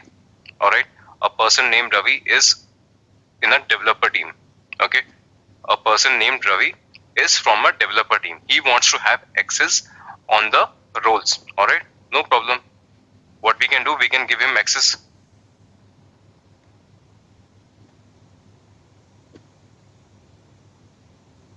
Okay, the arrow is not coming properly. Never mind. Alright, so I created a role and I assigned that role to Ravi.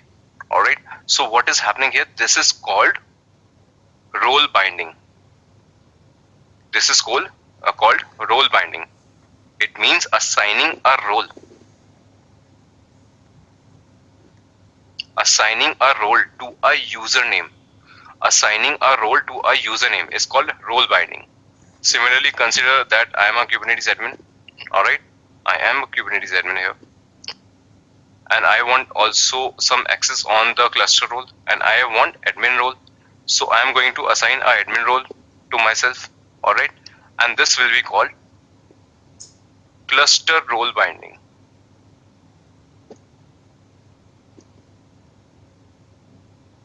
Alright, and this is called cluster role binding. Whenever you create a cluster role and assign it to some username, it is called cluster role binding. Whenever you create some role and you assign that role to some user, that is called role binding. Alright, so these three parts are your authentication and these two parts are your authorization. Alright, so team, if this is clear to all of you, conceptually we are going to see this practically now. Everything from the scratch. We'll start from generating the keys. We'll first create a user, we'll authenticate that user, and then we'll create your cluster role binding, roles role binding, and then assign that to the particular user who is authenticated now. We'll provide authorization. Everything will be seen practically. Conceptually, any question, any doubt till now?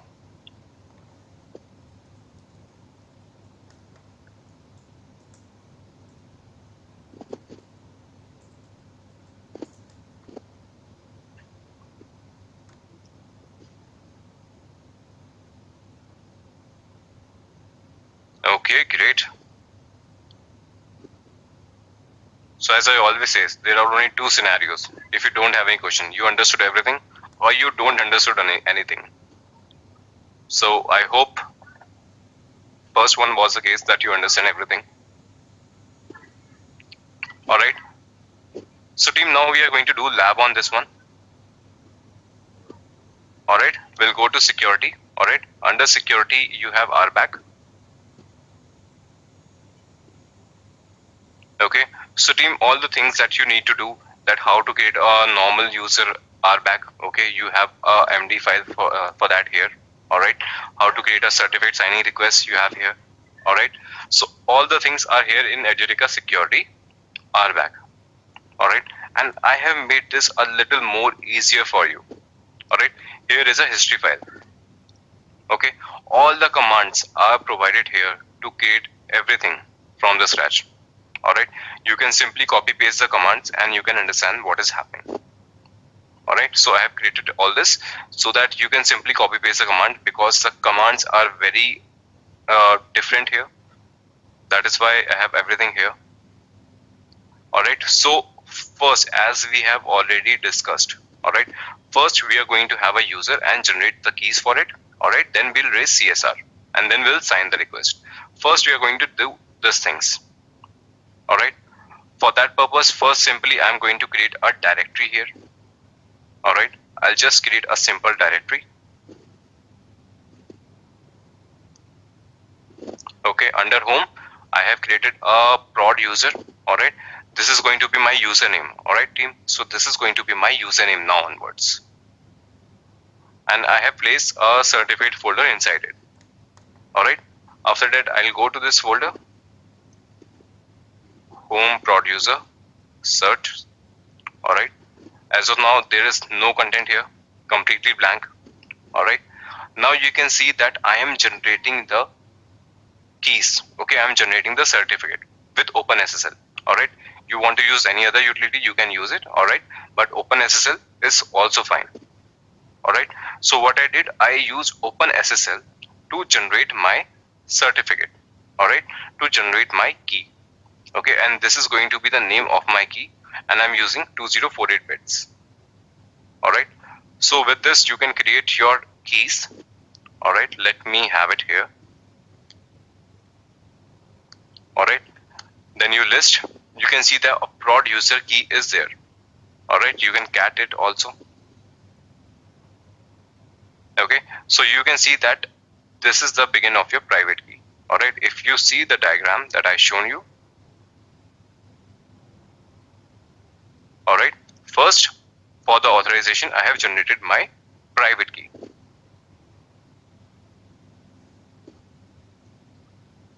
Ashok, no, that is not the port number. Okay, this is not the port number. This is your bit encoding. All right, because you generate your keys, they are encoded. All right, so we have done 2048 bit encoding. This is not a port number. We are generating the keys right now. All right, so team, first thing is done. If we can see, generate the keys. We have generate the keys. Now the next part is raise our CSR. Okay, certificate signing request. All right.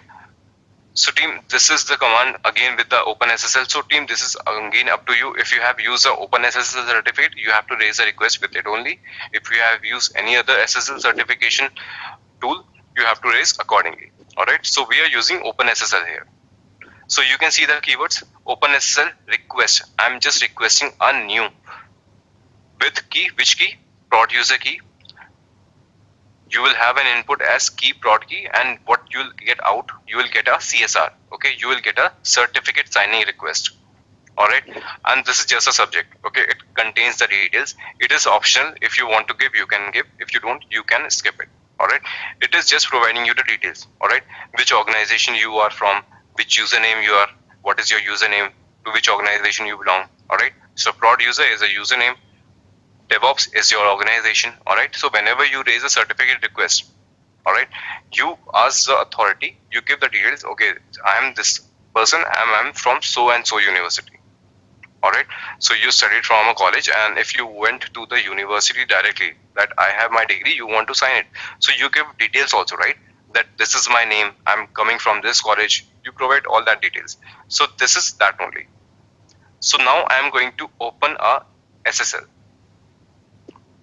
with this command. Alright, you get a warning. That is okay, no problem with that. That is alright.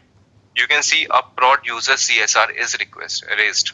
Alright, a certificate signing request has been created. Alright, if you want to read the content, okay, you can have the content in the base encoded format. Okay, so I'll have the base encoded format of this prod user CSR. Okay, you can see this is your base encoded string. I am going to copy it somewhere. Alright, I'll let you know why I am copying this, but let me copy this thing. Alright, so this is my key. Sorry, this is my certificate signing request in base encoded format. Alright, so team, now you have to raise a CSR as a Kubernetes object. Okay, I have just created a file. Okay, I have just created a file as of now. Certificate signing request has been raised as a file, but you have a CA authority of Kubernetes itself. So you have to create the CSR in a Kubernetes object. Kubernetes has an object called CSR. So you have to raise the CSR as an object there, not as a file. Alright, so you have to come back and then you'll go to RBAC directory. There is a YAML called certificate signing request. Alright, you can see the kind. The kind is certificate signing request. So this is a official object of Kubernetes. This is a API version. Metadata, this is the name of my user. Alright, specs group, system authenticated, and request. This is your base encoded, base 64 encoded CSR value. Okay, so I have to update this only. I'll copy this and I will have it in the notepad. Alright, now I am going to paste it. So team, you have to copy paste it very carefully. Okay, even a single space can mess it up. Okay, so be very careful. Be very careful before doing it. Alright, so I have pasted this base encoded CSR file value into CSR object of Kubernetes. Let me have this file with me now. vi csr.yaml vi this. I'll save this one. kubectl create -f CSR. Okay, so you can see that certificate signing request of prod user is created. Alright, if I'll do kubectl get CSR, okay, you can see that prod user has requested a certificate signing request. Who is the requester? Kubernetes admin. Alright, so you have to create the user, and as an administrator you have to request the certificate signing request. It is not the one if consider a developer came to you that he wants to get a user created and he wants to have the user with proper authorization. Alright, so on the behalf of that user, as a Kubernetes admin, you have to raise the CSR. Alright, and that is why you can see the status is pending as of now. Alright, the status is pending. So CA is going to authorize this now. Sorry, authenticated. So let's go back to the history file.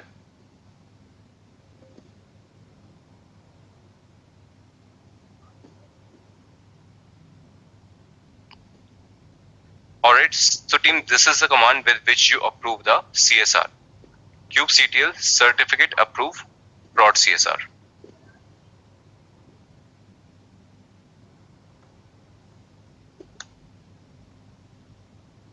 Okay, sorry, you have to change the name. This is not the prod. You have to use the name itself. Prod user. This is the name of your CSR. Okay, now you can see certificate signing request is approved. All right, now it is approved. See, the status has changed for prod user. It is approved and it is issued. It is approved and it is issued. So what we have done so far, we have generated the keys, we have raised the CSR, and the certificate signing request is also signed by Kubernetes itself. All right, so your user has been created. Now you are authentic to give any commands from this user. All right, we are going to use context for that later on. Okay, we'll see that later on, but just if you want to try some command with this user, okay, if you want to try some command with this user, from here only you can say kubectl get nodes. All right, kubectl get nodes with as user. All right,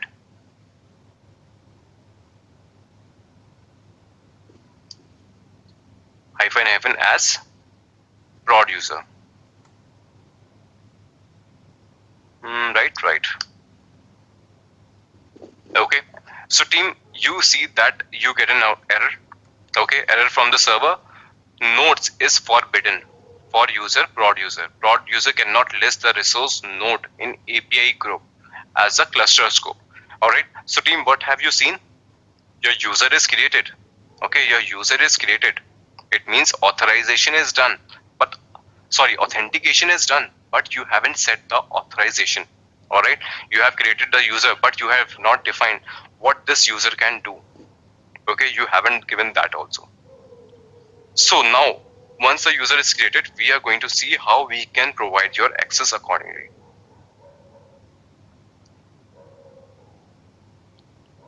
All right, so team, I have created the CSR using a YAML file. Okay, I have created the CSR using a YAML file. If you want to create, you can sign the request like this only. This generate a cert file. All right, so team, now I am going to create a role. Okay, kubectl create a role, and this is your role name. Okay, this is your role name. So if you are talking about roles, you have to remember that you are talking about namespace level resources. All right, so what you can give verbs that I can get, I can list it, I can watch it, and I can create it. All right, I get access to get, list, watch, and create. What resources? I can create pods, I can watch pods, I can list pod, I can get pods. Similar with services as well. I can list the services, I can list, watch the services, and get the services and create the services. Okay, you give that in resources. For which namespace you are talking about? Now we are talking about namespace level resource, so definitely we have to specify the namespace as well. So as of now, what I am doing, I am just doing it for the default namespace. All right, so by taking this, I'm going to create a role. Okay, you can see a role is created. kubectl get roles. All right, a role is created. You can describe it. kubectl describe a role. All right, so you can see what are the resources and what are the features you have to do. Okay, you have access to pod resources, you have access to services requests, service. All right, what you can do, you can get list and watch and create. All right, so this is about the details. Your role is created. Consider now you want to have the YAML. All right, I created it from the command line, but consider I want to have it from the YAML. Okay, so I think Rahul, you asked about the template generation. So again, I'm showing you that also. Okay, dry run equals to blind. All right, and then -o YAML. All right, so team, you can see how you are going to define it. This is your API version. Then you have kind, metadata. You can see the name and the namespace you have to give. What are the rules? In rules, you can see resources. You have the access to resources called pods and services. And what you can do, you can get, list, watch, and all this. All right. So team, what I'm going to do now, I'm going to create a deployment. All right, let's try that. kubectl create deployment dev test, alright, hyphen image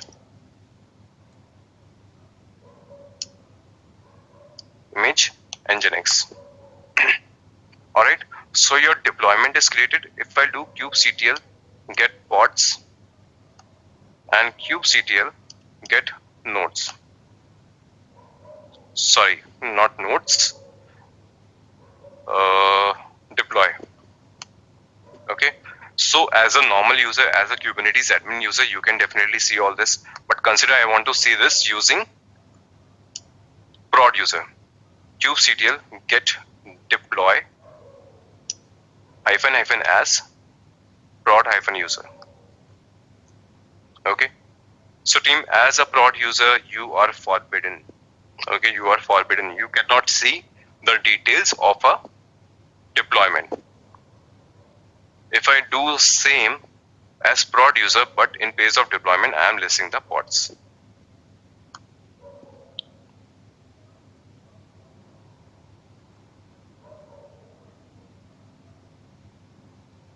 Okay, why it is not authenticated? It should be done.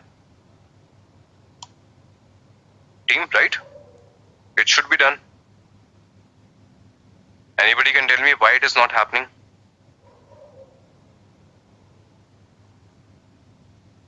Absolutely. Mosami, Kushagra, Joydeep, Gaurav, absolutely correct.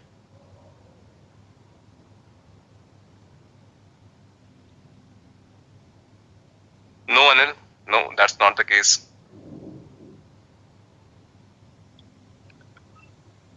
Alright, team, I haven't given the role to the user as of now. Alright, I have created the role, I haven't created the role binding. Okay, first I have to do the role binding. I have to give this role to this user, then only this user will have this role. Alright, so you have done the role, you have to do the role binding as well. Okay, now I am creating a role binding. Kubectl create role binding. This is the name of the role binding. To whom you are binding this rule? You are binding this role to prod user. Which role? Prod admin. Alright, you have to execute this as well. Alright, now your role binding is created. Okay, now your role binding is created. So now let's try those commands again. Kubectl get deploy, again you are forbidden. Kubectl get pods. So team, now you have the role binded to the user called prod user. Now you can get the rest. Earlier you were not able to, right? Because creation of role is not enough. You have to do the role binding as well.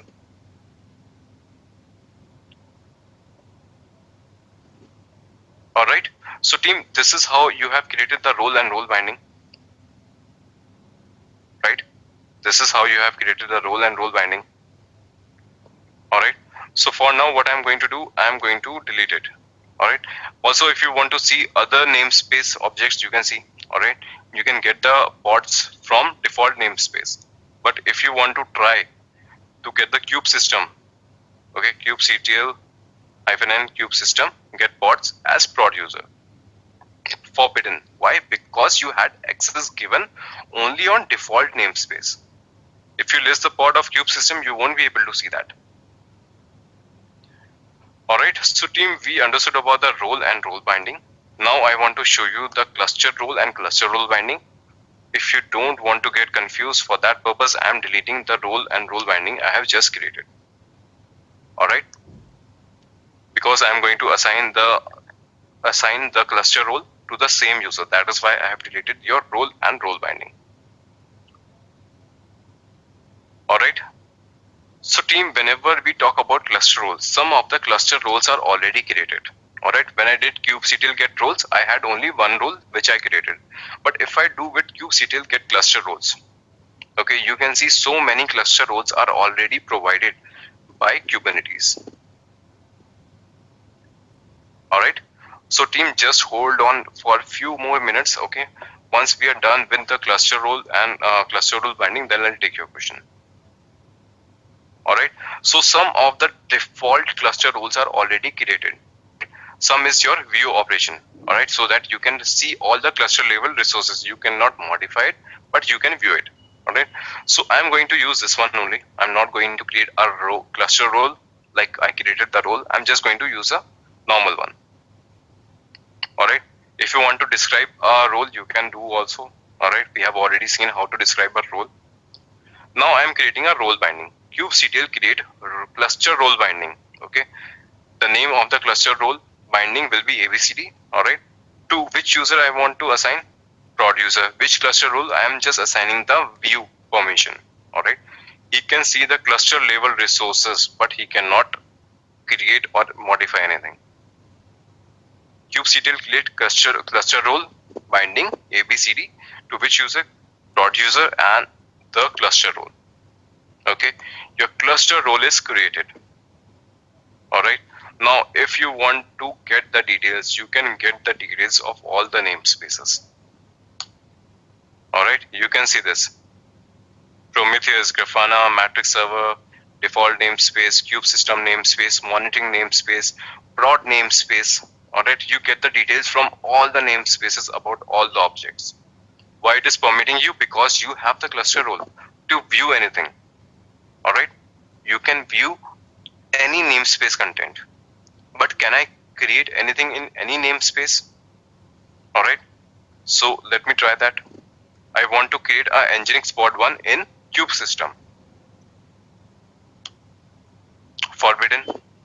Prod user cannot create resource pods in API group in the namespace of Cube System. Cube System, I cannot create any object. All right, let me try to create in the default one as prod user. Again forbidden, because I have just a cluster role that allows me to view the resources. I have no permission to create any object even in the default namespace. So if I execute all these commands with the prod user, the role binded to that user matters a lot. All right, so team, we have seen all of this. All right, we have seen all of this. All right, any doubts till this point of time?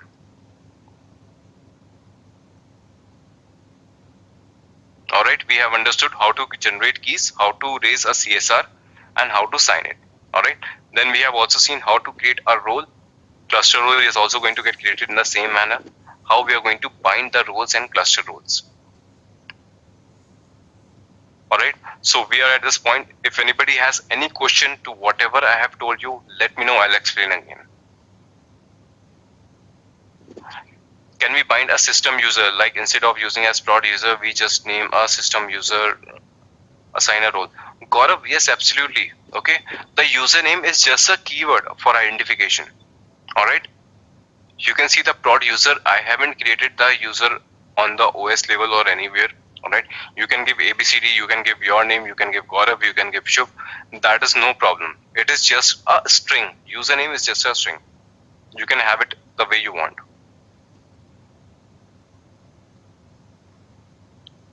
How to restrict someone to use a particular user only? Kushagra, I didn't get it. You want to restrict a user for a particular user itself? How does that work? I'm not sure. If you want, if you're trying to say that I have used as hyphen prod user, I can create another user and I can give hyphen another user. All right.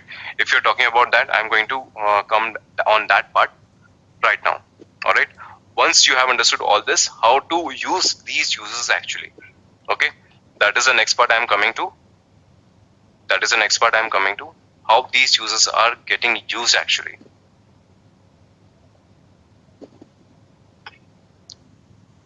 That is the next part I'm coming to.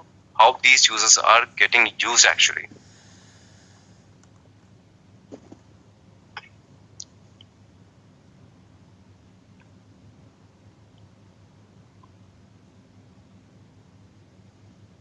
Ashok, you are saying how can I check what are the users are binding to specific role? Okay, so Ashok, you have cluster role and roles. We have already listed that. All right. Similarly, roles binding and cluster role binding are also an object of Kubernetes. You can describe them also. Okay, kubectl get, let me have the object name from here.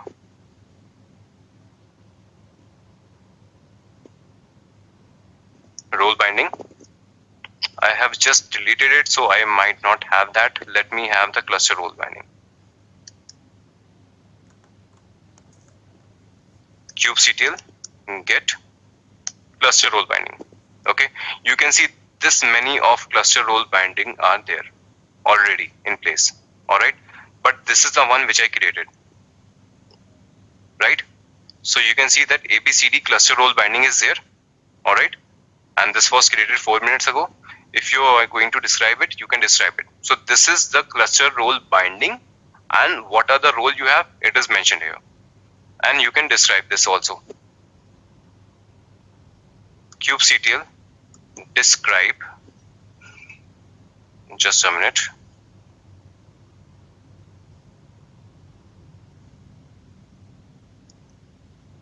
Describe cluster role binding ABCD.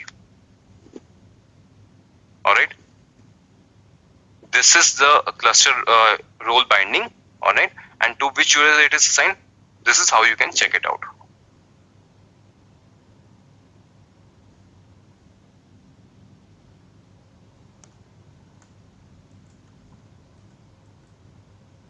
All right, so team, any other question till now? Any other doubt to the whatever we have covered? Team, quick yes from all of you if you do understand. If not, do let me know, I will repeat. If I give access to someone to the master node and they can use and execute a command, what is the purpose of having the functionality done? Kushagra, yes, that is the case. Okay, so you never give access to the master node to any user. Okay, why we are creating users? Because I want to access it from some third place. I don't want to give access to my master node. That is what I'm going to show you later. Himanshu, how to see which user has deployed which pod instead cluster if they have many users with the same role.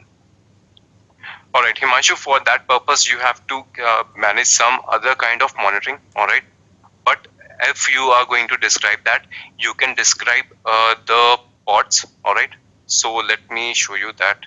kubectl get pods, or let me get the deploy first. I hope its definition is going to the shortest one. kubectl describe deploy dep test.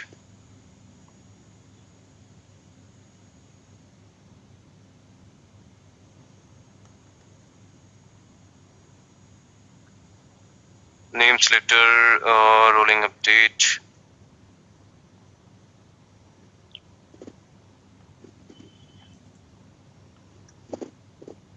Okay, that is a part of security context. Okay, so I will tell you that later on. Okay, so I will answer your this question also. Okay, how to find out which user created what. Okay, for that purpose you have to understand the security context. Sorry, not security context, service account. Alright, we'll see how token also work. Tokens are also there in Kubernetes. Alright, so I can answer that question a little bit later. So Himanshu, I guess that is okay with you.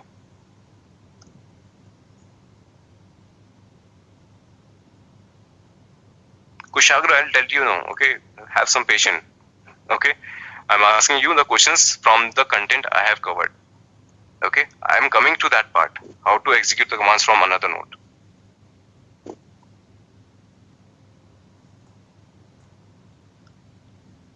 Arjun, okay, you want a high level reputation, all right. How we can target user of specific nodes and pods.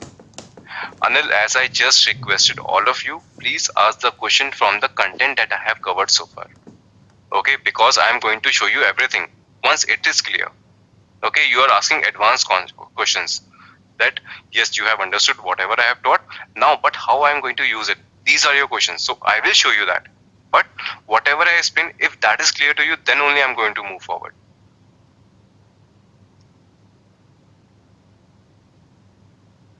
All right.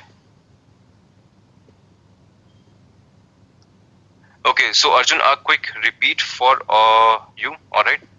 We have already seen that we need to have a user and we need to have some RBAC. All right. Our purpose was to have authentication and authorization both. So to have the authentication, you have to have a user. All right.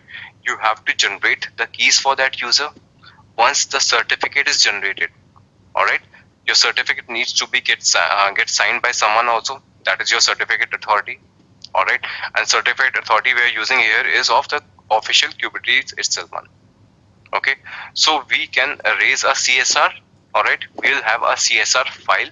Then we are going to have base encoded format of that CSR file, and we are going to place that in an object called CSR of Kubernetes itself. Okay, Kubernetes has its own object called certificate signing request.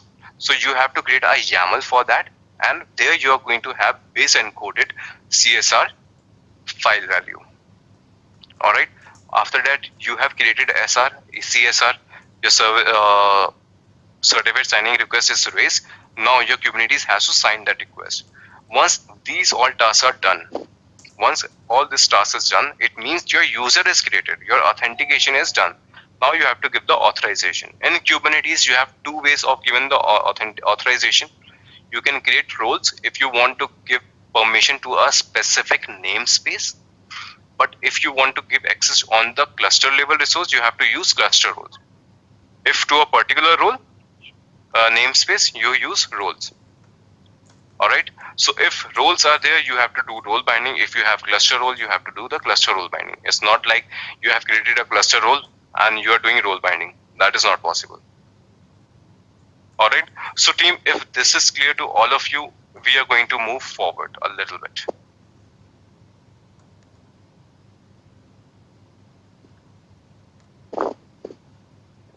Okay, if it is clear to all of you, we are going to move a little forward now.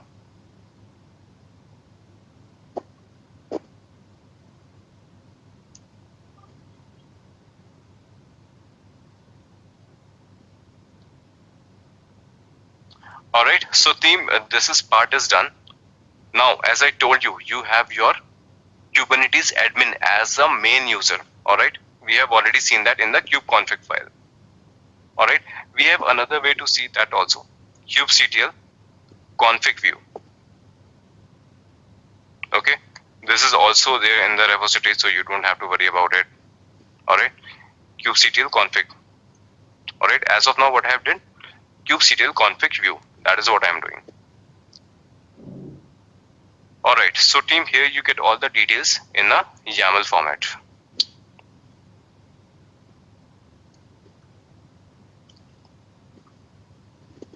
All right, so team, what is the name of your cluster? It is Kubernetes. All right, which user you are using? Kubernetes admin. All right, and then with the name of the cluster and with the name of the user, collectively they are called as context. Okay, collectively they are called as context. Username @ cluster name. Collectively they are called context. So what is a context? Context just allow you to connect to a particular node. Okay, so if anybody of you have connected to some databases, okay, so I have worked on Oracle databases and MySQL databases.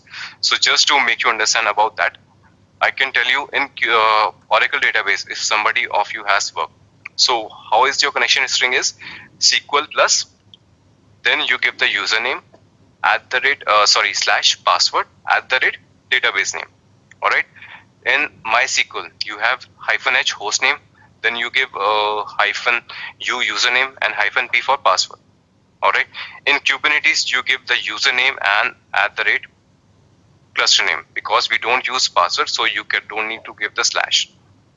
You are using certificates. That is why username @ cluster name. All right. So context defines that which user is connecting to which cluster. All right. And you get the details that this is the current one. You can have multiple contexts also. All right. So Kubernetes admin @ Kubernetes is connecting to this one. All right.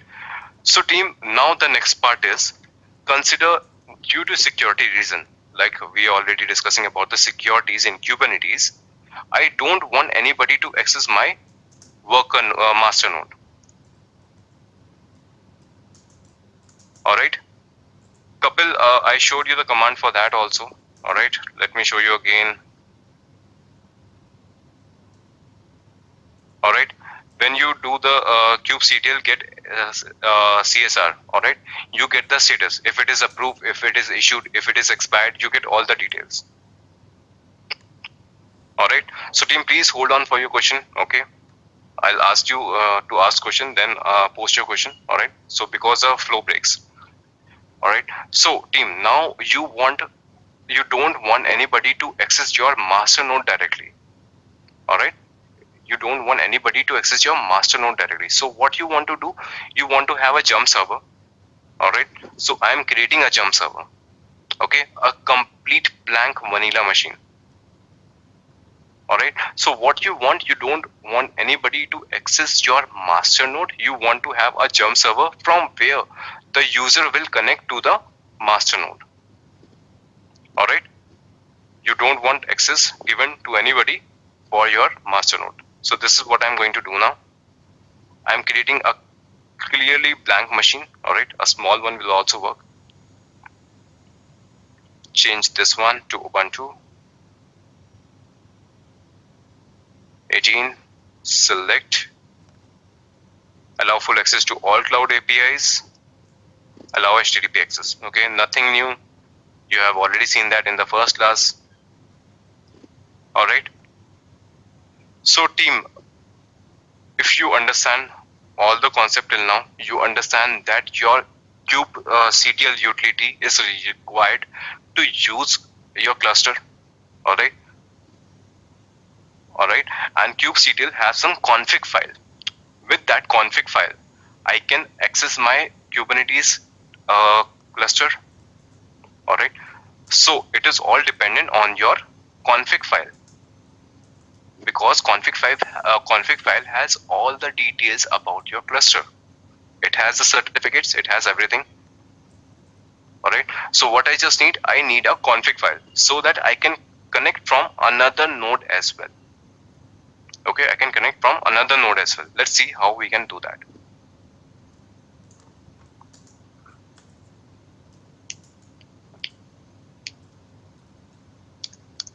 Okay, so you see that this machine I just created right in front of you, so it doesn't have anything. All right, what I am going to do, I am going to place the kube config file here also. All right, at the home location, again I am going to create a directory mkdir.kube cd.kube, just like I have on the master node.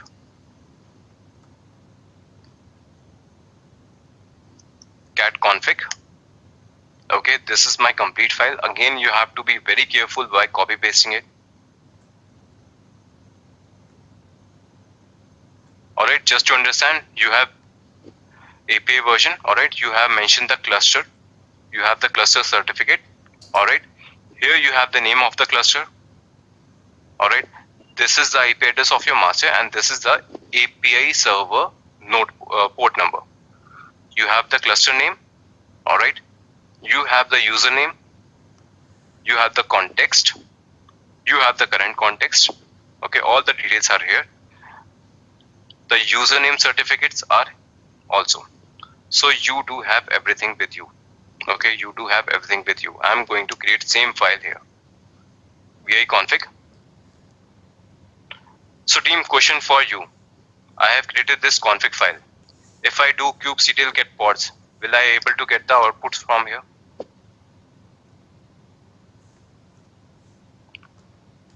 Kubeadmin is a user created. It has the admin level privileges. I have placed its own config file in this machine. Will I get the output here? If yes, why? If no, why? Gaurav, user is already created. Okay, in this config file, I have placed the detail about the user, about his own certificate. So we have the authentication, we have the authorization. Kushagra certificates are present. In the config file, you have base encoded value of certificates. Okay, so certificates are also present. Siddharth, You got it. Okay, Siddharth got the right answer. Anybody else? Arjun said yes. Okay. Prempal again, right answer. Gaurav, I don't need kubelet. Mosami, absolutely correct.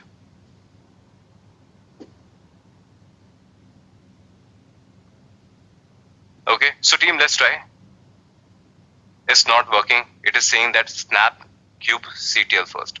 Okay, so definitely if you are running some kubectl command, you should have that client also. Okay, so let's download that also.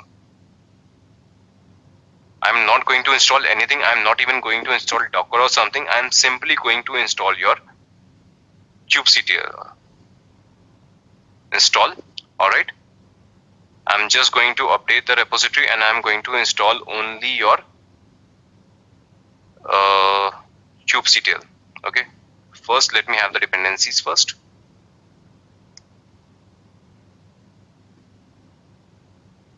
Just updating it.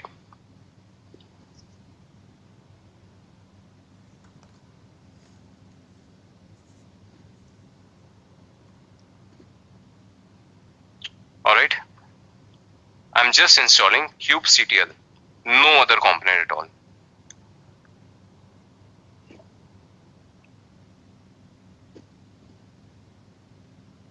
Alright team, now tell me, I do have kubectl installed. Will it work now? Kubectl get nodes. Will it work now?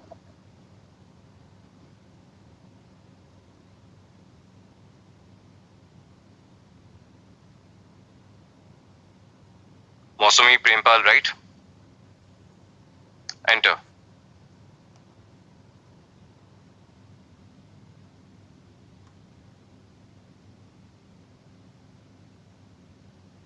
Mapping values line 2. There is some error in the line 2. Let's check it out. 1 minute. Kubectl get nodes. Yeah, some error is at line 2. vi config.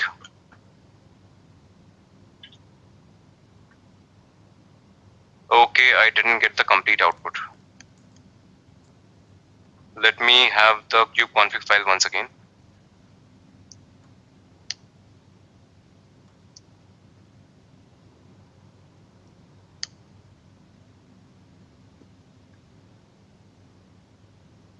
Alright, yeah, it is an issue with the browser. When you get the terminal from the Google Cloud, you cannot copy everything just like that. Okay, so till here I have copied. Let me paste everything here.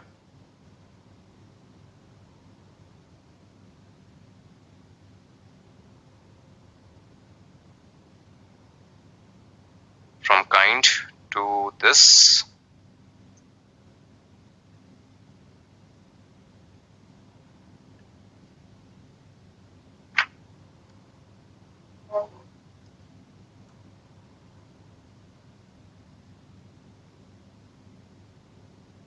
And at last, this part.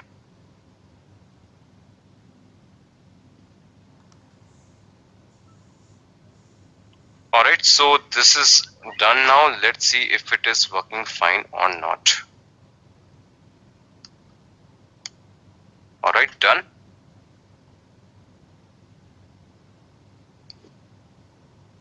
Team, it is working. kubectl get nodes.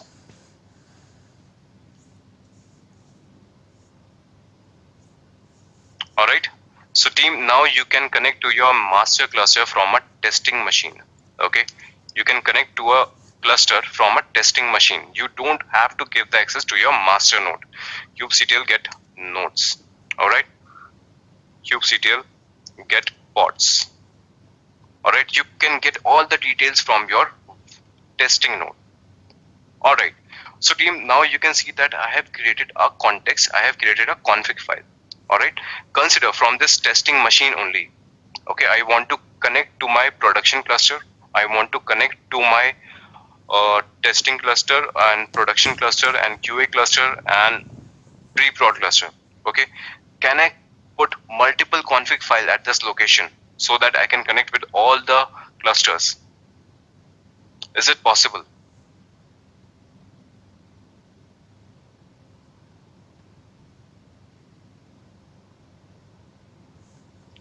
Can I create multiple config files here? Prempal, no, wrong answer.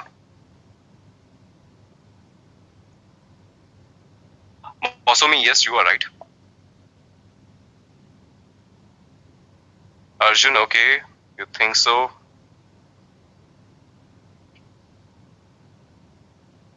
Kushagra, absolutely correct. Anil, you are also right.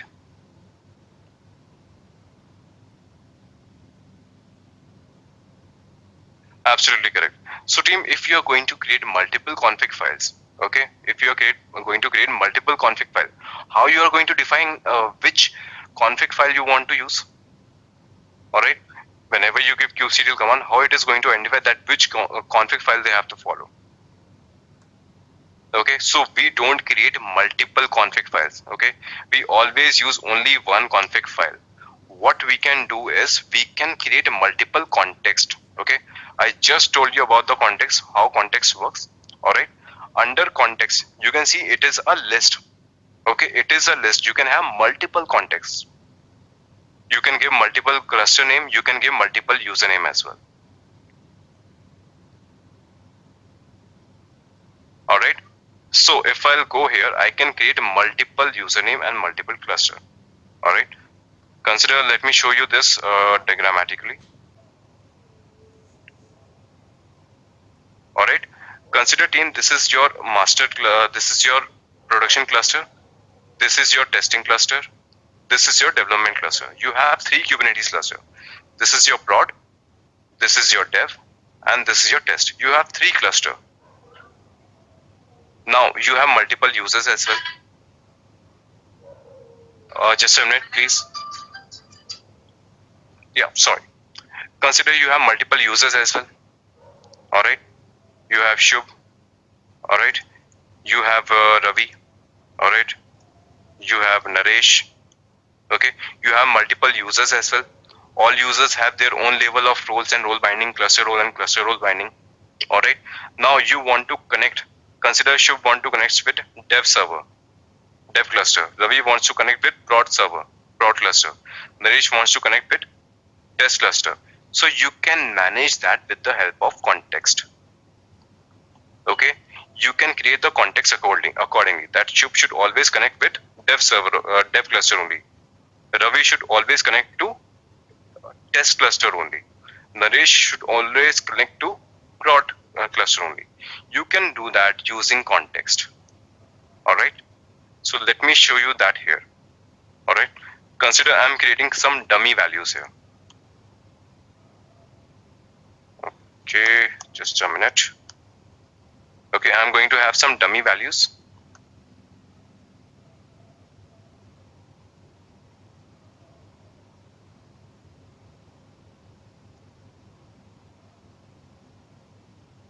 Cluster, saying I am giving a prod cluster name. All right, username is I am giving as Shubh. All right, and the name I am defining for this context is Shubh @ prod. All right, and I have to define it as a list also. Hyphen context. Okay, so context is a list. This is your one context, and this is your another context that I have created. All right, and you can see that your current context is Kubernetes admin. You have to set your current context. I'll save it here.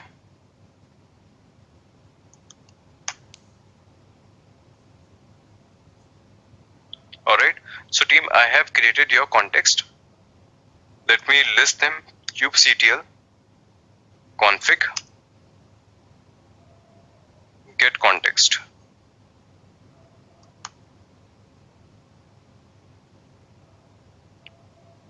Okay, I think I messed it up again. There's something at line number 30.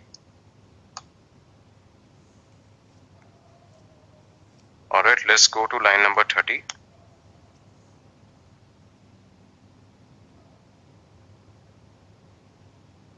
Okay, it is about the new entry only. Okay, I haven't put the columns at the end. My bad. It is done. Team, can you see now you have two contexts? Okay, now you have two contexts. Kubernetes admin @ Kubernetes, that is your first context. Second context I have created as Shub prod, cluster is prod, and name is Shub. And you can see the current one also. Okay, the current one is marked with start. So if you want to change the context, all right, if you want to change the context, you can do kubectl use context. Okay, kubectl use context. Which one? I want to use this one.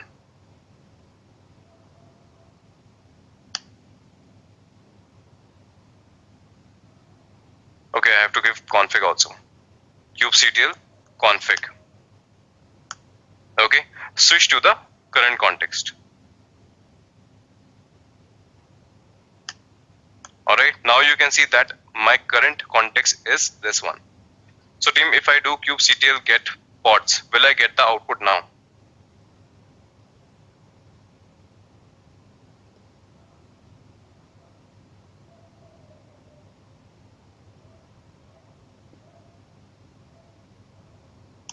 Right, it's a dummy one, so it is not going to give you output. All right, because your Kubernetes is your API server will not identify it. No keys are identified, no certificates are generated, no certificates are signed. All right, so nothing is here. So your API server will refuse the connection. Your API server will refuse to answer to this command. Okay, because it is not a value even though. All right, so if you want to switch the context again, you can switch it. Alright, again I'm going to use the default one. Alright, so team, you can create users, alright, and after that you can give those user details in the kubeconfig file and you can choose your context accordingly. So team, I hope now you are able to have the complete picture how we use it. Alright, we create a jump server, alright, we create a jump server. Consider a developer came to me that he said he wants to have a namespace with the privileges to create pods. Alright, that is a requirement with which a developer came to me. Alright, so I'll say okay, alright, I can do that. What I'll do, I'll create a jump server. I will not give him the access of master node. I will create a jump server. Alright, where my master is running, I'm going to create a user for him. I'll generate the keys of that user. I'll generate a CSR. I will sign that CSR. Alright, after that, the developer asks me that he wants to have the access on pods. Accordingly, I'm going to create a role. I'm going to bind that role to that user. Alright. After that, I'll place the kubeconfig file in this location on the jump server, but in the place of default user, I'm going to put the details of the user that I have created. Okay. So the user, the developer will access this jump server, will come here, will do the kubectl commands, and he will have the access only whatever I have defined on the master node.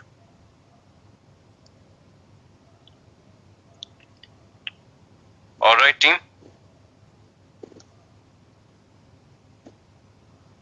Understood to all of you? With all this, we have covered stateful sets and we have discussed all the concepts of security, authentication, authorization, certificates, role cluster, role binding, kube configs, context. This is covered by us. Okay, all of this is covered by us. We are remaining with two topics now.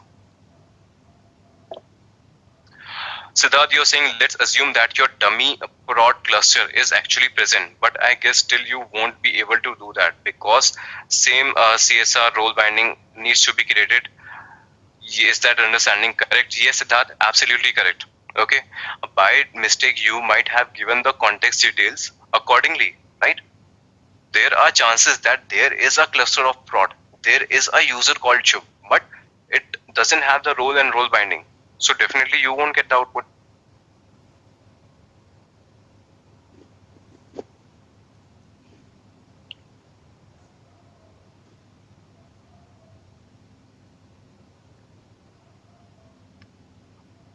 Gaurav, I have already showed you. All right. I have to put the content of the prod user. I have just given the dummy values right now.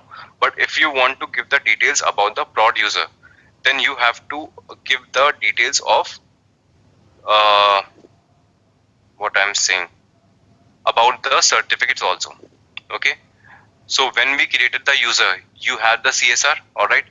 If I'll go to my master node, and which command I used to have that.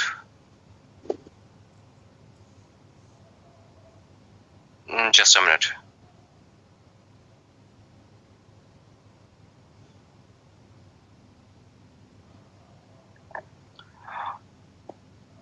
Here we are, and security history file. All right, at this location you have your certificates on master node. This is my master node. All right, you have your private key. All right, you have your CSR. You have to put these details. You have to put these details in this YAML as well. All right, you have to give the context and you have to give the certificate values also. Okay, I haven't just put the certificate details, otherwise everything is already done.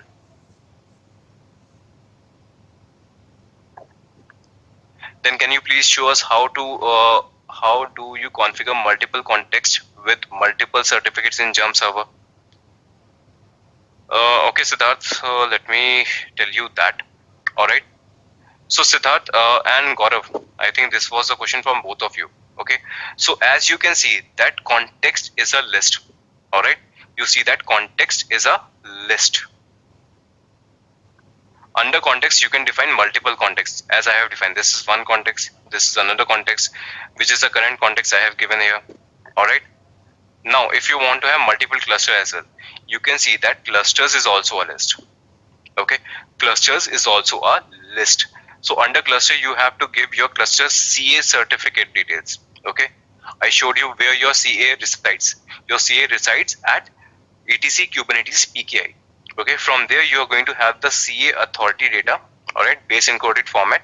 You are going to have that in this cluster, another next detail, all right, and you are going to have your API server, your master node IP address, and the API server port number that is going to be default 6443, but the IP is going to get changed, all right. So similarly, you are going to have, if you want to connect to two cluster, you are going to have two entries here like this. One will be your cluster and second will be your server. All right. So you can set multiple cluster details here. All right. Now talking about the user details. All right. You can see that users is also a list. All right. User is also a list. So you have to give the name of the user. All right. And you have to give the certificate details of that user also. Okay. And we have already seen how to have a base encoded format. The command is already provided you in the Git repository.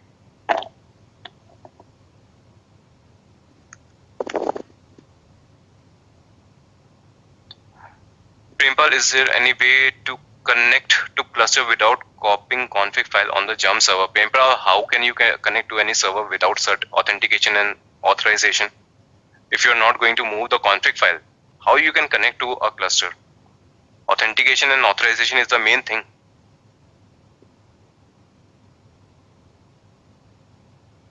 Yes, Siddharth, absolutely, you got it. Yes, Gaurav, the way I created another entry, you can remove a previous entry also. If you want to remove this entry, you can just comment it out and remove it totally from the kubeconfig file.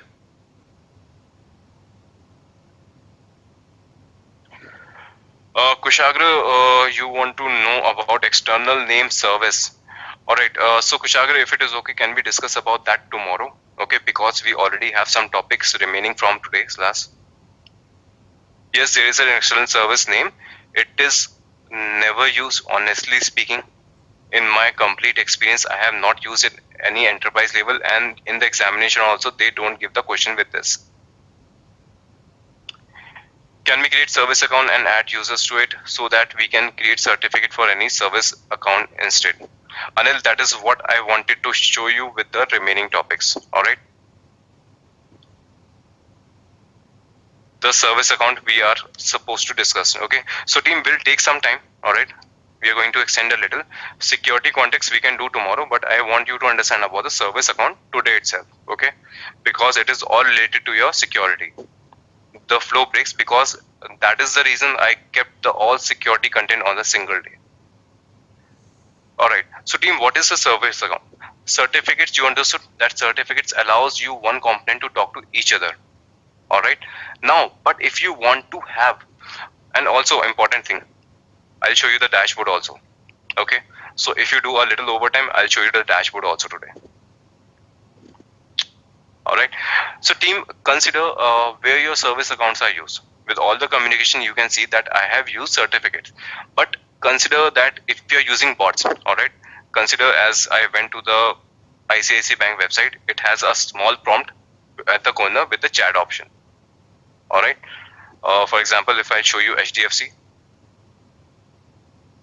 there is something called EVA, right? So this is an artificial intelligence. It is a bot. All right. You will get some details. It will fetch that details from its own cluster. All right. Consider I want to know about credit card services. All right. So what this bot is going to do, it is going to check inside the cluster and give me the details. All right. So certificates are used to authenticate the user, and service accounts are used to authenticate some automation. All right. Or you can say artificial intelligence. So if you want to give some details across artificial intelligent objects, you use service accounts to communicate between application without prompting username and password. Absolutely correct, Prempal.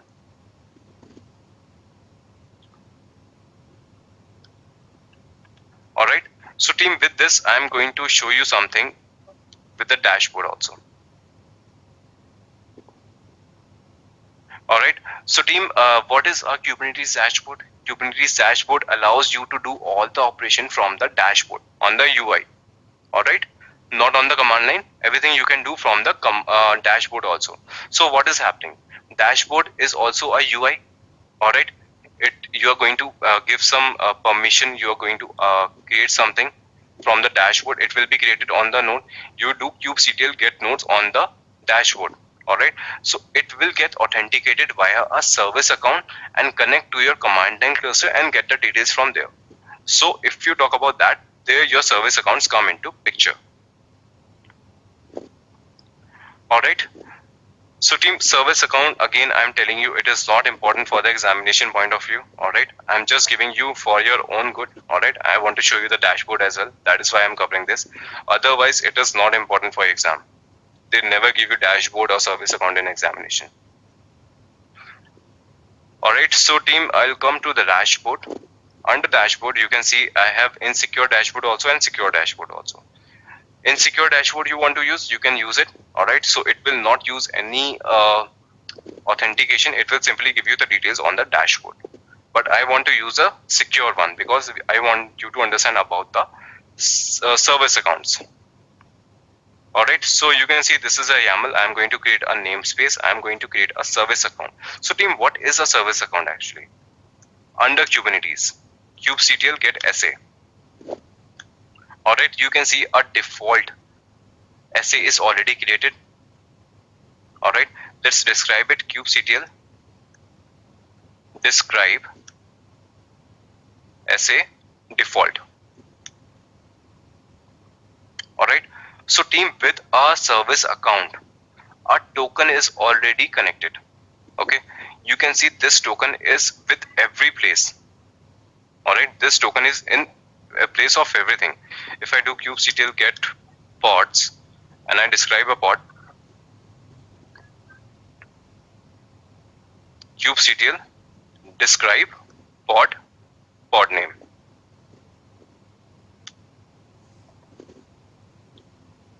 Alright, so team, I described the pod and I had this token. This is the default service account. It has a token of PM8GK. Alright, in this definition, you can see that somewhere. Where is it? Where is it? Here it is. Okay, you can see the mounts. You can see it is having a Kube API access PKM7P. Okay, so whatever the resource you are creating, it is using the secret, it is using the service account.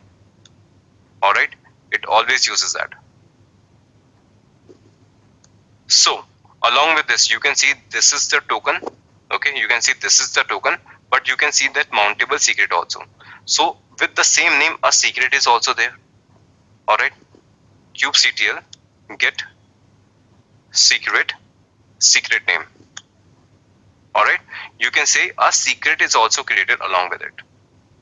All right, let's describe the secret now. Kubectl describe secret and secret name. All right, so team, this is the end token. This is the end token of your service account that actually uses. Okay, so you can see, understand the hierarchy. You have a service account. With service account, you have a secret created, and under secret, you have a token. This is a complete hierarchy of your service account. All right, let me go back to normal location. All right, and you can see all the objects are going to get created. I am creating a service account here. All right, I am going to expose the service because I want to have it as a dashboard. Then I am creating a secret also. Okay, so you can see everything that I have shown you are going to get created. I am creating secrets here also. Multiple secret for multiple components, multiple secret. I have used config file, ConfigMap. I am creating a role also. Okay, because secrets also need roles, right? By that only they are going to get the details from the cluster. You have a cluster role. We have a role binding, cluster role binding. All right, now we are creating a deployment. All the objects are there that provides you the complete dashboard, and there is no component left in this YAML that you don't know about. All the components in this YAML, you have understanding about all of them. kubectl create -f and done. Okay, so you can see your namespace, service account, services, secrets are created, config maps, roles, role binding, deployment, services, and this. All right, kubectl get all -all.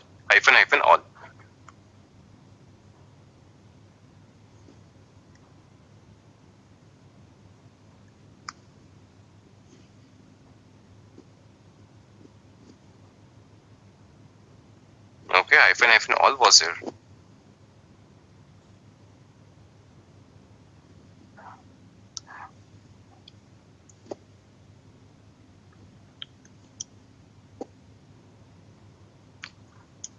Let me get the services only. SVC -all.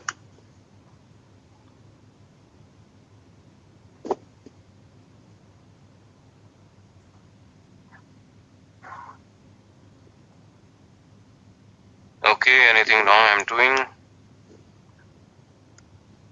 No. Just give me a minute.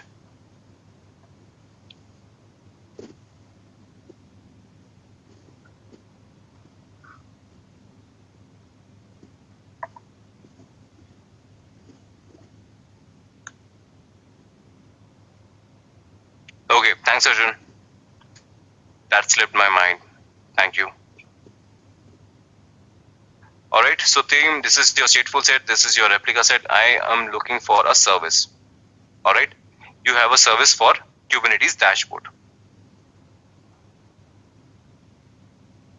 Alright, so I am going to use a node port of this one on this one. Let me see what I'm looking for. I'm looking for my master node IP. I'll paste it here and I'll get the port number 30522. Okay, so it follows HTTPS because we are talking about the secure connection. Advanced. So team, this is a secure connection, that is understood, but the certificates are not CA authorized. That is why it is asking you, do you want to continue or not? All right. So team, it is asking you to have the token. All right. It is asking for you to have the token. Let's see where I can find a token. All right. kubectl get SA. All right. You can say Kubernetes dashboard. All right. I'm going to describe it. kubectl describe SA and the SA name, Kubernetes dashboard. It has a secret. Let me describe the secret. kubectl describe secret and secret name. Alright, so team, this is the token that you have to provide there. Okay, this is the token that you have to provide here. Then only you are going to get the sign up. Alright, so team, welcome to the Kubernetes dashboard. Alright, you can see this is about the default namespace. You want to see of any other namespace, you can see Kubernetes dashboard namespace, you can check it out here. Alright, all the objects you can see what are created. Alright, CPU utilization, memory utilization, workload, how many pods are there, how many deployments are there, how many replica sets are there. Alright, you can see about the replica set details. Alright, this is your replica set for say. Alright, this is your maximum search, maximum details. All the details when it was created, you get all the details from here. Okay, all the details you get it from here.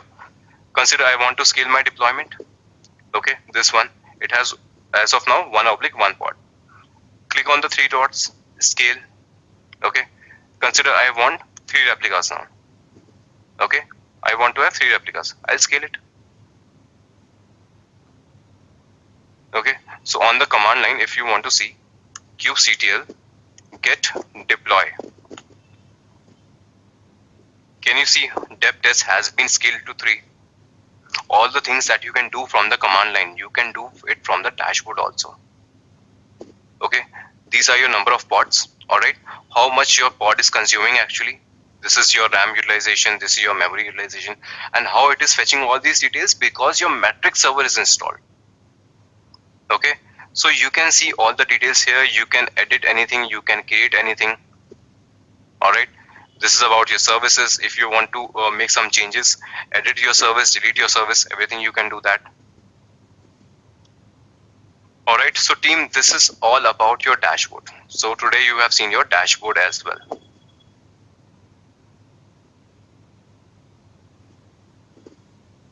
Okay, so team, any doubts related to your service account?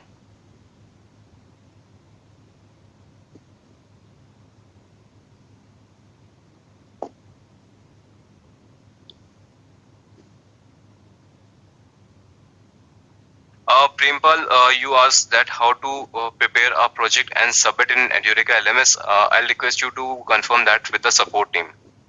Okay. As for my understanding, you have the project, you do the use cases on your cluster. All right. Have a screenshot of that, paste it in a notepad or somewhere, and then submit that document. That is my understanding, but I'll request you to double check it with the support team. Mosumi, you're asking what is a mountable secret? Mountable secret is nothing but a normal secret. Okay. Mountable is a keyword written because it is used by all the components inside the cluster, and that secret is mounted on a service account. That is why it is showing you mountable. Otherwise, it is just like a normal secret.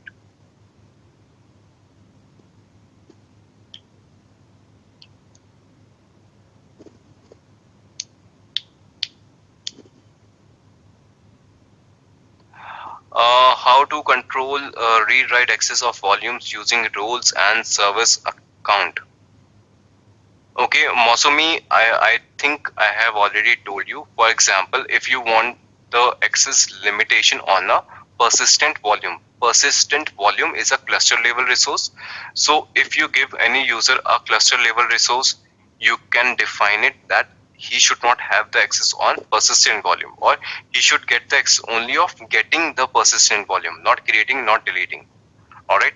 And if you want to deal with namespace, you have persistent volume claims. All right. You can create a role in for persistent volume claim, that if anybody wants to list it or delete it or create it, so you create a role and create a role binding corresponding to that user. So that's how you're going to do that, Masumi.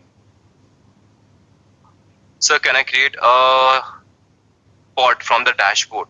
Rahul, absolutely you can do that. Okay, here is a plus sign. All right, on plus sign you create. If you want to give a YAML format, you can give a YAML file here. Okay, if you want to upload a file, you can upload a file also. All right, from here. If you want to create right from the command, all right, I give a name. Okay, testing app, container image, I am using Nginx. All right, number of pods I want one only. Service, I don't want to create any service as of now. Deploy. Okay, so with this you can create any object. All right, you can provide the YAML text here. You can have a file uploaded, or you can create it from the command line itself. All right, so if I show you on the dash command line kubectl get pods, 20 seconds ago a testing pod was created. Okay, you can see it was created as a deployment. All right, it is created as a deployment, but that doesn't create any problem. All right, because it was providing you to provide the number of replicas as well. So if you want to create a single pod, you can create it as a deployment also, no problem with that.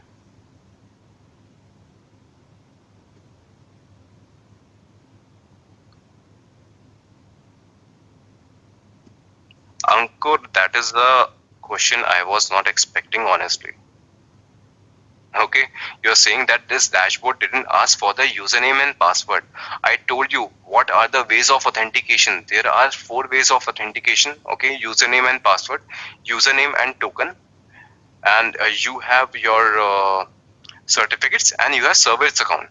These are 4 ways of authentication. All right, and I told you in Kubernetes we always follow certificates and service account. So we logged into this dashboard using a service account. All right, I can log out, and you can see I am providing a token. With that token, I was able to log into this dashboard. If you don't have this token, how you log in? That is a alphanumeric long string. It does provide you a security. If you miss any one character, you won't be able to log in. All right, let me give you any gibberish here. Okay, I'm just typing gibberish. Let me sign in. Okay, it says invalid credential. So I have to make sure that I am providing exactly correct details here. All right, this is where is it?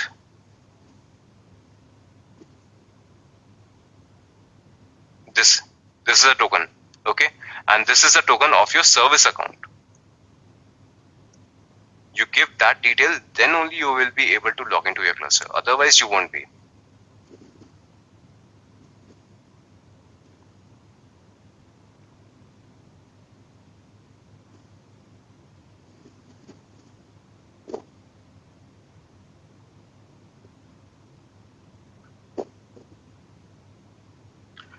Okay, so if you want to use kubeconfig file, you have to give the kubeconfig file also.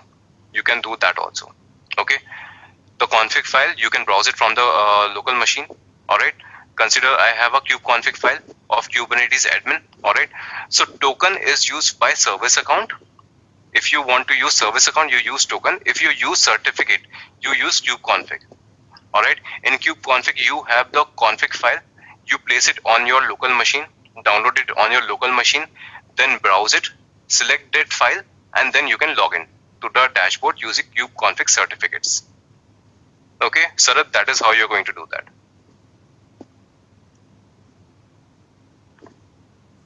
Sir, if I have to create a development for dev and a testing at the same time, will it be possible for the dashboard? So I have to change the labels in YAML.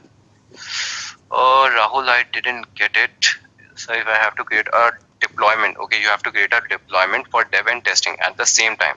Will it be possible from the dashboard, or I have to change the labels?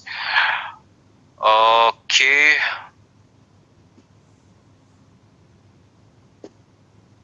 So Rahul, what you want to create a deployment, all right? So you can have a YAML file here, all right? you know in a YAML you can create multiple resources at the same time, right? If you see this YAML file, okay, if you see this YAML file, I am creating multiple objects, service account, and see I am creating multiple secrets, 1 secret, 2 secret, 3 secrets. All right, all the 3 secrets are getting created in a single go. If I copy and paste it here, if I copy it and paste it here and upload, it means it will create 3 secrets in parallel. Okay, I hope this was your question. In place of secret, you can give your deployment definition. Okay, what's wrong with him?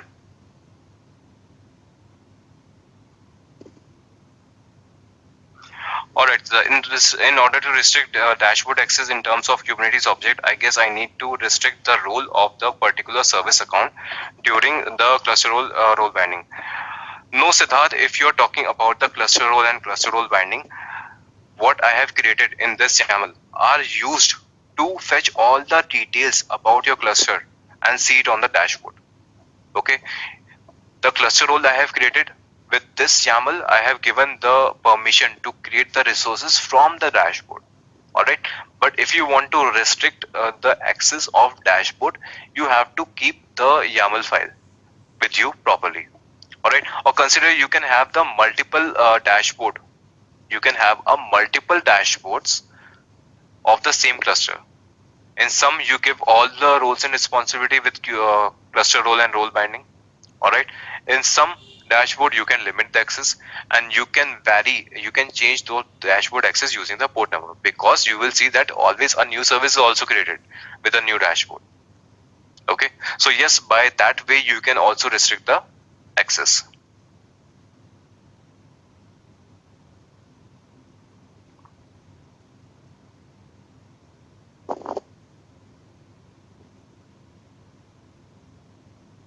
Alright team, any other question till now?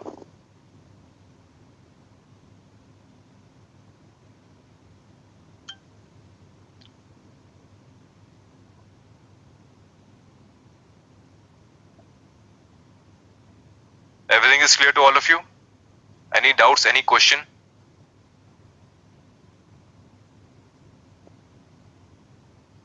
So team, with this I will be concluding today's session here. Alright, I'll be concluding today's session here. Security context is a small topic, I can cover it tomorrow as well. Alright, today we are already 25 minutes late. Alright, so team, I am getting all your feedbacks and I really appreciate all of it. Alright, so keep doing that. We are done with today's topic. If you have any questions, you can stay. Otherwise, you can leave today's session and mark your feedback. And tomorrow we are going to meet for the last time, where we are going to discuss about everything troubleshooting and your examination tips. Everything we'll cover tomorrow. Okay.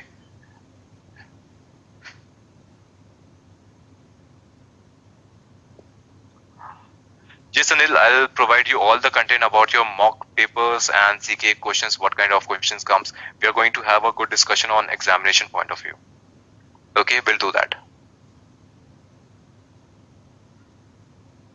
Arjun, you won't get the mock exams actually, alright?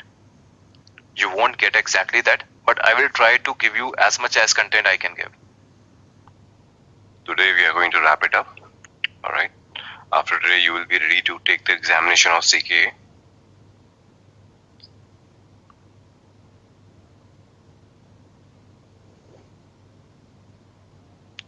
So team, please confirm if you can see my screen and if I'm audible to all of you.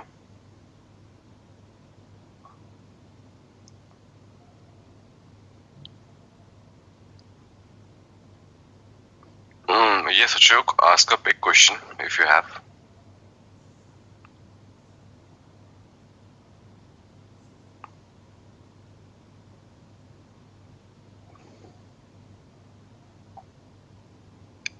No, Ashok, for interview you don't have to remember the commands, alright? Yes, but basic commands idea you should do have. Alright?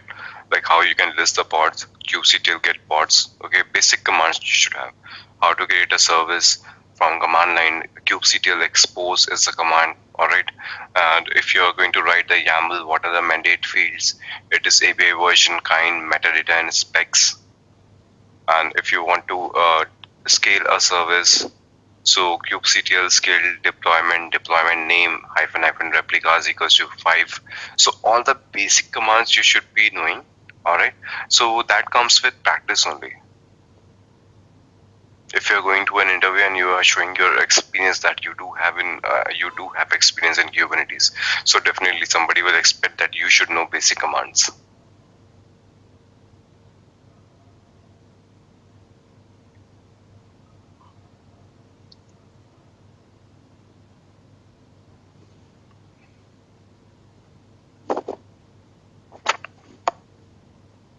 Okay. So team, anybody else wants to ask anything before we start with today's class? Agenda is right in front of you.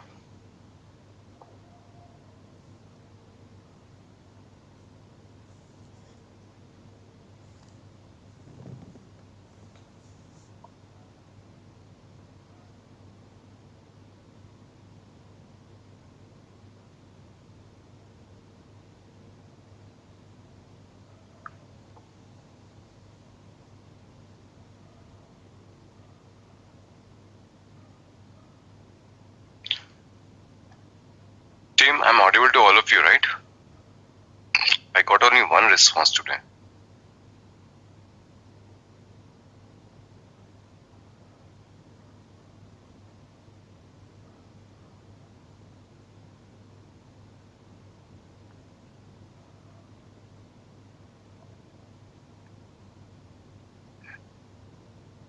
Okay, great. So team, nobody has any question, right?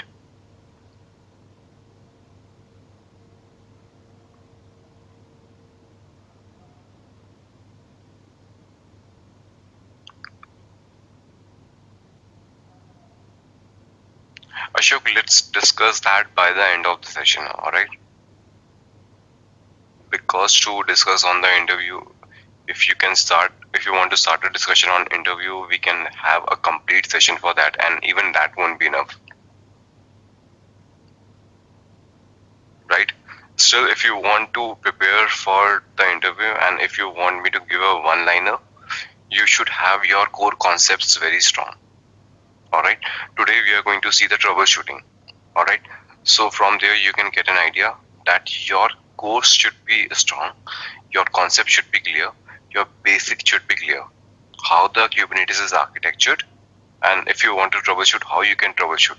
It all comes down to the basic architecture, how much clarity you do have at that area. Alright, so we'll discuss that thing by the end of the session as per the time permits.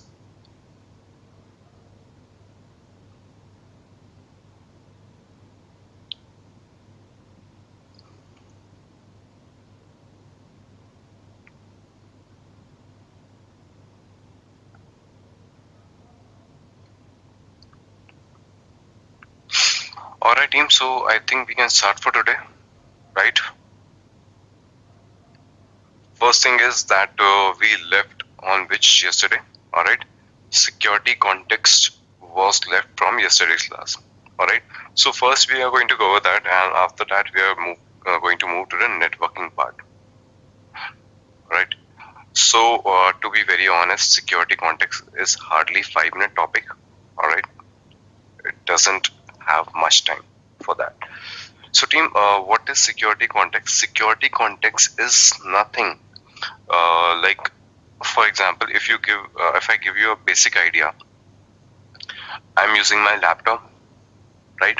I'm using my laptop, Windows laptop I do have, alright? So what happens whenever I am working on it? What I do all the things with the administrator account. Alright, whenever you are using your laptop, you always use administrator account. Alright, but consider you want to hand it over to somebody else for a few hours. Alright, if you want to hand it over to someone for a few hours, what you do, you'll lock your administrator account, and what you'll do, you'll open a guest account. Right? so that if somebody wants to use your laptop, he will be using guest account. So team, don't we do that? Isn't it that the case?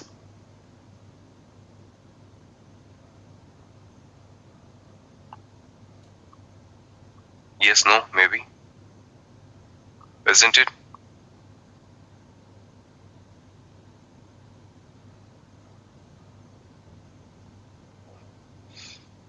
So team, come on.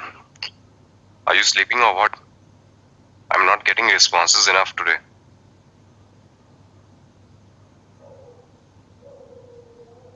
Didn't had your coffee?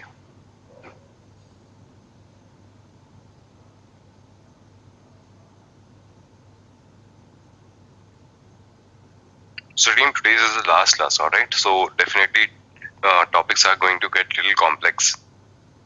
If you won't respond, I won't be able to help you. The session has to be interactive.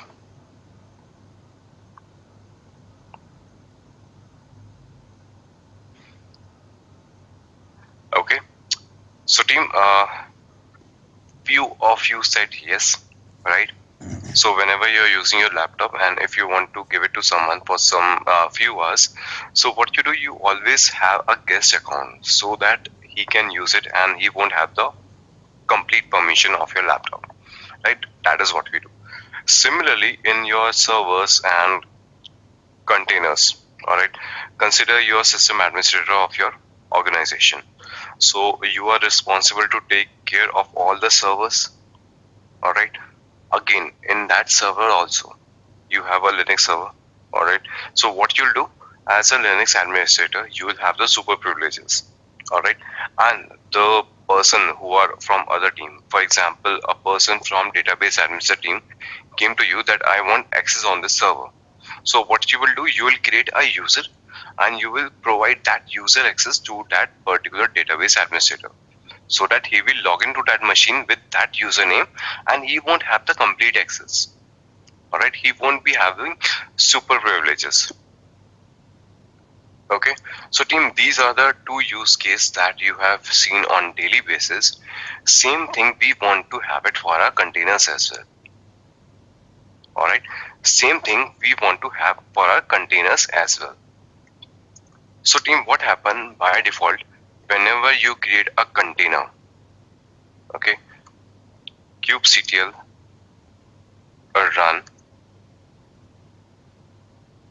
pod1 -- image nginx.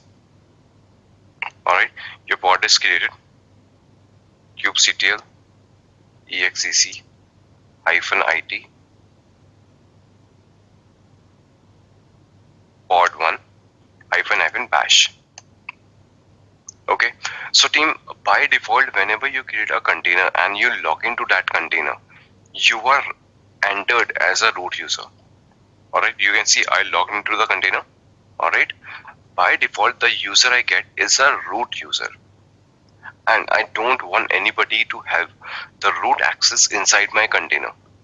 That is my requirement, because he can go inside the container and he can mess it up. So what are my expectations? I don't want to give a root access to anyone inside my container, even if I am that person. All right, if any other Kubernetes administrator is there, I don't want to give that much access. All right, so how we are going to avoid it? To avoid that, security context is something that comes into picture. Okay, security context helps you with that. So let me show you an example for that one real quick. All right, it comes under security, and then we have security context. All right, consider it is my pod where I don't want to give root user access. All right, so here is an example. Run as non-root prod. All right, so team, you can see the definition. It is API version 1 and kind is pod. This is the name of my pod. Under specification, I'm going to mention security context. Okay, under specification, you mention the security context. In the security context, you can say that run as non-root. is true. Alright, so I am asking it not to run as a root user. Run it as a 405 user. Alright, let's have a raw format. I'll copy it. kubectl create -f. Okay, my pod is created. kubectl get pods. Okay, so many things are running. Alright, kubectl exec-it and the name of my pod -bash. So team, you can identify, alright, whenever you have the root access, you get a hash, alright. Whenever you don't have the root access, you get something like that, $sign or what. Or if I do ID as well, okay, you can see what is my user ID. My user ID is 405. Group ID is root, that is okay. I just asked for the user, alright. So I don't have the root user access at this point of time. Alright, similarly, I have multiple examples here. Alright, the type of variety you can have for the users inside your container. Alright, like if you want to have a pod which has read-only access, so you cannot make any changes in the pod configuration. You have that also. Okay, you have set the volumes, and you will have only the root read-only access in the root file system. Alright, in the root file system, root/, you won't be able to do any changes. Okay, it will have only read-only access. Similarly, multiple cases are here. Alright, multiple cases are here. We have multiple examples. Alright, whatever you want to have, you can do with your pods and container. Alright, so team, security context is nothing, just managing the access you give to the container. Alright, that's all about your security context. This is this much only. Alright, we don't have much in the security context, that is all about it. Ashok Sahu, I have just given a name of the user. Alright, 405 is just a name of a user. You can give XYZ, ABCD, Rahul, Shuk, Ashok, whatever you want to give, you can give. It is just a username. Alright, UID means username. If you saw earlier, it was root. Okay, earlier it was UID equals to root. It is just a unique ID. Alright, 0 is a unique ID for root. Alright, and 405 is a unique ID for guest account.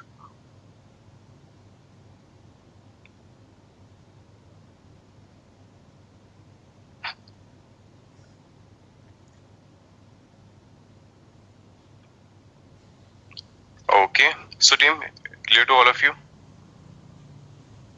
I told you this was the smallest topic in fact. Alright, so team, now we are going to start with today's agenda. Alright, your last class agenda.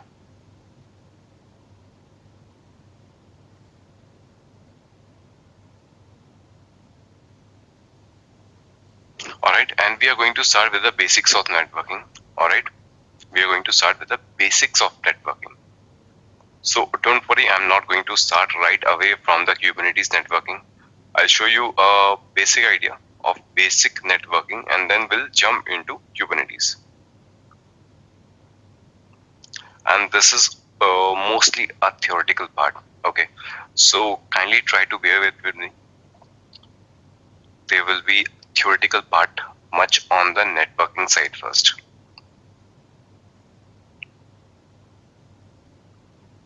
Okay, so team, consider I have multiple laptops, okay, or multiple systems. We have C1, C2, C3, C4, alright, and consider this laptop wants to talk to this laptop. Alright, they want to communicate with each other, computer 1 and computer 2, basic layman language. Alright, two systems wants to talk to each other. In very basic example, layman example, how do they communicate with each other? What is a technical term in networking with which they can talk to each other?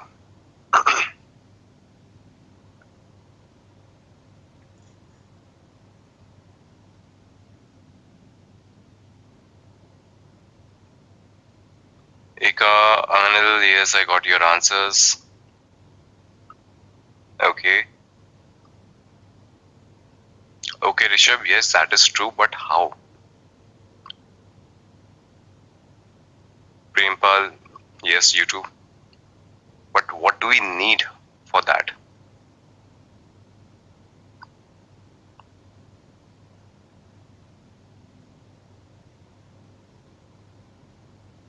Okay, so team, the thing is called switch. Okay, you need to have a switch if your two computer wants to talk to each other.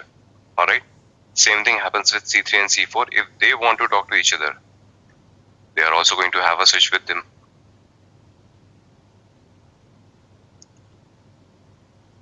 All right, again switches here. But consider if they want to talk to the other one in a crossway.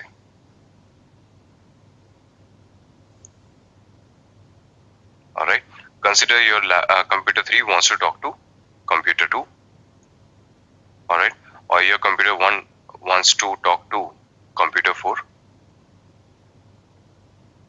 All right, that could be the case. How they're going to communicate crossly? In that case, we need something called router.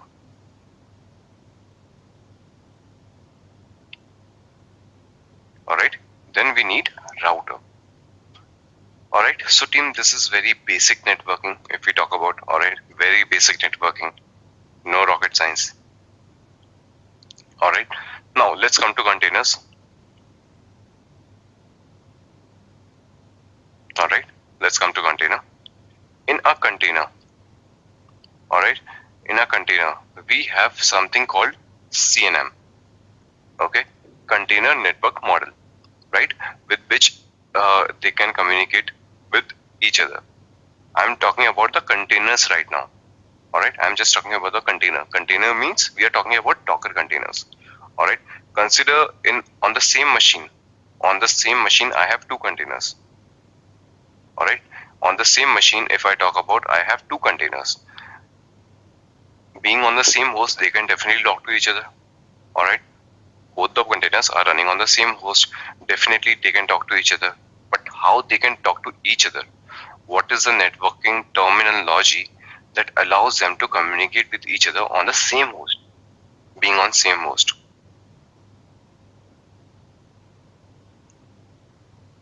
All right, so that is called Docker Zero Network.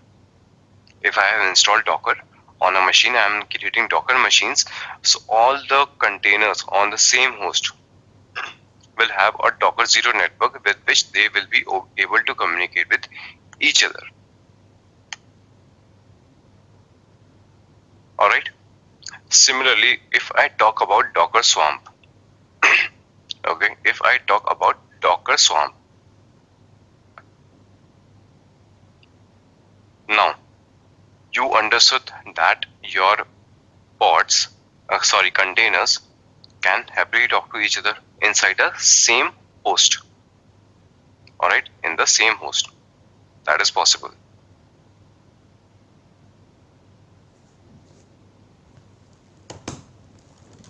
But consider now if you have Docker Swarm, okay, on Docker Swarm again you have a cluster of machines, all right, and again you want your pods to talk to each other across nodes. Okay, now you need this communication as well. Okay, this container should be able to talk to container which is residing on a different node. All right, for that purpose, if I talk about Docker and Docker Swarm, you have something called overlay network.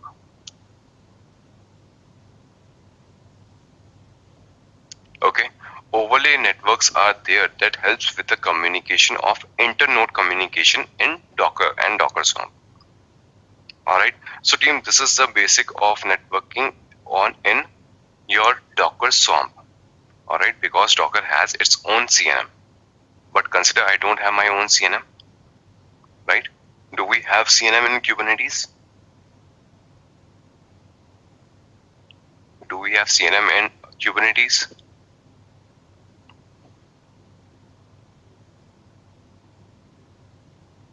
Correct? No? Right? Team, just allow me a minute, please. 1 minute.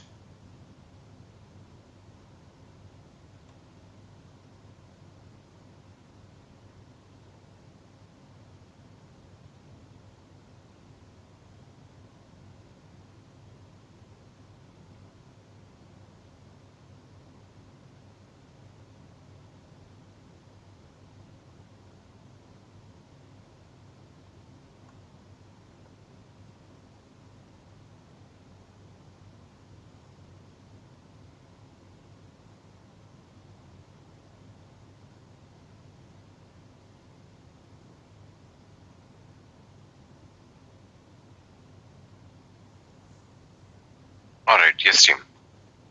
Okay, so in Kubernetes, if I talk about I'm creating a cluster in Kubernetes, definitely I won't be having this overlay network, at least. Alright, other things I might be having, because definitely on all the nodes, there is a Docker 0 network because Docker is created there. Alright, so if I talk about Kubernetes, I am not having CNM, I am having CNI. Alright, and that was completely up to me which container networking interface I am picking. Alright, Flannel, Calico, VNet, and plenty of are there. So it is again up to me. So team, in the examination as well, it is completely up to you, whichever you want to use. Alright, so as we have used VNet, you have seen how we can use it. Alright, so it is the easiest one. So that is why I suggest you to have a VNet with you during the examination. Alright, so team, now I'm going to show you practically how many networks we do have in Kubernetes if we talk about your CNI. Alright, like Docker 0 network, overlay network, how many networks we have with Kubernetes. This is my master node. Alright, simply give IP-A, IP space A. Alright, now let me show you how many networks you do have. Alright, first network is your loopback address. Alright, first one is your loopback address. What is a loopback address? Loopback address is the same address with which your host comes back to itself. Okay, this is a default IP which is given on every node. Alright, so if you want to do like localhost.com, alright, on laptop, if you do that, so it comes back to its own address. So that is called loopback address. I completely understand that you all must be knowing about this one. Very basic thing, not even a networking concept properly. Alright, after that you can see a third one which is called Docker 0. Okay, so this is Docker 0 network because a Docker has been installed on this machine. Alright, apart from that, you can see a VNet network also. So what all these networking are doing, they are simply providing the IP addresses to your objects. Alright, if I talk about Docker 0, Docker 0 helps with providing the IP addresses to your containers. Alright, and this is your CIDR block. If I create a Docker container, it will have the IP in this range only. Alright, this is a CIDR block. Similarly for Weave, okay, you can see the VNet. This is what we had as a CNI. It has its own CIDR block. So all the pods which will be created using VNet in this cluster on this particular machine will have the CIDR block. Okay, it will vary from this node to worker node 1 to worker node 2. Okay, it will keep on varying because a VNet pod is there on every machine, if you remember. Right? And if you talk about the other one, okay, like this one and this one, so these are related to the pods that are currently running. Okay, whenever you create a deployment or whenever you create some object in Kubernetes, alright, they create their own network as well, because as you already know, you have a deployment. Alright, in deployment you are asking for 5 replicas, so those 5 replicas should be able to talking to each other.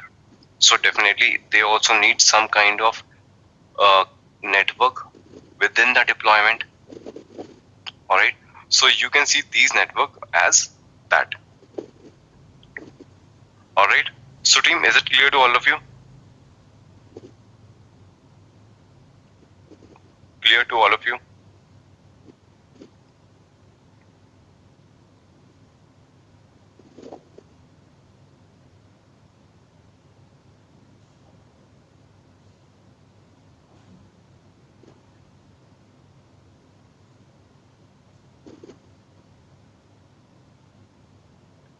Service network.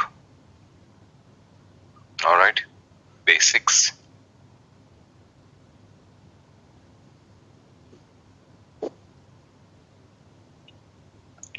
Alright, so team, this is some of the theory that you already understand.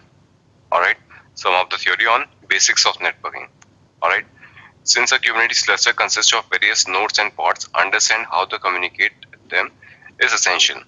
Alright, networking models support different type of open source implementation. Alright, so we already know that it allows a variety of CNIs. These are all open source implementation. Alright, a Kubernetes networking model on the other hand natively support multi-host networking in which pods are able to communicate with each other by default. Okay, so you know that on whichever node the pod is getting created, they will be able to talk to each other. So that is already provided us through by default. Kubernetes follows an IP per pod. Okay, we also know that if a pod contains multiple containers as well, if it is a multi-container pod, then only we support only IP per pod. There is only one IP per pod. No matter what, how many pods are running inside your container, how many containers are running inside your pod. Alright, there is always one IP per pod. An IP address is all the containers in a single pod shares the same network namespace and IP address. Alright, containers in the same pod can therefore reach each other ports via local host and port number. Alright, so the number of pod, consider if I have two pods inside my, I have two containers inside my pod. Alright, so simply both the pods can reach to each other using local host. Alright, they can simply say 127.0.0 and .1. Alright, and the port number. Like this, they communicate inside a pod. It is not recommended to communicate directly with a pod via its IP due to pod volatility. Alright, so now if you want to communicate with the container, we never suggest you to have the IP of the container. Alright, instead use the Kubernetes services which represent, I was trying to say that whenever you want to access your pod, alright, we never suggest you to use the IP. Alright, we always create a service to communicate with our pods, because we know all the IPs that are present are internal. Alright, services get their own IP addresses. Alright, we have seen whenever we create a service, IP address will be assigned to that also. Alright, so team, all the description that is mentioned here, you have seen all of it. Alright, nothing new is it. A small part that you don't know is your DNS for services and pods. Alright, so what is DNS for services and pods? So team, the thing is, whenever you type www.google.com, okay, whenever you type www.google.com, what it is? Isn't it a DNS entry of any web server?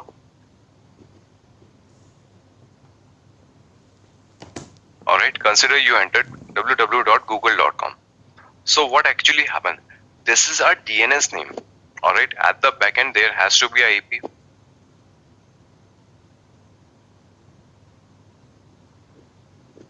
Alright, so www.google.com is simply a DNS name. Alright, at the backend DNS resolution take place. DNS resolution consists that your name, the DNS entry, the human readable characters you have provided at the backend, it should have some IP address. Okay, and that IP address is used to reach out to the server, because your servers are identified with the IP address. Okay, they have an address in IP ranges. So these are your DNS name. Alright, in Kubernetes, if we talk about services and if I talk about pods, they also own some DNS name, alright, for the internal purpose. Like if I want to access www.google.com, that is for me. Okay, so Google has created it like this so that it will be easy to remember for the users. Simply type www.google.com and you will have the website. They don't want their customers to remember the IP addresses, okay, because numerical string is hard to remember as compared with the name. Alright, similarly in Kubernetes also, not for the cluster, not for the customers. Alright, DNS names are created for services and pods so that Kubernetes can help them communicate inside the cluster. Alright, if one object wants to talk to another object, alright, for that purpose we get DNS name assigned to pods and services so that they can communicate with each other easily.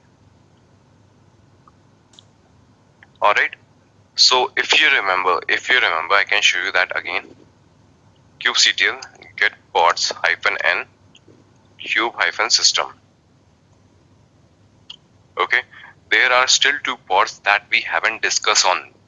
Okay, we haven't had a long discussion or much discussion on these two pods. Core DNS, these are also your master level resources. Alright, you can see two core DNS pods are there always running. Okay, so what is the purpose of these pods? They provide naming convention for your pods and services. Alright, a DNS name will be assigned to your pods and services. Now let me show you another thing. Alright, Kubernetes provides its own DNS services to resolve domain name inside the cluster. Alright, in order for pods to communicate with each other.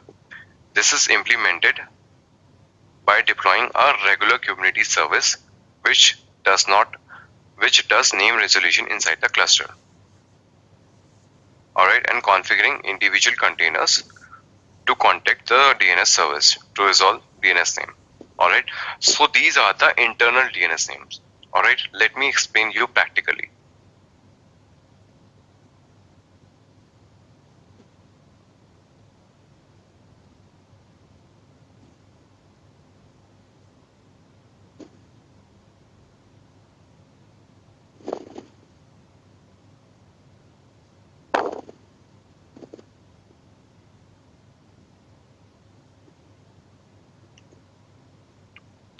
Alright, so team, now I am taking a little example. Okay, don't consider them as a node now. Alright, they are not the nodes, they are namespaces. Alright, consider this is my NS1. Alright, and this is my NS2. Alright, I have two namespaces, I can have it. Alright, so you can say that I have a pod running inside this namespace. Alright, and I have a service created along with it. Similarly, on your second namespace, I have a pod, and similarly, I have another service. Two different namespaces, two different pods in different namespaces, and two different services on two different namespaces. Alright, that is what we have understood so far. And accordingly, consider you have another pods running outside your namespaces, that is your DNS pods. Alright, you saw core DNS, they are running in the third namespace kube system. Alright, system level resource, core DNS. So what we have DNS here. Now, consider team that you have some file on your laptop. Alright, you have some files on your laptop.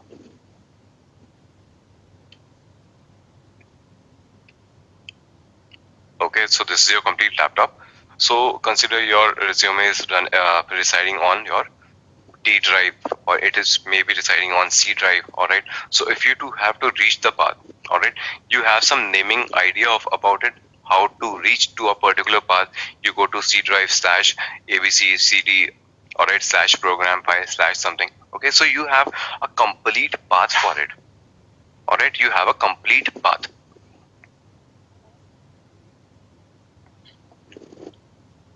In Kubernetes also, alright, in Kubernetes also we follow some naming convention.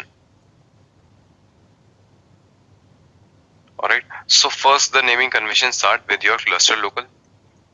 Alright, cluster local is simply like your my computer. All right, on your laptop you have my computer.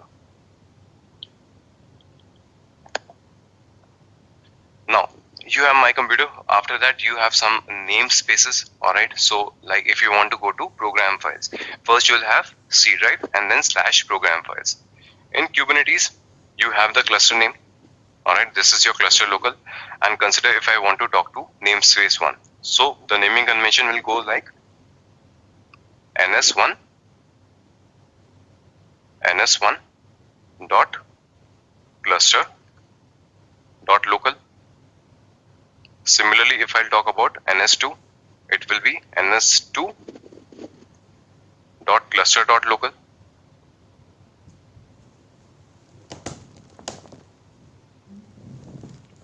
Right, team? Making sense? And now consider if I want to have the address of these pods and services.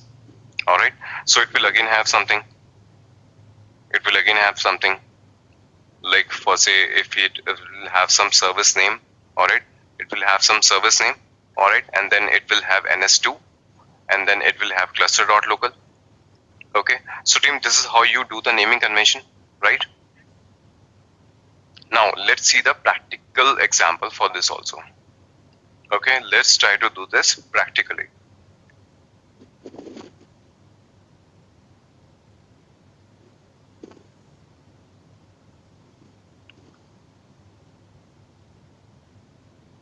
Okay, here is an example, DNS test MD. All right, so team, the same example I have given you, I'm going to create it. All right, I'm going to create an Nginx pod and Nginx service in testns namespace. All right, so first I'm going to create a testns namespace. All right, my testns namespace is created. Now I am creating a testns. In the testns namespace, I am creating a pod.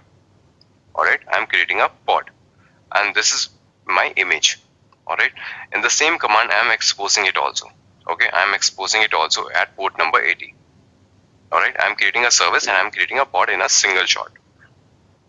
Okay, done. All right, my Nginx pod and Nginx service is created. So if I want to list kubectl -n testns get all.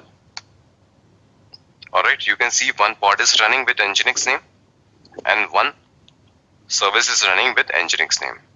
All right, good.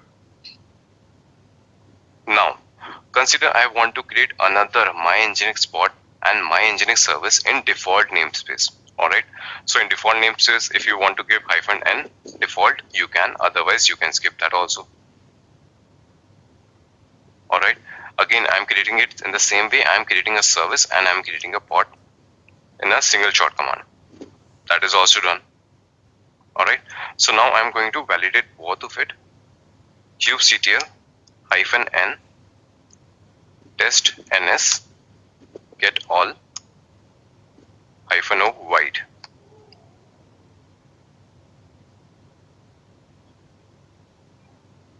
It is kubectl.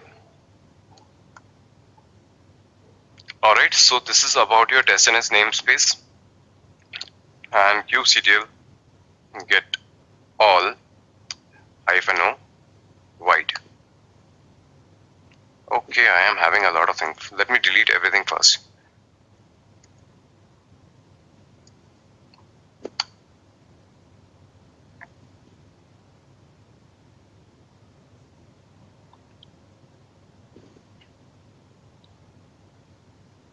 Let me clean up the system. All right, it will have a lot more things otherwise.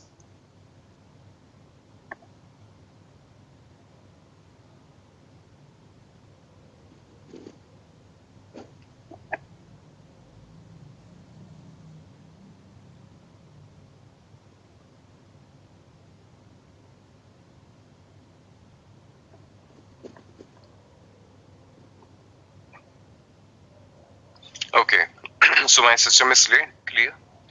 kubectl -n get ns sorry, ns is not test ns get all.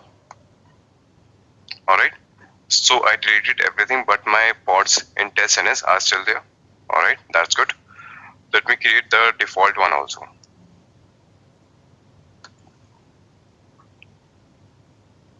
-o white.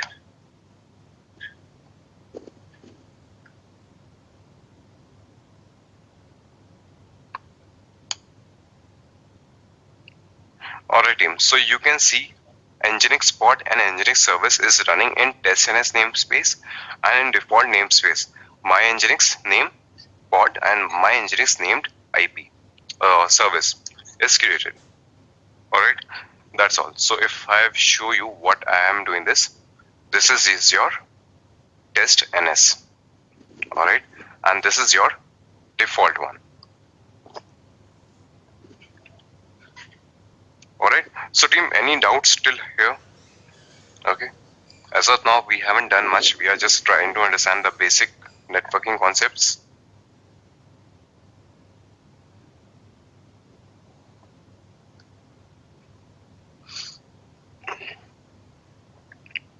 Alright, very basic things.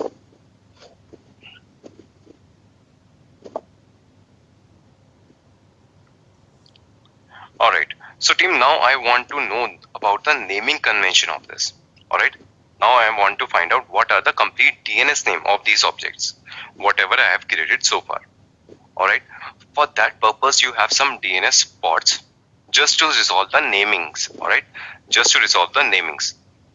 Alright, so team, during exam they might ask you the complete full DNS name. Alright, complete name resolution they want. Alright, so in exam they do ask you that. They provide you an image also to find out the name. Alright, they provide you the image also to find it out. Alright, but if you want to use my image, you can use this image also. Okay, this image also provide you NS lookup. Alright, and they will also give you the image to use. You can use anyone. Alright, you can use anyone. So to do the NS lookup, I am creating a pod with this image. Learn DevOps, NetShoot. Alright, so I am going to create it and I am going to log into this container right away.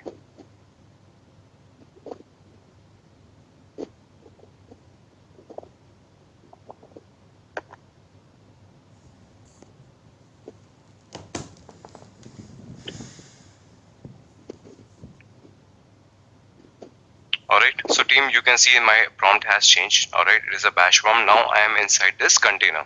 Okay, DNS test. So what is the purpose of this pod? I can test the service names.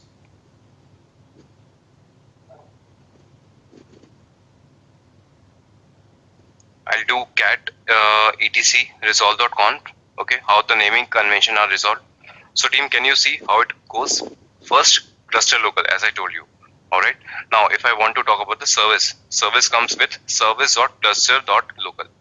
Alright, or you can search like test ns if you talk about the test ns namespace, then services, then cluster local. Okay, so team, this is how you do the naming resolution. Okay, this is how it is going to resolve the name. Alright, let's see about that.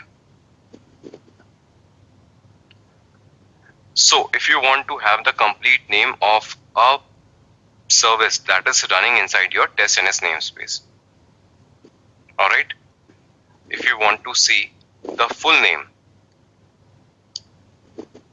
ns lookup. Alright, and then you have what? This is your service name. Alright, and then you have namespace name, and then you have the object type. Alright, so team, this is how you are going to give the names. Alright, again I am repeating it. First your object name, then your object namespace, then your object type. Alright, so I have a Nginx named service in test namespace, and what is its objects type is service.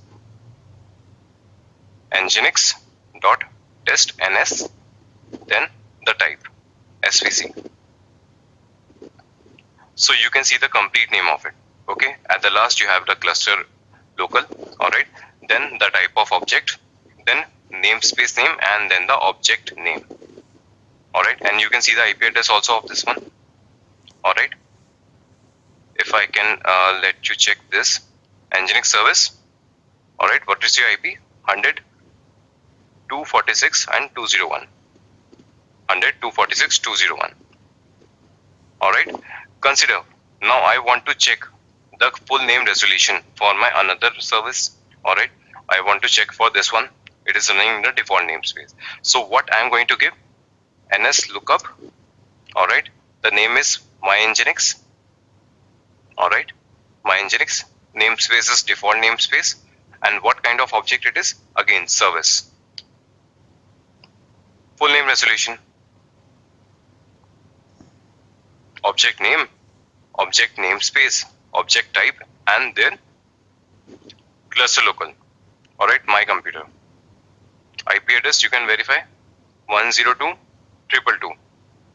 102.222. Alright, so team, I guess you understand about this now. Alright, if you talk about services, how it goes. Object name. Alright, namespace, then object type,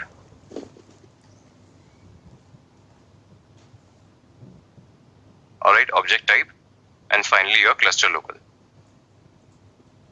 So team, now I want you to tell me, okay, now I want you to tell me if I want to do the name resolution for your pod, how I can do that. Okay, you have seen how I can do with services. How can I do it with the pod? You guys tell me. So this is, we are using a DNS for service which is inside Kubernetes cluster, but what we are connecting to service outside the cluster with DNS name. Rahul, as of now, we are just trying to understand how your networking happens inside the cluster. Okay, if you are talking about from outside the cluster, you know that. All right, you have a node port service. It will be exposed. All right, you can use it from the any IP machines, and you will have the node port. Cluster IP is definitely not accessed from outside the cluster. We are just checking how the DNS name resolution happens from inside the cluster.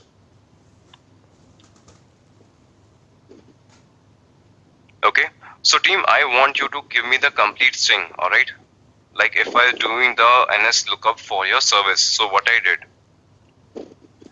nginx dot namespace and svc. If I want to NS lookup for pods, what I am going to give here? Okay, what I am going to give here? Type it out.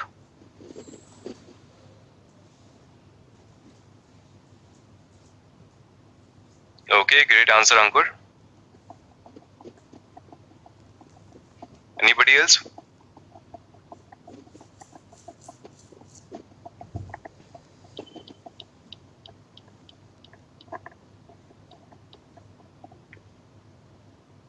Okay, Rishabh, Anil,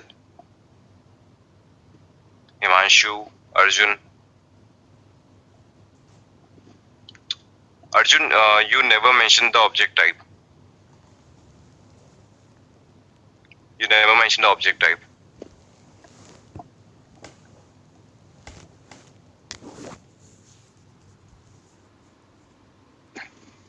Okay, so team, most of you answered correctly. Okay, let's try it if it works or not. All right, as per our current understanding, I assume that. All right, NS lookup. All right, consider I am looking for the test NS pod. Okay, what is the name of my test NS pod? Test NS, the name is Nginx. Dot namespace test NS, object type pod. All right, that's all. No, it cannot find it. Server can't find it.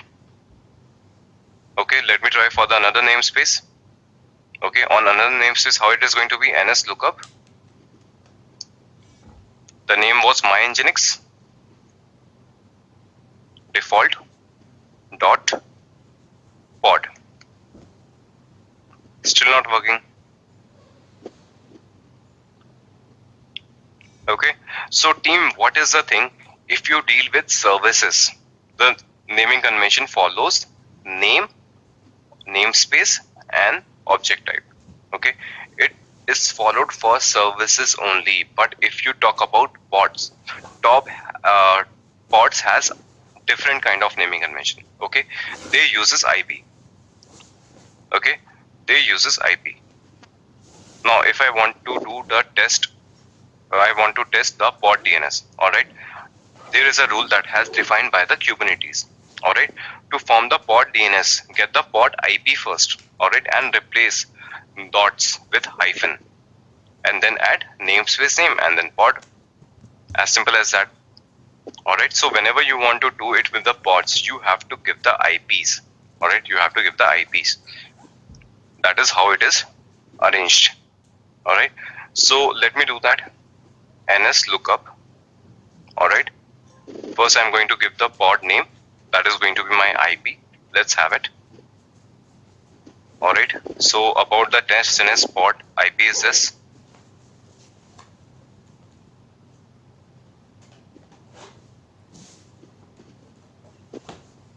Okay, and it is asked to replace the dots with hyphen.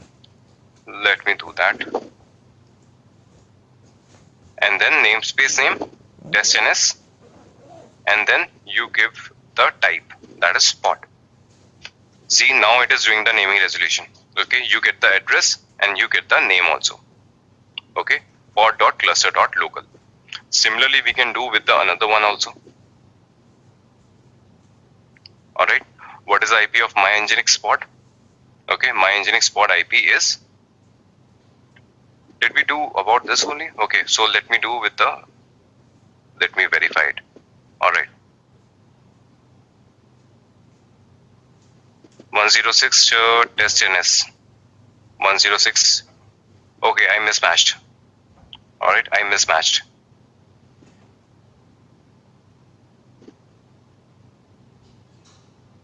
Hyphen,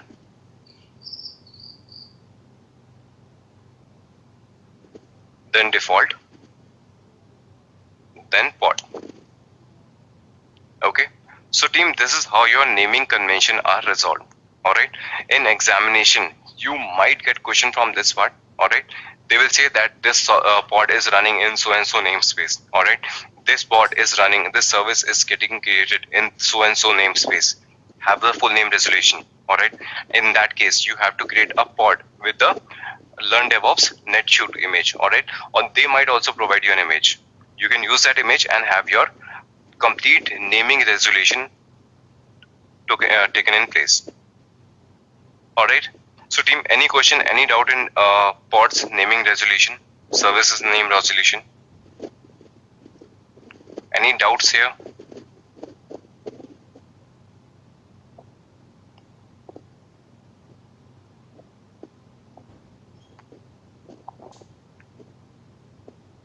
All right, we have covered security context, basics of networking and DNS test. Any doubts, any question here?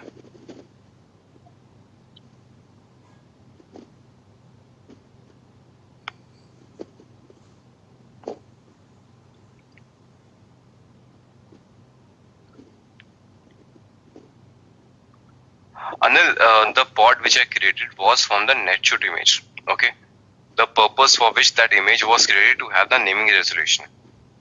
You will get another image in examination. Kubernetes does provide their own image to do the naming resolution.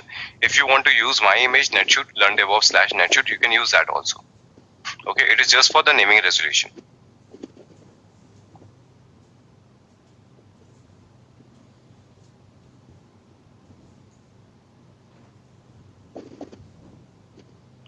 Okay, team, if it is clear to all of you, give me a quick yes so that we can move to the troubleshooting part.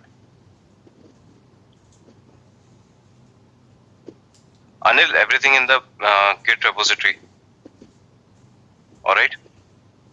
You have to go to your Git repository, service network, DNS test.md.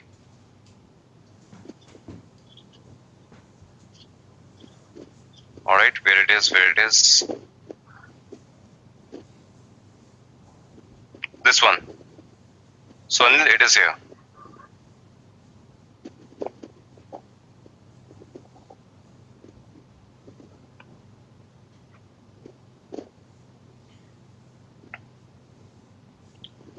Okay, so team, now we are going to move the troubleshooting. All right.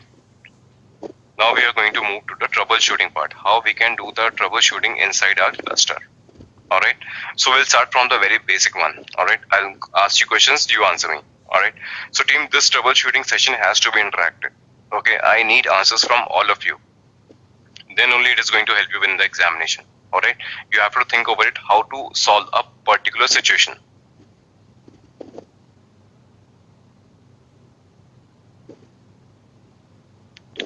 Control PQ, kubectl, get pods. All right. So team, see that your Nginx pod is running. All right. One of your Nginx pod is running. -o white. All right.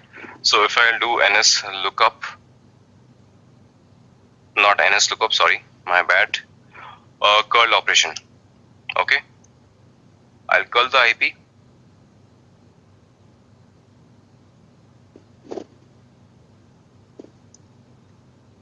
Okay, you're getting the output with welcome to Nginx. All right, it runs on default port number 80. I'll give port number 80, and I suspect there is a page also. Sure. Okay, let's try that. So it is not found. All right. So team, starting with the very basic troubleshooting, I want to check the logs of my container. Okay, I want to check the logs of my container. Maybe a dumb question. In Cloud VM, we add DNS while deploying VM nodes. Is that not so? Then why deploy DNS pod?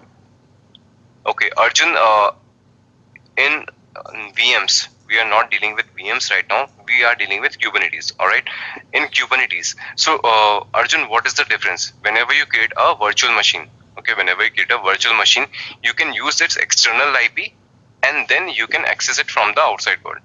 All right, you can see I created a virtual machine. It had one internal IP and one external IP. So VMs are configured in a way that they will have two IPs, one external and one internal for outside world also. But if we talk about pods, pods have internal IPs only. Pods doesn't have the external name. All right, for that purpose we create services.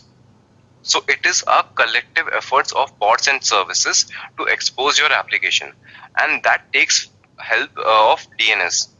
All right. So VMs are different with the pods and services that we are discussing.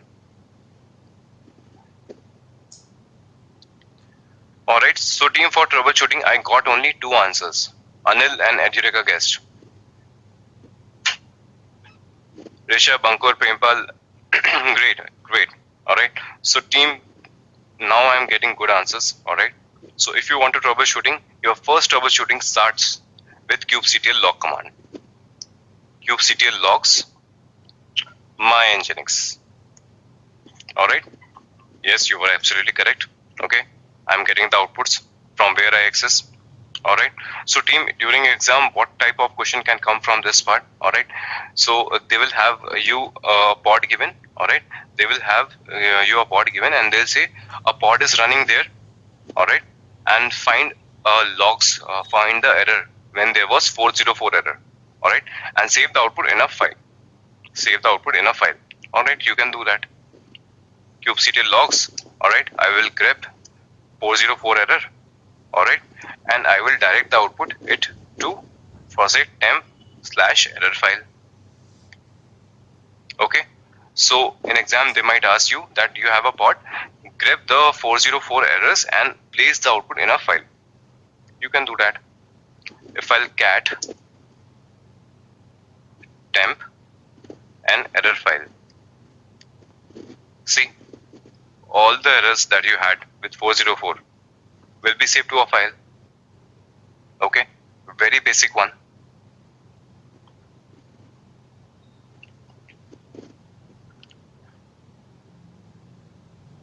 Okay, so team, from here it starts that you can grab the error, all right, and you can save the output in a file. Okay, so team, for the further troubleshooting, what I'm going to do, I'm going to pause my screen. Okay, I'm going to pause my screen. Let me do something, and then I'll ask you what I did and how it is going to help. Okay, let me go here and here.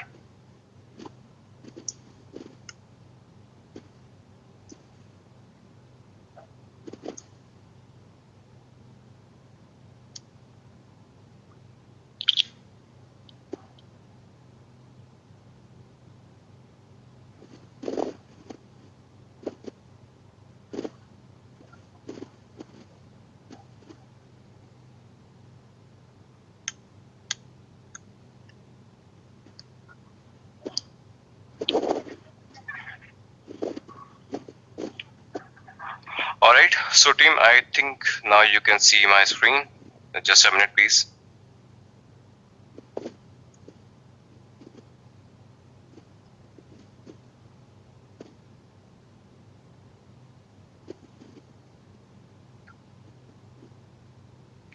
Okay, so team, what I'm doing, kubectl run.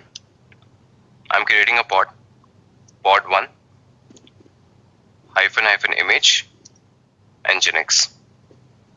Okay, so team, what I have did, I created a pod kubectl get pods. So team, the status of your pod is coming like this. Alright, the status of your pod is coming as pending. Pod is created, container is not getting created. Alright, so team, now you tell me. Okay, how do I start my troubleshooting? All of you. Great answers. Alright, describe. Describe is going to be your first approach. If something is not happening, try to describe it. Describe pod 1. Alright, so team, I did the describe as per your suggestions. Okay, but in the describe, you can see there are no events. Okay, there are no events itself. Now what? Think about it.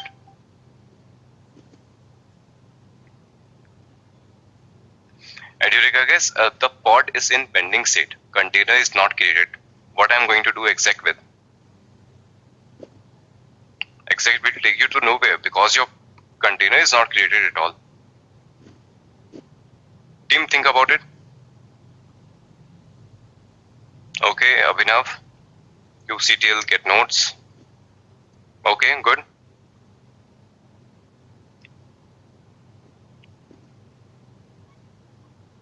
Prempal, you can do the logs only when container is created. Alright, logs are fetched from the container. Your container is not created at all. How you can do the logs? How you can do the exec? Check YAML, storage class is not ready. Okay. Alright team, so first approach, I'll tell you what you can follow. kubectl get pods. Alright, it is still in pending state. So whenever your pod is not getting created, it is in pending state. First thing what you did, you check the describe. Alright, what is the first step in the events? Okay, you know the architecture, you have seen the events log multiple times. What is the first thing that comes in events? What is the first action that happens inside the cluster whenever you request a pod? Yes, Arjun, absolutely correct. No, Rahul, you're wrong. Ganapati, yes, to some extent. No, Gaurav, no. Mosumi, yes, but by whom? Okay, you are reaching there, Mosumi. Okay, so team, the first event that happens is your team. Let me show you of this one. Okay, you don't remember. Some of you do remember now. All right, but not all of you. kubectl describe pod by nginx. Team, what is the first event that happens? So many of you are telling the image pull. No, first thing that is done is scheduling. Okay, team, you have to pay attention. What is the basic architecture of Kubernetes? Right? The basic architecture tells you first the scheduling will take place. After that, kubelet will pull the image on the worker node. First is scheduler. Alright. So next thing, if you cannot see any events, alright, you go with the architecture. Okay. So team, for troubleshooting, stick with the architecture. What happens at what time? So let me get the output of kubectl get pods -n kube -system. Okay, let's see what is happening here.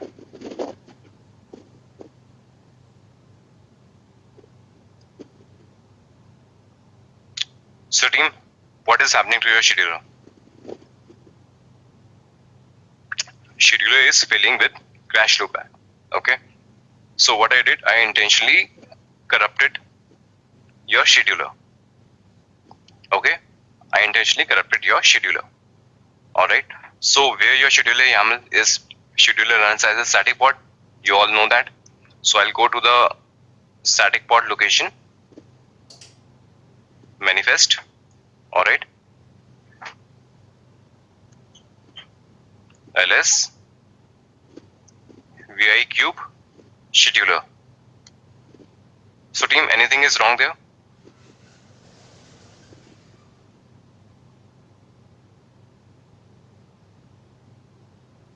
Right? So what I did, I intentionally corrupted my scheduler YAML. Okay, I intentionally corrupted it. So let me make it right.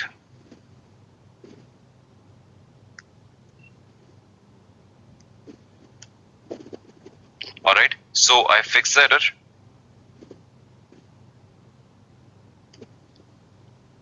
Alright, now you can see that scheduler is working. Scheduler is working. kubectl get pods.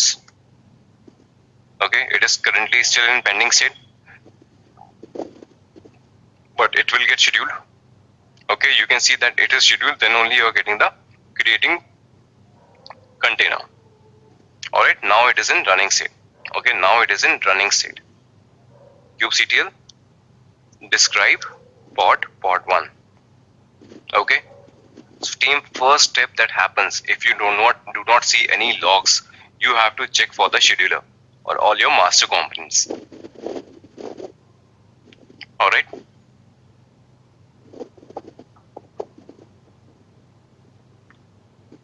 alright, so team, I'm going to pause my screen again. Okay, I'm going to give you another use case. So team, if we talk about troubleshooting, there are endless scenarios. Okay, we do have endless scenarios, but I'm trying to show you a few. Alright, so that you understand how you do the troubleshooting, how it goes. Okay, what approach you take. That is what I'm trying to show you.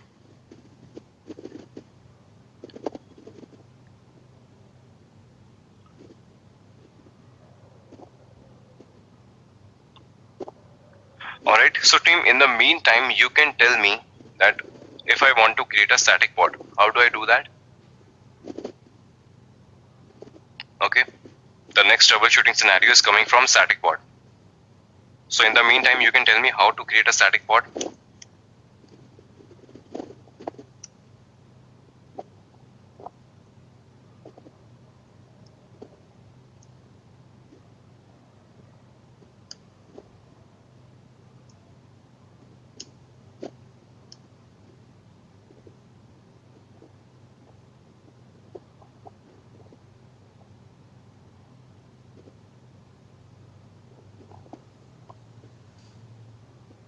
Okay.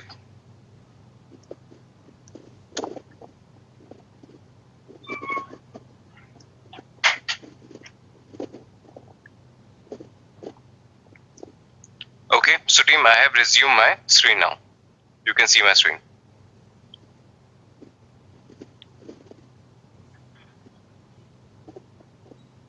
Okay, so team, most of you have answered me correctly. Alright. Couple in mainframe we can create static pod. I don't understand this.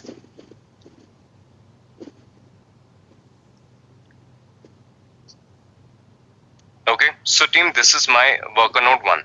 Okay, I'm coming on worker node 1. So kubectl run. Let me have this command from here. Okay, kubectl run pod 1 -- image nginx.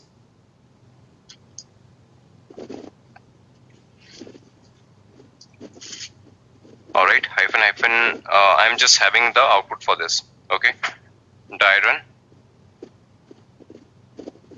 equals to client and -o YAML.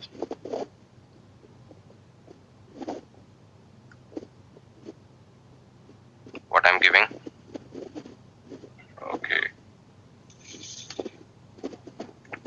So team, this is a YAML. Okay, this is I want to get created on node 1 as a static pod. cd etc, as all of you have told me, Kubernetes and manifest. Okay, vi pod.yaml. Okay, I'm saving it. Alright, so team, now how I'm going to verify it if my pod is created or not. How do I verify if my pod is created or not?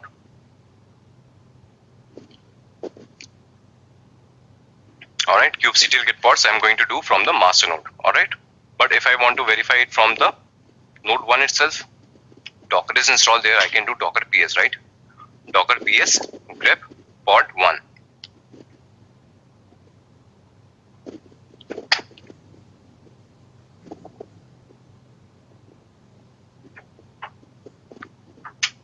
Okay, it is created.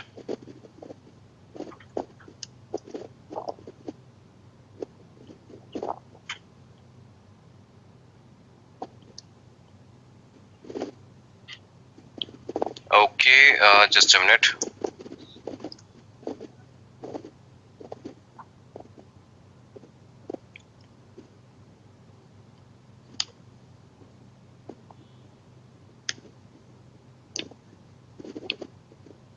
Just a minute, please.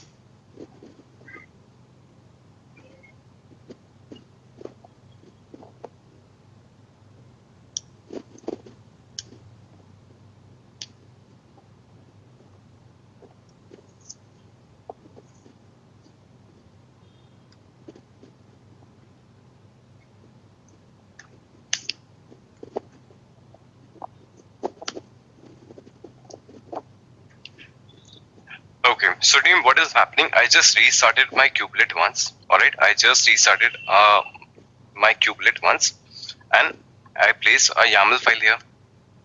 Alright, a YAML file is here.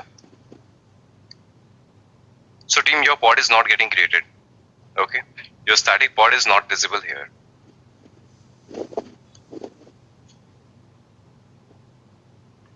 Docker ps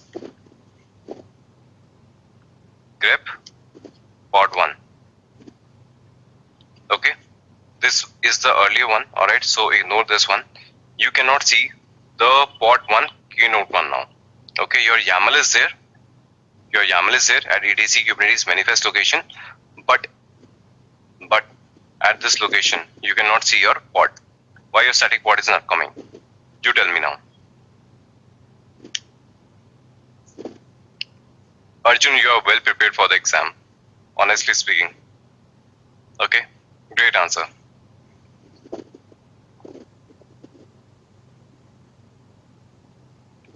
So are you, Gaurav. Correct answer. Team answers. Okay, my static pod is not coming online. I have placed the YAML at etc Kubernetes manifest location. Why it is not coming up? Help me with the troubleshooting. Okay, Ankur, you are saying check the kubelet status first on the worker node. Alright, good one. Service kubelet status. Good approach. Okay, so Ankur, you gave the right approach. You know that static pods are always managed by the kubelet. Alright, so this is how your troubleshooting should go. You place a YAML file. Your kubelet is working or not? That is you have to check. Your kubelet is working now. Now what, Ankur?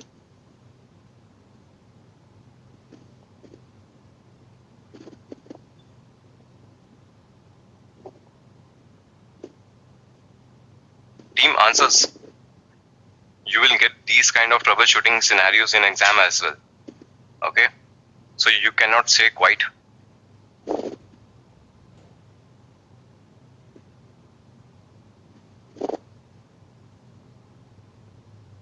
Where, Rishabh?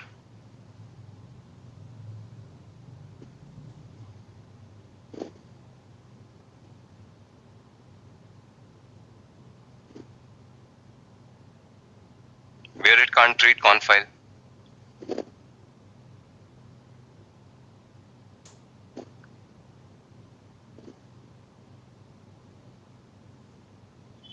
Ankur, which service you are talking? Okay, Docker service, Docker PS command gave the output, so Docker is working also.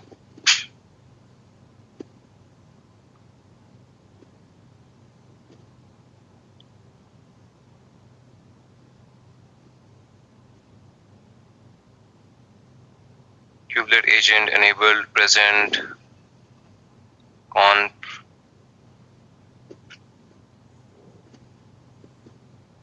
Okay, okay, got it.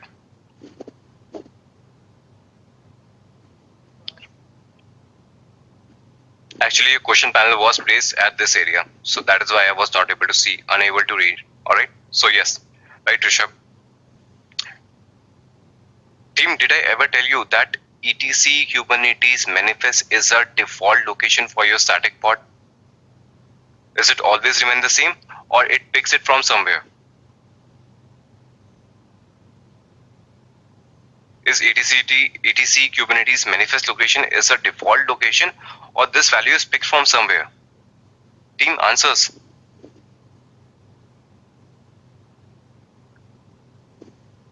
No, Saurav, I never told you this is the default location. No, Kapil. I never told you that this is the default location. Yes, this is a default location in a way, but this value is getting picked from somewhere. I showed you that also. Okay, when we studied about the config files, when we studied about the static pod, I clearly told you from where this value is getting picked. Yes, Eka, absolutely correct. Prempal, right. No, Mosumi, from the YAML you cannot help it. Okay, so I told you, team, I told you that Kubelet has all its libraries. Kubelet has all its libraries at var library and Kubelet location. Okay, here are your all libraries, and here is a config file as well. Alright, here is a config file as well. Alright, I told you, you have to come down and there is a static pod path. Okay, you have to come down to this config file and there is a static pod path. You can see that is ZZZ. Okay, it is not the right value. That is why your static pod is not created. Okay, your static pod path is not given properly. Alright, so this is not the default location. Alright, this is not the default location. You can change it. So team, consider in exam, they might ask you, create a static pod. Alright, they ask you create a static pod. You will go blindly to etc Kubernetes manifest location and place a YAML there. Alright, but your pod will not come up. Then you are going to troubleshoot it this way. Alright, you will check that even if your etc Kubernetes manifest location is still the default one or somebody has modified it. Okay, so I'll save it. Alright, I'll restart my services. Service kubelet restart. Alright, team, your static pod is coming online now. Okay, see, your static pod is now online. Your static pod is online now. Alright,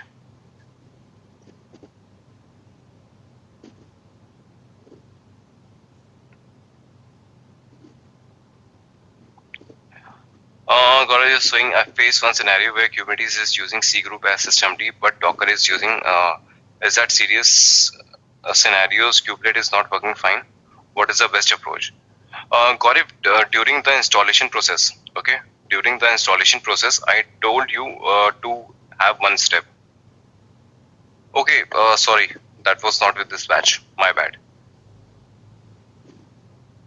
Alright, so Gaurav and team, what happened recently, version 22, alright, Kubernetes etc Kubernetes version 22 has arrived. Alright, so let me show you here. kubectl get nodes. Alright, when we started, alright, then the version was v1.21. Okay, now with the latest version has arrived 22. So if you are going to have the installation step, let me show you that. This is your install. Alright, some steps are modified. You can see this file has been updated 9 days ago. Okay, this file has updated 9 days ago. readme.md.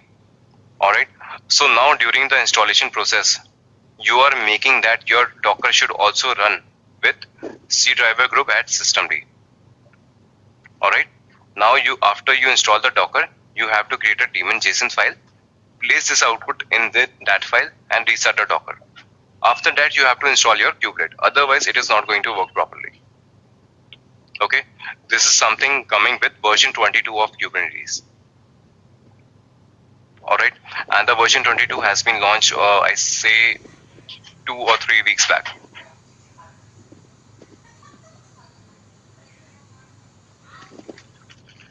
Alright, so team, let me pause my screen again. I'm going to pause my screen again.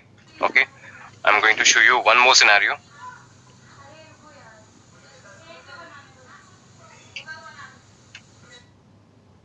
Okay.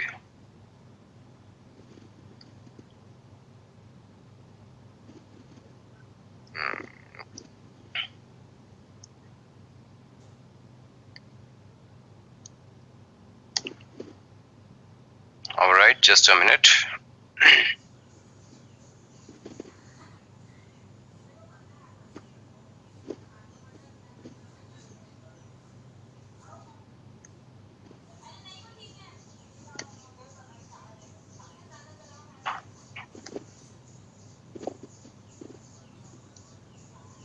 Okay, so team, my screen is visible to all of you now. All right, I have resumed the stream.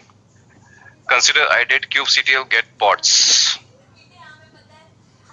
kubectl get nodes. So team, I'm not getting the output now.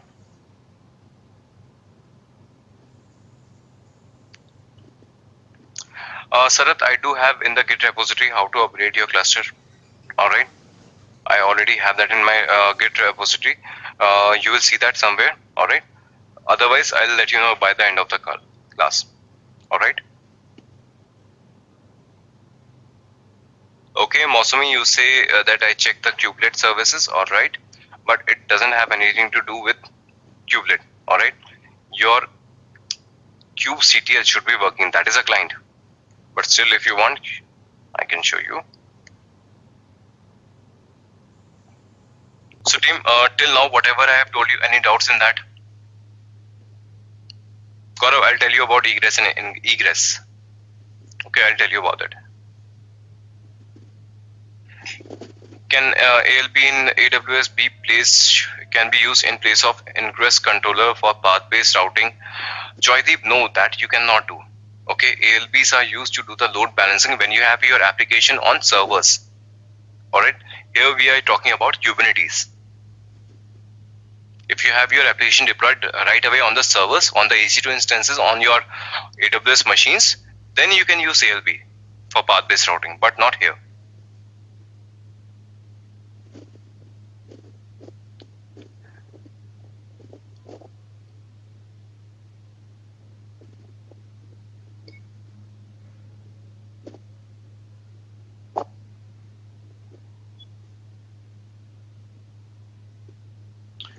Okay, so Gaurav, you were asking what is egress and what is ingress. Okay, so team, there are network policies as well. Okay, there are some network policies as well. What is the purpose?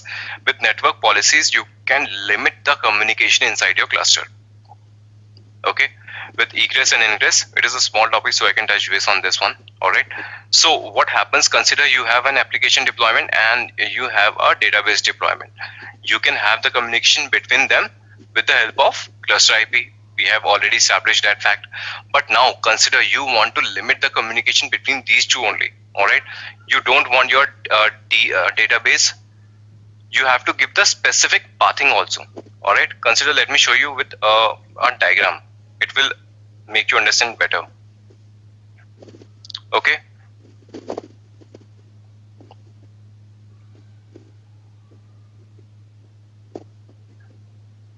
All right, so team, you can see that this is your application deployment and this is your database deployment. Application deployment, DB deployment. All right, so you want the communication to happen in this direction only. Okay, you want the communication to be happening in this direction only. All right, your app should be able to reach to DB. All right, and your app should only give the traffic to DB. Your app should not be able to give traffic to any other deployment. And about your database deployment, you want the traffic coming inside your database deployment. It should not send the traffic outside anywhere. It should not receive the traffic from any other deployment. It should receive the traffic only from app deployment. And app deployment should be sending outward traffic only to DB. Alright, these kind of rules you can set with egress policy. Alright, you can set it with your network policies. This one. Okay, let me show you some of the YAMLs so that you can understand. It is for allowing all egress and all ingress. It won't allow understand you. Egress net policy YAML. Okay, so team, this is the network policy. I am setting up the egress rule. Okay, what is the egress rule? Under specification, you can see I am defining for web application. Okay, web deployment. All the pods with labels app equals to web. Egress, alright, it means it should outsend the traffic. Egress is for outsending traffic, ingress for incoming traffic. Alright, egress is for outgoing traffic. I am defining a egress setup that web should only send the traffic to the pods where label is equals to app equals to DB. Okay, all the pods with app equals to web label should send the traffic only to app equals to DB pods. No other way. Alright, so this is about your egress. Okay, this is about your egress. Let's see what is ingress.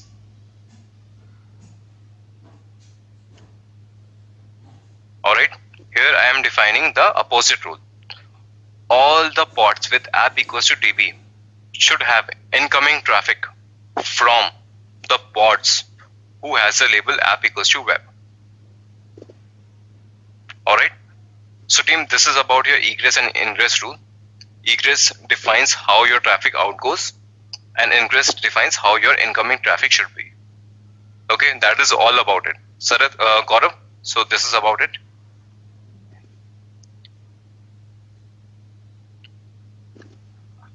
Yes, Joydeep, if you are using EKS, then you can use ALB. Alright, you saw that all the example I am showing you right now, we are everything doing on your manually created cluster. If you are using EKS on AWS, then you can use ALB. Then you can do, right?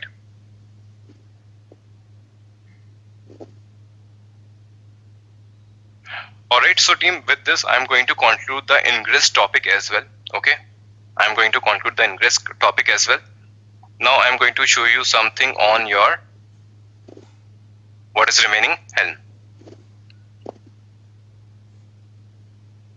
Okay, HP is done, ingress is done. Now Helm. Okay, so what is a Helm? So team, another use case first. Alright, so team, how many of you have worked on Ansible? Okay, let me frame my question in a different way. How many of you don't know about Ansible? How many of you have not used Ansible?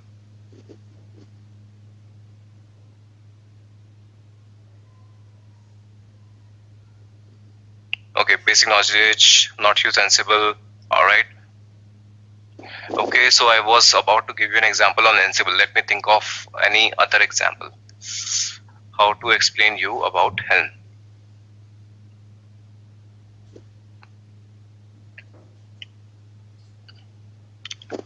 Alright, let me make you understand about this in this way. Alright, consider team that we have seen the installation of Kubernetes, right? We have seen the installation of Kubernetes. So with Kubernetes installation, I told you there are two ways. One is a hard way. Alright, one is a hard way. Second is the KubeADM way. Right? That is what we have seen. Now, if you understand that hard way was a actual hard way, you have to install all the components manually one by one. Alright, you have to create all the components one by one. But with KubeADM, what happened? With KubeADM, all the components were created automatically. All the certificates, all the deployments, all the pods, all the daemon set, all the components were created automatically. Okay. Similarly in Helm, similarly for Helm. Okay. What happens in Helm? Helm is a marketplace. Alright. Consider that on Kubernetes, I want to deploy an application. Okay, and there is a general application. For example, if I want to have Jenkins, okay, Jenkins is a CI/CD tool. All right, I want to deploy the service of Jenkins on Helm. Okay, I can also deploy the application of WordPress. All right, so if you want to create a WordPress or if you want to create a Jenkins application on the Kubernetes on microservice architecture, so what you have to do, you have to create your namespaces. All right, you have to create your namespaces, you have to create your deployment, you have to create your role binding, you have to create your services. All right, all the objects you have to create manually. Okay, all the objects you have to create manually. But with Helm, it is called a marketplace. All right, you can simply have all the definition. All right, and you can create your service on a go. All right, so this is your official website from where you can see all the definitions. All right, this is the marketplace from where you can package. All right, artifact.hub, search your package whatever you want to. Okay, I want to have Jenkins. Okay, so there is a Jenkins. So team, you can correspond this to a Docker Hub as well. Okay, with a look and feel, I just understood about the another example. All right, consider that you want to have a Nginx pod, so you can use an Nginx image directly.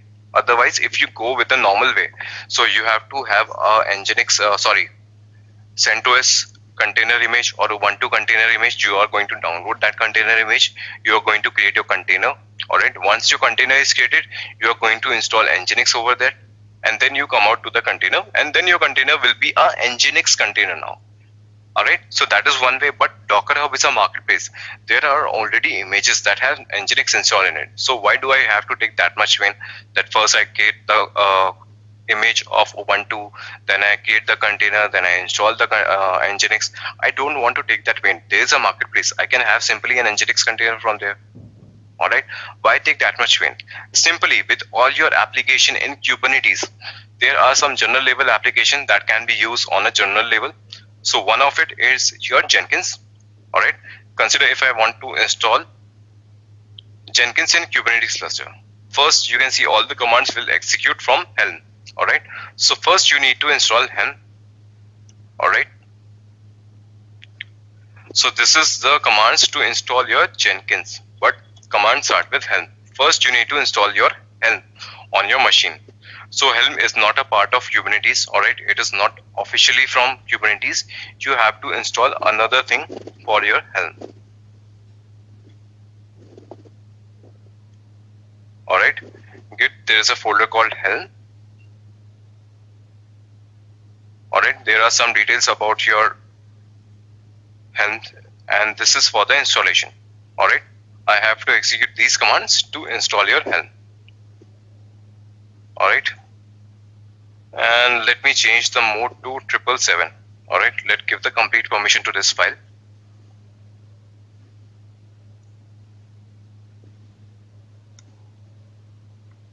Triple seven. Okay, now execute it.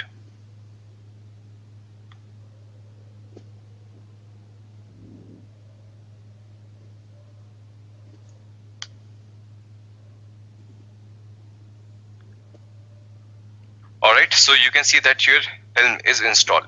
Okay, your Helm is installed. All right, so there are multiple operations with Helm as well. Okay, so team, Helm is also a big topic. I'm just giving you a basic idea. All right, so don't think that now you have become the expert of Helm. It is just giving you basic ideas. All right, Helm itself is a big tool. All right, you can have multiple commands like kubectl commands. You can have all the commands with Helm also. Helm history, Helm list. All right, Helm repo. All the things you can see with Helm. Okay, I'm just giving you a basic idea. And then you have Helm Jenkins.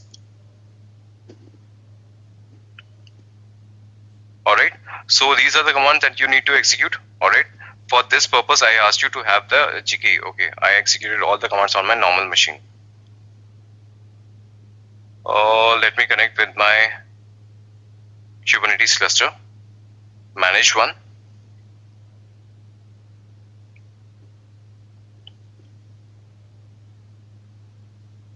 Connect. I'll copy this one, run in Cloud Shell.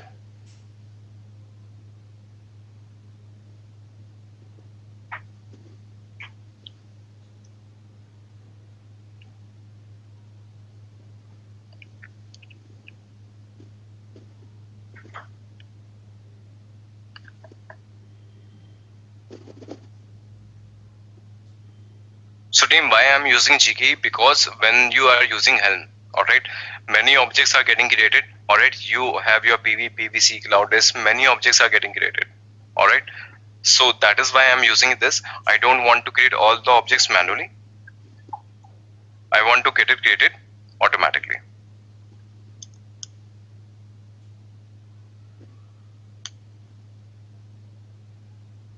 Authorize. Alright, it is done. kubectl get nodes.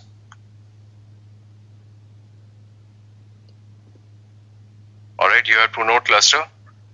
Now let me install Helm here as well. I need to install Helm.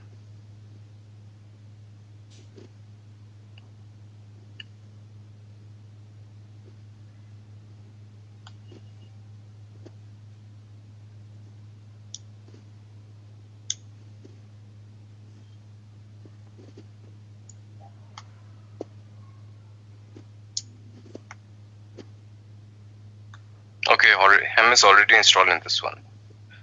Okay, my bad again team. I had to execute it here. chmod 777 get Helm.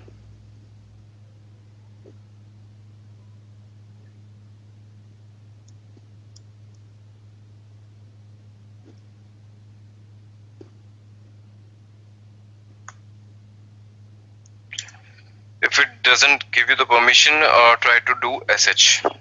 Okay, so with this you can see your Helm is installed. Alright, now I'm going to have your chart ready. Okay, in Helm it is called Helm charts. For Jenkins, first I need to get the repo from the Helm hub. Alright, I'm just adding the repo.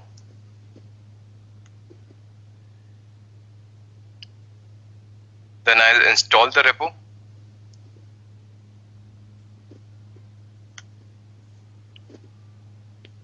Then you can do Helm list.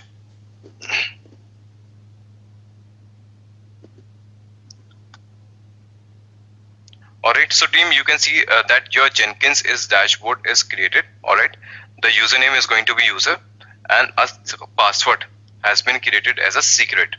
Alright, so if you want to get the output of this password, you can do this. It gives you command as well to find out the password.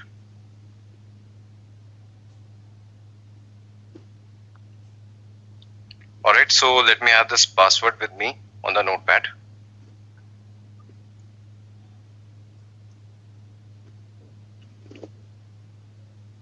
Alright, so let's see if all the things are created or not.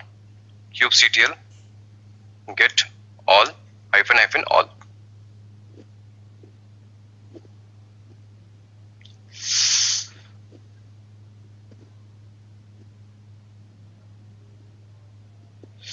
Okay team, I'm really sorry, I'm doing the same mistake again and again. I have to execute all the commands on your Cloud Shell. Extremely sorry.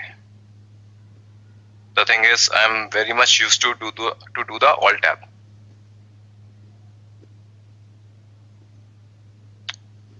Install Jenkins.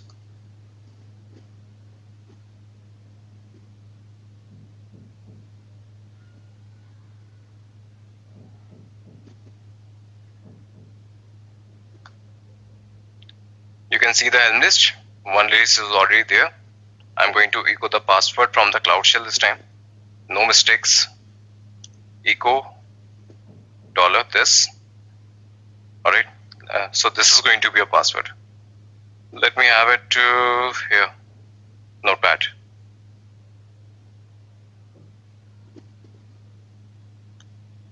kubectl get all -- all.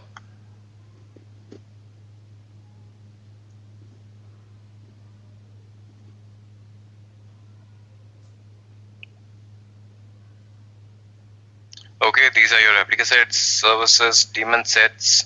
Alright. So team, here is your services. Alright. A load balancer service is created. I want to modify it. I don't want to have a load balancer service. I want to have a node port service. Alright, so let me modify this one.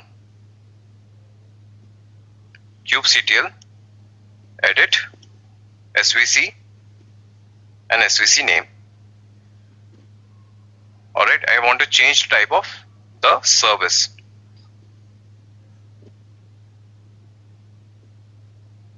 Here it is.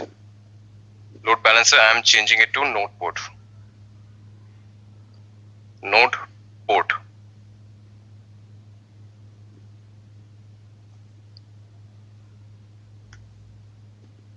Okay, Jenkins job is edited. kubectl, get svc and this one. Okay, so team, now you do have a node port. Okay, this is your port number. Let me have the IP of the machine. Alright, you have to go to the VM instances.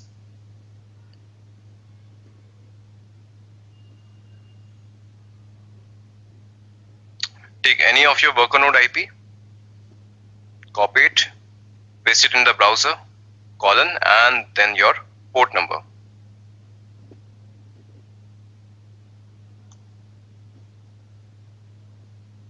Team, you are getting the Jenkins dashboard. User. Alright, and this is your password. As simple as that. So you saw that we just dealt with the Helm. Alright. Alright, you understand that whenever you create some microservice or your application, you create a lot of components. You create deployment, replica sets, bots, services, ConfigMap, secrets. A lot of things are created. Alright, you have to take care of all of them. But some of the applications are general purpose, so you can use the Helm chart and have it on your Kubernetes cluster. Alright, so team, this is how you use your Helm. Alright, whatever application you want to do, you can use. Alright, you can search it on the marketplace. Alright, I have some example on the Git repo as well if you want to practice. Alright, there is AWS Helm also, Ghost Image, WordPress. Alright, so many examples are here. So you can practice at your own. Alright, so team, now if you have any question with Helm or any other question, you can ask. No, Anil, license is not required for Jenkins, alright, because everything is already in the Helm. Okay, license is already there. Secrets are also already there. Okay, everything is managed by it. Rahul, in Helm I am stuck how to create a template with multiple deployments is to be created. Can you be able to give idea on this? I have pod 1 and pod 2 using two different images, and how can I use template and charts? Alright, so Rahul, if you want to have the idea on chart, there is a folder called charts. Alright, and you can have the complete chart of Grafana, Prometheus, and from here you can take the example.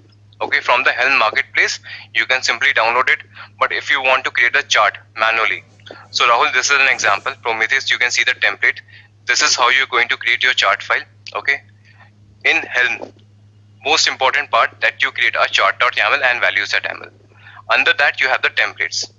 Alright, so you can see that, for example, if I open a service, okay, server service. So team, can you see how the YAML is written?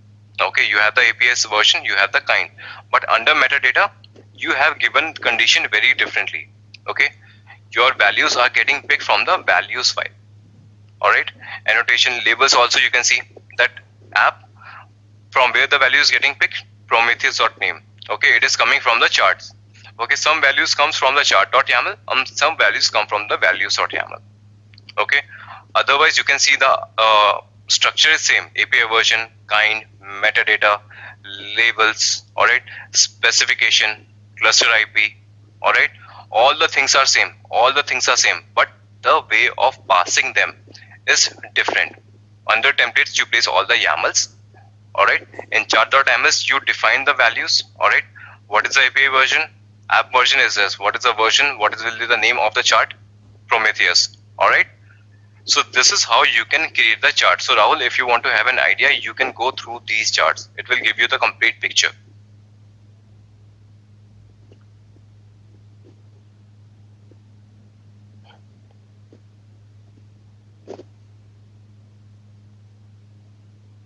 Yes, Himanshu, definitely you can.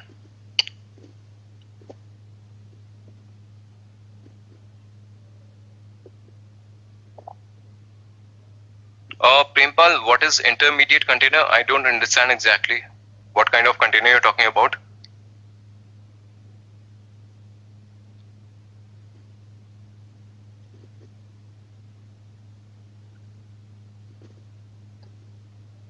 Yes, Rahul, in this example, only one pod is getting created. Alright, you can have multiple pod definition under templates. You can have a deployment file. Alright, let me see if a deployment file is there or not. It has to be there. Alright, this is a deployment file.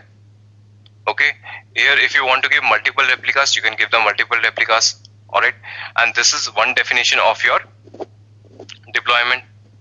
Have multiple definition. Once your definition ends here, put 3 hyphens and give a different deployment definition.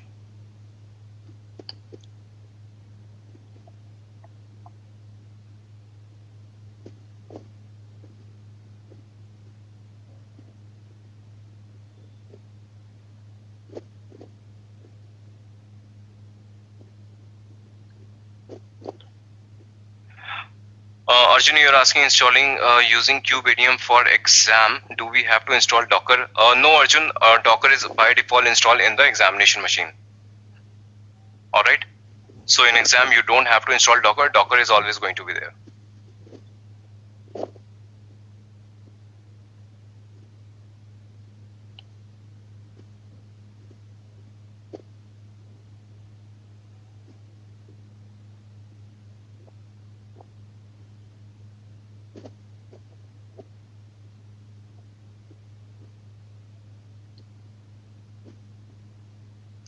Okay, team, just a minute, please.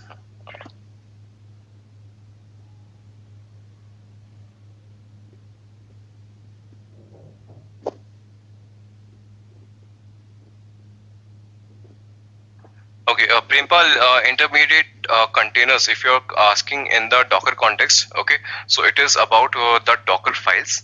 All right, you have a Docker file. It is a config as code, you can say, or infrastructure as a code, you can say.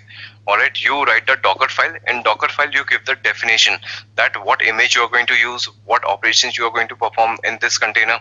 All right, you add multiple layers on your containers. All right, so if you understand about Docker file, you are asking a question from Docker, so that is why I am asking, giving the answer in a Docker context. So consider that you are creating a Docker file. In Docker file, you have mentioned multiple steps. First, that download a CentOS container, all right. Then create a container. Then install Nginx in that container. Then you have to install a new index.html file, all right. So you have mentioned 4 to 5 steps in a Docker file. All right, so in a Docker file you have given multiple files. Now you are going to create a Docker image from that Docker file. You are creating a Docker image from that Docker file. So you have given 5 steps. So all the 5 steps will be created on intermediate containers. All right, like you first say that from image CentOS. So CentOS image will be downloaded and a container will be created. All right, then you wanted to install Nginx. So that you are going to install Nginx on that container. All right, you are going to install that Nginx on that container, and then our image will be formed and that container will be deleted. All right, then if you have given next step, that create a new index.html file, then new container will be created with the latest image, and index.html file will be updated. Again, that container will be terminated and image will be created from that. All right, so for all the steps, intermediate containers are created. All right, all the containers which are getting created and deleted to give you a end image, those are called intermediate containers.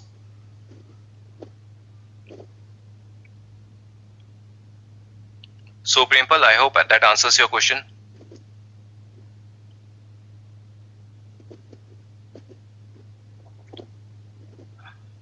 Rahul, you are asking how to pass on different values for different deployment. Okay, there is you having problem. So Rahul, do you have the complete understanding about the chart? That is the first question. All right. So if you want to provide different values, you can see that if else condition can be worked here. All right. I think that is mentioned in charts or values.yaml. Somewhere I know it is here. Just a minute.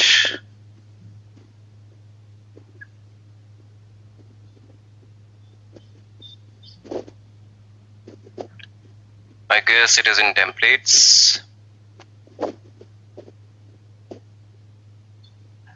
See, Rahul, now this is your answer. Alright. See under specification. Alright. Here you can give if else condition. Alright. You give the replica value. Alright. Pick this number of replicas if value of server strategy is this. Okay. Depending on the strategy you have defined, you are defining the number of replicas. Alright. So based on your application name, you can choose different image. Alright. Give two definition of deployment exactly in the same manner. Alright. And then you can give the if condition. If you have given the string like this image will be picked and this deployment will be created for application 1. And if you have given the naming convention differently, alright, pick the different name. If the name is different, then choose different number, different type of image and create a different deployment. Alright. So Rahul, this is how it is going to be. Otherwise, if you want to have a very specific answer, alright, I cannot give you that specific answer on the fly. Alright, you have created a charts, you have good understanding about this. That is really good, but until unless I take a look on those charts myself, I cannot give you the specific answer.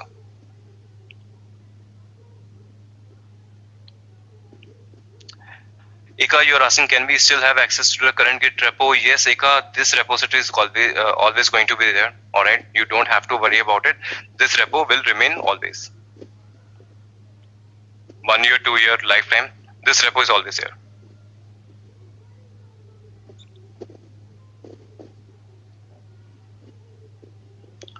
Yes, Arjun, steps are given there. Alright, I'll give you some idea on the steps as well. Not steps, but about your exam. That is what we have given.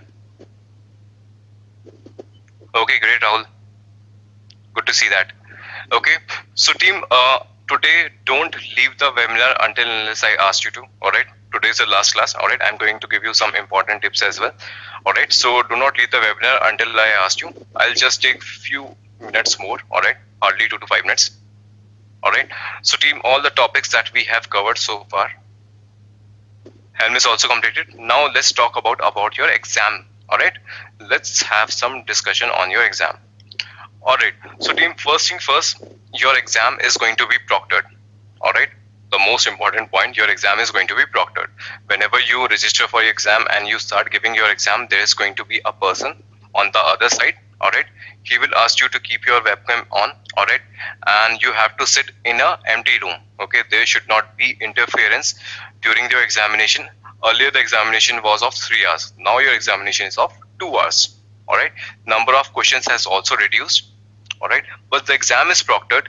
You have to have your room clean. You have to sit in an empty room for 2 hours. There should not be interference at all. Alright, you can have your water bottle or basic things without any labels or sticker over it. Alright, and your proctor may ask you to show the complete room. Alright, with the webcam, your examiner, your proctor could ask you to show the room overall. Alright, in the beginning of the class as well and during the end of your class, or also in the middle of the class. The proctor can ask you anytime to show you the room. Alright, so you have to make sure that your room is clean and empty. Alright, you should not have any gadgets around you. Alright, another laptop, if it is there, another desktop is there, so it should be powered off. Alright, you should not have your mobile phones allowed. You can have your water bottle with you, so basic things. Alright, during the exam you can go for a washroom break or loo break. Alright, that is allowed. During the exam you can go, but the timer will not stop. Alright, so if you're away from the screen, if you're not in the room for some time, that is all okay. You can leave the room, you can go to the washroom, but the timer will continue to go. Alright, that thing. In exam, you cannot open the normal notepad. Okay, if you want to write something, if you want to write some YAMLs or copy paste something, you are not allowed to use any notepad of your own. Okay, during exam, they provide you their own notepad. You have to copy paste anything if you want there only. Do not use your own notepad. Also, no other application should be open on your laptop during the exam. Okay, they will ask you to close all the application, all the tools and anything. All the things will be closed during your exam. In the exam, you will have a window where you will be performing your exam, you will have a cluster from where you're going to connect. And very important point in the examination, always use the context, all right? Because you get a jump server. They don't give you the complete access on the master node, all right? You are getting the access on the jump server. So they can ask you different question from different clusters, all right? So based on your output, they will judge that you have used the context or not, all right? And don't worry about the context format. They will always give you the complete command. Use this context and do this, all right? They always do that. So complete command will be there. So you have to make sure that you are choosing the right context. Otherwise, you will get the different output and your answer will be false, all right? Make sure you use context thoroughly. And as I told you in the beginning as well, you are not allowed to open any extra tab, all right? You cannot open Google, you cannot open anything. It is really important that you have your bookmarks ready with you, all right? So that with opening an extra tab, only one extra tab is allowed to you, all right? From there, you can choose the page where you want to go for your exam, all right? There's a cheat sheet also I have placed in the YAML. Your bookmarks, all right? So there are so many commands that can help you for your examination as well, all right? So many commands are there which way you can use in exam. So only one extra tab can be allowed, and only official Kubernetes website you can open there, all right? And about your exam, I have already shared with you that CNCF is the one who is conducting the examination now, all right? This is your examination page, certification, CKA, all right? Here you can register for your exam, all right? You can have some training also for exam. You have the cost of $375, all right? And you get 2 attempts in this, all right? So maybe because of XYZ reason, if you didn't make through in the first attempt, you can attempt again, all right? And validity for this course is 1 year. After you have paid this price, you can have 2 attempts within a year, not after the year,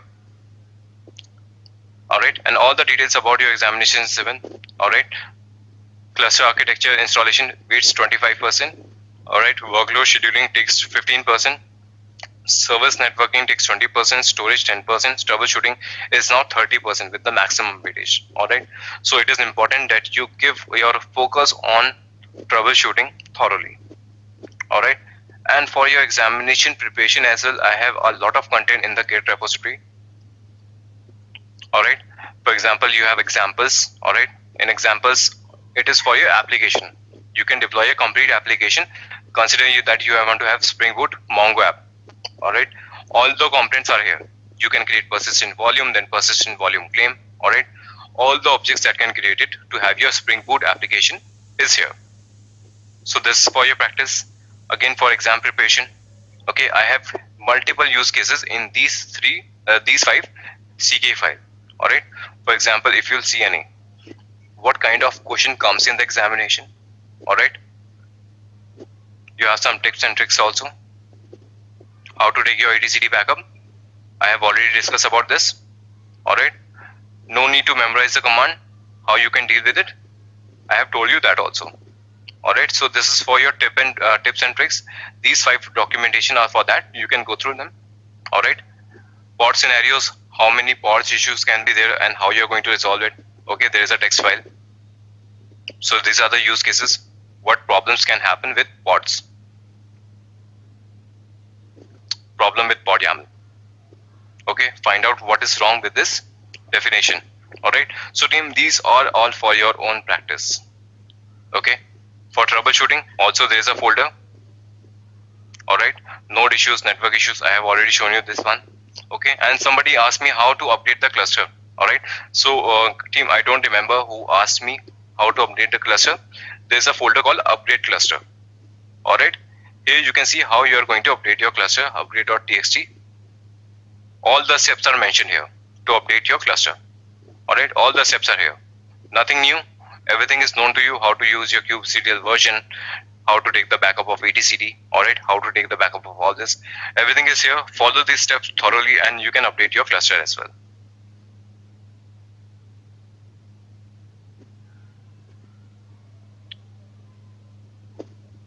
Arjun, yes, you can use your Chrome, you can use your Opera, that is okay. Okay, choose your browser at your own, but there should not any other browser open. All right, there should not be any other tab open. Only one tab is allowed for official Kubernetes website. Can we use additional monitoring during exam? Ika, what kind of additional monitoring you want? Metric server is going to be there. Okay, metric server will already be installed. Okay, so in examination you will get the monitoring question related to top commands only. All right, that give the top commands for these pods. Find out which pod is consuming maximum RAM. Okay, find out which pod is consuming maximum CPU. These type of questions you get, and you can find it out with the top command easily. Anil, suppose we have gone through all the exam for your repo, and what is the percentage cover? Anil, if you have covered this complete Git repo, you can clear your exam in the first attempt very easily. Okay, honestly speaking, if you have gone through all the examples in this Git repo, you are well prepared for exam.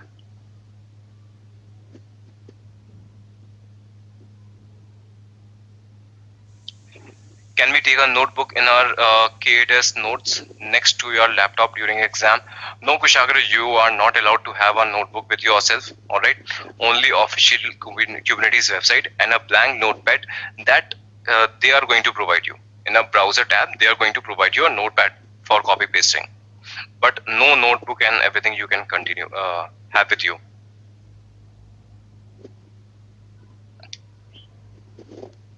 Arjun, I'll honestly say that this Git repo is enough for your examination preparation, alright? But still, I cannot give you any other idea right now. Alright, if any website lets you practice, you can simply Google it, how to practice for your CKA exam. Alright, there will be multiple links, but I haven't used any of them anytime.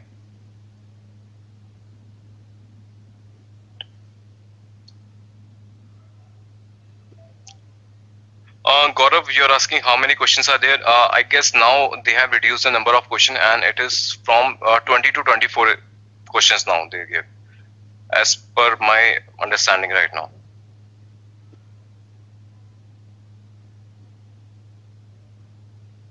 Okay, I must have seen that somewhere. Exam prepare. Okay, number of questions were earlier 20 to 24 questions. Now they have 18 to 19 questions. All right, 2 hour duration is this, and now you get 18 to 20 questions. Passing percentage is also reduced. Earlier it was 74%. Now it is 66%. All right, and the results are out in almost around 36 hours. All right, they need at least 36 hours to evaluate your answers, and they then they publish your results.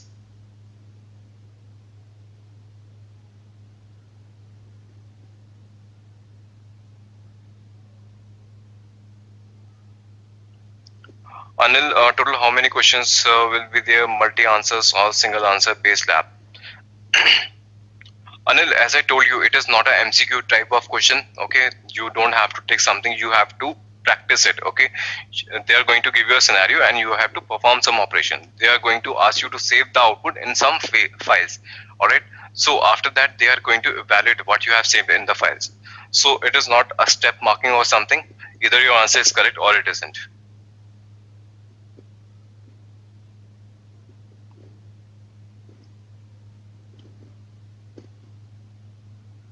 Ika, as I told you, on the machine where you are giving the exam, you are not allowed to have any other laptop or desktop powered on. Okay, so even if you have a laptop or desktop in your room, it has to be in powered off state.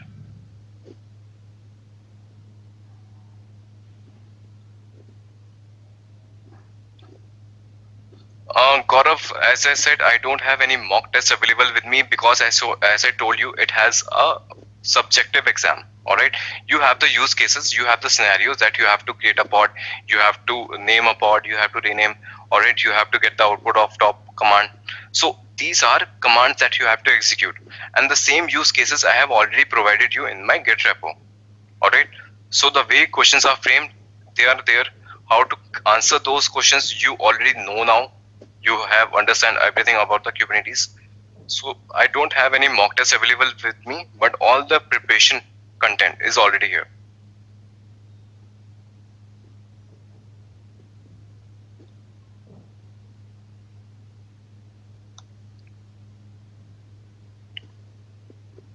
Eka, I will recommend you to have only one monitor.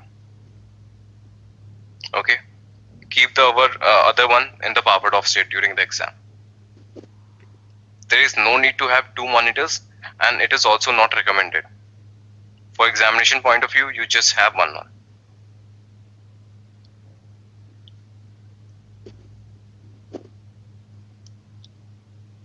Arjun, the Kubernetes exam is CKA exam is being taken care by CNCF only.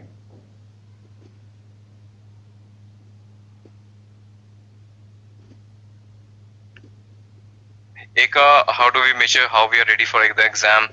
Eka, I have given the use cases. I am repeating multiple time. Alright, I am repeating multiple time.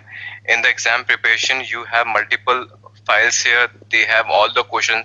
So consider if you are capable enough to answer all the questions, you can consider you are well prepared.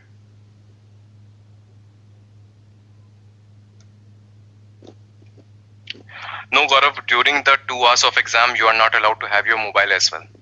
Okay, keep your mobile powered off state or keep it in another room. Okay, nobody should enter in your room also during the examination.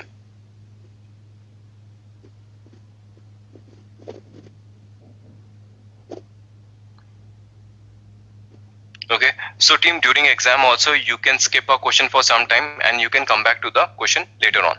Okay, so don't get stuck on a single question if you're struggling with it.